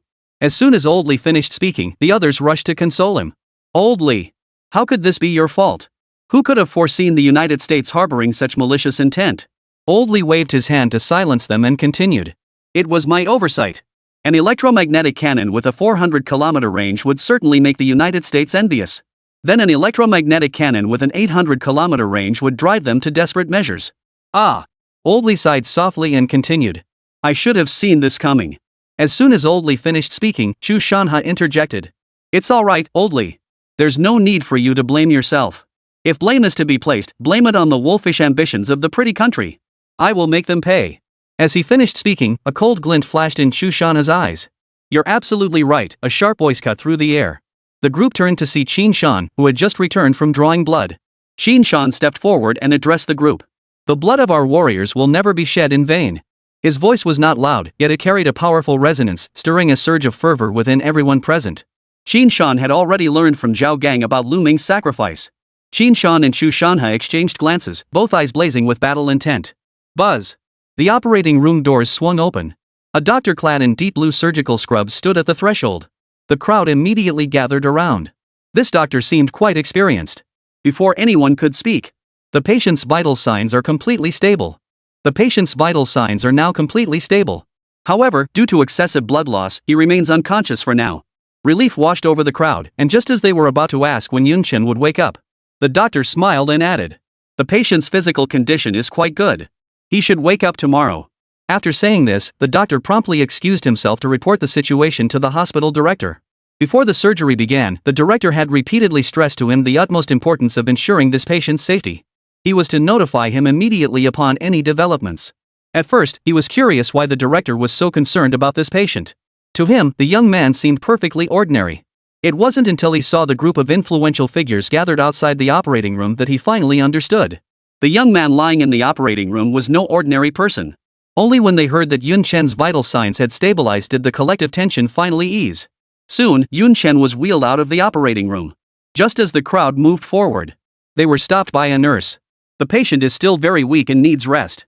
Everyone halted their steps, watching Yun Chen depart. Inside the conference room, Qin Shan and Chu Shanha sat facing each other, with Zhao Gang seated not far from them. Let's talk. Chapter 126, The state has long noticed Yun Chen. Chu Shanha looked at Zhao Gang and spoke. Earlier, with so many people around, he hadn't pressed Chu Lan for details. Moreover, although Chu Lan held the rank of lieutenant, she had never seen combat. It was only natural she couldn't recall certain details. Zhao Gang, however, was different. He had participated in the South China Sea campaign. He had seen major battles and would surely remember the details. That was why this meeting had been arranged. Zhao Gang glanced at Qin Shan, who nodded back at him. Zhao Gang placed his hand on the table and spoke in a solemn tone. This is a trap specifically set for Yun Chen. Oh? Chu Shanha and Qin Shan both froze. They both sat up straight, fixing their gaze on Zhao Gang and gesturing for him to continue. Though we don't know their true intentions. But one thing is certain. Yun Chen was lured there by them. Moreover, the other party seems to know Yun Chen very well. Their preparations clearly took more than a day or two. The State Security Bureau has already investigated the school. The deceased American had been on campus for 3 months prior. She began approaching Zhao Minglu the moment she arrived. That is, Yun Chen's girlfriend. The reason Yun Chen was lured to the factory and didn't call for backup. Because Zhao Minglu was in their hands. The National Security Bureau also reported discovering a large quantity of explosives around the factory perimeter. And I found a helicopter on the lawn behind the factory. A helicopter? Chu Shanha's brows knitted tightly together. Judging by what Zhao Gang said, the enemy had been targeting Yun Chen for quite some time. Bombs were manageable, those things could be made with materials. But for them to procure a helicopter without anyone noticing? That required considerable effort. What puzzled Chu Shanha was why they'd gone to the trouble of preparing a helicopter. Why not just kidnap Yun Chen and take him away? They'd orchestrated such an elaborate scheme against Yun Chen. Was it all just to kill him? Qin Shan couldn't figure it out either. But what puzzled Qin Shan even more was this. Why had the enemy targeted Yun Chen? Only a handful knew about Yun Chen's electromagnetic cannon modifications. For Yun Chen's safety, the state had converted all rewards into military merit points. They had been so cautious, yet the enemy still managed to pinpoint Yun Chen? Chu Shanha shared this same thought. Just as he was about to speak, Qin Shan interjected. What are you implying? There's a mole among us? Zhao Gang shook his head and spoke. It can't be ruled out. But I think it's highly unlikely. Besides me and Lu Ming, the only ones aware of Yun Chen's abilities are. That leaves only the professors at the National Defense Technology Center. If there's a mole among us, the probability is extremely low. Chu Shanha and Qin Shan exchanged glances, both seeing the confusion in each other's eyes. If there was no mole, how had the other side pinpointed Yun Chen so precisely? And how did they know so much about Yun Chen? How did they know Zhao Minglu was his girlfriend? Did they deliberately get close to him? Just as the two were puzzling over this, Zhao Gang continued. I suspect someone from the school leaked the information. Oh? Someone from the school? The pair froze for a moment, then looked at Zhao Gang in confusion, gesturing for him to continue. Zhao Gang then recounted in detail how old Master Li had publicly cleared Yun Chen's name at the school. Hearing this, the two finally understood. Judging by the timeline Zhao Gang described, it meant that immediately after the military exhibition, someone had already begun investigating the person who modified the electromagnetic cannon. Combined with the developments at the School of Information Technology, they naturally zeroed in on Yun Chen. And thus, they sought to get close to Zhao Minglu. Bang! Chu Shanha slammed his hand on the table and stood up. It must be the work of the United States. Qin Shan frowned slightly and spoke up. But there's no evidence? What more proof do you need? Chu Shanha's voice trembled with anger. Isn't it as obvious as lice on a monk's head? Besides the pretty country, who else could it be? Old Chu, calm down first, Qin Shan interjected. That may be true, but... No buts about it. Chu Shanha waved his hand to cut Qin Shan off, pointing toward the door. Lu Ming is still lying there. You want me to go back and tell him? Tell Lu Ming we don't have enough evidence that your blood was shed in vain? If you've got the guts, go tell him yourself. Qin Shan was also irritated by Chu Shanha's sharp retort. He knew Lu Ming's sacrifice weighed heavily on his heart. But venting on him wasn't right. Just as Qin Shan opened his mouth to speak. Squeak! The conference room door swung open with a creak, followed by a cheerful voice. What bloodshed? A man in his 60s, dressed in military uniform, then came into view before the three. The three immediately snapped to attention and saluted. Minister Li. The man was none other than Li Shan, the Minister of National Defense of Longhua. Though his face bore the marks of years, his eyes shone with sharp intensity. Li Shan swept his gaze across the group, then waved his hand, signaling them to relax. He walked to his seat, stood up slowly, and spoke. I am fully aware of the situation. I have only one thing to say today. The blood of our Dragon Nation warriors shall not be shed in vain. The expressions of the three present visibly stiffened. Li Shan continued. How is Yun Chen? Has he passed the critical stage yet? Ha ha. Seeing the stunned expressions on their faces, Li Shan burst into laughter. What? Are you surprised I mentioned Yun Chen? The three were genuinely surprised. When had Yun Chen come to Minister Li's attention? How could I not know someone who has made such contributions to the nation? Not only do I know him, but many national leaders are aware of him. Our nation will never forget Yun Chen's contributions. The reason we didn't reach out to Yun Chen sooner. First, because he was too young, we feared he might become arrogant. Second, it was also for his own safety. Upon hearing Li Shan's explanation, they finally understood. It turned out the higher-ups had long been aware of Yun Chen. They had assumed the higher-ups didn't even know he existed. After each modification of the black technology, they would submit a detailed report. Yet aside from approving Yun Chen's commendations, they had never received any response. Chu Shanha, the first to react, spoke up. He's past the critical stage now. But... Chu Shanha glanced at Li Shan before continuing. But his girlfriend sacrificed herself. This must be a tremendous blow to him. Bang! Li Shan slammed his fist on the table, his voice sharp. Have you found out who did it? Who did this? I have orders from above. They must pay the price. Yun Chen's injuries won't go unpunished, nor will our soldiers' blood be shed in vain. Chapter 127, Consequences will be yours. Chu Shanha's expression hardened as he spoke. Based on the information we currently possess, this attack was most likely orchestrated by the United States. As soon as Chu Shanha finished speaking, Qin Shan immediately added. That's exactly right. But what? Li Shan furrowed his brow, looking at Qin Shan. But we have no evidence to prove it was the United States. Evidence? Li Shan repeated, then snapped sharply. The blood of our soldiers is the best evidence. As soon as Li Shan finished speaking, he shouted toward the door. Someone come here. A communications soldier immediately entered from the doorway and saluted Li Shan. Director Li.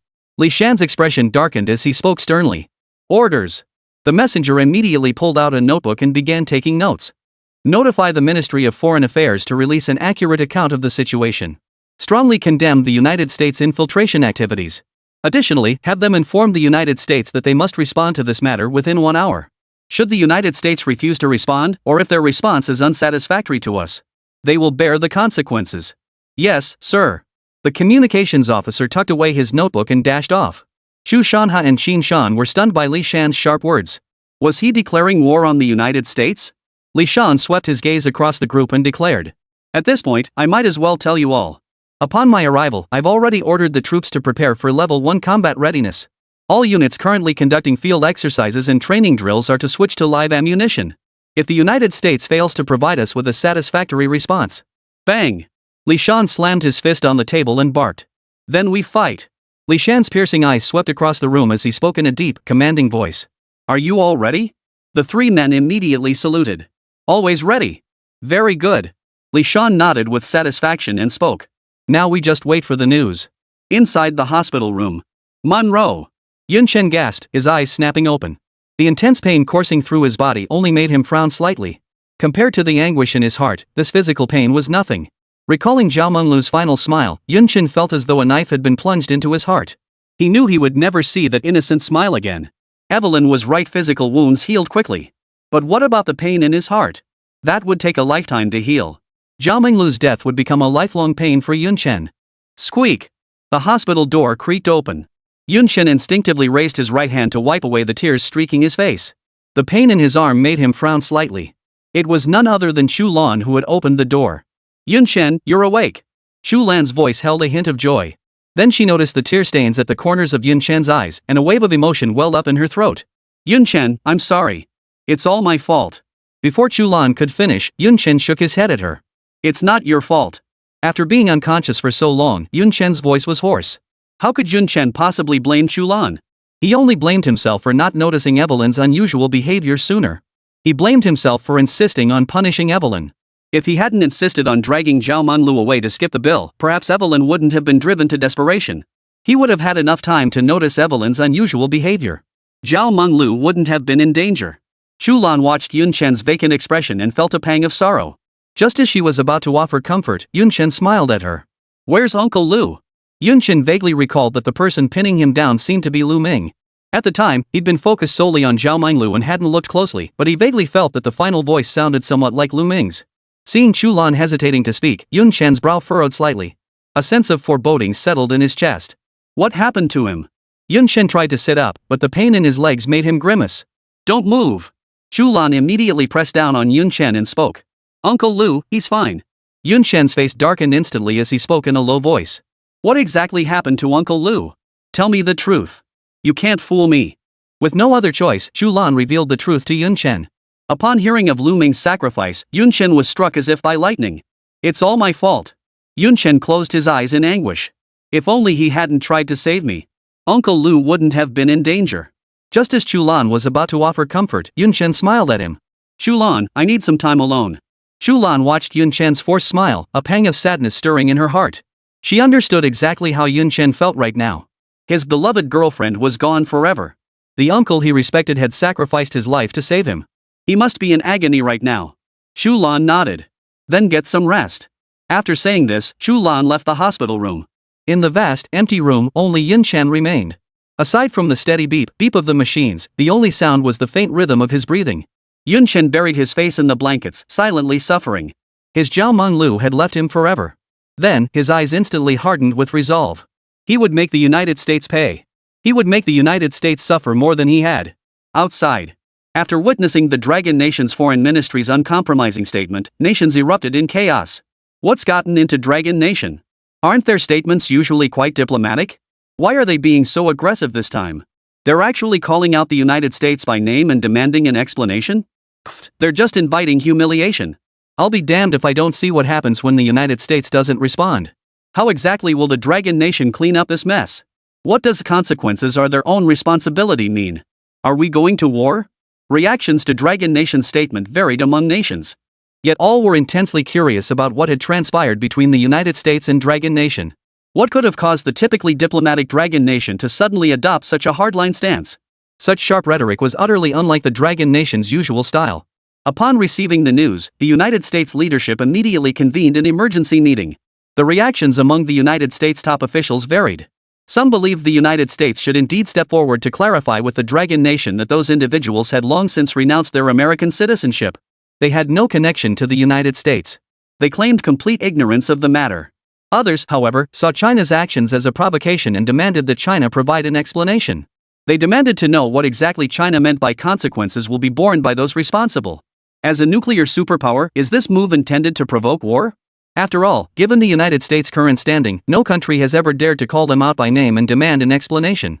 They believed the current Dragon Nation lacked the capability to do so. The crowd split into two factions, locked in a heated, deadlocked debate. Inside the office.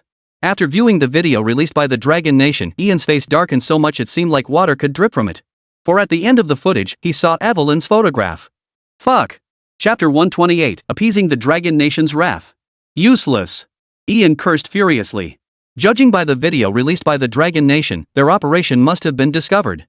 He had explicitly warned Evelyn to recruit Yun Chen. Not to resort to force. He didn't even need to think about it. Evelyn had clearly ignored his advice and resorted to force against Yun Chen. Otherwise, how could the Dragon Nation possibly be so unyielding? Damn it. Thud. Ian grew increasingly agitated, slamming his fist onto the desk. Ian rose from his chair, preparing to report the situation. With such a major incident occurring, he needed to distance himself from it immediately. Thud. Thud. Hearing the knocking outside the door, Ian frowned slightly. Come in. The communications officer opened the door and saluted Ian. Colonel Ian, General O requests your presence immediately. Got it. Ian nodded. I'll be right over. The communications officer smiled faintly and continued. General O said he needs you immediately. Ian frowned, glanced at him, said nothing more, and strode toward the door. Commander's office door. Huff. Ian took a deep breath and knocked on the door. Enter, boomed a deep voice. Ian pushed the door open. Before him stood a middle-aged man in his 50s, dressed in military uniform. This man was none other than the Commander-in-Chief of the United States Army, General Ormer. General Ormer. Ian saluted. Thud. Ormer slammed the documents he held onto the desk and growled. How did things get this bad? Didn't I tell you last time to recruit that genius from the Dragon Nation? Didn't you swear up and down that there wouldn't be any problems? Ian hurriedly explained. General ORM, it's like this. Before Ian could finish, Ormer waved his hand, signaling him to stop. It's already happened. Explanations are pointless. Ian swallowed the words on his lips. Ormer glanced at Ian and spoke. The decision from above has been made. Ormer's gaze made Ian's heart skip a beat. He continued. The higher-ups have decided to hand you over to appease the Dragon Nation's wrath. At the thought of being handed over, Ian immediately grew frantic. General Ormer. Why hand me over? With our nation's strength, do we really fear the Dragon Kingdom? I refuse to believe they'd dare go to war with us. Bang! Ormer slammed his fist on the table, leaping to his feet and bellowing at Ian. You know nothing. The Dragon Nation's forces are already fully mobilized. Their aircraft carriers are already anchored in the designated waters. Do you think the Dragon Nation just released a video for nothing? They're ready to go to war with us.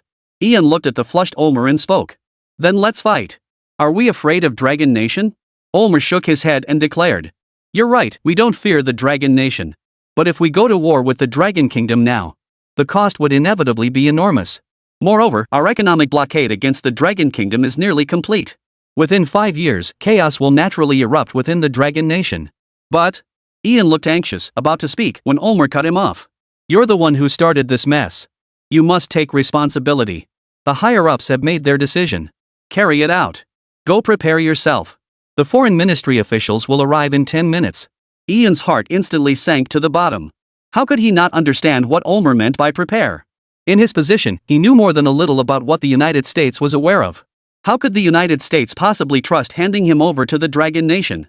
What they would hand over to the Dragon Nation would be nothing more than Ian's corpse. Ian glanced up at Ormer.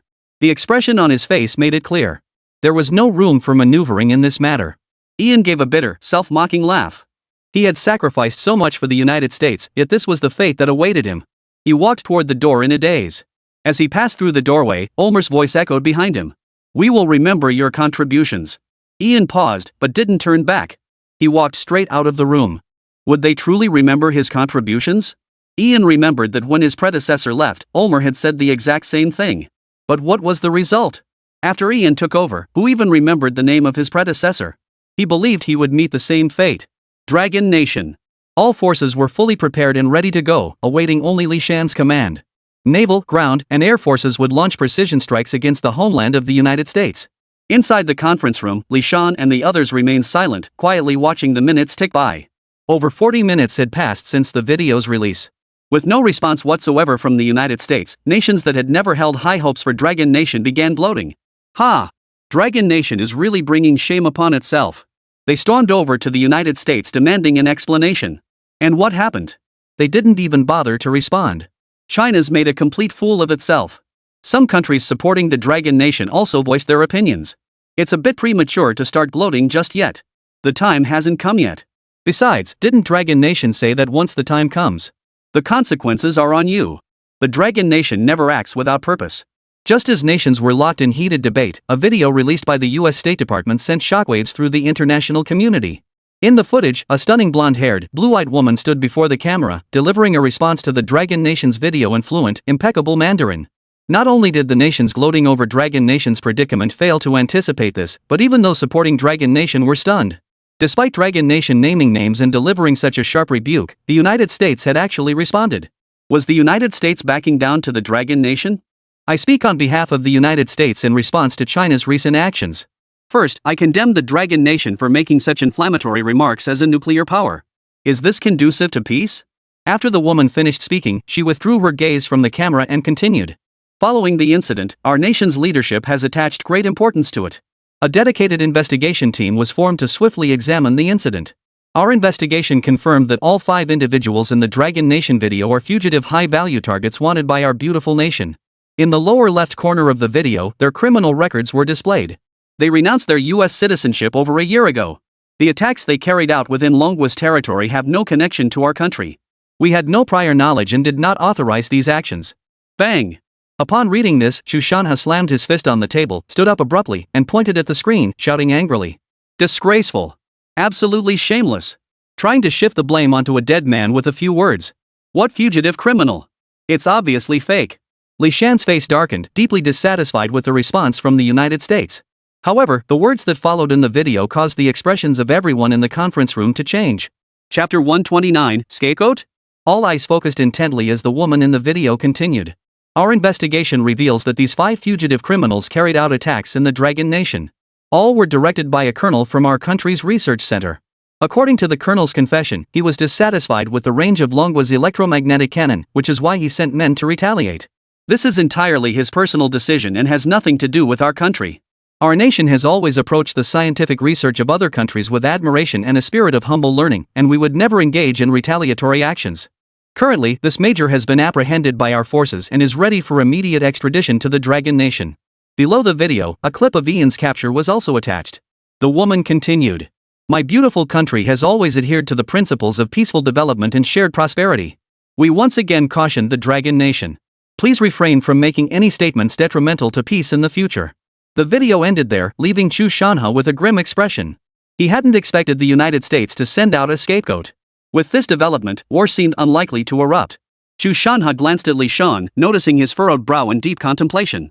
This only reinforced Chu Lan's suspicions. Ring ring. The ringing of the telephone broke the silence in the conference room.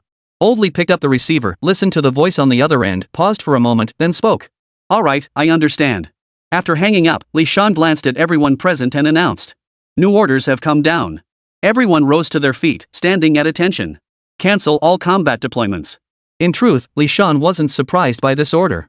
Wars between nations are not initiated lightly. Especially for superpowers like the United States and China. It was extremely difficult. Truthfully, by the end of the video, Chu Lan knew the odds of war were slim.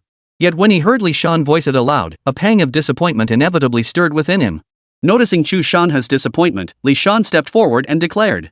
The blood of our soldiers will not be shed in vain. The nation will remember him. Chu Lan smiled in understanding.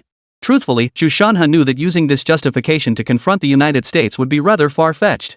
The current outcome was already favorable after all. The United States had handed over Ian. It was a form of indirect concession, offering China a measure of closure. Upon seeing the video released by the United States, the international community erupted once more. Did I see that correctly? The United States actually backed down to China? In all its years since founding, the United States has never backed down to any nation, has it? Has the Dragon Nation become that powerful? Countries supporting the Dragon Nation voiced their reactions. The Dragon Nation has always been powerful. It's just that the Dragon Nation has always cherished peace, maintained a low profile, and spoken with restraint. But that doesn't mean the Dragon Nation is weak and easy to bully. This incident is the best proof. Those nations hostile to the Dragon Nation immediately leapt up to protest. Did you see the United States kowtowing to the Dragon Nation? It's clearly a condemnation of the Dragon Nation, isn't it? If the Dragon Nation truly cherished peace, how could it issue such harsh rhetoric? This is clearly an attempt to provoke war. As soon as the Dragon Nation's hostile remarks surfaced, they immediately drew condemnation from nations worldwide. Didn't you see the United States even sent out the colonel? Isn't that backing down? Calling Longwa's statement sharp? Your scientists were attacked and you didn't utter a word? The video released by the United States had nations in an uproar, but none of this concerned Yun Chen. At that moment, Yun Chen looked around the room, his face etched with bitterness.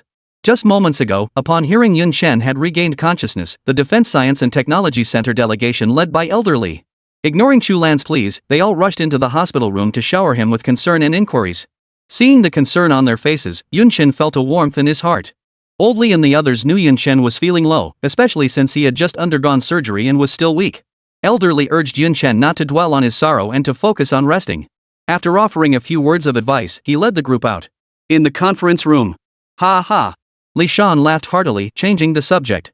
Come on, let's go see Yun Chen. I wonder if he'll be satisfied with this outcome. He'll understand, Chu Shanha chuckled. Qin Shan nodded in agreement. The group exited the conference room and headed toward the hospital ward. After Elder Li and the others left, the smile vanished from Yun Chen's face once more, his gaze gradually growing vacant. Yun Chen. In my next life, I will marry you. Her final words echoed relentlessly in his mind. Zhao Minglu's face, adorned with that innocent smile, flickered before Yun Chen's eyes. Meng Lu. Yun Chen cried out in shock, snapping out of his reverie. The scene before him left him momentarily stunned. A 60-year-old man in military uniform stood by his bedside, smiling warmly at him. This startled Yun Chen. This old man's status must be no ordinary matter, for Yun Chen saw Chu Shanha and Qin Shan standing respectfully behind him. What exactly was this old man's status? Suppressing his confusion, Yun Chen tried to sit up, but Li Shan gently stopped him with a smile. You've just had surgery. Stay lying down. Perhaps sensing Yun Chen's confusion, Chu Shanha stepped forward and introduced him. This is our Dragon Nation's Minister of National Defense, Li Shan. Minister Li. Minister Li, Yun Chen greeted him before hastily attempting to rise. Are you kidding me? The defense minister himself came to see you. And you're still lying in bed? Is that appropriate? Li Shan extended his arm, stopping Yun Chen's movement to rise, and smiled. No need to be nervous. I just came to see how you're doing. Honestly, I should have visited you much sooner. I just never imagined our first meeting would be in a hospital. I'm sorry for the inconvenience. I've witnessed all the contributions you've made to the Dragon Nation. It's only my duty, Yun Chen replied modestly. Li Shan smiled and didn't dwell on the subject. I know everything that happened. Please try to stay strong. The future of the Dragon Nation rests on your shoulders. Li Shan patted Yun Chen on the shoulder and continued. The United States has already handed over the mastermind, so we can't. Before Li Shan could finish, Yun Chen smiled. This outcome is already quite good. I understand. In truth, even before Li Shan arrived, Yun Chen had already heard the news from Chu Lan. He was deeply moved that the Dragon Nation had managed to achieve this much. After all, given the Dragon Nation's current strength, going to war with a beautiful country would still be a bit far-fetched. Ha! Li Shan laughed heartily twice before speaking. I'm glad you understand. Alright, I won't say more. Get some rest. After giving Yun Chen his final instructions, Li Shan departed with Chu Shanha and Qin Shan. As Chu Shanha reached the doorway, Yun Chen spoke up. When Uncle Lu's ceremony comes around, be sure to invite me. Chapter 130, Were you satisfied last night? Chu Shanha halted in his tracks, turned back, and frowned. Your injuries. Yun Chen looked at Chu Shanha with unwavering resolve. I absolutely must go. Fine. Chu Shanha reluctantly agreed. After visiting Yun Chen, Old Li and the others returned from the hospital to the National Defense Science and Technology Center. From afar, he spotted a figure shivering in the cold wind and thought to himself. Why are you standing at the entrance in the middle of the night instead of sleeping? By the time Li Lao and the others left the hospital, it was already past midnight. By the time they reached the Defense Science and Technology Center, it was nearly 2 a.m. Suppressing his curiosity, Old Li approached. The figure before him made him gasp in surprise. Muzha? What are you doing here? It wasn't just old man Li who was stunned, even the staff at the Defense Science and Technology Center looked taken aback. What was Muzha doing standing at the entrance in the middle of the night? Wasn't he cold? If it weren't Old Li standing before Muzha, but someone else, Muzha would have kicked him dead. What am I doing standing here? Am I out of my mind? Standing here catching the cold in the middle of the night instead of sleeping? If you hadn't all bolted like a bunch of scared rabbits, would I be standing here until midnight? And you have the nerve to ask me why I'm standing here? Despite his inner grumbling, Muzha forced a smile and spoke up. I can't get in. The prolonged exposure to the wind had left Muzha's face stiff and frozen. Everyone thought his smile looked terribly grim, almost like crying. Can't get in? Old Li froze for a moment before realizing. He slapped his forehead, suddenly recalling the Defense Science and Technology Center's strict rule: no outsiders allowed inside. Today no, yesterday. It was already past midnight. Yesterday, before Muzha's paperwork was finalized, they'd rushed off to the hospital to see Yun Chen. Old Li hadn't expected Muzha to be so stubborn. If he couldn't get in, he should have just gone home. Instead, they'd waited until the wee hours of the morning. If Muzha had truly gone home today, it would likely take at least 10 days or even half a month before anyone remembered his existence. Sorry, so sorry. Old Li apologized to Muzha. Muzha had been about to complain about the security guard, but before he could say a word, Old Man Li grabbed his arm and pulled him inside. He didn't give him a chance to speak. After entering the National Defense Technology Center, Old Li instructed everyone to return to their quarters to rest. He himself led Muzha toward the cadet quarters. Along the way, Old Li cautioned Muzha.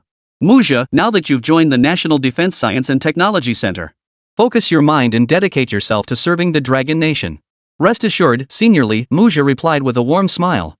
Now that I'm back, I'll certainly do my part for the Dragon Nation's scientific advancement. Though Muzha's words sounded sincere, the seasoned veteran Li Lao could easily discern the hint of disdain in his eyes. He chose not to dwell on it. Ah! Old Li sighed softly to himself. He had endured immense pressure to secure Muzha's position at the National Defense Science and Technology Center. Having spoken his piece, how far Muzha would go now depended entirely on his own destiny. Old Li smiled and spoke. I'm heartened that you think this way. With that, he paused at the doorway and opened the door with a smile. Alright, it's too late tonight. Get some rest early. We'll arrange your work tomorrow. The moment Muzha stepped into the room, his expression changed. A distinguished returnee like himself, staying in a standard double room? The room deep within Muzha's mind bore no resemblance to an 80 yuan a night budget hotel.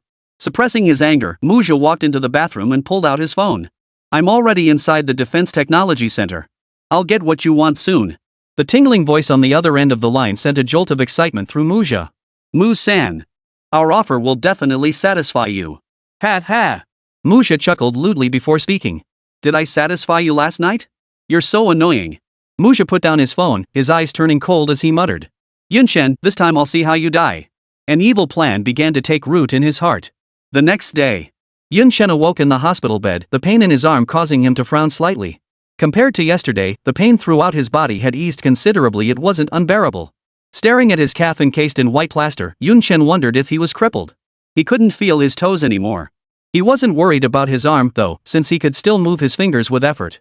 Lost in thought, Yun Chen suddenly noticed Chu Lan leaning over his bedside. The weariness etched between her brows told him without words that Chu Lan had stayed awake all night. Though Yun Chen had awakened without a sound, he still startled Chu Lan. Chu Lan opened her eyes to find Yun Chen smiling warmly at her. Their eyes locked at such close proximity, causing a flush to rise to her cheeks. Chu Lan hurriedly sat up and asked Yun Chen, "Hungry? I'll go get you some food right away." Yun Chen smiled and stopped Chu Lan, indicating he wasn't very hungry. "Chu Lan, push me out for a walk." "Huh?" Chu Lan froze, frowning in confusion. "You just had surgery yesterday, and your body is still weak." Before Chu Lan could finish her sentence, Yun Chen cut her off with a smile. "I'm fine." Chu Lan felt that taking Yun Chen out for a stroll would be beneficial for his recovery, so she agreed. Watching Yun Chen sitting quietly in his wheelchair, Chu Lan couldn't help but feel a pang of worry. Though he appeared unusually calm, she knew he must be suffering terribly inside. Last night, as she sat by his bedside, Yun Chen had kept calling out Zhao Menglu's name. Seeing the anguish etched on his face even in sleep had torn at her heart. She feared this pain would consume him, yet she didn't know how to comfort him. She dreaded that mentioning Zhao Menglu might only make him suffer more. As they walked, they arrived at the shore of a lake. Yun Chen gazed at the lake ahead and spoke. "Chu Lan, how much do you know about the United States?" Chu Lan's heart skipped a beat at the question. She knew exactly why Yun Chen was asking. Her face flushed with anxiety, and just as she was about to speak, Yun Chen turned his head and smiled at her. Don't worry, I know my limits. I'm just curious. Only then did Chu Lan relax and reply. The United States has always been a major power with an extremely developed economy. And it has never experienced war. Their pace of development is naturally much faster than ours. Given the United States' current capabilities, they are at least a decade ahead of us. Compared to the United States, we still have a considerable gap to bridge. Chen nodded thoughtfully and spoke up. What about military technology? Chu Lan pondered for a moment before speaking. Naturally, there's a gap there too. I'm not entirely clear on the specifics. But... Chapter 131, Muzha misunderstood. But what? Chen turned his head to look at Chu Lan. But I've heard my father mention it. The number of nuclear bombs in the United States far exceeds ours. Based on that alone, we naturally can't compare to the United States. But I believe their strength is only temporary. Sooner or later, we will become far more powerful than the United States. As Chu Lan spoke these words, his gaze grew unusually resolute. Chen nodded in agreement. Compared to the United States, the Dragon Nation's development had indeed been relatively brief. At the current pace of Dragon Nation's development, surpassing the United States was merely a matter of time. The beautiful country recognized this very fact, which is why it had been obstructing the Dragon Nation at every turn. They had even restricted Dragon Nation's export trade, attempting to blockade its economy and stifle its growth. Chen knew little about economics. But when it came to military technology, nuclear warheads? Chen murmured, his gaze fixed silently on the lake ahead, saying nothing more. What Chu Lan didn't know was that the moment Chen had asked her about the United States' strength, he had already opened the system interface. She thought he was gazing at the lake, but in truth, Chen had been studying the interface the entire time. Surveying the array of cutting-edge technologies displayed on the system interface, Chen pondered. If he were to develop all this cutting-edge tech, would the Dragon Nation become more powerful than the United States? The answer was unequivocally yes. For on the system interface, Chen had seen aerospace fighters, aerospace carriers, plasma shields. Even the United States hadn't mastered these technologies. Chen pondered, if he had developed these technologies earlier, would the United States still dare to send agents to capture him? If Dragon Nation's technology advanced to a point where even the United States had to look up to it, would they still dare to impose economic restrictions on the Dragon Nation? Would they dare to ban China's trade? Unbeknownst to himself, Chen's mindset had already shifted. Before, he had always been forced to exchange plans through the system. Now, he decided to proactively exchange plans with the system. He intended to develop every single cutting-edge technology within it. He would utterly crush the United States underfoot. Only then could he honor the noble spirit of Uncle Lu and make amends for his own regrets. A gentle breeze swept by, lifting a strand of hair from Chen's forehead to reveal his resolute face. The wind's picking up. Let's head back. Chu Lan picked up a blanket from the wheelchair and draped it over Chen. Chen nodded with a smile. On the way back, Chen turned to Chu Lan with a smile. Chu Lan, will I never walk again? Ha? Chu Lan halted in her steps, looking at Chen in surprise. Who said you couldn't stand up? Then why can't I move my legs? Chen frowned slightly. Chu Lan shot Chen a look. Of course not. Your leg's in a cast, of course you can't move it. But I think I was shot in the calf? Chen asked doubtfully. Did my foot get shot too? Chu Lan patiently explained everything to Chen, and only then did he understand why his foot was in a cast. Alright, just focus on healing. Chu Lan carefully laid Chen on the bed and continued. The doctor said it's just a few hairline fractures. You won't be disabled. A weight lifted from Chen's heart. He'd feared he'd be stuck with crutches for the rest of his life. Time flew by, and soon a week had passed. Throughout that week, Chu Lan stayed by Chen's side every day, washing his face, feeding him, and personally handling every task. If it weren't too inconvenient, she would even assist him to the bathroom. Under Chu Lan's meticulous care, Chen's recovery progressed remarkably well. The physical pain had completely vanished, and he could now independently perform simple tasks like eating and drinking. Meanwhile, Muzha had been at the National Defense Technology Center for a week. He had assumed that after joining the center, the Defense Science and Technology Center would shower him with resources providing whatever personnel or funding he needed. However, reality proved he had miscalculated. On his very first day at the Defense Science and Technology Center, before he could even open his mouth to request resources, he was dragged before Gui Yuan by Oldli, who then promptly walked away. Thus began Muzha's nightmare. Every day, Gui Yuan would dump a huge stack of experimental data on him, demanding he perform verification calculations. Verification alone would have been tolerable as long as he could access core classified information. Muzha would have accepted it. But when he opened the files, he was utterly dumbfounded. This was nothing but the most basic lab data. A quick online search turned up tons of it. Did this even require verification? This was clearly harassment. Incensed, Muzha immediately confronted Gui Yuan. But Gui Yuan wasn't one to indulge his temper. He unleashed a torrent of scolding. Seeing he couldn't win against Gui Yuan, Muzha went to seek justice from Old Li. Old Li dismissed him with a single sentence: lay a solid foundation first. This infuriated Muzha to no end. He was a distinguished returnee from overseas. Did he really need to build a foundation? Left with no choice, Muzha humbled himself before Gui Yuan. Seeing his sincere attitude, Gui Yuan relented. Only then did he agree to let him access some core materials, provided he could successfully verify these data. To gain access to the core data sooner, Muzha spent every waking moment in the lab verifying the data, except for eating and sleeping. A week had passed, and seeing the pile of documents on his desk still standing 50 centimeters high, Muzha felt like giving up. Inside the hospital, Chen rose early from his bed. After a quick wash, he picked up the black formal attire from the bedside and headed into the inner room. Today was the day Lu Ming would hold his ceremony. After changing into his attire, Chen sat by the bedside, waiting for Chu Lan to come and fetch him. Before long, Chu Lan arrived. Seeing Chen sitting at the bedside, dressed in the black formal attire, Chu Lan was momentarily stunned. Who dressed you? I changed myself, Chen replied with a smile. Chu Lan took 2 steps forward, frowning in displeasure. I've told you countless times, don't do it yourself. It's only been a week. What if your wound reopens? Chen merely smiled, saying nothing more. Did you get everything I asked you to prepare? Here, it's all right here. Chu Lan pulled out a bank card from her pocket and handed it to Chen.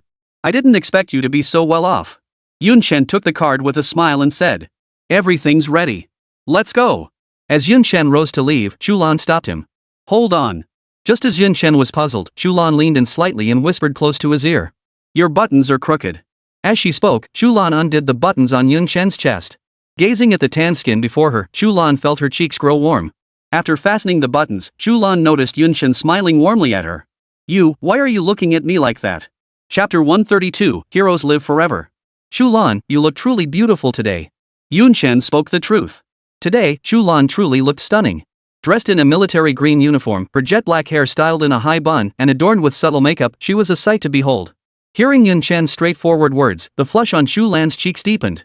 She touched her slightly burning cheeks, feeling immense joy inside. This feels like the first time he's ever complimented my appearance. Unaware of Chu Lan's thoughts, Chen smiled faintly and prepared to rise. Chu Lan hurried forward and helped him up. Seeing the wheelchair before him, Chen felt resistance welling up inside. Yet, unable to withstand Chu Lan's fierce gaze, he relented. He obediently settled into the wheelchair. By the time the two arrived at army headquarters, the ceremony had just begun. Chen declined Chu Lan's assistance, rising from the wheelchair and walking to the rear of the formation, standing perfectly straight. Chu Lan stood behind him, keeping a watchful eye on Chen, mindful of his injuries. Chen now stood amidst a sea of military personnel dressed in olive green uniforms, filling the vast plaza. All faced forward, standing rigidly at attention with solemn expressions. Chu Shanhe stood at the very front of the formation. About 10 meters ahead of him stood a massive stone monument, towering skyward and standing perfectly upright. Above the stele, 6 characters were inscribed in gilded letters. Heroes live forever. After a long moment of contemplation facing the monument, Chu Shanhe turned and addressed the crowd in a resonant voice. Comrades! Instantly, everyone stood at attention, their expressions solemn. Today, our comrade Lu Ming has left us forever. But I am proud of Lu Ming. Because he lived up to our oath. Do you remember our oath? Chu Shanhe's voice grew louder. The crowd shouted in unison. Every drop of our blood, we pledge to the Dragon Nation. Their soaring voices pierced the heavens. Excellent. Chu Shanhe nodded with satisfaction. Every drop of blood, for the Dragon Nation. Lu Ming did it, so he is a hero. Heroes never die. Heroes are immortal. Heroes live forever in our hearts. After speaking these words, Chu Shanhe turned directly toward the stone monument. Salute. Everyone raised their arms, performing a standard military salute toward the monument. Chen did the same. Though his arm was encased in plaster, he raised his arm nonetheless. His movement tugged at the wound on his arm, causing Chen's face to pale slightly. Yet he did not lower his arm. Chen maintained the perfect military posture, standing rigidly before the monument. Lu Ming had saved his life. What was a little pain compared to that? Though Chu Lan couldn't see Chen's pallor, she could see his body trembling slightly. This must be due to the intense pain. In such a solemn setting, she couldn't bring herself to stop him. She only hoped he wouldn't push himself too hard. If he couldn't endure it, he should lower his arm. No one would blame him. Yet to her surprise, Chen never lowered his arms. Only when Chu Shanhe declared ceremony complete did he finally follow the others in releasing his arms. Chu Lan couldn't fathom when Chen had developed such unwavering resolve.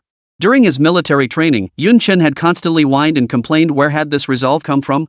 To Chu Lan, the current Yun Chen seemed like a completely different person. After the salute concluded, Chu Shanha removed the white flower pinned to his chest, bowed as he placed it at the base of the monument, then stepped aside. Others followed suit, and soon it was Yun Chen's turn. Chu Lan immediately stepped forward to support his arm. But Yun Chen smiled and gently pushed her away. He wanted to walk this path himself. And so, with his right leg encased in plaster, Yun Chen dragged himself step by step toward the stone monument ahead. Though his pace was slow, each step was taken with unwavering resolve. Chu Lan followed closely behind, fearing he might stumble and worsen his injury. Watching Yun Chen's unsteady gait, Chu Lan tried several times to offer support, only to be gently rebuffed each time. Fortunately, the plaza wasn't large, and soon Yun Chen reached the base of the stone monument. Following the example set before him, Yun Chen removed the bouquet pinned to his chest and placed it at the base of the monument. "Uncle Lu, watch over us from above. I will make the Dragon Nation strong." A cool breeze swept through, rustling the surrounding grass and trees. It seemed as though Lu Ming was saying, "I believe in you. Let's go." After placing her flowers, Chu Lan took Yun Chen's arm and led him away from the monument. This time, Yun Chen did not refuse. Those must be Uncle Lu's family members. Yun Chen followed the voice and saw two figures standing at the edge of the square, bowing in gratitude to the departing crowd. The two figures were a mother and son. The woman appeared to be around 40, dressed in a long black gown. Beside her stood a man roughly Yun Chen's age, also dressed in a black suit. He held Lu Ming's portrait in his arms. From Chu Lan's account, Yun Chen learned the woman was Lu Ming's wife, Zhang Qian, and the man was his son, Lu Shan. Yun Chen gently pushed away Chu Lan's supporting arm, flashing her a reassuring smile to indicate he was fine. Yun Chen walked slowly up to the two of them and smiled. "Aunt Zhang." Zhang Qian looked at the young man before her, her brow slightly furrowed. In her memory, she didn't seem to recognize this young man. Seeing the exhausted look on Zhang Qian's face, Yun Chen felt a pang of sorrow. Though she wore light makeup, the tear stains at the corners of her eyes were impossible to hide. Turning to Lu Shan, Yun Chen saw he too looked haggard, his eyes slightly red, clear signs of frequent crying in recent days. Lu Ming's death had undoubtedly been a devastating blow to them. Noticing Zhang Qian's confusion, Yun Chen smiled and said, "I'm Yun Chen." Though Zhang Qian didn't recognize the youth before her, she knew the name Yun Chen. Lu Ming had often spoken of him in her presence. Lu Shan stared at Yun Chen in the same way. He'd heard his father talk endlessly about Yun Chen's virtues, urging him to emulate his example. He hadn't expected Yun Chen to be so young, only a few years older than himself. Zhang Qian smiled. "So you're Yun Chen. Old Lu always raves about you. This is the first time I've met you in person. I didn't expect you to be so young." After speaking, Zhang Qian turned to Lu Shan. "What are you standing there for? Quickly call me brother. Didn't you hear what your dad said? From now on, whenever you see Yun Chen, you should learn from him diligently." Lu Shan looked at Yun Chen and nodded. "Brother Chen." Yun Chen smiled at Lu Shan before speaking. "Aunt Zhang, Xiao Shan, don't be too sad. Now that Uncle Lu has passed, those of us still here must live well. Uncle Lu wouldn't want to see you two stuck in sorrow forever." After speaking, Yun Chen pulled the bank card Chu Lan had given him from his pocket and slipped it directly into Zhang Qian's hand. Chapter 133, Secret Stash? Zhang Qian, realizing what was happening, was startled and immediately tried to return the card to Yun Chen. Yun Chen grabbed her arm firmly and spoke. "Aunt Zhang, please listen to me. Uncle Lu saved my life. This card is..." Zhang Qian's hand didn't stop moving. She didn't even let Yun Chen finish speaking, shaking her head frantically. "How could I possibly accept this? How could I possibly take your money? Old Lu is a soldier, protecting you is his duty. Besides, the state has already provided compensation. No, we can't accept it. If old Lu found out, he'd scold me." Lu Shan chimed in. "Yeah, Jingge, my dad always tells me it's his honor to protect you. We can't accept this money." Yun Chen knew Zhang Qian wouldn't accept it. He'd already prepared his response. "Aunt Zhang, you've misunderstood." "Misunderstanding?" Aunt Zhang paused in her movements. Yun Chen continued. "This isn't my money. It's Uncle Lu's." "Uncle Lu's money?" Zhang Qian gasped softly. "How did old Lu's money end up with you?" "Ha ha." Yun Chen chuckled twice. "It's all because you keep Uncle Lu on such a tight leash. This is Uncle Lu's stash he kept with me." Zhang Qian's face flushed crimson as she stammered uncertainly. "Is this really old Lu's personal savings?" Yun Chen nodded with a smile, pushing the card toward Zhang Qian. "Please take it. It really is Uncle Lu's secret stash." Only then did Zhang Qian, still half doubting, slip the card into her pocket. "Since Uncle Lu saved my life, from now on, you're my aunt." Yun Chen then turned to Lu Shan. "Xiao Shan, you're my own brother. If you ever need anything, don't hesitate to come find me." Yun Chen's words warmed Zhang Qian and the others' hearts. After exchanging a few more pleasantries with Zhang Qian, Yun Chen departed with Chu Lan. Once Yun Chen was out of earshot, Lu Shan turned to Zhang Qian and said, Mom, Dad actually kept secret stash money? Why didn't he save it with me? Zhang Qian shot him a disapproving look and retorted. Not a single one of you two is easy to deal with. Hide it from me? Would he save it with you? Lu Shan ducked his head, not daring to answer. What Zhang Qian didn't tell Lu Shan was that his father had no secret stash. His salary card had always been in her possession. And over the past few days, she'd collected several cards, all supposedly Lu Ming's secret stash. Where on earth did Lu Ming get so much hidden cash? Lu, you've hit the jackpot this lifetime. Zhang Qian sighed inwardly. Mom, why are you crying again? Lu Shan frowned, noticing the tears at the corners of Zhang Qian's eyes. Didn't we agree not to cry? When you cry, I just want to cry too. Zhang Qian wiped the tears from her eyes and spoke. Mom isn't crying. The wind's too strong, it's just getting in my eyes. Come on, let's go see your dad again. On the way back, Chu Lan turned to Yun Chen and said. So that's why you had me transfer all the money to one card. It was for Uncle Lu's family. Ah. Yun Chen sighed softly. Uncle Lu is gone, and Lu Shan is still in school. It's precisely when expenses are highest. How long can they rely solely on Uncle Lu's pension? Every little bit helps, right? Though Yun Chen made it sound simple, Chu Lan knew the card he'd given her held hundreds of millions. She guessed Yun Chen had given all his transformation funds to Zhang Qian. After returning to the hospital, Chu Lan couldn't help but worry about Yun Chen's condition. She suspected his wounds had likely reopened and immediately summoned a doctor to examine him. Her suspicions proved correct. When the doctor removed the cast, Yun Chen's wound had indeed reopened. Seeing the faint traces of blood at the wound site, Chu Lan felt both heartache and fury. What were you trying to prove? If this gets infected, you'll be crippled for life. Facing Chu Lan's reproach, Yun Chen knew he was in the wrong. He just smiled and didn't argue back. After the doctor finished bandaging Yun Chen's wound, Chu Lan insisted he stay in bed. Yun Chen had considered exchanging some blueprints from the system to draft them while recuperating. But seeing Chu Lan's determined stance of never leaving his side, he had no choice but to abandon the idea. There was no rush anyway, and besides, he didn't have a clear grasp of the Dragon Nation's overall strength yet, nor did he have many points in the system. He planned to gain a clearer understanding before making targeted redemption choices. Time flew by swiftly, and half a month passed. Yun Chen's injuries had mostly healed. He'd spent the entire fortnight lying in the hospital, having his meals brought to him and his clothes handed to him. He felt like he'd gained a couple of pounds, but he hadn't been idle during this time. Though Yun Chen couldn't move, Chu Lan could. Over these 2 weeks, Yun Chen had Chu Lan gather a vast amount of information and read it aloud to him. Through this period of study, Yun Chen had come to understand the specific gaps between Dragon Nation and the United States. Across sea, land, and air domains, Yun Chen observed that Dragon Nation's air power lagged the most significantly behind the United States. The gap existed at sea too, though the beautiful country's advantage stemmed mainly from its larger number of aircraft carriers. Land forces were relatively balanced, though the United States held an edge in individual soldier combat capabilities. This disparity was unavoidable, as the United States could sell several sets of individual combat gear for the price of just one set in Dragon Nation. America's strength lay in its equipment, but Yun Chen didn't see this as a major issue. Yun Chen planned to focus first on air power, then naval strength, and finally ground forces, gradually bolstering the Dragon Nation's military industry step by step. This was no small undertaking, but Yun Chen was confident. He was ready. As the cast was removed from Yun Chen's body, he felt an immediate sense of relief. The doctor examined his wounds and praised him. Excellent. It's healing quite well. Then, glancing at Chu Lan beside him, the doctor teased. You'd better thank your girlfriend properly. If she hadn't taken such good care of you, you wouldn't have been out of bed for another 2 weeks. At this, Chu Lan's face flushed crimson. Who's his girlfriend? This amused the doctor greatly. Ha ha. If she's not his girlfriend, why are you taking such good care of him? Chu Lan was momentarily speechless at Yun Chen's question. Yun Chen quickly changed the subject with a laugh, turning to the doctor. Can I be discharged now? Stepping out of the hospital gates, Yun Chen took 2 deep breaths of fresh air and sighed with relief. Air without that disinfectant smell is just so much better. Passers-by stared at him as if he were some kind of cute little creature. This guy's got issues. He actually enjoys smelling exhaust fumes? Isn't that obvious? Didn't you see he just came out of the hospital? Hearing the passers-by's remarks, Yun Chen felt a wave of exasperation wash over him. Chu Lan stood nearby, covering her mouth to stifle her giggles. As they approached the National Defense Technology Center, a figure in the distance caused Chu Lan's expression to darken. Chapter 134, The Dragon Academy. Noticing Chu Lan's uneasy expression, Yun Chen furrowed his brow and asked softly, "What's wrong?" Chu Lan didn't respond, her beautiful eyes fixed intently on the figure ahead.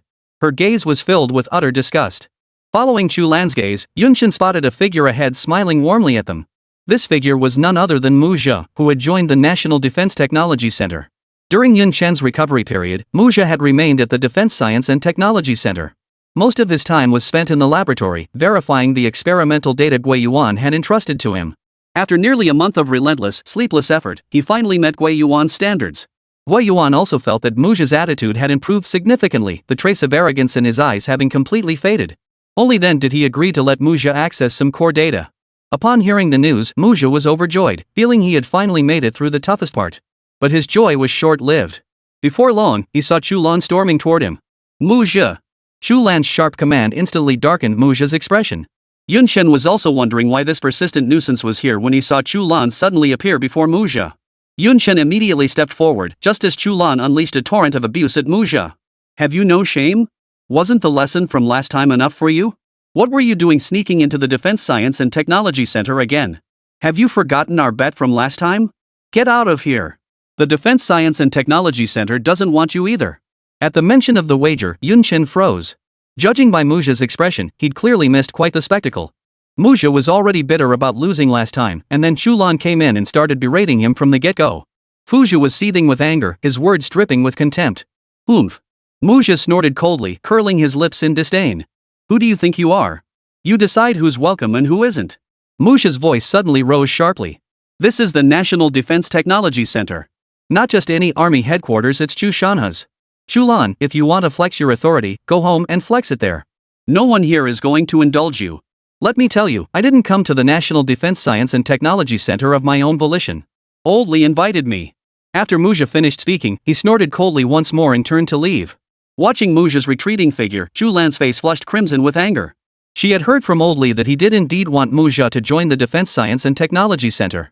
Fuming with indignation, Chu Lan immediately set out to confront Old Li. Yun Chen was stunned to hear Muzha speak so boldly to Chu Lan, even addressing Chu Shanha by name. What was going on? Wasn't this kid always polite and respectful toward Chu Lan? Wasn't he always calling Uncle Chu with such warmth? Had he suddenly changed his tune? As Yun Chen snapped out of his shock, he saw Chu Lan charging forward in a rage. Hey! Yun Chen grabbed Chu Lan's arm. What are you doing? You're not going to beat him up, are you? Chu Lan glared at Yun Chen, thinking to herself, do I really seem that violent? I'm going to confront Old Li and demand an explanation for why Muzha was admitted to the National Defense Technology Center. How could a scoundrel like him disrespectful to elders and coveting others' research be allowed into the Defense Science and Technology Center? Chu Lan started to walk away, but Yun Chen grabbed her arm. Old Master Li has his reasons. Don't stir up trouble. First tell me what's wrong with this Muzha guy of yours? He's acting like he's on drugs today. You, Muzha. Chu Lan kicked Yun Chen before recounting the tank competition incident from earlier in detail. Yun Chen understood immediately Muzha had failed at showing off and was now furious and humiliated. He'd completely dropped the act and openly clashed with Chu Shanha. Naturally, he had no reason to be friendly toward Chu Lan. What's this Muzha guy's deal? Yun Chen asked, puzzled. Why do I get the feeling your dad, Uncle Qin, and Old Li all seem to look out for him? I'm not really sure, Chu Lan shook her head. My dad mentioned in passing that Muzha's father seems to be quite respected. I don't know the specifics. Office. Old Li stared at the energetic Yun Chen before him, his face filled with surprise. Old Li hurriedly rose from his chair and patted Yun Chen on the shoulder. You're out of the hospital already? Yun Chen smiled and nodded, indicating he was fully recovered. Old Master Li chuckled warmly. Good, good. It's wonderful you're fully recovered. But as he smiled, his expression turned serious. You mustn't go running off on your own like that anymore. All of us old folks here were sweating bullets for you. Yun Chen naturally agreed with a smile. Your timing couldn't be better, Old Li continued. Tomorrow, the Lunka Academy team will be giving a lecture here. It's about the aviation field. You should attend too. Before Yun Chen could respond, Chu Lan gasped in surprise. The Dragon Academy? What? Yun Chen froze for a moment. Is the Dragon Academy that famous? Had ha. Old Li chuckled softly. You'd have to ask Chu Lan about that. Back then, Chu Lan came to our National Defense Science and Technology Center precisely because she didn't get into the Dragon Academy. Oh? Yun Chen froze. So you're saying the Dragon Academy is even more prestigious than our Defense Science and Technology Center? Old Li nodded. Each has its strengths, but the Dragon Academy is indeed slightly more powerful.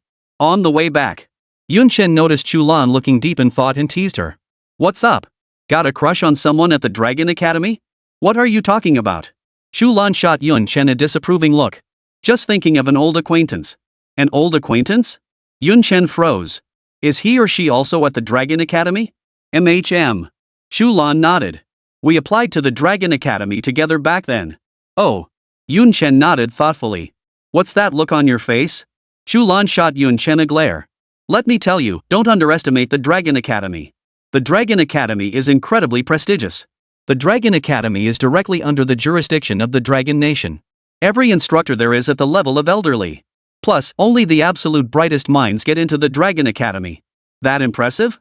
Yun Chen exclaimed in surprise.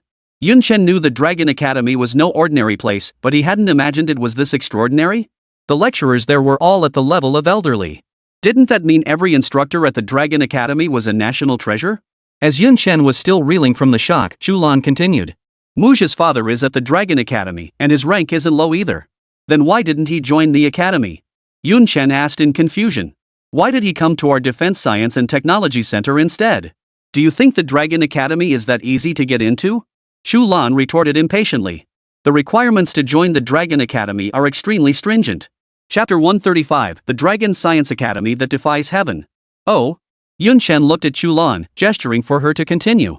The Dragon Academy is both similar to and different from our Defense Science and Technology Center.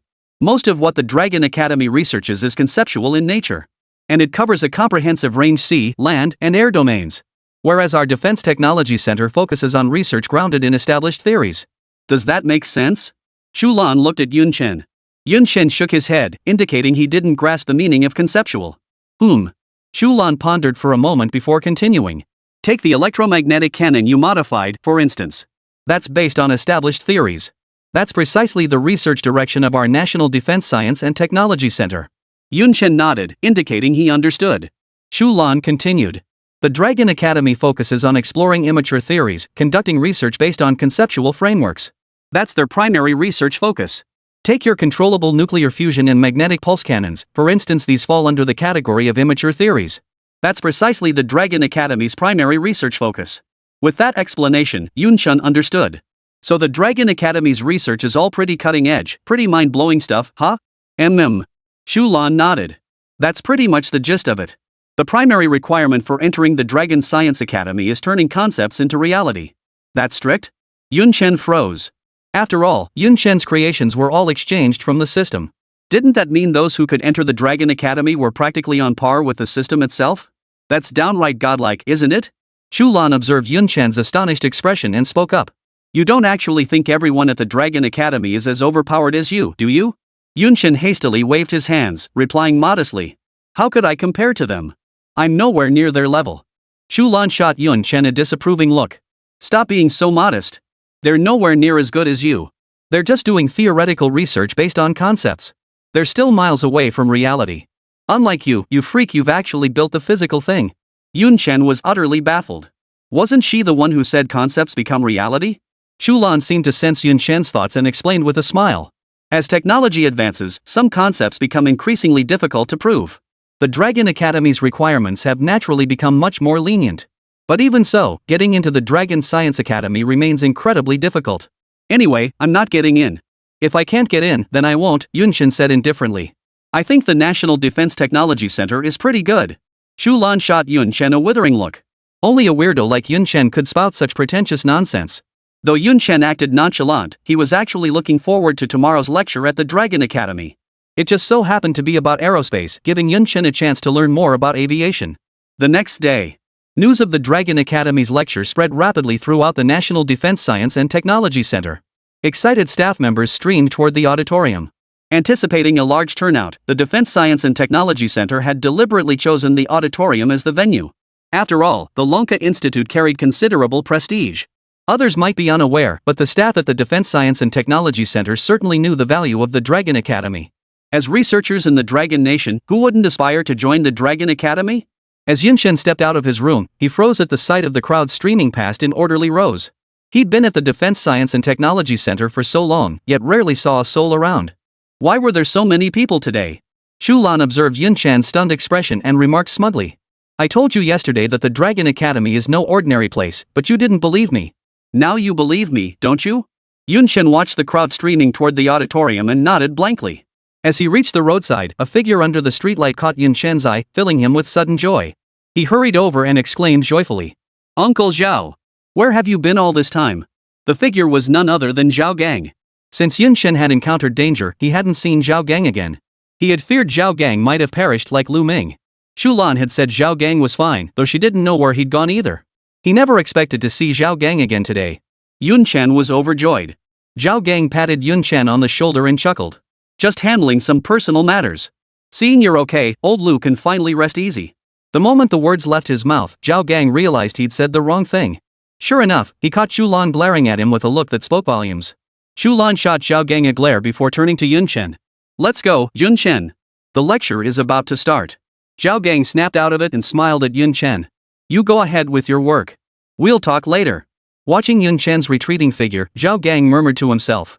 Old Lu, you can rest assured. I'll take care of Yun Chen from now on.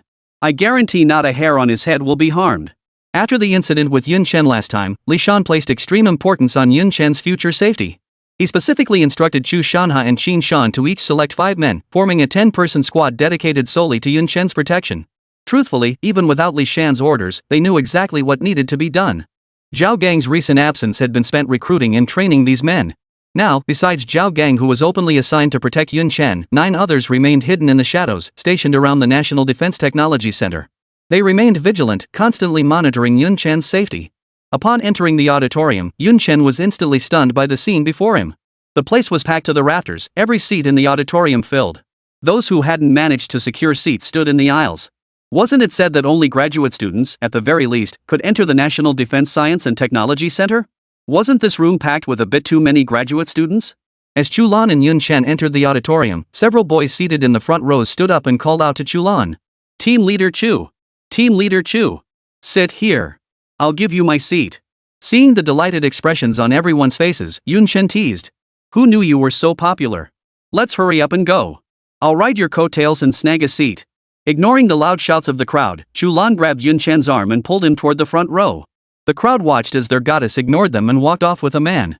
Their hearts shattered into pieces, and they shot Yun Chen resentful glances. Yun Chen felt a wave of heat wash over his back. Though the auditorium was packed, with many standing in the aisles, the front row remained largely empty. Only a few figures sat there professors Yun Chen recognized but couldn't name. After giving the professors a slight nod, Yun Chen was pulled to his seat by Chu Lan. The moment he sat down, a repulsive voice rang out from behind him. Is this where you're supposed to be sitting? Chapter 136 Aviation Expert, Shin Feng. Yun Chen turned his head. The figure before him made the vast auditorium feel suddenly small.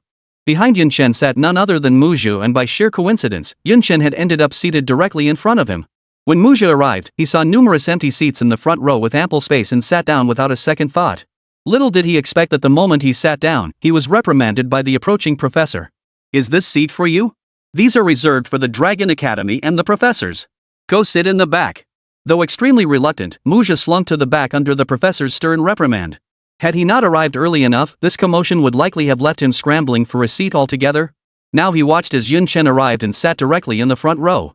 This left him seething with resentment. Why should Yun Chen get to sit there when he couldn't? Mu Zhu couldn't help but sneer at Yun Chen. He saw Yun Chen merely glance his way, completely ignoring him. This only fueled Mu Zhu's growing irritation, prompting him to sneer again. Fine, Chu Lan gets the front row, at least she's the research team leader. But what exactly is your status? What gives you the right to sit in the front row? Is that something you could even do? Before Yun Chen could respond, Chu Lan flared up, about to rise and rebuke Mu Zhu, only to be gently stopped by Yun Chen's smile. Yun Chen turned his head and smiled warmly at Mu Zhu. My status? And what is your status? How dare you speak to me like that? Chu Lan also turned her head, her tone icy. Yun Chen is an academician at our National Defense Science and Technology Center. Do you think he has the qualifications? Mu Zhu was rendered speechless by Chu Lan's retort. Right, he'd forgotten. Yun Chen was an academician at the National Defense Science and Technology Center. Of course he was qualified. The others surrounding Mu Zhu were also startled by Chu Lan's words. They stared at Yun Chen in utter shock, never imagining that this unassuming young man before them was actually an academician. How terrifying. Mu Zhu could only accept his misfortune and swallow his pride, but Chu Lan had no intention of letting him off the hook. Mu Zhu, is this how you normally address an academician? Do you think you can question an academician? The moment Chu Lan spoke, Mu Zhu saw several professors in the front row turn their heads, their expressions fixed intently on him. His face paled. What do you want? Poof. Hearing Mu Zhu's words, Chu Lan laughed. What do you mean, what do I want? You showed disrespect to an academician. Naturally, you must apologize. You want me to apologize to him? Muja's voice suddenly rose sharply, drawing disapproving glances from the professors ahead. An elderly professor with graying hair spoke up in a sharp tone. What? Is apologizing to an academician beneath your dignity? Under the gaze of the crowd, Muja reluctantly addressed Yun Chen. Academician Yun, I apologize. Just as Chu Lan was about to comment on Muja's lack of sincerity, Yun Chen waved his hand with a smile. No need for apologies. After all, I'm still young. It's only natural to face skepticism. I'm quite used to it by now. It's no trouble at all. Watching Yun Chen's nonchalant demeanor, Muja's eyes nearly shot flames. Chu Lan hadn't expected Yun Chen to be so slyly wicked. The other party had already apologized. Yet you tell him not to apologize. If she were Muja, she'd probably be fuming mad enough to spit blood. Here it comes. Here it comes. A gasp from the crowd halted the commotion. Everyone rose to their feet, gazing toward the entrance. Seated in the front row, Yun Chen could see the entrance clearly without rising. A sprightly elderly man, around 70 years old with graying hair, dressed in a black Zhongshan suit, was making his way toward the auditorium, surrounded by elderly and others. Behind them followed several young men and women, all dressed in identical black Zhongshan suits. Yun Chen surmised that this group in black Zhongshan suits must be members of the Dragon Academy. The group then split into two. One group, led by the spirited elder, headed toward the central stage of the auditorium. The other group, led by elderly, headed toward the front row where Yun Chen was seated, with the young men and women in Zhongshan suits following behind elderly. Chu Lan waved at the group of young people. A woman around Chu Lan's age approached her with a cheerful smile. She sat down beside Chu Lan. Before Yun Chen could get a good look, old Master Li approached him. Just as Yun Chen rose to stand, elderly smiled and waved him off, then sat down beside him. Mr. Li, why didn't you go up? Yun Chen asked in surprise. Given his status, he should have been on stage. Why was he sitting below? Master Li shrugged indifferently. I'm not the star of the show today. I'll just watch from down here. Those must be the Dragon Academy scholars, right? Yun Chen inquired. Master Li nodded, pointing to the spirited-looking elder as he introduced him to Yun Chen. That's Shen Feng, an expert in aerospace. Like me, he's one of Dragon Nation's most distinguished scholars. The lunar landing program? He orchestrated the entire thing. Yun Chen inwardly exclaimed, wow. No wonder he's a national treasure. That's no small achievement. Then Old Li pointed to several young people below and said, they are all students of the Dragon Academy of Sciences. Like Chu Lan, they are all postdoctoral researchers. Yun Chen lifted his gaze, scanning the faces of the Lunka Academy group. He noticed they weren't very old, roughly the same age as Chu Lan. Some were even younger than himself. This Long Academy truly produced talent in abundance. No sooner had Elderly finished his introduction than Xin Feng's voice echoed from the stage. Hello, everyone. I assume everyone here knows me, so I'll skip the introductions. Let's get straight to the point. True to his name, Xin Feng wasted no time diving right into the matter at hand. As soon as Shen Feng spoke, the once bustling auditorium fell instantly silent.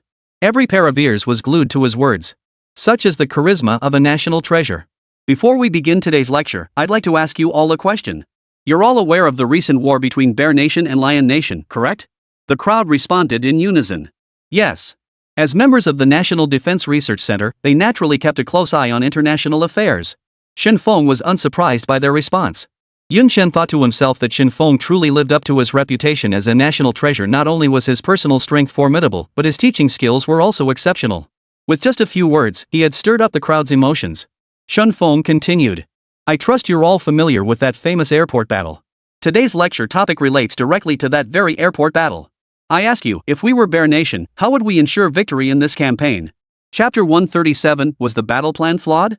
Yun Chen was naturally aware of the war between Bear Nation and Lion Nation.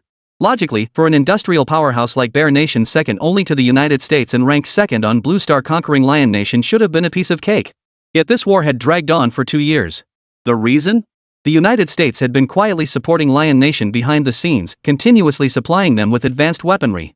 This had left Bear Nation unable to break through Lion Nation's defenses, bogged down in the quagmire of war. During the conflict, hundreds of battles of varying scales erupted. The most renowned among them was the battle for Antonio Airport. This airport battle ultimately ended in defeat for Bear Nation. Yun Chen deeply regretted the Bear Nation's defeat. Had Bear Nation managed to capture Antonio Airport, even with Lion Nation receiving support from the United States, it would have taken less than 3 months for Bear Nation to breach Lion Nation's defenses. Yun Chen believed the strategist behind the Antonio Airport operation plan must have been a genius. First, over a dozen armed helicopters carrying troops flew low, swiftly crossing the Lion Nation's border to reach Antonio Airport and rapidly seize control of the facility. Then, using the largest transport aircraft on Blue Star, the An-225, they transported heavy firepower to Antonio Airport. They waited for the arrival of subsequent ground forces to completely occupy Antonio Airport. The plan was flawlessly conceived and executed with remarkable precision. At the cost of sacrificing 2 armed helicopters, Bear Nation swiftly crossed the Lion Nation border. Armed personnel disembarked and swiftly engaged in the battle for control of Antonio Airport. Within half an hour, control of Antonio Airport was completely seized by Bear Nation. The An-225 transport aircraft, loaded with heavy weaponry, took off from Bear Country territory. But at that very moment, an unexpected turn of events occurred. Lion Nation directly bombed a section of Antonio Airport's runway.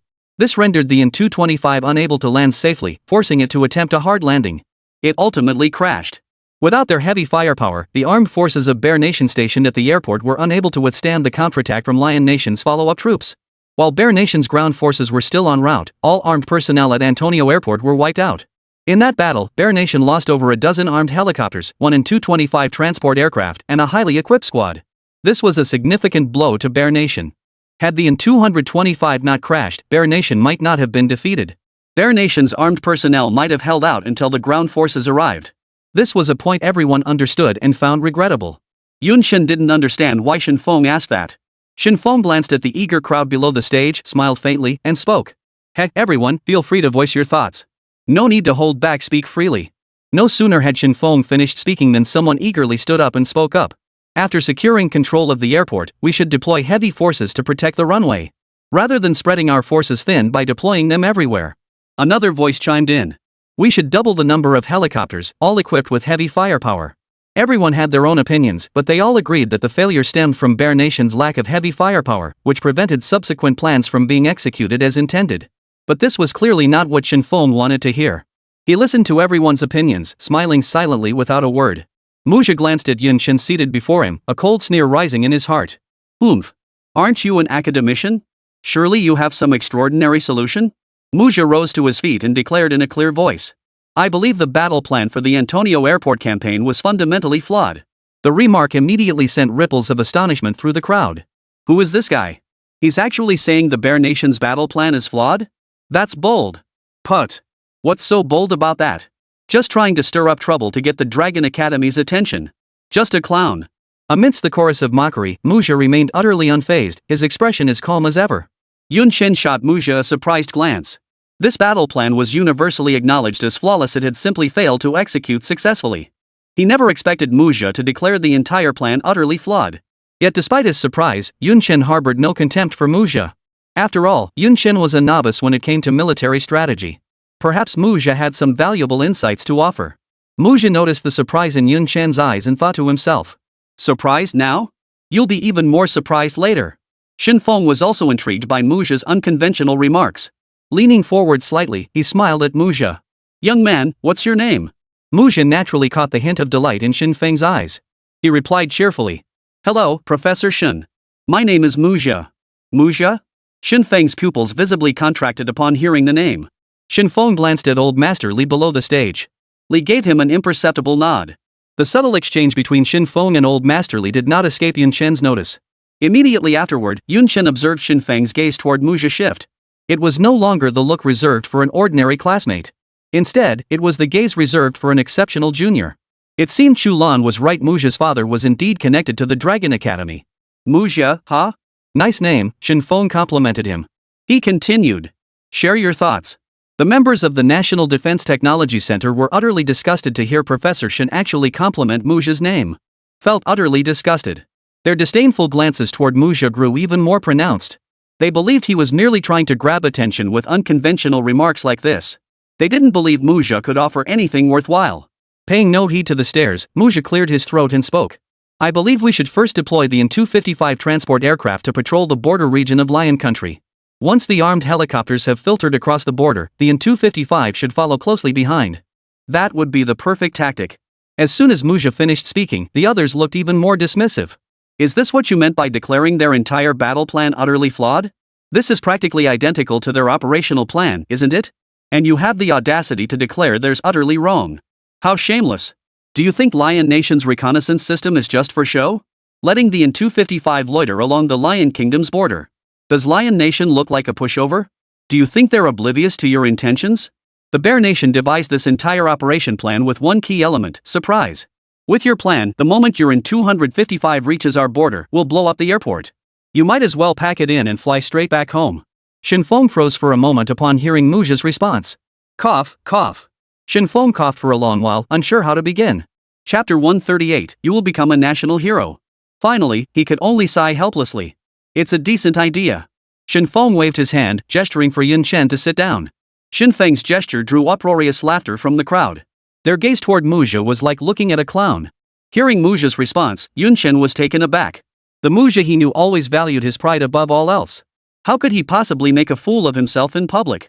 That wasn't his style at all. Just as Yun Chen was puzzled, Muja's voice rang out again. I know this idea is definitely not feasible. Everyone rolled their eyes at once. If you know it won't work, why even suggest it? His face must be itching for a slap. But I know someone who definitely has a solution. Everyone froze in surprise. Oh? Shenfeng's interest was piqued once more by Muja. Resting his hands on the table, he asked. Who are you talking about? Yun Chen's heart skipped a beat, a sense of unease settling in his chest. Could this kid be talking about me? Sure enough, Muja declared in a clear voice. Of course, it's our National Defense Science and Technology Center's youngest academician Yun Chen, Academician Yun. Muja's voice carried loud and clear, ensuring every person in the auditorium heard him distinctly. Except for those standing closest to Li Muja, everyone else wore expressions of utter shock. After the initial shock, a murmur of astonishment rippled through the room. When did our National Defense Technology Center gain an academician? How come I didn't know about this? And the youngest one at that? How young? 50? Listening to the murmurs of the crowd, a cold smile curled at the corner of Muja's mouth. How could I be the only one to embarrass myself? The one who should be embarrassed is you, Yun Chen. The moment Muja uttered Yun Chen's name, the Dragon Academy members grew restless. Heads whirled like rattles, eager to catch a glimpse of this legendary figure. Yun Chen's name had long been circulating throughout the Dragon Academy. His remarkable achievements like modifying electromagnetic cannons, developing magnetic levitation tanks, and achieving controlled nuclear fusion had long been the talk of the Academy. The blueprints Yun Chen had drafted were still being studied at the Academy. They had all heard his name, but none had ever seen him in person. The girl seated beside Yun Chen scrutinized him with her wide, curious eyes. She found it strange that Yun Chen looked so young, yet every proposal he wrote was utterly groundbreaking. Even his grandfather was astonished. In fact, the moment Shenfeng took the stage, he noticed the young man beside elderly. Though Shenfeng had never met Yun Chen before, observing the young man below the stage chatting and laughing with Old Master Li, he knew this young man was most likely Yun Chen. Who else could make Old Master Li so warm and welcoming? The reason he had come to the National Defense Technology Center to give this lecture was precisely for Yun Chen. Ever since taking the stage, he had been observing Yun Chen. Yet he noticed Yun Chen seemed utterly disinterested in the questions he posed. After all, Yun Chen hadn't spoken up once throughout the entire session, and he had even planned to ask Yun Chen some questions himself. Unexpectedly, Muja recommended Yun Chen first. Shenfeng gave Muja an approving look, thinking he truly lived up to being Mu Sangzhou's son. He had actually anticipated his own thoughts. Feeling Shenfeng's appraising gaze from the stage, Yun Chen knew he couldn't just stand there watching anymore. Yun Chen slowly rose from his chair, leaving the crowd momentarily stunned. He's the academician? So young? Too young, right? How could someone so young become an academician? Could it be fake? Who knows? Listening to the murmurs of the crowd, Muja's lips curled into a cold smile. Oomph, he snorted inwardly. Yun Chen, I'll see if you can keep your academician title. Shenfeng grinned as he watched Yun Chen rise to his feet. So you must be the Yun academician Muja mentioned. You certainly are young. Muja got one thing wrong. Not only are you the youngest academician at the National Defense Science and Technology Center, you're also the youngest academician in all of Dragon Nation. I believe that in the near future, you will become the youngest national treasure in all of Dragon Nation. As soon as Shenfeng spoke these words, the room erupted in an uproar. What? Professor Shen actually said he'll become a national hero? And the youngest national hero? Could his status as an academician be genuine? Did he earn it through his own abilities? You're not just talking nonsense. Didn't you hear Professor Shen say it? Yun Chen is destined to become a national treasure. Then how could it be fake? Who is Professor Shen? Would he lie? Muja listened to the murmurs around him and observed Yun Chen's modest expression. His frustration reached its peak. He had elevated Yun Chen so high. Not to earn praise, but to make Yun Chen look foolish. Academician Yun, perhaps you should share your solution. Muja's sarcastic voice rang out behind Yun Chen. Oldly glanced back at Muja, his eyes filled with displeasure. Couldn't you see Shenfeng was speaking with Yun Chen? Why are you butting in? This Guo Yuan is really something. Didn't they say Muja had improved a lot? Why is he still so restless? After the lecture ends, I'll have to give Guo Yuan a piece of my mind. It's time to ramp up Muja's training intensity. Muja's voice was so soft that Shen Feng on stage couldn't possibly hear him. Shen Feng noticed Yun Chen looking slightly embarrassed from his praise and chuckled. Alright, I won't praise you anymore. Anymore and you'd be flying high. Shen Feng's words drew a burst of laughter from the crowd. The woman from the Dragon Academy sitting beside Chu Lan covered her mouth and giggled at Yun Chen. Yun Chen felt utterly speechless inside. Whether it was the professors from the National Defense Science and Technology Center or those from the Dragon Academy, they all had this annoying habit of showering him with praise whenever they saw him. It always left him feeling incredibly awkward. Share your thoughts, Shen Feng said, sitting up slightly straighter and gripping his pen. His posture clearly signaled his intent to record Yun Chen's words. Seeing this, the Lonka Academy members pulled out paper and pens from their bags, preparing to take notes. Yun Chen suddenly felt immense pressure. Clearing his throat twice, he began. I believe the operational plan formulated by Bear Nation is entirely feasible. It's only due to equipment limitations that subsequent phases of the plan cannot be executed. Oh? Shen Feng paused his pen and addressed Yun Chen. The armed helicopters deployed by Xianghua are renowned across Blue Star for their speed and firepower. They're exceptionally formidable equipment. And the accompanying armed personnel are the cream of the crop among the elite. And the ground forces providing backup? They're all top-tier units from Bear Nation. As for the An-255, needless to say, it's the largest transport aircraft on Blue Star. These are all incredibly formidable weapons and equipment, aren't they? Yun Chen shook his head with a smile. That's still not enough. Chapter 139, Vertical Takeoff and Landing. Still not enough? Shen Feng froze, about to launch into a detailed explanation of Bear Nation's firepower configurations. But Yun Chen continued. No matter how advanced Xionggua's equipment is, it won't be able to defend the runway at Antonio Airport. The Lion Kingdom could easily destroy the airport runway with just one artillery shell. This would prevent Bear Nation from transporting its heavy firepower. Even if Bear Nation's armed helicopters are fast and heavily armed, relying solely on a few well-equipped squads, they won't be able to withstand Lion Nation's subsequent counterattack. Shen Feng nodded, frowning. We're aware of all that, but what does it have to do with equipment? Of course it matters, Yun Chen smiled faintly and continued. What if the An-225 could still land safely even with the runway destroyed? Then Bear Nation might not have lost this battle. Ultimately, it boils down to Bear Nation's inadequate equipment. At the very least, the An-225 transport aircraft is inadequate. Yun Chen's words sent shockwaves through the room. What? How could the An-255 possibly land safely with the runway destroyed? That's simply impossible. Shen Feng frowned as well, looking at Yun Chen and speaking up. So you have a solution? Of course. Yun Chen nodded firmly. Seeing Yun Chen's confident demeanor, Shen Feng paused in surprise before a hint of delight flashed across his face. He knew he'd made the right choice coming to the National Defense Technology Center.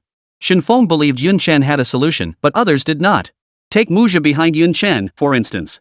When he heard Yun Chen claim he could still land the An-225 safely despite the runway being destroyed, he nearly laughed his teeth out. He thought Yun Chen was practically tarnishing his own reputation as an academician. It was utterly impossible. After all, the An-225, as the largest transport aircraft on Blue Star, was an enormous machine. Its landing inertia was naturally immense. The An-225 requires a 1,000-meter safety glide distance after landing. Yet the runway at Antonio Airport measures only 900 meters. Even if the runway hadn't been destroyed, whether the An-225 could land safely was another matter entirely. Much less with it destroyed. Not only did Muja find it hard to believe, but in the auditorium at that moment, aside from the few like Old Li who knew Yun Chen, everyone else looked at him with skepticism. While others doubted, Shen Feng did not. Every achievement Yun Chen had accomplished before seemed impossible, yet he delivered. But what about the results? Which of Yun Chen's proposed ideas hadn't been realized? Shen Feng believed this time would be no different. Gripping his pen tightly with excitement, he spoke up. Tell us about it. Yun Chen smiled calmly and replied. It's simple, just alter the An-225's glide distance after landing. 500 meters, or even 200 meters, it's achievable. At Yun Chen's words, Shen Feng's brow furrowed deeply as he fell into deep thought. The crowd erupted in astonishment once more. What? Change the An-225's glide distance after landing? Is that even possible? With such immense inertia, can it really be altered on a whim? And only 300 meters? That must be incredibly difficult to achieve, right? Out of respect for academician Yun Chen's status, the others dared not speak too bluntly, merely stating it would be difficult to achieve. If someone else had claimed they could reduce the An-225's landing roll to 500 meters, everyone would have shouted in unison. What the hell are you talking about? They dared not say it, but someone did. Muja sneered coldly, his voice dripping with sarcasm. Yun Chen, did you go out drinking today? Why are you just spouting nonsense? And you're even altering the In-225's post-landing glide distance? Do you think scientists in bear country are all pigs? Can you think of something they can't? 300 meters, huh? Why not 100 meters? Chen smiled indifferently and spoke. Not impossible. Ha! Muzha was so flabbergasted he burst out laughing. 100 meters? How can you brag like that? With your status as an academician. Before Muzha could finish his sentence, he caught the cold stare of Old Lee fixed on him. He quickly swallowed the rest of his words and changed his tone. Who doesn't brag now and then? Then show us the proof. Go ahead and explain the principles behind it. What do you all say? By the end, Muzha had actually stirred up the crowd. Could it be that the one who got into the National Defense Science and Technology Center was Little Cutie? But they weren't swayed by his agitation.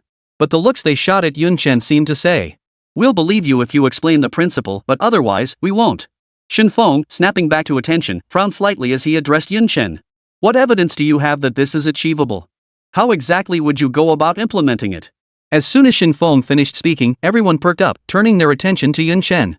They were eager to hear the details. Muzha's face lit up with delight. As long as Chen spouted nonsense, he'd immediately jump in to challenge his credentials as an academician. Even if Old Lee was protecting Chen, with so many people watching, academician Chen's credentials would surely be exposed. Just as Chen was about to speak, Old Lee cleared his throat beside him, shot Feng a displeased glance, and thought to himself, Feng really has lost his mind. What kind of occasion is this? Can't he see all these people? Can such confidential matters be discussed here? Feng, hearing Old Lee's cough, also realized the situation was inappropriate. Ahem, ahem. Feng cleared his throat twice and smiled at Chen. We'll discuss this privately. Ha! The auditorium erupted in gasps at his words. Why can't we talk about it? Even the young scholars from the Dragon Academy froze, shooting Feng a look of displeasure. They were puzzled too. Just as the crucial part was about to come, he cut them off. It was like reading a novel at the most gripping part, only to find the next chapter suddenly missing. In their eyes, Feng was no different from those cliffhanger-loving bastards. Purely teasing people's curiosity. Muzha felt like he'd swallowed a dead fly when he heard he couldn't continue. He had a whole bunch of things ready to argue back at Chen.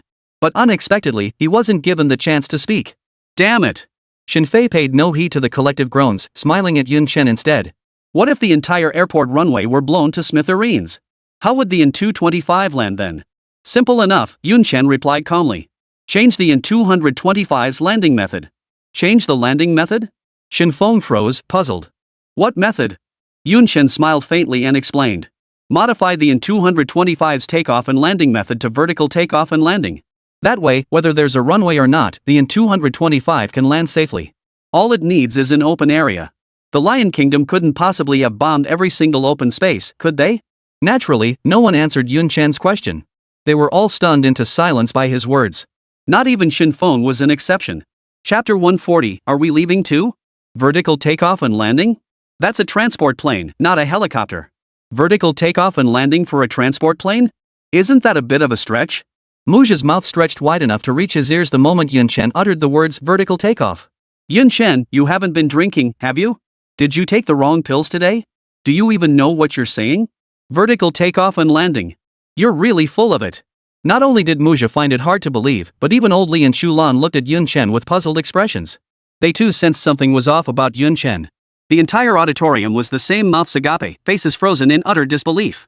A transport aircraft performing vertical takeoff and landing? It was utterly shocking. They certainly understood the convenience of vertical takeoff and landing. It drastically reduced the time needed for takeoff and landing, and saved a tremendous amount of space. But VTOL capability? That was the exclusive domain of helicopters.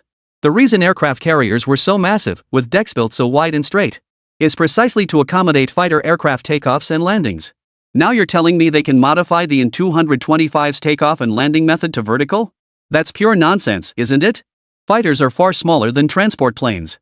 Even fighter jets don't meet the criteria for vertical takeoff and landing, let alone massive transport aircraft. Forget transport planes. If you could just modify a fighter jet to take off and land vertically, that alone would make Chen worthy of the title of national hero. Even Feng was a bit baffled by Chen now. He'd only asked casually. Yet Chen had immediately dropped a bombshell. He couldn't tell if Chen was telling the truth or not.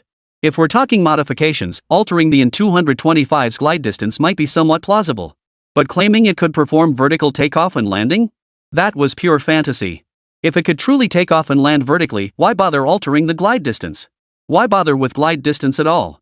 Old Li was stunned by Yun Chen's bold statement, taking a long moment to recover. Furrowing his brow slightly, Old Li addressed Yun Chen. Are you confident? Yun Chen nodded with a smile. Of course he was confident. From the moment he decided to prioritize strengthening the Dragon Nation's air force, Yun Chen had exchanged the design blueprints and manufacturing plans for the Skyfighter from the system. He had been studying them intensely these past few days. One key aspect of the Skyfighter's manufacturing plan concerned vertical takeoff and landing capabilities. After Yun Chen nodded, Old Li furrowed his brow, his expression deep in thought. Behind them, Muzha witnessed this scene, his smug expression growing even more pronounced.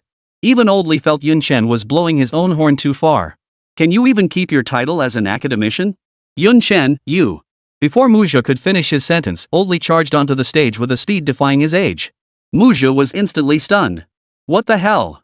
Not only was Muzha stunned, even Yun Chen was bewildered. Hadn't Old Masterly been sitting quietly beside them just moments ago?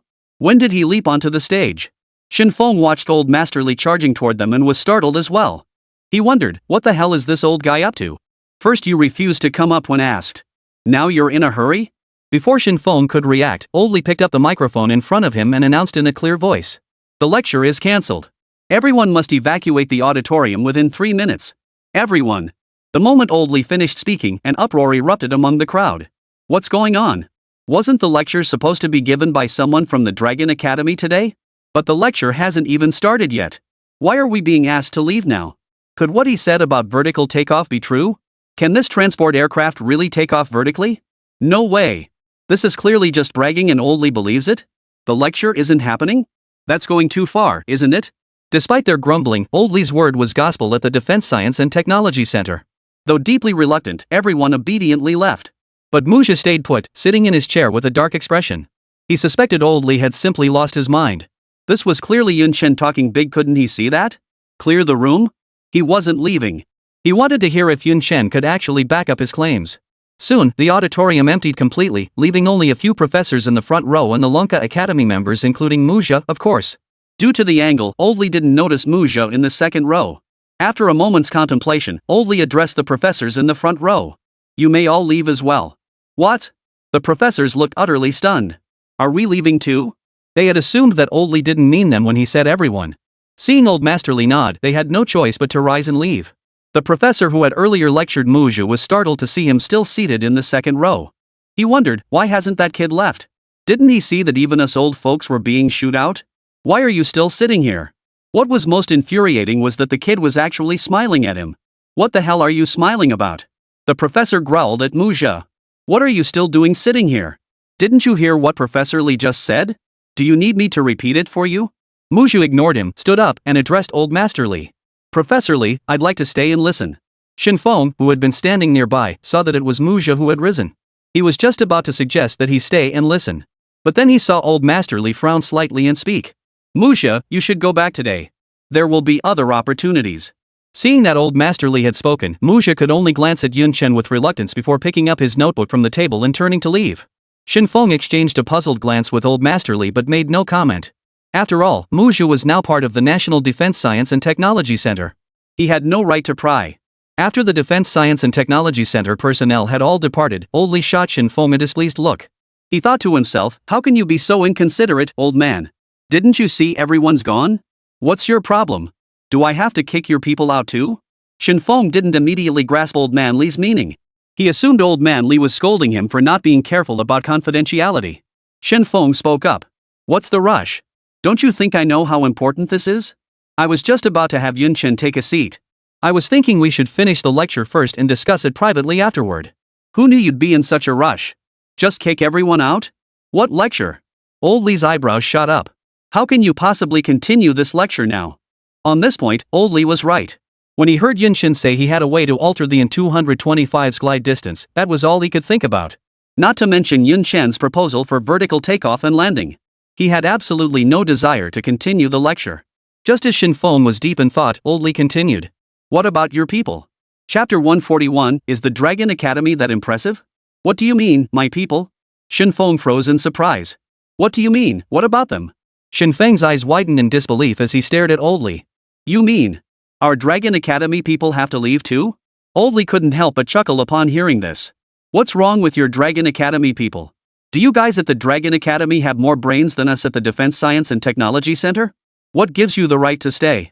You should consider yourself lucky I let you stay here at all. This Yun Chen is one of our Defense Science and Technology Center personnel. Chen Feng looked at Old Li and sighed helplessly. He understood well the saying, when you're under someone else's roof, you have to bow your head. Shen Feng shook his head, waved to the Dragon Science Academy personnel below, and spoke. You go first. Leave? The young scholars from the Dragon Academy couldn't sit still. How could they just leave? They hadn't come to listen to Old Shen's lecture after all, they were all students of the Long Academy. They could hear Old Shen's lectures any day. They had come specifically for Yun Chen. The crucial part was about to begin and now they were being told to leave? Was that even possible? Anyone who made it into the Dragon Academy was no pushover. Asking them to leave now? They'd never agree. They pretended not to see Shen Feng's gesture, sitting there with eager eyes, not budging an inch. The woman seated beside Chu Lan stood up abruptly and shouted toward the stage. Grandfather, I don't want to leave. I want to stay and listen. Grandfather? Yun Chen froze in surprise. Good heavens, so Shun Guisher was actually this young woman's grandfather. No wonder she got into the Dragon Academy. Yun Chen took a closer look at the girl. She had a baby face, her hair tied in twin ponytails. Though she wore a black Zhongshan suit, it couldn't hide her proud figure. The white undershirt beneath her jacket was stretched taut, vaguely revealing the cartoon pattern beneath. Baby face. 4 words flashed through Yun Chen's mind. The girl noticed Yun Chen staring at her and fixed him with her large, doll-like eyes, her voice soft as a balloon. Yun Chen, can I stay here? Chu Lan whispered softly in Yun Chen's ear. She's the old acquaintance I mentioned to you, Shin Qingyan. Yun Chen offered Shin Qingyan a smile but remained silent. Truthfully, Yun Chen didn't care either way. Not only would he let her stay, but he wouldn't mind if everyone stayed. The very fact he proposed it openly meant he had no intention of keeping it secret. Besides, he had always intended to present this plan as a gift to the Dragon Nation, enhancing the combat capabilities of its air force. But while Yun Chen thought this way, Old Li certainly did not. It wasn't a big deal for the Dragon Academy folks to hear it, but the problem was that the Dragon Academy delegation was made up of young people. It wouldn't be a problem if they listened, but what if they went out and started showing off? What if they leaked the information? To be on the safe side, Old Li had them leave. Seeing that no one took his words seriously, Shen Feng's old face immediately lost its composure. He glanced at Li Guoliang with a mere wave of his hand. Everyone from the National Defense Science and Technology Center had vanished, even the professors. And what about him? He'd even told them to leave first, yet not a single soul budged? Wasn't this just rubbing salt in his wounds in front of that old codger Li Guoliang? Shen Feng's face darkened instantly. He realized he'd been far too lenient with these young whippersnappers. And his granddaughter, she hadn't taken a single word of his advice to heart. How many times had he told her to use titles in formal settings? Why the hell is she calling me grandpa? Shen Feng glared and shouted at the Long Academy people. What? Does my word mean nothing now? Didn't you hear me tell you to leave first? The members of the Dragon Academy exchanged glances. They seemed to be communicating with their eyes. Are we going or not? Why should we go? If you want to leave, go ahead. I'm not going anywhere. After another round of silent communication, their bottoms remained firmly glued to their chairs, not budging an inch. They'd made up their minds no matter what Xing Guosher said, they weren't budging. Hey! Shen Feng's temper flared, and he was about to speak. But then he noticed something off about Old Li's gaze. The look in Old Li's eyes seemed to say, keep acting. Go ahead and keep acting. I'll see just how long you can keep this up. Old Li wasted no more words on Shen Feng, striding directly to Yun Chen's side. Let's go. We're going to the lab. Old Li pulled Yun Chen along, and Chu Lan immediately followed. Shen Qingyan grabbed Chu Lan's arm and hurried to keep pace. Seeing Old Master Li take Yun Chen away, Shen Feng panicked. Without even bothering to grab the items on the table, he hurriedly followed at a brisk pace. Seeing Yun Chen leave, the Dragon Science Academy members rose one after another. They formed a long line behind Shen Qingyan. However, this long line was abruptly cut off at the doorway by Shen Feng, who had rushed over. What are you all still following for? Don't you have any sense of the situation? Shen Feng glanced back and saw that Old Li and the others had already walked far ahead. I'll deal with you when I get back. Shen Feng left with a parting threat before turning and walking away. The Dragon Science Academy members were left standing there, utterly flustered. The Dragon Science Academy members exchanged bewildered glances. One of them spoke up. Should we still follow? The others shot him a look but said nothing. That's a no-brainer. Like hell we're following. Didn't you see Old Shun's expression just now? He was practically ready to eat someone alive, and you still want to follow? If you're scared to death, then go ahead. Where's Qingyan? One of them asked. Only then did the Dragon Academy members realize one of their own was missing. Then it dawned on them Xin Guoshi had only intercepted them. He hadn't intercepted his own granddaughter. Had he missed her, or was this deliberate? Everyone. Inside the laboratory. After everyone entered, Old Li immediately locked the door. Had Xin Feng been a moment later? He might have been locked out. Now, only 5 people remained inside the lab: Yun Chen, Chu Lan, Old Master Li, Xin Feng, and his granddaughter, Xin Xingyan. The other 4 gazed at Yun Chen with eager anticipation, eager to hear the continuation of his vertical takeoff theory. Seeing this, Yun Chen wasted no time. He smiled faintly and began. To be honest, it's too complicated to explain. I'll just write out the plan directly. Xin Feng was stunned upon hearing this. He had assumed Yun Chen was merely proposing a concept. He thought there would be specific ideas to discuss. He had already prepared to pour his entire lifetime of knowledge into tackling this challenge alongside Yun Chen. But now, the other guy had an entire plan ready? That's just insane. No wonder he was so confident earlier. Xin Xingyan stared at Chu Lan in shock with her wide, captivating eyes. She hadn't gotten into the Dragon Academy through her grandfather's connections, she'd earned her spot through her own abilities. She knew full well how incredibly difficult vertical takeoff was for transport aircraft. She never imagined Yun Chen would have a plan ready. Chu Lan had long since grown immune to Yun Chen's astonishing maneuvers. While everyone else was still reeling in shock, she had already prepared paper and pen. Hand crank? Chapter 142, The Meticulous Xin Feng. Xin Xingyan stared at the paper and pen on the table, stunned once more. Such an extraordinary solution, and he actually wants to do it by hand? Chu Lan, observing Xin Xingyan's stunned expression, furrowed her brow and spoke up. What's wrong? Xin Xingyan quickly closed her mouth and whispered. He actually wrote the proposal by hand? Is there a problem? Chu Lan glanced at Xin Xingyan. All his proposals are handwritten. Even the blueprints are hand-drawn. Xin Xingyan's mouth, which had just closed, opened again. That's terrifying. Even the blueprints are hand-drawn? All that detailed data, those rigorous mathematical formulas. How did he memorize all that? How did he come up with it? Does he have a computer in his head? While Xin Xingyan stood in stunned silence, Yun Chen had already begun writing. The others quietly moved 2 steps closer to Yun Chen's side, watching him write the proposal in silence. Yun Chen wrote swiftly, filling an entire page in under 10 minutes. Xin Xingyan hadn't glanced at what Yun Chen wrote, she'd been observing him the entire time. She noticed that from the moment he picked up the pen, it never left his hand. Nor had his brow furrowed even once. This astonished Xin Xingyan once more. She couldn't fathom how Yun Chen managed it.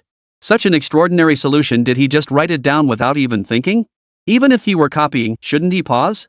Not even a single pause? She hadn't seen what Yun Chen wrote, but someone had. That someone was Xin Feng. He'd been watching since Yun Chen wrote the very first character. And he was watching very intently. When Yun Chen wrote the formula, he was mentally calculating along with it. But before he could finish his calculations, Yun Chen had already written 3 lines. This startled him considerably. After all, he was a top-tier expert in the aviation field of the Dragon Nation. And the data formulas Yun Chen was writing were precisely about aerodynamics. This was his specialty, yet he hadn't even calculated the figures. Yet Yun Chen had not only finished his calculations early but had even written 2 additional lines. This left him feeling utterly humiliated. He even suspected the kid was just fooling around. Just slapped some random data up there. Refusing to believe in superstition, he paid no mind to what Yun Chen wrote afterward. He steeled himself mentally, determined to solve that formula. But when he finally arrived at the answer, his face flushed crimson. He discovered his own data matched Yun Chen's exactly. Not only that, but Yun Chen's figures were more precise than his own. Yun Chen's figures extended to 6 decimal places, while his own only reached 4. This startled him considerably. After regaining his composure, Xin Feng continued reading Yun Chen's proposal. But what he saw made him regret it immediately. He regretted why he had to call that Jinner. Because in the time he'd wasted, Yun Chen had already filled 2 pages. Without those 2 pages, he couldn't understand the proposal in Yun Chen's hands now. At the beginning, Yun Chen had been writing about aerodynamics. Now, Yun Chen was writing about anti-gravity. Xin Feng wanted to slap himself. Just read it, why get so worked up? Xin Feng felt an itch in his heart as he read. He genuinely wanted to flip over those 2 pages Yun Chen had finished writing. To see what he'd missed. Old Li, having little involvement in aerospace matters, glanced at it briefly before setting it aside.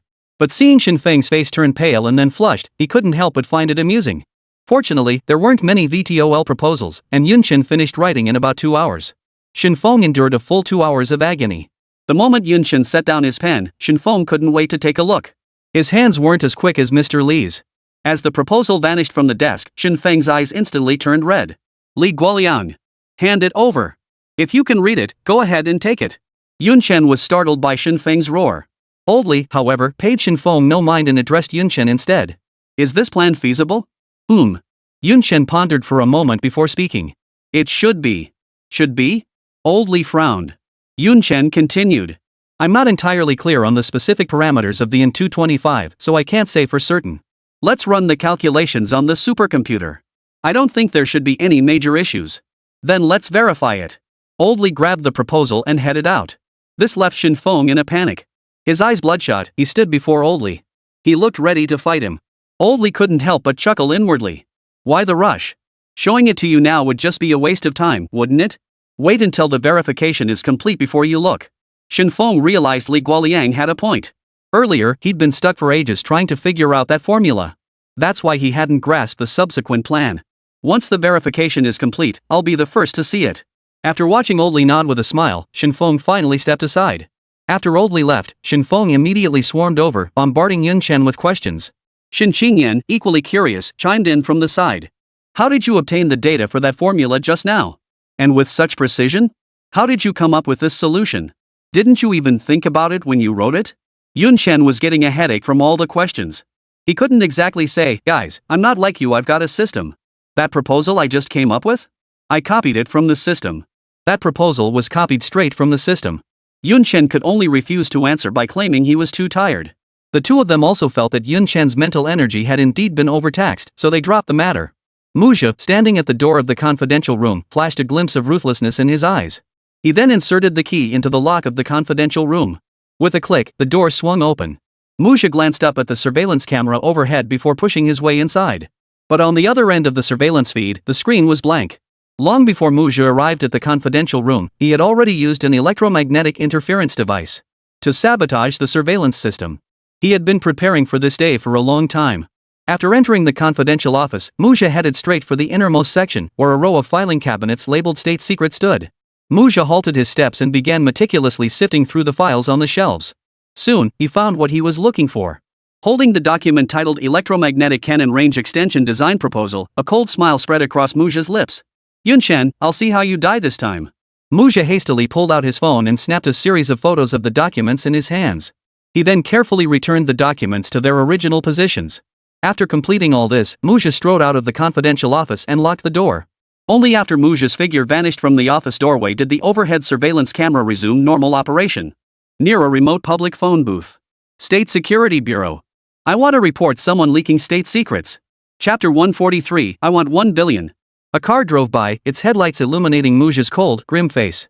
Muzha pulled out his phone and dialed a number. Mu-san. The seductive voice on the other end made Muzha's body tremble. I've got what you want. Really? Kawashima Yoshiko sat bolt upright on the bed, her face lighting up with delight. Ha ha. Muzha chuckled lewdly before speaking.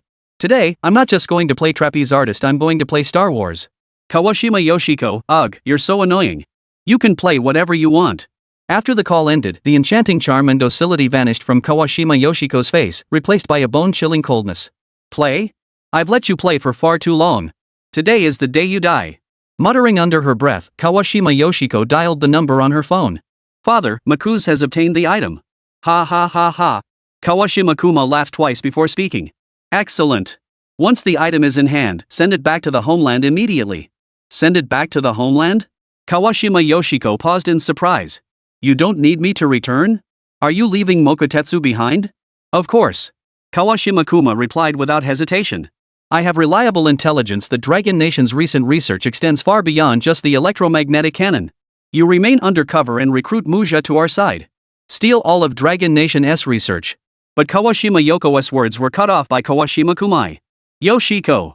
For the greater good of the empire, what does personal honor matter?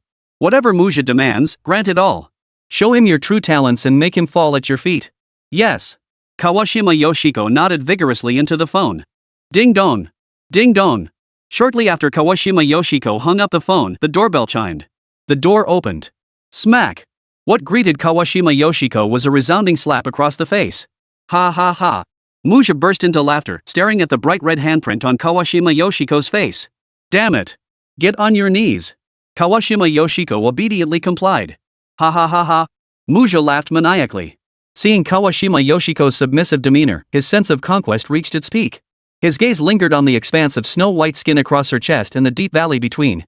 Musha swallowed hard, then drew a black leather whip from his back and closed the door. Today, we'll try something new. 3 seconds later, Musha entered sage mode. Surveying the crisscrossing crimson marks across Kawashima Yoshiko's body, Musha felt pure satisfaction. I want 1 billion. Kawashima Yoshiko's heart trembled, a flash of murderous intent flickering in her eyes. From the moment that Black Whip had struck her flesh, her desire to kill Musha had never wavered. Had it not been for Kawashima Komichi's warning, Musha would already be dead. Now, hearing Musha make such an outrageous demand 1 billion. Her murderous intent could no longer be restrained. She was about to send Musha to meet his end. At that moment, Kawanishi had long cast aside Komichi's warnings. Yet Musha's next words instantly softened the steel in her eyes. Next time, I'll bring you the Defense Research Center's latest breakthrough, the stealth drone. Kawashima Yoshiko flipped over and pinned Musha beneath her. Mu-san. I told you before, we'll definitely satisfy you. Ha ha ha. Kawashima Yoshiko's sultry voice and the exquisite sensation of her body sent Musha into hearty laughter. I'll satisfy you right now. Musha flipped her over, pinning the exquisite beauty beneath him as he launched into another round of intense passion. National Defense Research Center, Laboratory Interior. Oldly returned with the supercomputer's verification results. The moment Oldly entered the room, Shinfeng was the first to spring up from his chair. Yes, he literally leapt up. Ever since Old Manly left, Shinfeng hadn't taken his eyes off the doorway. The moment the doorknob turned, he immediately rose from his seat. Before Yun Chen and the others could react, Shinfeng had already darted to the doorway. What's the outcome? Old Masterly was startled by Shinfeng's sudden appearance. Here, see for yourself. Old Masterly handed the documents to Shinfeng. Shinfeng snatched the documents and began flipping through them carefully. Shinfeng wasn't the only one eager to know the outcome. Take Shin Xingyan, for instance, she wanted to see the results too. Grandpa, let me see. I want to see too. Shin Xingyan stretched her neck forward while tugging at Shinfeng's arm. Go!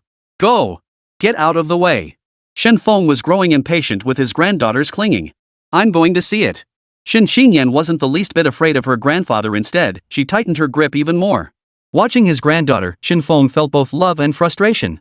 Meanwhile, Chu Lan, watching the grandfather and granddaughter scramble over the documents, covered her mouth and giggled. She couldn't care less about the outcome, for she knew that as long as Yun Chen took action, it would surely succeed.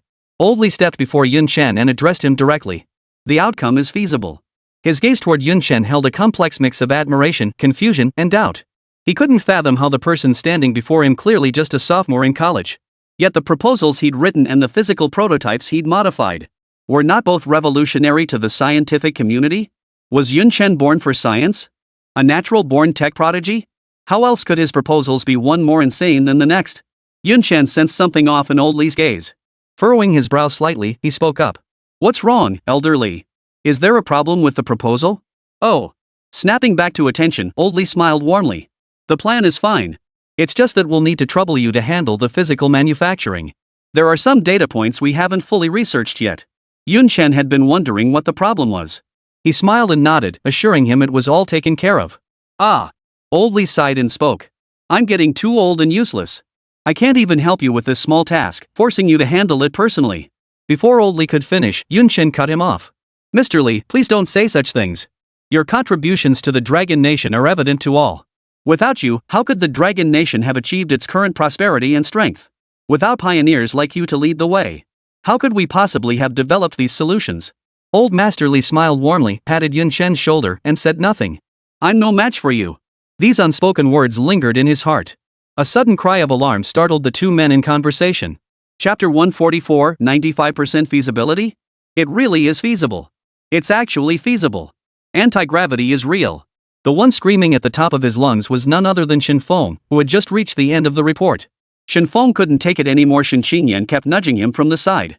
It was making it impossible for him to focus on the data. He decided not to bother reading it and flipped straight to the end of the report. Feasibility, 95%. Shinfeng's eyes widened as he stared at those bold red characters at the bottom of the report. He hadn't doubted its feasibility, but he hadn't imagined it would be this high. He had originally planned to throw his old bones into the project if the feasibility reached just 40%. He was determined to take on this project no matter what. But he never imagined. The data in Yun Chen's proposal didn't even require verification or recalculation, it was simply viable? And with such a high success rate? You wanted to see it, didn't you? Shinfeng shoved the proposal into Shin Xingyan's arms. He walked toward Yun Chen with a smug grin. Oldly frowned, a sense of foreboding settling in his heart. Sure enough, Shen Feng grabbed Yun Chen's hand. Yun Chen, come to our Dragon Science Academy. Our Dragon Academy is where you truly belong. Staying at the National Defense Research Center will only stifle your potential. The research projects at our Dragon Academy are exactly where you can make your mark. Yun Chen. Before Shen Feng could finish, Old Li beside him already objected. You old rascal. Old Li stepped right between them, his eyebrows bristling. Trying to poach talent right in front of me, huh? Do you think I'm invisible? What's wrong with our National Defense Technology Center? How dare you restrict Yun Chen's development? Come on, Old Shen, if you can't give me a straight answer today, I'll make sure you don't leave this door alive. Shen Feng flashed a smile at Old Li. Old Li, don't get so worked up. You know I didn't mean it that way. Then what did you mean? Old Li's eyes widened. Shen Feng, I'm not saying your Defense Technology Center is bad. It's just what? Just what? Old Li took 2 steps forward, his beard nearly brushing Shen Feng's forehead. Cut it out. One more word and I'll throw you out. You'll never set foot in the Defense Science and Technology Center again. Shen Feng had been about to plead his case further, but upon hearing Li Guoliang's words, he promptly shut his mouth. He knew Li Guoliang wasn't one to make empty threats. He always followed through on his words.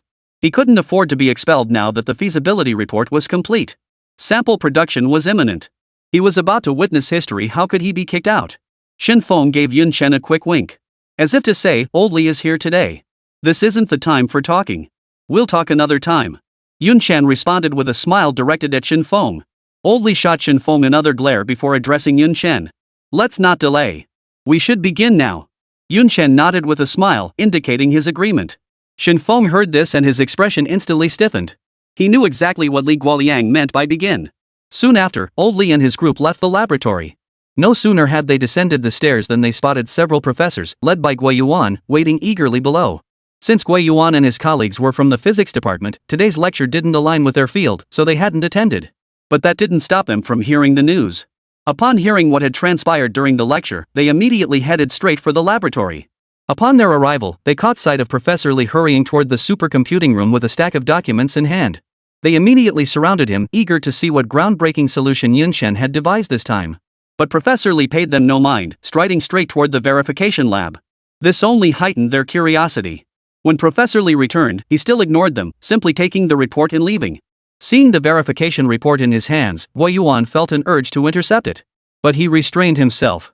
Unwilling to give up, he waited there with the others. Old Li saw that everyone was present, perfect timing, sparing him the trouble of gathering them individually. As Old Master Li approached, a flicker of hope lit up in everyone's eyes. Was he finally going to tell them? Yet when Old Li finally spoke, they realized they'd jumped the gun. Gui Yuan, contact the Air Force. Borrow a Y-20 transport aircraft. You lot, organize personnel to convert the playground into a warehouse, one that can accommodate aircraft. Also, request a security detail from the protection department. Secure the playground completely. No one is to enter. After giving these orders, Old Li waited expectantly for a long while. But no further instructions came from Old Li. He thought to himself. Is that all? Don't you have anything else to tell us? Like some major discovery? Or breakthrough progress in your research? Seeing everyone standing still, staring at him expectantly, Old Li spoke up. Oh, right. Regarding today's lecture and Yun Chen's proposal. Keep it under wraps for now. The group froze upon hearing this. Don't tell anyone? The entire Defense Technology Center already knows about it, you know. Otherwise, why do you think we're all gathered here? Only after speaking did Old Li realize that by now, the entire Defense Science and Technology Center must have heard about it. At this realization, Old Li shot Shen Feng a displeased glance. Couldn't you have asked privately? Why must you make it public knowledge in front of everyone? If someone with a loose tongue were to leak this information, that would spell big trouble. Until the research project yields results, all materials including the research topics themselves must remain confidential.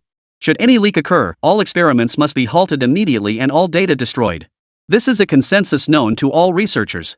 Old Li pondered for a moment before speaking. Proceed with the preparations as I've instructed. Additionally, announce publicly that the idea proposed by Yun Chen during his lecture has been rejected. The concept is not yet sufficiently developed. Ha! Gui Yuan and the others froze in surprise. Is it truly not mature? Was it really rejected? If it was rejected, then what's with this warehouse business and borrowing planes? What exactly is going on? Though puzzled, everyone followed Old Li's instructions. Old Li turned his head and addressed Yun Chen. I'm afraid you'll have to endure some inconvenience for now.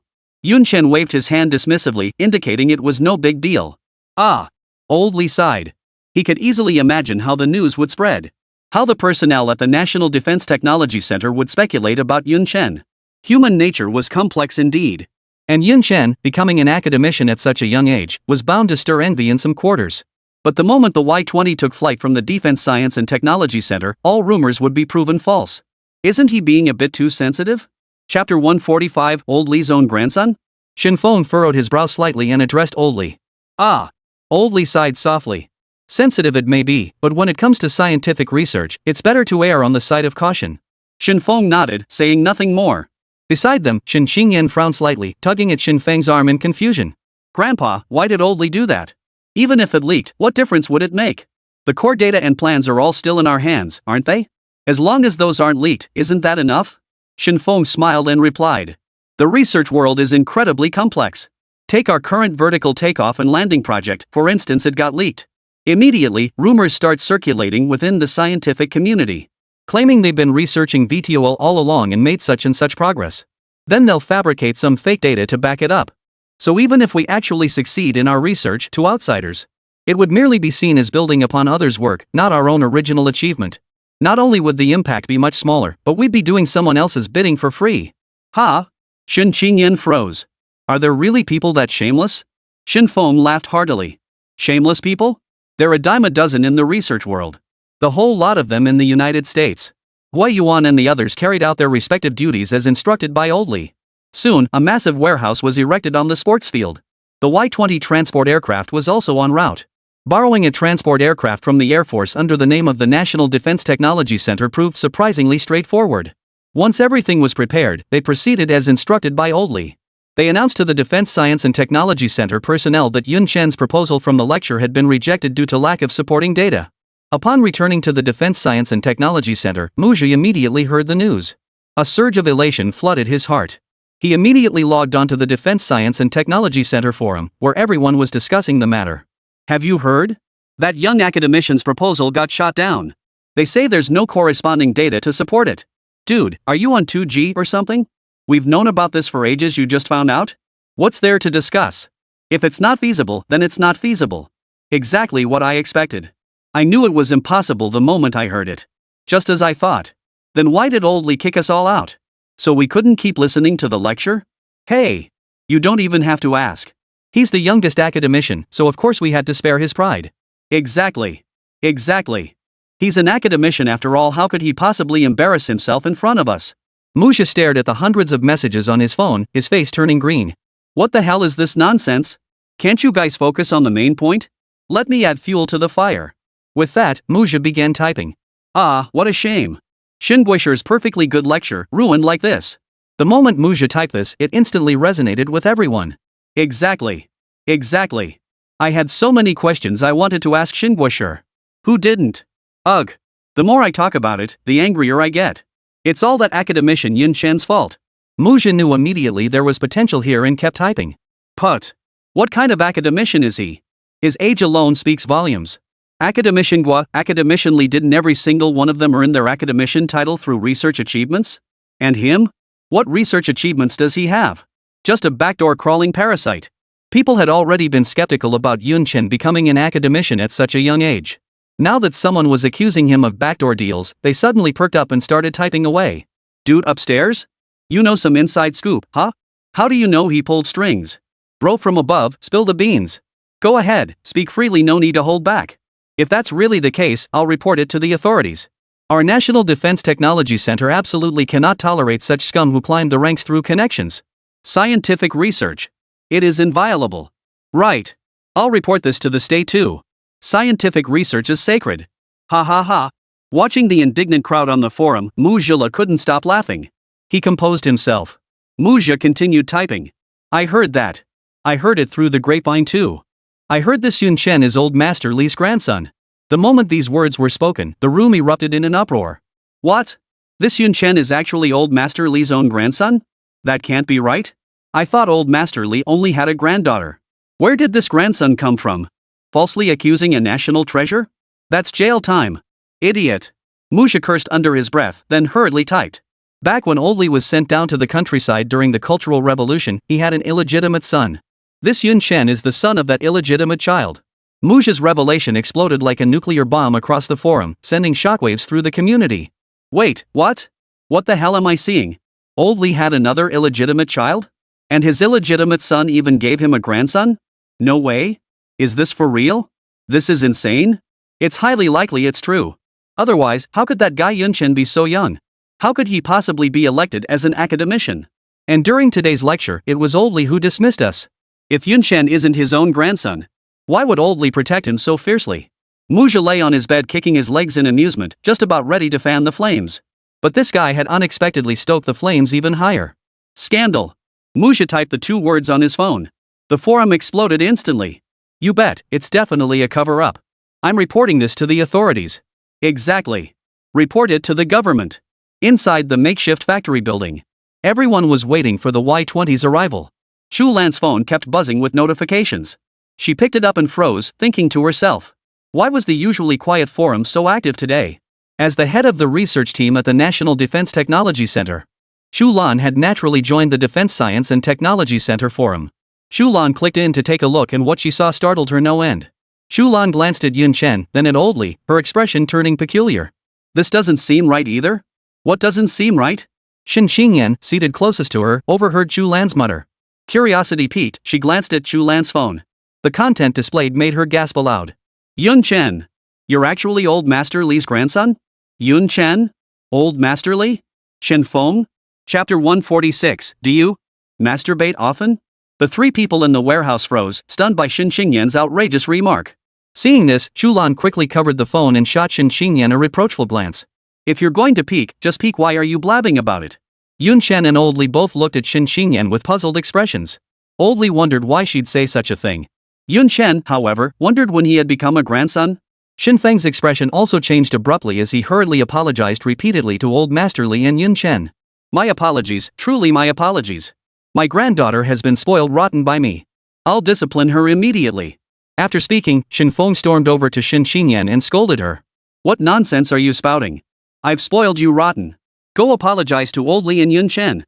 Though Shen Feng's face was twisted with fury and his voice was stern, Shen Xingyan, who never provoked him, wasn't about to back down. Shen Xingyan stubbornly retorted. I didn't make anything up.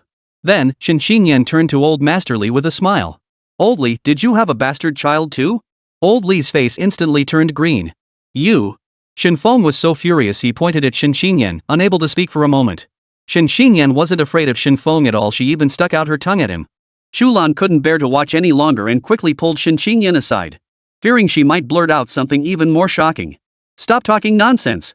After admonishing Shen Xingyan, Chu Lan approached Old Master Li and handed him the phone. Please take a look. Old Master Li took the phone with a puzzled look and began scrolling through the chat logs on the forum. Yun Chen also leaned in curiously. After reading through the entire thread, he finally understood why Shen Xingyan had made such bold claims. Holy crap! How outrageous is that? Calling me a backdoor operator is one thing, but why make me out to be a complete fool? But the most shocking part? People actually believe this nonsense? Not a single word of doubt? Old Li's eyebrows shot straight up in disbelief. He knew that once the news spread, Yun Chen would face some skepticism. He expected some opposition to surface within the Defense Science and Technology Center. But he never imagined the bastards at the Defense Science and Technology Center would raise such absurd objections. Questioning was one thing, but dragging him into it too. Ignore them. Old Li shoved the phone back into Chu Lan's hand. Let them make a fuss. Aren't they threatening to report this to the state? Let them report it. After a bout of roaring, Old Li still felt unsatisfied. He barked at the doorway. Where the hell is that transport plane? Just build a new one. It's finally done, right? Facing the furious Old Li, Chu Lan and Yun Chen exchanged glances, both wearing expressions of helplessness. Shen Xingyan had approached unnoticed. Why aren't you angry? Shen Xingyan blinked her big, almond-shaped eyes, looking at Yun Chen with curiosity. Oh. I get it now. You're happy to be someone's lackey. Yun Chen, damn it. Seeing Yun Chen's face suddenly turn pale, Chu Lan quickly covered Shen Xingyan's mouth. If you say another word, I'll kick you out. Shen Xingyan nodded obediently, and only then did Chu Lan release her hand. The crowd erupted once more at the sight of the colossal object appearing within the academy grounds. This colossal machine was none other than the Y-20 transport aircraft Gui Yuan had borrowed from Air Force headquarters. Upon receiving the request from the National Defense Technology Center, the Air Force immediately dispatched a Y-20 from the nearest unit to fly to the center. Since the Defense Science and Technology Center lacked the necessary facilities for the Y-20 to take off or land, it could only touch down at a nearby airport. From there, it was towed by a guide vehicle to the center. The Y-20's arrival at the Defense Science and Technology Center instantly drew a crowd of onlookers. Isn't that the Y-20, our nation's largest transport aircraft? What's it doing at our school? Didn't you hear today's lecture? It's all because of that Yun Chen guy. Wasn't his idea rejected? So what if they were? He's still an academician, even if his ideas were rejected. He still has to do his research. For the future. All this goes on his resume. Isn't this a waste of resources and funds? So what if it is? He's Grandpa Li's own grandson. It's just a transport plane. Old man Li could get one with a single word. This is outrageous. I'm reporting this to the state authorities right now. Under the watchful eyes of the crowd, the Y-20 was guided by a tow vehicle into the makeshift hangar erected on the airfield. Some of the more curious individuals tried to follow inside for a look. But before they could even reach the warehouse, security personnel shooed them away. Old Li had made it clear, only a select few were permitted inside. No one else was allowed anywhere near. After the Y-20 was brought in, Yun Chen officially changed into his work clothes, ready to get started. He was accustomed to this routine. The first prototype of every new design was always modified by Yun Chen himself. As Yun Chen began his modifications, Old Li and Shen Feng followed closely behind. But once Yun Chen started working, they realized they couldn't help at all. The modifications Yun Chen was making were beyond their comprehension. They figured that if they couldn't help, they could at least assist with minor tasks. Yet every time Yun Chen requested a tool, they invariably handed him the wrong one. Meanwhile, Chu Lan, standing nearby, could always find the exact tool Yun Chen needed without fail. The two of them simply stopped getting in the way and stepped aside. But Shen Xingyan didn't back off. She watched Yun Chen bustling about with her big, wide eyes. Her face was filled with curiosity. Finally, she reached a conclusion. Yun Chen was incredibly skilled at repairing airplanes. Yun Chen? Shen Xingyan asked curiously, watching him tighten the screw. Do you masturbate a lot? Yun Chen stumbled, nearly falling off the plane. Ha ha ha ha. Shen Xingyan laughed heartily. She was certain she'd guessed correctly. Why else would Yun Chen react so dramatically? Seeing the look on Shen Xingyan's face, Yun Chen finally understood. The flying she referred to wasn't the same as the flying he understood. Chu Lan, standing nearby, also assumed Shen Xingyan meant the literal act of masturbation. Without even looking up, she retorted. Stop messing around. Yun Chen's always at the Defense Technology Center. How could he possibly do that? Yun Chen is under my watch every single day. If he were to do that in front of me, wouldn't I know about it? Shen Xingyan pouted and retorted. He must do it all the time. If he didn't fly planes, how would he fix them? Yun Chen, listening nearby, felt his head was about to explode. He quickly interrupted them, urging them to stop talking about airplanes. You two are living together? Chapter 147. You're given an opportunity, yet you can't seize it. Only then did Shen Xingyan realize what Chu Lan meant when she said Yun Chen was always right under her nose. What did every day mean? Chu Lan nodded at Shen Xingyan. We are living together, but... Good heavens! Chu Lan's words were cut off by Shen Xingyan's startled exclamation. Yun Chen glanced at Shen Xingyan, whose doll-like face was etched with utter shock. Since Shen Xingyan was crouching, the two bombs on her chest had become severely deformed from the pressure. The faint cartoon pattern beneath them grew increasingly clear. A pink kitten. Watching those two deformed landmines, Yun Chen felt a cold sweat break out for her. He genuinely feared the button might give way and burst open. Shen Xingyan continued speaking. Has the last pure maiden of the scientific community also met her untimely demise? A flush instantly spread across Chu Lan's cheeks. She shot her a reproachful glance. What nonsense are you spouting? Shen Xingyan stood up, pointing at Chu Lan. Look at you, your face is all red. And you say nothing happened? Did you really do it with him? Yun Chen stumbled again. He was utterly baffled. How on earth had Shen Xingyan even gotten into the Dragon Academy? Dumb as a brick seemed like a derogatory term, didn't it? Why did it feel more like an adjective to him? Yun Chen hurriedly got up and moved to the other side of the plane. He feared that if he stayed any longer, Shen Xingyan's shocking words would startle him so badly he might fall out of the plane. Seeing Yun Chen leave, Chu Lan immediately followed, and Shen Xingyan followed right behind her. Well, it's given, so it's given. Shen Xingyan whispered in Chu Lan's ear. He's so outstanding anyway, you're not losing out by giving him to you. Chu Lan halted, shooting her an annoyed glance. What nonsense are you talking about? Nothing happened between us. Really? Shen Xingyan blinked her big, beautiful eyes, a hint of delight shining through. Chu Lan nodded firmly, confirming there was nothing between her and Yun Chen. Great! Shen Xingyan jumped up in delight. I thought I'd lost my chance. Then it's every man for himself. What do you mean, each relying on our own abilities? Before Chu Lan could process it, Shen Xingyan had already dashed over to Yun Chen. Only then did she grasp what Shen Xingyan meant by each relying on our own skills. You dare! Chu Lan roared inwardly, quickening her pace to follow. With Shin Qingyan joining in, Yun Chen's work became much more interesting. Shin Feng, meanwhile, dashed to a corner of the warehouse, pulled out his phone, and dialed a number. Air Force Headquarters, Commander's Office. Zhang Qingfeng, who was about to head to a meeting, glanced at the caller ID on his phone and pressed the answer button. Ha!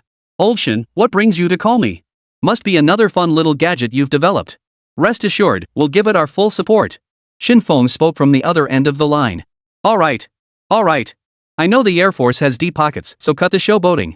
I've got something to tell you. You're the one who didn't seize the opportunity. Don't blame me for not looking out for you.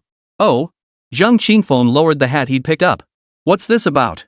You're being so mysterious. Go ahead. Shin Feng glanced around. Seeing no one nearby, he lowered his voice and spoke.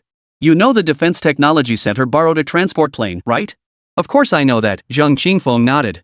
The Defense Science and Technology Center sent out notices to all major military regions. Our military region is close by, but it was too much trouble, so we declined. But didn't they pull one from the South China military region? You're so dense.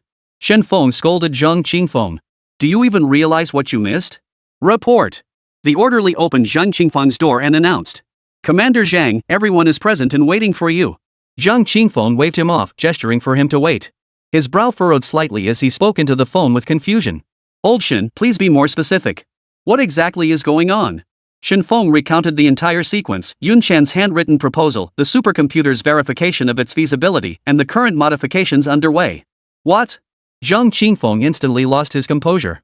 He shot up from his chair. Ignoring Zhang Qingfeng's exclamation, Shin Feng continued. That's the situation. You handle it however you see fit.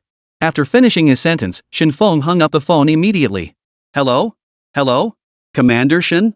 Zhang Qingfeng called out repeatedly before realizing Shin Feng had already hung up.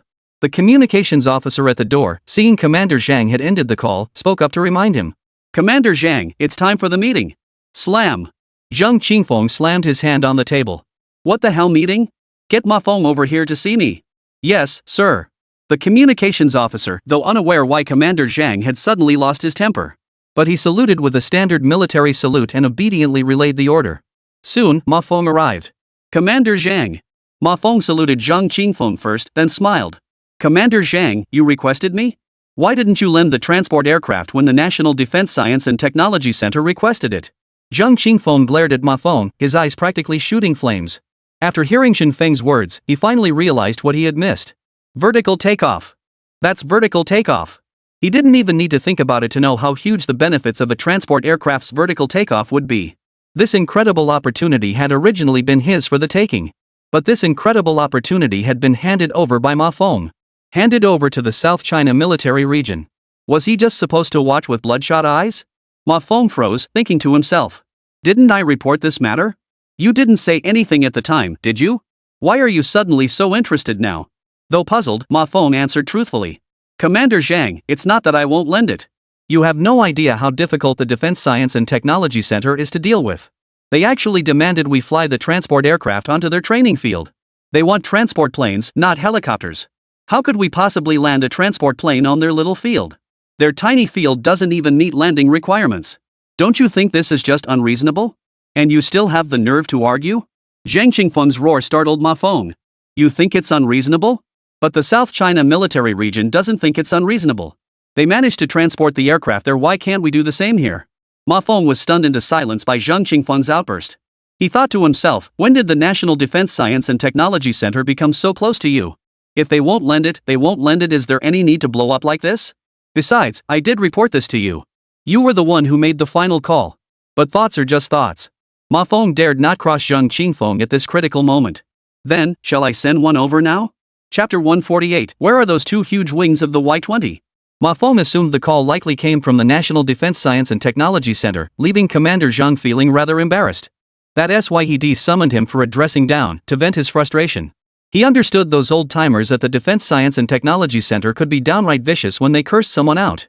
He figured Commander Zhang's anger had probably cooled by now. If he brought it up again, Commander Zhang would likely let it go and dismiss him. But Zhang Qingfeng's words stunned him. Have them send the J-20 over. Ma Feng thought he must have misheard. The J-20 was a fighter jet, far more valuable than any transport aircraft. Moreover, the J-20 was the latest generation fighter jet. The entire military region possessed only one such aircraft. Unless it was for training purposes, they wouldn't even dare to fly it. Treated like a precious treasure. And now you're telling me to send the J-20 to the Defense Science and Technology Center?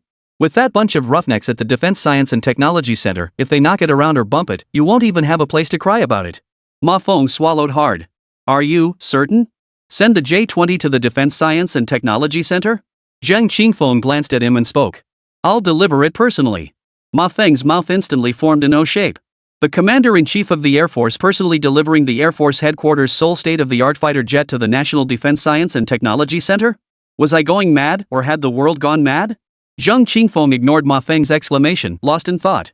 If transport aircraft can take off vertically, then fighter jets could too.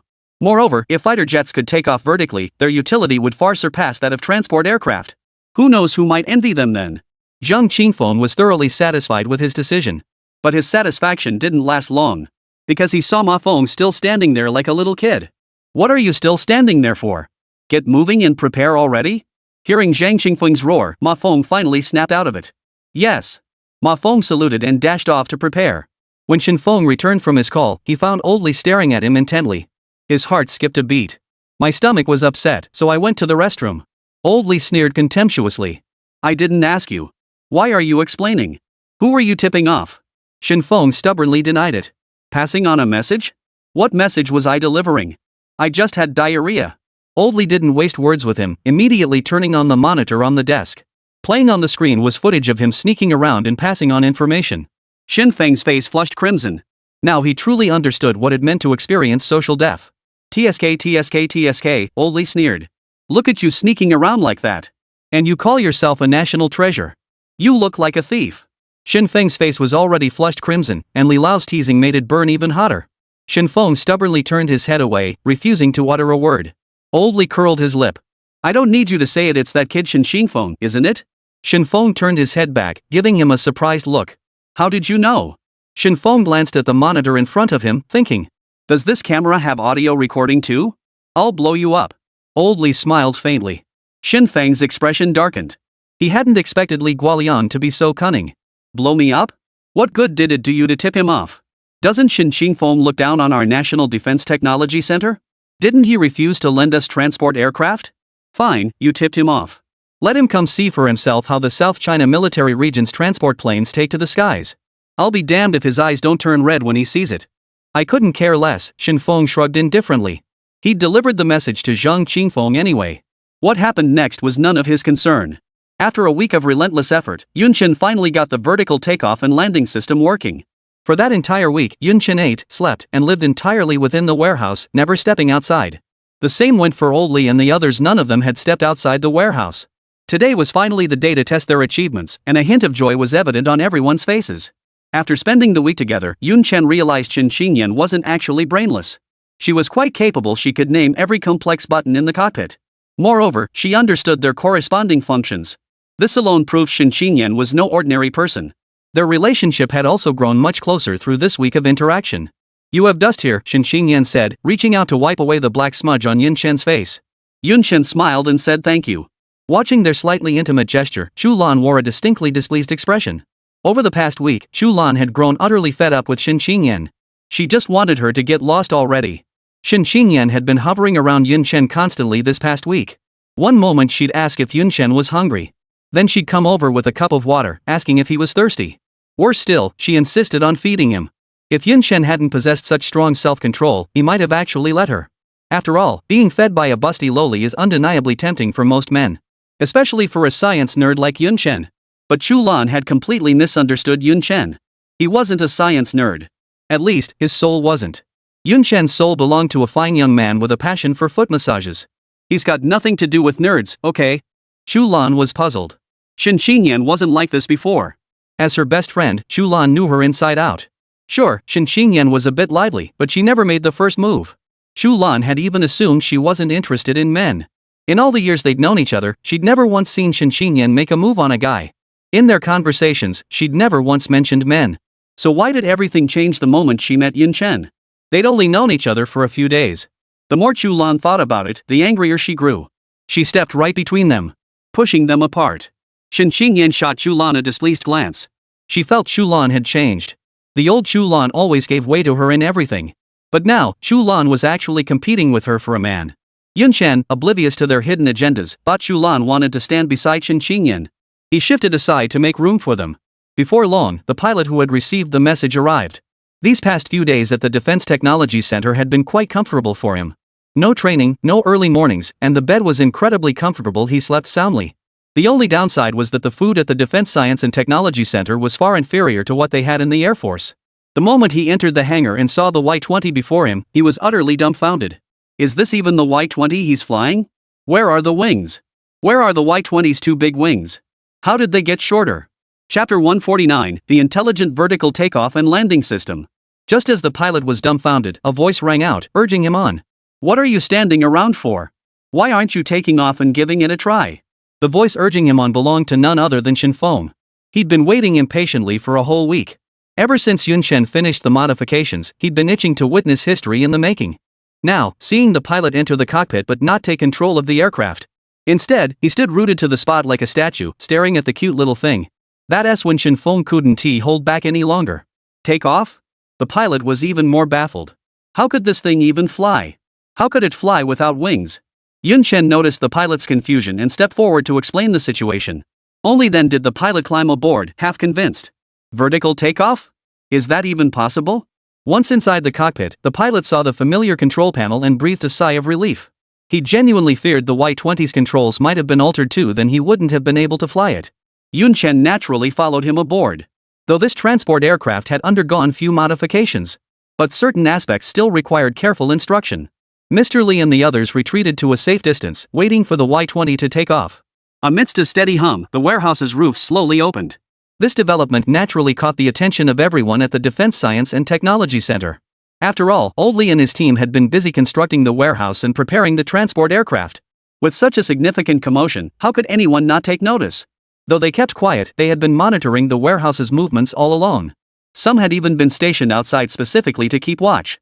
Now, seeing the warehouse roof open, they could no longer sit still. They poured out of their rooms, all eyes fixed on the massive warehouse in the courtyard. On the aircraft. Yun Chen smiled as he addressed the pilot. I've retrofitted the Y-20 with a vertical takeoff and landing system. I've concealed the wings beneath the fuselage. The pilot finally understood. No wonder I couldn't see the wings. So they're under the fuselage. But this VTOL system? Can it really work?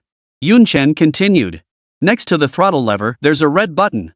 That's the vertical takeoff and landing control. The pilot looked down and noticed an inconspicuous red button beside the control stick. Had Yun Chen not pointed it out, he wouldn't have noticed it. Curious, he pressed it. A red upward arrow immediately appeared on the instrument panel. Yun Chen smiled and continued. The aircraft is now in vertical takeoff mode. As it climbs, the wings beneath the fuselage will gradually unfold. Once the aircraft reaches a safe altitude, it will automatically switch to flight mode. The same principle applies for landing. Press this button again during landing. The wings will gradually retract, initiating an automatic descent. The pilot thought to himself. Pretty smart. Curious, he pressed the button again and noticed the indicator light on the instrument panel turned yellow, while the arrow changed to a downward direction. The pilot glanced at Yun Chen and thought to himself. Is it really as good as you say? Just this one little button can make the plane take off and land vertically? As a pilot, he knew exactly what vertical takeoff and landing meant for a transport aircraft. Though Yun Chen's explanation sounded impressive, he simply couldn't believe it. He tightened his seatbelt, preparing to test it himself. The pilot pressed the ignition button, and the engines roared to life. Buzz! Buzz! Buzz! From a safe distance, Li Lao and the others watched the two black discs on the Y-20's fuselage spewing blue flames, their faces alight with excitement. They were about to witness a miracle. Chen Qingyan pulled out her phone, ready to capture this historic moment. Chu Lan, standing nearby, frowned slightly and stopped her. Old Li turned his head and smiled warmly. It's fine. Go ahead and take pictures. There's no point in hiding it. Chen Qingyan shot Chu Lan a smug glance before raising her phone again. If you're filming, so am I. Chu Lan thought silently, pulling out her own phone. Meanwhile, upon hearing the roar of aircraft echoing from the warehouse, the personnel at the Defense Technology Center began speculating. What's going on? Why is there the sound of an aircraft engine coming from inside? Could it be that the Y-20 is really going to fly out from inside? Did that kid actually pull off vertical takeoff? One scoffed dismissively. You believe him, or do you believe I'm Qin Shi Huang? Don't you get it? Of course they're putting on the full show. They'll give you a couple of loud noises, then announce it's a failure. Just to prove they did their research, you know? Put in the effort. After the engine preheat was complete, the pilot was about to switch the vertical takeoff and landing system to ascent mode as Yun Chen had instructed. But he noticed the instrument panel already displayed the ascent mode, which made him pause in surprise. He was certain he had just switched it to descent mode. Noticing the pilot's confusion, Yun Chen smiled and explained. The system detected we're currently on the ground and switched automatically. That's smart, the pilot murmured, slightly surprised. Phew. The pilot exhaled deeply, his racing heart finally settling a bit. Saying he wasn't nervous would be impossible. He genuinely feared that if he released the handbrake, he'd crash straight into the wall ahead. Ready? We're taking off. The pilot's words seemed directed at Yun Chen, yet they also served as a rallying cry for himself. The pilot released the handbrake, yet the Y-20 remained stationary, a relief that settled his nerves. His heart settled considerably. He slowly pushed the throttle forward. The pilot exclaimed in shock. He felt an intense sensation of weightlessness. However, the personnel at the Defense Science and Technology Center witnessed a scene that would remain etched in their memories forever. They watched as the massive fuselage of the Y-20 burst straight upward from the makeshift warehouse on the airfield. The blue glow emanating from the circular discs flanking the Y-20's fuselage gave them a sci-fi movie vibe. But that wasn't the most important part. What truly astonished them were the two massive wings concealed beneath the Y-20's fuselage. As the aircraft ascended, these wings slowly unfolded, delivering a powerful visual impact. Everyone was transfixed, staring skyward with their mouths agape. Even long after the Y-20 vanished from sight, they remained deeply shaken. But Old Li and the others were boiling with excitement. Yeez! Xin Qingyan leapt high into the air. We did it! Yun Chen really did it! Overwhelmed with emotion, she threw her arms around Chu Lan, who stood beside her.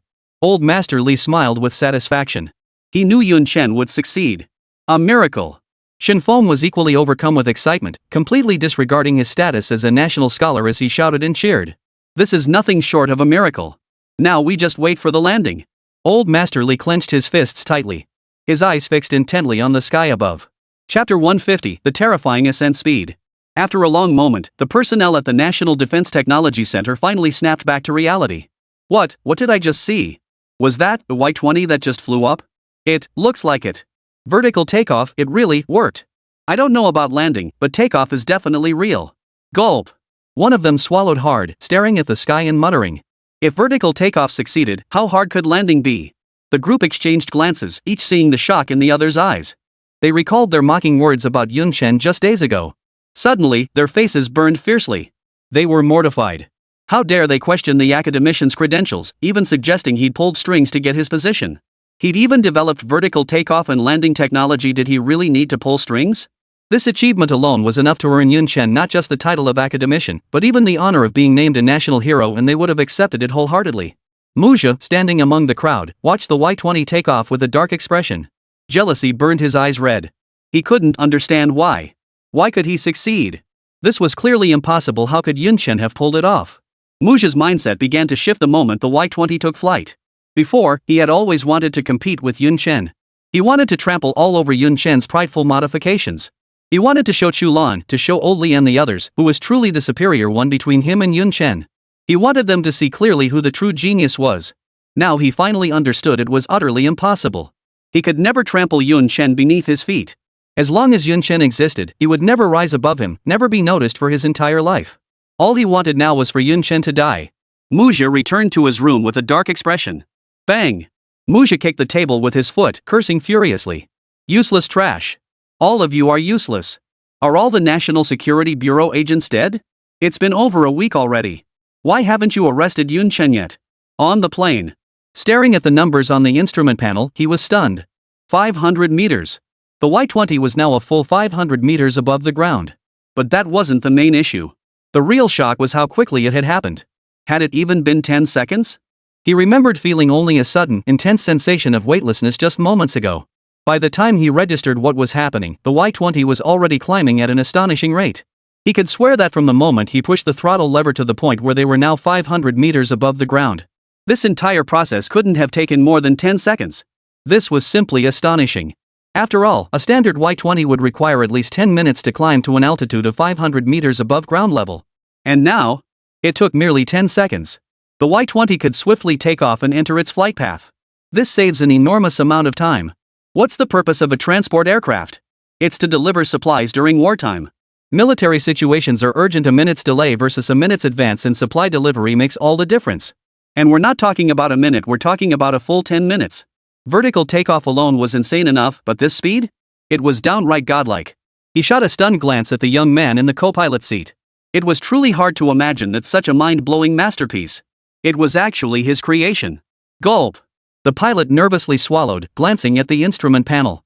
He saw that, just as Yun Chen had said, the red ascent button had vanished. Looking at the familiar instruments, he knew immediately. The Y-20 had automatically switched to flight mode. Try circling it, Yun Chen suggested with a smile. The pilot nodded and began maneuvering the Y-20 into a circular pattern above the city.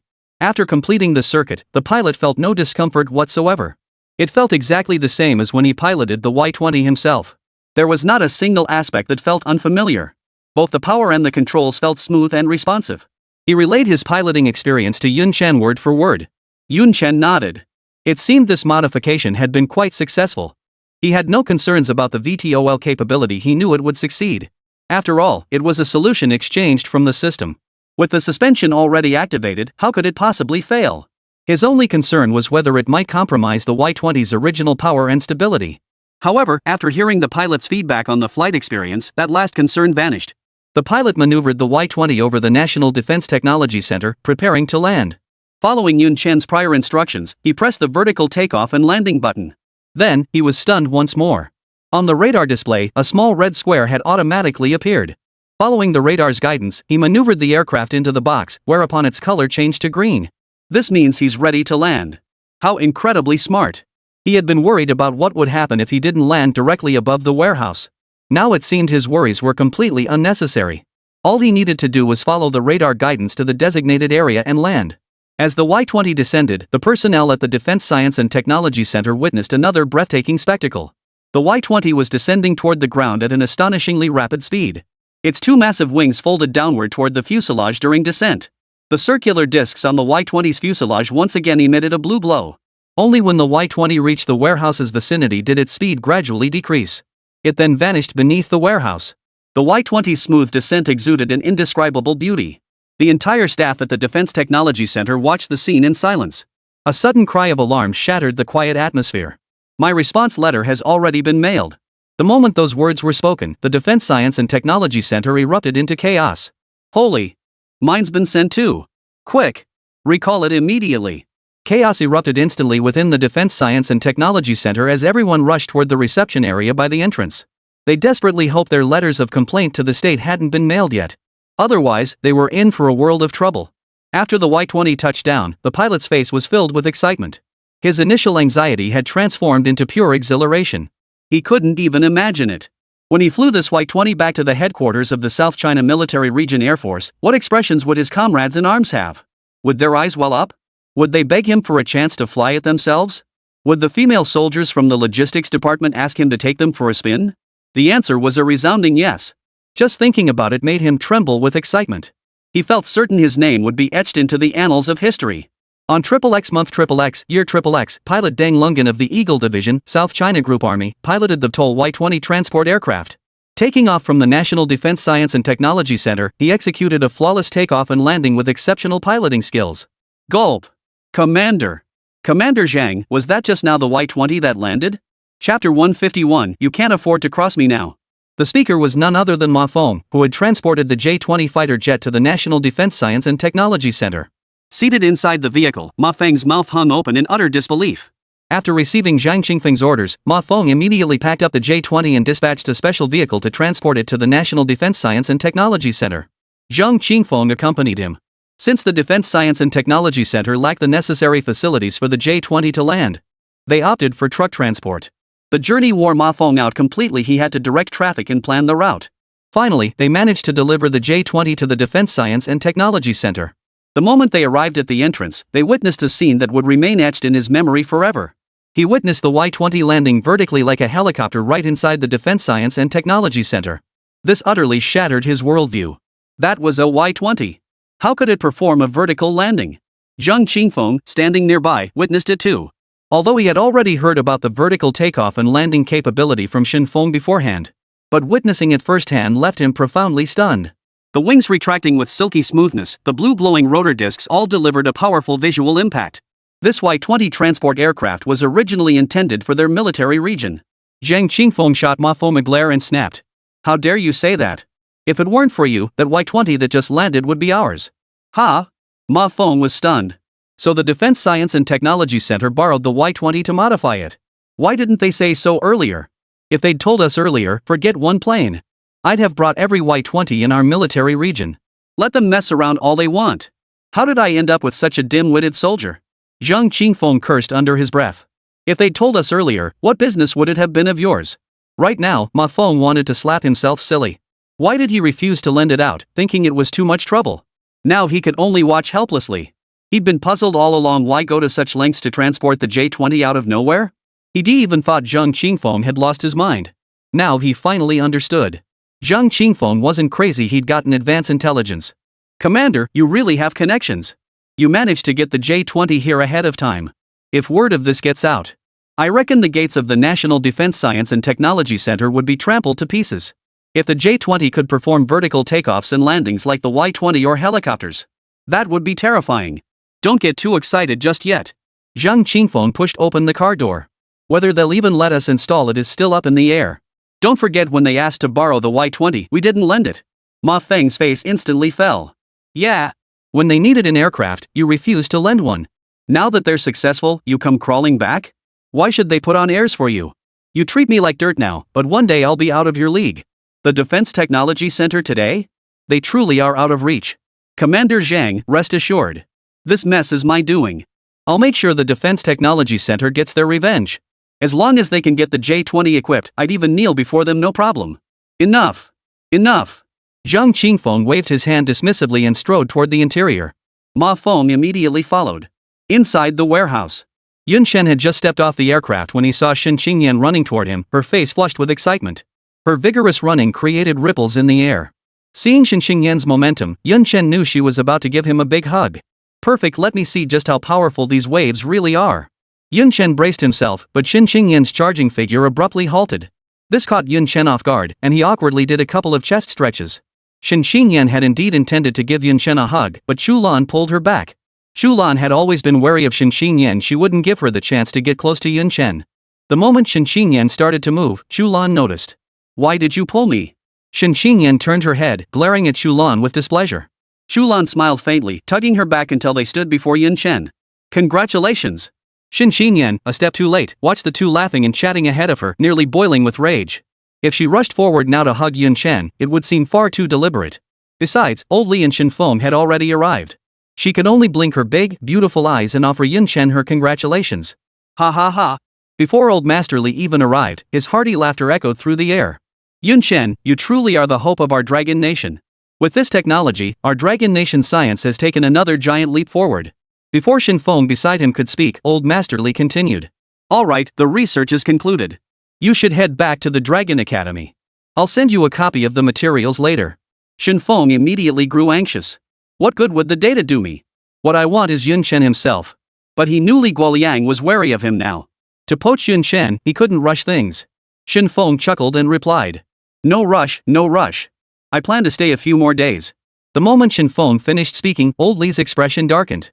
He knew exactly what this old fox was scheming. Shen Feng, noticing Li Guoliang's expression darken, quickly interjected. Besides, my lecture hasn't even started yet. At the very least, let me finish the lecture. Get out the moment it's over. Old Li glared at him. Chu Lan had been quite pleased that nuisance Shen Qingyan was finally leaving. But unexpectedly, she wasn't leaving after all.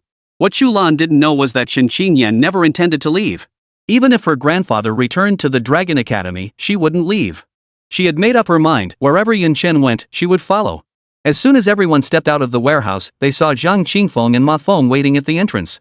They weren't refusing to enter, they'd been stopped by security personnel. Zhang Feng was initially indignant.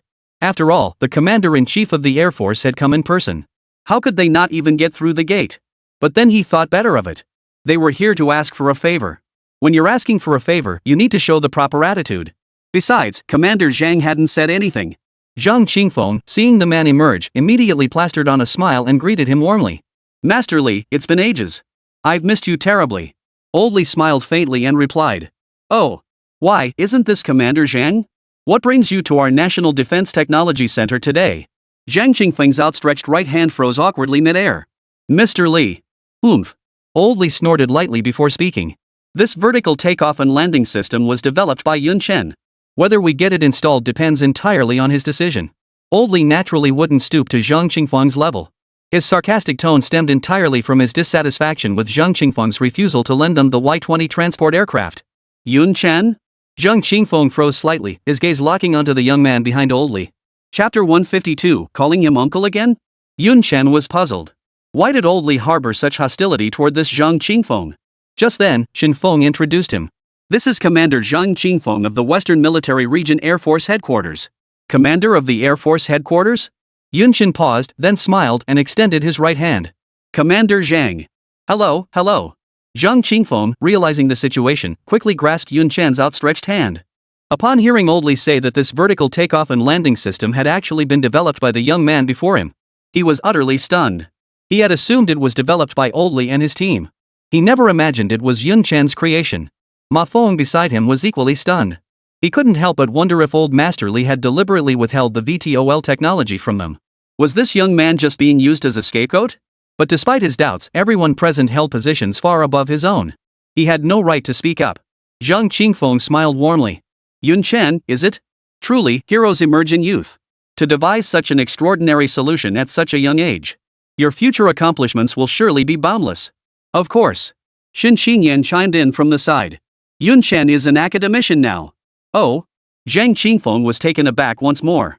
He hadn't expected this seemingly ordinary young man before him to be an academician. Though he wasn't entirely clear on the exact criteria for becoming an academician, he knew the selection process was extremely rigorous. Moreover, he had met quite a few academicians himself. All of them were elderly men with gray hair, rarely middle-aged individuals. Let alone someone as young as Yun Chen. This was the first time he'd ever seen an academician so young.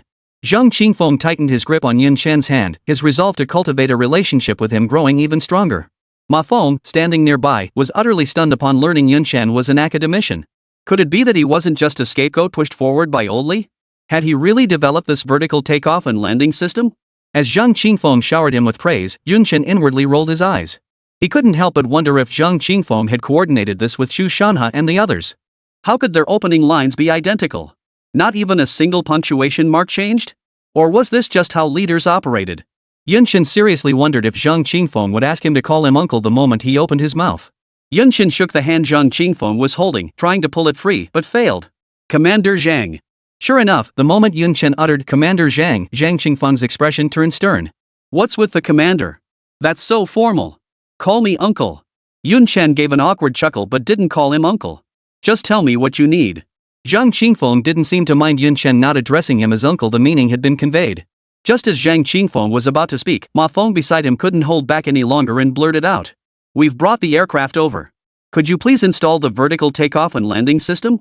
Having watched for ages while his commander rambled on about this and that without getting to the point. That's why he couldn't help but interject. What are you butting in for? Zhang Qingfeng snapped at Ma Feng over his shoulder, then turned to Yun Chen with an apologetic look.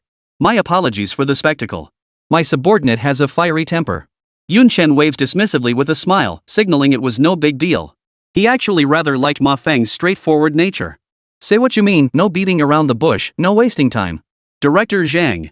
Before Yun Chen could finish his request, Zhang Qingfeng's expression hardened again. With a sigh, Yun Chen changed his approach. Uncle Zhang, the vertical system proposal is ready. Given your standing, applying for one shouldn't be a problem. And the prototype has already been built. With these in hand, your own engineers should be fully capable of modifying it. There's no need for me to do it myself, is there?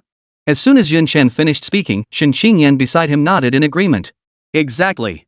Combined, the 6 major military regions of Longhua have at least 800 Y-20s, if not 1,000.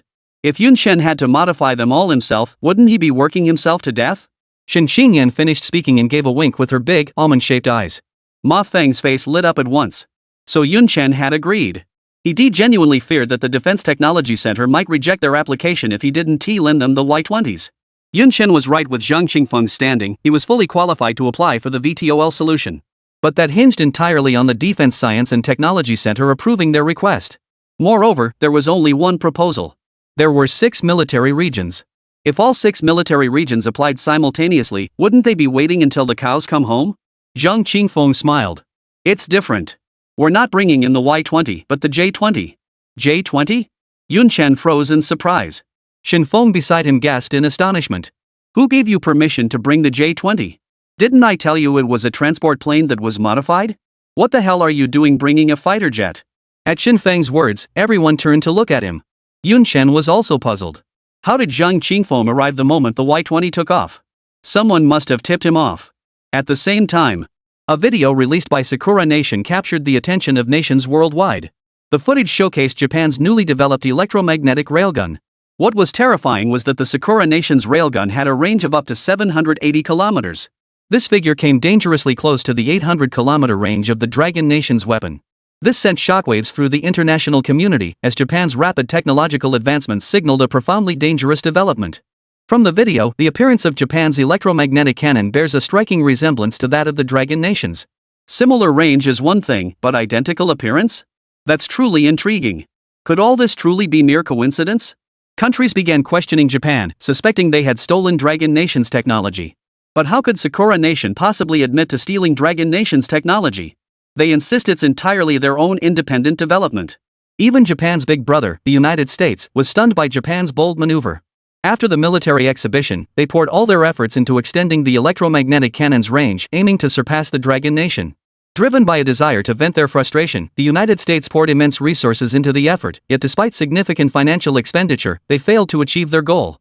Yet their junior partner succeeded, leaving the United States thoroughly shocked. When did Japan's technological prowess reach such heights? The United States immediately sent a message to Japan, demanding they hand over the range enhancement plans for their electromagnetic railgun for study. But Japan flatly refused, leaving the United States thoroughly infuriated. How could they not be furious? Their usually obedient junior partner dared to defy them. The United States resolved to teach this disobedient junior a lesson. They would make the land of cherry blossoms understand who truly held the reins. National Security Bureau, conference room. A dozen figures sat silently around the table. Behind them, a large screen played the video released by the land of cherry blossoms. After a long silence, a slender figure abruptly stood up. I'm going to arrest them. The seated figure nodded slightly and spoke. Bring the paperwork. Chapter 153, Aerospace Fighter. The figure who rose was none other than Zhong Xian, Director of Operations for the Dragon Nation Security Bureau. A week prior, Zhong Xian had received a tip-off alleging that a man named Yun Chen at the National Defense Technology Center had leaked state secrets. She took the matter extremely seriously, immediately reporting it up the chain of command. Her first instinct was to lead a team to apprehend the suspect. But she was stopped by the head of the Security Bureau, Chu Lan. What a joke, rushing to the Defense Science and Technology Center to make an arrest based solely on an anonymous tip. He ordered Zhong Xian to hold off on any rash actions, to thoroughly investigate first and gather evidence before making an arrest. With no other choice, Zhong Xian began her investigation. She initially tried to verify the informant's identity, but their inquiries revealed the tip had come from a remote payphone. The informant clearly didn't want their identity revealed. They combed through nearby surveillance footage and interviewed witnesses, but found nothing. Zhong Xian understood the informant likely feared retaliation, hence the use of a public phone. Left with no choice, she turned her investigation toward Yun Chen. However, his personal information was highly classified. Not even their bureau chief had access to it. All she had was a photo and a name. But rather than becoming discouraged, she felt a surge of excitement. She realized that this Yun Chen must hold a significant position within the National Defense Technology Center. This could very well be a big fish. Several times, she considered leading a team to storm the Defense Technology Center and bring Yun Chen out for questioning that would clear everything up. But each time, their bureau chief, Chu Lan, had stopped her. Until today, when Sakura Nation released the test firing video of the electromagnetic cannon. Chu Lan immediately convened an emergency meeting. As Zhong Xian watched the video of the railgun bearing an uncanny resemblance to the one developed by the Dragon Nation, she knew her chance had arrived. The electromagnetic cannon was a patented technology of the Defense Science and Technology Center. Just 1 week prior, they had received an anonymous tip reporting a leak of state secrets from that very center. A week later, Sakura Nation released the test firing video of the electromagnetic cannon. All of this was the best evidence. Zhong Xian immediately declared she would arrest the responsible parties. This time, Chu Lan not only failed to stop her. Instead, he provided Zhong Xian with the necessary arrest procedures. Yun Chen was startled to hear that Zhang Qingfeng had even transported the J-20 fighter jet. He hadn't expected Zhang Qingfeng to be so clever, realizing that the vertical takeoff and landing system could be applied to the J-20 meant it could definitely be transported aboard the J-20. However, Yun Chen had no intention of installing the VTOL system on the J-20. During his hospitalization, Yun Chen had thoroughly studied every specification of the J-20. He believed the J-20, as a fighter jet, had absolutely no need for a VTOL system. Moreover, he had already exchanged the manufacturing blueprint for the aerospace fighter from the system.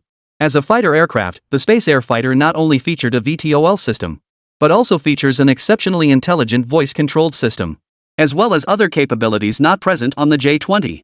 Therefore, Chen believed there was no need to add a vertical takeoff and landing system to the J-20. Building a space-capable fighter jet directly would suffice.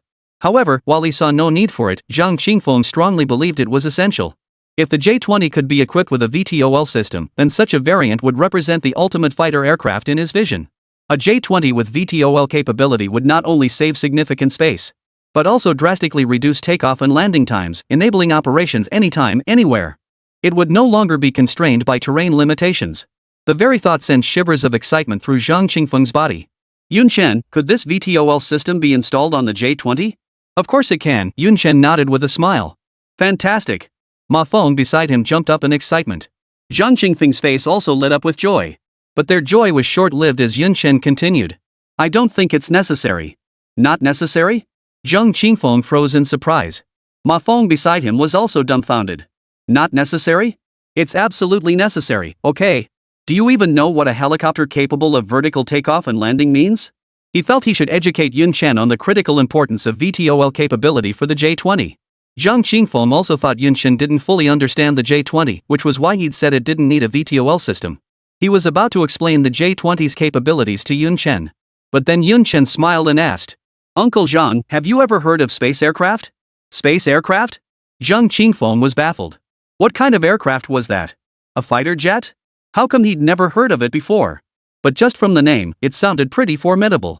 Ma Feng beside him also looked utterly bewildered. He'd never heard of space air fighters either. Zhang Qingfeng shook his head, signaling he hadn't heard of it either. Is it a fighter jet?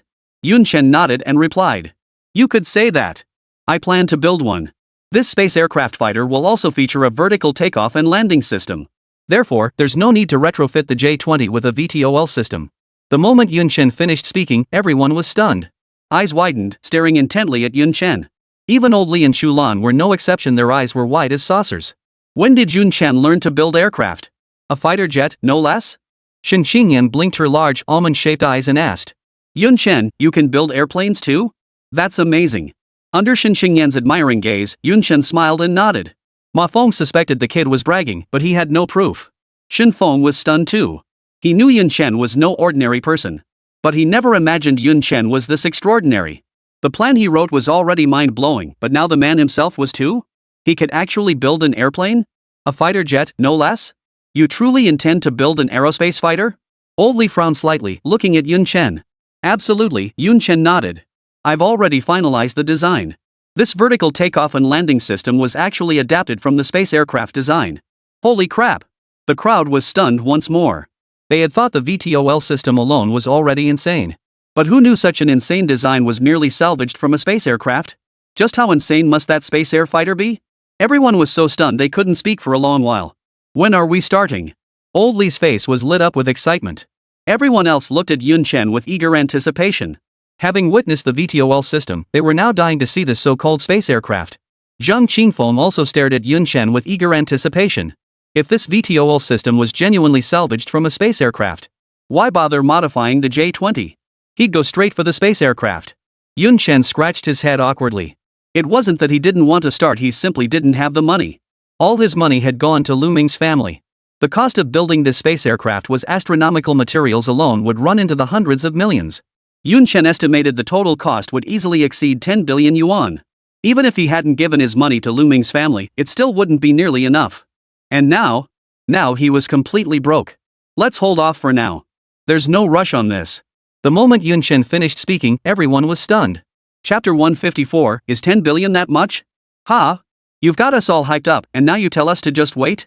You're not in a hurry, but we are. Why did you even bring it up if you're not in a hurry? Are you deliberately teasing us? Old Li frowned and spoke up. Aren't all the plans already prepared? Then what's the problem? Chen chuckled. There aren't any difficulties, just no money. No money? Old Li was dumbfounded. Shen Feng was also dumbfounded. Zhang Qingfeng was baffled too. No money? Is that even a problem? Shen Feng pointed at Old Li, his voice trembling with rage.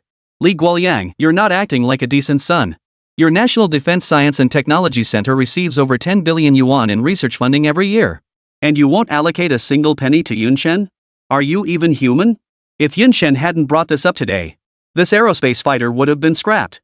Yun Chen, name your price, we'll cover it. If Li Guoliang won't give it to you, the Lonka Institute will. Old Li was also stunned by Yun Chen's claim of having no money, taking a long moment to recover. What's this got to do with you?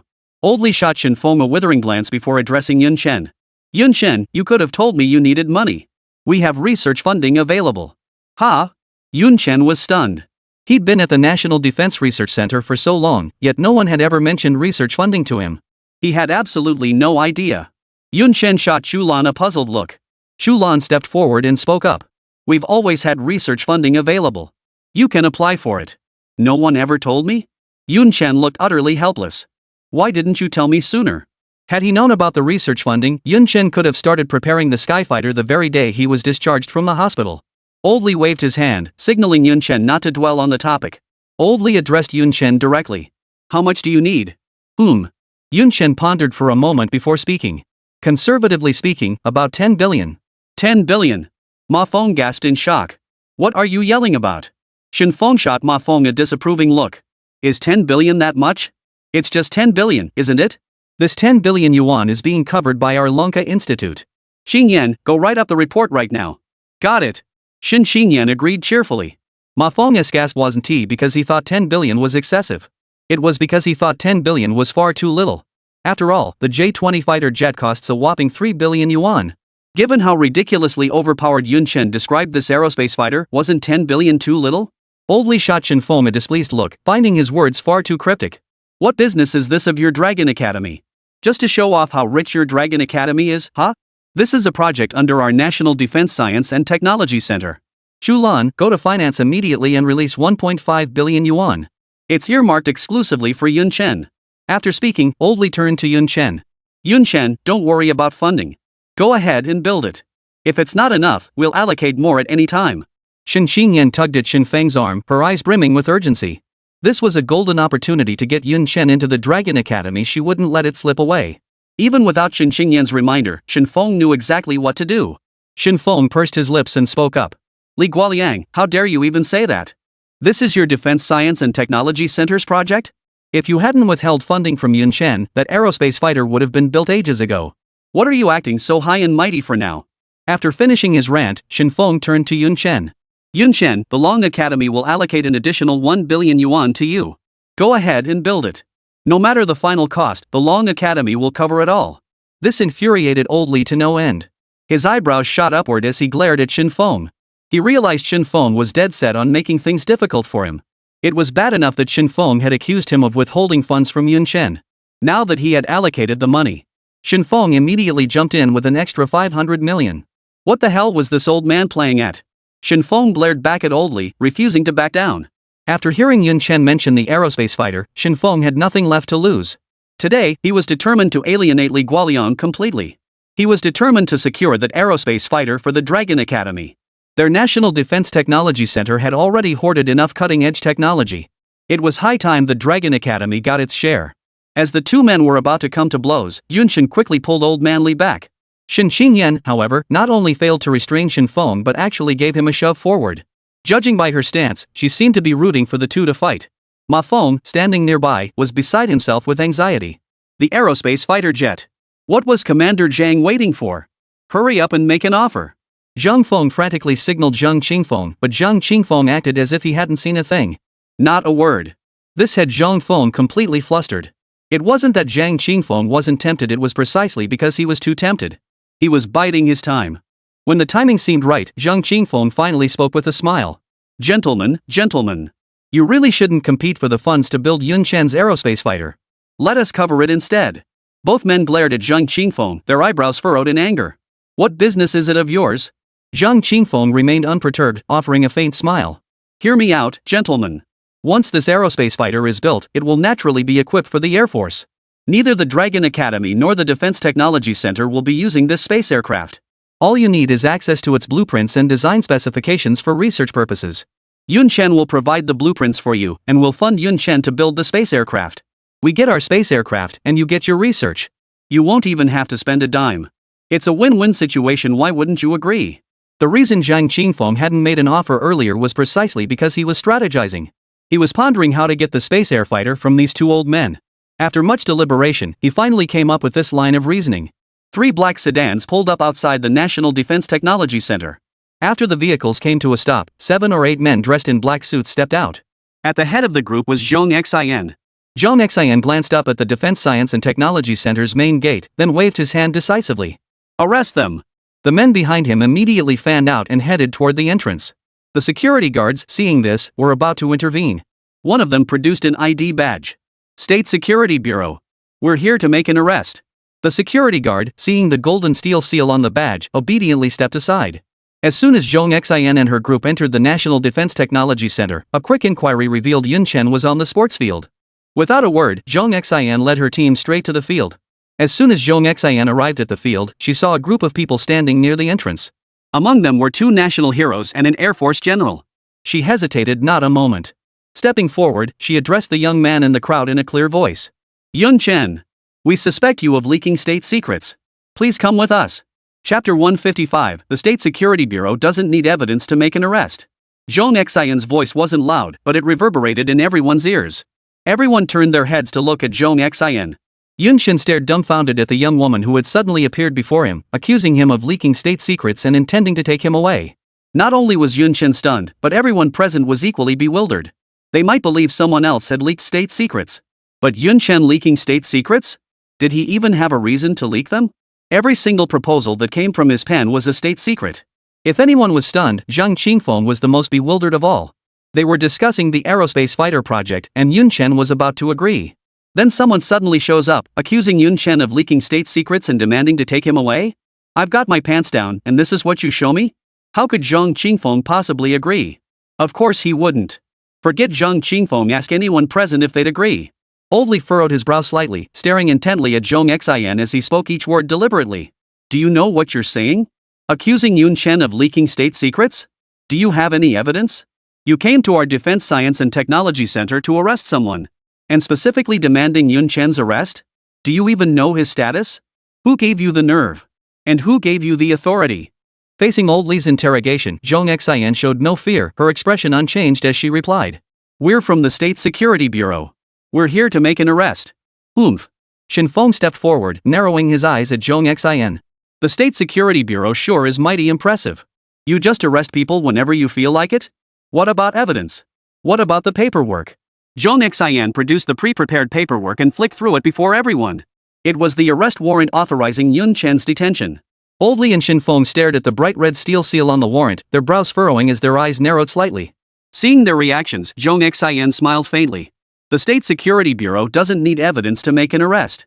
Arrest him. Zhong Xian commanded with a sweeping gesture. The crowd behind her immediately surged forward, preparing to take Yun Chen away. Don't you dare take him. Shen Qingyan immediately stepped in front of Yun Chen, arms slightly spread, shielding him behind her. Meanwhile, Chu Lan stood with her feet slightly apart, fists clenched, ready for battle. She had made up her mind if these men dared approach Yun Chen, she wouldn't hesitate to show them what it meant to be the daughter of a military family. Zhang Qingfeng bellowed even louder. Let's see who dares. The aura of Zhang Qingfeng, Commander-in-Chief of the Air Force, erupted instantly. This halted the State Security Bureau agents in their tracks. They froze in place, their eyes shifting toward Zhong Xian. Meanwhile, Lu Ming, having received word, rushed over with his men. He shielded Yun Chen between them, his gaze fixed unwaveringly on Zhong Xian. He couldn't care less whether they were from the State Security Bureau or the Security Bureau. His orders were clear: protect Yun Chen's safety at all costs. If any of them dared take another step forward, he wouldn't hesitate to draw his gun. If they wanted to take Yun Chen away, they'd have to answer to the gun in his hand. The two groups locked in a standoff, one led by Zhong Xian and the Security Bureau, the other by Old Li and the Defense Science and Technology Center. Old Li stared intently at Zhong Xian. Today, you won't be taking Yun Chen away. Go back and tell your director if you don't give me a proper explanation for today's events. The Defense Science and Technology Center won't let this go. Shen Feng stepped forward 2 paces. And the Dragon Academy. Zhang Qingfeng added in a sharp tone. Have your director personally call me to explain this clearly. Go back and tell him my name is Zhang Qingfeng. Seeing so many heavyweights speak up, the State Security Bureau agents knew immediately. Today, they wouldn't be able to make any arrests. They all retreated behind Zhong Xian, preparing to leave. That was their plan, but Zhong Xian had other ideas. Zhong Xin raised an eyebrow and spoke. Under Article 23 of the Dragon Nation Security Act, any citizen of Dragon Nation has the right to assist us in our investigation. Refusal to cooperate or obstruction of arrest will be charged with treason and subject to summary execution on the spot. At these words, the expressions of everyone present shifted abruptly, and they all glared angrily at Zhong Xin. Oldly narrowed his eyes slightly as he looked at her and spoke. What? You dare draw your gun? Zhong Xin showed no fear, smiling as she replied. We're only asking Yun Chen to come back. Before Zhong Xin could finish her sentence, Oldly cut her off with a sharp command. Security! Are you all dead people? Get them out of here. Zhong Xin's eyes narrowed as she abruptly drew her service pistol from her waistband, pointing it at Yun Chen. Come with us, or I'll shoot you right now. Drop the gun. Lu Ming immediately stepped in front of Yun Chen and roared at Zhong Xin. I said drop your gun. Seeing this, the State Security Bureau agents drew their own service weapons and aimed them at Lu Ming. You! Oldly pointed at Zhong Xin, trembling all over with rage. He never imagined Zhong Xin would be so audacious as to actually draw a gun inside the National Defense Technology Center. Zhang Qingfeng was equally furious. A mere National Security Bureau rookie dared to draw a gun in his presence. Ma Feng! Go summon the security platoon immediately. Throw them out immediately. Anyone who resists will be shot on the spot. As if responding to Zhang Qingfeng's command, Zhong Xin slowly released the safety catch on her gun. Yun Chen! I'll say this one last time, come with us. Otherwise, I'll shoot you right now. Lu Ming cut to the chase. He felt Zhong Xin's actions now posed a serious threat to Yun Chen's safety. His index finger was already on the trigger. Oldly, enraged, stepped directly in front of Zhong Xin's gun. Go ahead and shoot me if you dare. As the situation threatened to spiral out of control, Yun Chen patted Lu Ming on the shoulder. Uncle Lu, put the gun down. I'll just go with them. Lu Ming couldn't possibly lower his gun. He kept it raised, staring straight ahead. Yun Chen, with me here, no one can take you away. Shen Feng's eyebrows shot up in anger. Exactly. Just stay put. I refuse to believe the State Security Bureau can turn the tables on us. Yun Chen didn't respond, stepping forward to stand before Zhong Xin. Put the gun away. I'll go with you. Zhong Xin tucked away her service weapon with satisfaction, studying the young man before her. She thought Yun Chen was just an ordinary young man, yet she couldn't fathom why all these bigwigs were so protective of him. Had she not been so firm today, she likely wouldn't have been able to take Yun Chen away. That was her overthinking it. Yun Chen was only going along to prevent the situation from spiraling out of control. Had he refused, no amount of pressure would have forced him to leave today. You don't have to go with them. Zhang Qingfeng grabbed Yun Chen's arm. The others also stepped forward anxiously. Yun Chen, you don't have to go with them. With us here, they won't be able to take you away today. Yun Chen smiled at the group. It's fine.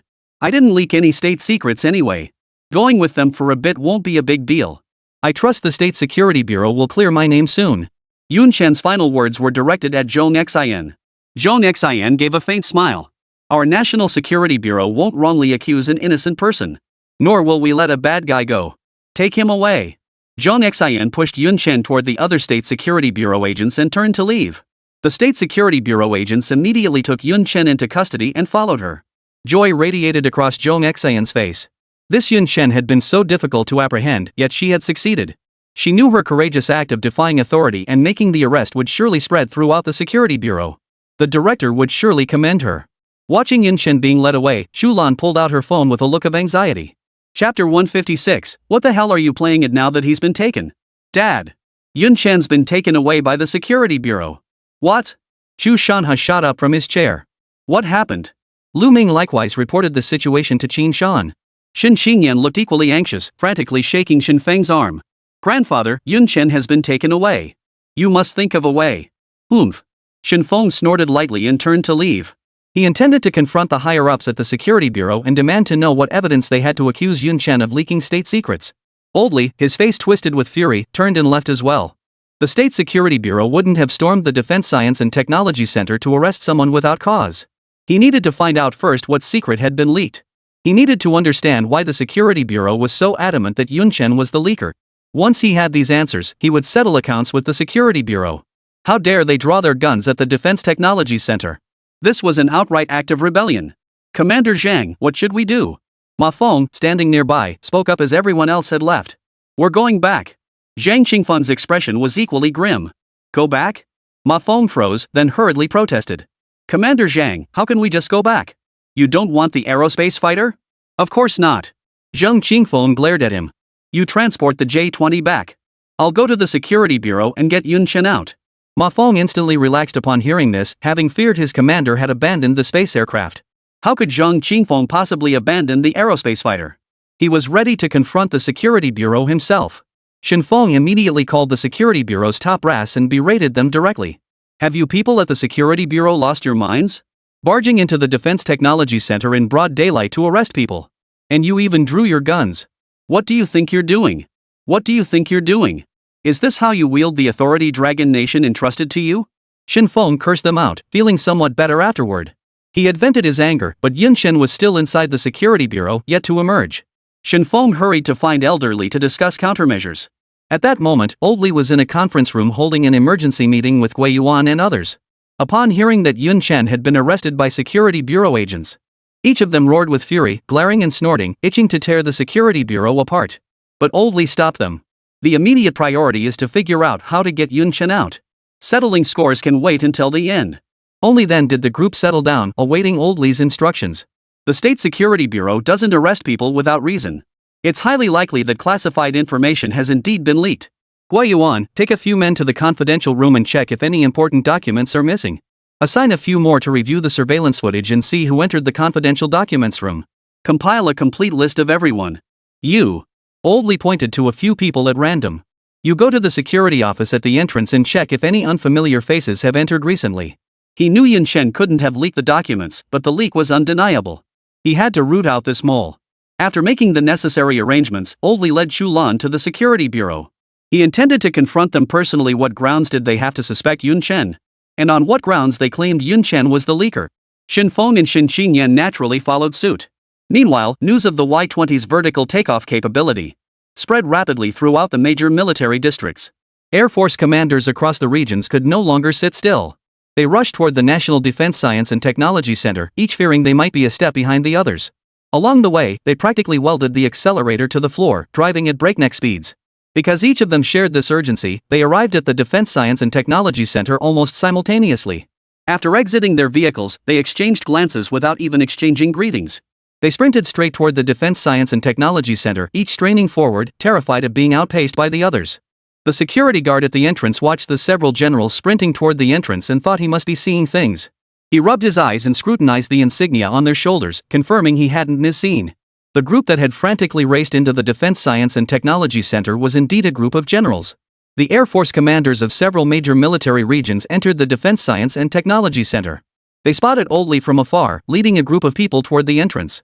Their faces lit up with excitement, and they quickened their pace, each eager to be the first to grasp Old Man Li's hand. Old Man Li, of course, spotted them too. He knew exactly why they had come without needing to ask. But the old man had no time to entertain them now. As soon as they reached him, Old Man Li spoke up. Everyone, go back. This vertical takeoff and landing system, it's not going to work. Everyone's outstretched right hands froze awkwardly mid-air. Why, one of them asked in confusion. Is it because there are too many of us here? It's fine, Old Li. We can all wait. Send them back first. Install it for us first. Hey! The others immediately grew displeased. Why should you get loaded first? Didn't you see we got here first? Bull! I was here first. The crowd erupted into chaos. Quiet down, all of you. Shen Feng roared. Stop pretending. The person's already been arrested. What's there to pretend about? Shen Feng finished speaking and strode away. Meanwhile, Old Li and Chu Lan had already bypassed the arguing crowd and walked off. Captured? Everyone froze in shock. What's going on?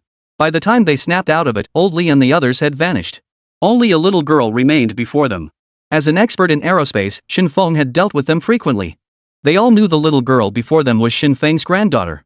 Xinyan, tell us what happened. Shen Xinyan had stayed precisely because she understood the principle that strength lies in numbers. She planned to bring these Air Force commanders to the Security Bureau to back Yun Chen. Shen Xinyan recounted the details of Yun Chen's abduction at breakneck speed. Then she added one more sentence. This vertical takeoff and landing system was developed by Yun Chen. We're going to the Security Bureau to get him back. Are you coming? Upon hearing that the man they sought had been captured by the Security Bureau, their faces darkened with fury. We're going. Why wouldn't we? That Security Bureau has truly grown a pair. Who do they think they are, arresting anyone? Let's go. Security Bureau, Director's Office. Qi Long was analyzing the video released by Sakura Nation. The phone on his desk rang. Without looking up, he picked it up. The voice on the other end made him bolt upright in his chair, standing at attention. Chu Lan, how the hell did you become director of the Security Bureau? How dare you go to the Defense Science and Technology Center to arrest someone? Have you lost your mind? Who gave you the authority? Chu Lan explained with a bitter expression. Sir, I didn't want to do this. But we received a tip that the suspect was at the National Defense Technology Center. There was a moment of silence on the other end before a sharp voice snapped back. Even if the suspect is at the Defense Science and Technology Center, couldn't you take a softer approach? Explain the situation. Do you think they won't hand him over? Did you really need to draw your gun? If shots are fired, can you handle the consequences? Upon hearing that Zhong Xin had actually drawn her weapon, Chu Lan's expression abruptly darkened. Chapter 157, you better have proof. And do you even know who you've arrested? You've arrested an academician. Let me tell you, Chu Lan, you better have proof. Otherwise, just wait for the Defense Science and Technology Center to come knocking on your door. Don't count on me to save you. Beep beep beep. When Chu Lan heard his superior say Zhong Xin had actually drawn her gun, he was completely stunned. His scalp tingled with dread. Before he could process it, the leader had already hung up. He caught the boss's final words. Zhong Xin had actually arrested an academician. Goosebumps erupted all over his body. He'd seen Yun Chen's photo, clearly a very young man. How could he possibly be an academician? He didn't need to think about it to know why Yun Chen had become an academician at such a young age. He must be the prized asset of the National Defense Science and Technology Center. If the National Defense Science and Technology Center were an immortal cultivation sect, then Yun Chen would undoubtedly be their divine seedling. No wonder his boss said even he couldn't save himself. You snatched their prized asset. Do you think they'd let you off? The thought made him want to kick Zhong Xin to death. If Zhong Xin hadn't been constantly clamoring for arrests, he wouldn't have ordered the arrest so hastily. Evidence? He didn't have a shred of evidence. His evidence was nothing more than an anonymous tip. He could already picture himself being devoured alive by those old farts at the Defense Technology Center. Ring ring. The urgent ringing of the phone interrupted Chu Lan's thoughts. Who is it? Chu Lan's mood was at rock bottom, his tone naturally tinged with impatience. This is Chu Lan. The roar from the other end of the line startled Chu Lan, who quickly put on a cheerful tone. Commander Chu. What brings you to call me today? Whatever instructions you have, I'll follow them to the letter. Chu Lan. Chu Lan barked sharply. Cut the damn act. Who gave you the nerve to arrest Yun Chen? Let me tell you. Release Yun Chen immediately. Or I'll tear your state security bureau to shreds. Beep beep beep. Before Chu Lan could react, Chu Lan hung up the phone. Chu Lan was still puzzled. Wasn't Yun Chen from the National Defense Technology Center? When did he get involved with Chu Lan? Before he could ponder further, the phone on the desk rang again. Having learned his lesson, Chu Lan didn't speak first. I'm Chen Shan. Upon hearing Chen Shan's voice on the other end, Chu Lan couldn't help but plaster on another smile. Commander Chen, how come today? Before Chu Lan could finish his sentence, Chen Shan cut him off from the other end of the line. Chu Lan, have you lost your mind? How dare you arrest Yun Chen? Do you have any idea how important he is? Release him immediately. If a single hair on Yun Chen's head is harmed, I'll make you pay dearly. Beep beep beep. Chen Shan hung up the phone as well. Now Chu Lan was even more bewildered. He could understand Chu Lan calling. After all, the Defense Science and Technology Center collaborated most with the army. But what the hell was Chen Shan?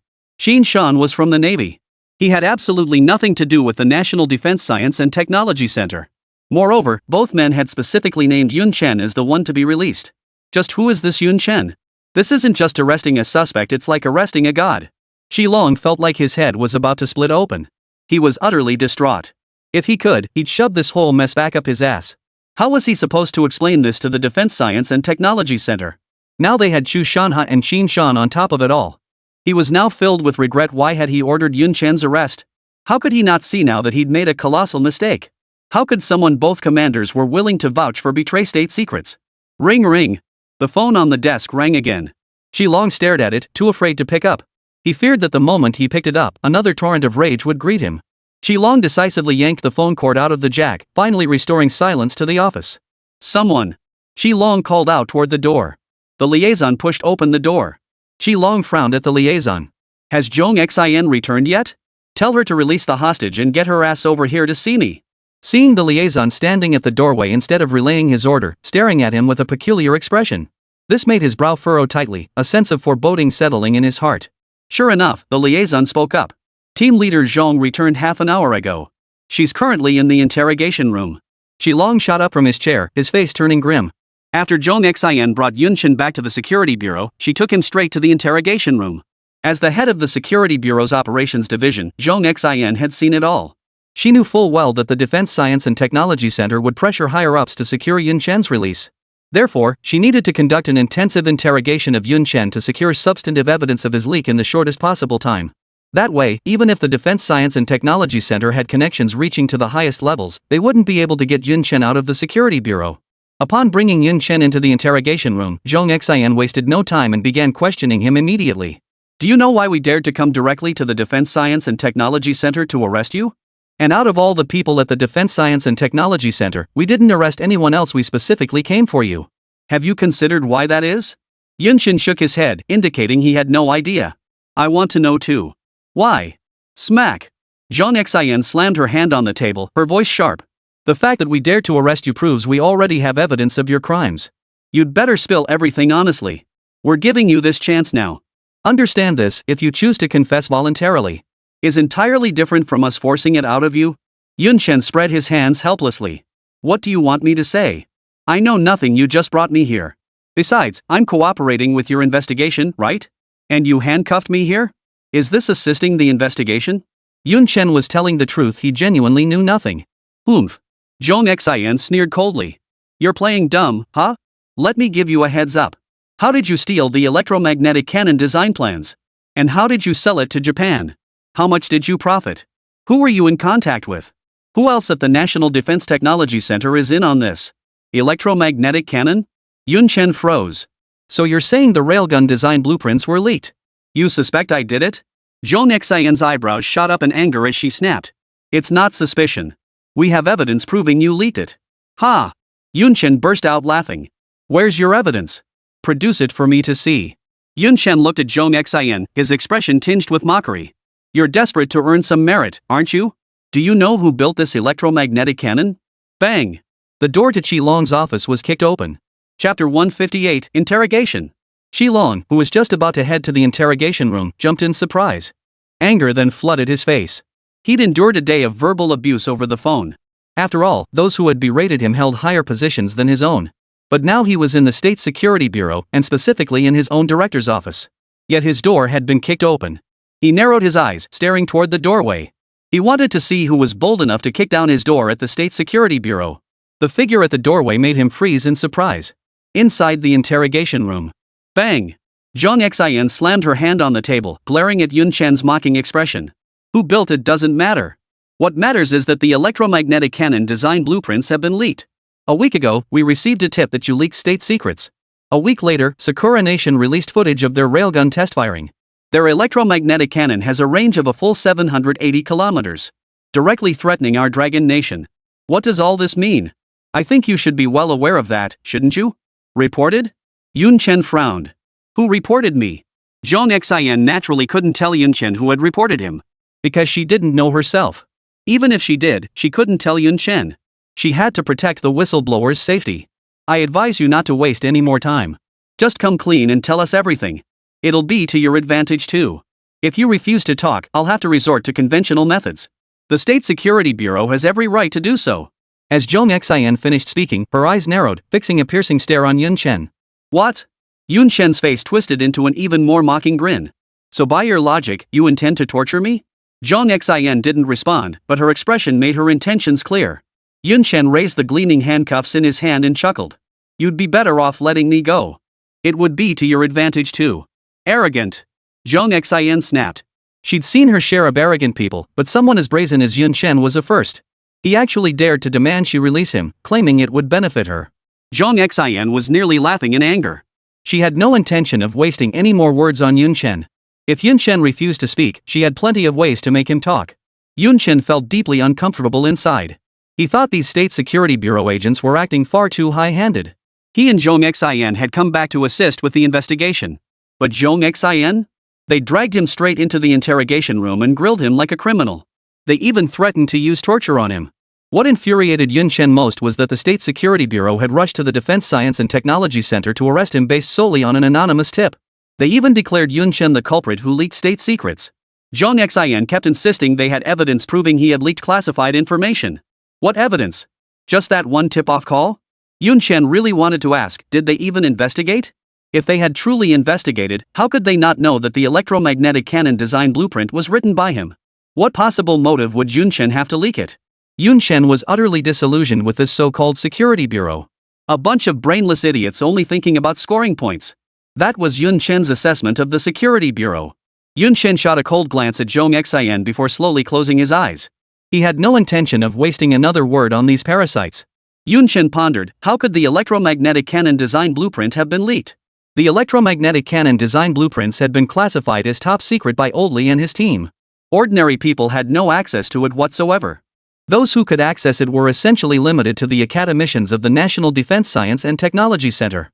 The faces of Gui Yuan and numerous other academicians from the National Defense Science and Technology Center flashed through Yun Chen's mind one by one. Yun Chen couldn't fathom any reason why they would leak the plans. And who had reported to the State Security Bureau, claiming he had leaked the plan? Why would they do such a thing? Could it be that the informant didn't know he was the one who designed the electromagnetic cannon? Yun Chen found it highly improbable. Those with access to the electromagnetic cannon's design blueprints were well aware he had built it. They had no reason to leak the plans and then turn around and report Yun Chen. Yun Chen believed the person who reported him was undoubtedly connected to the leak. It was highly likely the same person. Seeing Yun Chen's expression, Zhong Xian's face instantly turned cold, her eyes narrowing sharply. Torture him. Qilong spotted the figure at the doorway and hastily plastered on a smile, striding forward to greet him. Commander Zhang, what brings you here? The visitor was none other than Zhang Qingfeng, who had just arrived at the security bureau. Zhang Qingfeng dared to barge into Qilong's office precisely because Qilong had once been a soldier under his command.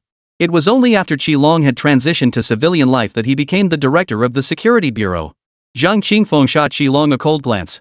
You're quite the big shot now, aren't you?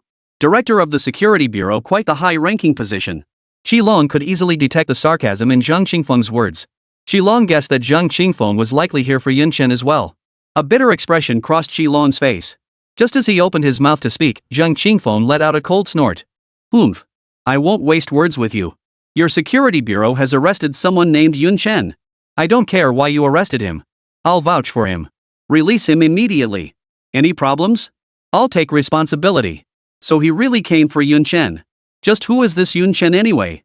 I've really gone and arrested a big shot. First Qin Shan and Chu Shanha, now Zhang Qingfeng shows up. If he waited any longer, Qilong's suspected personnel from the National Defense Technology Center would arrive next. Each of these figures was someone whose every move sent shockwaves through the entire nation. Qilong's head was spinning like a top. He wished he'd never arrested Yun Chen. He knew that even if he released Yun Chen now, these bigwigs wouldn't let him off lightly. His tenure as director of the security bureau was effectively over. Qilong forced a faint smile and spoke. Commander Zhang, they've already gone to release him. You're already on your way back, and they've already released him. Upon learning that Yun Chen had been taken to the interrogation room by Zhong Xian, Qilong immediately ordered the liaison officer to relay the command. He instructed Zhong Xian to release Yun Chen. The liaison had barely left when Qilong followed close behind, intending to go personally. But before he could step outside, Zhang Qingfeng kicked his door open. Good to see you know when to back down. Hearing that Qilong had already gone to release him, Zhang Qingfeng's tone softened considerably. His gaze was no longer as icy as before. Qilong smiled. Commander Zhang, please take a seat.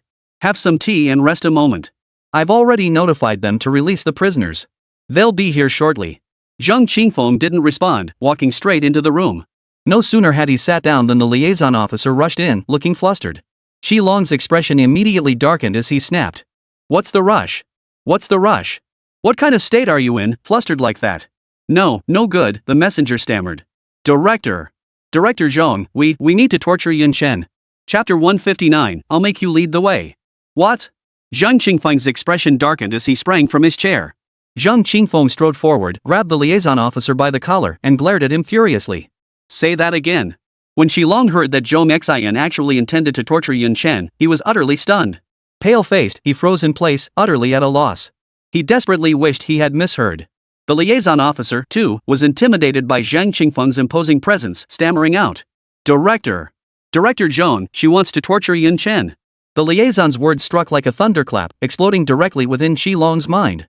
He recalled his superior's instructions, the warnings from Chu Shanha and Qin Shan. Facing Zhang Qingfeng before him, Qilong felt cold sweat pouring down his body, his legs trembling uncontrollably. Oomph. Zhang Qingfeng snorted coldly, shoving the liaison officer aside with one hand. Zhang Qingfeng stared at Qilong, who stood not far away.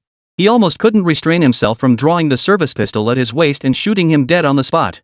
This is what you call releasing prisoners? Is this how the Security Bureau releases prisoners? Ah! Zheng Qingfeng yanked Chu Lan by the collar. Startled back to his senses by Zheng Qingfeng's furious roar, Chu Lan stammered, trembling. Commander! Commander Zhang, I didn't know. I truly didn't know. I never ordered torture. This has nothing to do with me. It really has nothing to do with me. Chu Lan was completely terrified, shaking his head frantically. You're the one who arrested him, and you claim it's none of your business? Zheng Qingfeng yanked Chu Lan's collar upward, his piercing gaze fixed on him. Zheng Qingfeng was furious. These State Security Bureau agents were utterly brazen, claiming they'd invited Yun Chen back to assist with the investigation. Yet they dared to torture Yun Chen. If he'd known this would happen, he should have ordered his security squad to take out Zhong Xian and the others. You better pray Yun Chen isn't harmed in the slightest, or I'll skin you alive. Zheng Qingfeng shoved Chu Lan away. He turned to leave, barking at the stunned liaison officer beside him. Lead the way. The liaison officer didn't move, glancing at Chu Lan instead. Damn it! Zheng Qingfeng cursed, drawing his service pistol and pressing it against the liaison's forehead. I said lead the way. Zheng Qingfeng's eyes blazed red upon hearing that State Security Bureau agents dared to torture Yun Chen. Never mind the space air fighter Yun Chen had proposed, just the vertical takeoff and landing system he'd recently researched was enough to transform the Dragon Nation's Air Force, elevating their combat capabilities by more than one tier. A man who had made such a contribution to the Dragon Nation's Air Force was being subjected to private punishment by his own people. No wonder Zheng Qingfeng was furious, anyone would be. Snapping back to his senses, Chu Lan immediately rushed to Zheng Qingfeng's side, his voice trembling as he stammered. Commander! Commander Zhang, I'll take you there. Zheng Qingfeng lifted the gun from the liaison's forehead but kept it in his hand, not holstering it. He turned and walked away. Chu Lan immediately jogged to keep up, leading the way ahead. Inside the interrogation room, Yun Chen was truly enraged. He hadn't expected Zhong Xian to actually dare to torture him. His neck was tightly restrained, and his limbs were secured to the chair. The only part of Yun Chen's body that could move was his eyes. His neck was squeezed so tightly that breathing was difficult, let alone speaking. Watching Yun Chen's fierce glare, Zhong Xian laughed excitedly. The fiercer his gaze, the more it proved his fear. Watching Yun Chen gasp for air in utter distress, Zhong Xian felt an indescribable sense of satisfaction. Ever since Yun Chen had been captured, he'd maintained an air of calm composure, his expression as serene as a cloudless sky. This had long been a thorn in Zhong Xian's side. Zhong Xian slowly lowered herself, her head hovering just above Yun Chen's eyes. She looked down at him with a mocking tone. Aren't you so smug? Aren't you the one who's always so calm and collected? Aren't you arrogant? I'll give you one last chance. Just tell me, and I'll spare you some suffering. The muffled sounds came from Yun Chen's throat. Zhong Xian waved his hand, signaling his men to loosen the leather strap around Yun Chen's neck. Huff! Huff! Huff! Once the restraint around his neck was released, Yun Chen gasped for air, greedily sucking in the oxygen in the air. After a moment, Yun Chen lifted his head and glared at Zhong Xian, his teeth clenched. You better have solid evidence. Ha ha ha ha. Zhong Xian laughed bitterly, her anger turning to mockery as she looked at Yun Chen. Fine. Looks like you won't believe it until you see it with your own eyes. By the end of her sentence, Zhong Xian's gaze grew icy. With a sweeping gesture of her hand, her subordinates immediately understood, tightening the belt around Yun Chen's neck once more. The suffocating pressure on his throat returned. Zhong Xian stared coldly at Yun Chen and barked out an order. Bring out the facial mask. Give him a proper facial treatment. An attendant promptly wheeled over a cart holding a basin of water and a stack of tissues. Zhong Xian slowly dipped a tissue into the water and spoke in a soft, gentle voice. Do you know? When a person faces severe suffocation, their vision goes dark and their mind goes blank. The brain ceases to think due to severe oxygen deprivation. At that moment, a person's willpower is at its weakest. My personal best is 10 sheets. How many can you handle? Chu Lan had barely walked a short distance with Zheng Qingfeng when he spotted Elderly leading a large group marching toward them in full force. Naturally, Old Li and his group also spotted the Chu Lan and Zheng Qingfeng. From a distance, Old Master Li spotted Chu Lan rushing frantically, with Zheng Qingfeng trailing behind him, his face dark and sullen. Old Li noticed the gun still clutched in Zheng Qingfeng's hand. His heart skipped a beat and he instinctively quickened his pace. The Air Force commanders from several military districts were puzzled. How could Zheng Qingfeng not be present when the Defense Science and Technology Center had developed such an extraordinary breakthrough? Would he willingly pass up such a golden opportunity? Everyone assumed Zheng Qingfeng hadn't received the news. Only upon arriving at the Security Bureau did they discover that Zheng Qingfeng had been there all along. He was even brandishing a gun to threaten the Security Bureau chief into releasing the prisoners. Talk about guts. They cursed under their breath at Zheng Qingfeng's underhanded tactics, trying to hog all the glory for himself. One by one, they followed Zhang Qingfeng's lead, drawing their service pistols from their belts. They strode past Old Li and pointed their guns at Qilong, barking orders. Qilong, you've got some nerve. Who do you think you are, arresting anyone? Where is the person you arrested? Release him this instant, or I'll blow your brains out right now. Qilong stared at the muzzle of the gun pointed at him and the several menacing-looking Air Force commanders. He felt like dying. If these bigwigs found out his men were torturing Yun Chen right now, would they fly into a rage and spill blood on the spot?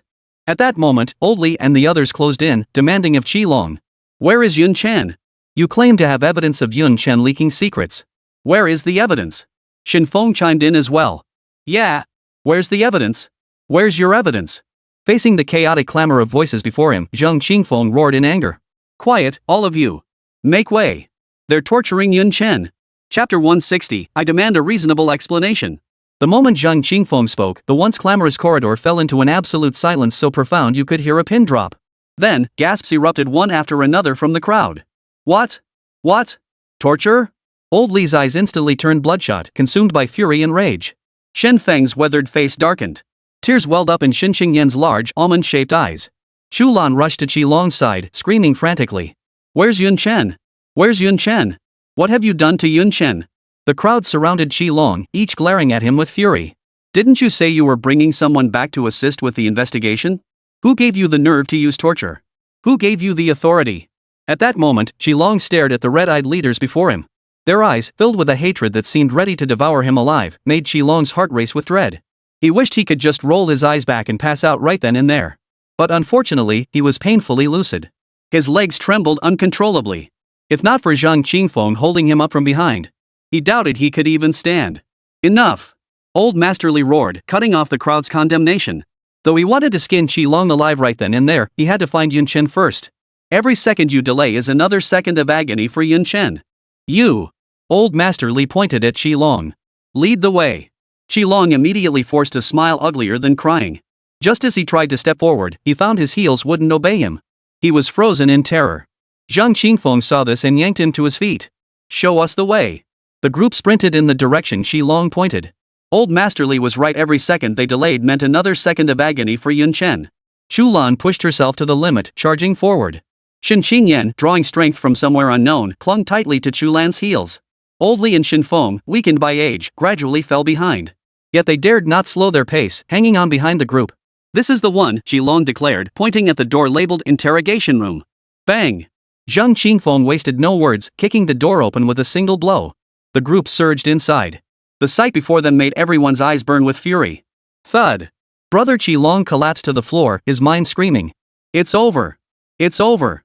Old Li, who arrived shortly after, glared with bloodshot eyes, veins bulging on his forehead. They saw Yun Chen's legs tightly bound to the chair, his neck constricted by a black leather strap. A damp paper towel was pressed against his face.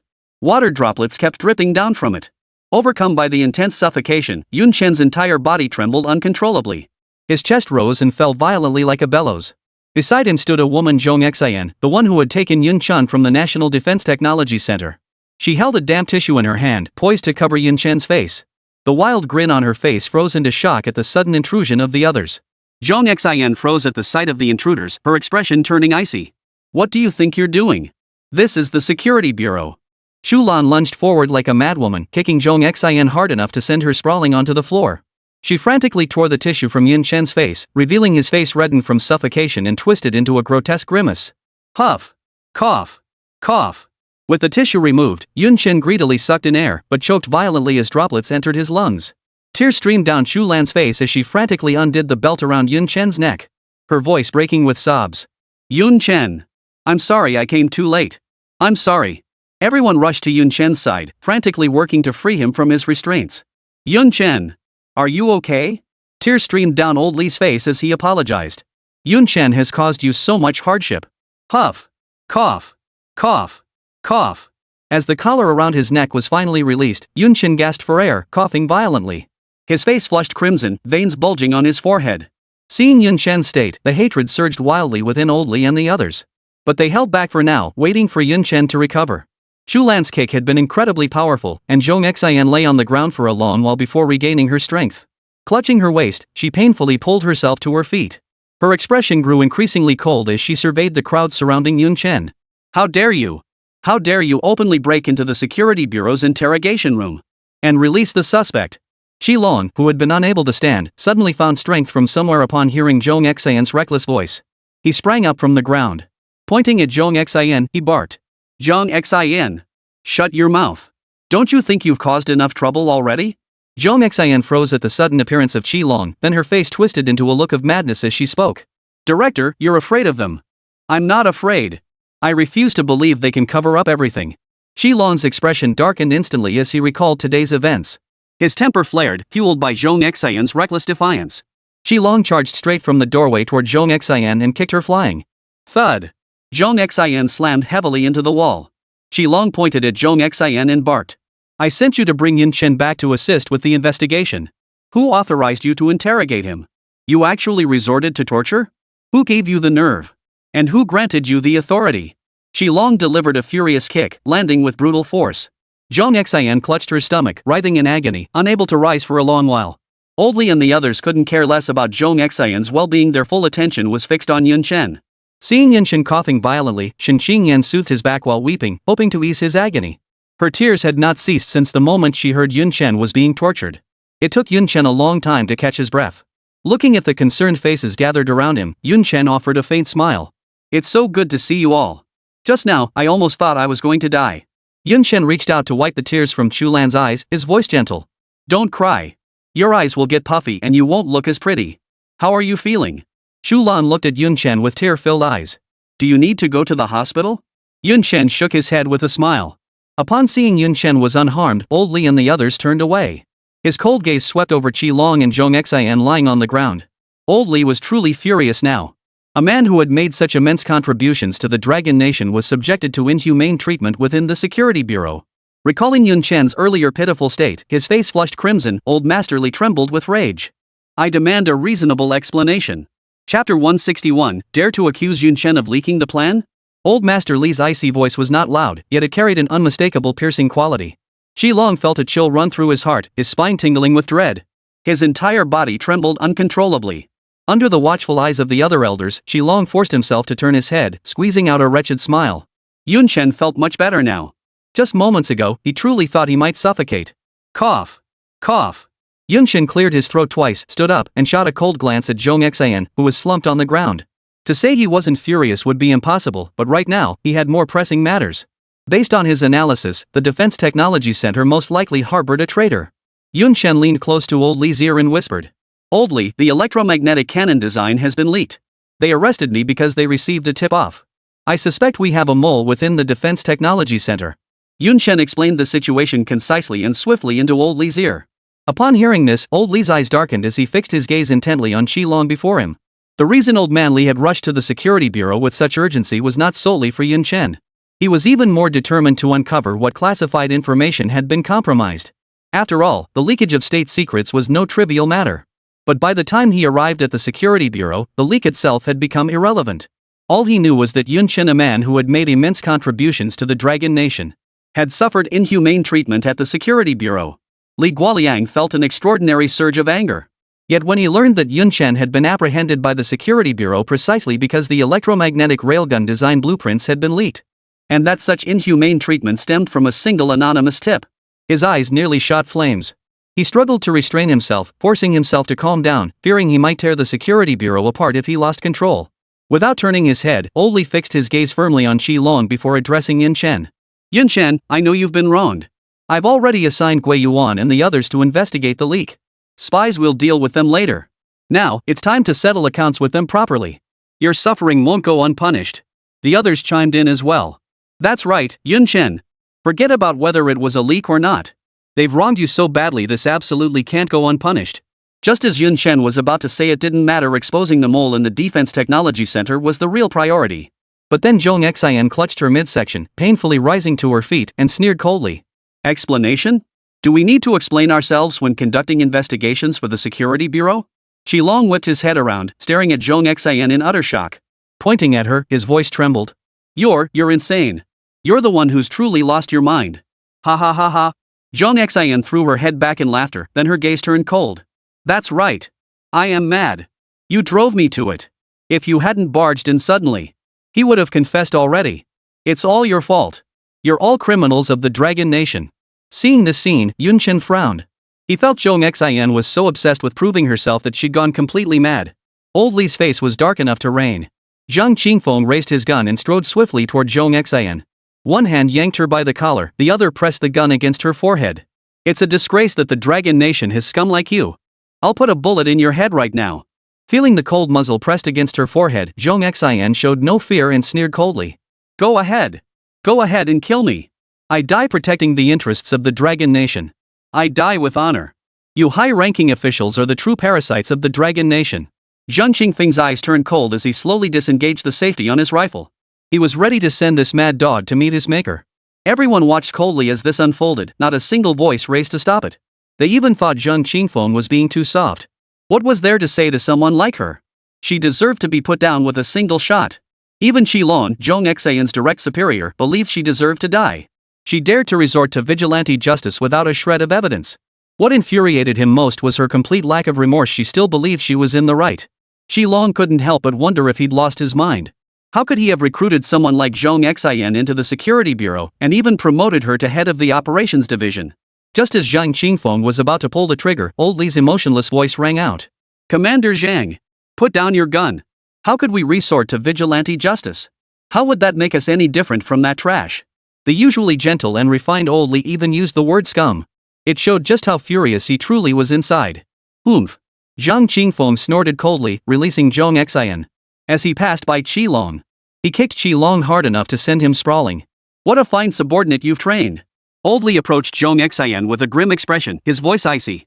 Calling us parasites? Who the hell are the real parasites? Do you even know who built the railgun? You dared to arrest Yun Chen based on nothing more than an anonymous tip. And you even tortured him? Did you even verify the facts? Did you even investigate? Old Li grew angrier with every word, forcing himself to take a deep breath to suppress the raging fire in his chest. Huff. Old Li exhaled sharply, glaring at Zhong Xian as he demanded. If you had investigated, if you had verified, then you should know. That electromagnetic cannon design was written by Yun Chen. How could he have leaked it? How could there be any talk of leaking? The electromagnetic cannon design has always been in his mind. Even if, for the sake of argument, Yun Chen did give the design to someone else, that would still be Yun Chen's own right. None of us have the right to interfere.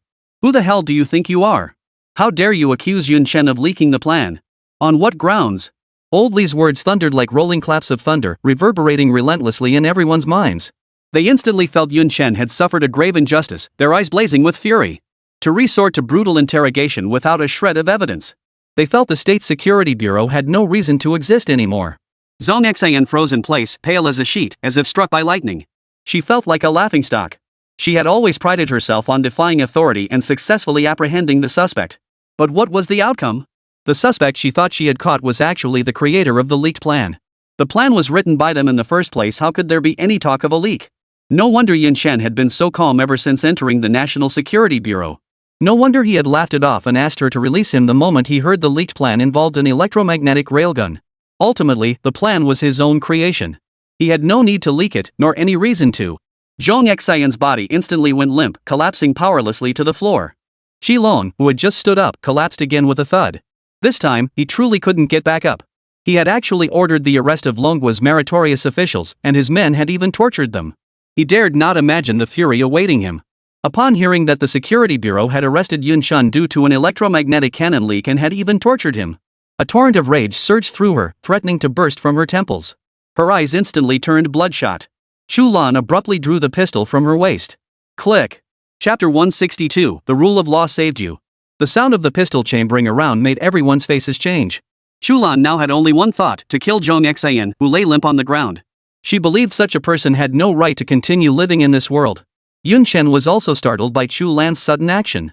He quickly pressed down on her raised arm and spoke. Chu Lan, don't act rashly.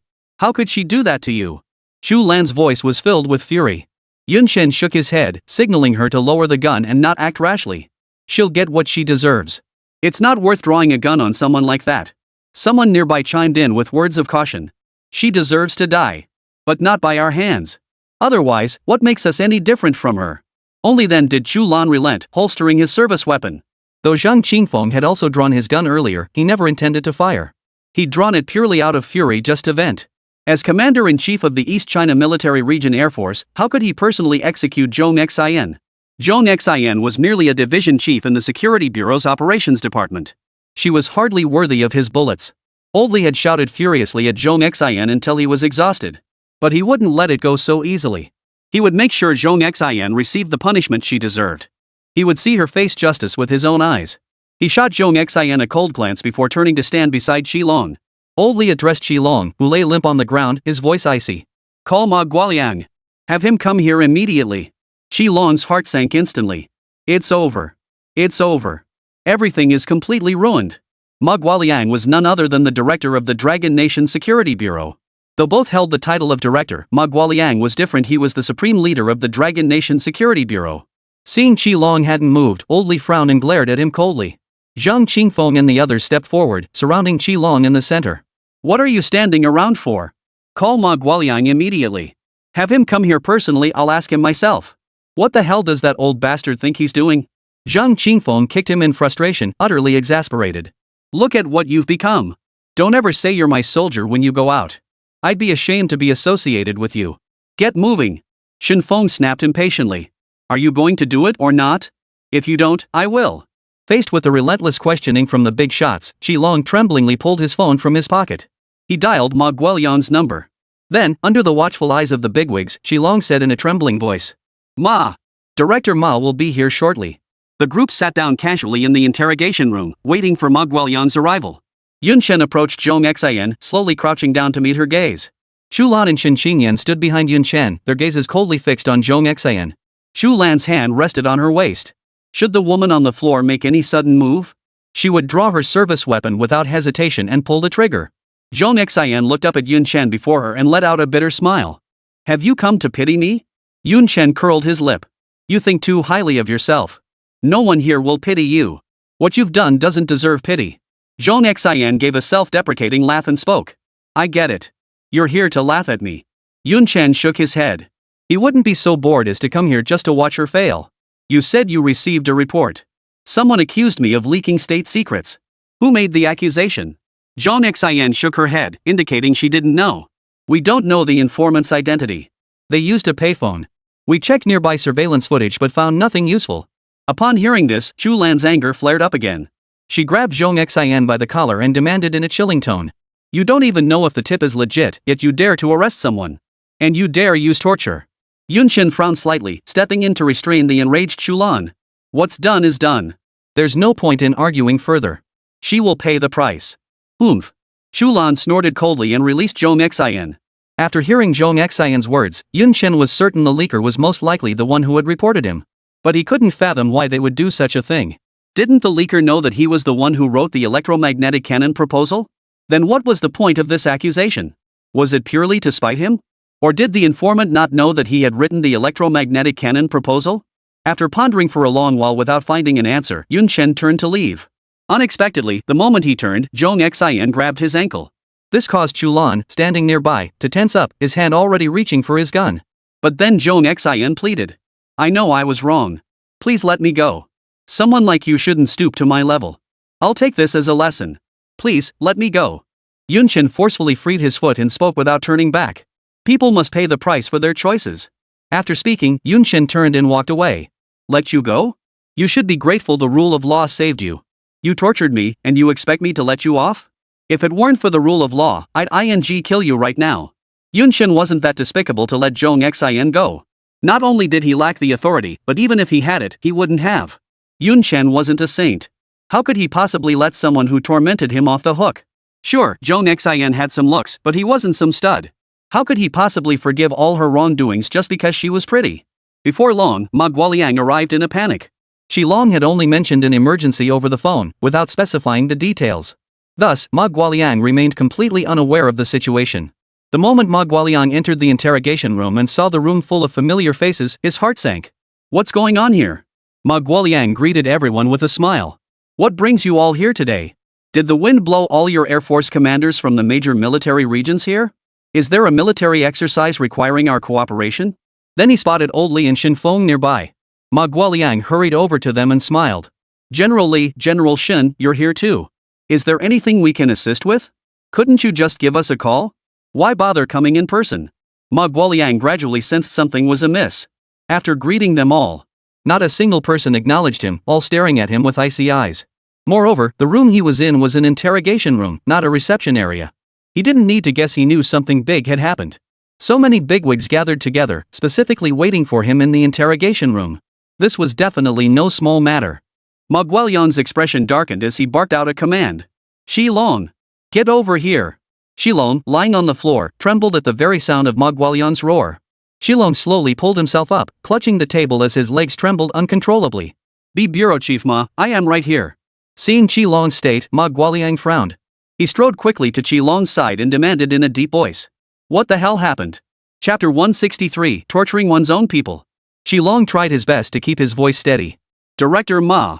Chi Long recounted everything in meticulous detail, from receiving the tip-off call, to Yun Chen's arrest, to the torture inflicted upon him. Ma Guoliang's expression grew increasingly dark and grim. He finally understood why so many big shots had gathered here. Why, the moment he stepped through the door, everyone had fixed him with icy stares. This was a grievance of the highest order, and they had come seeking justice. After listening for a long while, he finally understood that this Yun Chen had suffered such immense injustice within his own state security bureau. Forget about Old Li and the others, even he felt a surge of rage boiling up to his scalp upon hearing this. The fact that they hadn't dismantled his entire security bureau was already showing him considerable face. Seeing Ma Guoliang's expression darken by the second, Chi Long hurriedly explained. Director Ma, I. Thud. Before Chi Long could finish his sentence, Ma Guoliang was kicked hard across the floor. Ma Guoliang yanked off his cap and roared furiously. What do you mean, I? You still have the nerve to make excuses? If I were still in the military, I'd shoot you dead. How did a useless piece of trash like you become bureau chief? You dare order an arrest without a shred of evidence?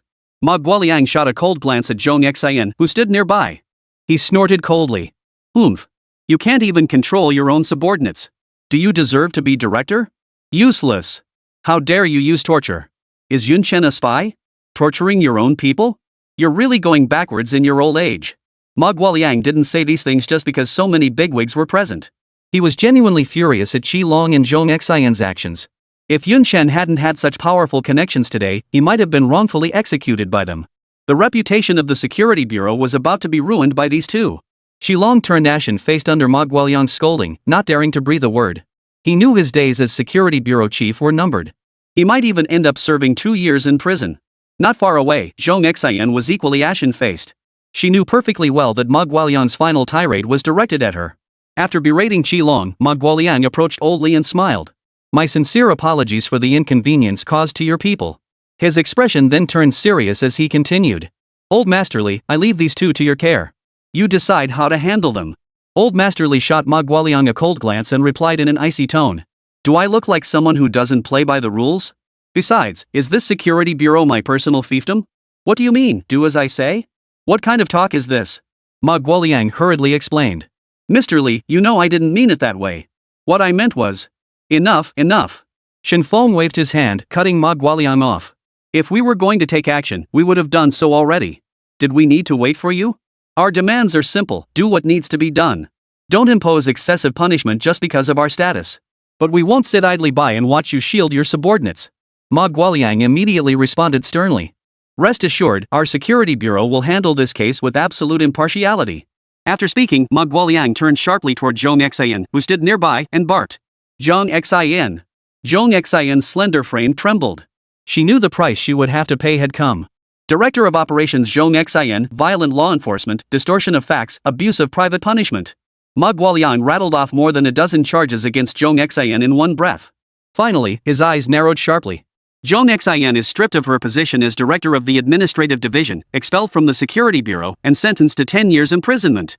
Upon hearing she was not only dismissed but also sentenced to 10 years in prison, Zhong Xian was stunned. It must be understood that the security bureau's prisons were entirely different from those outside. The security bureau's prison held spies from various countries, and they endured inhumane treatment. Worst of all, many of those imprisoned there were people she had personally captured. For her, the security bureau's prison was nothing short of hell. She dared not imagine the torment awaiting her inside. Zhong Xian's eyes rolled back, and she fainted instantly. Ma Guoliang frowned, waved his hand, and signaled for someone to take her away. Ma Guoliang fixed his gaze on Shi Long standing nearby and barked sharply. Shi Long! Shi Long's body trembled. He knew it was his turn. I needn't elaborate on your transgressions, do I? Shi Long nodded. Ah. Ma Guoliang sighed softly before speaking. I won't dwell on it further, considering your years of service have been diligent enough. Submit your resignation tomorrow and leave. Shi Long instantly went limp, like a pile of mush. He knew he'd never become director, but he hadn't expected to be expelled from the security bureau altogether. Truthfully, Shi Long had been dragged down by Zhong Xian's actions. He had merely ordered Yun Chen's arrest. The subsequent interrogation and torture were entirely Zhong Xian's own initiative. Shi Long had absolutely nothing to do with it.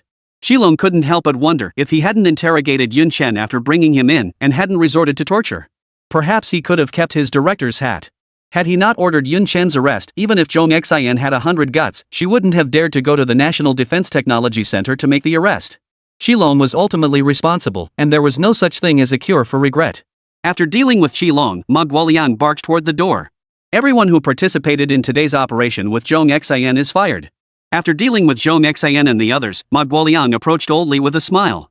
Sir, are you satisfied with these disciplinary measures? Old Master Li rose to his feet. Whether I'm satisfied or not is irrelevant. What matters is whether Yun Chen is satisfied. Yun Chen? Ma Guoliang froze in surprise.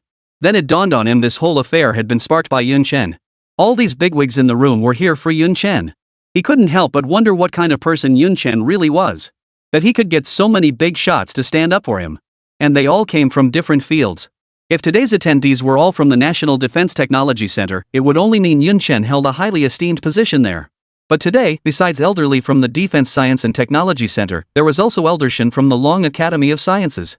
And the Air Force Commander-in-Chief of the 6 major military regions of Longhua. All of this had long since made it clear to this young man named Yun Chen that he was no ordinary person. Ma Guoliang walked up to Yun Chen, smiling as he extended his right hand. Yun Chen, right? I'm sorry for the trouble you went through today. Well, are you satisfied with how we handled them? Yun Chen, of course, didn't presume to refuse Ma Guoliang's handshake. Setting aside his position as director of the Security Bureau, Ma Guoliang's age alone commanded respect. Yun Chen had no reason not to shake his hand. As long as you handle this impartially. Unassuming yet dignified, that was Ma Guoliang's first impression of Yun Chen. National Defense Technology Center.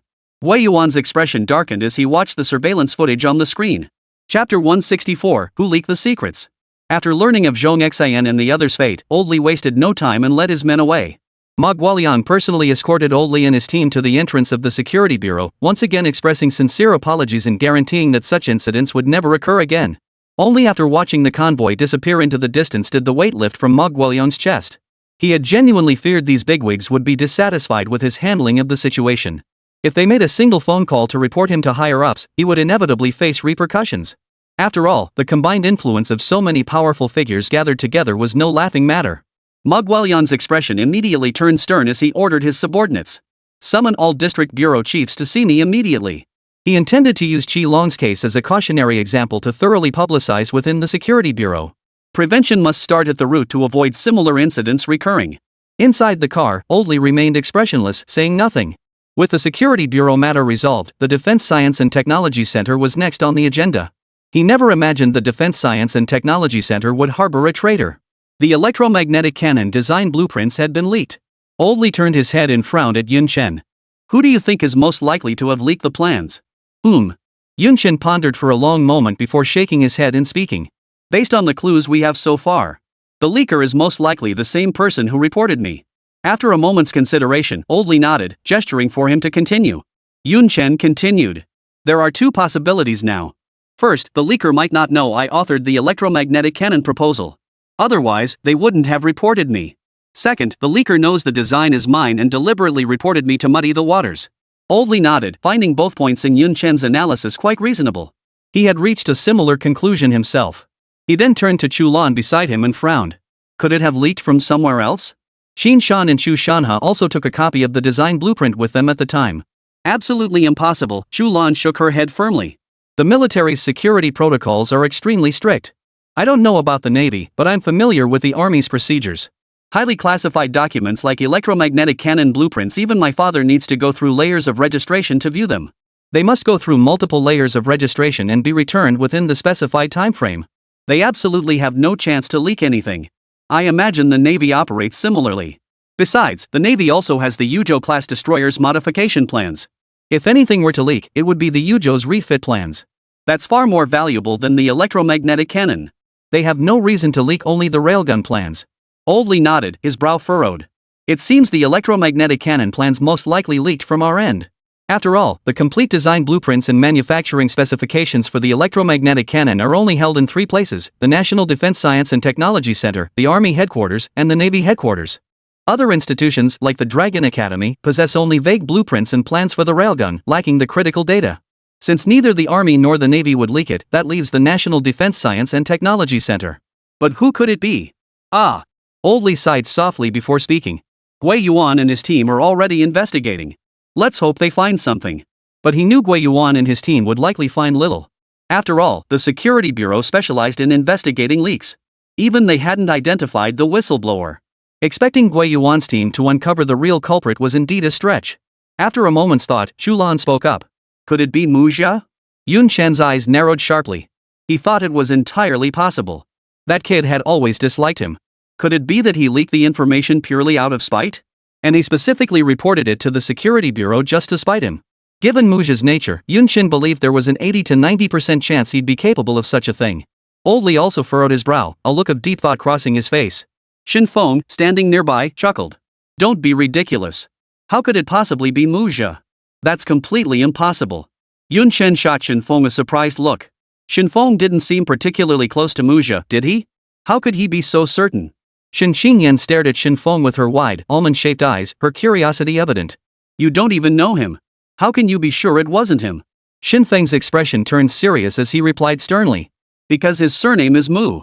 This left everyone stunned. Old Li also chimed in. It probably isn't him. He wouldn't have access to core secrets like the electromagnetic railgun just yet. Chu Lan was about to point out that the electromagnetic cannon design had been finalized months ago. Why leak it now, of all times? Why leak it shortly after Mujia arrived? Was this just a coincidence? Chu Lan didn't believe it, and neither did Yun Chen. But since Old Li had spoken, she held her thoughts to herself. The rest of the journey passed in silence as everyone pondered who the mole within the National Defense Technology Center could be. And who had the motive? Heavy expressions weighed on every face, save for Shin Qingyan, whose large, curious eyes scanned the group with wonder. The vehicle slowed to a stop at the entrance of the National Defense Technology Center. As soon as Old Li stepped out, he froze upon seeing the Air Force commanders of all major military regions standing before him. He had assumed they had all returned to their respective bases, never expecting them to follow. They had originally planned to return first and come back another day. After all, Yun Chen had just been released from the State Security Bureau and had endured interrogation. Now, asking Yun Chen to help install the vertical takeoff and landing system felt somewhat awkward. Though they desperately wanted Yun Chen to install the VTOL system immediately, they understood that Yun Chen needed proper rest and recuperation at this moment. But they saw that Zhang Qingfeng hadn't left. Not only did the kid refuse to go, he was actually following behind Old Li's car. This didn't sit well with them. Since Zhang Qingfeng wasn't leaving, we won't leave either, lest he gain the upper hand. So they all drove after him, leading to the scene at the beginning. How could Zhang Qingfeng possibly leave? His aerospace fighter hadn't been secured yet. He understood Yun Chen had been startled today and needed time to adjust. He wasn't expecting Yun Chen to produce the aerospace fighter right now. He only wanted a firm commitment. Otherwise, he wouldn't be able to sleep soundly. Besides, he wasn't the only Air Force commander present. They'd all rushed over just because they'd heard about a vertical takeoff system. If they dared to learn about the space air fighter, Zhang Qingfeng dared not imagine what these men might do. That's precisely why Zhang Qingfeng had followed them to secure approval for the aerospace fighter before anyone else learned of its existence. And secure the deal. At the very least, he needed Yun Chen to agree to build the space aircraft for him first. You all may return for now. Chapter 165, The Traitor. The moment Old Li finished speaking, Zhang Qingfeng immediately chimed in with a cheerful smile. Yes, yes. After all he's been through today, let's not add to Yun Chen's troubles. We can discuss any matters another day. Upon hearing this, none of the Air Force commanders objected. They had intended to leave anyway. They had only lingered because they saw Zhang Qingfeng tag along naturally. They wanted to see what the young man was up to. Now that Zhang Qingfeng had spoken, they all made a point of showing their presence to Old Li and the others, especially in front of Yun Chen, before preparing to leave. Then they saw Zhang Qingfeng lean close to Yun Chen's ear and whisper something. Their expressions immediately darkened and they all moved forward. Then Zhang Qingfeng burst into laughter. Ha ha! Then it's settled. Zhang Qingfeng patted Yun Chen on the shoulder before departing. Zhang Qingfeng felt immensely relieved, a weight lifted from his heart. Because Yun Chen had agreed as soon as he finished his current task, he would build the aerospace fighter for him. But to others, especially the Air Force commanders of the major military regions, his demeanor was anything but reassuring. Who among the Air Force commanders wasn't sharp as a tack? How could they fail to notice that something was off with this kid, Zhang Qingfeng? Zhang Qingfeng had initially followed Oldly and the others back, tail between his legs. But no sooner had he returned than he was urging them to leave immediately. Then he spent ages whispering with Yun Chen alone. To say there wasn't something fishy going on? They wouldn't believe it even if you killed them. Why haven't you left yet? Zhang Qingfeng stared blankly at the Air Force commanders ahead. Let's get moving. The Defense Science and Technology Center doesn't provide meals. They ignored Zhang Qingfeng, their gazes fixed intently on him. Hey! Hey! Hey! Zhang Qingfeng felt uneasy under their intense stares. What kind of look is that? If you're not leaving, I am. Thinking of leaving? The Air Force commanders exchanged glances, then stepped forward in unison, blocking Zhang Qingfeng's path. What's this? Zhang Qingfeng glanced at them in surprise. Ha ha! One of them chuckled twice before speaking. Zhang Qingfeng, keep pretending. I'll see how long you can keep it up. The others chimed in. Your tail's already showing.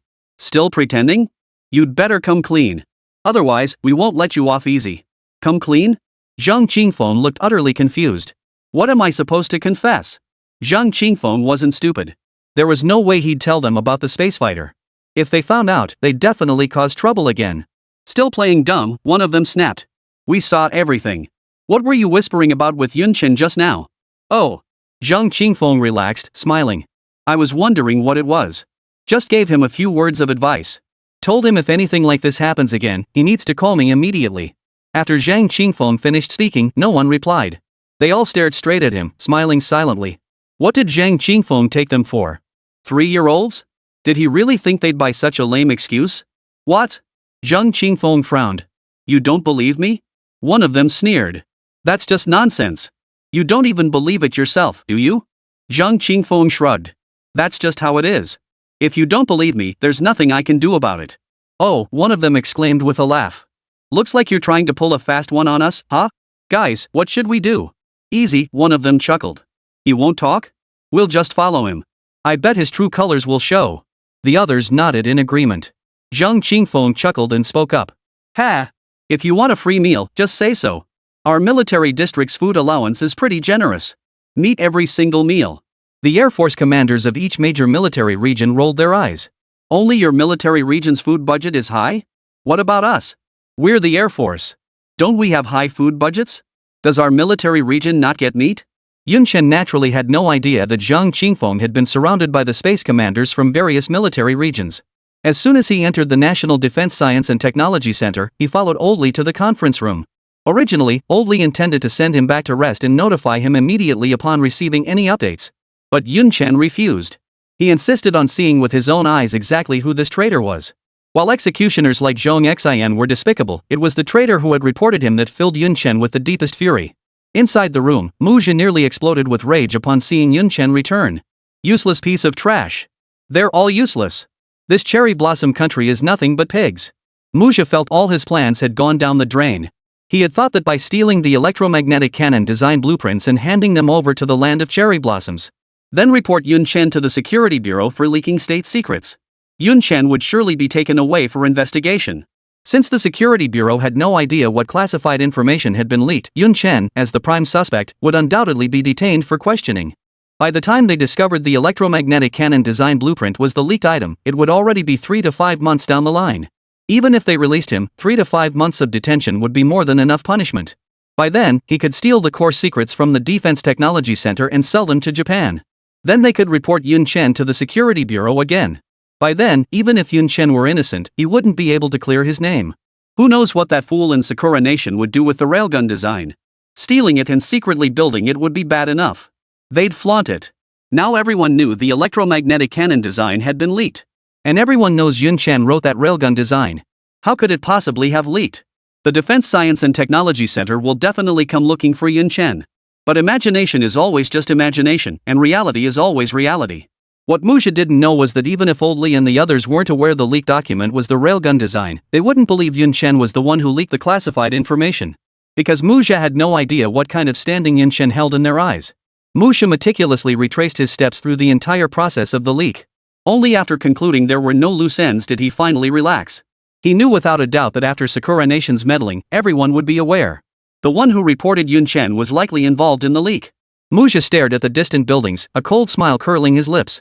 You'll never find anything. Inside the conference room, Wei Yuan and the others had been waiting for Elderly to arrive.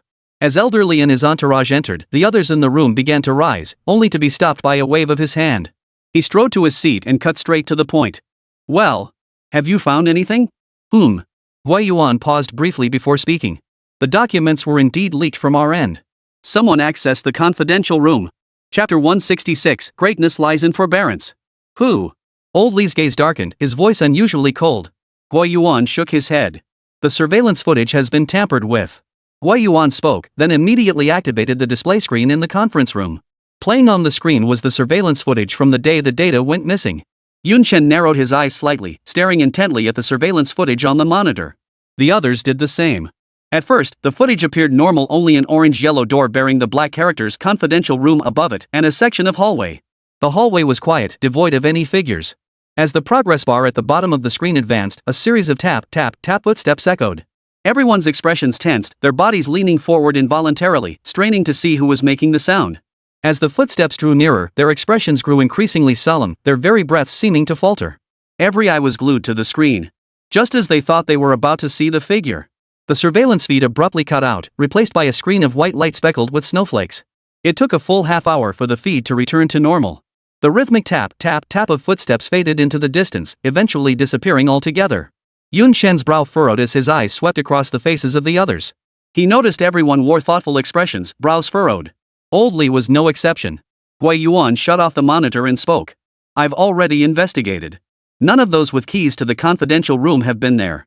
There are witnesses for each one. Old Li nodded. Judging by the footsteps from earlier, whoever entered the confidential room must have been quite young. His footsteps were heavy, whereas those with keys to the confidential room were mostly older individuals like Wei Yuan. If it was one of them, the footsteps should have been much lighter. What about the access logs? Old Li asked Wei Yuan. Wei Yuan retrieved a prepared list from the folder on his desk, handing one copy to Old Li and another to Yun Chen. Yun Chen glanced down quickly but didn't see the name he was hoping for. It really wasn't him? Yun Chen murmured, passing the list to Chu Lan beside him. Seeing that both men had finished reviewing the list, Wei Yuan spoke up. Everyone on this list has been thoroughly investigated. No issues. Unlike Yun Chen, who had skimmed through it quickly, Old Li read the entire list meticulously. He discovered that those who had gone out that day were mostly students from the National Defense Science and Technology Center. None of them possessed keys to the classified archives. After a moment's thought, Old Li spoke. That's all for today. Upon returning, keep this matter confidential for now. Report any anomalies immediately. Even without Old Li's instructions, everyone knew what to do. They nodded in agreement and rose to leave. Just as Wei Yuan picked up the documents from the table and was about to leave, Old Li spoke up. Stay a moment. Then, Old Master Li addressed Yun Chen. Yun Chen, you may return as well. We'll notify you if there's any news.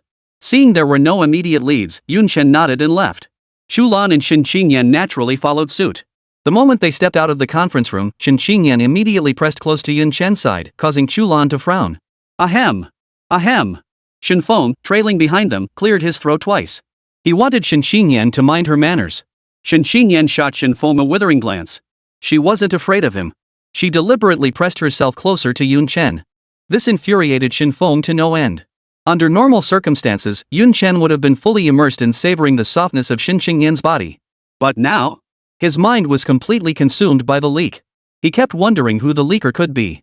He pondered the question the entire journey, yet came up with no answer. He decided to let it go, confident the culprit would eventually slip up. While Yun Chen pondered the entire journey, Shen Qingyan clung to him the entire journey. Chu Lan seethed the entire journey. Shen Qingyan clung to Yun Chen like glue, sticking to him like a piece of chewing gum. The moment she managed to separate them, Shen Qingyan would immediately stick back on.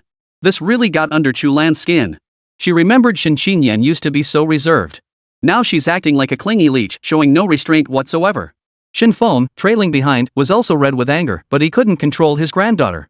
He gave up on them and headed back to the reception area alone. Out of sight, out of mind. Your grandfather's gone. Why are you still following us? Chu Lan glared at Shen Qingyan, her expression unwavering. Oomph. Shen Qingyan huffed, lifting her chin haughtily. I'm not following you. I'm following Yun Chen. Yun Chen turned back, his expression a mix of amusement and exasperation. Why are you following me? I've been staying in Chu Lan's place. Ha! Shen Xingyan froze in surprise. Chu Lan smirked triumphantly beside her and chimed in. If you want to follow, then follow. If you can't get in later, don't blame me for not warning you.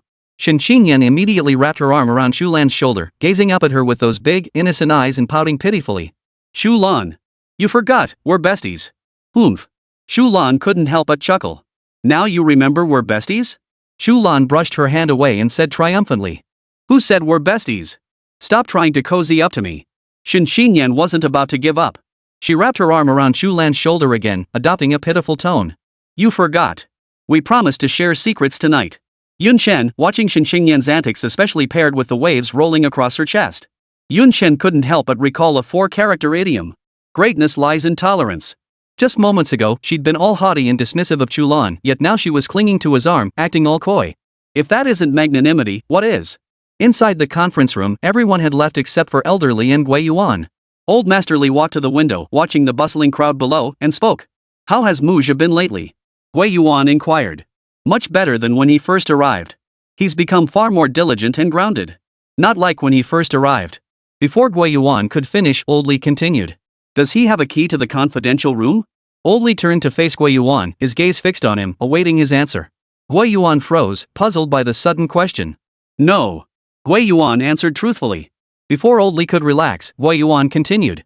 But I did give him one once before. But I took it back very quickly. Gui Yuan's words exploded like thunder in Old Master Li's mind.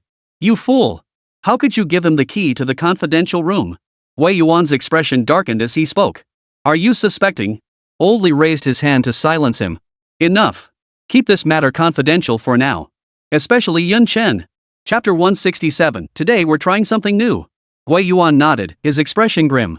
If the leak truly was Muzha's doing, he would bear some responsibility, since Muzha was currently under his guidance. Gui Yuan frowned deeply, recalling the events of that day. After verifying the data Muzha had provided him that day, Muzha had casually mentioned wanting to see the core data.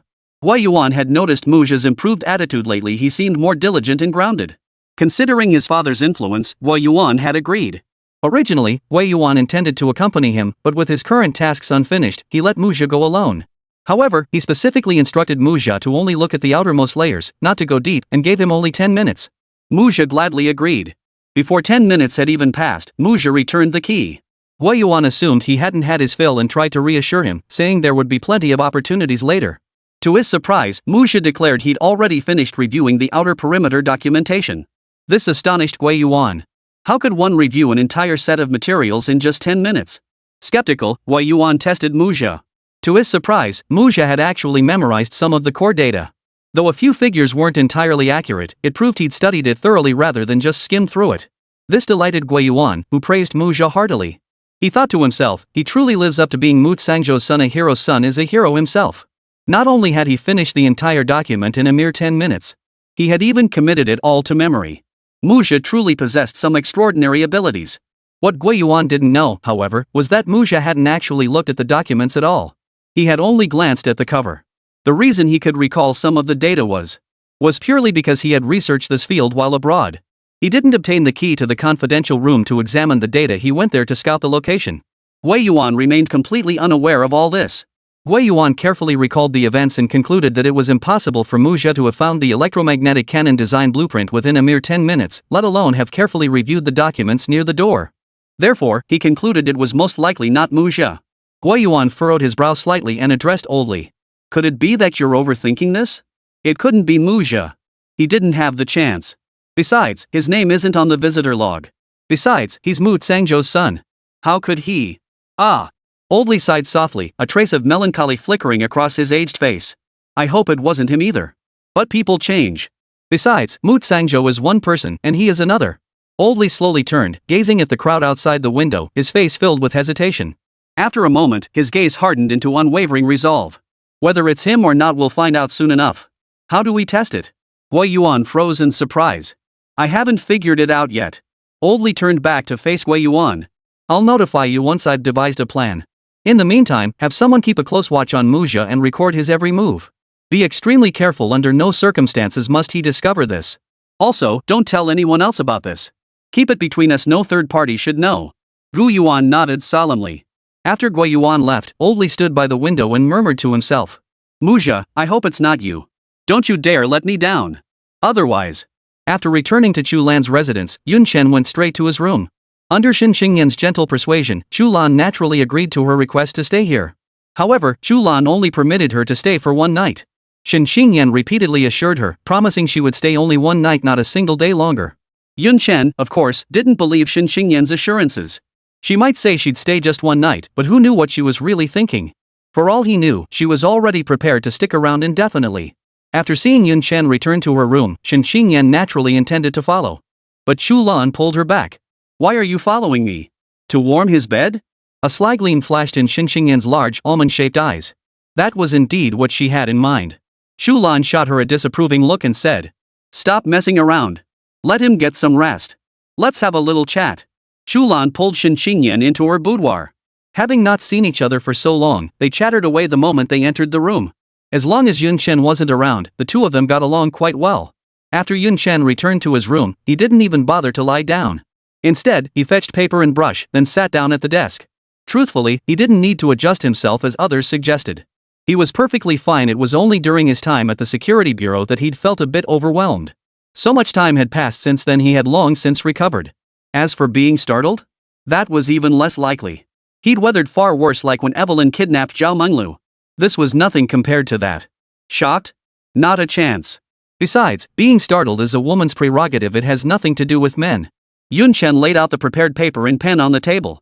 He intended to sketch out the design concept and blueprints for the aerospace fighter first. Truthfully, construction of this aerospace fighter should have begun the moment he left the hospital. But lack of funds had put it on hold. Now that Zhang Qingfeng had agreed to fund it, the project naturally needed to be prioritized. After mentally organizing the blueprint he'd exchanged from the system, Yun Chen began to sketch. As Yun Chen began to write, the two rooms formed a stark contrast. In Yun Chen's room, an eerie silence hung in the air, broken only by the soft scratching of pen against paper. Meanwhile, from the room where Chu Lan and Shen Xingyan were, continuous giggles echoed out. Muzha was naturally furious at the beautiful country's sabotage of his plans. His anger, of course, would be vented on Kawashima Yoshiko. Bang! Bang! Bang! Muzha slammed his fist hard against the door in front of him. With a snap, the door swung open, revealing the alluring face of Kawashima Yoshiko. Kawashima Yoshiko stared at Muzha in surprise. He always called before coming over. Why had he suddenly appeared this time? But she didn't dwell on it. Tilting her pretty face forward slightly, she cooed in a sweet voice. Mu-san. Muzha looked at Kawashima Yoshiko's slightly tilted, charming face. Unlike usual, he didn't slap her across the face. Instead, he raised his foot and aimed it squarely at Kawashima Yoshiko's midsection. Thud. Caught completely off guard, Kawashima Yoshiko was sent tumbling to the ground by Muzha's kick. Kawashima Yoshiko knelt on the ground in agony, clutching her abdomen tightly with both hands. The intense pain made cold sweat pour down her body. Kawashima Yoshiko stared at the ground, her face dark and her eyes filled with icy coldness. Muzha couldn't see her expression, only the faint tremor of her body. Muzha knew Kawashima Yoshiko was in agony. A surge of satisfaction washed over him. He hooked the door with his foot and kicked it shut. Is she dead? Muzha tossed the rope he'd brought onto the bed. If you're not dead, tie yourself up. Today we're trying something new. Chapter 168, Why Not Verify Identity? The coldness vanished from Kawashima Yoshiko's face, replaced by an expression of flattery. She silently vowed to herself that the day Muzha became useless, she would make Muzha pay dearly for his actions. Kawashima Yoshiko slowly raised her head, gazing at Muzha as she cooed. Mr. Mu. Why are you so angry? You're hurting me so much. Seeing the flattery on Kawashima Yoshiko's face, Muzha burst into laughter. Ha ha ha. Look at that pathetic expression on your face. Right now, you're nothing but a whore dog. Is this how all you cherry blossom country people are? The harder we hit you, the more you wag your tail? Ugh, you're so annoying. Kawashima Yoshiko fluttered her eyelashes at Mokazetsu. I'm only your Thai doggy. Ha ha ha. Kazoku burst into laughter. His mood lifted instantly, all his pent-up frustration swept away. Muzha picked up the rope from the bed, flung it at Kawashima Yoshiko, and chuckled. Slutty dog, strip naked and tie yourself up. Yes, Master Mu. Kawashima Yoshiko picked up the rope that had fallen to the floor. She then began to shed her garments one by one, revealing vast swaths of snow-white skin. As each garment fell, Muzha's gaze grew increasingly heated. Muzha could wait no longer. He couldn't wait to properly punish this. Kawashima Yoshiko gasped, startled by Kazetsu's sudden action. Ignoring her cry as he roughly pinned her to the bed. Then, he grabbed the rope nearby and bound Kawashima Yoshiko. Muzha's strength was immense, and crimson marks instantly blossomed across Kawashima Yoshiko's snow-white body. Throughout the process, Kawashima Yoshiko let out soft moans. Mu-san. You're hurting me. Gently now. Ah. Hearing Kawashima Yoshiko's soft moans, Muja not only didn't stop his movements but pressed harder. The louder Kawashima Yoshiko cried out, the more excited he became. Soon, Kawashima Yoshiko was bound and gagged by Muja. Gazing at Kawashima Yoshiko, bound and gagged on the bed, Muja wore a satisfied smile. He was thoroughly pleased with his handiwork. In this moment, his twisted, animalistic desires found immense satisfaction. All his frustrations vanished in an instant. Gazing at his creation on the bed, Muja's eyes grew increasingly heated, his breathing growing heavier and heavier. National Defense Technology Center, Elder Lee's office. Muja has left, Wei Yuan said, his expression unsettled. Old Lee sat in his chair, eyes still fixed on the newspaper in his hands. He replied without looking up. If he's gone, he's gone. We have no right to interfere with his freedom. Just keep a close eye on him. Wei Yuan looked at Old Lee, several times wanting to speak, but swallowing his words each time. Gradually, Old Master Lee sensed something was amiss. He set down the newspaper, turned to Wei Yuan, and frowned slightly. What is it? Have you discovered anything? Wei Yuan glanced at Old Master Lee and stammered. He's not using his real name. What? Old Lee shot up from his chair, staring straight at Wei Yuan. What did you say? Gu Yuan thought Old Lee hadn't heard clearly and repeated himself. He wasn't using his real name. This time his voice was much louder, and he handed the entry log in his hand to Old Master Lee. In truth, Old Lee had heard him clearly the first time. He simply found it hard to believe. Why would Muja use a different name for the entry log? And what exactly were the security guards at the entrance doing? Why hadn't they verified his identity? Old Lee took the access log and saw that someone named Li Nan had been circled in red. So this is the fake name Muja used? Old Lee frowned slightly. Wei Yuan nodded and explained. I've already checked. There's no one named Li Nan at our National Defense Technology Center. Old Lee stared at the list in his hand, deep in thought for a long moment before speaking. Is the name Li Nan on today's list of individuals under investigation? No. Wei Yuan shook his head. Though Wei Yuan said no, Old Lee had a feeling that Muja had definitely gone out on the day the data was leaked. He must have used a false name as well.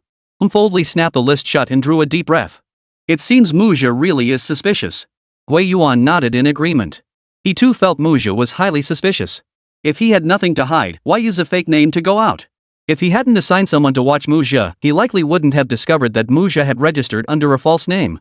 What should we do next? Wei Yuan looked at Old Lee, frowning. Wait for him to return and arrest him directly? He won't admit it. Old Lee shook his head. That would just alert him. Old Lee pondered for a moment, then raised his hand, motioning Wei Yuan to come closer. Like this. Is that even possible? Wei Yuan looked utterly astonished. Old Master Lee smiled faintly. Whether it works or not, we'll only know by trying. It's a ghost. It'll slip up eventually. Go prepare. Gu Yuan nodded and turned to leave. After a quick dinner, Chen returned to his room and immersed himself once more in his aerospace fighter design proposal. He had been writing all afternoon, yet hadn't even completed 1/10 of the proposal. The blueprints remained untouched and those drawings were the real bulk of the work. Chen estimated it would take at least 10 days to half a month to complete the aerospace fighter design. After all, this aerospace fighter was entirely different from any fighter aircraft that had come before. Whether in appearance or configuration, there was nothing in common. It was an entirely new type of fighter jet, requiring everything to be designed from scratch. So it was only natural that the documentation was extensive. Take it slow, Chen encouraged himself. He shook his head to clear away the scattered thoughts swirling in his mind and resumed writing. Knock, knock, knock. Not long after he began writing, a knock sounded at the door. He assumed it was Shen Qingyan delivering fruit again. She had already come by 3 times that afternoon to deliver fruit. Come in. Chen called without looking up. What are you busy with? Chen recognized the unfamiliar voice and looked up to find none other than old Master Lee standing there. Master Lee, what brings you here? Chen hurriedly rose from his chair. Old Master Lee smiled and waved his hand, gesturing for Chen to sit back down. What are you writing? Old Master Lee walked to Chen's desk, glancing at the documents spread out before him. You've written this much already? The design proposal for the aerospace fighter, Chen replied with a smile. It's not finished yet. Once it's finished, I'll be sure to show it to you first. Old Lee smiled but didn't respond. Chen noticed something off about the old man's expression. He looked deeply preoccupied. Chen furrowed his brow slightly and spoke up. Old Master Lee, you came so late. Is there something on your mind? Chapter 169, National Hero Mu Sangzhou. Old Master Lee smiled and replied. Actually, there is something I need to discuss with you. Then let's find somewhere else to talk, Chen said with an awkward smile. Here?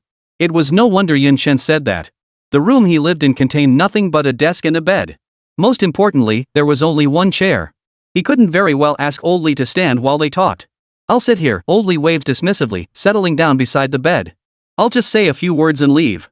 "You sit too," Old Master Li gestured toward the chair in front of Yun Chen. After Yun Chen sat down, Old Li spoke up. "I know you and Chu Lan both have strong reservations about Muzha joining the National Defense Technology Center." No, Yun Chen hastily shook his head repeatedly. Old Li waved his hand dismissively, signaling it was nothing. "Truthfully, I'm not fond of Muzha either. His appointment to the Defense Science and Technology Center was truly a last resort for me." "Oh?" Yun Chen froze in surprise. Could someone of Old Li's stature ever be constrained by circumstances?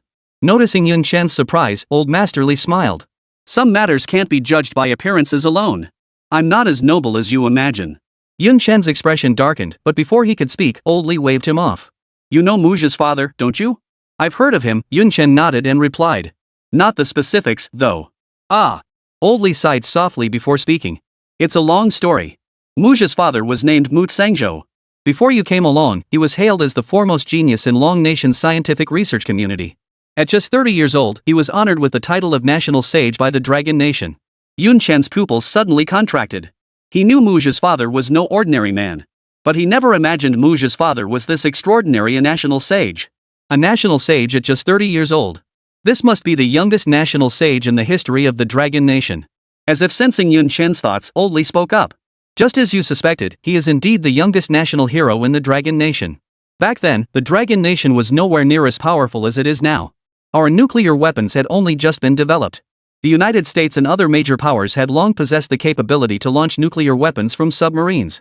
Even after we developed our own nuclear weapons, we still lagged behind other nations. And back then, the treatment of researchers like us was abysmal. Barely better than factory workers. Despite these harsh conditions, Mu Tsangzhou resolutely rejected the olive branches extended by various nations. The United States even declared they would pay him a monthly salary of 500,000 yuan if he joined their country. 500,000 yuan, it doesn't sound like much today, but back then, that was the annual GDP of an entire wealthy county. Mu Tsangzhou dismissed it with a sneer, uttering only one sentence.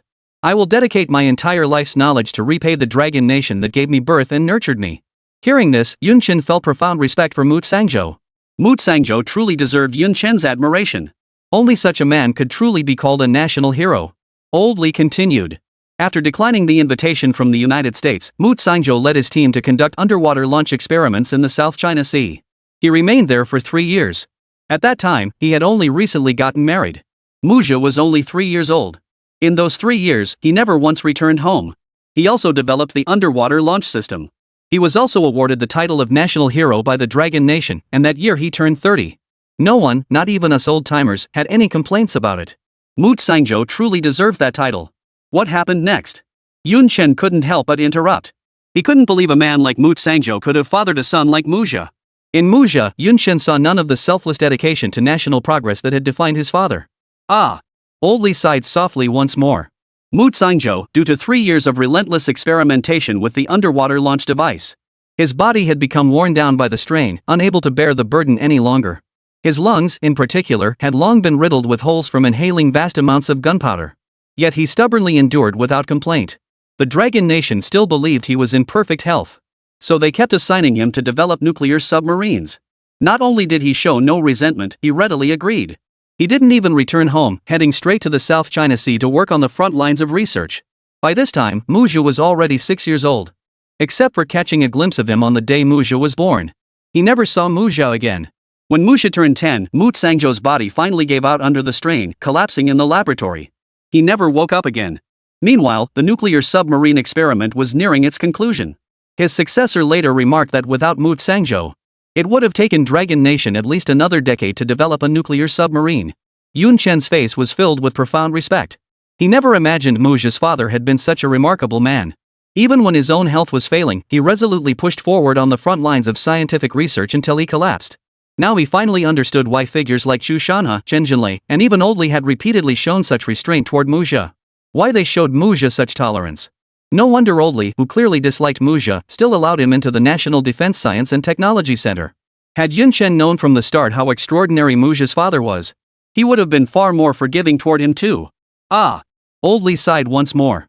After Mu Tsangzhou's death, his wife Luo Bing believed we had driven him to it. She took Muzhu abroad, and no amount of persuasion could change her mind. Truthfully, Luo Bing was right, we owed Mu Sangzhou and his family far too much. That debt naturally shifted onto Muzha. Do you understand what I'm telling you today? Yun Chen nodded. Of course he understood. But he couldn't understand why old Li had come over that night to tell him all this. Was it to urge him to be more tolerant toward Muzhou in the future? After hearing about Mu Sangzhou's deeds, Yun Chen felt it wasn't entirely unreasonable. Just as he was about to speak, he saw old Master Li rise from the bed and walk toward him. Yun Chen hurriedly rose from his chair and looked up at old Master Li. Old Master Li patted Yun Chen's shoulder and spoke. You've endured a lot of hardship these past few days. Give me a little more time. I'll give you a proper explanation. Without pausing, old Li walked away immediately after speaking. Yun Chen watched the old man's retreating figure, lost in thought. He pondered the meaning behind the old man's words. Give him an explanation? An explanation for what? And that he had been wronged?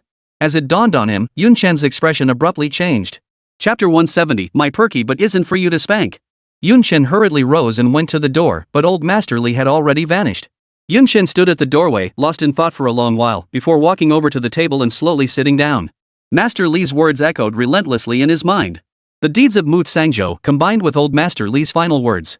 It wasn't hard for Yun Chen to deduce that this time, his entry into the National Security Bureau and the leak of the electromagnetic cannon design plan. Most likely, Muzha was behind it. Sitting at the desk with narrowed eyes, Yun Chen couldn't help but feel pity for Mu Sangzhou. How could such a heroic figure produce a traitor like Muzha? Mu Sangzhou sacrificed his life for the advancement of the Dragon Nation. To make the Dragon Nation stronger, he pushed himself to the front lines of research even while battling a severe illness. He was a true national hero. But Muzha? Driven by petty personal grudges, he betrayed the interests of the Dragon Nation. Leaking state secrets. A traitor through and through. Then Yun Chen recalled the expression on old Li's face: disappointment, anguish, and inner turmoil. Yes, old Li must be suffering terribly, filled with disappointment. A national hero like Mu Sangzhou should never have had a son like Muzha. Since old Li said he'd give him an explanation, then he would wait. What are you thinking about? A voice interrupted Yun Chen's thoughts. Yun Chen looked up to find Chu Lan standing at the doorway, holding a glass of milk. Yun Chen flashed her a smile, signaling he wasn't thinking about anything. Chu Lan entered the room with the milk and handed the cup to Yun Chen. Here, it's warm. Finish it and get some rest. Yun Chen smiled as he took the cup. Gulp. Gulp. He downed the entire glass in one go. What did old Master Li tell you? Chu Lan took the cup back from Yun Chen. Yun Chen glanced at Chu Lan but still didn't tell her the truth, smiling instead. Nothing much, just casual chit-chat. Oh. Chu Lan didn't think much of it, tidying up Yun Chen's discarded drafts on the table and setting them aside. She reminded Yun Chen to get some rest and not write too late before leaving with the cup. Yun Chen watched Chu Lan's retreating figure, lost in thought. I wonder how Chu Lan will react once she finds out about this. Would she be upset? Would she be disappointed? Though Chu Lan currently disliked Muzhou intensely, they had grown up together since childhood. Certain feelings were hard to let go of. Yun Chen suspected Chu Lan would feel disappointed upon learning the truth. What Yun Chen didn't know was that after old Li entered his room, Chu Lan had been standing right behind the door the entire time. She had heard every word of their conversation. With her sharp mind, it wasn't hard for her to grasp the meaning behind old Master Li's words. In truth, Yun Chen's guess was spot on. Chu Lan was indeed somewhat disappointed. But she felt no sadness. What she felt most was pity for Mu Sangzhou. As for the childhood bond between the two, it had long been eroded by Muzha's actions, leaving nothing behind. Where the heck have you been? It takes forever to deliver milk. Her tone tinged with reproach. Hush, and Xingyan gasped in surprise when she saw Chu Lan standing silently behind the door, his expression slightly awkward. Xingyan set her tablet aside, climbed to the edge of the bed, and blinked her big, wide eyes curiously. You didn't use the milk delivery as an excuse to confront him behind my back, did you? Xingyan flipped over, kicking her legs up in the air as she flailed about on the bed. Chu Lan, you're so annoying. We agreed to compete fairly. How could you confront him behind my back? You don't keep your word. Oomph. I'm never talking to you again. Then she suddenly remembered that Chu Lan's complexion didn't look too good. Xingyan immediately turned around, perched on the edge of the bed, and exclaimed cheerfully. He. Look at you, got rejected, didn't you? Serves you right for confronting him behind my back.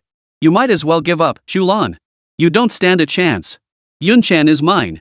She puffed out her cheeks in defiance. Chu Lan ignored her completely, lost in thought about the earlier conversation between old Li and Yun Chen. As Xingyan's words grew increasingly absurd, Chu Lan couldn't help but roll her eyes at her. What are you thinking about? Your inner monologue is quite something. I don't care. Xingyan rolled wildly on the bed, shouting. Yun Chen is mine. You're not allowed to take him from me. Chu Lan didn't respond. She walked to the bedside and delivered a sharp slap to her pert bottom. Smack! The sharp sound echoed. Ah! Shen Xingyan let out a soft cry. Chu Lan, how dare you spank me? That spot's reserved for Yun Chen, not for you. The next day. Inside the lab, Muzha looked haggard from the previous night's exhaustion. His eyes were ringed with dark circles, his gaze unfocused. Staring at the documents on the desk, he couldn't take in a single word. After glancing at them for a moment, he began yawning incessantly. Hui Yuan, standing nearby, was unsurprised by this. He knew full well that Muzha had spent the entire night at the hotel. He had only returned to the National Defense Research Center at dawn, and seeing Muzha's exhausted and overindulged appearance, he didn't need to guess what Muzha had been up to. Scum! Hui Yuan cursed inwardly, but outwardly he smiled and said, Muzha didn't get much rest last night? Did you go out? Muzha's heart skipped a beat. Did they find out? No way. I didn't use my real name. Muzha glanced up at Hui Yuan and saw his face was full of kindness. Only then did he secretly breathe a sigh of relief and smile. I stayed up late reviewing materials last night. No worries, I can handle it. Hui Yuan heard this and cursed silently under his breath. Reviewing materials? What kind of materials? Did you go to a hotel to look at them? Until dawn? If it weren't for oldly instructing him to have someone keep an eye on Muzha, he might have actually fallen for this kid's tricks. Ah! Hui Yuan sighed softly, patting his shoulder. I've seen all the hard work you've put in lately. I had originally planned to start giving you access to core data this week. This would also give you a preliminary understanding of our Defense Technology Center's research focus. It will also benefit your future development. Muzha's expression suddenly stiffened. After enduring this old man's trials for so long, wasn't this the day he'd been waiting for? But Hui Yuan's next words sent a chill through Muzha's face. However, Hui Yuan glanced at Muzha before continuing. The National Defense Technology Center has recently encountered an incident. That classified room newcomers aren't allowed inside. Even us old-timers need to submit a formal request before entering. Even without Hui Yuan specifying, Muzha knew it had to be about the electromagnetic cannon leak. In his mind, Muzha cursed the Cherry Blossom Nation to high heaven once more. If only they hadn't been showing off, he could have accessed the core documents by now. Muzha forced a strained smile and spoke up. It's fine. I've waited this long already. There's no rush. It's fine. Hui Yuan patted Muzha on the shoulder and smiled. I'm truly relieved you feel that way. Too bad Yun Chen's vertical takeoff and landing proposal is still sitting in the confidential room. I was hoping to study it with you. After all, your expertise in aerodynamics far surpasses mine. Looks like we'll just have to wait a little longer now. Upon hearing that the VTOL proposal was in the confidential room, Muzha's pupils suddenly contracted. A wild idea began to take root in his mind. Chapter 171, Are You a Pig? Muzha had already made up his mind he was going to pull off a major heist. His instinctive reaction didn't escape Hui Yuan's keen eyes. Though the excitement in Muzha's eyes was fleeting, Hui Yuan had caught it nonetheless. Hui Yuan sighed inwardly. Looks like it really is him. Hui Yuan stood up, patted Muzha on the shoulder, and spoke. All right. For now, continue verifying the data. Lay a solid foundation now, and your future research will be twice as effective with half the effort.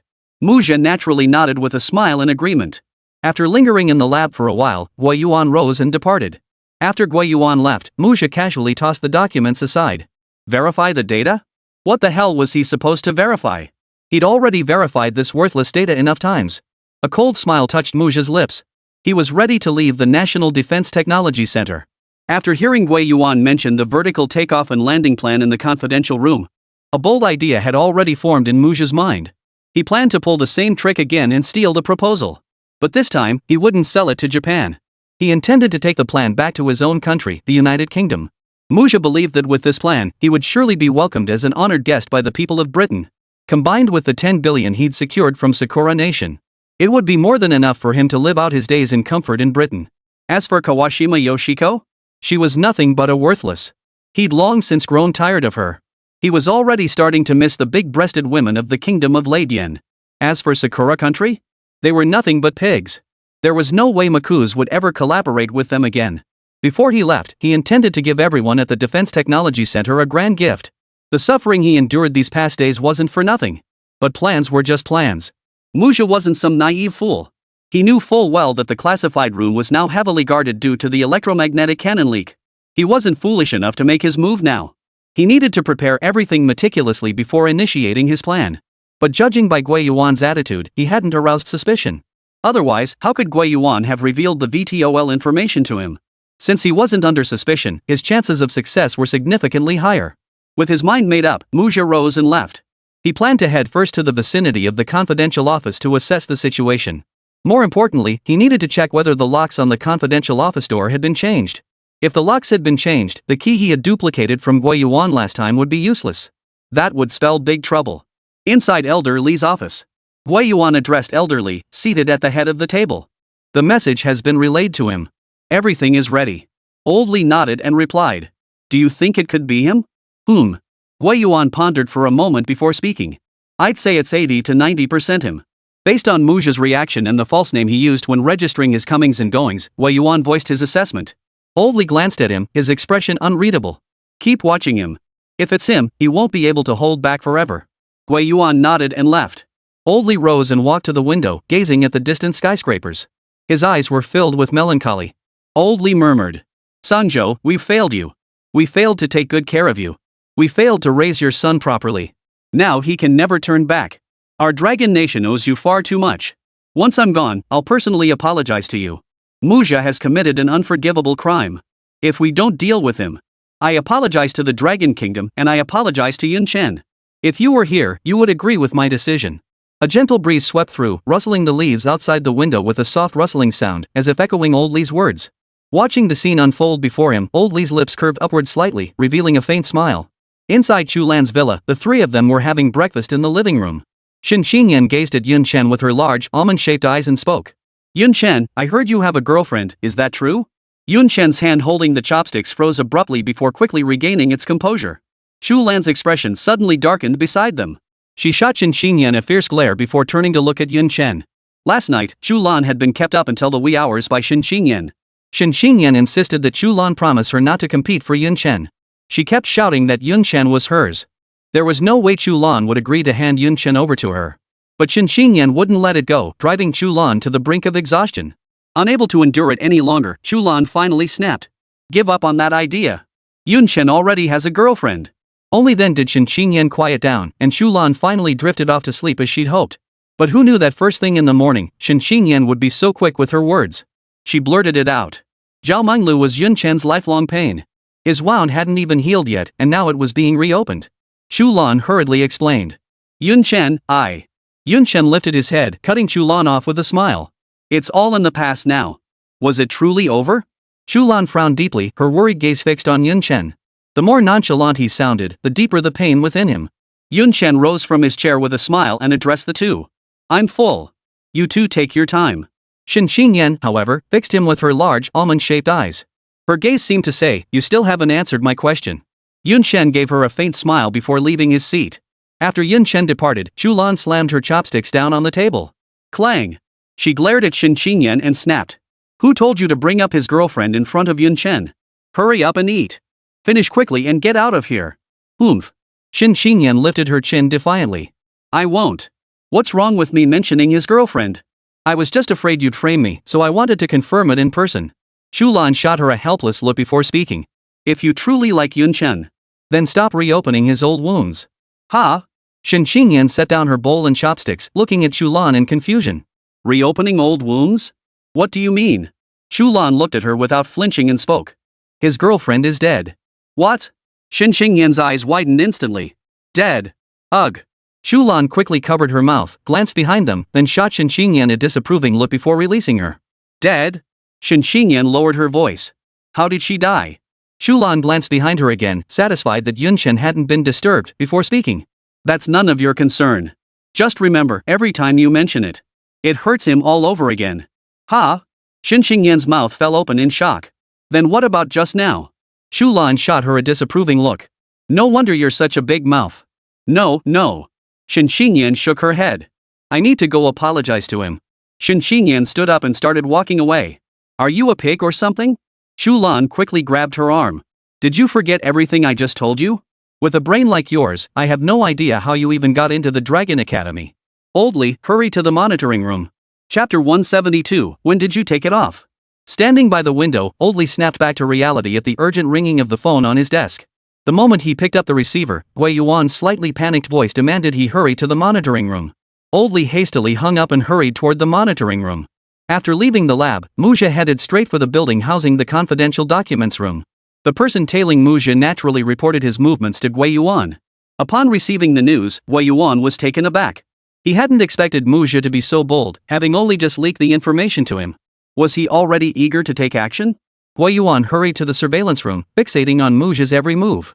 The moment Muzha entered the surveillance range of the confidential office, Oli arrived.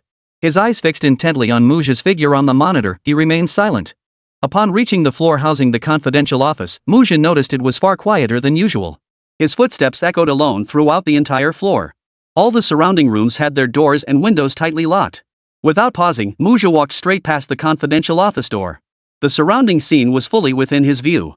He noticed that the number of surveillance cameras near the confidential office had increased and they had all been replaced with new ones.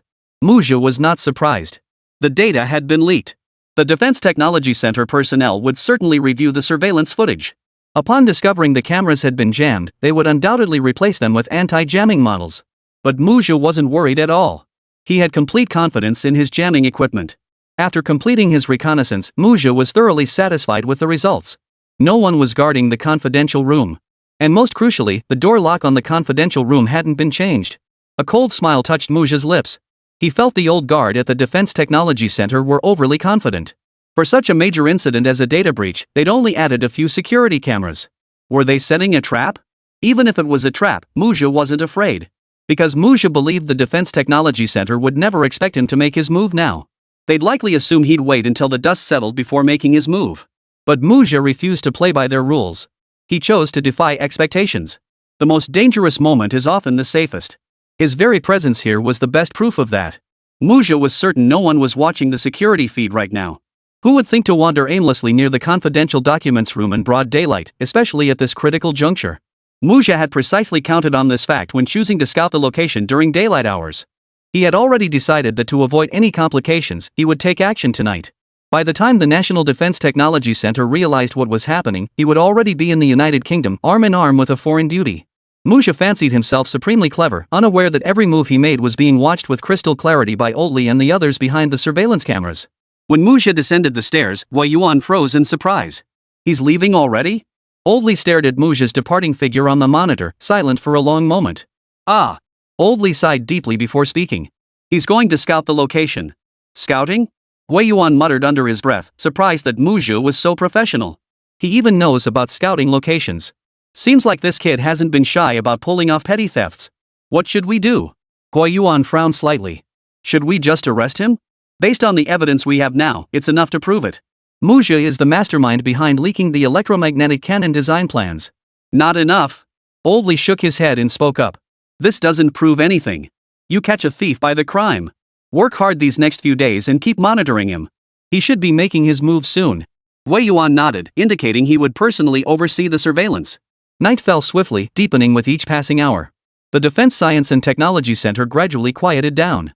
No sounds could be heard except for the occasional chirping of insects. Gui Yuan, already advanced in years, had spent the entire afternoon staring at the surveillance monitors. His eyes were already dry and sore, tears streaming down uncontrollably. Gui Yuan rubbed his bloodshot eyes and glanced at the monitors once more. Finding nothing unusual, he stretched lazily and glanced at the time on his watch. 2 a.m. At this hour, most personnel at the National Defense Technology Center had already fallen into deep sleep. Gui Yuan concluded that Muzha probably wouldn't make his move today. Just as he was about to head to the nearby break room for a quick nap, a figure flashed across the monitor. All traces of sleep vanished instantly. He quickly grabbed the phone on his desk. Oli, Muzha is about to make his move. Gui Yuan's words instantly sobered Oli. Don't make any rash moves. Wait until I arrive. After hanging up, Oli scrambled out of bed, threw on a robe, and rushed toward the surveillance room. On his way to the monitoring room, Old Masterly also called Yun Chen and Shin phone.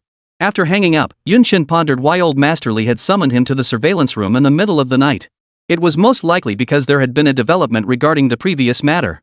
After dressing properly, Yun Chen knocked on Chu Lan's door. Chu Lan, are you asleep? The door clicked open. It wasn't Chu Lan who opened the door, but Shin Qingyan.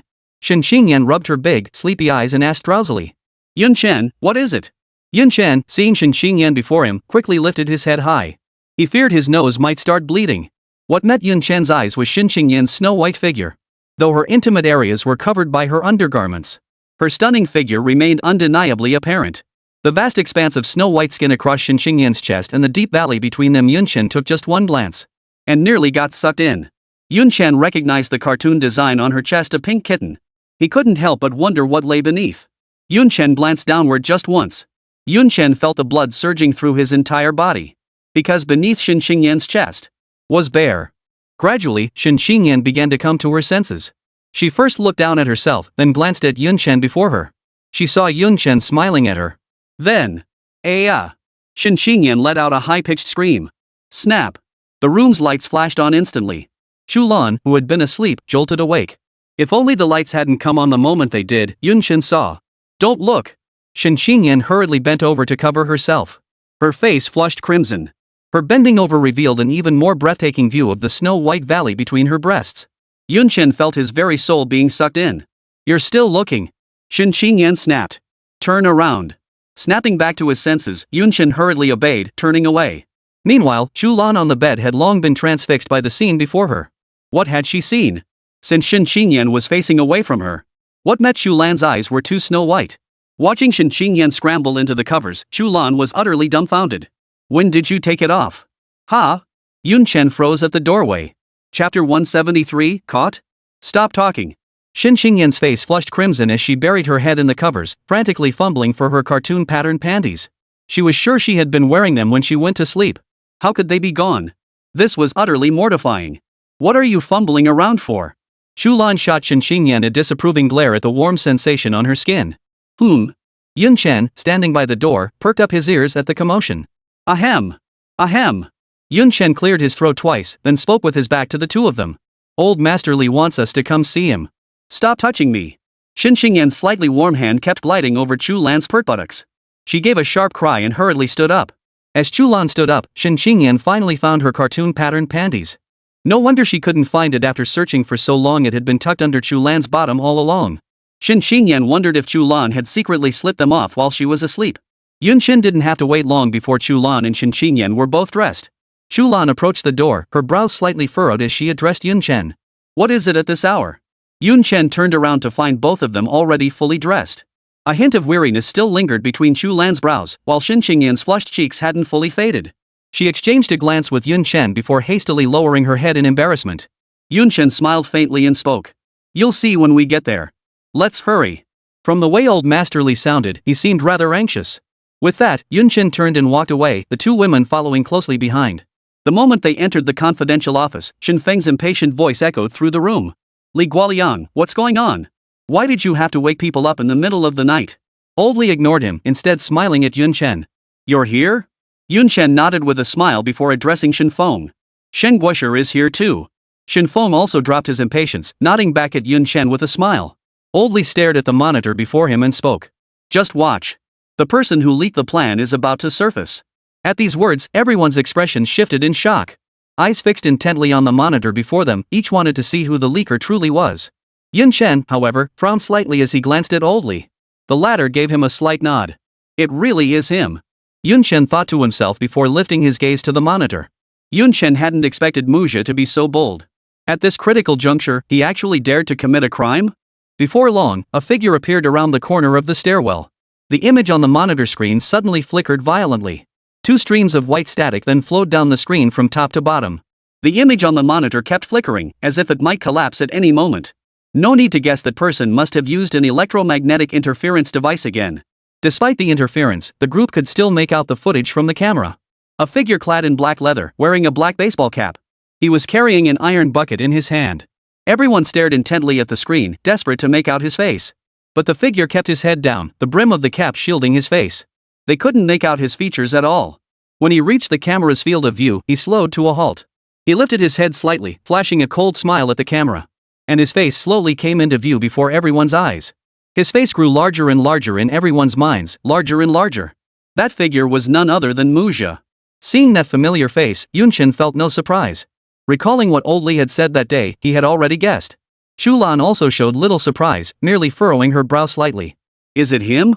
Shen Xingyan didn't recognize Mujia, so he was merely curious.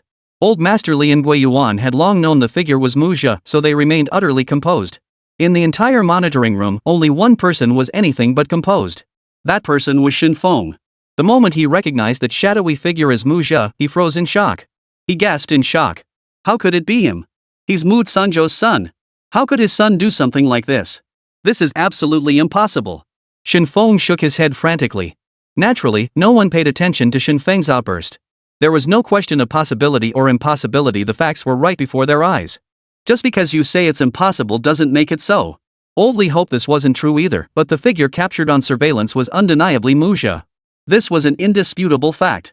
Chu Lan furrowed her brow slightly and spoke up. Did he discover it? No, Jun Shen shook his head. He just has extreme confidence in his own equipment. Though Yun Shen didn't know Mu Zhe well, he understood one thing. Beyond being extremely image-conscious, Mu Zhe was also profoundly arrogant. Sure enough, after sneering coldly at the camera, Mu Zhe continued striding deeper inside. As Mu Zhe advanced deeper, the surveillance feed on the monitor began shaking violently, though it did not crash. Everyone could still see Yun Shen's actions clearly. As Mu Zhe slowly halted before the confidential room's door, the last shred of hope within Shen Feng shattered. How he wished Yun Shen was merely passing by. Mu Zhe was Mu Sangzhou's son, how could he betray the nation's interests? His heart ached unbearably. If Mu Sangzhou were still alive, he'd likely be driven to his grave by the sight before him. Shen Feng shot Li Guoliang a displeased glance before speaking. Haven't you had enough of this spectacle? Hurry up and arrest him. He's brought utter disgrace upon Mu Sangzhou's name. Not yet, Old Li shook his head.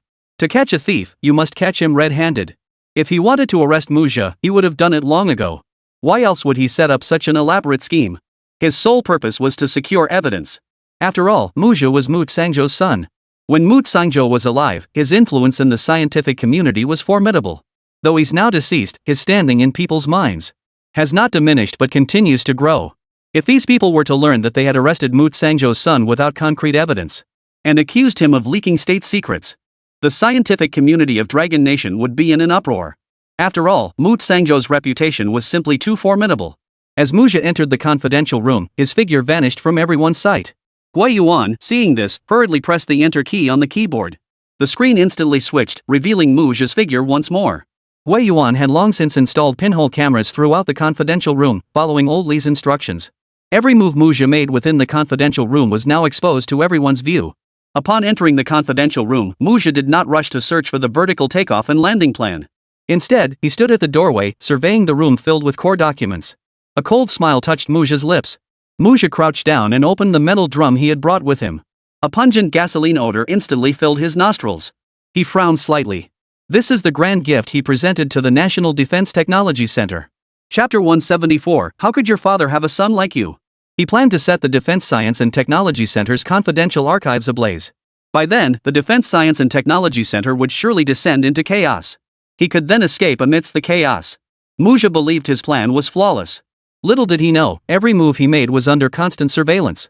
On the other end of the surveillance feed, Shen Feng pointed at the monitor, trembling with rage. What is he doing? He's going to burn down the confidential office. Insane. Absolutely insane. For right now, Mu Zhe was continuously splashing the liquid inside the iron barrel all around him. Though no one knew what Mu Zhe was pouring, his actions made it clear he was handling some kind of fuel. This caused everyone's expressions to darken. Shen Feng, needless to say, was already trembling with rage. Yun Chan's brow furrowed deeply. He hadn't expected Mu Zhe to be so utterly insane. He actually intended to burn down the confidential room. Chu Lan wore a look of utter disappointment. She too hadn't expected Mu Zhe to sink so low.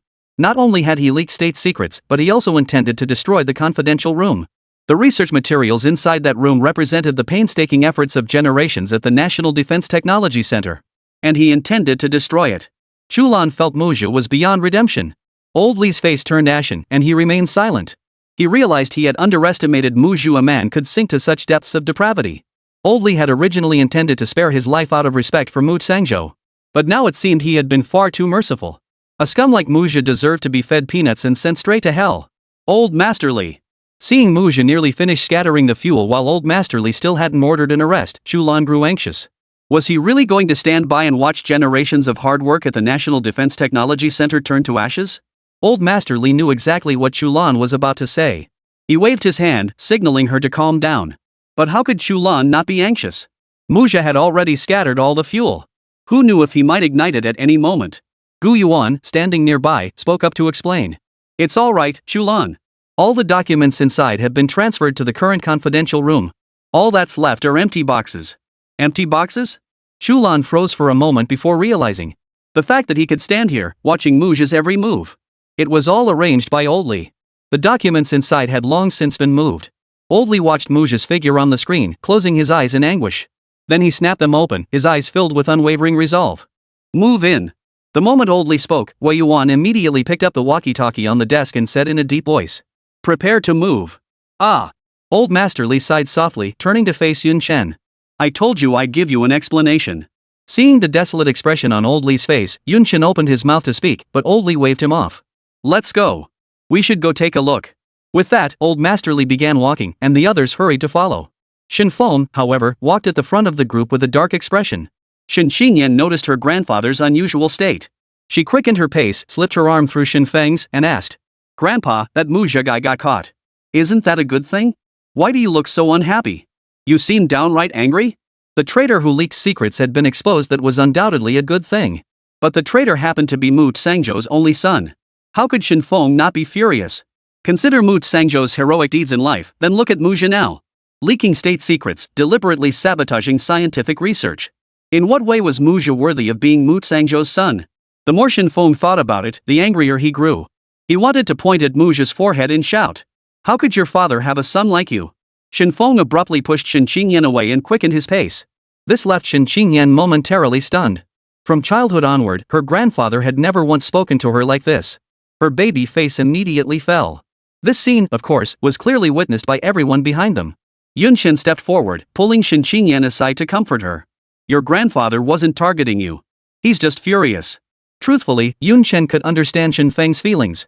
The son of a national hero committing such a heinous, unconscionable act. To them, it felt like a stab in the back. Yun Chen then turned his gaze to Chu Lan. As if anticipating his thoughts, Chu Lan offered a faint smile and spoke. "I'm not one to dwell on the past. Especially not to scum like Muja, who betrays his country's interests." Inside the confidential room, Muja emptied the barrel of gasoline completely, not leaving a single drop behind. He casually tossed the iron barrel aside. Surveying his handiwork, Muja gave a cold smile and strode deeper into the confidential room. Once he retrieved the VTOL project plans, he would set the place ablaze, reducing it to ashes. Muja stopped before the farthest filing cabinet. He casually picked up a file in front of him. The weight in his hand made his expression change abruptly. He hastily opened the bag, only to find it completely empty. His expression turned grim. Coincidence. It must be coincidence. Muja repeated to himself, trying to calm his nerves. He hastily opened the next file, only to find it equally empty. Refusing to believe it, he opened a third file also empty. With each file opened, Muja's heart sank deeper into despair. If one empty file was a coincidence, then 3 empty files in a row? Could this still be coincidence? Muja now even suspected that every single file in the entire room was empty. Combined with Wei Yuan's words from earlier that day, Muja felt cold sweat pouring down his entire body. This was a massive trap. It was a trap set specifically for him. Suddenly, a red light flashed across the wall, causing his expression to change drastically. Muja knew exactly what it was: the glow emitted by a pinhole camera. This meant his pride and joy, his electromagnetic interference technology, had failed. The thought that his every move was under surveillance by the camera. Muja felt a chill run down his spine. Calm down. Calm down. Huff. Muja kept telling himself to stay calm. He felt he still had a chance. If he left now, everything could still be salvaged. But the sound of chaotic footsteps at the door shattered Muja's last shred of hope. Bang! The door to the confidential office was violently kicked open. A dozen soldiers, fully armed and ready, poured in one after another, each aiming their weapons squarely at Muja. A dozen powerful flashlights instantly illuminated his face. The intense light stung his eyes. Even with his eyes tightly shut, he couldn't block the blinding glare. The intruders barked at Muja. "Freeze! Hands up! Give up resistance!" A look of madness instantly flashed across Muja's face. He abruptly pulled out a lighter, flicked it open with a hiss, and shouted at the crowd. "Don't come any closer. Or else I'll light this place up." Chapter 175, You're Not Worthy. Seeing the flames erupting from Muja's hand, everyone's expressions changed. When they burst through the door, they had naturally caught the pungent smell of gasoline. They didn't need to guess: the room was undoubtedly saturated with gasoline. Otherwise, the smell wouldn't be this strong. Moreover, orders had been given: capture the suspect at all costs. Though Muja couldn't see the expressions on their faces, he knew these men were intimidated by him. His face twisted into a savage grimace as he brandished the lighter, bellowing, "Back off! All of you, back off! Or I'll set this place ablaze right now." Just as the crowd stood frozen in uncertainty, Old Li and the others arrived. Shen Feng, who had been leading the group, frowned upon seeing the soldiers gathered at the entrance and spoke up. What are you all standing around for? Seize him at once. Then Shen Feng spotted Muzha holding the lighter. Pointing at Muzha, he barked. You bastard. What do you think you're doing? You want to burn this place to the ground? Though Muzha couldn't see the figure approaching, he recognized the voice as Shen Feng's. Muzha roared. What business do you have with the old codger from the Dragon Academy? Get the hell out of here. Get them all out of here. Everyone back up. Or else I'll burn this place to the ground. After speaking, Muzha shifted the lighter in his hand toward a nearby shelf. The crowd instantly turned pale with fear. If all that gasoline in the room ignited, the trouble would be immense. Shen Feng trembled with rage, pointing at Muzha but unable to speak for a long moment. Just then, Yun Chen and the others arrived. As soon as Yun Chen stepped through the doorway, he caught a whiff of a pungent, acrid smell. It turned out Muzha had just poured gasoline everywhere. Yun Chen then saw Muzha, his face twisted in a grimace, still holding the lighter that had been lit. Was he planning to set himself on fire? Old Li in the crowd waved his hand, signaling the soldiers to step back. As the bright flashlight retreated, Muzha slowly opened his eyes. A cold smile spread across his lips as he surveyed the crowd gathered at the doorway. Everyone's here, huh? Wei Yuan stepped forward and barked at Muzha. Muzha, drop the lighter. Don't make a mistake. Muzha's expression hardened as he snapped back at Wei Yuan. Shut up. I'm addressing you as academician Gua. You really think you're an academician? Old man, I've put up with you long enough. Do you really think I'll listen to you anymore? I'm a top-notch scholar who studied abroad. You old fart, making me double-check those crappy data every single day. I've had more than enough. And you lot too. Muzha's bloodshot eyes swept across the crowd. You actually tried to set me up. You all deserve to die. All of you deserve to die. Wei Yuan was so enraged by Muzha that his face turned crimson, his entire body trembling. Shen Feng was even more furious, roaring angrily. If your father saw you like this now, he'd be driven to his grave by your actions. You're a ing piece of. My dad? Muzha gave a bitter laugh, his face twisting into a savage grimace once more. What right do you have to speak of my father? You people drove him to his death. Are you going to drive me to my death too? You? Shen Feng pointed at Muzha, his face flushed crimson, yet speechless. Old Li stepped forward 2 paces, his face dark and grim. Muzha's expression shifted abruptly. Don't come any closer. Or else I'll burn this place down right now. Old Li halted and spoke. Why would you do such a thing? What have we done to you? What has our National Defense Science and Technology Center, our Dragon Nation, done to wrong you? How have we mistreated you? That you would take revenge on us like this? Revenge against Longhua? What good does this do you? Muzha burst into maniacal laughter as if he'd heard the funniest joke. Ha ha ha ha. Why? Muzha's face twisted into a hideous grimace. You forced my hand. You all forced my hand. I came back this time to become someone like my father. But you all. Muzha's finger swept across each person before him. You all look down on me. Chen Jinlei looks down on me. Chu Shanha looks down on me. Even Chu Lan, who respected me most since childhood, looks down on me. All of you. Everyone. All of you revolve around Yun Chen. He's nothing but a college dropout trash. What gives him the right to be treated with respect? Why should all of you revolve around him? He gets whatever he wants. He can go wherever he wants. What about me? I'm a returnee from overseas. I even have a PhD. How dare he compare himself to me? What does he even have to compare with me? Why should I be stuck in the lab every day, double-checking those damn data? Why aren't my research proposals taken seriously? Why am I denied support? Why am I kicked out of every place I go? Why? Yun Chen's brow furrowed deeply. He hadn't expected Muzha's jealousy toward him to run so deep. Old Li stared at Muzha, his face ashen. Is this all it takes? Just because of jealousy? You're willing to betray state secrets? To take revenge on the Defense Technology Center? Revenge against Yun Chen? That's right. Muzha fixed Yun Chen with a deathly stare. I wish Yun Chen would die sooner rather than later. The one who reported Yun Chen for leaking secrets to the Security Bureau, that was me. I won't just take revenge on Yun Chen. I'll take revenge on all of you too. I'll burn every last bit of your prized research data to the ground. For daring to look down on me. I'll make you all pay the price. You're mad. Mad. Shen Feng pointed at Muzha, his face twisted with fury. Old Li glared at Muzha and roared. Scum like you deserve to die. You've brought utter shame upon your father's name. What your father risked his life to protect. You, driven by jealousy, intend to expose it. And you intend to destroy it. Do you even realize these files contain your father's own hand-drawn blueprints? And you want to burn them all? You're nothing but a piece of. You're worse than a pig or a dog. Do you really think you can become like your father? You're not worthy. Don't ever mention your father again. You're not worthy to be his son. Who do you think you are, comparing yourself to Yun Chen? What gives you the right to compare yourself to Yun Chen? With that stealth drone of yours that hides from your own people? Do you think we can't see through your little tricks? If it weren't for your father's reputation, do you really think your shoddy proposal would pass muster? You couldn't even get into the Defense Technology Center. Compare yourself to Yun Chen? Do you even have what it takes? And by the way, we've never looked down on you. Quite the opposite, we've been pushing you precisely to temper you. You bastard. Not only do you show no gratitude, but you actually harbor thoughts of revenge. Old Li's tirade left Muzha feeling his fierce pride utterly trampled. His face turned ashen, his chest heaving violently as if it might burst at any moment. All of you can go to hell. Chapter 176, My father is Mu Tsangzhou. Muzha roared, about to hurl the lighter in his hand. Everyone's expression changed. Only Old Li wore a look of contempt. Oomph. Old Li snorted coldly before speaking. Muzha, it's not that I look down on you. You don't have the guts to burn yourself to death. With that, Old Li waved his hand, signaling the soldiers behind him to step forward and seize Muzha. The soldiers immediately streamed in, ready to move forward. Muzha wildly waved the lighter in his hand, bellowing. Don't come any closer. None of you come near.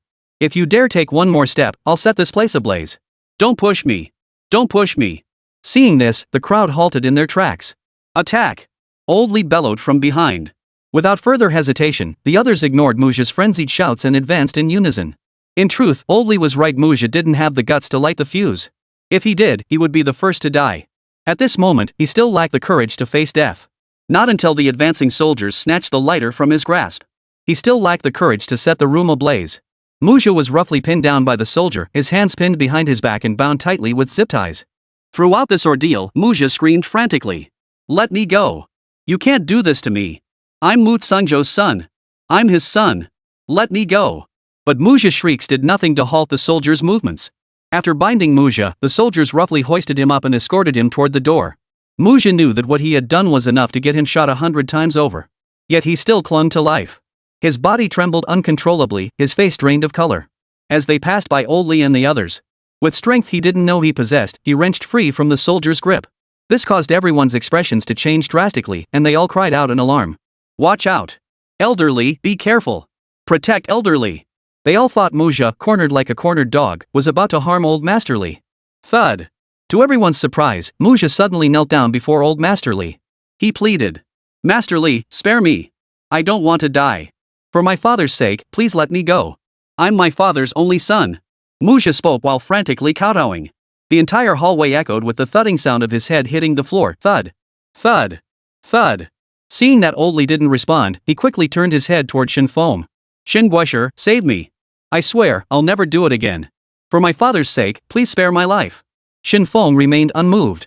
Muzha had no choice but to turn his head toward Yun Chen. Yun Chen, I was wrong. I'll never slander you again. I'll never defy you again. Please plead with Old Li and the others for me. Spare my life. Just let me go. I promise, I'll leave the country immediately and never return. I beg you. Yun Chen stared at Muzha, his desperate pleas falling on deaf ears. For Yun Chen knew Muzha wasn't truly repentant, he was merely afraid of death. Even if he were truly remorseful, it was already too late.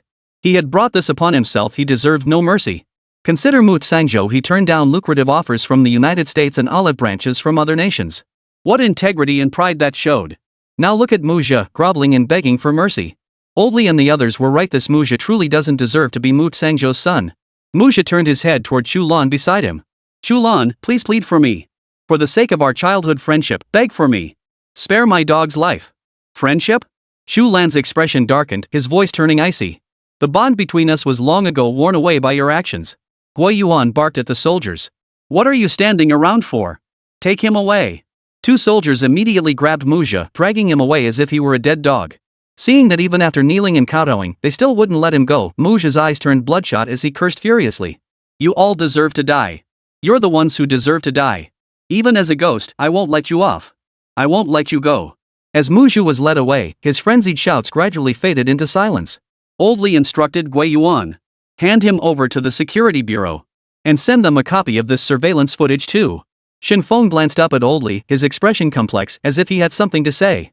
But he kept it to himself. After issuing his orders, Old Li turned and walked away without a moment's delay. Yun Chen watched the old man's retreating figure, sensing a certain loneliness in his form. Ah! Shin Feng sighed softly and turned to leave. Shenfeng quickened his pace, catching up to the elder ahead. Tomorrow, let's go see Tsangzhou.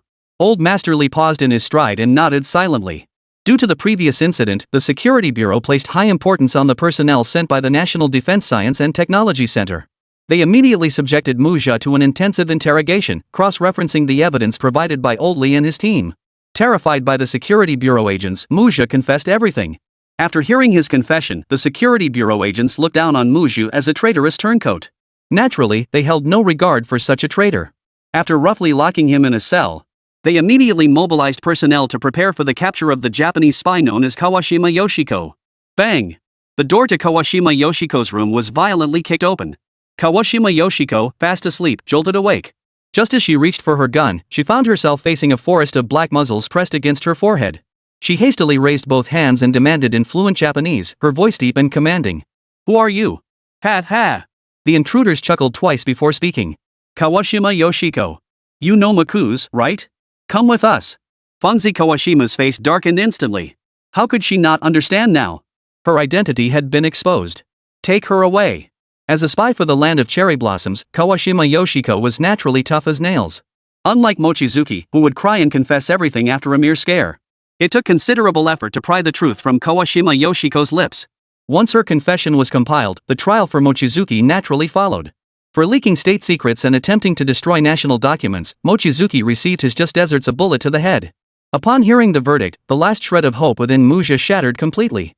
He screamed wildly in his cell. "You can't kill me! My father is Mu Tsangzhou." He made tremendous contributions to the Dragon Nation. Naturally, no one paid any heed to Mu Jia's screams. As for Kawashima Yoshiko, she would spend the rest of her life in the Security Bureau's prison. With these two dealt with, it was naturally Sakura Nation's turn. Chapter 177, Dragon Nation's Announcement. The next day, a statement released by the Dragon Nation's Ministry of Foreign Affairs drew widespread international attention. The announcement stated, "In the early hours of the previous night, Dragon Nation had apprehended a spy from Sakura Nation. Through Dragon Nation's investigation, it was revealed that this Sakura Nation spy had bribed a man at the National Defense Technology Center using methods such as seduction and financial inducements. From this man, they obtained the design blueprints for the electromagnetic railgun." Attached below the announcement were the confessions of Kawashima Yoshiko along with her photograph.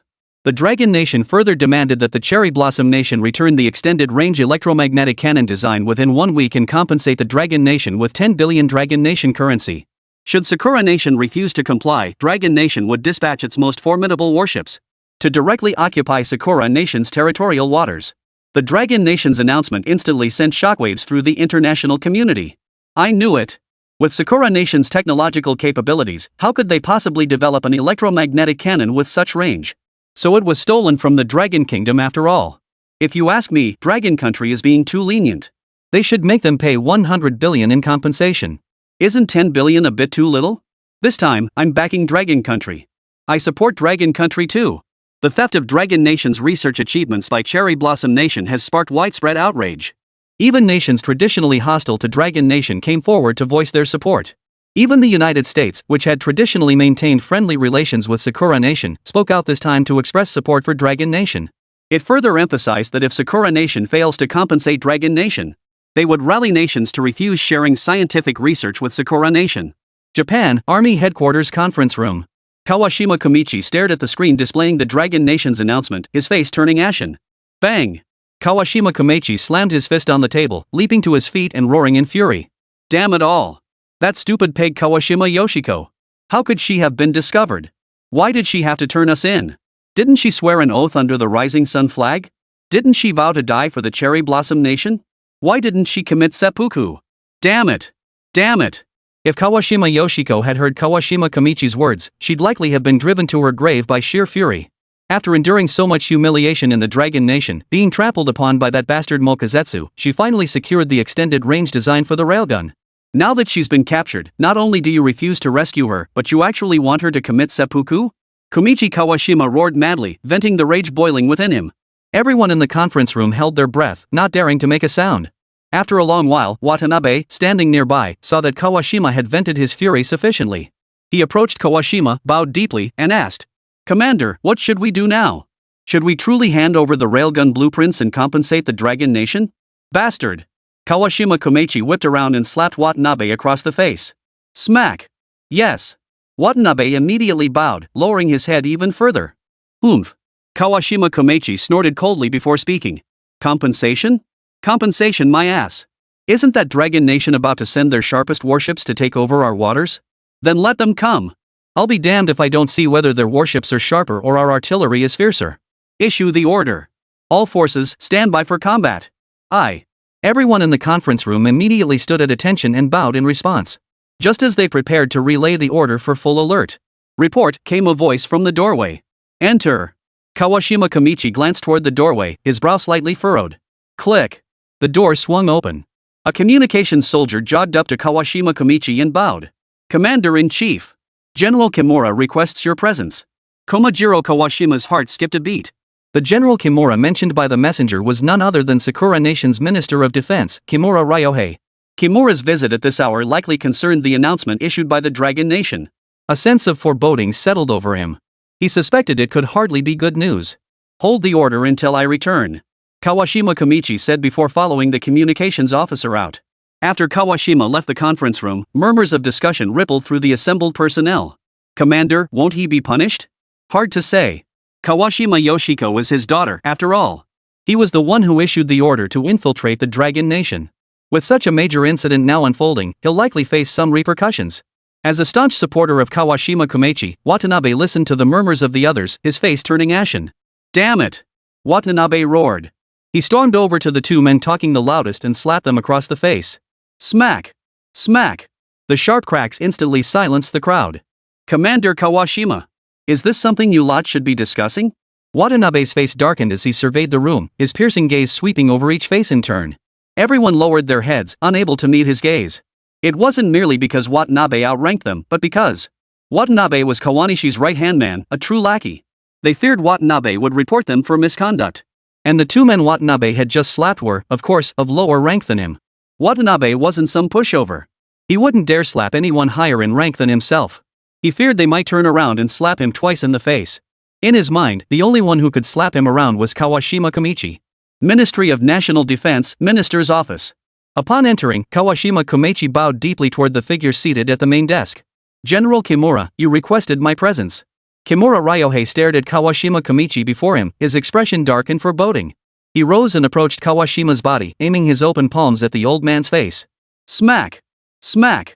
Smack! Kawashima Komechi endured over a dozen consecutive slaps, his face flushed crimson. Yet he stood perfectly straight, his lips moving incessantly. Private Marseille! Private Marseille! After delivering over a dozen slaps to Kawashima Komechi, Kimura Ryohei was starting to tire from the effort. Damn it! Kimura Ryohei cursed angrily. What the hell is wrong with you? Hasn't Yoshiko's ability always been exceptional? How could she get captured by the Dragon Nation? And betray us too? Kawashima Komechi immediately bowed deeply. Private matter. It's my failure. I'll handle it. Please believe me. Resolve? Kimura Ryohei frowned at Kawashima Komechi. How do you propose to resolve it? Go to war with the Dragon Nation? Pay 10 billion in reparations? Which of these can you actually resolve? Kawashima Komechi lifted his head and looked at Kimura Ryohei with a serious expression. I will lead my men to withstand the Dragon Nation's assault. I am willing to shatter myself for the sake of Sakura Nation. Enough, enough. Kimura Ryohei waved his hand impatiently. This matter is none of your concern. Withdraw all spies from the Dragon Nation. As he finished speaking, Kimura Ryohei's gaze suddenly sharpened, his tone turning icy. Should any similar incident occur again, you shall commit seppuku. Yes, sir. Kawashima Komechi immediately bowed in compliance. Chapter 178, Passing Up an Advantage? Sakura Nation dared not wage war against Dragon Nation. Without the support of the United States, they were nothing before Dragon Nation. Moreover, the previous electromagnetic cannon incident had already angered the United States. The United States would never speak on their behalf. Not only that, but the United States stepped forward to advocate for the Dragon Nation. With no other choice, Sakura Nation complied with Dragon Nation's demands, returning the range enhancement blueprint for the electromagnetic cannon and paying 10 billion in compensation. While handing over the blueprint to the Dragon Nation, the Cherry Blossom Nation also made a copy and gifted it to the beautiful nation free of charge. Seeing how well behaved its subordinate was, the United States gladly accepted the gift and forgave its disobedient ally. To ensure its ally remained compliant, the United States also had its State Department issue a statement. In the statement, the United States strongly condemned Dragon Nation's remarks detrimental to peaceful development. It questioned the Dragon Nation's deployment of its most advanced warships into the territorial waters of another country. What kind of behavior is this? This constitutes a serious disruption to the peaceful development of nations. We urge the Dragon Nation to refrain from making similar statements in the future.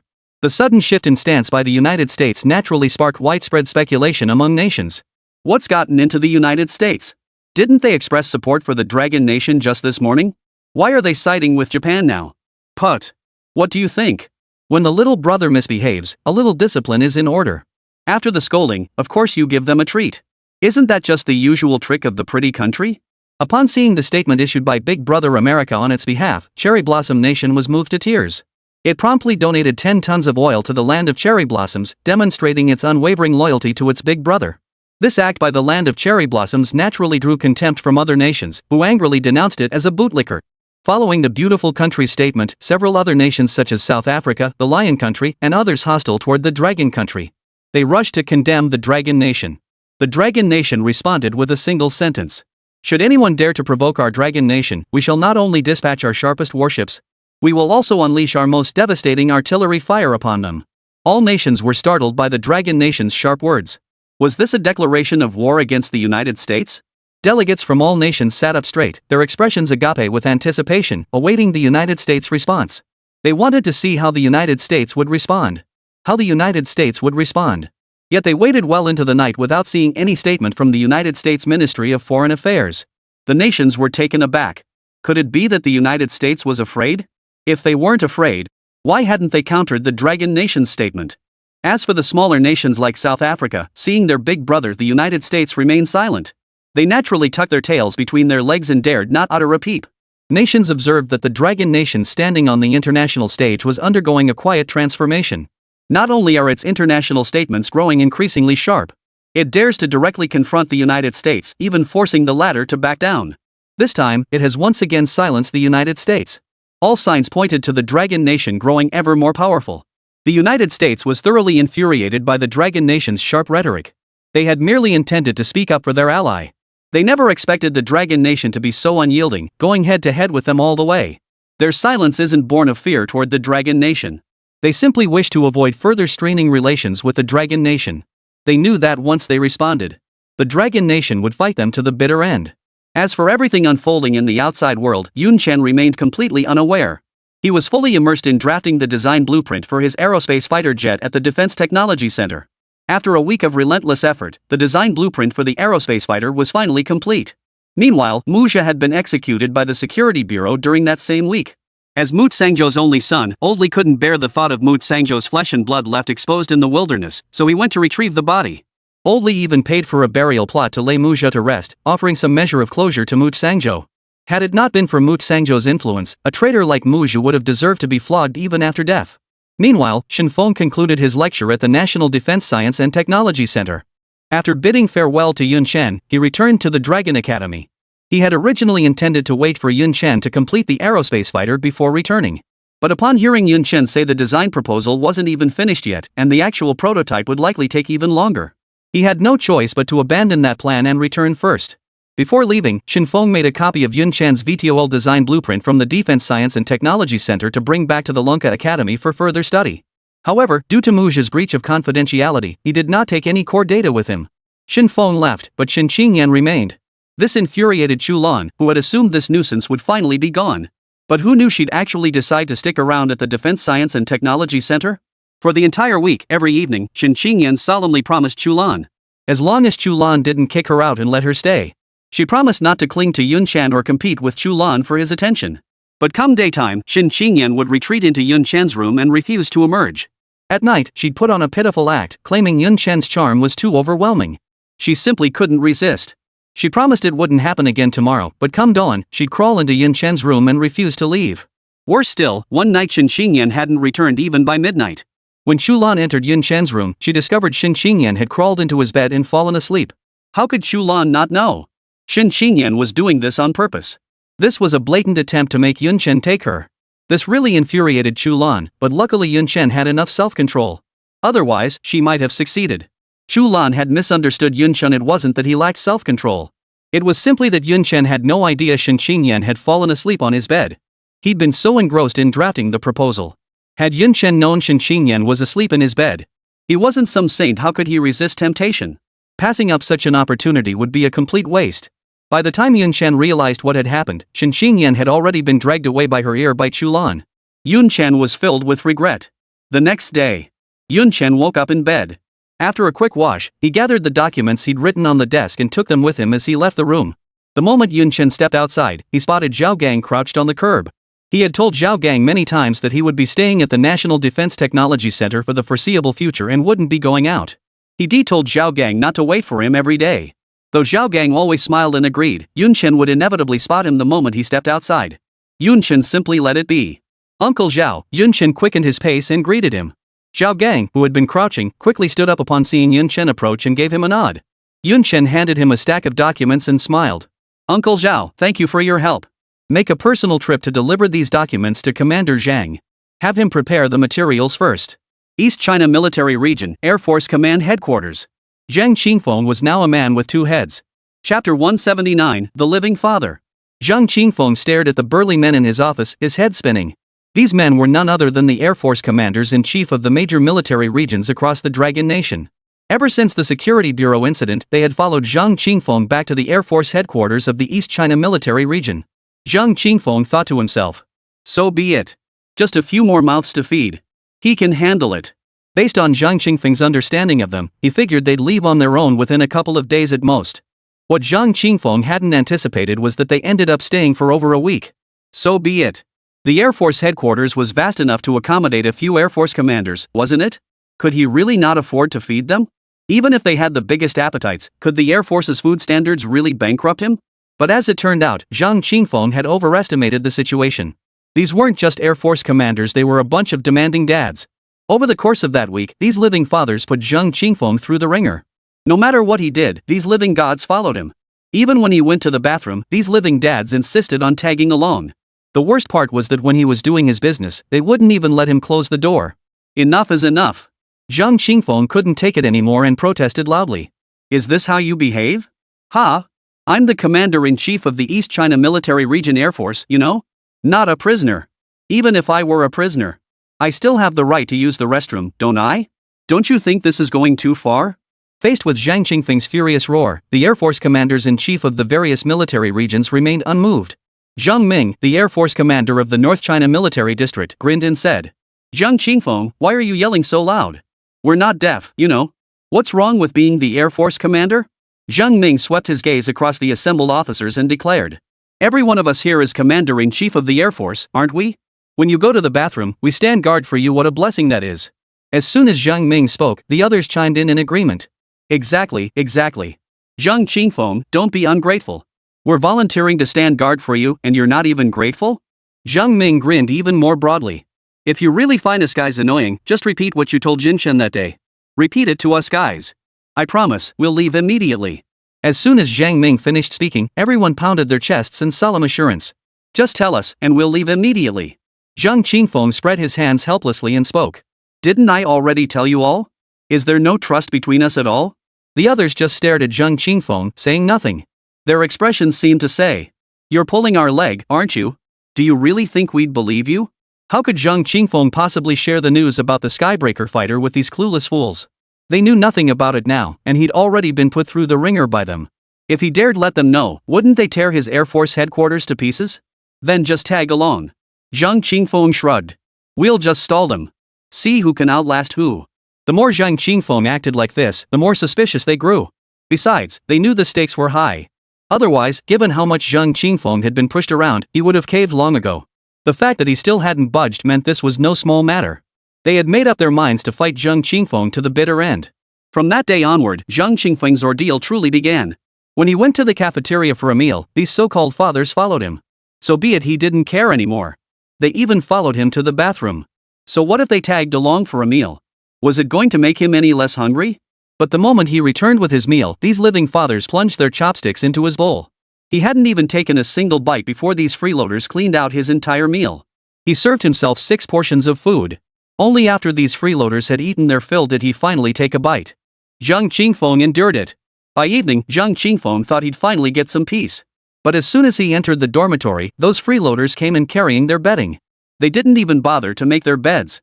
They simply spread their bedding on the floor and collapsed onto it. Zhang Qingfeng thought to himself. Fine, let them lie down.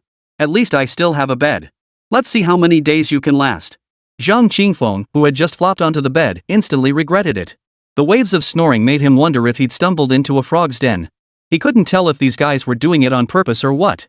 Their snoring reverberated through the room, making his temples throb. Zhang Qingfeng endured it once more. The next day, the moment Zhang Qingfeng entered the office, he was stunned.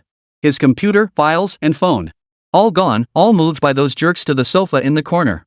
All that remained for him was an empty desk and chair. What are you doing? Zhang Qingfeng snapped at the group of living fathers. Do I still need to work? How am I supposed to work like this? The group shouted in unison. We're Air Force commanders too. We need to work too.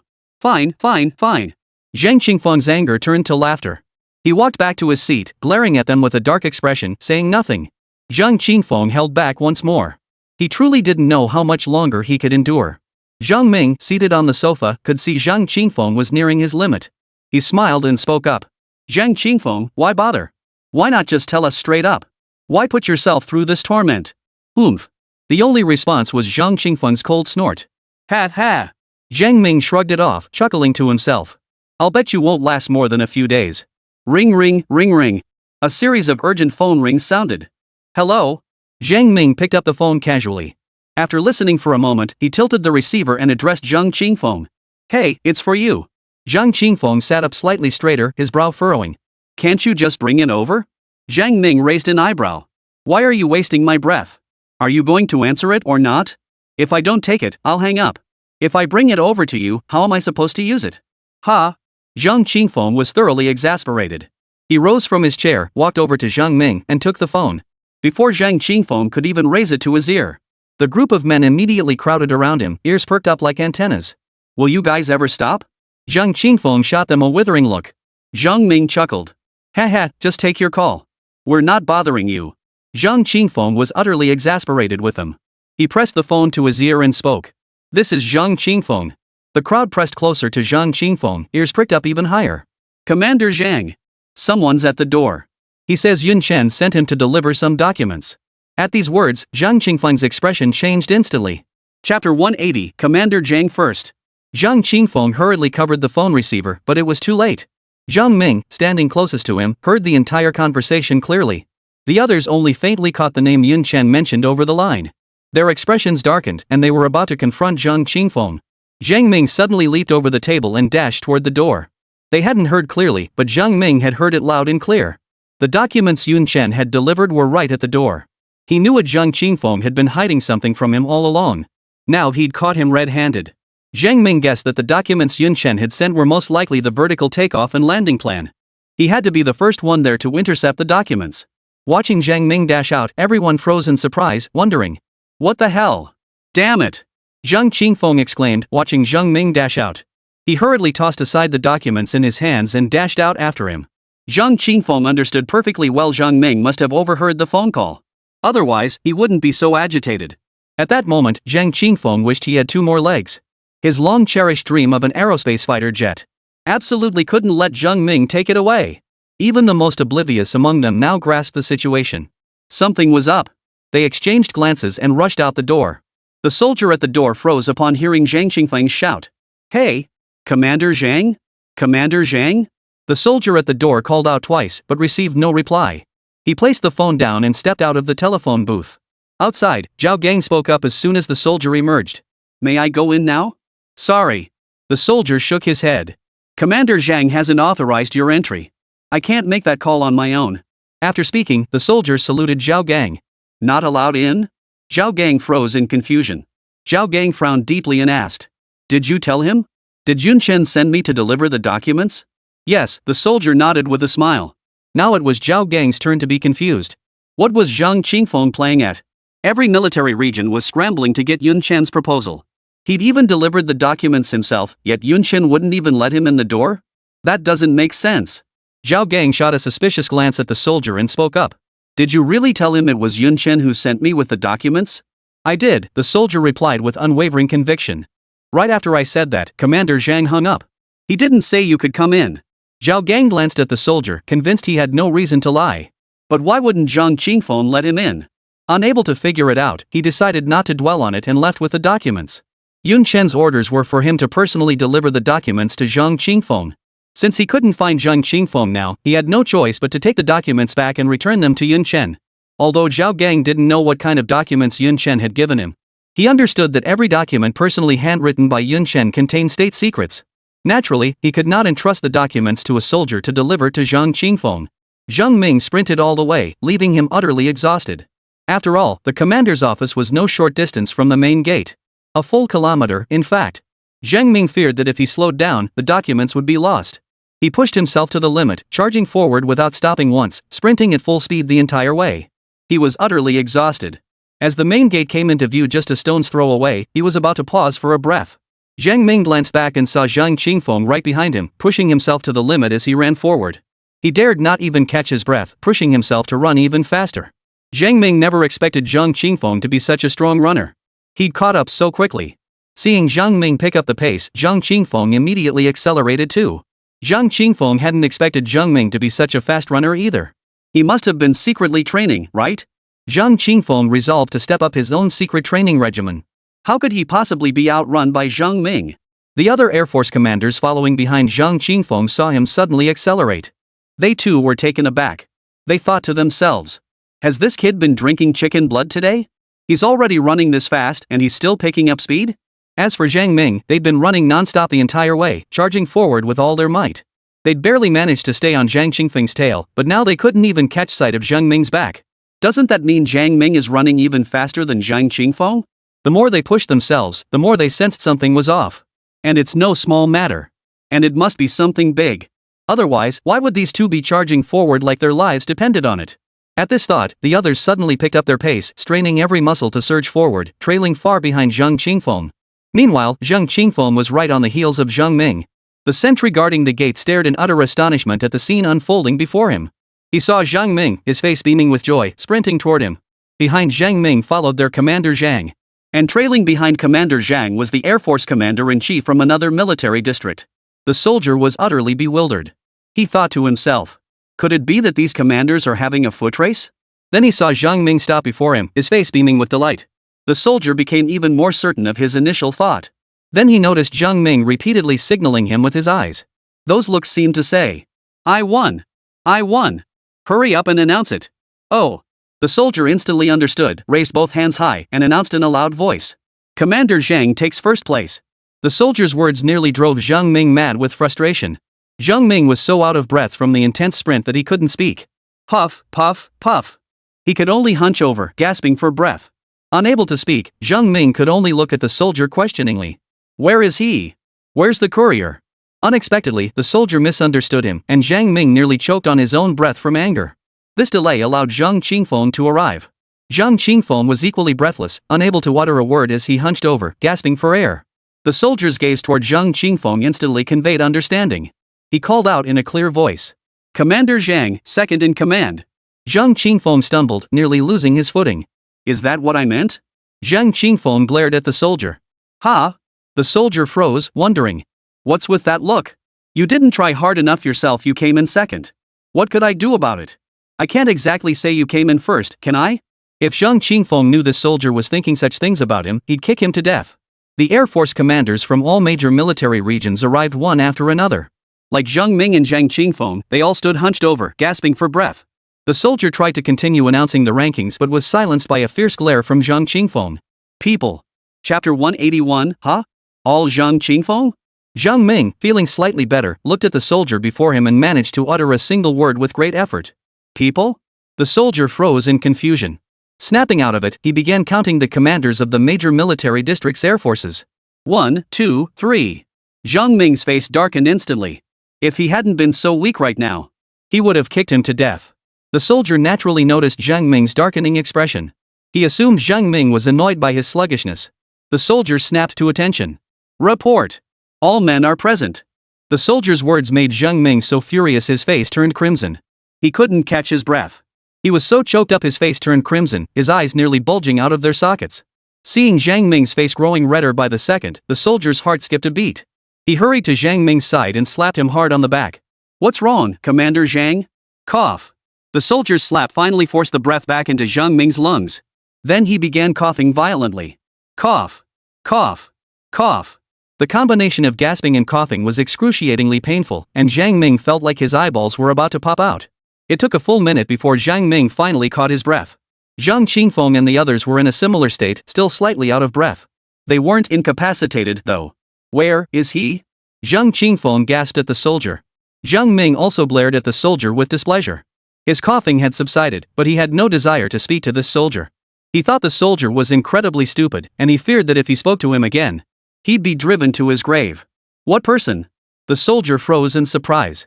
Aren't they all right here? Everyone's already here? The soldier looked at Zhang Qingfeng in confusion, unable to grasp what the commander meant. How could I have such a dim-witted soldier? Zhang Qingfeng kicked him. What about the people who just arrived? Oh. The soldier finally caught on. You mean the one who came to deliver the documents? Deliver documents? The unsuspecting Air Force commander froze in confusion. Then it dawned on him. They finally understood why Zhang Qingfeng and Jiang Ming had rushed off so quickly. Piecing together the fragments from the phone call, they understood. It was Yun Chen who had sent someone to deliver the documents. The group shifted closer, surrounding the soldier in the center, and demanded in unison. Where are the documents? Zhang Qingfeng shot the soldier a displeased look. Great. Now everyone knew about the documents. The soldier, caught off guard by the sudden crowd closing in, was startled. He stammered, trembling. He took them with him. Ha! Zhang Qingfeng frowned, yanking him closer and barking angrily. Who took it? His cherished spacefighter jet had been taken? How could Zhang Qingfeng possibly accept that? Seeing Zhang Qingfeng's furious expression, the soldier nervously swallowed and spoke up. The person delivering the documents took it away. I called you, but you didn't say to let him in. He just walked out. Left? The Air Force commanders of all major military regions raised their eyebrows in unison. When did I say not to let him in? Zhang Qingfeng roared. The soldier hastily closed his eyes, unable to meet Zhang Qingfeng's gaze. Pointing in the direction Zhao Gang had departed, he stammered. He just left. He shouldn't be far yet. I'll go chase him back. After the soldier finished speaking, he cautiously opened his eyes. But Commander Zhang and the other Air Force commanders were nowhere to be seen. He didn't know that the moment he said just left, everyone had already sprinted off in the direction he pointed. Parking lot. Wait. Zhao Gang, who was about to get into his car, startled violently and instinctively reached for the service pistol at his waist. He turned to see several middle-aged men in Air Force uniforms sprinting toward him. Only then did Zhao Gang relax his guard and release his grip on the service pistol. As the figures drew closer, Zhao Gang finally made out the insignia on their shoulders. His pupils dilated in shock. They were all generals, every single one of them. Zhao Gang quickly jogged forward to meet them. He snapped to attention and saluted. Commanders! The ones running toward Zhao Gang were none other than Zhang Qingfeng and his men, who had received the news and come in pursuit. The group halted and returned the salute to Lu Ming. Zhang Qingfeng grinned broadly. You're here to deliver the documents for Yun Chen, right? Yes, Zhao Gang nodded with a smile. May I ask who the commander is? Zhang Qingfeng, Commander Zhang? Yun Chen instructed me to deliver the documents personally to Commander Zhang. Zhang Qingfeng couldn't help but chuckle inwardly. Run? Keep running? What's the point of running so far, running so fast? The documents were still meant for me. Zhang Qingfeng chuckled, about to reveal that he was indeed Zhang Qingfeng. Jiang Ming, standing nearby, rolled his eyes and grinned at Zhao Gang. I am Zhang Qingfeng. Hand it over. After Jiang Ming spoke, the expressions of everyone present changed. Zhang Qingfeng stared at Jiang Ming in utter astonishment, thinking to himself. Could you be any more shameless? You dare impersonate me right in front of me? If you're Zhang Qingfeng, then who am I? Zhao Gang, of course, didn't notice the shifts in everyone's expressions. After Jiang Ming declared he was Zhang Qingfeng, Zhao Gang was about to hand over the documents in his possession. But what unfolded before him left him utterly stunned. Anyone who could rise to become commander of the Air Force was no fool.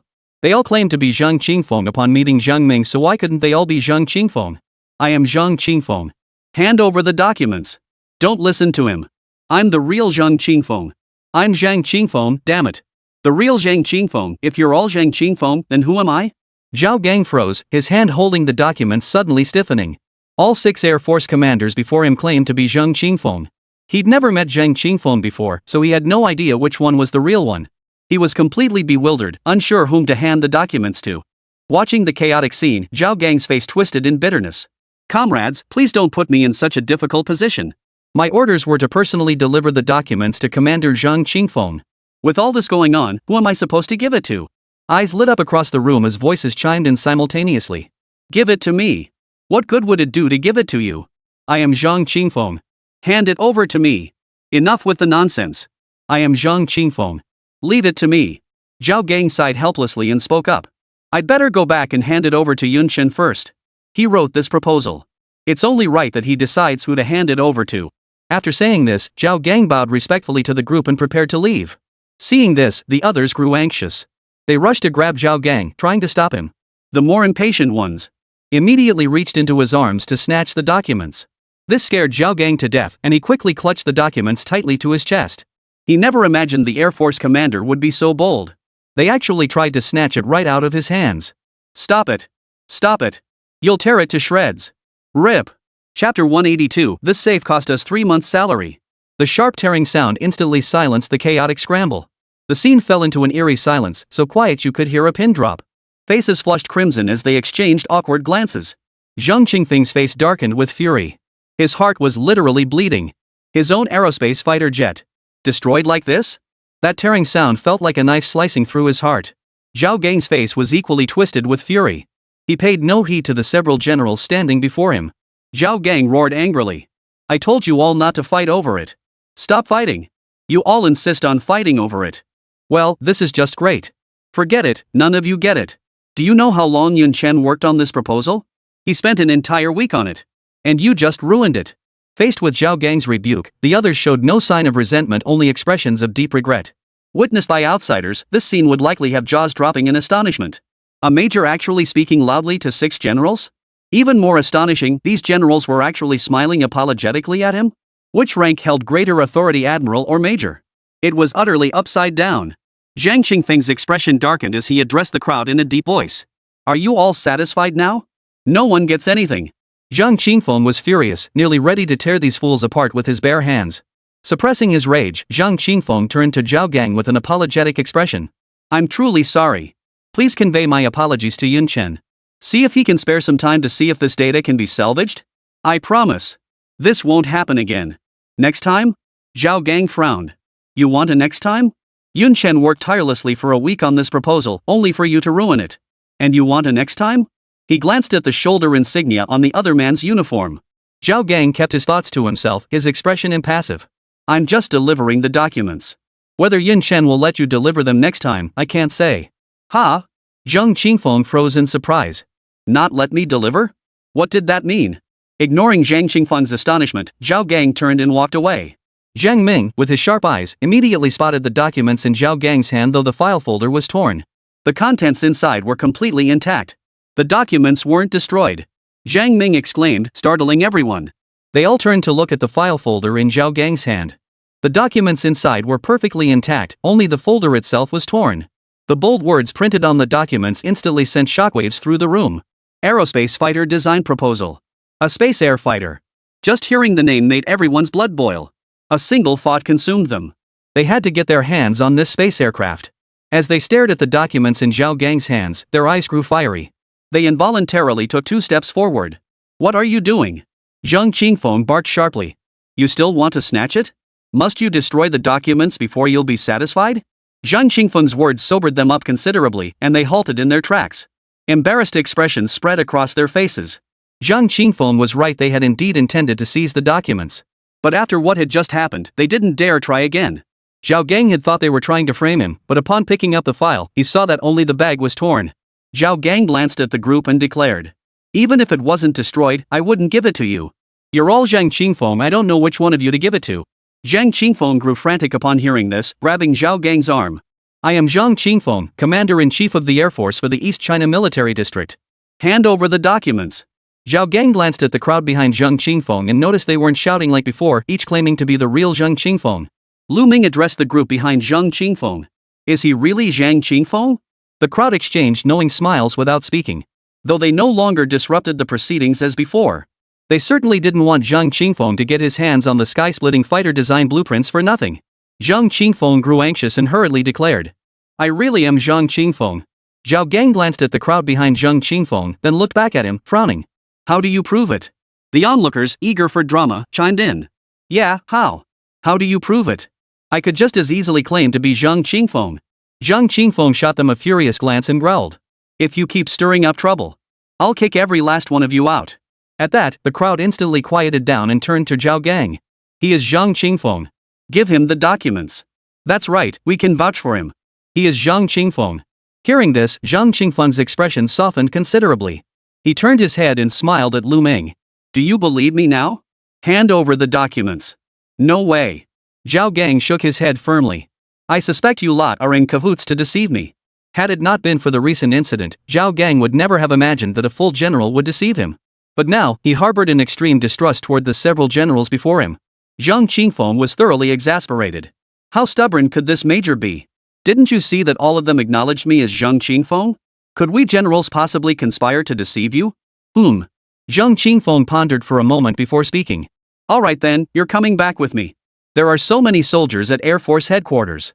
Surely they wouldn't mistake their own commander? Zhao Gang nodded, finding his reasoning sound. He followed Zhang Qingfeng back to Air Force headquarters, where Zhang's identity was verified.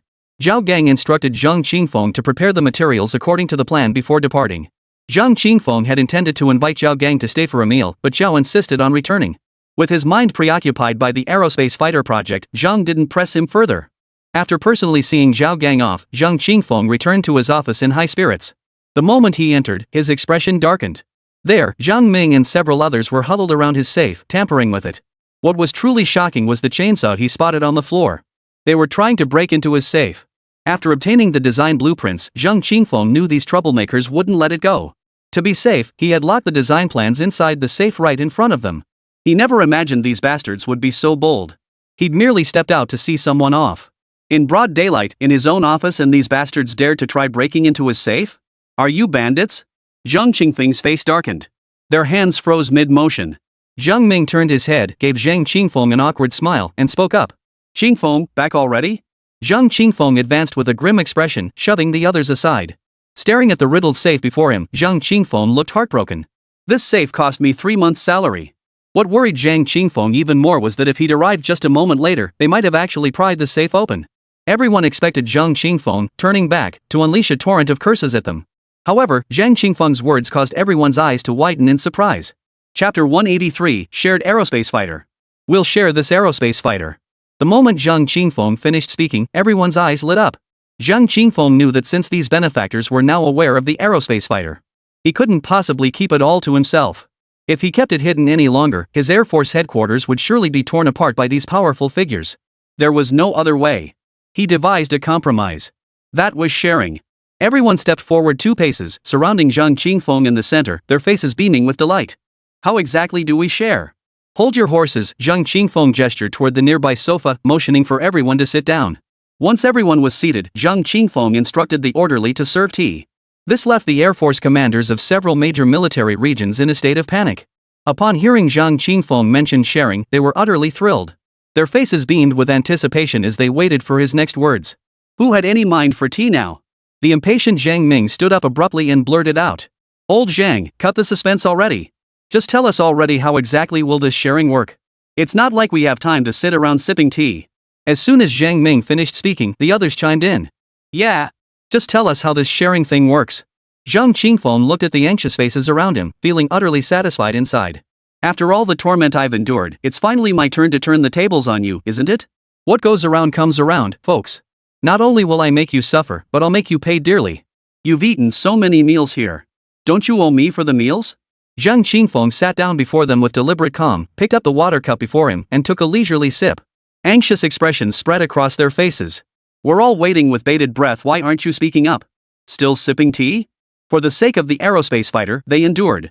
After Zhang Qingfeng set down his cup, the crowd thought to themselves. Surely he'll speak now? Everyone leaned forward, their eyes fixed on Zhang Qingfeng with eager anticipation. Unexpectedly, the first words out of Zhang Qingfeng's mouth nearly drove them mad. Ahem. Ahem. Zhang Qing cleared his throat and began speaking under their expectant gazes. Before we get to the main business, let's discuss the safe first. The safe? Everyone froze in surprise. Zhang Ming grew impatient. It's just a safe. What's there to discuss?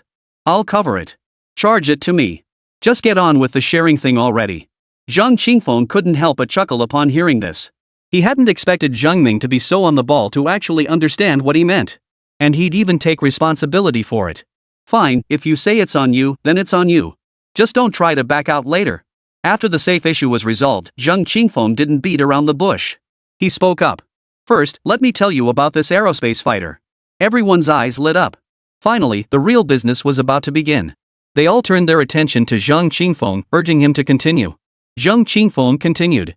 To be honest, I don't know much about the aerospace fighter either. I only heard a brief mention from Yunchen. I'm not familiar with its specific capabilities. Ha!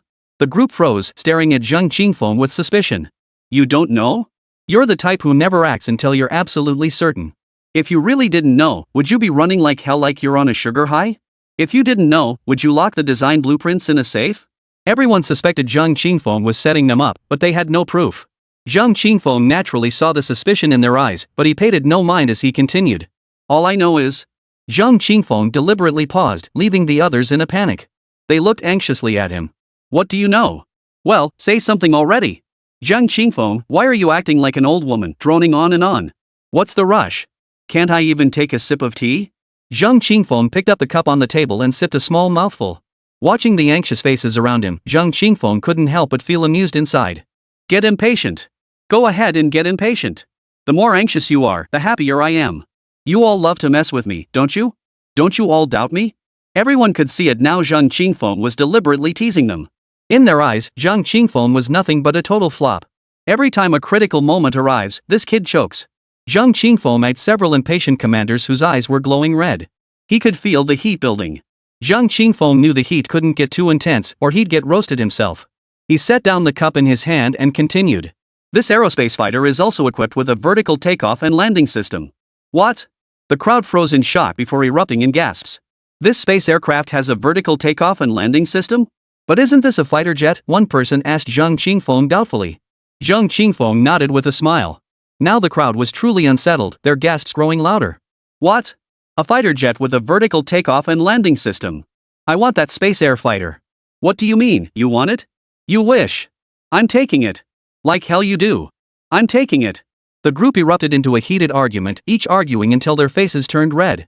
As Air Force commanders, they knew exactly what equipping a fighter jet with a vertical takeoff and landing system meant. They all shared one thought: they absolutely had to get their hands on this aerospace fighter. Zheng Qingfeng watched the flushed faces of the arguing crowd and froze. Something felt off about this situation. I didn't tell you this so you could fight over it. It's meant for you to willingly open your wallets. What are you arguing about? This aerospace fighter belongs to me, okay? Zheng Qingfeng hurriedly stood up and spoke up. Enough with the arguing. What's the fuss about? What are you arguing about? I'm willing to share it with you all, yet you're still arguing? If you keep arguing, I won't share it with you anymore. Everyone instantly grew anxious. How could they manage without sharing? The arguing stopped immediately, and everyone sat down. Zhang Ming spoke up. Old Zhang, we won't fight over it. We'll follow your lead. Tell us how you plan to share it. Everyone agreed in unison. Yeah, we won't fight over it anymore. Share it, share it. Tell us, how should we share? Zheng Qingfeng slowly sat down and spoke. If you want to share, you'll have to pay up first. Pay? The crowd froze for a moment, then shrugged indifferently. All this talk just for that? All this just to ask for money? I thought there was some other request. Why didn't you just say so earlier? Name your price. How much do you want? Zheng Qingfeng raised an eyebrow and spoke. Let me make this clear up front. The cost of building this aerospace fighter isn't cheap. Not cheap? The crowd froze in surprise. If even Zhang Qingfeng said it wasn't cheap, then the cost must truly be astronomical. 200 billion? Chapter 184. If it only costs 2 billion, why all the build-up? Seeing Zhang Qingfeng hold up two fingers, the crowd gasped in unison. They knew the aerospace fighter's price tag wouldn't be cheap, but they never imagined it would be this high. 200 billion? That could buy 6 J-20s. But the J-20 doesn't have the vertical takeoff and landing system this space fighter does. If they added another 20 billion, the 6 major military branches could split the cost. It wasn't unbearable. Gritting their teeth, they were about to agree. But Zhang Qingfeng's next words nearly made them spit blood. When Zhang Qingfeng heard them immediately propose 20 billion yuan. He was stunned. He hadn't expected these people to be so ruthless. Even more ruthless than he had been. He held up two fingers, intending to ask for 2 billion. Yun Chen demanded 10 billion from him. These guys had stayed at his place for so many days. Charging them 10 billion for board and lodging wasn't unreasonable, was it? Zhang Qingfeng thought, I'll just take 10 billion from them. Little did he expect these guys to demand 200 billion. This left Zhang Qingfeng utterly stunned. Shocked as he was, he dared not accept such a sum. That money was hot property. If he really swindled them out of 20 billion, the day the truth came out, they'd devour him alive. Besides, they were all brothers in arms. A little fleecing would suffice. No need to be so ruthless. Zhang Qingfeng composed himself and spoke. We don't need that much. 20 billion is enough. 20 billion? The crowd was stunned. Only 2 billion? Just 2 billion? After all that build-up? Why didn't you just say so earlier? And this is what you meant by not cheap? This is way too low, seriously. Zhang Ming's eyes darted around as he spoke. How about this? Let's not share it anymore. I'll cover the 2 billion. This aerospace fighter belongs to me. How does that sound? Fair enough, right? Everyone rolled their eyes at once. Fair? Fair my ass. What? Are you the only one with money, Zhang Ming? Does our entire military district have no money? Can't we afford 2 billion? You're just showing off. The crowd chimed in one after another. 20 billion? I'll cover it. The aerospace fighter belongs to me. Why should you pay? I'll cover it. It's mine. Bang! Bang! Bang! Zhang Qingfeng tapped the table and spoke up. Enough! Enough! Here we go again. You can afford it, but I can't? Then what do you suggest? Everyone turned to look at Zhang Qingfeng. Simple. Zhang Qingfeng raised an eyebrow and declared. Since it's shared, the money should be split evenly. Your family contributes 400 million. We'll take turns using this aerospace fighter. For a total of 2 months. Everyone nodded in agreement, finding Zhang Qingfeng's proposal acceptable. 2 months per family, totaling 1 year. It seemed quite fair. 400 million per family? Not a penny too much. Ha! Wait a minute. If our family pays 400 million, that makes 2.4 billion, right? How did we end up with an extra 400 million? Only then did everyone recall what Zhang Qingfeng had said, you provide the funds, we share the profits. That doesn't add up. So you're expecting to get something for nothing? Nice try. Everyone glared at Zhang Qingfeng, their faces flushed with anger. What's with the looks? Zhang Qingfeng leaned back, crossed his legs, and spoke casually. Like I'm taking advantage of you or something. This aerospace fighter jet? I scraped it together from the Defense Science and Technology Center. I'm not putting up any money, isn't that only fair? I'm even willing to share it with you guys, and you still aren't satisfied? Of course they weren't willing. Who knew if you'd really snatched it from the Defense Science and Technology Center? They didn't care. Free ride? No way. But Zhang Qingfeng's next words changed everyone's minds. Not interested, huh? Zhang Qingfeng lowered his crossed leg, leaned forward slightly, and spoke. Fine. Fine, if you don't want it, forget it. I'm not willing to share with you lot anyway. At these words, the crowd's expressions changed dramatically and they hurriedly replied. We're willing. We're in. No one refuses. You're all willing? Zhang Qingfeng scanned the group with a puzzled look. They all nodded in agreement. Zhang Qingfeng felt an immense sense of relief wash over him. He spoke up. If you're willing, transfer the money. I'll go prepare the materials. Everyone nodded in agreement, signaling no issues. Oh, right. Zhang Qingfeng's sudden no caught everyone off guard. They thought to themselves. We've already agreed to your terms, our family will contribute 400 million. You won't have to pay a dime. What new scheme are you cooking up now? Zhang Qingfeng addressed Zhang Ming. You add another 200,000. Zhang Ming wasn't having it. Why should I pay an extra 200,000? Listen here, Zhang Qingfeng, don't push your luck. I have my limits. Looking at Zhang Ming's furious expression, Zhang Qingfeng replied calmly. My safe is worth 200,000. Your safe being worth 200,000 has nothing to do with me. Zhang Ming stopped mid-sentence, suddenly recalling his earlier words. Your safe is on my head. Zhang Ming wanted to slap himself twice. Why did he have to act so high and mighty? What kind of crappy safe is worth 200,000 yuan? After returning to the National Defense Science and Technology Center, Zhao Gang informed Yun Chen about the incident involving several Air Force commanders impersonating Zhang Qingfeng. Upon hearing this, Yun Chen was at a loss for words. He never imagined that the design proposal he had submitted would cause such a huge stir. Glancing at the half-finished blueprints on his desk, Yun Chen spoke up. Uncle Zhao, did you tell Commander Zhang to prepare the materials as soon as possible? I did, Zhao Gang nodded. With another week, these blueprints should be nearly finished. If Zhang Qingfeng started preparing the materials now, he should be able to finish the drawings. By the time he finished, everything should be ready over there. The United States. Within the Military Research Institute, an elderly man adorned with medals stood at the head of the table and spoke in a solemn tone. Gentlemen, when will our nation's newest fighter jet finally make its debut? The speaker was none other than Alex, the Secretary of Defense of the United States. Seated below him were the nation's foremost aviation experts. They had been secretly developing the new fighter jet for a year. Yet, up until now, there had been little progress. Certain technical challenges simply cannot be overcome by waiting. Faced with Alex's questioning, everyone remained silent. Alex, seated at the head of the table, took in every expression. Ah, Alex sighed softly before speaking. the current situation is very unfavorable for us. Recently, the Dragon Nation standing on the international stage has been steadily rising. Many neutral nations have begun to subtly align with the Dragon Nation. Even our own satellite states are beginning to defy our control. You all know exactly why all this is happening, don't you? Alex's voice suddenly rose sharply. Dragon Nation's cutting-edge tech keeps leaking out one after another. Forget the electromagnetic cannon for now. Just look at the vertical takeoff and landing system that surfaced the other day. A transport aircraft capable of vertical takeoff and landing. Things we never even dared to imagine, and yet the Dragon Nation has developed them. What about us? Chapter 185, shall we get a foot massage? We call ourselves a technological superpower. The world's leading superpower.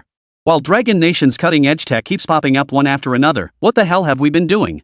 What were you lot doing? Alex looked at the silent group, his tone softening slightly. These are merely the Dragon Nation's overt black technologies. What lies hidden behind them, no one can say. Everyone, I'm not saying all this to blame you. Right now, we desperately need some technological breakthroughs. To demonstrate to the world the might of our great nation. Prove to the world that we remain a technological superpower. Prove to the world that we remain at the forefront of technology. Let us declare our supremacy to the world. I'm counting on you all. Alex finished, bowing deeply to the assembled group. The faces of those gathered around the table flushed crimson at Alex's words, not from embarrassment. Yet, the fighting spirit within them had been completely ignited by Alex's few words. Yes. Their nation was a technological powerhouse. They had always been the pride of the United States. And now, the Dragon Nation they'd always looked down on was now ting on their necks. How could they possibly tolerate this? Alex is right. They absolutely must stand up and show the world which nation truly reigns supreme in technology. Rog, the head of the Military Research Institute. He stood up abruptly and addressed Alex directly. Minister Kurz. Rest assured, I will lead the entire institute to overcome the challenges of developing the new fighter jet. Our nation's new fighter jet will definitely see the light of day. Good. Alex looked at Rog, his eyes brimming with fighting spirit, and nodded with satisfaction. He addressed the assembled team. I'll be here with you all during this period, until the new fighter jet is born. Whatever you need, whatever you require, just ask. I'll grant you the highest level of authority. National Defense Technology Center. After seeing off Zhao Gang and Yun Chen, he returned to his desk to continue drafting the aerospace fighter design. Although Yun Chen had already exchanged the aerospace fighter's design blueprints and manufacturing schematics from the system, he could simply copy them verbatim. The blueprints, however, were exceptionally intricate. Unlike the blueprints he had exchanged before, the design specifications for this aerospace fighter jet were exceptionally intricate. One slip-up could lead to another error. Yun Chen had to muster 120% focus to draft the aerospace fighter's blueprints. While he was engrossed, someone else grew restless.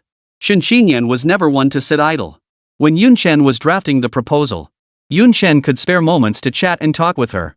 Shen Xinyan loved listening to Yun Chen tell her stories. Her favorite stories were the ones about technicians. Each time, she'd look at him like a curious little treasure, her big, bright eyes filled with anticipation. He always made her giggle with delight. Yun Chen also enjoyed chatting with Shen Xinyan. When he was writing proposals alone, having a beautiful woman to chat with was a welcome distraction. Especially a stunning beauty like Shen Xinyan. When he grew tired of writing, he could glance over and feast his eyes. Even drafting proposals didn't feel tedious anymore. But everything changed once Yun Chen started drawing diagrams. He could no longer spare the mental energy to chat with Shen Xinyan. For the first couple of days, Shen Xing could still stay in Yun Chen's room and watch him draw. But after 2 days, she couldn't stand it anymore. Yun Chen didn't say a single word to her, and she was bored to death. That day, as usual, Shen Xinyan brought a plate of sliced fruit to Yun Chen's room. Seeing Yun Chen deeply engrossed in his drawing, she didn't disturb him. She carefully backed out of the room and closed the door softly. Spotting Chu Lan in the living room, Shen Xinyan froze in surprise. You're back so early today? Nothing much today, Chu Lan replied, setting down the cup in her hand. Where's Yun Chen? How is he? Same as always, Shen Xinyan shrugged. Still drawing. Who knows how much longer that'll take. Glancing at Chu Lan in the living room, Shen Xinyan's eyes darted around. A daring idea began to take root in her mind. After hearing Yun Chen talk so much about technicians, she felt a tingling curiosity in her heart. Shen Xinyan approached Chu Lan and asked, You don't have anything planned today, do you? Chu Lan pondered for a moment before nodding. Yeah, nothing much. What's up? Do you have something to do? Shen Xinyan's eyes lit up instantly as she spoke. Let's go get a foot massage. Ha? Chu Lan's eyes widened instantly, staring at Shen Qingyan in utter disbelief. Let's go for a foot massage. Women go for foot massages? When did you start liking foot massages? Chu Lan instinctively wanted to refuse, but then she recalled that night when Yun Chen had treated her like a technician. She decided to go and experience it for herself. Sure. Chu Lan nodded with a smile. Shen Qingyan was taken aback. She hadn't expected Chu Lan to agree. She had assumed she'd have to persuade her at length. To her surprise, Chu Lan agreed so readily. Then it dawned on her Chu Lan lived with Yun Chen every day. Yun Chen must have shared plenty of stories about the technician's child with her.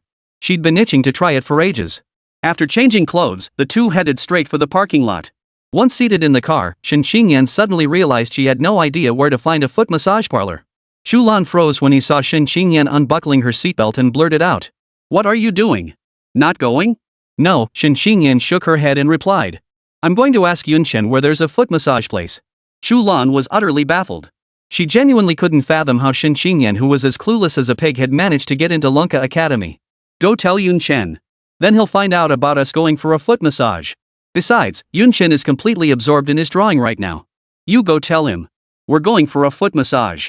You can focus on your drawing." How could he possibly concentrate? There are plenty on that group chat. Chu Lan shot her a look. Oh. Shen Qingyan's eyes lit up. Right. Why didn't I think of that? Seeing Shen Qingyan's dazed expression, Chu Lan couldn't help but remind her. Don't tell anyone about us going for a foot massage today. Shen Qingyan, who was busy swiping through a group buying app, hadn't heard a word of Chu Lan's warning. After fiddling with it for a while, Shen Qingyan held up her phone and exclaimed happily to Chu Lan. This place. Jojo Foot Spa, I've heard Yun Chen mention it. He loves this place the most. Huh? Chu Lan gave her a surprised look. How do you know Yun Chen likes this place best? An invitation from the United States instantly sent ripples through the international community. Chapter 186, No 7th Generation Fighter? The United States sent an invitation to an airshow to all nations. They invited nations to bring their fighter jets to the United States in 1 month's time to participate in the airshow.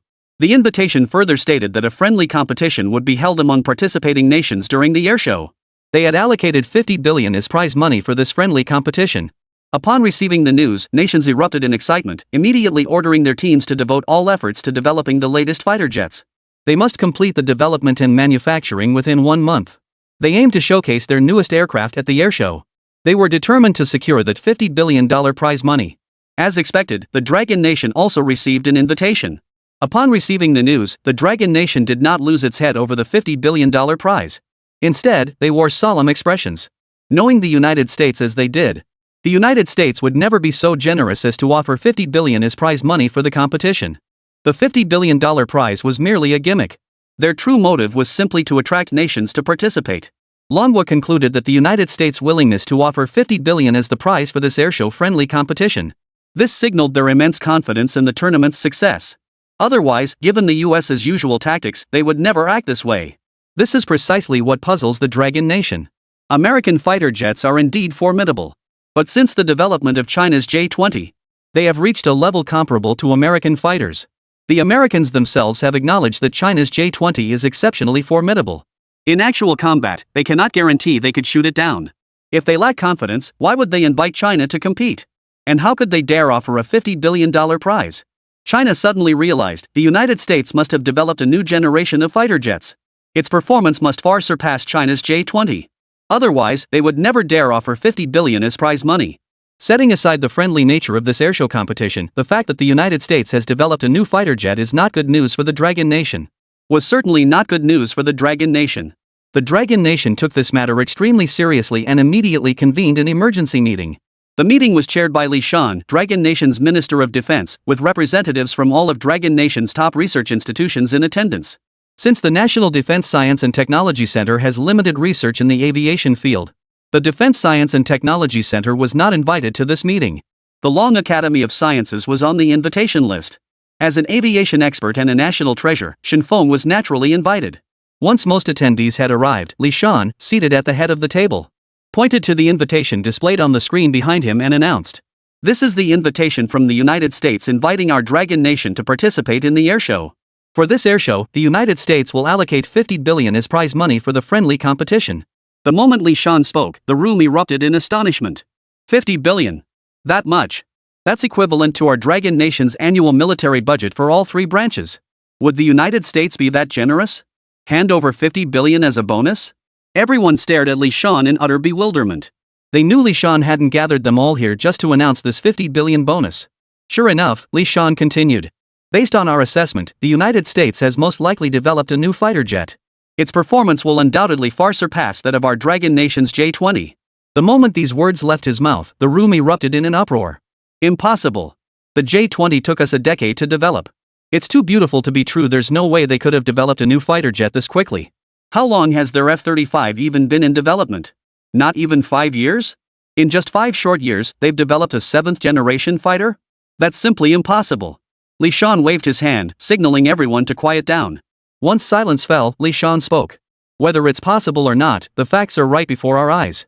Li Shan pointed to the invitation behind him and declared. This is the stark reality. The United States' wolfish ambitions toward us haven't emerged overnight. This airshow is just a pretext. Showboating is the real goal. The United States will undoubtedly use this airshow as an opportunity to suppress our Dragon Nation, to demonstrate its hegemonic status to the world. This is an extremely bad sign for our Dragon Nation. Li Shan scanned the room before continuing. I've gathered you all here today for one reason only. Each of you is a top expert in aviation within our Dragon Nation. If we unite our efforts, is it possible to develop a 7th-generation fighter jet for our Dragon Nation before the airshow? The moment Li Shan finished speaking, gasps erupted from the crowd. How could that be possible? The airshow starts in just 1 month. That's not even enough time to build a fighter jet, let alone developing one. It took us 10 years to develop the J-20. How could we possibly create a 7th-generation fighter in just 1 month? Give me another decade and it might be possible. We're talking about a 7th-generation fighter jet here. It's not exactly cabbage. You can't just say you'll develop it and then do it. Listening to the collective gasps, Li Shan sighed inwardly. Ugh. Is our Dragon Nation destined to be held back by the pretty country once again? Li Shan gave a self-deprecating chuckle before speaking up. Then I ask you all to upgrade and modify the J-20. That way, our Dragon Nation won't lose too badly. Li Shan's words cut like a knife deep into everyone's hearts. Had they already prepared to concede defeat before the competition even began? But what else could they do? If the United States truly developed a 7th-generation fighter jet, their J-20s would stand no chance whatsoever. Though Li Shan's words left a bitter taste in their mouths, they had to admit he was undoubtedly right about the best course of action. Developing a 7th-generation fighter within such a short time frame was simply impossible. They could only follow Li Shan's advice and modify the J-20. Even if they lost in the end, at least they wouldn't lose too badly. While they thought this way, others did not share their perspective. Shin Feng, sitting in the corner, did not share this view. When Li Shan mentioned that the United States had already developed a 7th-generation fighter jet, Shin Feng was taken aback. But after the initial shock, Shin Feng thought of Yun Chen's space aircraft. He wondered if the space air fighter Yun Chen had proposed might actually be that 7th-generation fighter. As everyone voiced skepticism, how could a 7th-generation fighter be developed in such a short time? Shin Feng wanted to tell them that the 7th-generation fighter had already been developed. He held back because he wasn't certain if Yun Chen's space aircraft truly qualified as such. Moreover, when he left, Yun Chen's design proposal was still incomplete. The airshow was set to begin in just 1 month. But when he heard Li Shan say, "We can't let the Dragon Nation lose so badly," Shin Feng could no longer hold back. Who said our Dragon Nation doesn't have a 7th-generation fighter jet? Chapter 187, Are you two playing a double act? Everyone stared at Shin Feng, who had abruptly stood up, their expressions filled with astonishment. When they heard Shin Feng's words, they all froze in shock. Who said our Dragon Nation has a 7th-generation fighter jet? When was it developed? How come we didn't know about it? Who developed it? Did the Dragon Academy secretly develop a 7th-generation fighter jet? That's a 7th-generation fighter jet. When did your Dragon Research Institute get so bold? You dared to do it on your own? How far along is the development? Logically speaking, something as monumental as developing a 7th-generation fighter jet should have come to their attention. How come we haven't heard a single whisper about it? Don't just leave them in the dark. Even the Dragon Academy's director, Zhao Jianwei, looks completely bewildered. When did our Lanka Institute start developing a 7th-generation fighter jet?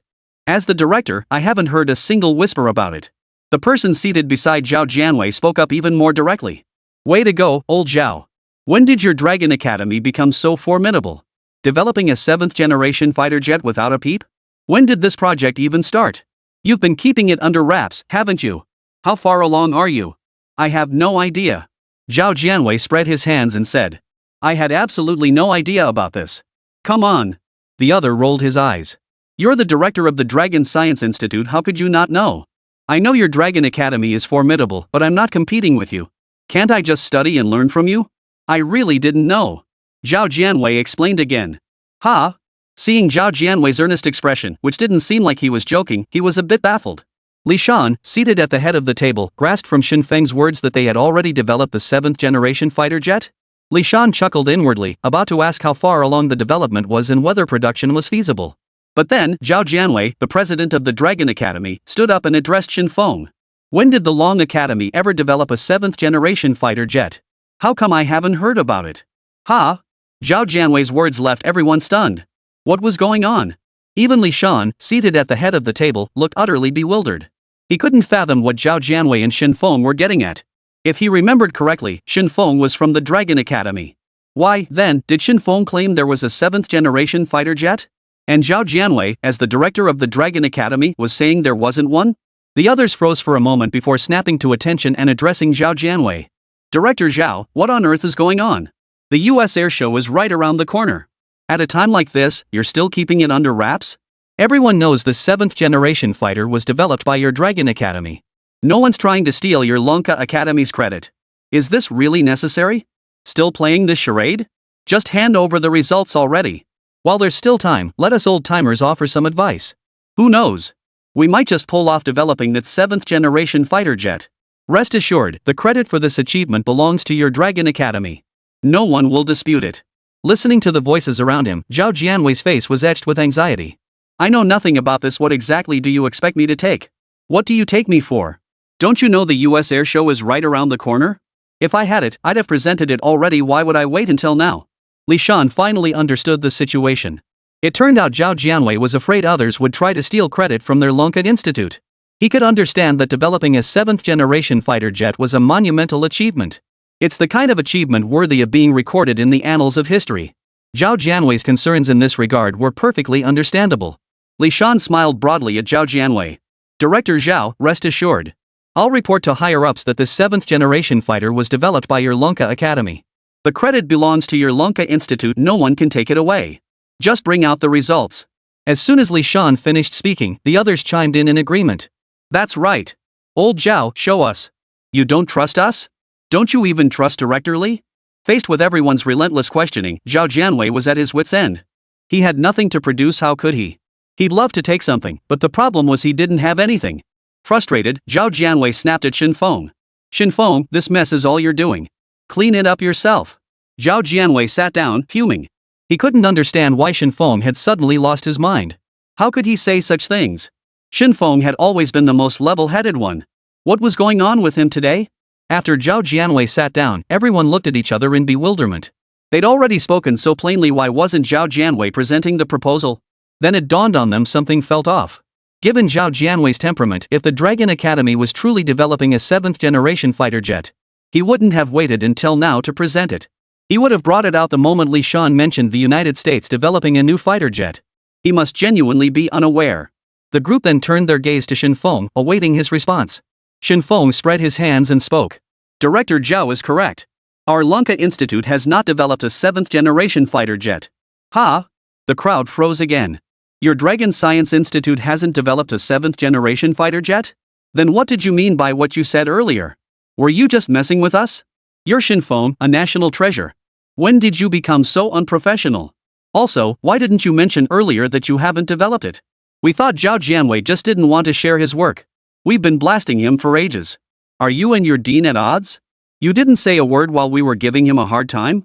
If Xin Feng knew what everyone was thinking, he'd surely cry foul. Xin Feng wanted to speak up for his dean too. But he never got the chance. He couldn't get a word in edgewise. He's a man in his 70s. How loud could his voice possibly be? Li Shan was also bewildered. One moment there was hope, the next it vanished.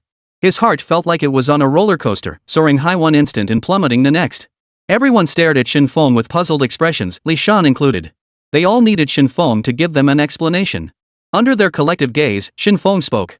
Although our Dragon Academy hasn't developed the 7th generation fighter jet, other institutions have. Ha! The crowd froze again. Other institutions? The attendees quickly scanned the conference room, realizing that all of Dragon Nation's top research institutions were present. Moreover, nearly every renowned aviation expert in the Dragon Nation was present in this room. Besides them, which other research institute in Longwa possessed the capability to develop a 7th-generation fighter jet? As the room speculated about which institution it might be, Shinfeng dropped another bombshell. Not only have they developed it, but they've succeeded in doing so. Even the design proposals and blueprints are already complete. Chapter 188, A Beauty Trap?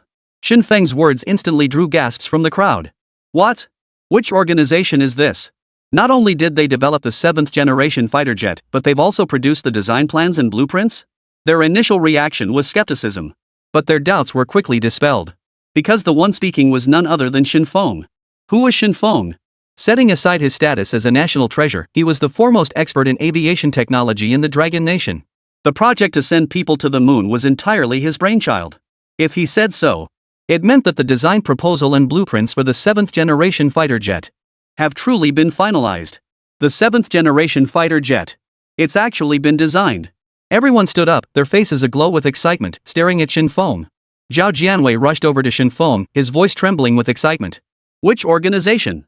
Seeing the crowd's excitement, Shinfeng smiled faintly and replied. To be precise, it's not really an organization. It's more like one person. The 7th-generation fighter jet was developed entirely by him alone. What? The crowd erupted in another wave of astonished gasps. Shinfeng's words struck like a thunderclap, reverberating through their minds. This was a 7th-generation fighter jet, not some common cabbage. Developed by a single person? Is he even human? Every single person here is an expert in aerospace engineering. Ask any of them who would dare claim they could single-handedly develop a 7th-generation fighter jet? Let alone produce the design blueprints and engineering plans. They were stunned to hear Shinfeng say that this 7th-generation fighter jet had actually been developed. They were utterly stunned.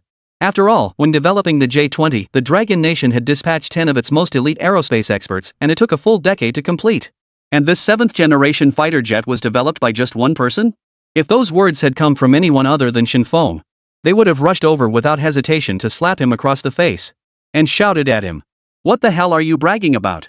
But even coming from Shinfeng himself, it was hard for the others to accept. Acceptance or not, they couldn't contain themselves.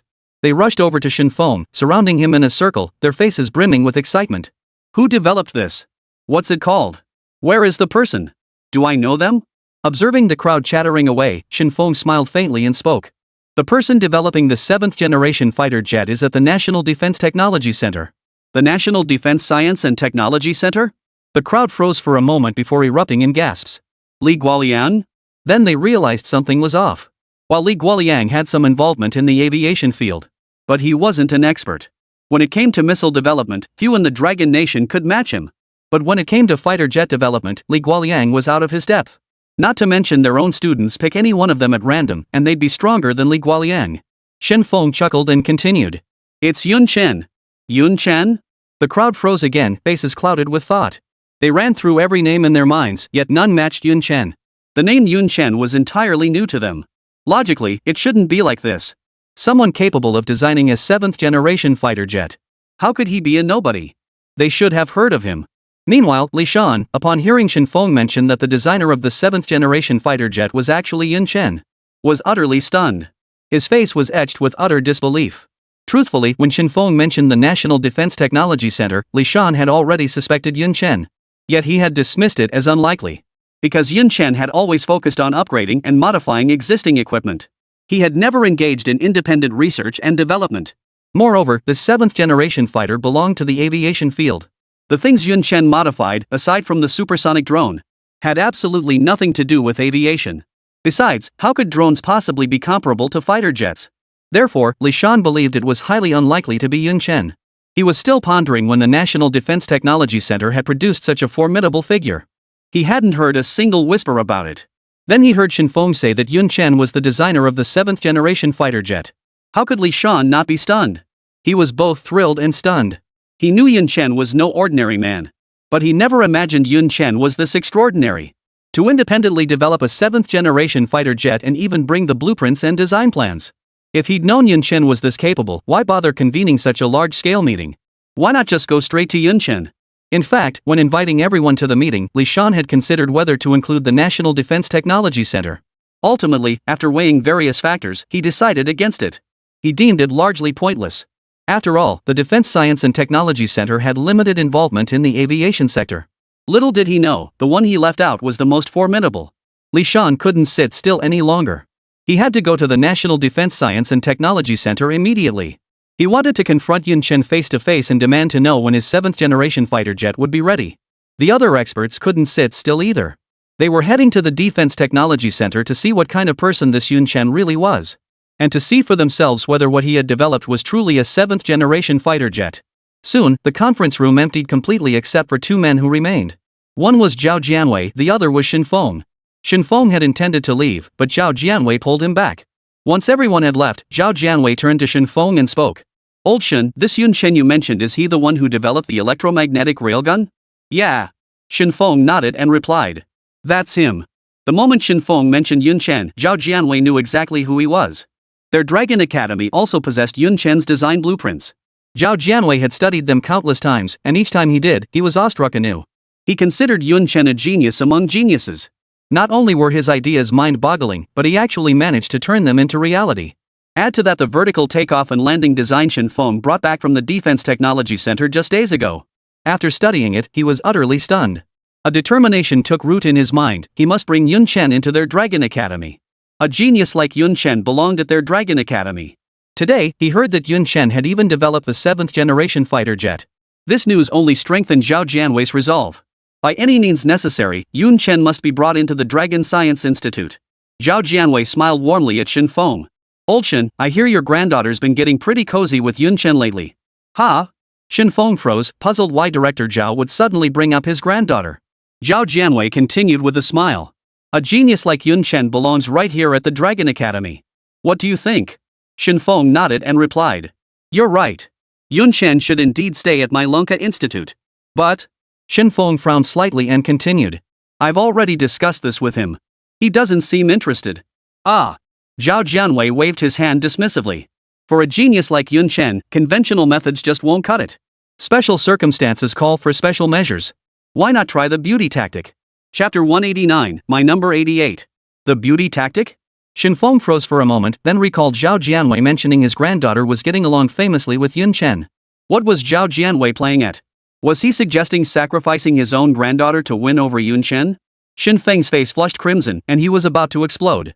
He looked up to see Zhao Jianwei had already darted to the doorway. Zhao Jianwei knew full well that once Shen Feng regained his composure, he would explode in anger. He finished speaking and dashed off, leaving Shen Feng no chance to erupt. Standing in the doorway, Zhao Jianwei smiled warmly at Shen Feng. "Old Shen, don't get so worked up. Think about what I said. You still dare to speak?" Shen Feng's furious roar sent Zhao Jianwei scrambling away. How could he not run? Who was Shen Qingyan? She's Shen Feng's precious treasure. You had his precious treasure use her charms on Yun Chen, of course he'd lose his temper. If Shen Feng unleashed his fury, even his position as the Dragon Academy's president wouldn't save him. When Shen Feng first heard Zhao Jianwei propose using his granddaughter to seduce Yun Chen, he was furious. He never imagined Zhao Jianwei, as the Dragon Academy's president, would resort to such a despicable tactic. Truth be told, he considered it himself, otherwise, he wouldn't have agreed to let Shen Qingyan stay at the National Defense Technology Center. But could he admit it? He was a national treasure. Did he have no pride? The United States. Inside the temporary office of the Military Research Institute, a communications officer was briefing Alex, the Secretary of Defense of the United States. The communications officer placed the documents on Alex's desk and began. "Secretary Alex, here is the list of nations attending this airshow." Alex hummed in acknowledgement, not even lifting his eyelids as he asked. "Is the Dragon Nation included?" The communications officer shook his head. The Dragon Nation has yet to respond. They probably won't be attending. Alex opened his eyes, looked at the communications officer, and said, "They will participate.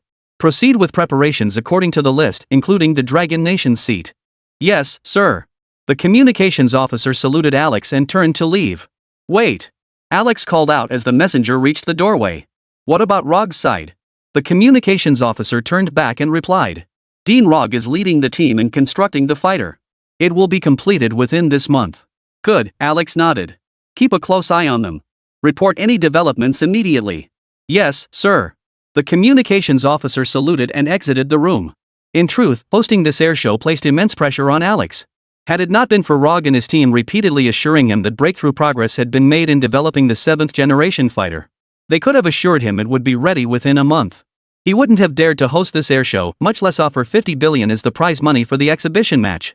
$50 billion was no small sum for the United States either. If that 50 billion were lost, he'd face a court-martial. Alex had no desire to take such a risk, but higher-ups had issued an absolute order. He must publicly humiliate the Dragon Nation before the eyes of the world. To make every nation understand who the true dominant power truly was. Left with no alternative, he had no choice but to take the plunge and offer 50 billion as the prize money for this airshow. Only this could lure nations to participate in the airshow. Who wouldn't be tempted by a 50 billion prize? National Defense Technology Center. Phew. Chen exhaled deeply, staring at the thick stack of blueprints on his desk, then stretched lazily. After over a week of grueling work, the design blueprints for the aerospace fighter jet were finally complete. Originally, Chen had estimated he could finish the drawings in just over a week. Little did he know the design would prove so challenging that it took him a full 8 days. 3 days prior, Zhang Qingfeng had already sent word that the materials were ready. But since Chen hadn't finished the blueprints yet, he had to ask Zhang Qingfeng to wait a little longer. Since he'd already waited 3 days, one more day wouldn't make much difference. Chen planned to rest thoroughly today and begin work at Zhang Qingfeng's place tomorrow. Xin Xingyan, who was watching TV in the living room, froze when she saw Chen emerge. She quickly sat up from the sofa, her voice brimming with delight. You finished the drawings? MHM. Chen nodded with a smile. Wonderful. Xin Xingyan bounced up in delight, causing ripples to surge across her chest. What a sight for sore eyes.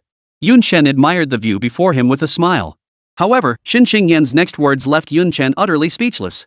Let's go get a foot massage. Ha? Chen froze in surprise. Let's go get a foot massage. Are you kidding me? Come to think of it, after drawing maps for so many days, he really did want to relax. But he couldn't possibly go with Xin Xingyan. How could he possibly relax with her there? Chen waved his hand dismissively and spoke up. Cut it out. You're a girl, what's the big deal? Oomph. Xin Xingyan snorted lightly. Stop looking down on me. What's wrong with being a girl? Does being a girl mean I can't get a foot massage? I've already been. Ha? Chen froze, then asked. You've been there? Yep. Xin Xingyan tilted her chin up smugly. While you were drawing, I already went with Chu Lan. Ha? Chen was completely dumbfounded. Chu Lan actually went for a foot massage? That didn't fit her persona at all. Given Chu Lan's temperament, how could she possibly go for a foot massage? He didn't need to guess Xin Xingyan must have dragged her there. Otherwise, Chu Lan would never have gone. But Chen had misunderstood Chu Lan. While Xin Xingyan had indeed suggested the foot massage, Chu Lan had gone willingly, not because Xin Xingyan had forced her. Chen spread his hands and said. Then why didn't you just invite Chu Lan? Why drag me into this? I never go to places like that. Xin Xingyan rolled her eyes inwardly at Chen's words. You never go? Who else would be telling me stories every day? About how the technicians are this and that. If you never go, how do you know so much about it? Sigh. Xin Xingyan sighed softly before speaking. Don't even mention Chu Lan. I'm never going with her again. Last time we went, Chu Lan saw someone dressed too revealingly. Chu Lan actually called the police and reported them for prostitution. Ha? Chen froze in surprise, then let out a gasp. Which place did you go to? Xin Xingyan looked at Chen in bewilderment, unable to understand why he was reacting so strongly. The Jiu foot massage place you always go to. What's the big deal? Nothing's wrong? Chen's face twisted with bitterness. Inside, he screamed. My number 88. Chapter 190, Minister of National Defense, you dare block me? Chen addressed Xin Xingyan sternly. Watch your language. I've never been to a foot massage parlor, nor have I ever had a foot wash. As for this Jiu foot care you mentioned, I've never even heard of it. The stories I told you were all things I read in books. Xin Xingyan. Meanwhile, Li Shan and the top experts from Longhua Airlines had also arrived at the National Defense Technology Center. Security personnel at the Defense Science and Technology Center, seeing a large crowd surging toward the facility, reacted as if facing a major threat. They immediately grabbed their walkie-talkies to call for backup. But before he could utter a word, the scene before him froze him in shock. What did he see? He saw the Minister of Defense of Longhua leading a group of old-timers charging toward the Defense Science and Technology Center. And every single one of them looked incredibly excited? What on earth was going on? He was utterly dumbfounded. If this had happened before, he wouldn't have dared to step out and stop them even if you gave him 100 guts. Are you kidding me? That's the Minister of Defense of the Dragon Nation. Who would dare? But he had no choice but to stop him. Last time, because of the Muji incident, many in their security department had been disciplined. The higher-ups were furious and issued a strict order. From now on, everyone entering or exiting must undergo verification and registration. Even if it's oldly coming or going, they must verify. Anyone from outside wanting to enter, no matter who they were, even if it was the Minister of Defense from the Dragon Nation, would be stopped and told to wait for someone inside to come out and escort them. The person who issued this directive merely intended to emphasize the importance of strict access control to prevent any further instances of impersonation. Who could have imagined the defense minister would actually arrive? The security guard stepped out of the booth, stopped Li Shan and his group, and nervously asked, "Do you have an appointment?" "Ha?" Li Shan froze, staring at the guard who had stopped him. "Don't you recognize me?" "Of course I do," the guard replied with an awkward smile. "Headquarters specifically instructed us to stop anyone who comes here. If no one comes out to meet them, no one is allowed in. Not even me?" Li Shan looked utterly astonished. "No." The security guard shook his head with a bitter expression. Inside the office, Old Li was startled to hear the Minister of Defense had arrived. He hurriedly gathered his men and rushed toward the main gate. From a distance, he spotted Li Shan and his group standing motionless at the entrance. His heart skipped a beat. He quickened his pace, approached the group, and apologized. "My sincere apologies. We've kept you waiting. You guys really should have given us a heads up before coming. This is so awkward." Li glanced around the room. He wished he hadn't looked. What he saw startled him. Apart from Li Shan, most of the others were top-tier experts in Longgua's aviation field. Their status was nothing like his, it was only higher, never lower. The thought that the Minister of Defense, accompanied by a group of national luminaries, had come to his Defense Technology Center only to be denied entry at the gate made his forehead throb. Old Li knew he was in for a sharp rebuke today. Li Shan was manageable, but the old men behind him were each more arrogant than the last. Having made them wait outside for so long, how could they not be resentful? The thought made Old Li want to kick the security guard at the gate to death. "You might not recognize those old codgers, but don't you recognize the Minister of National Defense? What the hell were you thinking? You dare block the Minister of National Defense?" The reason Old Li didn't lose his temper was because he'd said it himself. Even if the Minister of National Defense showed up, he'd be stopped. Old Li had braced himself for hostility, but to his surprise, these old fellows not only didn't confront him but greeted him with warm smiles and friendly greetings. "Guoliang, it's been ages. Guoliang, you're looking stronger and stronger. Guoliang, your Defense Technology Center is making remarkable strides now." This display from the group left Old Li thoroughly stunned. In his memory, these old fellows were each more arrogant than the next. Yet now, he saw flattery in their smiles. How could he not be startled? However, Li Shan's next words made Old Li understand why these old fellows were acting this way. Li Shan smiled warmly at Old Master Li. "Old Master Li, how could you not report such a monumental achievement as developing the 7th-generation fighter jet? This is a monumental achievement." Old Master Li instantly understood they were here for the aerospace fighter. "How did you find out?" The moment the words left his mouth, he knew exactly why, because he spotted Chen Feng, who had arrived late. Old Master Li's expression darkened instantly. He didn't need to guess, it was undoubtedly Chen Feng, that loose cannon, who had spilled the beans. Otherwise, how would these guys know about the aerospace fighter? Seeing the grim expression on Old Li's face, the group hurriedly began explaining. "Guoliang, please don't misunderstand. We're not here to steal your credit. We just came to observe and learn. We have no other intentions whatsoever. Please don't misunderstand." Li Shan chimed in with a smile. "That's right, Old Li. This achievement belongs to your National Defense Science and Technology Center. It belongs to Yun Chen. No one can take it away." Old Li wasn't worried about them claiming credit, he was worried they'd try to take Yun Chen. After all, the Dragon Academy alone was enough to give him headaches, and now so many more had arrived today. And none of those institutions were inferior to his Defense Science and Technology Center. He genuinely feared they might poach Yun Chen. But despite his worries, he still led everyone to find Yun Chen. After all, Li Shan had come all this way. Unless it was an urgent matter, Li Shan, as the Minister of National Defense, wouldn't suddenly appear at the National Defense Science and Technology Center without any prior notice unless there was an emergency. On the way to find Yun Chen, Li Shan recounted the details of the U.S. Air Show to Old Li. Now understanding why Li Shan had rushed to the Defense Science and Technology Center without so much as a word of warning, Old Li accepted the explanation.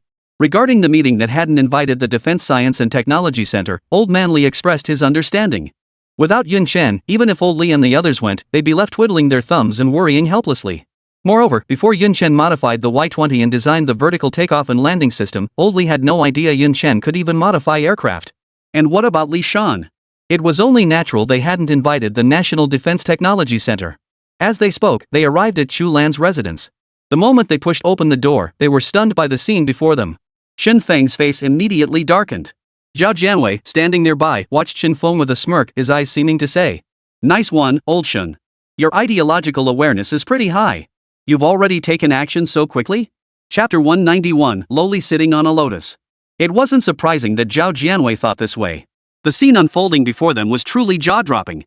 Shen Xingyan was straddling Yun Chen, her body rocking up and down as she sat astride his thighs. Combined with the look of pure bliss on her face, It was hard for anyone not to jump to conclusions. Shen Feng's face turned green as he caught the stares directed at him. If the two weren't fully clothed, he would have lost his temper completely. Now he regretted letting Shen Qingyan stay at the National Defense Technology Center. Judging by the current situation, it seemed Yun Chen hadn't even been lured to the Defense Science and Technology Center yet, and his precious granddaughter was already about to fall into temptation. Ahem. Ahem.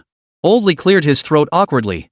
Shen Qingyan followed the sound and froze at the sight of the large group suddenly appearing at the doorway. Then she remembered her current position, and a flush instantly spread across her face. Ah! Shen Qingyan let out a shriek, scrambling off the sofa and dashing back into the room. Yun Chen, who had been lying with his eyes closed, looking utterly content, was startled awake by Shen Qingyan's shriek. What's wrong? Yun Chen snapped his eyes open, only to witness a scene he would never forget. At the doorway stood a group of old men, staring at him with curious expressions. If there had been a crack in the floor at that moment, Yun Chen would have crawled into it without hesitation. What the hell is social death? This is social death. It turned out that just moments ago, Shen Qingyan had been pestering Yun Chen to accompany her for a foot massage. Naturally, Yun Chen refused outright. But Shen Qingyan just wouldn't let it go. Yun Chen's eyes darted around, and he came up with a brilliant idea.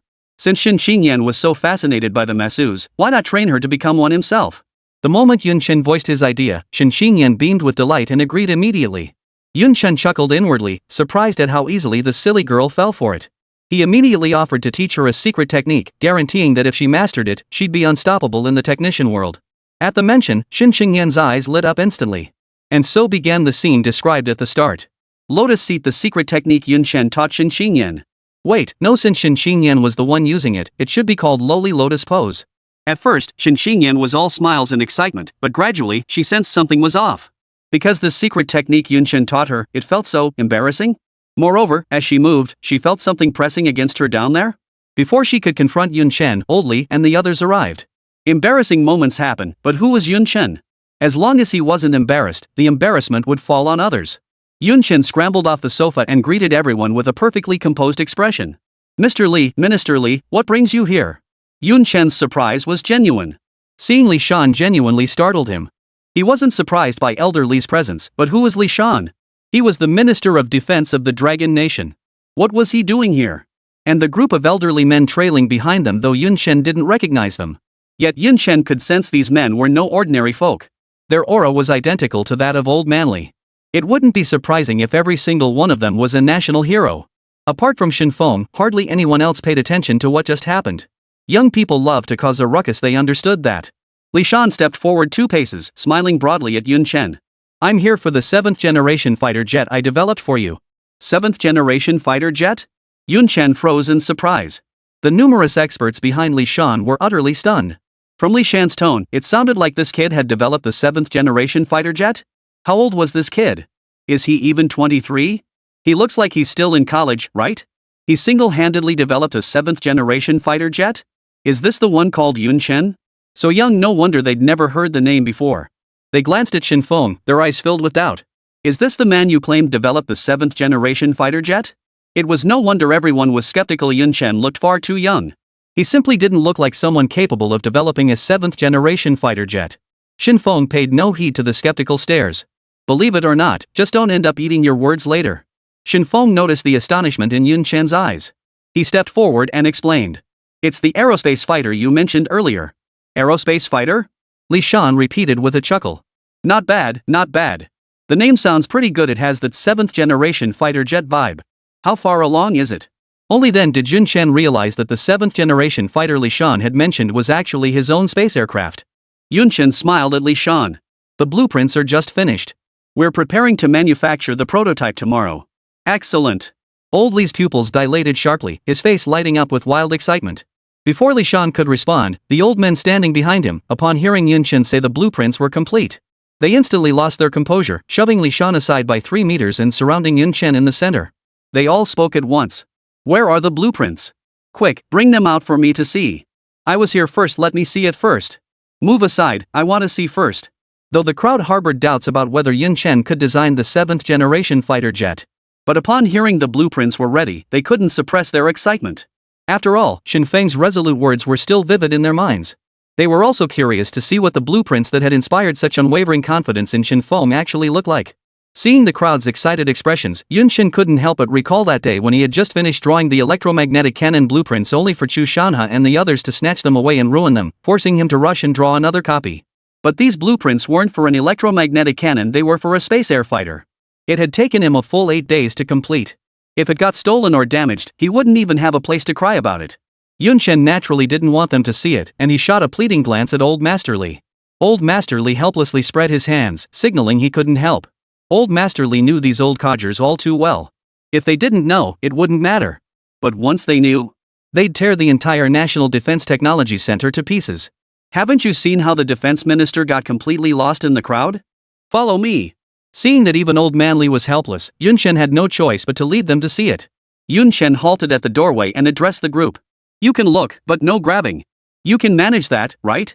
The group nodded vigorously like chicks pecking at grain. Still uneasy, Yun Chen gave them one last warning before opening the door. The moment they saw the stack of documents on the table, they were completely dumbfounded. Chapter 192, Building a Fighter Jet in a Month? Blueprints? Hand-drawn? Regardless of whether Yun Chen had developed a 7th-generation fighter jet, the mere fact that he'd sketched the design by hand was enough to leave everyone stunned. Those were fighter jet blueprints. By hand? When they caught sight of the diagrams at the top of the documents, everyone's eyes lit up and their breathing quickened as if they'd spotted a young woman without clothes on. They scrambled to rush inside. At the very top of the document sat a miniature sketch of the aerospace fighter's full form. At a glance, everyone was captivated by its sleek lines and unique form. Its shape alone hinted at something extraordinary. Seeing the crowd's eyes gleaming with excitement, Yun Chen inwardly groaned. Just as he was about to tell them to stop scrambling, the experts who had been rushing forward moments ago slammed on the brakes and halted abruptly before the table. They then carefully lifted the documents from the table, passing them around to examine each page. Yun Chen breathed a sigh of relief. He genuinely feared these experts might ruin the design blueprints he'd painstakingly drawn. Truthfully, they didn't need Yun Chen to remind them that these blueprints were hard-won. They were all educated individuals, naturally not the kind to grab things with their hands like that uncouth brute Chu Lan. They were educated people. If they were going to take anything, it would be the person, not the blueprints. Such a vulgar act was beneath them. Seeing the experts intently studying the blueprints, Yun Chen closed the door and headed to the living room. Li Shan was still waiting in the living room. As the Minister of National Defense, Li Shan didn't understand the blueprints, so he hadn't joined the others in the cramped room. Old Li was also waiting in the living room. He had little involvement in the aviation field, so looking at those blueprints would be pointless for him. Besides, Yun Chen was already at the Defense Science and Technology Center. When wouldn't he have time to look at them? There was no need to crowd in with them now he wasn't sick. The moment Yun Chen entered the living room, Li Shan's first words left him momentarily stunned. Yun Chen, can this aerospace fighter be built within a month? Ha? Yun Chen froze instantly. Are you kidding me? This space aircraft is a completely new design. Every single component, part, weapon system, and even the engine would need to be manufactured from scratch. Only 1 month? That wouldn't even be enough time for assembly. Absolutely not, Yun Chen shook his head. This time, Yun Chen was telling the truth, it really couldn't be done. Even if Big Spender showed up, he couldn't possibly build an aerospace fighter within a month. Li Shan knew building an entirely new fighter jet in a month was unrealistic. Yet hearing Yun Chen's definitive refusal, he couldn't help but feel a pang of disappointment. Old Li frowned as well. Is there truly no solution at all? Yun Chen nodded with a smile and replied. It's truly impossible. After all, time is against us. Seeing the two men's troubled expressions, Yun Chen looked puzzled and asked. Why must we build the aerospace fighter within a month? What happened? Li Shan sighed softly before speaking. It's a long story. Old Li gestured toward the nearby sofa, motioning for Li Shan to sit down and speak. After the three settled on the sofa, Shen Qingyan carried the freshly poured tea and placed it on the table before them. After rushing back to her room, Shen Qingyan had been hiding behind the door, secretly observing everyone's movements. Seeing Yun Chen and the others sit down, she emerged carrying the cups. As she placed the cup before Yun Chen, she shot him a mischievous glance before retreating back into the room. Ahem. Ahem. Yun Chen, noticing the peculiar looks exchanged between the two, cleared his throat twice before speaking. Minister Li, please proceed. Li Shan proceeded to recount in detail the aviation exhibition being held by the United States and the 50 billion yuan prize fund. With that explanation, Yun Chen understood why Li Shan was so eager to get the aerospace fighter built. It was for the aviation exhibition hosted by the United States. Mentioning the United States inevitably brought Zhao Manlu to Yun Chen's mind. A sharp pang of pain shot through his heart. Since he couldn't crush the United States underfoot just yet, he'd settle for collecting a little interest first. Yun Chen was determined to secure that 50 billion. Though Li Shan had mentioned The reason the United States dared to host this airshow and offer $50 billion as prize money was that they had undoubtedly developed a 7th-generation fighter jet. But Yun Chen wasn't the least bit intimidated. He had complete confidence in his own aerospace fighter. Yun Chen was certain his aerospace fighter would be no weaker than any 7th-generation fighter. Within a month, I will build this space aircraft. Ha! Yun Chen's resolute voice startled both Li Shan and Old Li. Hadn't he just said it was impossible to complete? Why was he suddenly? Both couldn't help but recall Yun Chen's recent ambush and the deaths of Lu Ming and his girlfriend. It seemed Yun Chen had never forgotten his desire for vengeance. Otherwise, he wouldn't be acting this way. Building a fighter jet in a month was an impossible task. Yet Yun Chen had readily agreed to it. This left Old Li feeling somewhat uneasy. Furrowing his brow slightly, Old Li addressed Yun Chen. Isn't this a bit too much to ask? After all, the timeline. Li Shan chimed in. Yes, Yun Chen, the timeline is simply too tight. What if you collapse from exhaustion? Our Dragon Nation can withstand this pressure. But our Dragon Nation can't afford to lose you. Yun Chen smiled at Li Shan. Minister Li, you're too kind. It's not as exaggerated as you make it out to be. I know my limits. Whether this aerospace fighter can be built depends on your cooperation. My cooperation? Li Shan froze, sat up straight, and addressed Yun Chen. Specify how you need my cooperation. Yun Chen smiled faintly and continued. I've calculated it. If I work alone, this space air fighter will take at least 3 months to build. But if we distribute the components and build them simultaneously, the time required would be significantly reduced. Old Li frowned slightly and spoke up. But wouldn't that mean the blueprints for the space air fighter would be leaked? Moreover, with such intricate components distributed across different organizations, how can we ensure precision and quality control? Yun Chen looked at Li Shan and smiled. That's precisely why we need Minister Li's cooperation. The blueprints must not be compromised, and the manufactured parts must be of the highest quality. Surely Minister Li can make that happen? Absolutely. Li Shan agreed immediately, even pounding his chest in assurance. Rest assured, Yun Chen, I'll personally oversee the process. We will manufacture the parts you need exactly as specified. If any leaks occur while the blueprints are in my possession, I will resign from my position as Minister of Defense immediately. Just as Yun Chen and the others were discussing, a startled exclamation echoed through the room, causing all three to freeze in surprise. Chapter 193, The 10th Generation Fighter. After reviewing the blueprints Yun Chen had drawn, the assembled group in the room erupted in an excited gasp. This isn't a 7th generation fighter at all. Though lacking corresponding design specifications and detailed data, the blueprints alone made it clear this was no 7th generation fighter. A 7th generation fighter would never possess such intricate precision or an array of capabilities. Its firepower configuration was also far beyond anything imaginable. What lay before them was most likely an 8th generation fighter jet. No! If this blueprint were used to build an aircraft, the resulting fighter could very well be a 9th generation model. It wouldn't be unreasonable to even call it a 10th generation fighter. The various configurations and unique design of this fighter are simply too advanced. The people in the room exchanged glances, each seeing the shock in the other's eyes. Then, they erupted in excitement. Filled with fervor, they rushed out the door. Upon hearing the shouts, Yun Chen and the others were just about to go see what was happening. As soon as they rose, they saw the experts charging toward them like starving wolves. Yun Chen was utterly shocked by the spectacle, for he saw a fiery red glow in every single one of their eyes. What the hell was going on? Li Shan and Old Li were both completely dumbfounded. Had the zombie virus erupted? Had these experts all gone mad? The quick-witted Li Shan immediately ducked out of the way. He certainly didn't want to be pushed 3 meters back like last time. As for Old Li, he'd already slipped away the moment the crowd surged forward. He was too old to endure such chaos. Yun Chen tried to dodge too, but before he could move, he was instantly surrounded by the experts. Where's the design plan? Are these blueprints real? Did you just make this up? Or is it based on something real? Where's the data? Where's the design proposal? Has it been reviewed? Has it been verified? Is it feasible or not? What's going on?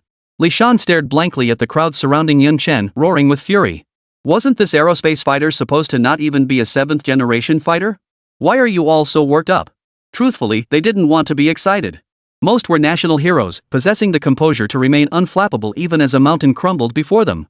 But they couldn't help but be stirred.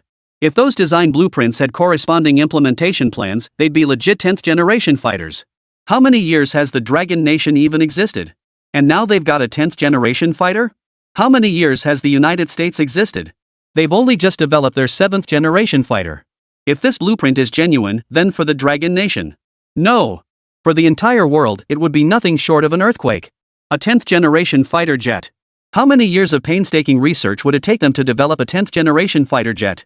How could anyone not be thrilled? Old Li grabbed Shen Feng, who was standing on the outer edge of the crowd, and yanked him over. Shen Feng yanked his arm free, protesting. Why the hell are you grabbing me? After speaking, Shen Feng tried to push his way through the crowd again. He'd made up his mind he would be the first to see the design blueprint for this aerospace fighter. Earlier in the room, he'd merely reacted a fraction of a second too slowly and ended up pushed to the back of the line. By the time everyone else had finished viewing it, it would finally be his turn.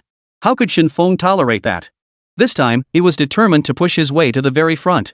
But unexpectedly, before Shen Feng could even push his way in, Li Shan yanked him back out. Shen Feng was about to lose his temper.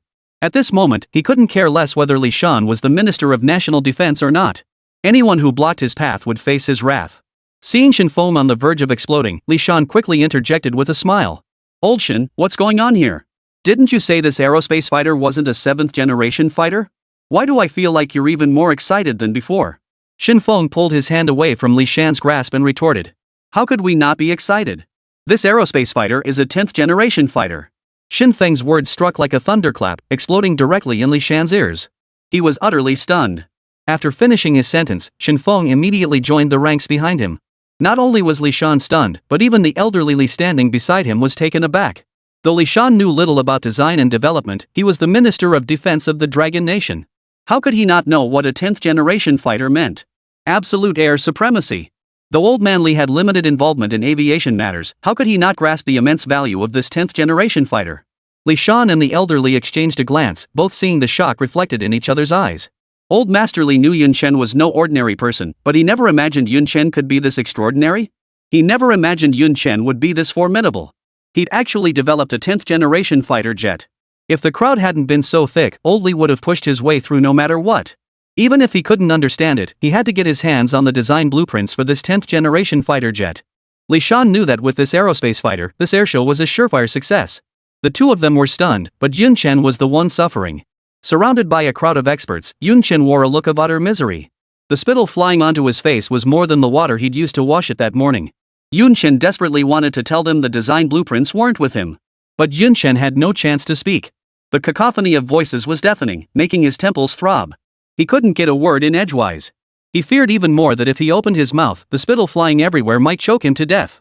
Chu Lan, who had just returned, was stunned by the scene before her. Seeing Yun Chen surrounded by a group of old men, she was completely dumbfounded. Had she not spotted old Master Li standing nearby, she might have thought a zombie outbreak had begun. The expressions on these old men's faces were truly terrifying. And each one of them had bloodshot eyes. Judging by the look of things, they seemed intent on devouring Yun Chen. After a full 3 minutes, the experts, whether exhausted from shouting or something else, finally quieted down. The voices ringing in Yun Chan's ears finally grew quieter, and the spittle flying toward his face diminished considerably. Only then did Yun Chen find an opening to speak. The design proposal isn't with me. Not with you? The crowd froze in surprise, about to press further. Yun Chen, not wanting to wash his face again, quickly interjected.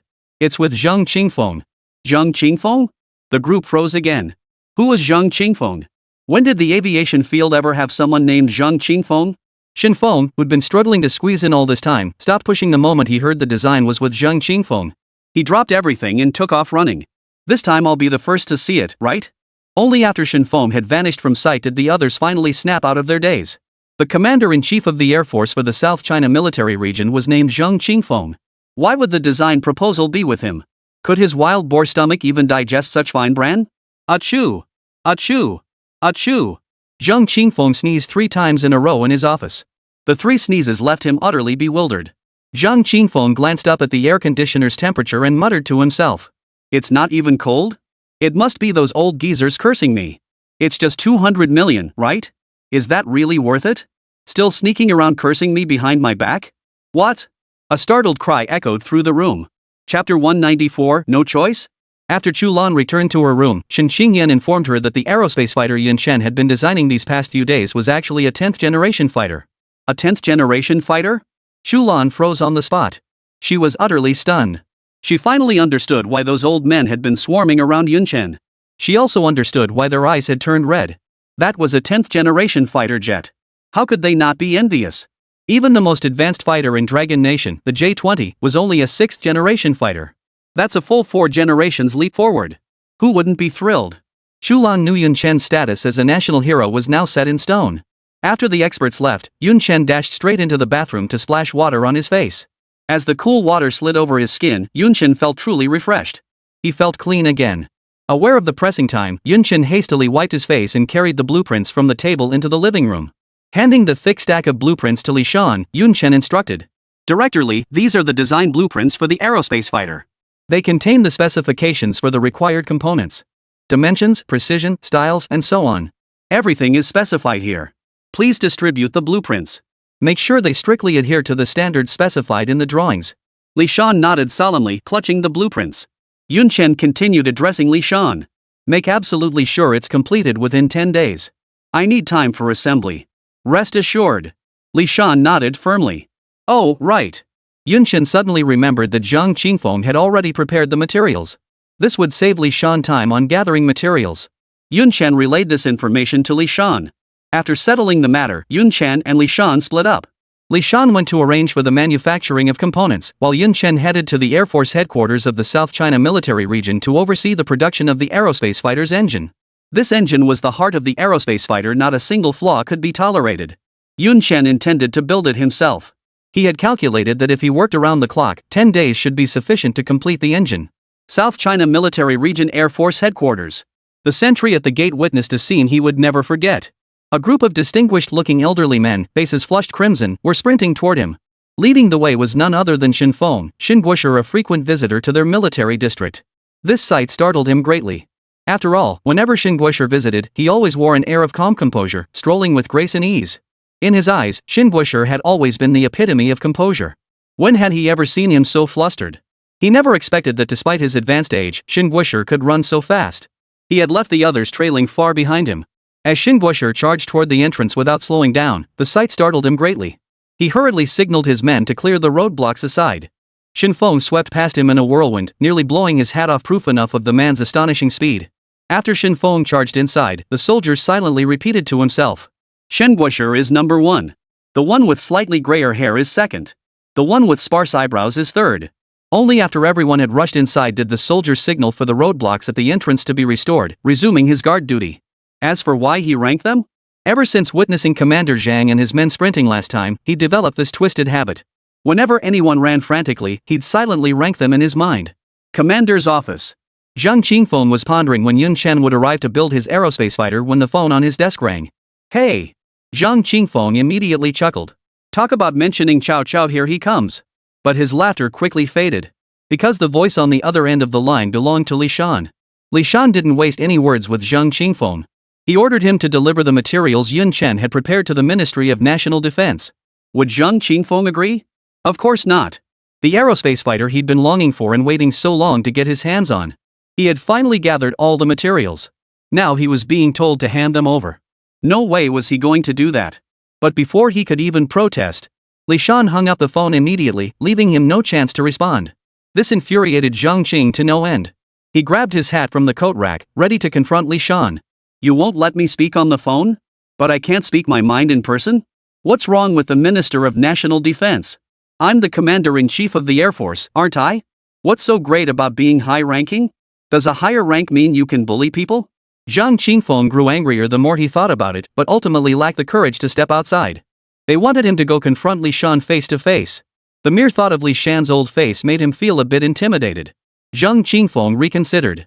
Fine, give it to him. After all, he'd already squeezed several hundred million more from other military districts. Besides, Yun Chen hadn't even finished the blueprints yet. He'd just prepare another copy. He set the hat back down and had just sat down in his chair. The scene before him instantly stunned him. Xin Feng had somehow slipped into his office. That wasn't the crucial part.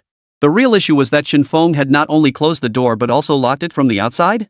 But the most crucial thing was the look in Xin Feng's eyes. Why did it make him feel so sick? Especially that smirk on Xin Feng's face. Why did Zhang Qingfeng suddenly feel a tightening in his rear? What the hell does this old bastard want? Zhang Qingfeng furrowed his brow and addressed Xin Feng. Xin Guosher, what exactly are you doing? Seeing Zhang Qingfeng's office completely empty, Xin Feng knew he was the first to arrive. A sense of satisfaction welled up inside him. Now I get to see it first. Little did he know, Xin Feng's expression at that moment sent a chill down Zhang Qingfeng's spine. Seeing Xin Feng say nothing and take 2 steps forward, panic began to set in. Just as Zhang Qingfeng was about to rise, Xin Feng flashed him a smile. Commander Zhang, what about the proposal Yun Chen sent over? Bring it out so I can take a look. Zhang Qingfeng instantly breathed a sigh of relief. If you want to see the proposal, just look at it. Why lock the door? You gave me quite a scare. I thought you were going to do something. I've got thousands of soldiers here at Air Force headquarters. What are you afraid of, someone stealing it? Zhang Qingfeng opened the safe, retrieved the design blueprints for the spacefighter inside, and handed them to Shenfeng. Shenfeng took them with excitement and sat down on the nearby sofa to study them. Zhang Qingfeng had barely sat down when a series of urgent knocks echoed through the room. Thud. Thud. Thud. Then he saw the doorknob of his office door shaking violently as if someone were pulling on it with all their might. This left Zhang Qingfeng momentarily stunned. Someone was really trying to steal something? After spending most of the day at Air Force headquarters, someone dared to come to my office to steal something? Did they really think my thousands of soldiers were just for show? Zhang Qingfeng rose to open the door, determined to see what was going on. But Xin Feng's startled cry froze him in his tracks. Chapter 195, weren't you guys just ranting away? It really is a 10th generation fighter jet. After taking the blueprint, Xin Feng reached this conclusion after reading only the opening section. He then became completely engrossed in the aerospace fighter design blueprint compiled by Yun Chen. The intricate formulas, detailed data, and especially the brilliant arguments captivated him completely, leaving him utterly entranced. Even the loud knocking outside couldn't distract him in the slightest. He was utterly captivated by the proposal in his hands. Zhang Qingfeng, however, was stunned speechless by Xin Feng's sudden exclamation. His hand, poised to open the door, froze mid-air. He whipped his head around, staring at Xin Feng in utter shock. What had Xin Guosher just said? A 10th generation fighter jet? Combined with the blueprint Xin Feng held in his hands, how could Zhang Qingfeng not understand? This aerospace fighter was the 10th generation fighter. He never imagined the space aircraft he'd been dreaming of would be a 10th generation fighter. Their entire East China Army group had only one J-20 that was a 6th generation fighter. And it cost a staggering 3 billion yuan. This space aircraft was a 10th generation fighter a full 4 generations ahead of the J-20. And it only costs 1 billion yuan? This is a 10th generation fighter. Its cost is actually lower than a 6th generation fighter? Zhang Qingfeng didn't even bother closing the door as he hurried over to Xin Feng and spoke up. Shen Guosher? Is what you just said true? This aerospace fighter is truly a 10th generation fighter? MHM.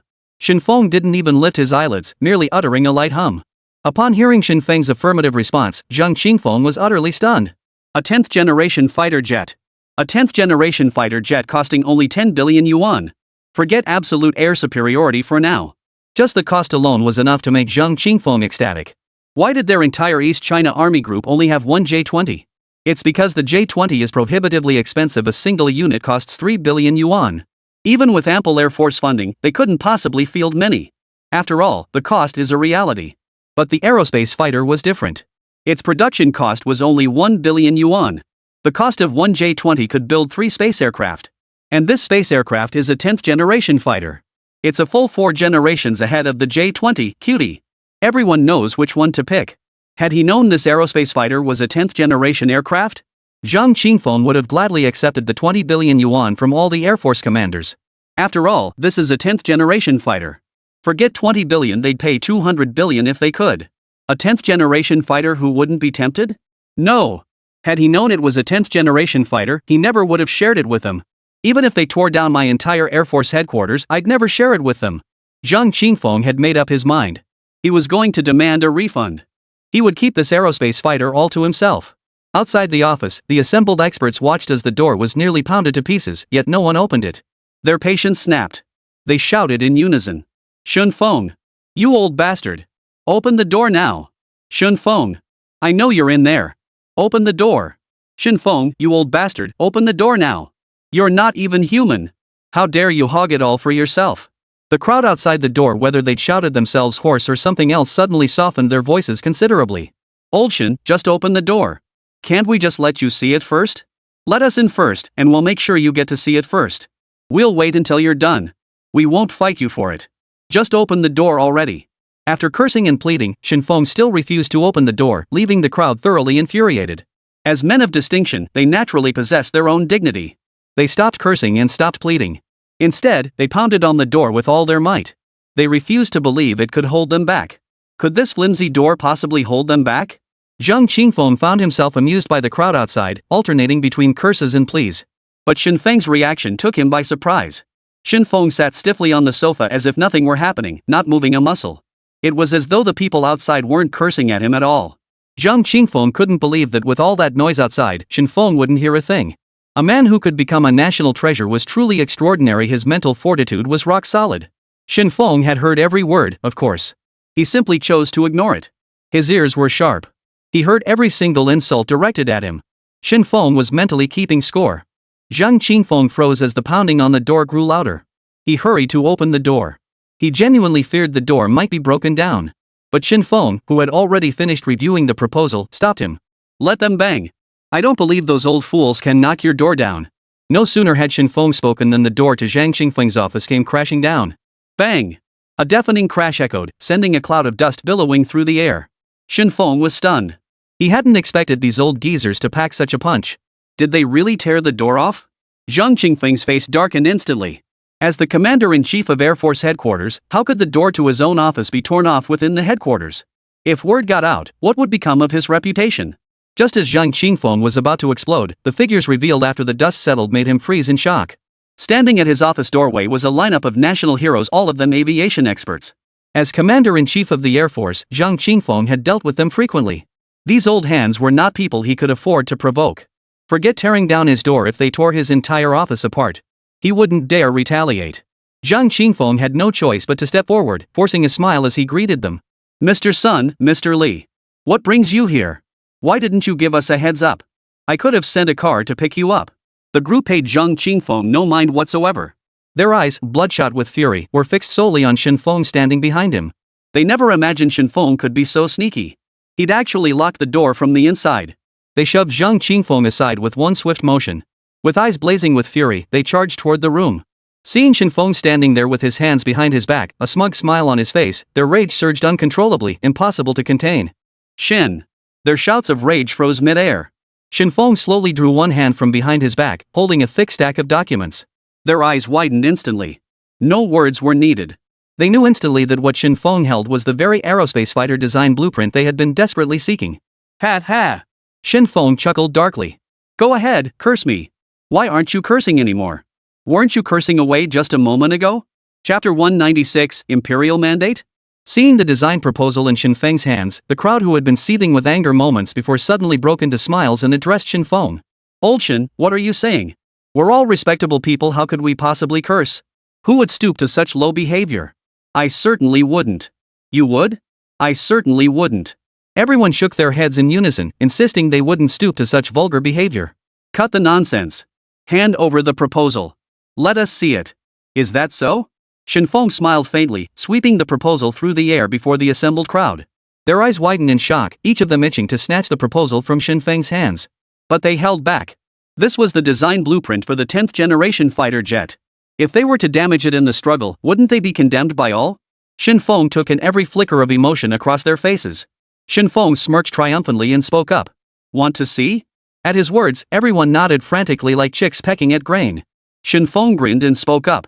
If you want to see it, get in line. Ha! Everyone froze in surprise. Line up? We're all national heroes here. Queuing up?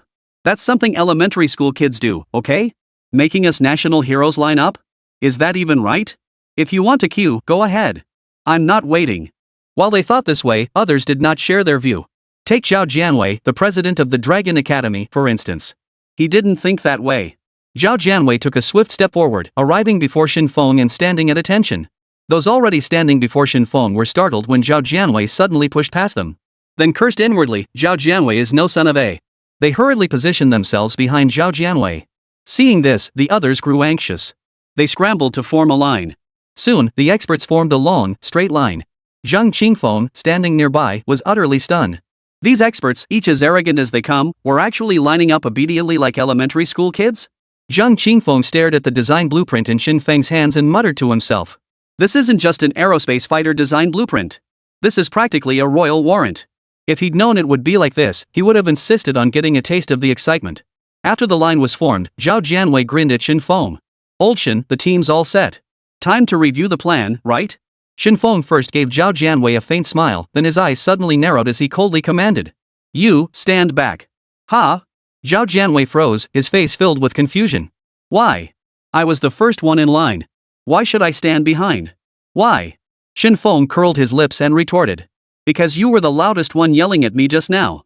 Zhao Jianwei froze for a moment before responding stubbornly. I didn't curse. Hearing this, the person behind Zhao Jianwei exclaimed, is that even possible? You did. You did yell. I'll vouch for it, you did. Ha ha. Shen Feng chuckled and said. Dean Zhao, if you don't go to the back, I won't show you this proposal. You. Zhao Jianwei was instantly furious, pointing at Shen Feng but unable to utter a word. He found Shen Feng's use of Dean utterly ironic. You know I called you director? And you're telling me to stand back? Not giving me any face at all? Hearing this, the others, now barred from seeing the proposal, grew furious and began berating Zhao Jianwei. Zhao Jianwei, what are you dawdling for? Hurry up and stand in the back. Don't delay our review of the proposal. We're still looking, even if you aren't. Hurry up and get to the back.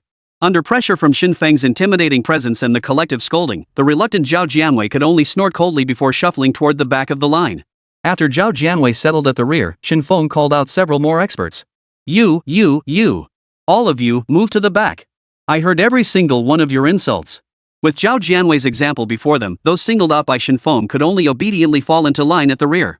In their hearts, they had already cursed that old bastard Shen Feng to death. They silently vowed to themselves that this grudge would be avenged.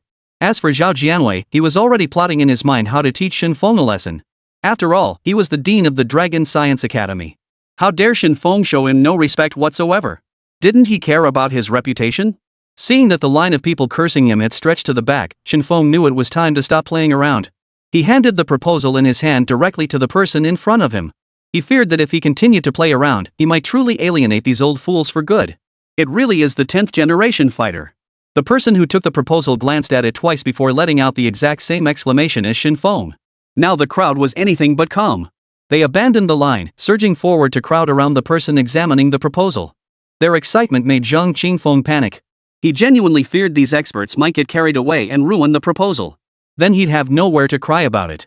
But as it turned out, Zhang Qingfeng had overthought it. Though the crowd's gasp stirred intense excitement within them, they were itching to snatch the blueprint and see it for themselves. But who were they? They were national treasures. Could national heroes stoop to such unprincipled behavior? Ministry of National Defense. Upon his return, Li Shan immediately summoned all heads of military factories to convene an emergency meeting. Inside the conference room, Li Shan distributed the design blueprints he had obtained from Yun Chen to everyone present. Seated at the head of the table, Li Shan spoke in a solemn tone. Time is of the essence. Review these while I explain. I've gathered you here today to assign you a crucial mission. The blueprints in your hands are for our nation's latest prototype fighter jet. I needn't emphasize their classified nature. The assembled personnel in the conference room nodded solemnly in unison. Li Shan continued. I need you to manufacture every single part depicted in these blueprints within 1 week. Quality and precision must meet all specifications. There can be no mistakes whatsoever. Can you do it? Although Yun Chen had given Li Shan 10 days, Li Shan knew that assembling the fighter jet was the most intricate and time-consuming part. By demanding the parts be completed within a week, he intended to secure ample time for Yun Chen. At this, everyone frowned deeply and fell silent. As the heads of a military factory, they dealt with parts every day. How could they not recognize just how intricate and precision demanding the components on those blueprints truly were? Completing production within a week is an impossible task. Seeing the group fall silent, Li Shan furrowed his brow and raised his voice. Answer me. Can you complete the task? Can you do it? Chapter 197. Did you leave your voice box at home? One man seated near the main position turned to Li Shan with a troubled expression. Minister Li, this isn't about whether it can be done. This is an impossible mission. These parts are so complex and the precision requirements are so high. With only a week to complete it, how could it possibly be done? Li Shan didn't respond immediately. Instead, he scanned the room and spoke. Is that what you all think? Though Li Shan's voice was calm, everyone could sense the anger lurking beneath it. They all fell silent, lowering their heads slightly. Li Shan's voice suddenly rose sharply. We are all soldiers. Unwavering fighting spirit and remarkable willpower. Are these just empty words? Of course I know there are difficulties. Does that mean we just give up when things get tough? Does that mean we back down when things get tough? Let me tell you this. Regardless of the difficulties, these parts must be manufactured within a week. Hearing Li Shan's reprimand, everyone bowed their heads even lower, not daring to breathe a word. Every expression on their faces was clearly visible to Li Shan, seated at the head of the table. Is it that you're not convinced? Do you think I'm making things difficult for you? Do you think I'm using my position as defense minister to pressure you? The crowd hurriedly looked at Li Shan, shaking their heads frantically. They hadn't thought any such thing. They simply believed this mission was truly difficult to accomplish. Ignoring their denials, Li Shan pressed on. Do you know why the blueprints I gave you don't include an engine? It's not that I don't trust you or fear leaks. You're all heads of military factories. You should understand how crucial an engine is to a fighter jet, right? You should also know that the components for this engine are far more complex and intricate than the parts you currently handle, right? The men nodded in unison. As heads of military factories, they were well aware of this fact. Listen up! Li Shan's voice suddenly rose sharply. Yun Chen alone can complete this fighter jet engine within 10 days. And you, with all your manpower, can only produce some relatively complex components. And you're telling us you can't finish it? What? Li Shan's words instantly drew gasps from the crowd. Finish it in 10 days? And by just one person? The parts on these blueprints were so intricate, with such high precision requirements they knew it without even thinking. The engine itself would be far more complex than these parts, with even greater precision demands. Their first reaction was skepticism. How could such a complex engine possibly be completed in 10 days? Especially by a single person. But the doubts in everyone's minds were quickly dispelled. Because the speaker was Li Shan. Li Shan was the Minister of National Defense. He had absolutely no reason to deceive them. If Li Shan said it, it must be true. Indeed. He could accomplish it single-handedly. With so many of them, what reason could there be for them not to succeed? And, before Li Shan could finish, someone seated near the main position stood up abruptly and addressed him. Minister Li, please stop there. We will definitely complete the task. His words seemed to carry a magical force, prompting everyone in the meeting room to rise and pledge their commitment to completing the task. Excellent. Li Shan beamed with delight at the sight of his team brimming with fighting spirit. I know this mission is exceptionally challenging. But with everyone working together, I have no doubt you will succeed. After the airshow concludes, I will personally commend your achievements. United States. Rog, the director of the Military Research Institute, pushed open the door to the temporary office of Defense Secretary Alex with a delighted expression. Secretary Kess, good news. Great news. Oh? Seeing Rog's beaming expression, Alex paused in surprise. What kind of news has you so excited? Has the fighter jet been built already? Rog shook his head, his voice brimming with excitement. We've made another major breakthrough during the fighter jet's construction. Once the new fighter jet is completed, we'll rival the performance parameters of 8th generation fighters. What? Alex exclaimed, leaping from his chair and pacing rapidly before Rog, his voice trembling with excitement. Is that true? Can they truly rival the Bata fighter? Yes. Rog nodded firmly. Fantastic. Alex slapped Rog's shoulder in excitement. His heart, which had been in his throat, finally settled. With an 8th generation fighter jet in the lineup, could anything go wrong at this airshow? Alex knew this airshow was in the bag. Alex smiled at Rog. Director Rog, you've worked tirelessly these past few days. After the airshow concludes, I'll personally recommend you for commendation. South China Group Army, Air Force Headquarters. The moment Yun Chen reached the door of Zhang Qingfeng's office, he was completely dumbfounded. Not only was he stunned, but the orderly who had brought him there was equally bewildered. The door bearing the 5 characters Commander's office lay sprawled flat on the floor. The interior was completely exposed. The commander's office was packed to the rafters with people. People were seated on the sofa, the coffee table, and even Zhang Qingfeng's own desk. Zhang Qingfeng stood in the corner, looking utterly defeated. Had Yun Chen not previously crossed paths with the people seated in the office during his time at the Defense Technology Center, he would have assumed Zhang Qingfeng was being hounded by loan sharks demanding repayment. It turned out that after Shin Feng handed the proposal to these experts, they found reviewing it one by one too slow. Add to that the gasps over the 10th generation fighter jet. They were already itching to see it, so they decided to look at the proposals separately. So each person clutched a proposal, reading it with rapt attention. They'd run all the way over and knocked on the door for ages, so they were completely exhausted. They didn't bother distinguishing between tables and coffee tables, they just plopped down wherever they could. Zhang Qingfeng had intended to lead them to the conference room, but they were all engrossed in the proposals. How could they possibly follow him there? Naturally, no one responded to Zhang Qingfeng's suggestion. This was the scene Yun Chen witnessed. Zhang Qingfeng caught sight of Yun Chen by the doorway out of the corner of his eye. He froze for a moment. Then his face lit up with delight. He tiptoed to the doorway and exclaimed happily to Yun Chen. Yun Chen, what brings you here? Have you finished the blueprints? Yun Chen nodded in astonishment, seemingly still reeling from the earlier confusion. Truthfully, Yun Chen had already processed it. But when he saw Zhang Qingfeng tiptoeing out, he was stunned all over again. This is your office, after all? Why did you have to sneak in like a thief? And I thought you had a pretty loud voice? Why are you speaking so softly now? Did you leave your vocal cords at home? Chapter 198, Women? They only slow down aircraft production. What Yin Chen didn't know was that Chu Lan walked on tiptoes. And spoke so softly was entirely because, just moments ago before Yin Chen arrived, He'd merely walked a bit too loudly, startling the experts reviewing the blueprints. He'd been scolded mercilessly. Zhang Qingfeng dared not speak up. After all, these experts were all aviation specialists, and he was the Air Force Commander-in-Chief. Zhang Qingfeng was desperate for their expertise. How could he possibly risk offending them? He could only stand quietly in the corner, saying nothing. Seeing Yun Chen's stunned expression, Zhang Qingfeng assumed he hadn't heard clearly. Pulling Yun Chen aside, he raised his voice slightly and asked, "You're here to build aerospace fighters?" Yun Chen shook his head with a smile and replied, "Didn't Director Li tell you? I'm here to build the engine." "Engines?" Zhang Qingfeng froze in surprise. "What did Director Li tell me?" "He just told me to deliver the prepared materials to him. Nothing else." Yun Chen then recounted the entire aviation exhibition matter to Zhang Qingfeng in detail. After hearing this, Zhang Qingfeng understood why Li Shan had been so urgently demanding he deliver the materials. Building a fighter jet in a month was indeed a tight schedule. There was no time to waste. Originally, when Zhang Qingfeng learned that this aerospace fighter was actually a 10th generation fighter, he had no intention of handing over the materials to Li Shan. Even if Li Shan had come personally to request them, he wouldn't have handed them over. But upon learning about the airshow, he not only agreed to provide the materials but insisted on delivering them personally to Li Shan. This airshow was a matter of national importance for the entire Dragon Nation. Zhang Qingfeng understood the stakes clearly. He wouldn't jeopardize such a critical endeavor for his own petty interests. He also understood the urgency of the situation, so he wasted no more words. He hurried to the warehouse with Yun Chen in tow. Once Yun Chen had selected the materials for manufacturing the engines, Zhang Qingfeng immediately arranged for the remaining materials to be loaded onto trucks.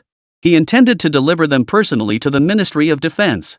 Before departing, Zhang Qingfeng told Yun Chen to speak up if he encountered any difficulties. He would provide full support. After Zhang Qingfeng departed, the vast factory floor lay empty save for scattered materials and Yun Chen alone.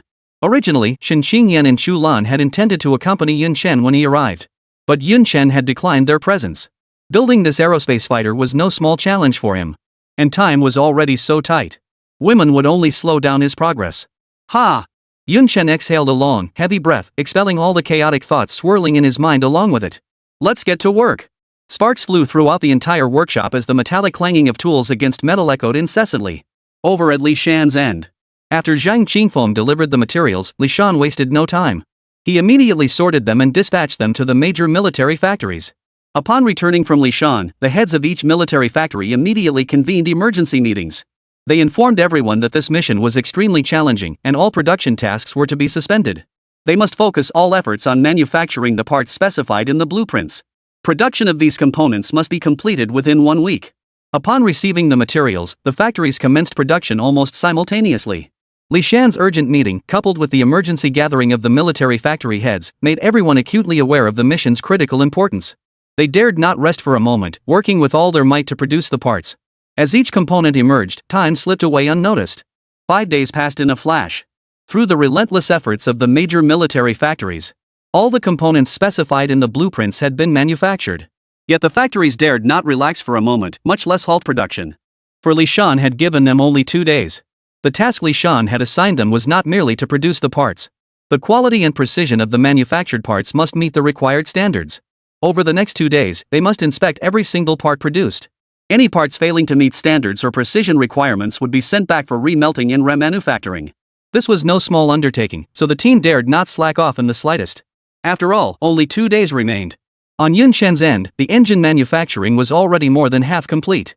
For the past 5 days, Yun Chen hadn't stepped outside the factory building once. Zhang Qingfeng had meals delivered to Yun Chen 3 times a day.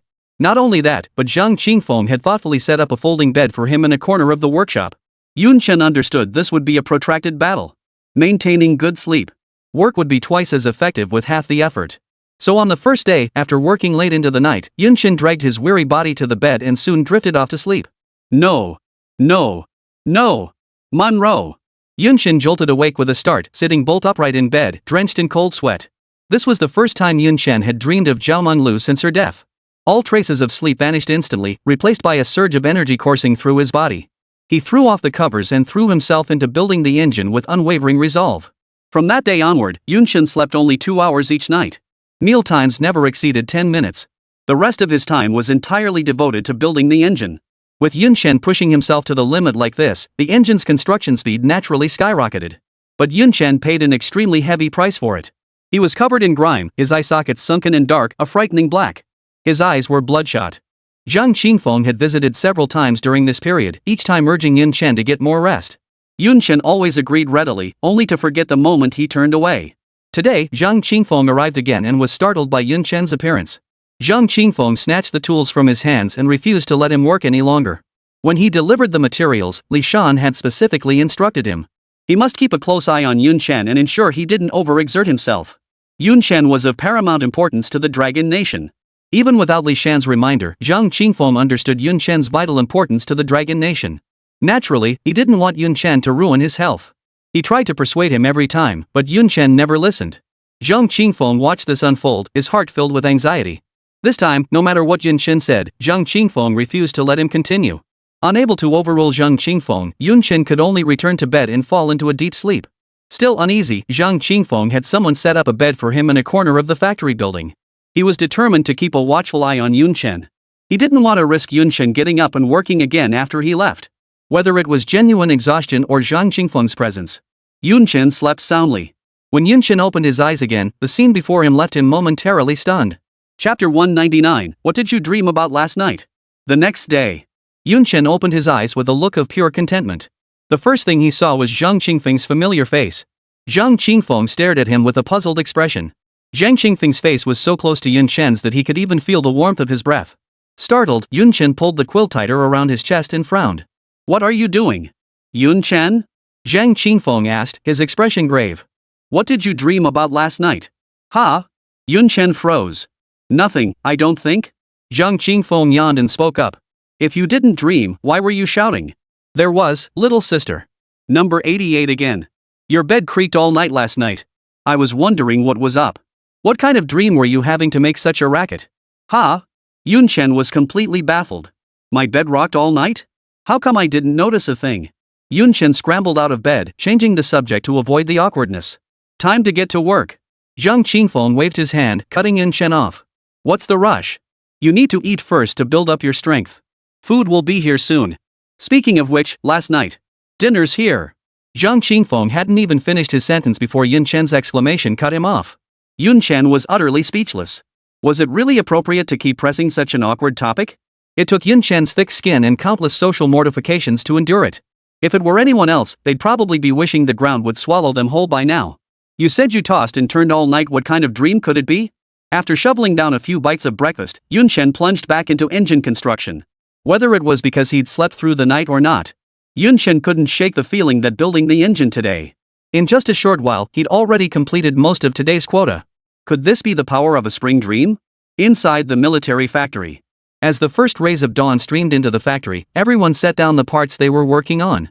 After a day and night of relentless effort, every defective part had been meticulously sorted out.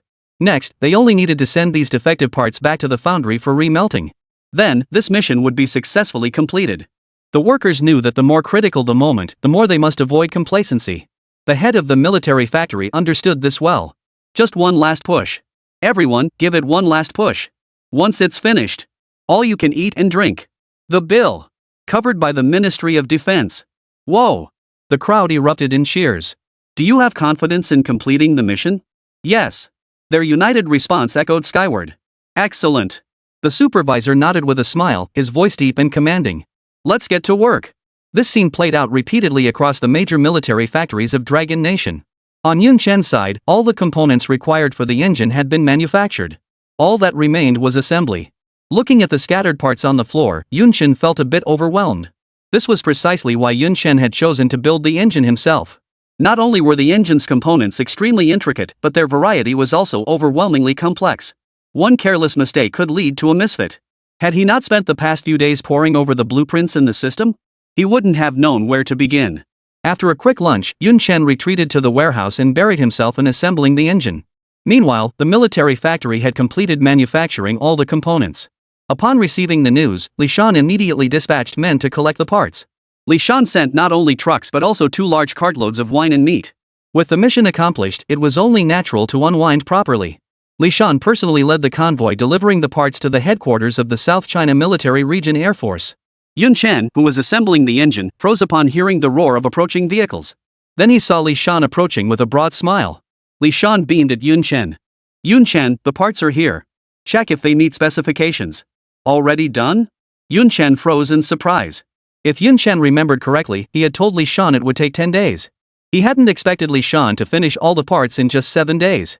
Yun Chen randomly inspected a few parts. The precision and quality were both quite high.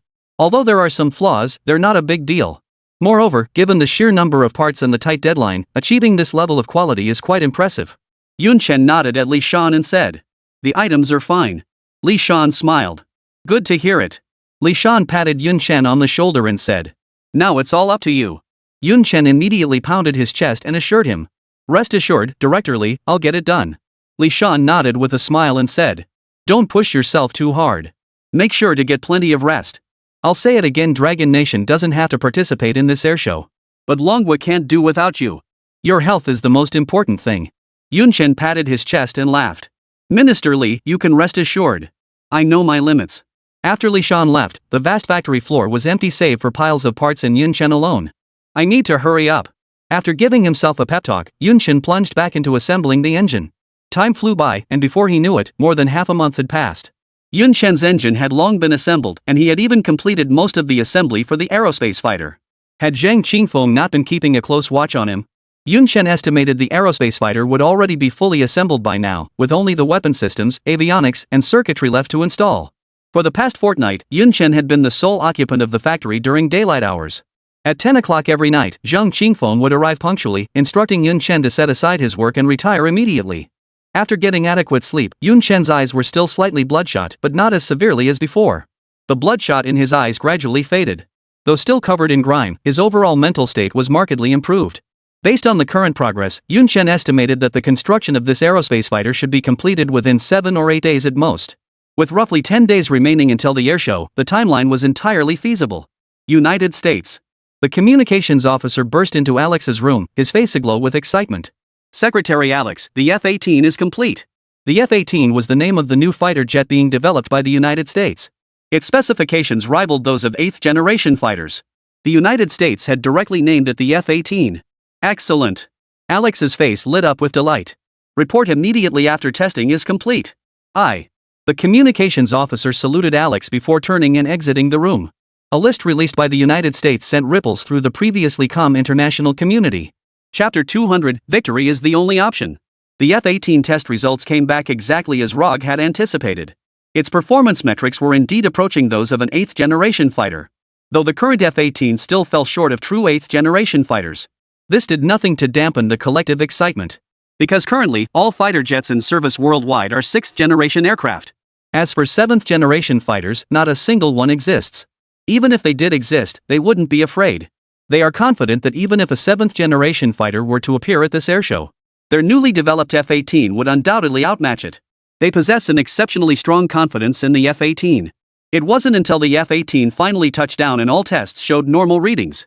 Only then did Alex's anxious heart truly settle.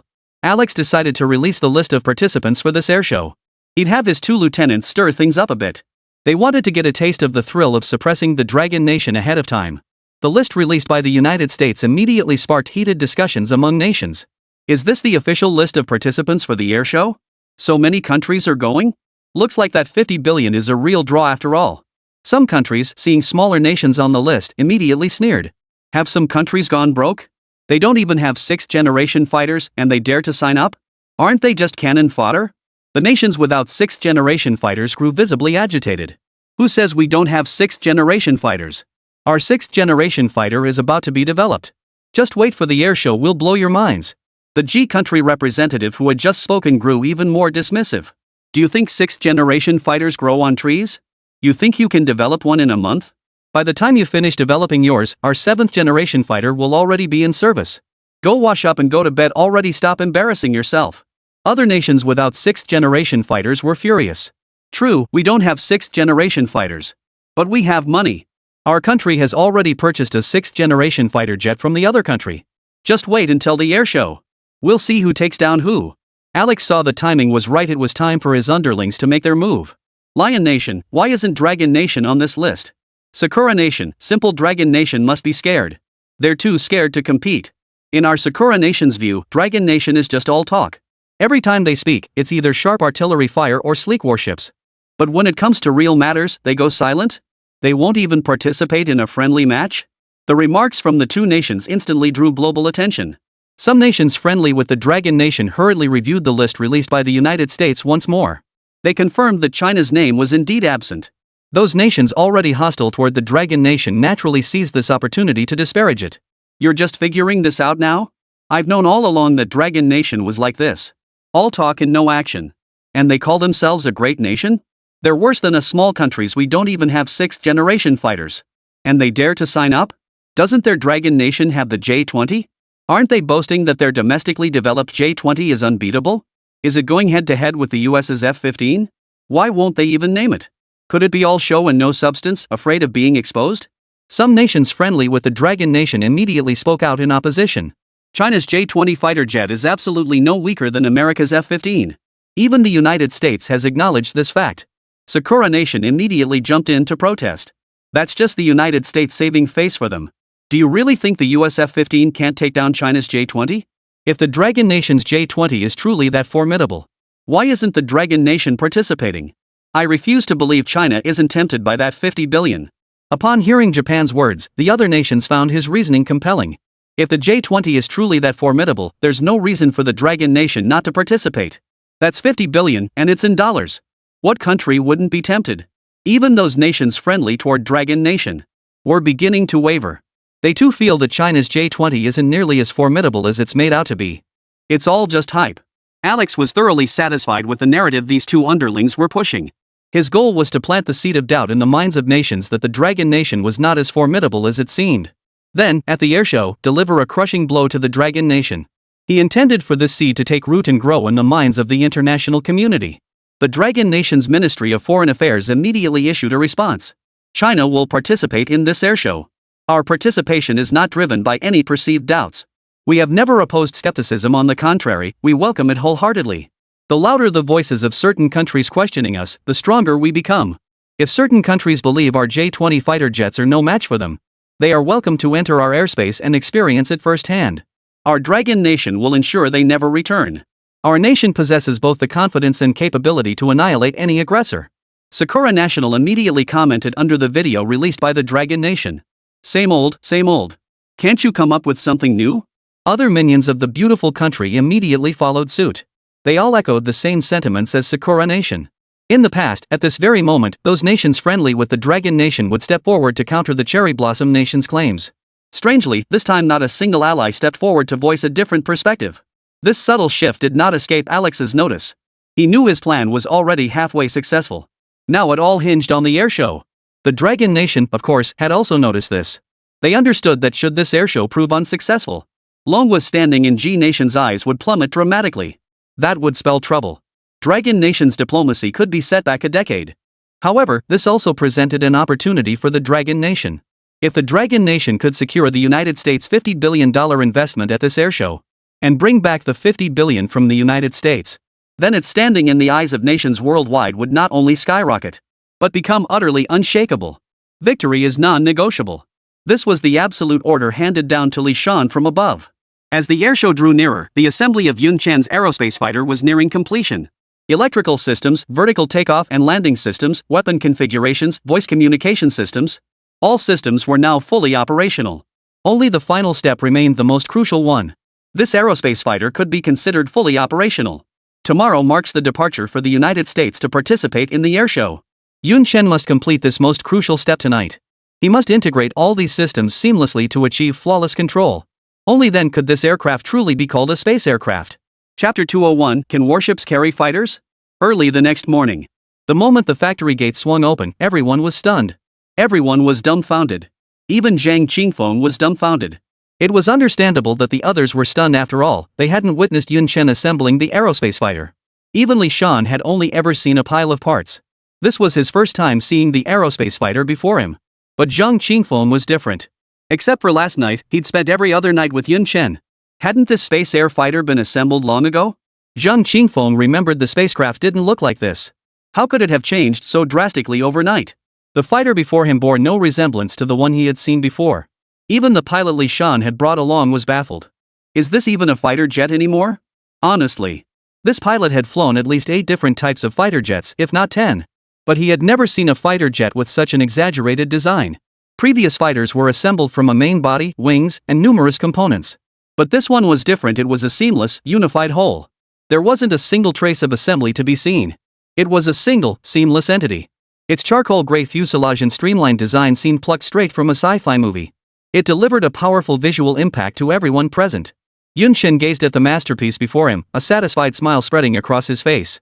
After a month of grueling work, this aerospace fighter jet was finally complete. There was no time for testing, however, as today marked the day the United States was hosting its air show. The United States naturally wouldn't permit fighter jets from other nations to enter its airspace. The venue for this airshow was an uninhabited island in the North Sea. Many nations had already positioned their aircraft carriers at designated locations the day before the event. As for the aircraft participating in the airshow, they were all covered in black cloth, wrapped up tightly. Even the United States was no exception. Until the moment the airshow commenced, no one knew exactly which model of fighter jet the United States would be fielding. As time ticked away, the moment of the airshow's commencement drew ever nearer. By then, nearly all participating nations had arrived. Only the Dragon Nation was missing. Nations hostile to the Dragon Nation naturally seized this opportunity. Take Sakura Nation, for instance. Representing Sakura Nation at this airshow was its Minister of Defense. Yo ******** O Kimura. Kimura yo ******* O scanned the area but saw no sign of the Dragon Nation's aircraft carrier. A faint, cold smile touched his lips as he spoke. Didn't Dragon Nation say just 2 days ago that they would participate in this airshow? Where are they? If you're afraid, just say so. Why put up a front? Kimura yo ****** O delivered these words over the carrier's public address system. Everyone present heard it loud and clear. The people from the United States immediately chimed in. Exactly. If you're afraid to come, just admit it. Why insist on accepting scrutiny? Is this questioning? This is clearly the truth. Okay. Che Shirguo chimed in. Dragon Nation is just scared their J-20's undefeated myth will be shattered. I seriously doubt the J-20 is even a 6th-generation fighter. The specs they released must be fake. Other nations hostile to the Dragon Nation echoed these sentiments. The Dragon Nation's seat among the 5 permanent members of the Security Council is entirely based on their exaggerations. When I return, I'll recommend our foreign ministry take a few lessons from Dragon Nation. Blow their own trumpet more. Who knows? Maybe we could secure a permanent seat too. These remarks immediately drew uproarious laughter from the G-Nation delegation. In truth, the G-Nation delegation knew full well that countries like Sakura Nation and Jade America had long been at odds with Dragon Nation. Their remarks were nothing more than attempts to belittle the Dragon Nation. Yet no one spoke up to refute them, not even those G-Nations that had maintained friendly relations with the Dragon Nation, did not speak up to defend the Dragon Nation.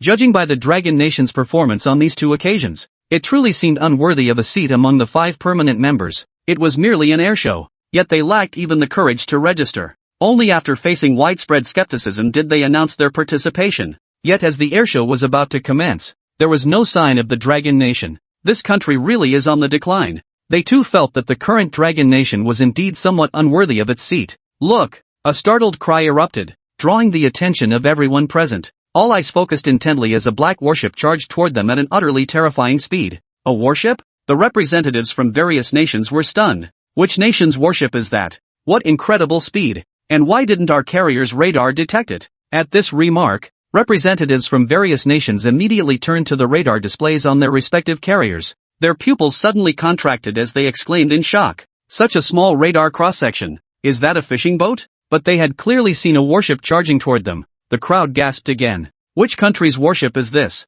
Not only is it incredibly fast, but it can even fool radar? And its radar invisible too. It's important to note that the radar detection range for most nations' aircraft carriers is around 100 nautical miles. The United States can reach as far as 120 nautical miles. Yet before they spotted this warship, their radar showed no anomalies whatsoever. Not even a single warning signal. A warship that could evade radar? They'd never seen anything like it before. They'd never even heard of such a thing before. Everyone was stunned, eager to see what kind of black technology from which country could be so incredibly advanced. Alex immediately grabbed his binoculars. The moment he saw the Dragon Nation's G-flag fluttering in the wind atop that black warship, his face instantly darkened. When had the Dragon Nation acquired such an outrageously advanced warship? Why hadn't the United States received any intelligence about this? As the black warship drew nearer and nearer, everyone else naturally saw the Dragon Nation's flag fluttering in the wind atop the warship. It's Dragon Nation! This cry of shock instantly darkened the faces of representatives from Sakura Nation,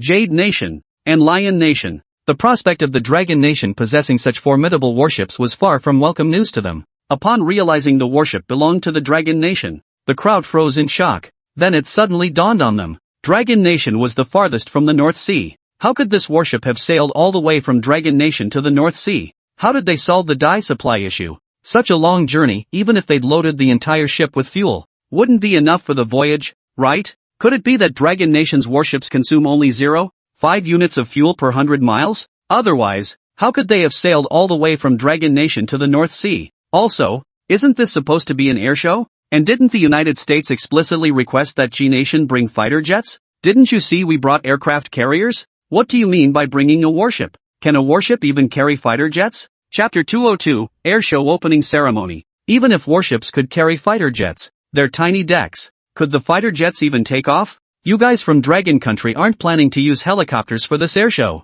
are you? Helicopters and fighter jets, are they even in the same league? Just as the G-Nation crowd was puzzled, a hearty laugh rang out from the warship. Ha ha ha ha, my Dragon Nation, we're not late, are we? The speaker was none other than Li Shan, the Dragon Nation's defense minister. As his words fell, the warship executed a flawless drift, sending up a massive spray of water. The warship now positioned before them was none other than the Lanzhou, the vessel Yun Chen had previously modified at the naval headquarters. Given that the Dragon Nation was the farthest from the North Sea, traveling at carrier speed, it would have required departure at least 2 days earlier to arrive on schedule. However, Yun Chen's aerospace fighter hadn't been completed the night before the airshow began. There was simply no way it could be ready in time. Li Shan immediately thought of the Lanzhou warship Yun Chen had previously modified. At the Lanzhou's speed, departure on the very day of the airshow's opening would still be feasible. Moreover, the Lanzhou warship was nuclear-powered, eliminating any fuel concerns. Once the Lanzhou warship came to a complete stop,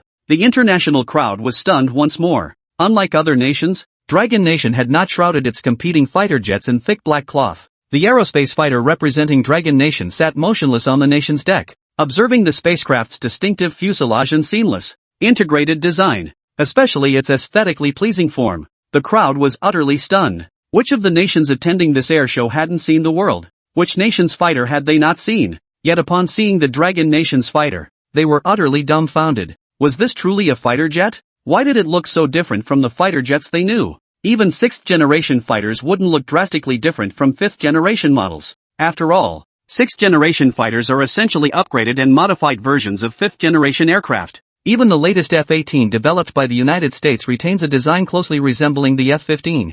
Needless to say, everyone knew this must be the Dragon Nation's latest fighter jet. The only question is how it performs. However, they had parked the fighter on a warship, and the ship's deck wasn't particularly spacious to begin with. After landing the fighter, there's barely any space left. Can this fighter even take off? When Alex saw the Dragon Nation fighter jet and its distinctive design, he was genuinely taken aback. He hadn't expected the Dragon Nation to have actually developed a new fighter jet. If it weren't for their newly developed F-18, whose specifications rivaled those of 8th-generation fighters, this airshow might have ended in disaster. However, Alex was only slightly surprised. Regarding this airshow, he felt not the slightest concern. He had unwavering confidence in his nation's newly developed F-18. Even if Dragon Nation unveiled a new fighter jet, he was confident they could be defeated. Upon learning of Dragon Nation's new fighter jet, nations hostile to Dragon Nation, such as Sakura Nation, Jade America, and Lion Nation, their expressions darkened considerably. How long had it been since the Dragon Nation developed the J-20,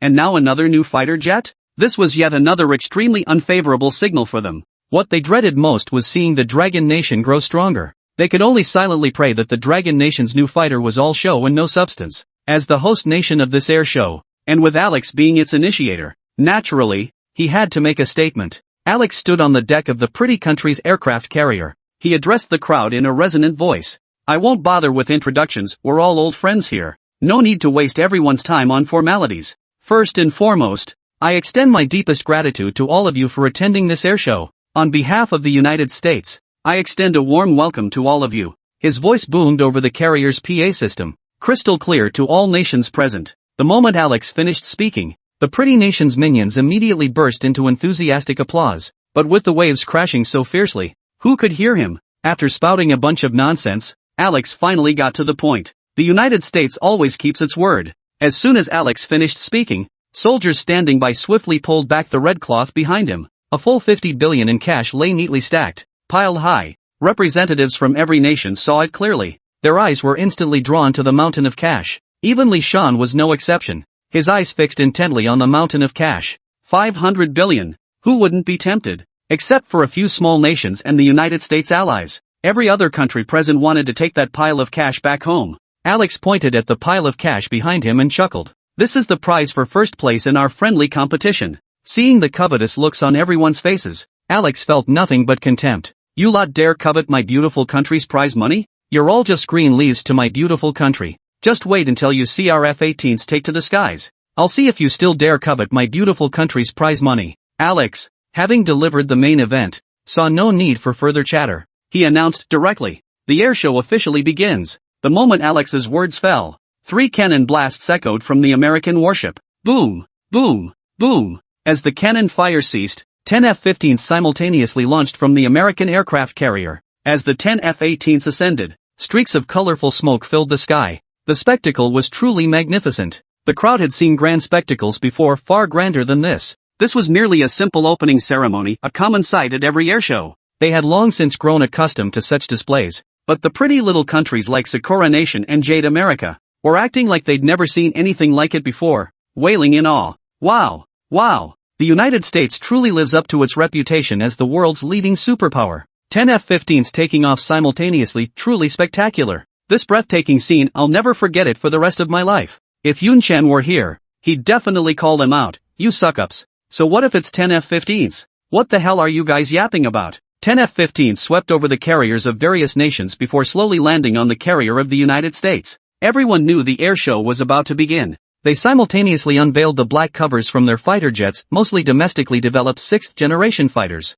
Some nations displayed 6th-generation fighters purchased from other countries. Countries like Sakura Nation and Jade America, however, fielded exclusively F-15s. Every fighter participating in this airshow was a 6th-generation model. Not a single 5th-generation fighter was present. However, the fighter jet concealed beneath the black cloth of the United States left everyone stunned. Chapter 203, the United States' new fighter aircraft. As they caught sight of the aircraft on the American aircraft carrier, their expressions turned grave. Countries like Japan and others let out waves of gasps. Wow! So this is the aircraft the United States brought to the airshow. They look so majestic, so dominant. Other nations, though not as effusive as Japan and others, but the solemn expressions on their faces made it clear, the American fighter jets were truly extraordinary. This fighter jet from the United States bears an extremely similar design to the F-15. However, its weaponry configuration is far more advanced than that of the F-15. Moreover, from an aesthetic standpoint, the overall design of this fighter exudes far more imposing presence than the F-15.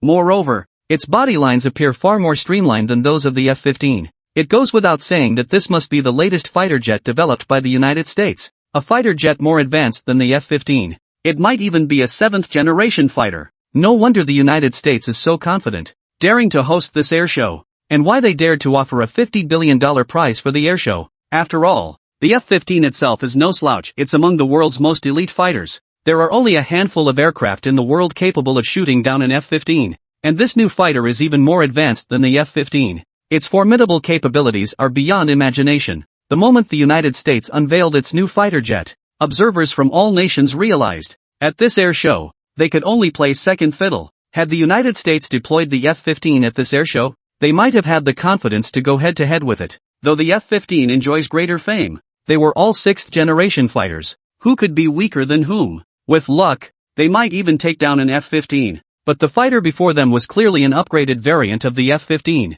They weren't even absolutely certain they could defeat an F-15, let alone an upgraded version. Upon seeing the United States' new fighter jet, Li Shan's expression remained largely unchanged. Lanhua had long anticipated that the United States would unveil a new fighter jet, which was precisely why they had organized this air show. Therefore, Li Shan felt no surprise whatsoever. Once all the participating nations' fighter jets had unveiled themselves, the air show officially commenced. The air show was actually quite straightforward. Fighter jets from various nations took turns circling the sky, performing complex maneuvers, thus showcasing the capabilities of their aircraft. The order of appearance followed the sequence of registration. As the organizer of this air show, the United States naturally took the stage first. Although this demonstration did not showcase weapon systems, all nations' representatives were glued to the screen, fixated on the United States' new fighter jet. They were eager to see what made this upgraded F-15 special. Is it superior to the F-15? Or merely a cosmetic upgrade? The answer was about to be revealed. The United States F-18 had been standing by on the runway for some time.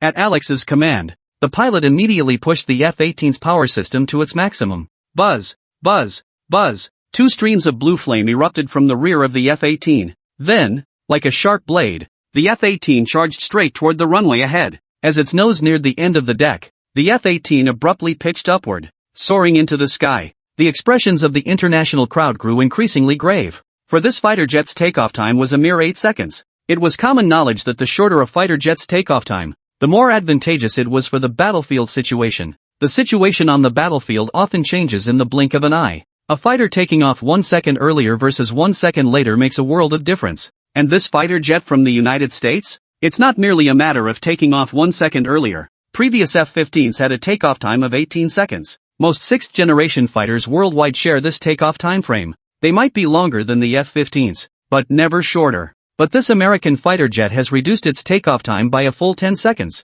In wartime, while your fighter is still taxiing, their fighter jets would already be airborne. How could you possibly fight? But the real shocker was yet to come. In just over 20 seconds, the American fighter jet had already reached an altitude of 800 meters above ground. Such terrifying climb rates. How could anyone not be alarmed? After all, a fighter jet at 800 meters altitude is already in combat readiness. In other words, this American fighter jet could go from takeoff to combat readiness in just over 30 seconds. In contrast, the older F-15, let alone its takeoff time, would require at least 50 seconds to climb to 800 meters after takeoff. It simply couldn't reach combat readiness in under 50 seconds. In other words, the old F-15 required at least a minute and a half from takeoff to combat readiness. This limitation isn't unique to the F-15, it applies to all 6th generation fighters worldwide. Their time to reach combat readiness is invariably longer than that of the F-15, never shorter. Even China's J-20 is no exception. Yet this American fighter has cut that time in half. Though nations have yet to see a 7th generation fighter, they estimate that, even if a true 7th generation fighter were to emerge, its takeoff time and climb rate wouldn't necessarily surpass those of the American fighter. Bang, bang, bang, boom. For successive sonic booms confirmed their suspicions. This fighter jet from the United States is undoubtedly superior to any 7th generation fighter. Though no nation has yet produced a 7th generation fighter, all are undoubtedly researching it. Research data indicates that 7th generation fighters cannot exceed Mach 3. Yet this American fighter jet had already reached a staggering Mach 4. The 4 sonic booms were the most compelling proof. The expressions on everyone's faces instantly turned grim. With such a terrifying fighter jet in its arsenal, the United States, it completely saps any desire to resist. The time required for takeoff and ascent is another matter entirely. Just that Mach 4 speed alone, it was utterly beyond reach. Consider that today's 6th generation fighters can barely reach Mach 2 at their absolute peak. And that's only achievable by the absolute elite, the US's F-15, China's J-20, and Russia's Su-57. Most other 6th generation fighters only manage speeds in the 1x Mach range. How could anyone possibly resist? Your missiles haven't even locked on yet, and they're already gone. Their speed is twice as fast as yours. And this is merely their demonstrated speed, their firepower configurations remain unknown. Everyone concluded that this American fighter was most likely an 8th generation aircraft. However, the American fighter's next move caused everyone's expressions to change once more. Chapter 204, Why Should I Applaud? The American fighter jet plunged vertically toward the sea surface at Mach 4. The massive sonic boom reverberated through the air, making everyone's ears ache. As the fighter jet soared higher and higher above the sea, the shock on everyone's faces grew deeper. What is this pilot trying to do? At such high speed, isn't he afraid of not being able to pull up? Had he lost control? Everyone knew the American pilot was trying to show off his skills. First, an extreme dive, then a sudden nose-up pull. But no fighter jet dives at full throttle. Typically,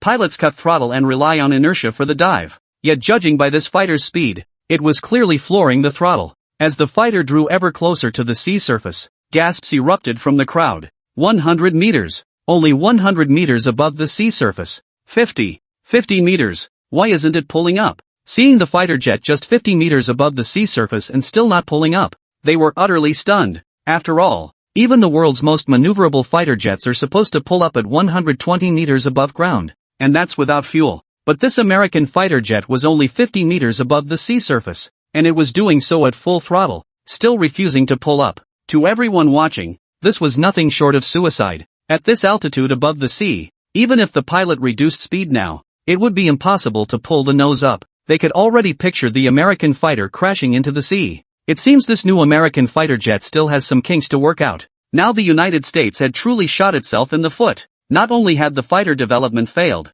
but they'd also lost 50 billion. Without this fighter, relying solely on their F-15s, they were still confident they could give it a run for its money in the friendly competition. Just as everyone was basking in their joy, an unexpected turn of events unfolded. Smiles froze on everyone's faces as eyes widened in disbelief. It was as if they had witnessed something utterly unbelievable. The American fighter jet, just 50 meters above the sea surface, suddenly pitched its nose upward at an impossible angle, shooting straight into the sky. Its tail fin skimmed the water's surface. The scene before them delivered a powerful visual shock to the international crowd. No one had imagined that at such high speed and so close to the water's surface, it could pull its nose up like that? No inertia?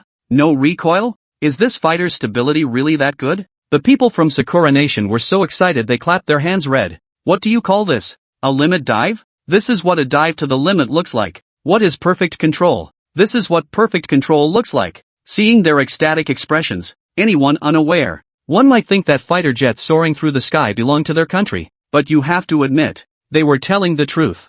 Yeah, to pull the nose up at such a low altitude over the sea, that truly qualifies as an extreme dive and flawless control. Seeing how formidable the United States' new fighter jet was, the representatives from other nations instantly wore bitter expressions. The last shred of hope in their hearts was utterly shattered. They knew this airshow would leave them playing second fiddle. Their sixth-generation fighters were no match for the American aircraft. Every shift in expression on their faces was meticulously observed by Alex aboard the carrier. He was thoroughly satisfied with their reactions. Beyond suppressing the Dragon Nation, this airshow served another purpose. There was another plan: to intimidate the nations of the world. Let them witness the true might of the United States. To make them understand who truly ruled this world. From their expressions, Alex knew the goal of intimidating the nations had been achieved. Next, it was Dragon Nation's turn. Alex shifted his gaze slightly forward, looking toward the direction where the Dragon Nation's delegation sat. The composed expressions on Li Shan and the others instantly froze the smugness on his face. Alex's expression darkened instantly. Staring at Li Shan and the others, he muttered under his breath, "You think developing a new fighter jet guarantees victory? Just wait until the friendly match, I'll see if you can stay so calm then." After taking off, the American fighter performed several high-difficulty maneuvers before landing on the deck of the American aircraft carrier. Alex addressed the gathered nations in a resonant voice. "This is our nation's latest fighter jet, the F-18. Well, did it meet your expectations?" The representatives from all nations could hear the pride in Alex's voice. Yet they had no grounds to argue, because Alex truly had every reason to be proud. This F-18 was undeniably formidable, whether willingly or reluctantly. The crowd from various nations applauded with smiles on their faces. Only Li Shan and his group stood expressionless on the deck. Applause? Is this thing really worth our applause? Our applause is reserved for space fighters. What class is this F-18? Does it even deserve our applause? Alex hadn't said anything yet. Kimura yo ***** from Sakura country was already displeased. "Why aren't you applauding? What's the matter? Doesn't such a terrifying fighter jet deserve your applause?" Li Shan never had much regard for these shorties to begin with. The long-standing enmity between the two nations aside, the recent provocations from the land of cherry blossoms alone had long made Li Shan look down on them. If not for the constant restraints from above, Li Shan would have sent troops to wipe out these damn shorties long ago. Now these shorties had the nerve to taunt him to his face. Could Li Shan possibly tolerate this? Of course not. Why should I applaud? Whether we clap or not is our own business. Who do you think you are? Yelling at us? What gives you the right? Though Kimura yo ***** couldn't understand Li Shan's meaning, he knew Li Shan was definitely not saying anything nice. Kimura yo ***** immediately cursed angrily. "Damn it! Hey!" Li Shan flew into a rage. "You called me a short, ugly bastard. How dare you insult me? Fire the electromagnetic railgun. Blow him to hell." Staring at the dark muzzle aimed directly at him, Kimura yo ***** froze in shock. What the hell is this Dragon Nation playing at? I just said bastard, and now they're blasting me? The representatives from other nations were equally stunned. They never expected the Dragon Nation to be this aggressive. Ready to fire cannons at the drop of a hat? How tough is that? And seriously, don't you guys have a clue? Japan is deploying an aircraft carrier. You know, you're aiming warship cannons at their aircraft carrier? Your nerve is getting a bit too big. Kimura yo ***** didn't get it at first. What did the Dragon Nation mean by pointing a cannon at him? But once he caught on, he burst into laughter. "Ha ha ha, are you guys planning to fire at me? Go ahead, fire at me then." A cold smile instantly spread across Li Shan's lips. "You asked for it. Chapter 205, blown right through? Li Shan was more than happy to oblige Kimura Yo Go's request. Seeing the situation, representatives from various nations hurriedly ordered their subordinates to move their aircraft carriers aside. Better safe than sorry if the Dragon Nation really opened fire. Collateral damage would be disastrous. The reckless Kimura Yo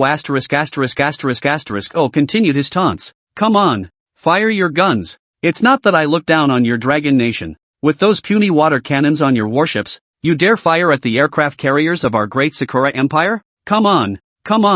I'll stand right here and let you fire. If you can scratch our carrier even once, I'll kneel down and kowtow to you 3 times, and call you grandfather 3 times. Li Shan burst out laughing upon hearing this. You can skip the grandfather part. I wouldn't want a grandson like you, but I'd be happy to take those 3 prostrations. Despite Li Shan's deeply insulting words, Kimura Yo remained unperturbed as he addressed Li Shan. What if your single salvo leaves my great Sakura Empire's aircraft carrier completely undamaged? What do you suggest we do? Li Shan tossed the question right back at Kimura Yo Go. Even though Li Shan had immense confidence in the electromagnetic railgun modified by Yun Chen, as the Minister of Defense of the Dragon Nation, he could never utter words like, if I lose, I'll kowtow to you 3 times. The Dragon Nation's people were nothing like those spineless weaklings from the Cherry Blossom Nation. The Dragon Nation would rather die standing than beg for mercy. Kimura Yo grinned and replied, simple. Let me fire one at you too. How about it? Fair enough, right? Kimura Yo Go's words drew looks of contempt from the crowd of various nations. Fair my ass. What caliber are your carrier guns? What's the caliber of those warship guns? How thick is the armor plating on your aircraft carrier? How thick is the armor on their warships? And you still dare call this fair? You Cherry Blossom country really has no shame, do you? Unless the Dragon Nation has lost its mind, they'd never agree. Not a single one would agree. But Li Shan's words left everyone from all nations stunned. No problem. I'll take those 3 heads off your hands. Make sure they crack. The crowd from all nations was utterly dumbfounded. He accepted? He actually agreed? That Dragon Nation has truly lost its mind. 1 shot from you would barely scratch their skin. 1 shot from them, and you'll be reduced to dust. How could they possibly agree to this? Has the Dragon Nation gone completely mad? Or do they have insane confidence in their own firepower? Alex heard the Dragon Nation agree outright. He was stunned. He had originally intended to step in and stop this farce so the airshow could continue. But unexpectedly, Dragon Nation agreed outright. Without lifting a finger, he could destroy one of Longgua's warships. And such a terrifying warship at that. Alex was quite pleased. Upon hearing Li Shan's immediate consent, Kimura Yo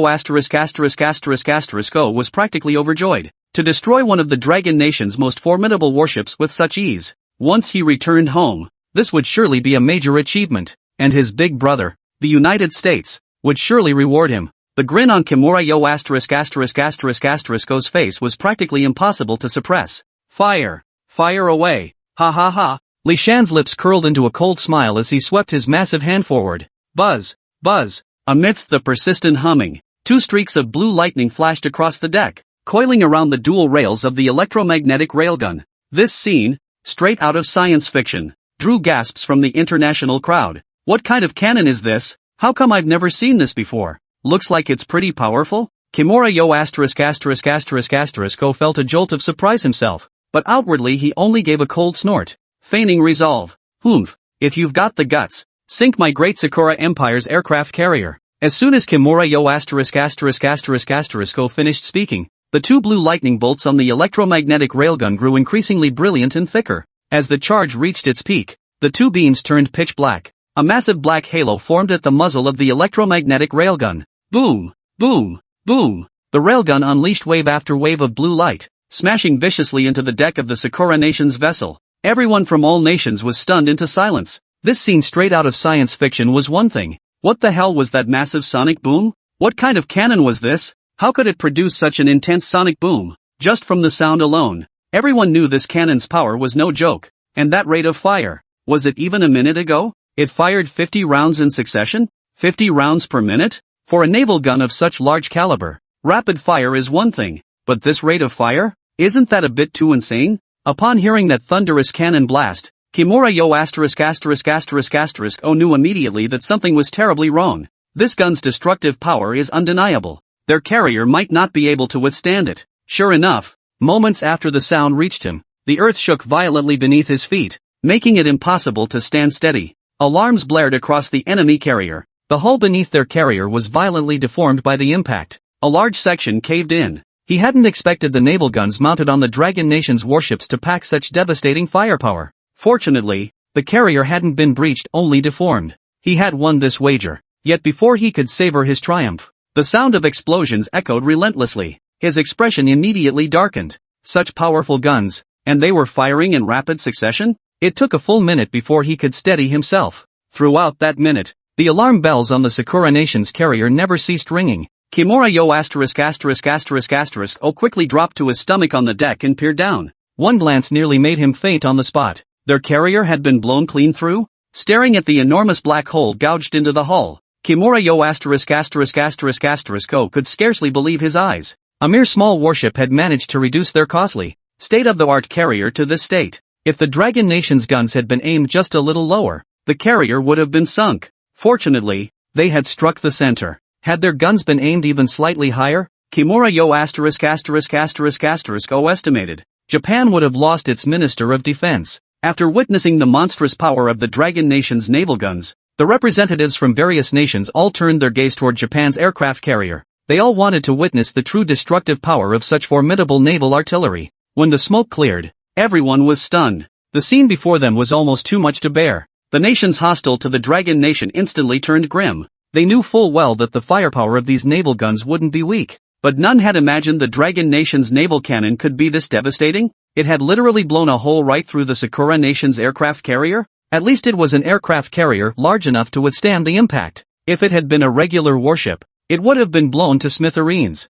Alex's face instantly turned grim. The spotlight on their American F-18s had been completely stolen by the Dragon Nation. But Li Shan's next words made Kimura yo *******'s face turn an even deeper shade of grim. Chapter 206, What the hell? Li Shan stared at the wreckage of the Japanese carrier, utterly stunned. He knew the electromagnetic railgun was formidable, but he hadn't expected it to be this devastating. Li Shan grinned widely and declared, "Kneel down. Make sure you bang it loud." The moment Li Shan finished speaking, Kimura yo ******'s already sullen expression darkened further, his face practically dripping with venom. The representatives from various nations watched Kimura yo ****** with amused expressions. Indeed, the wager from earlier was still fresh in everyone's minds. They couldn't help but feel a twinge of sympathy for Sakura Nation now. Why on earth did they have to provoke Dragon Nation? Now look at them, not only is their aircraft carrier about to be sunk, now they have to kneel and kowtow. So humiliating,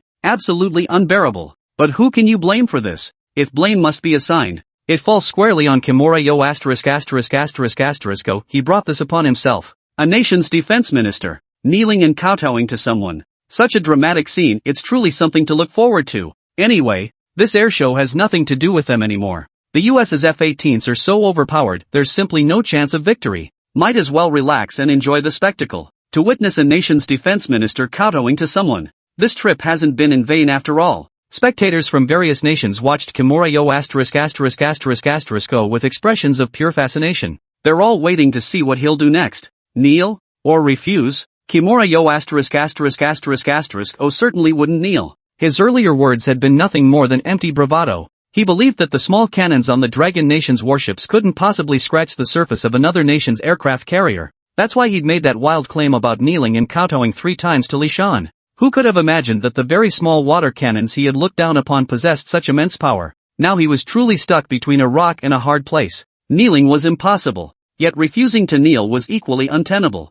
If he did kneel, the Sakura Empire would never recover its dignity. A nation's defense minister kneeling and kowtowing to someone? That would be a colossal laughingstock. If he knelt, he would be branded with eternal shame. But if he refuses, he'll be holding himself accountable for the bold promises he just made. And so many nations were watching right here. How would other nations perceive him if he refused? What would they think of the land of the rising sun? Just as Kimura yo ***** was at a loss for how to resolve the situation, the voice transmitted from the American aircraft carrier moved him to the point of tears. As Japan's loyal junior partner, Alex naturally wouldn't stand by and watch his subordinate get bullied. Enough! This farce ends here. The airshow shall continue. And Dragon Nation, you shouldn't push your advantage too far either. As soon as Alex finished speaking, countries like the United States of Jade, which were always eager to suck up to the United States, immediately chimed in. Exactly. You Dragon Nation shouldn't push your luck. Blowing up someone else's aircraft carrier, you're lucky they're not demanding compensation.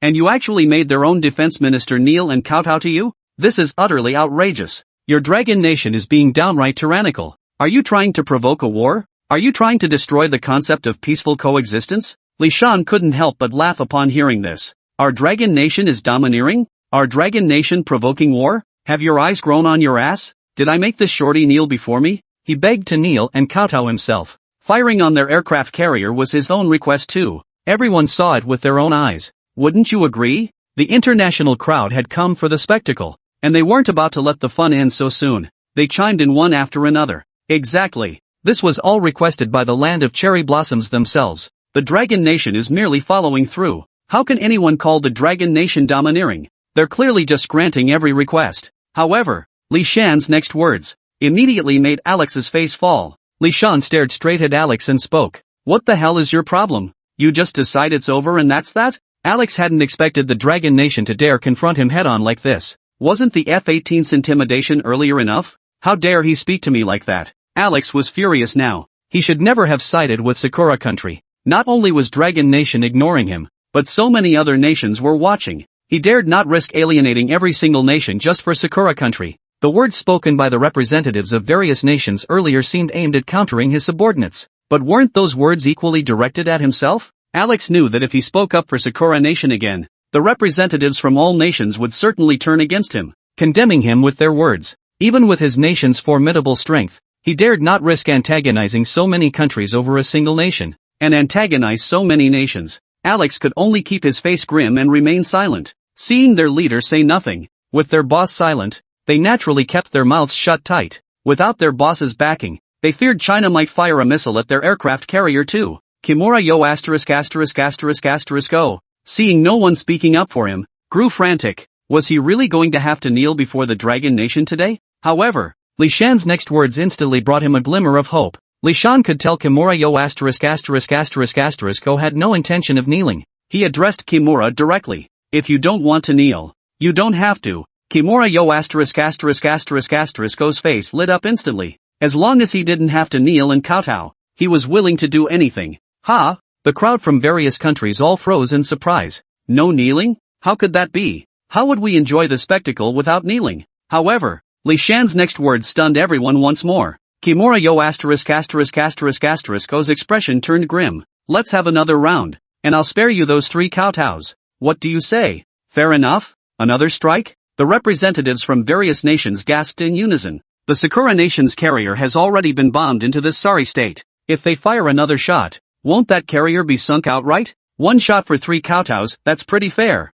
Kimura yo *******, however, remained silent with a grim expression. If the Dragon Nation fired another shot, their carrier would be destroyed, if not sunk outright. If the carrier were rendered useless, he'd inevitably face a court-martial back home. If he knelt, he'd be nailed to the pillar of shame. Either way, it was a dead end. Better to go all out and fight the Dragon Nation head-on. A flash of savagery flickered in Kimura yo *******'s eyes. Li Shan aboard the Lanzhao warship naturally noticed that same glint of ferocity in Kimura yo *******'s eyes. He knew full well that the land of cherry blossoms would likely resort to desperate measures when cornered. He had been guarding against this very possibility. Even before the guns fired, he had ordered the entire ship to enter a state of high alert. The Lanzhao was now firing at full power. Should the Sakura Nation's carrier show any sign of movement, with the Lanzhou's firepower configuration, it could sink the enemy carrier in an instant. Representatives from various nations sensed the tense atmosphere. They all ordered their carriers to shift slightly to the side. Li Shan stood on the deck, eyes narrowed as he watched Kimura yo *******. Life or death hung on his every thought.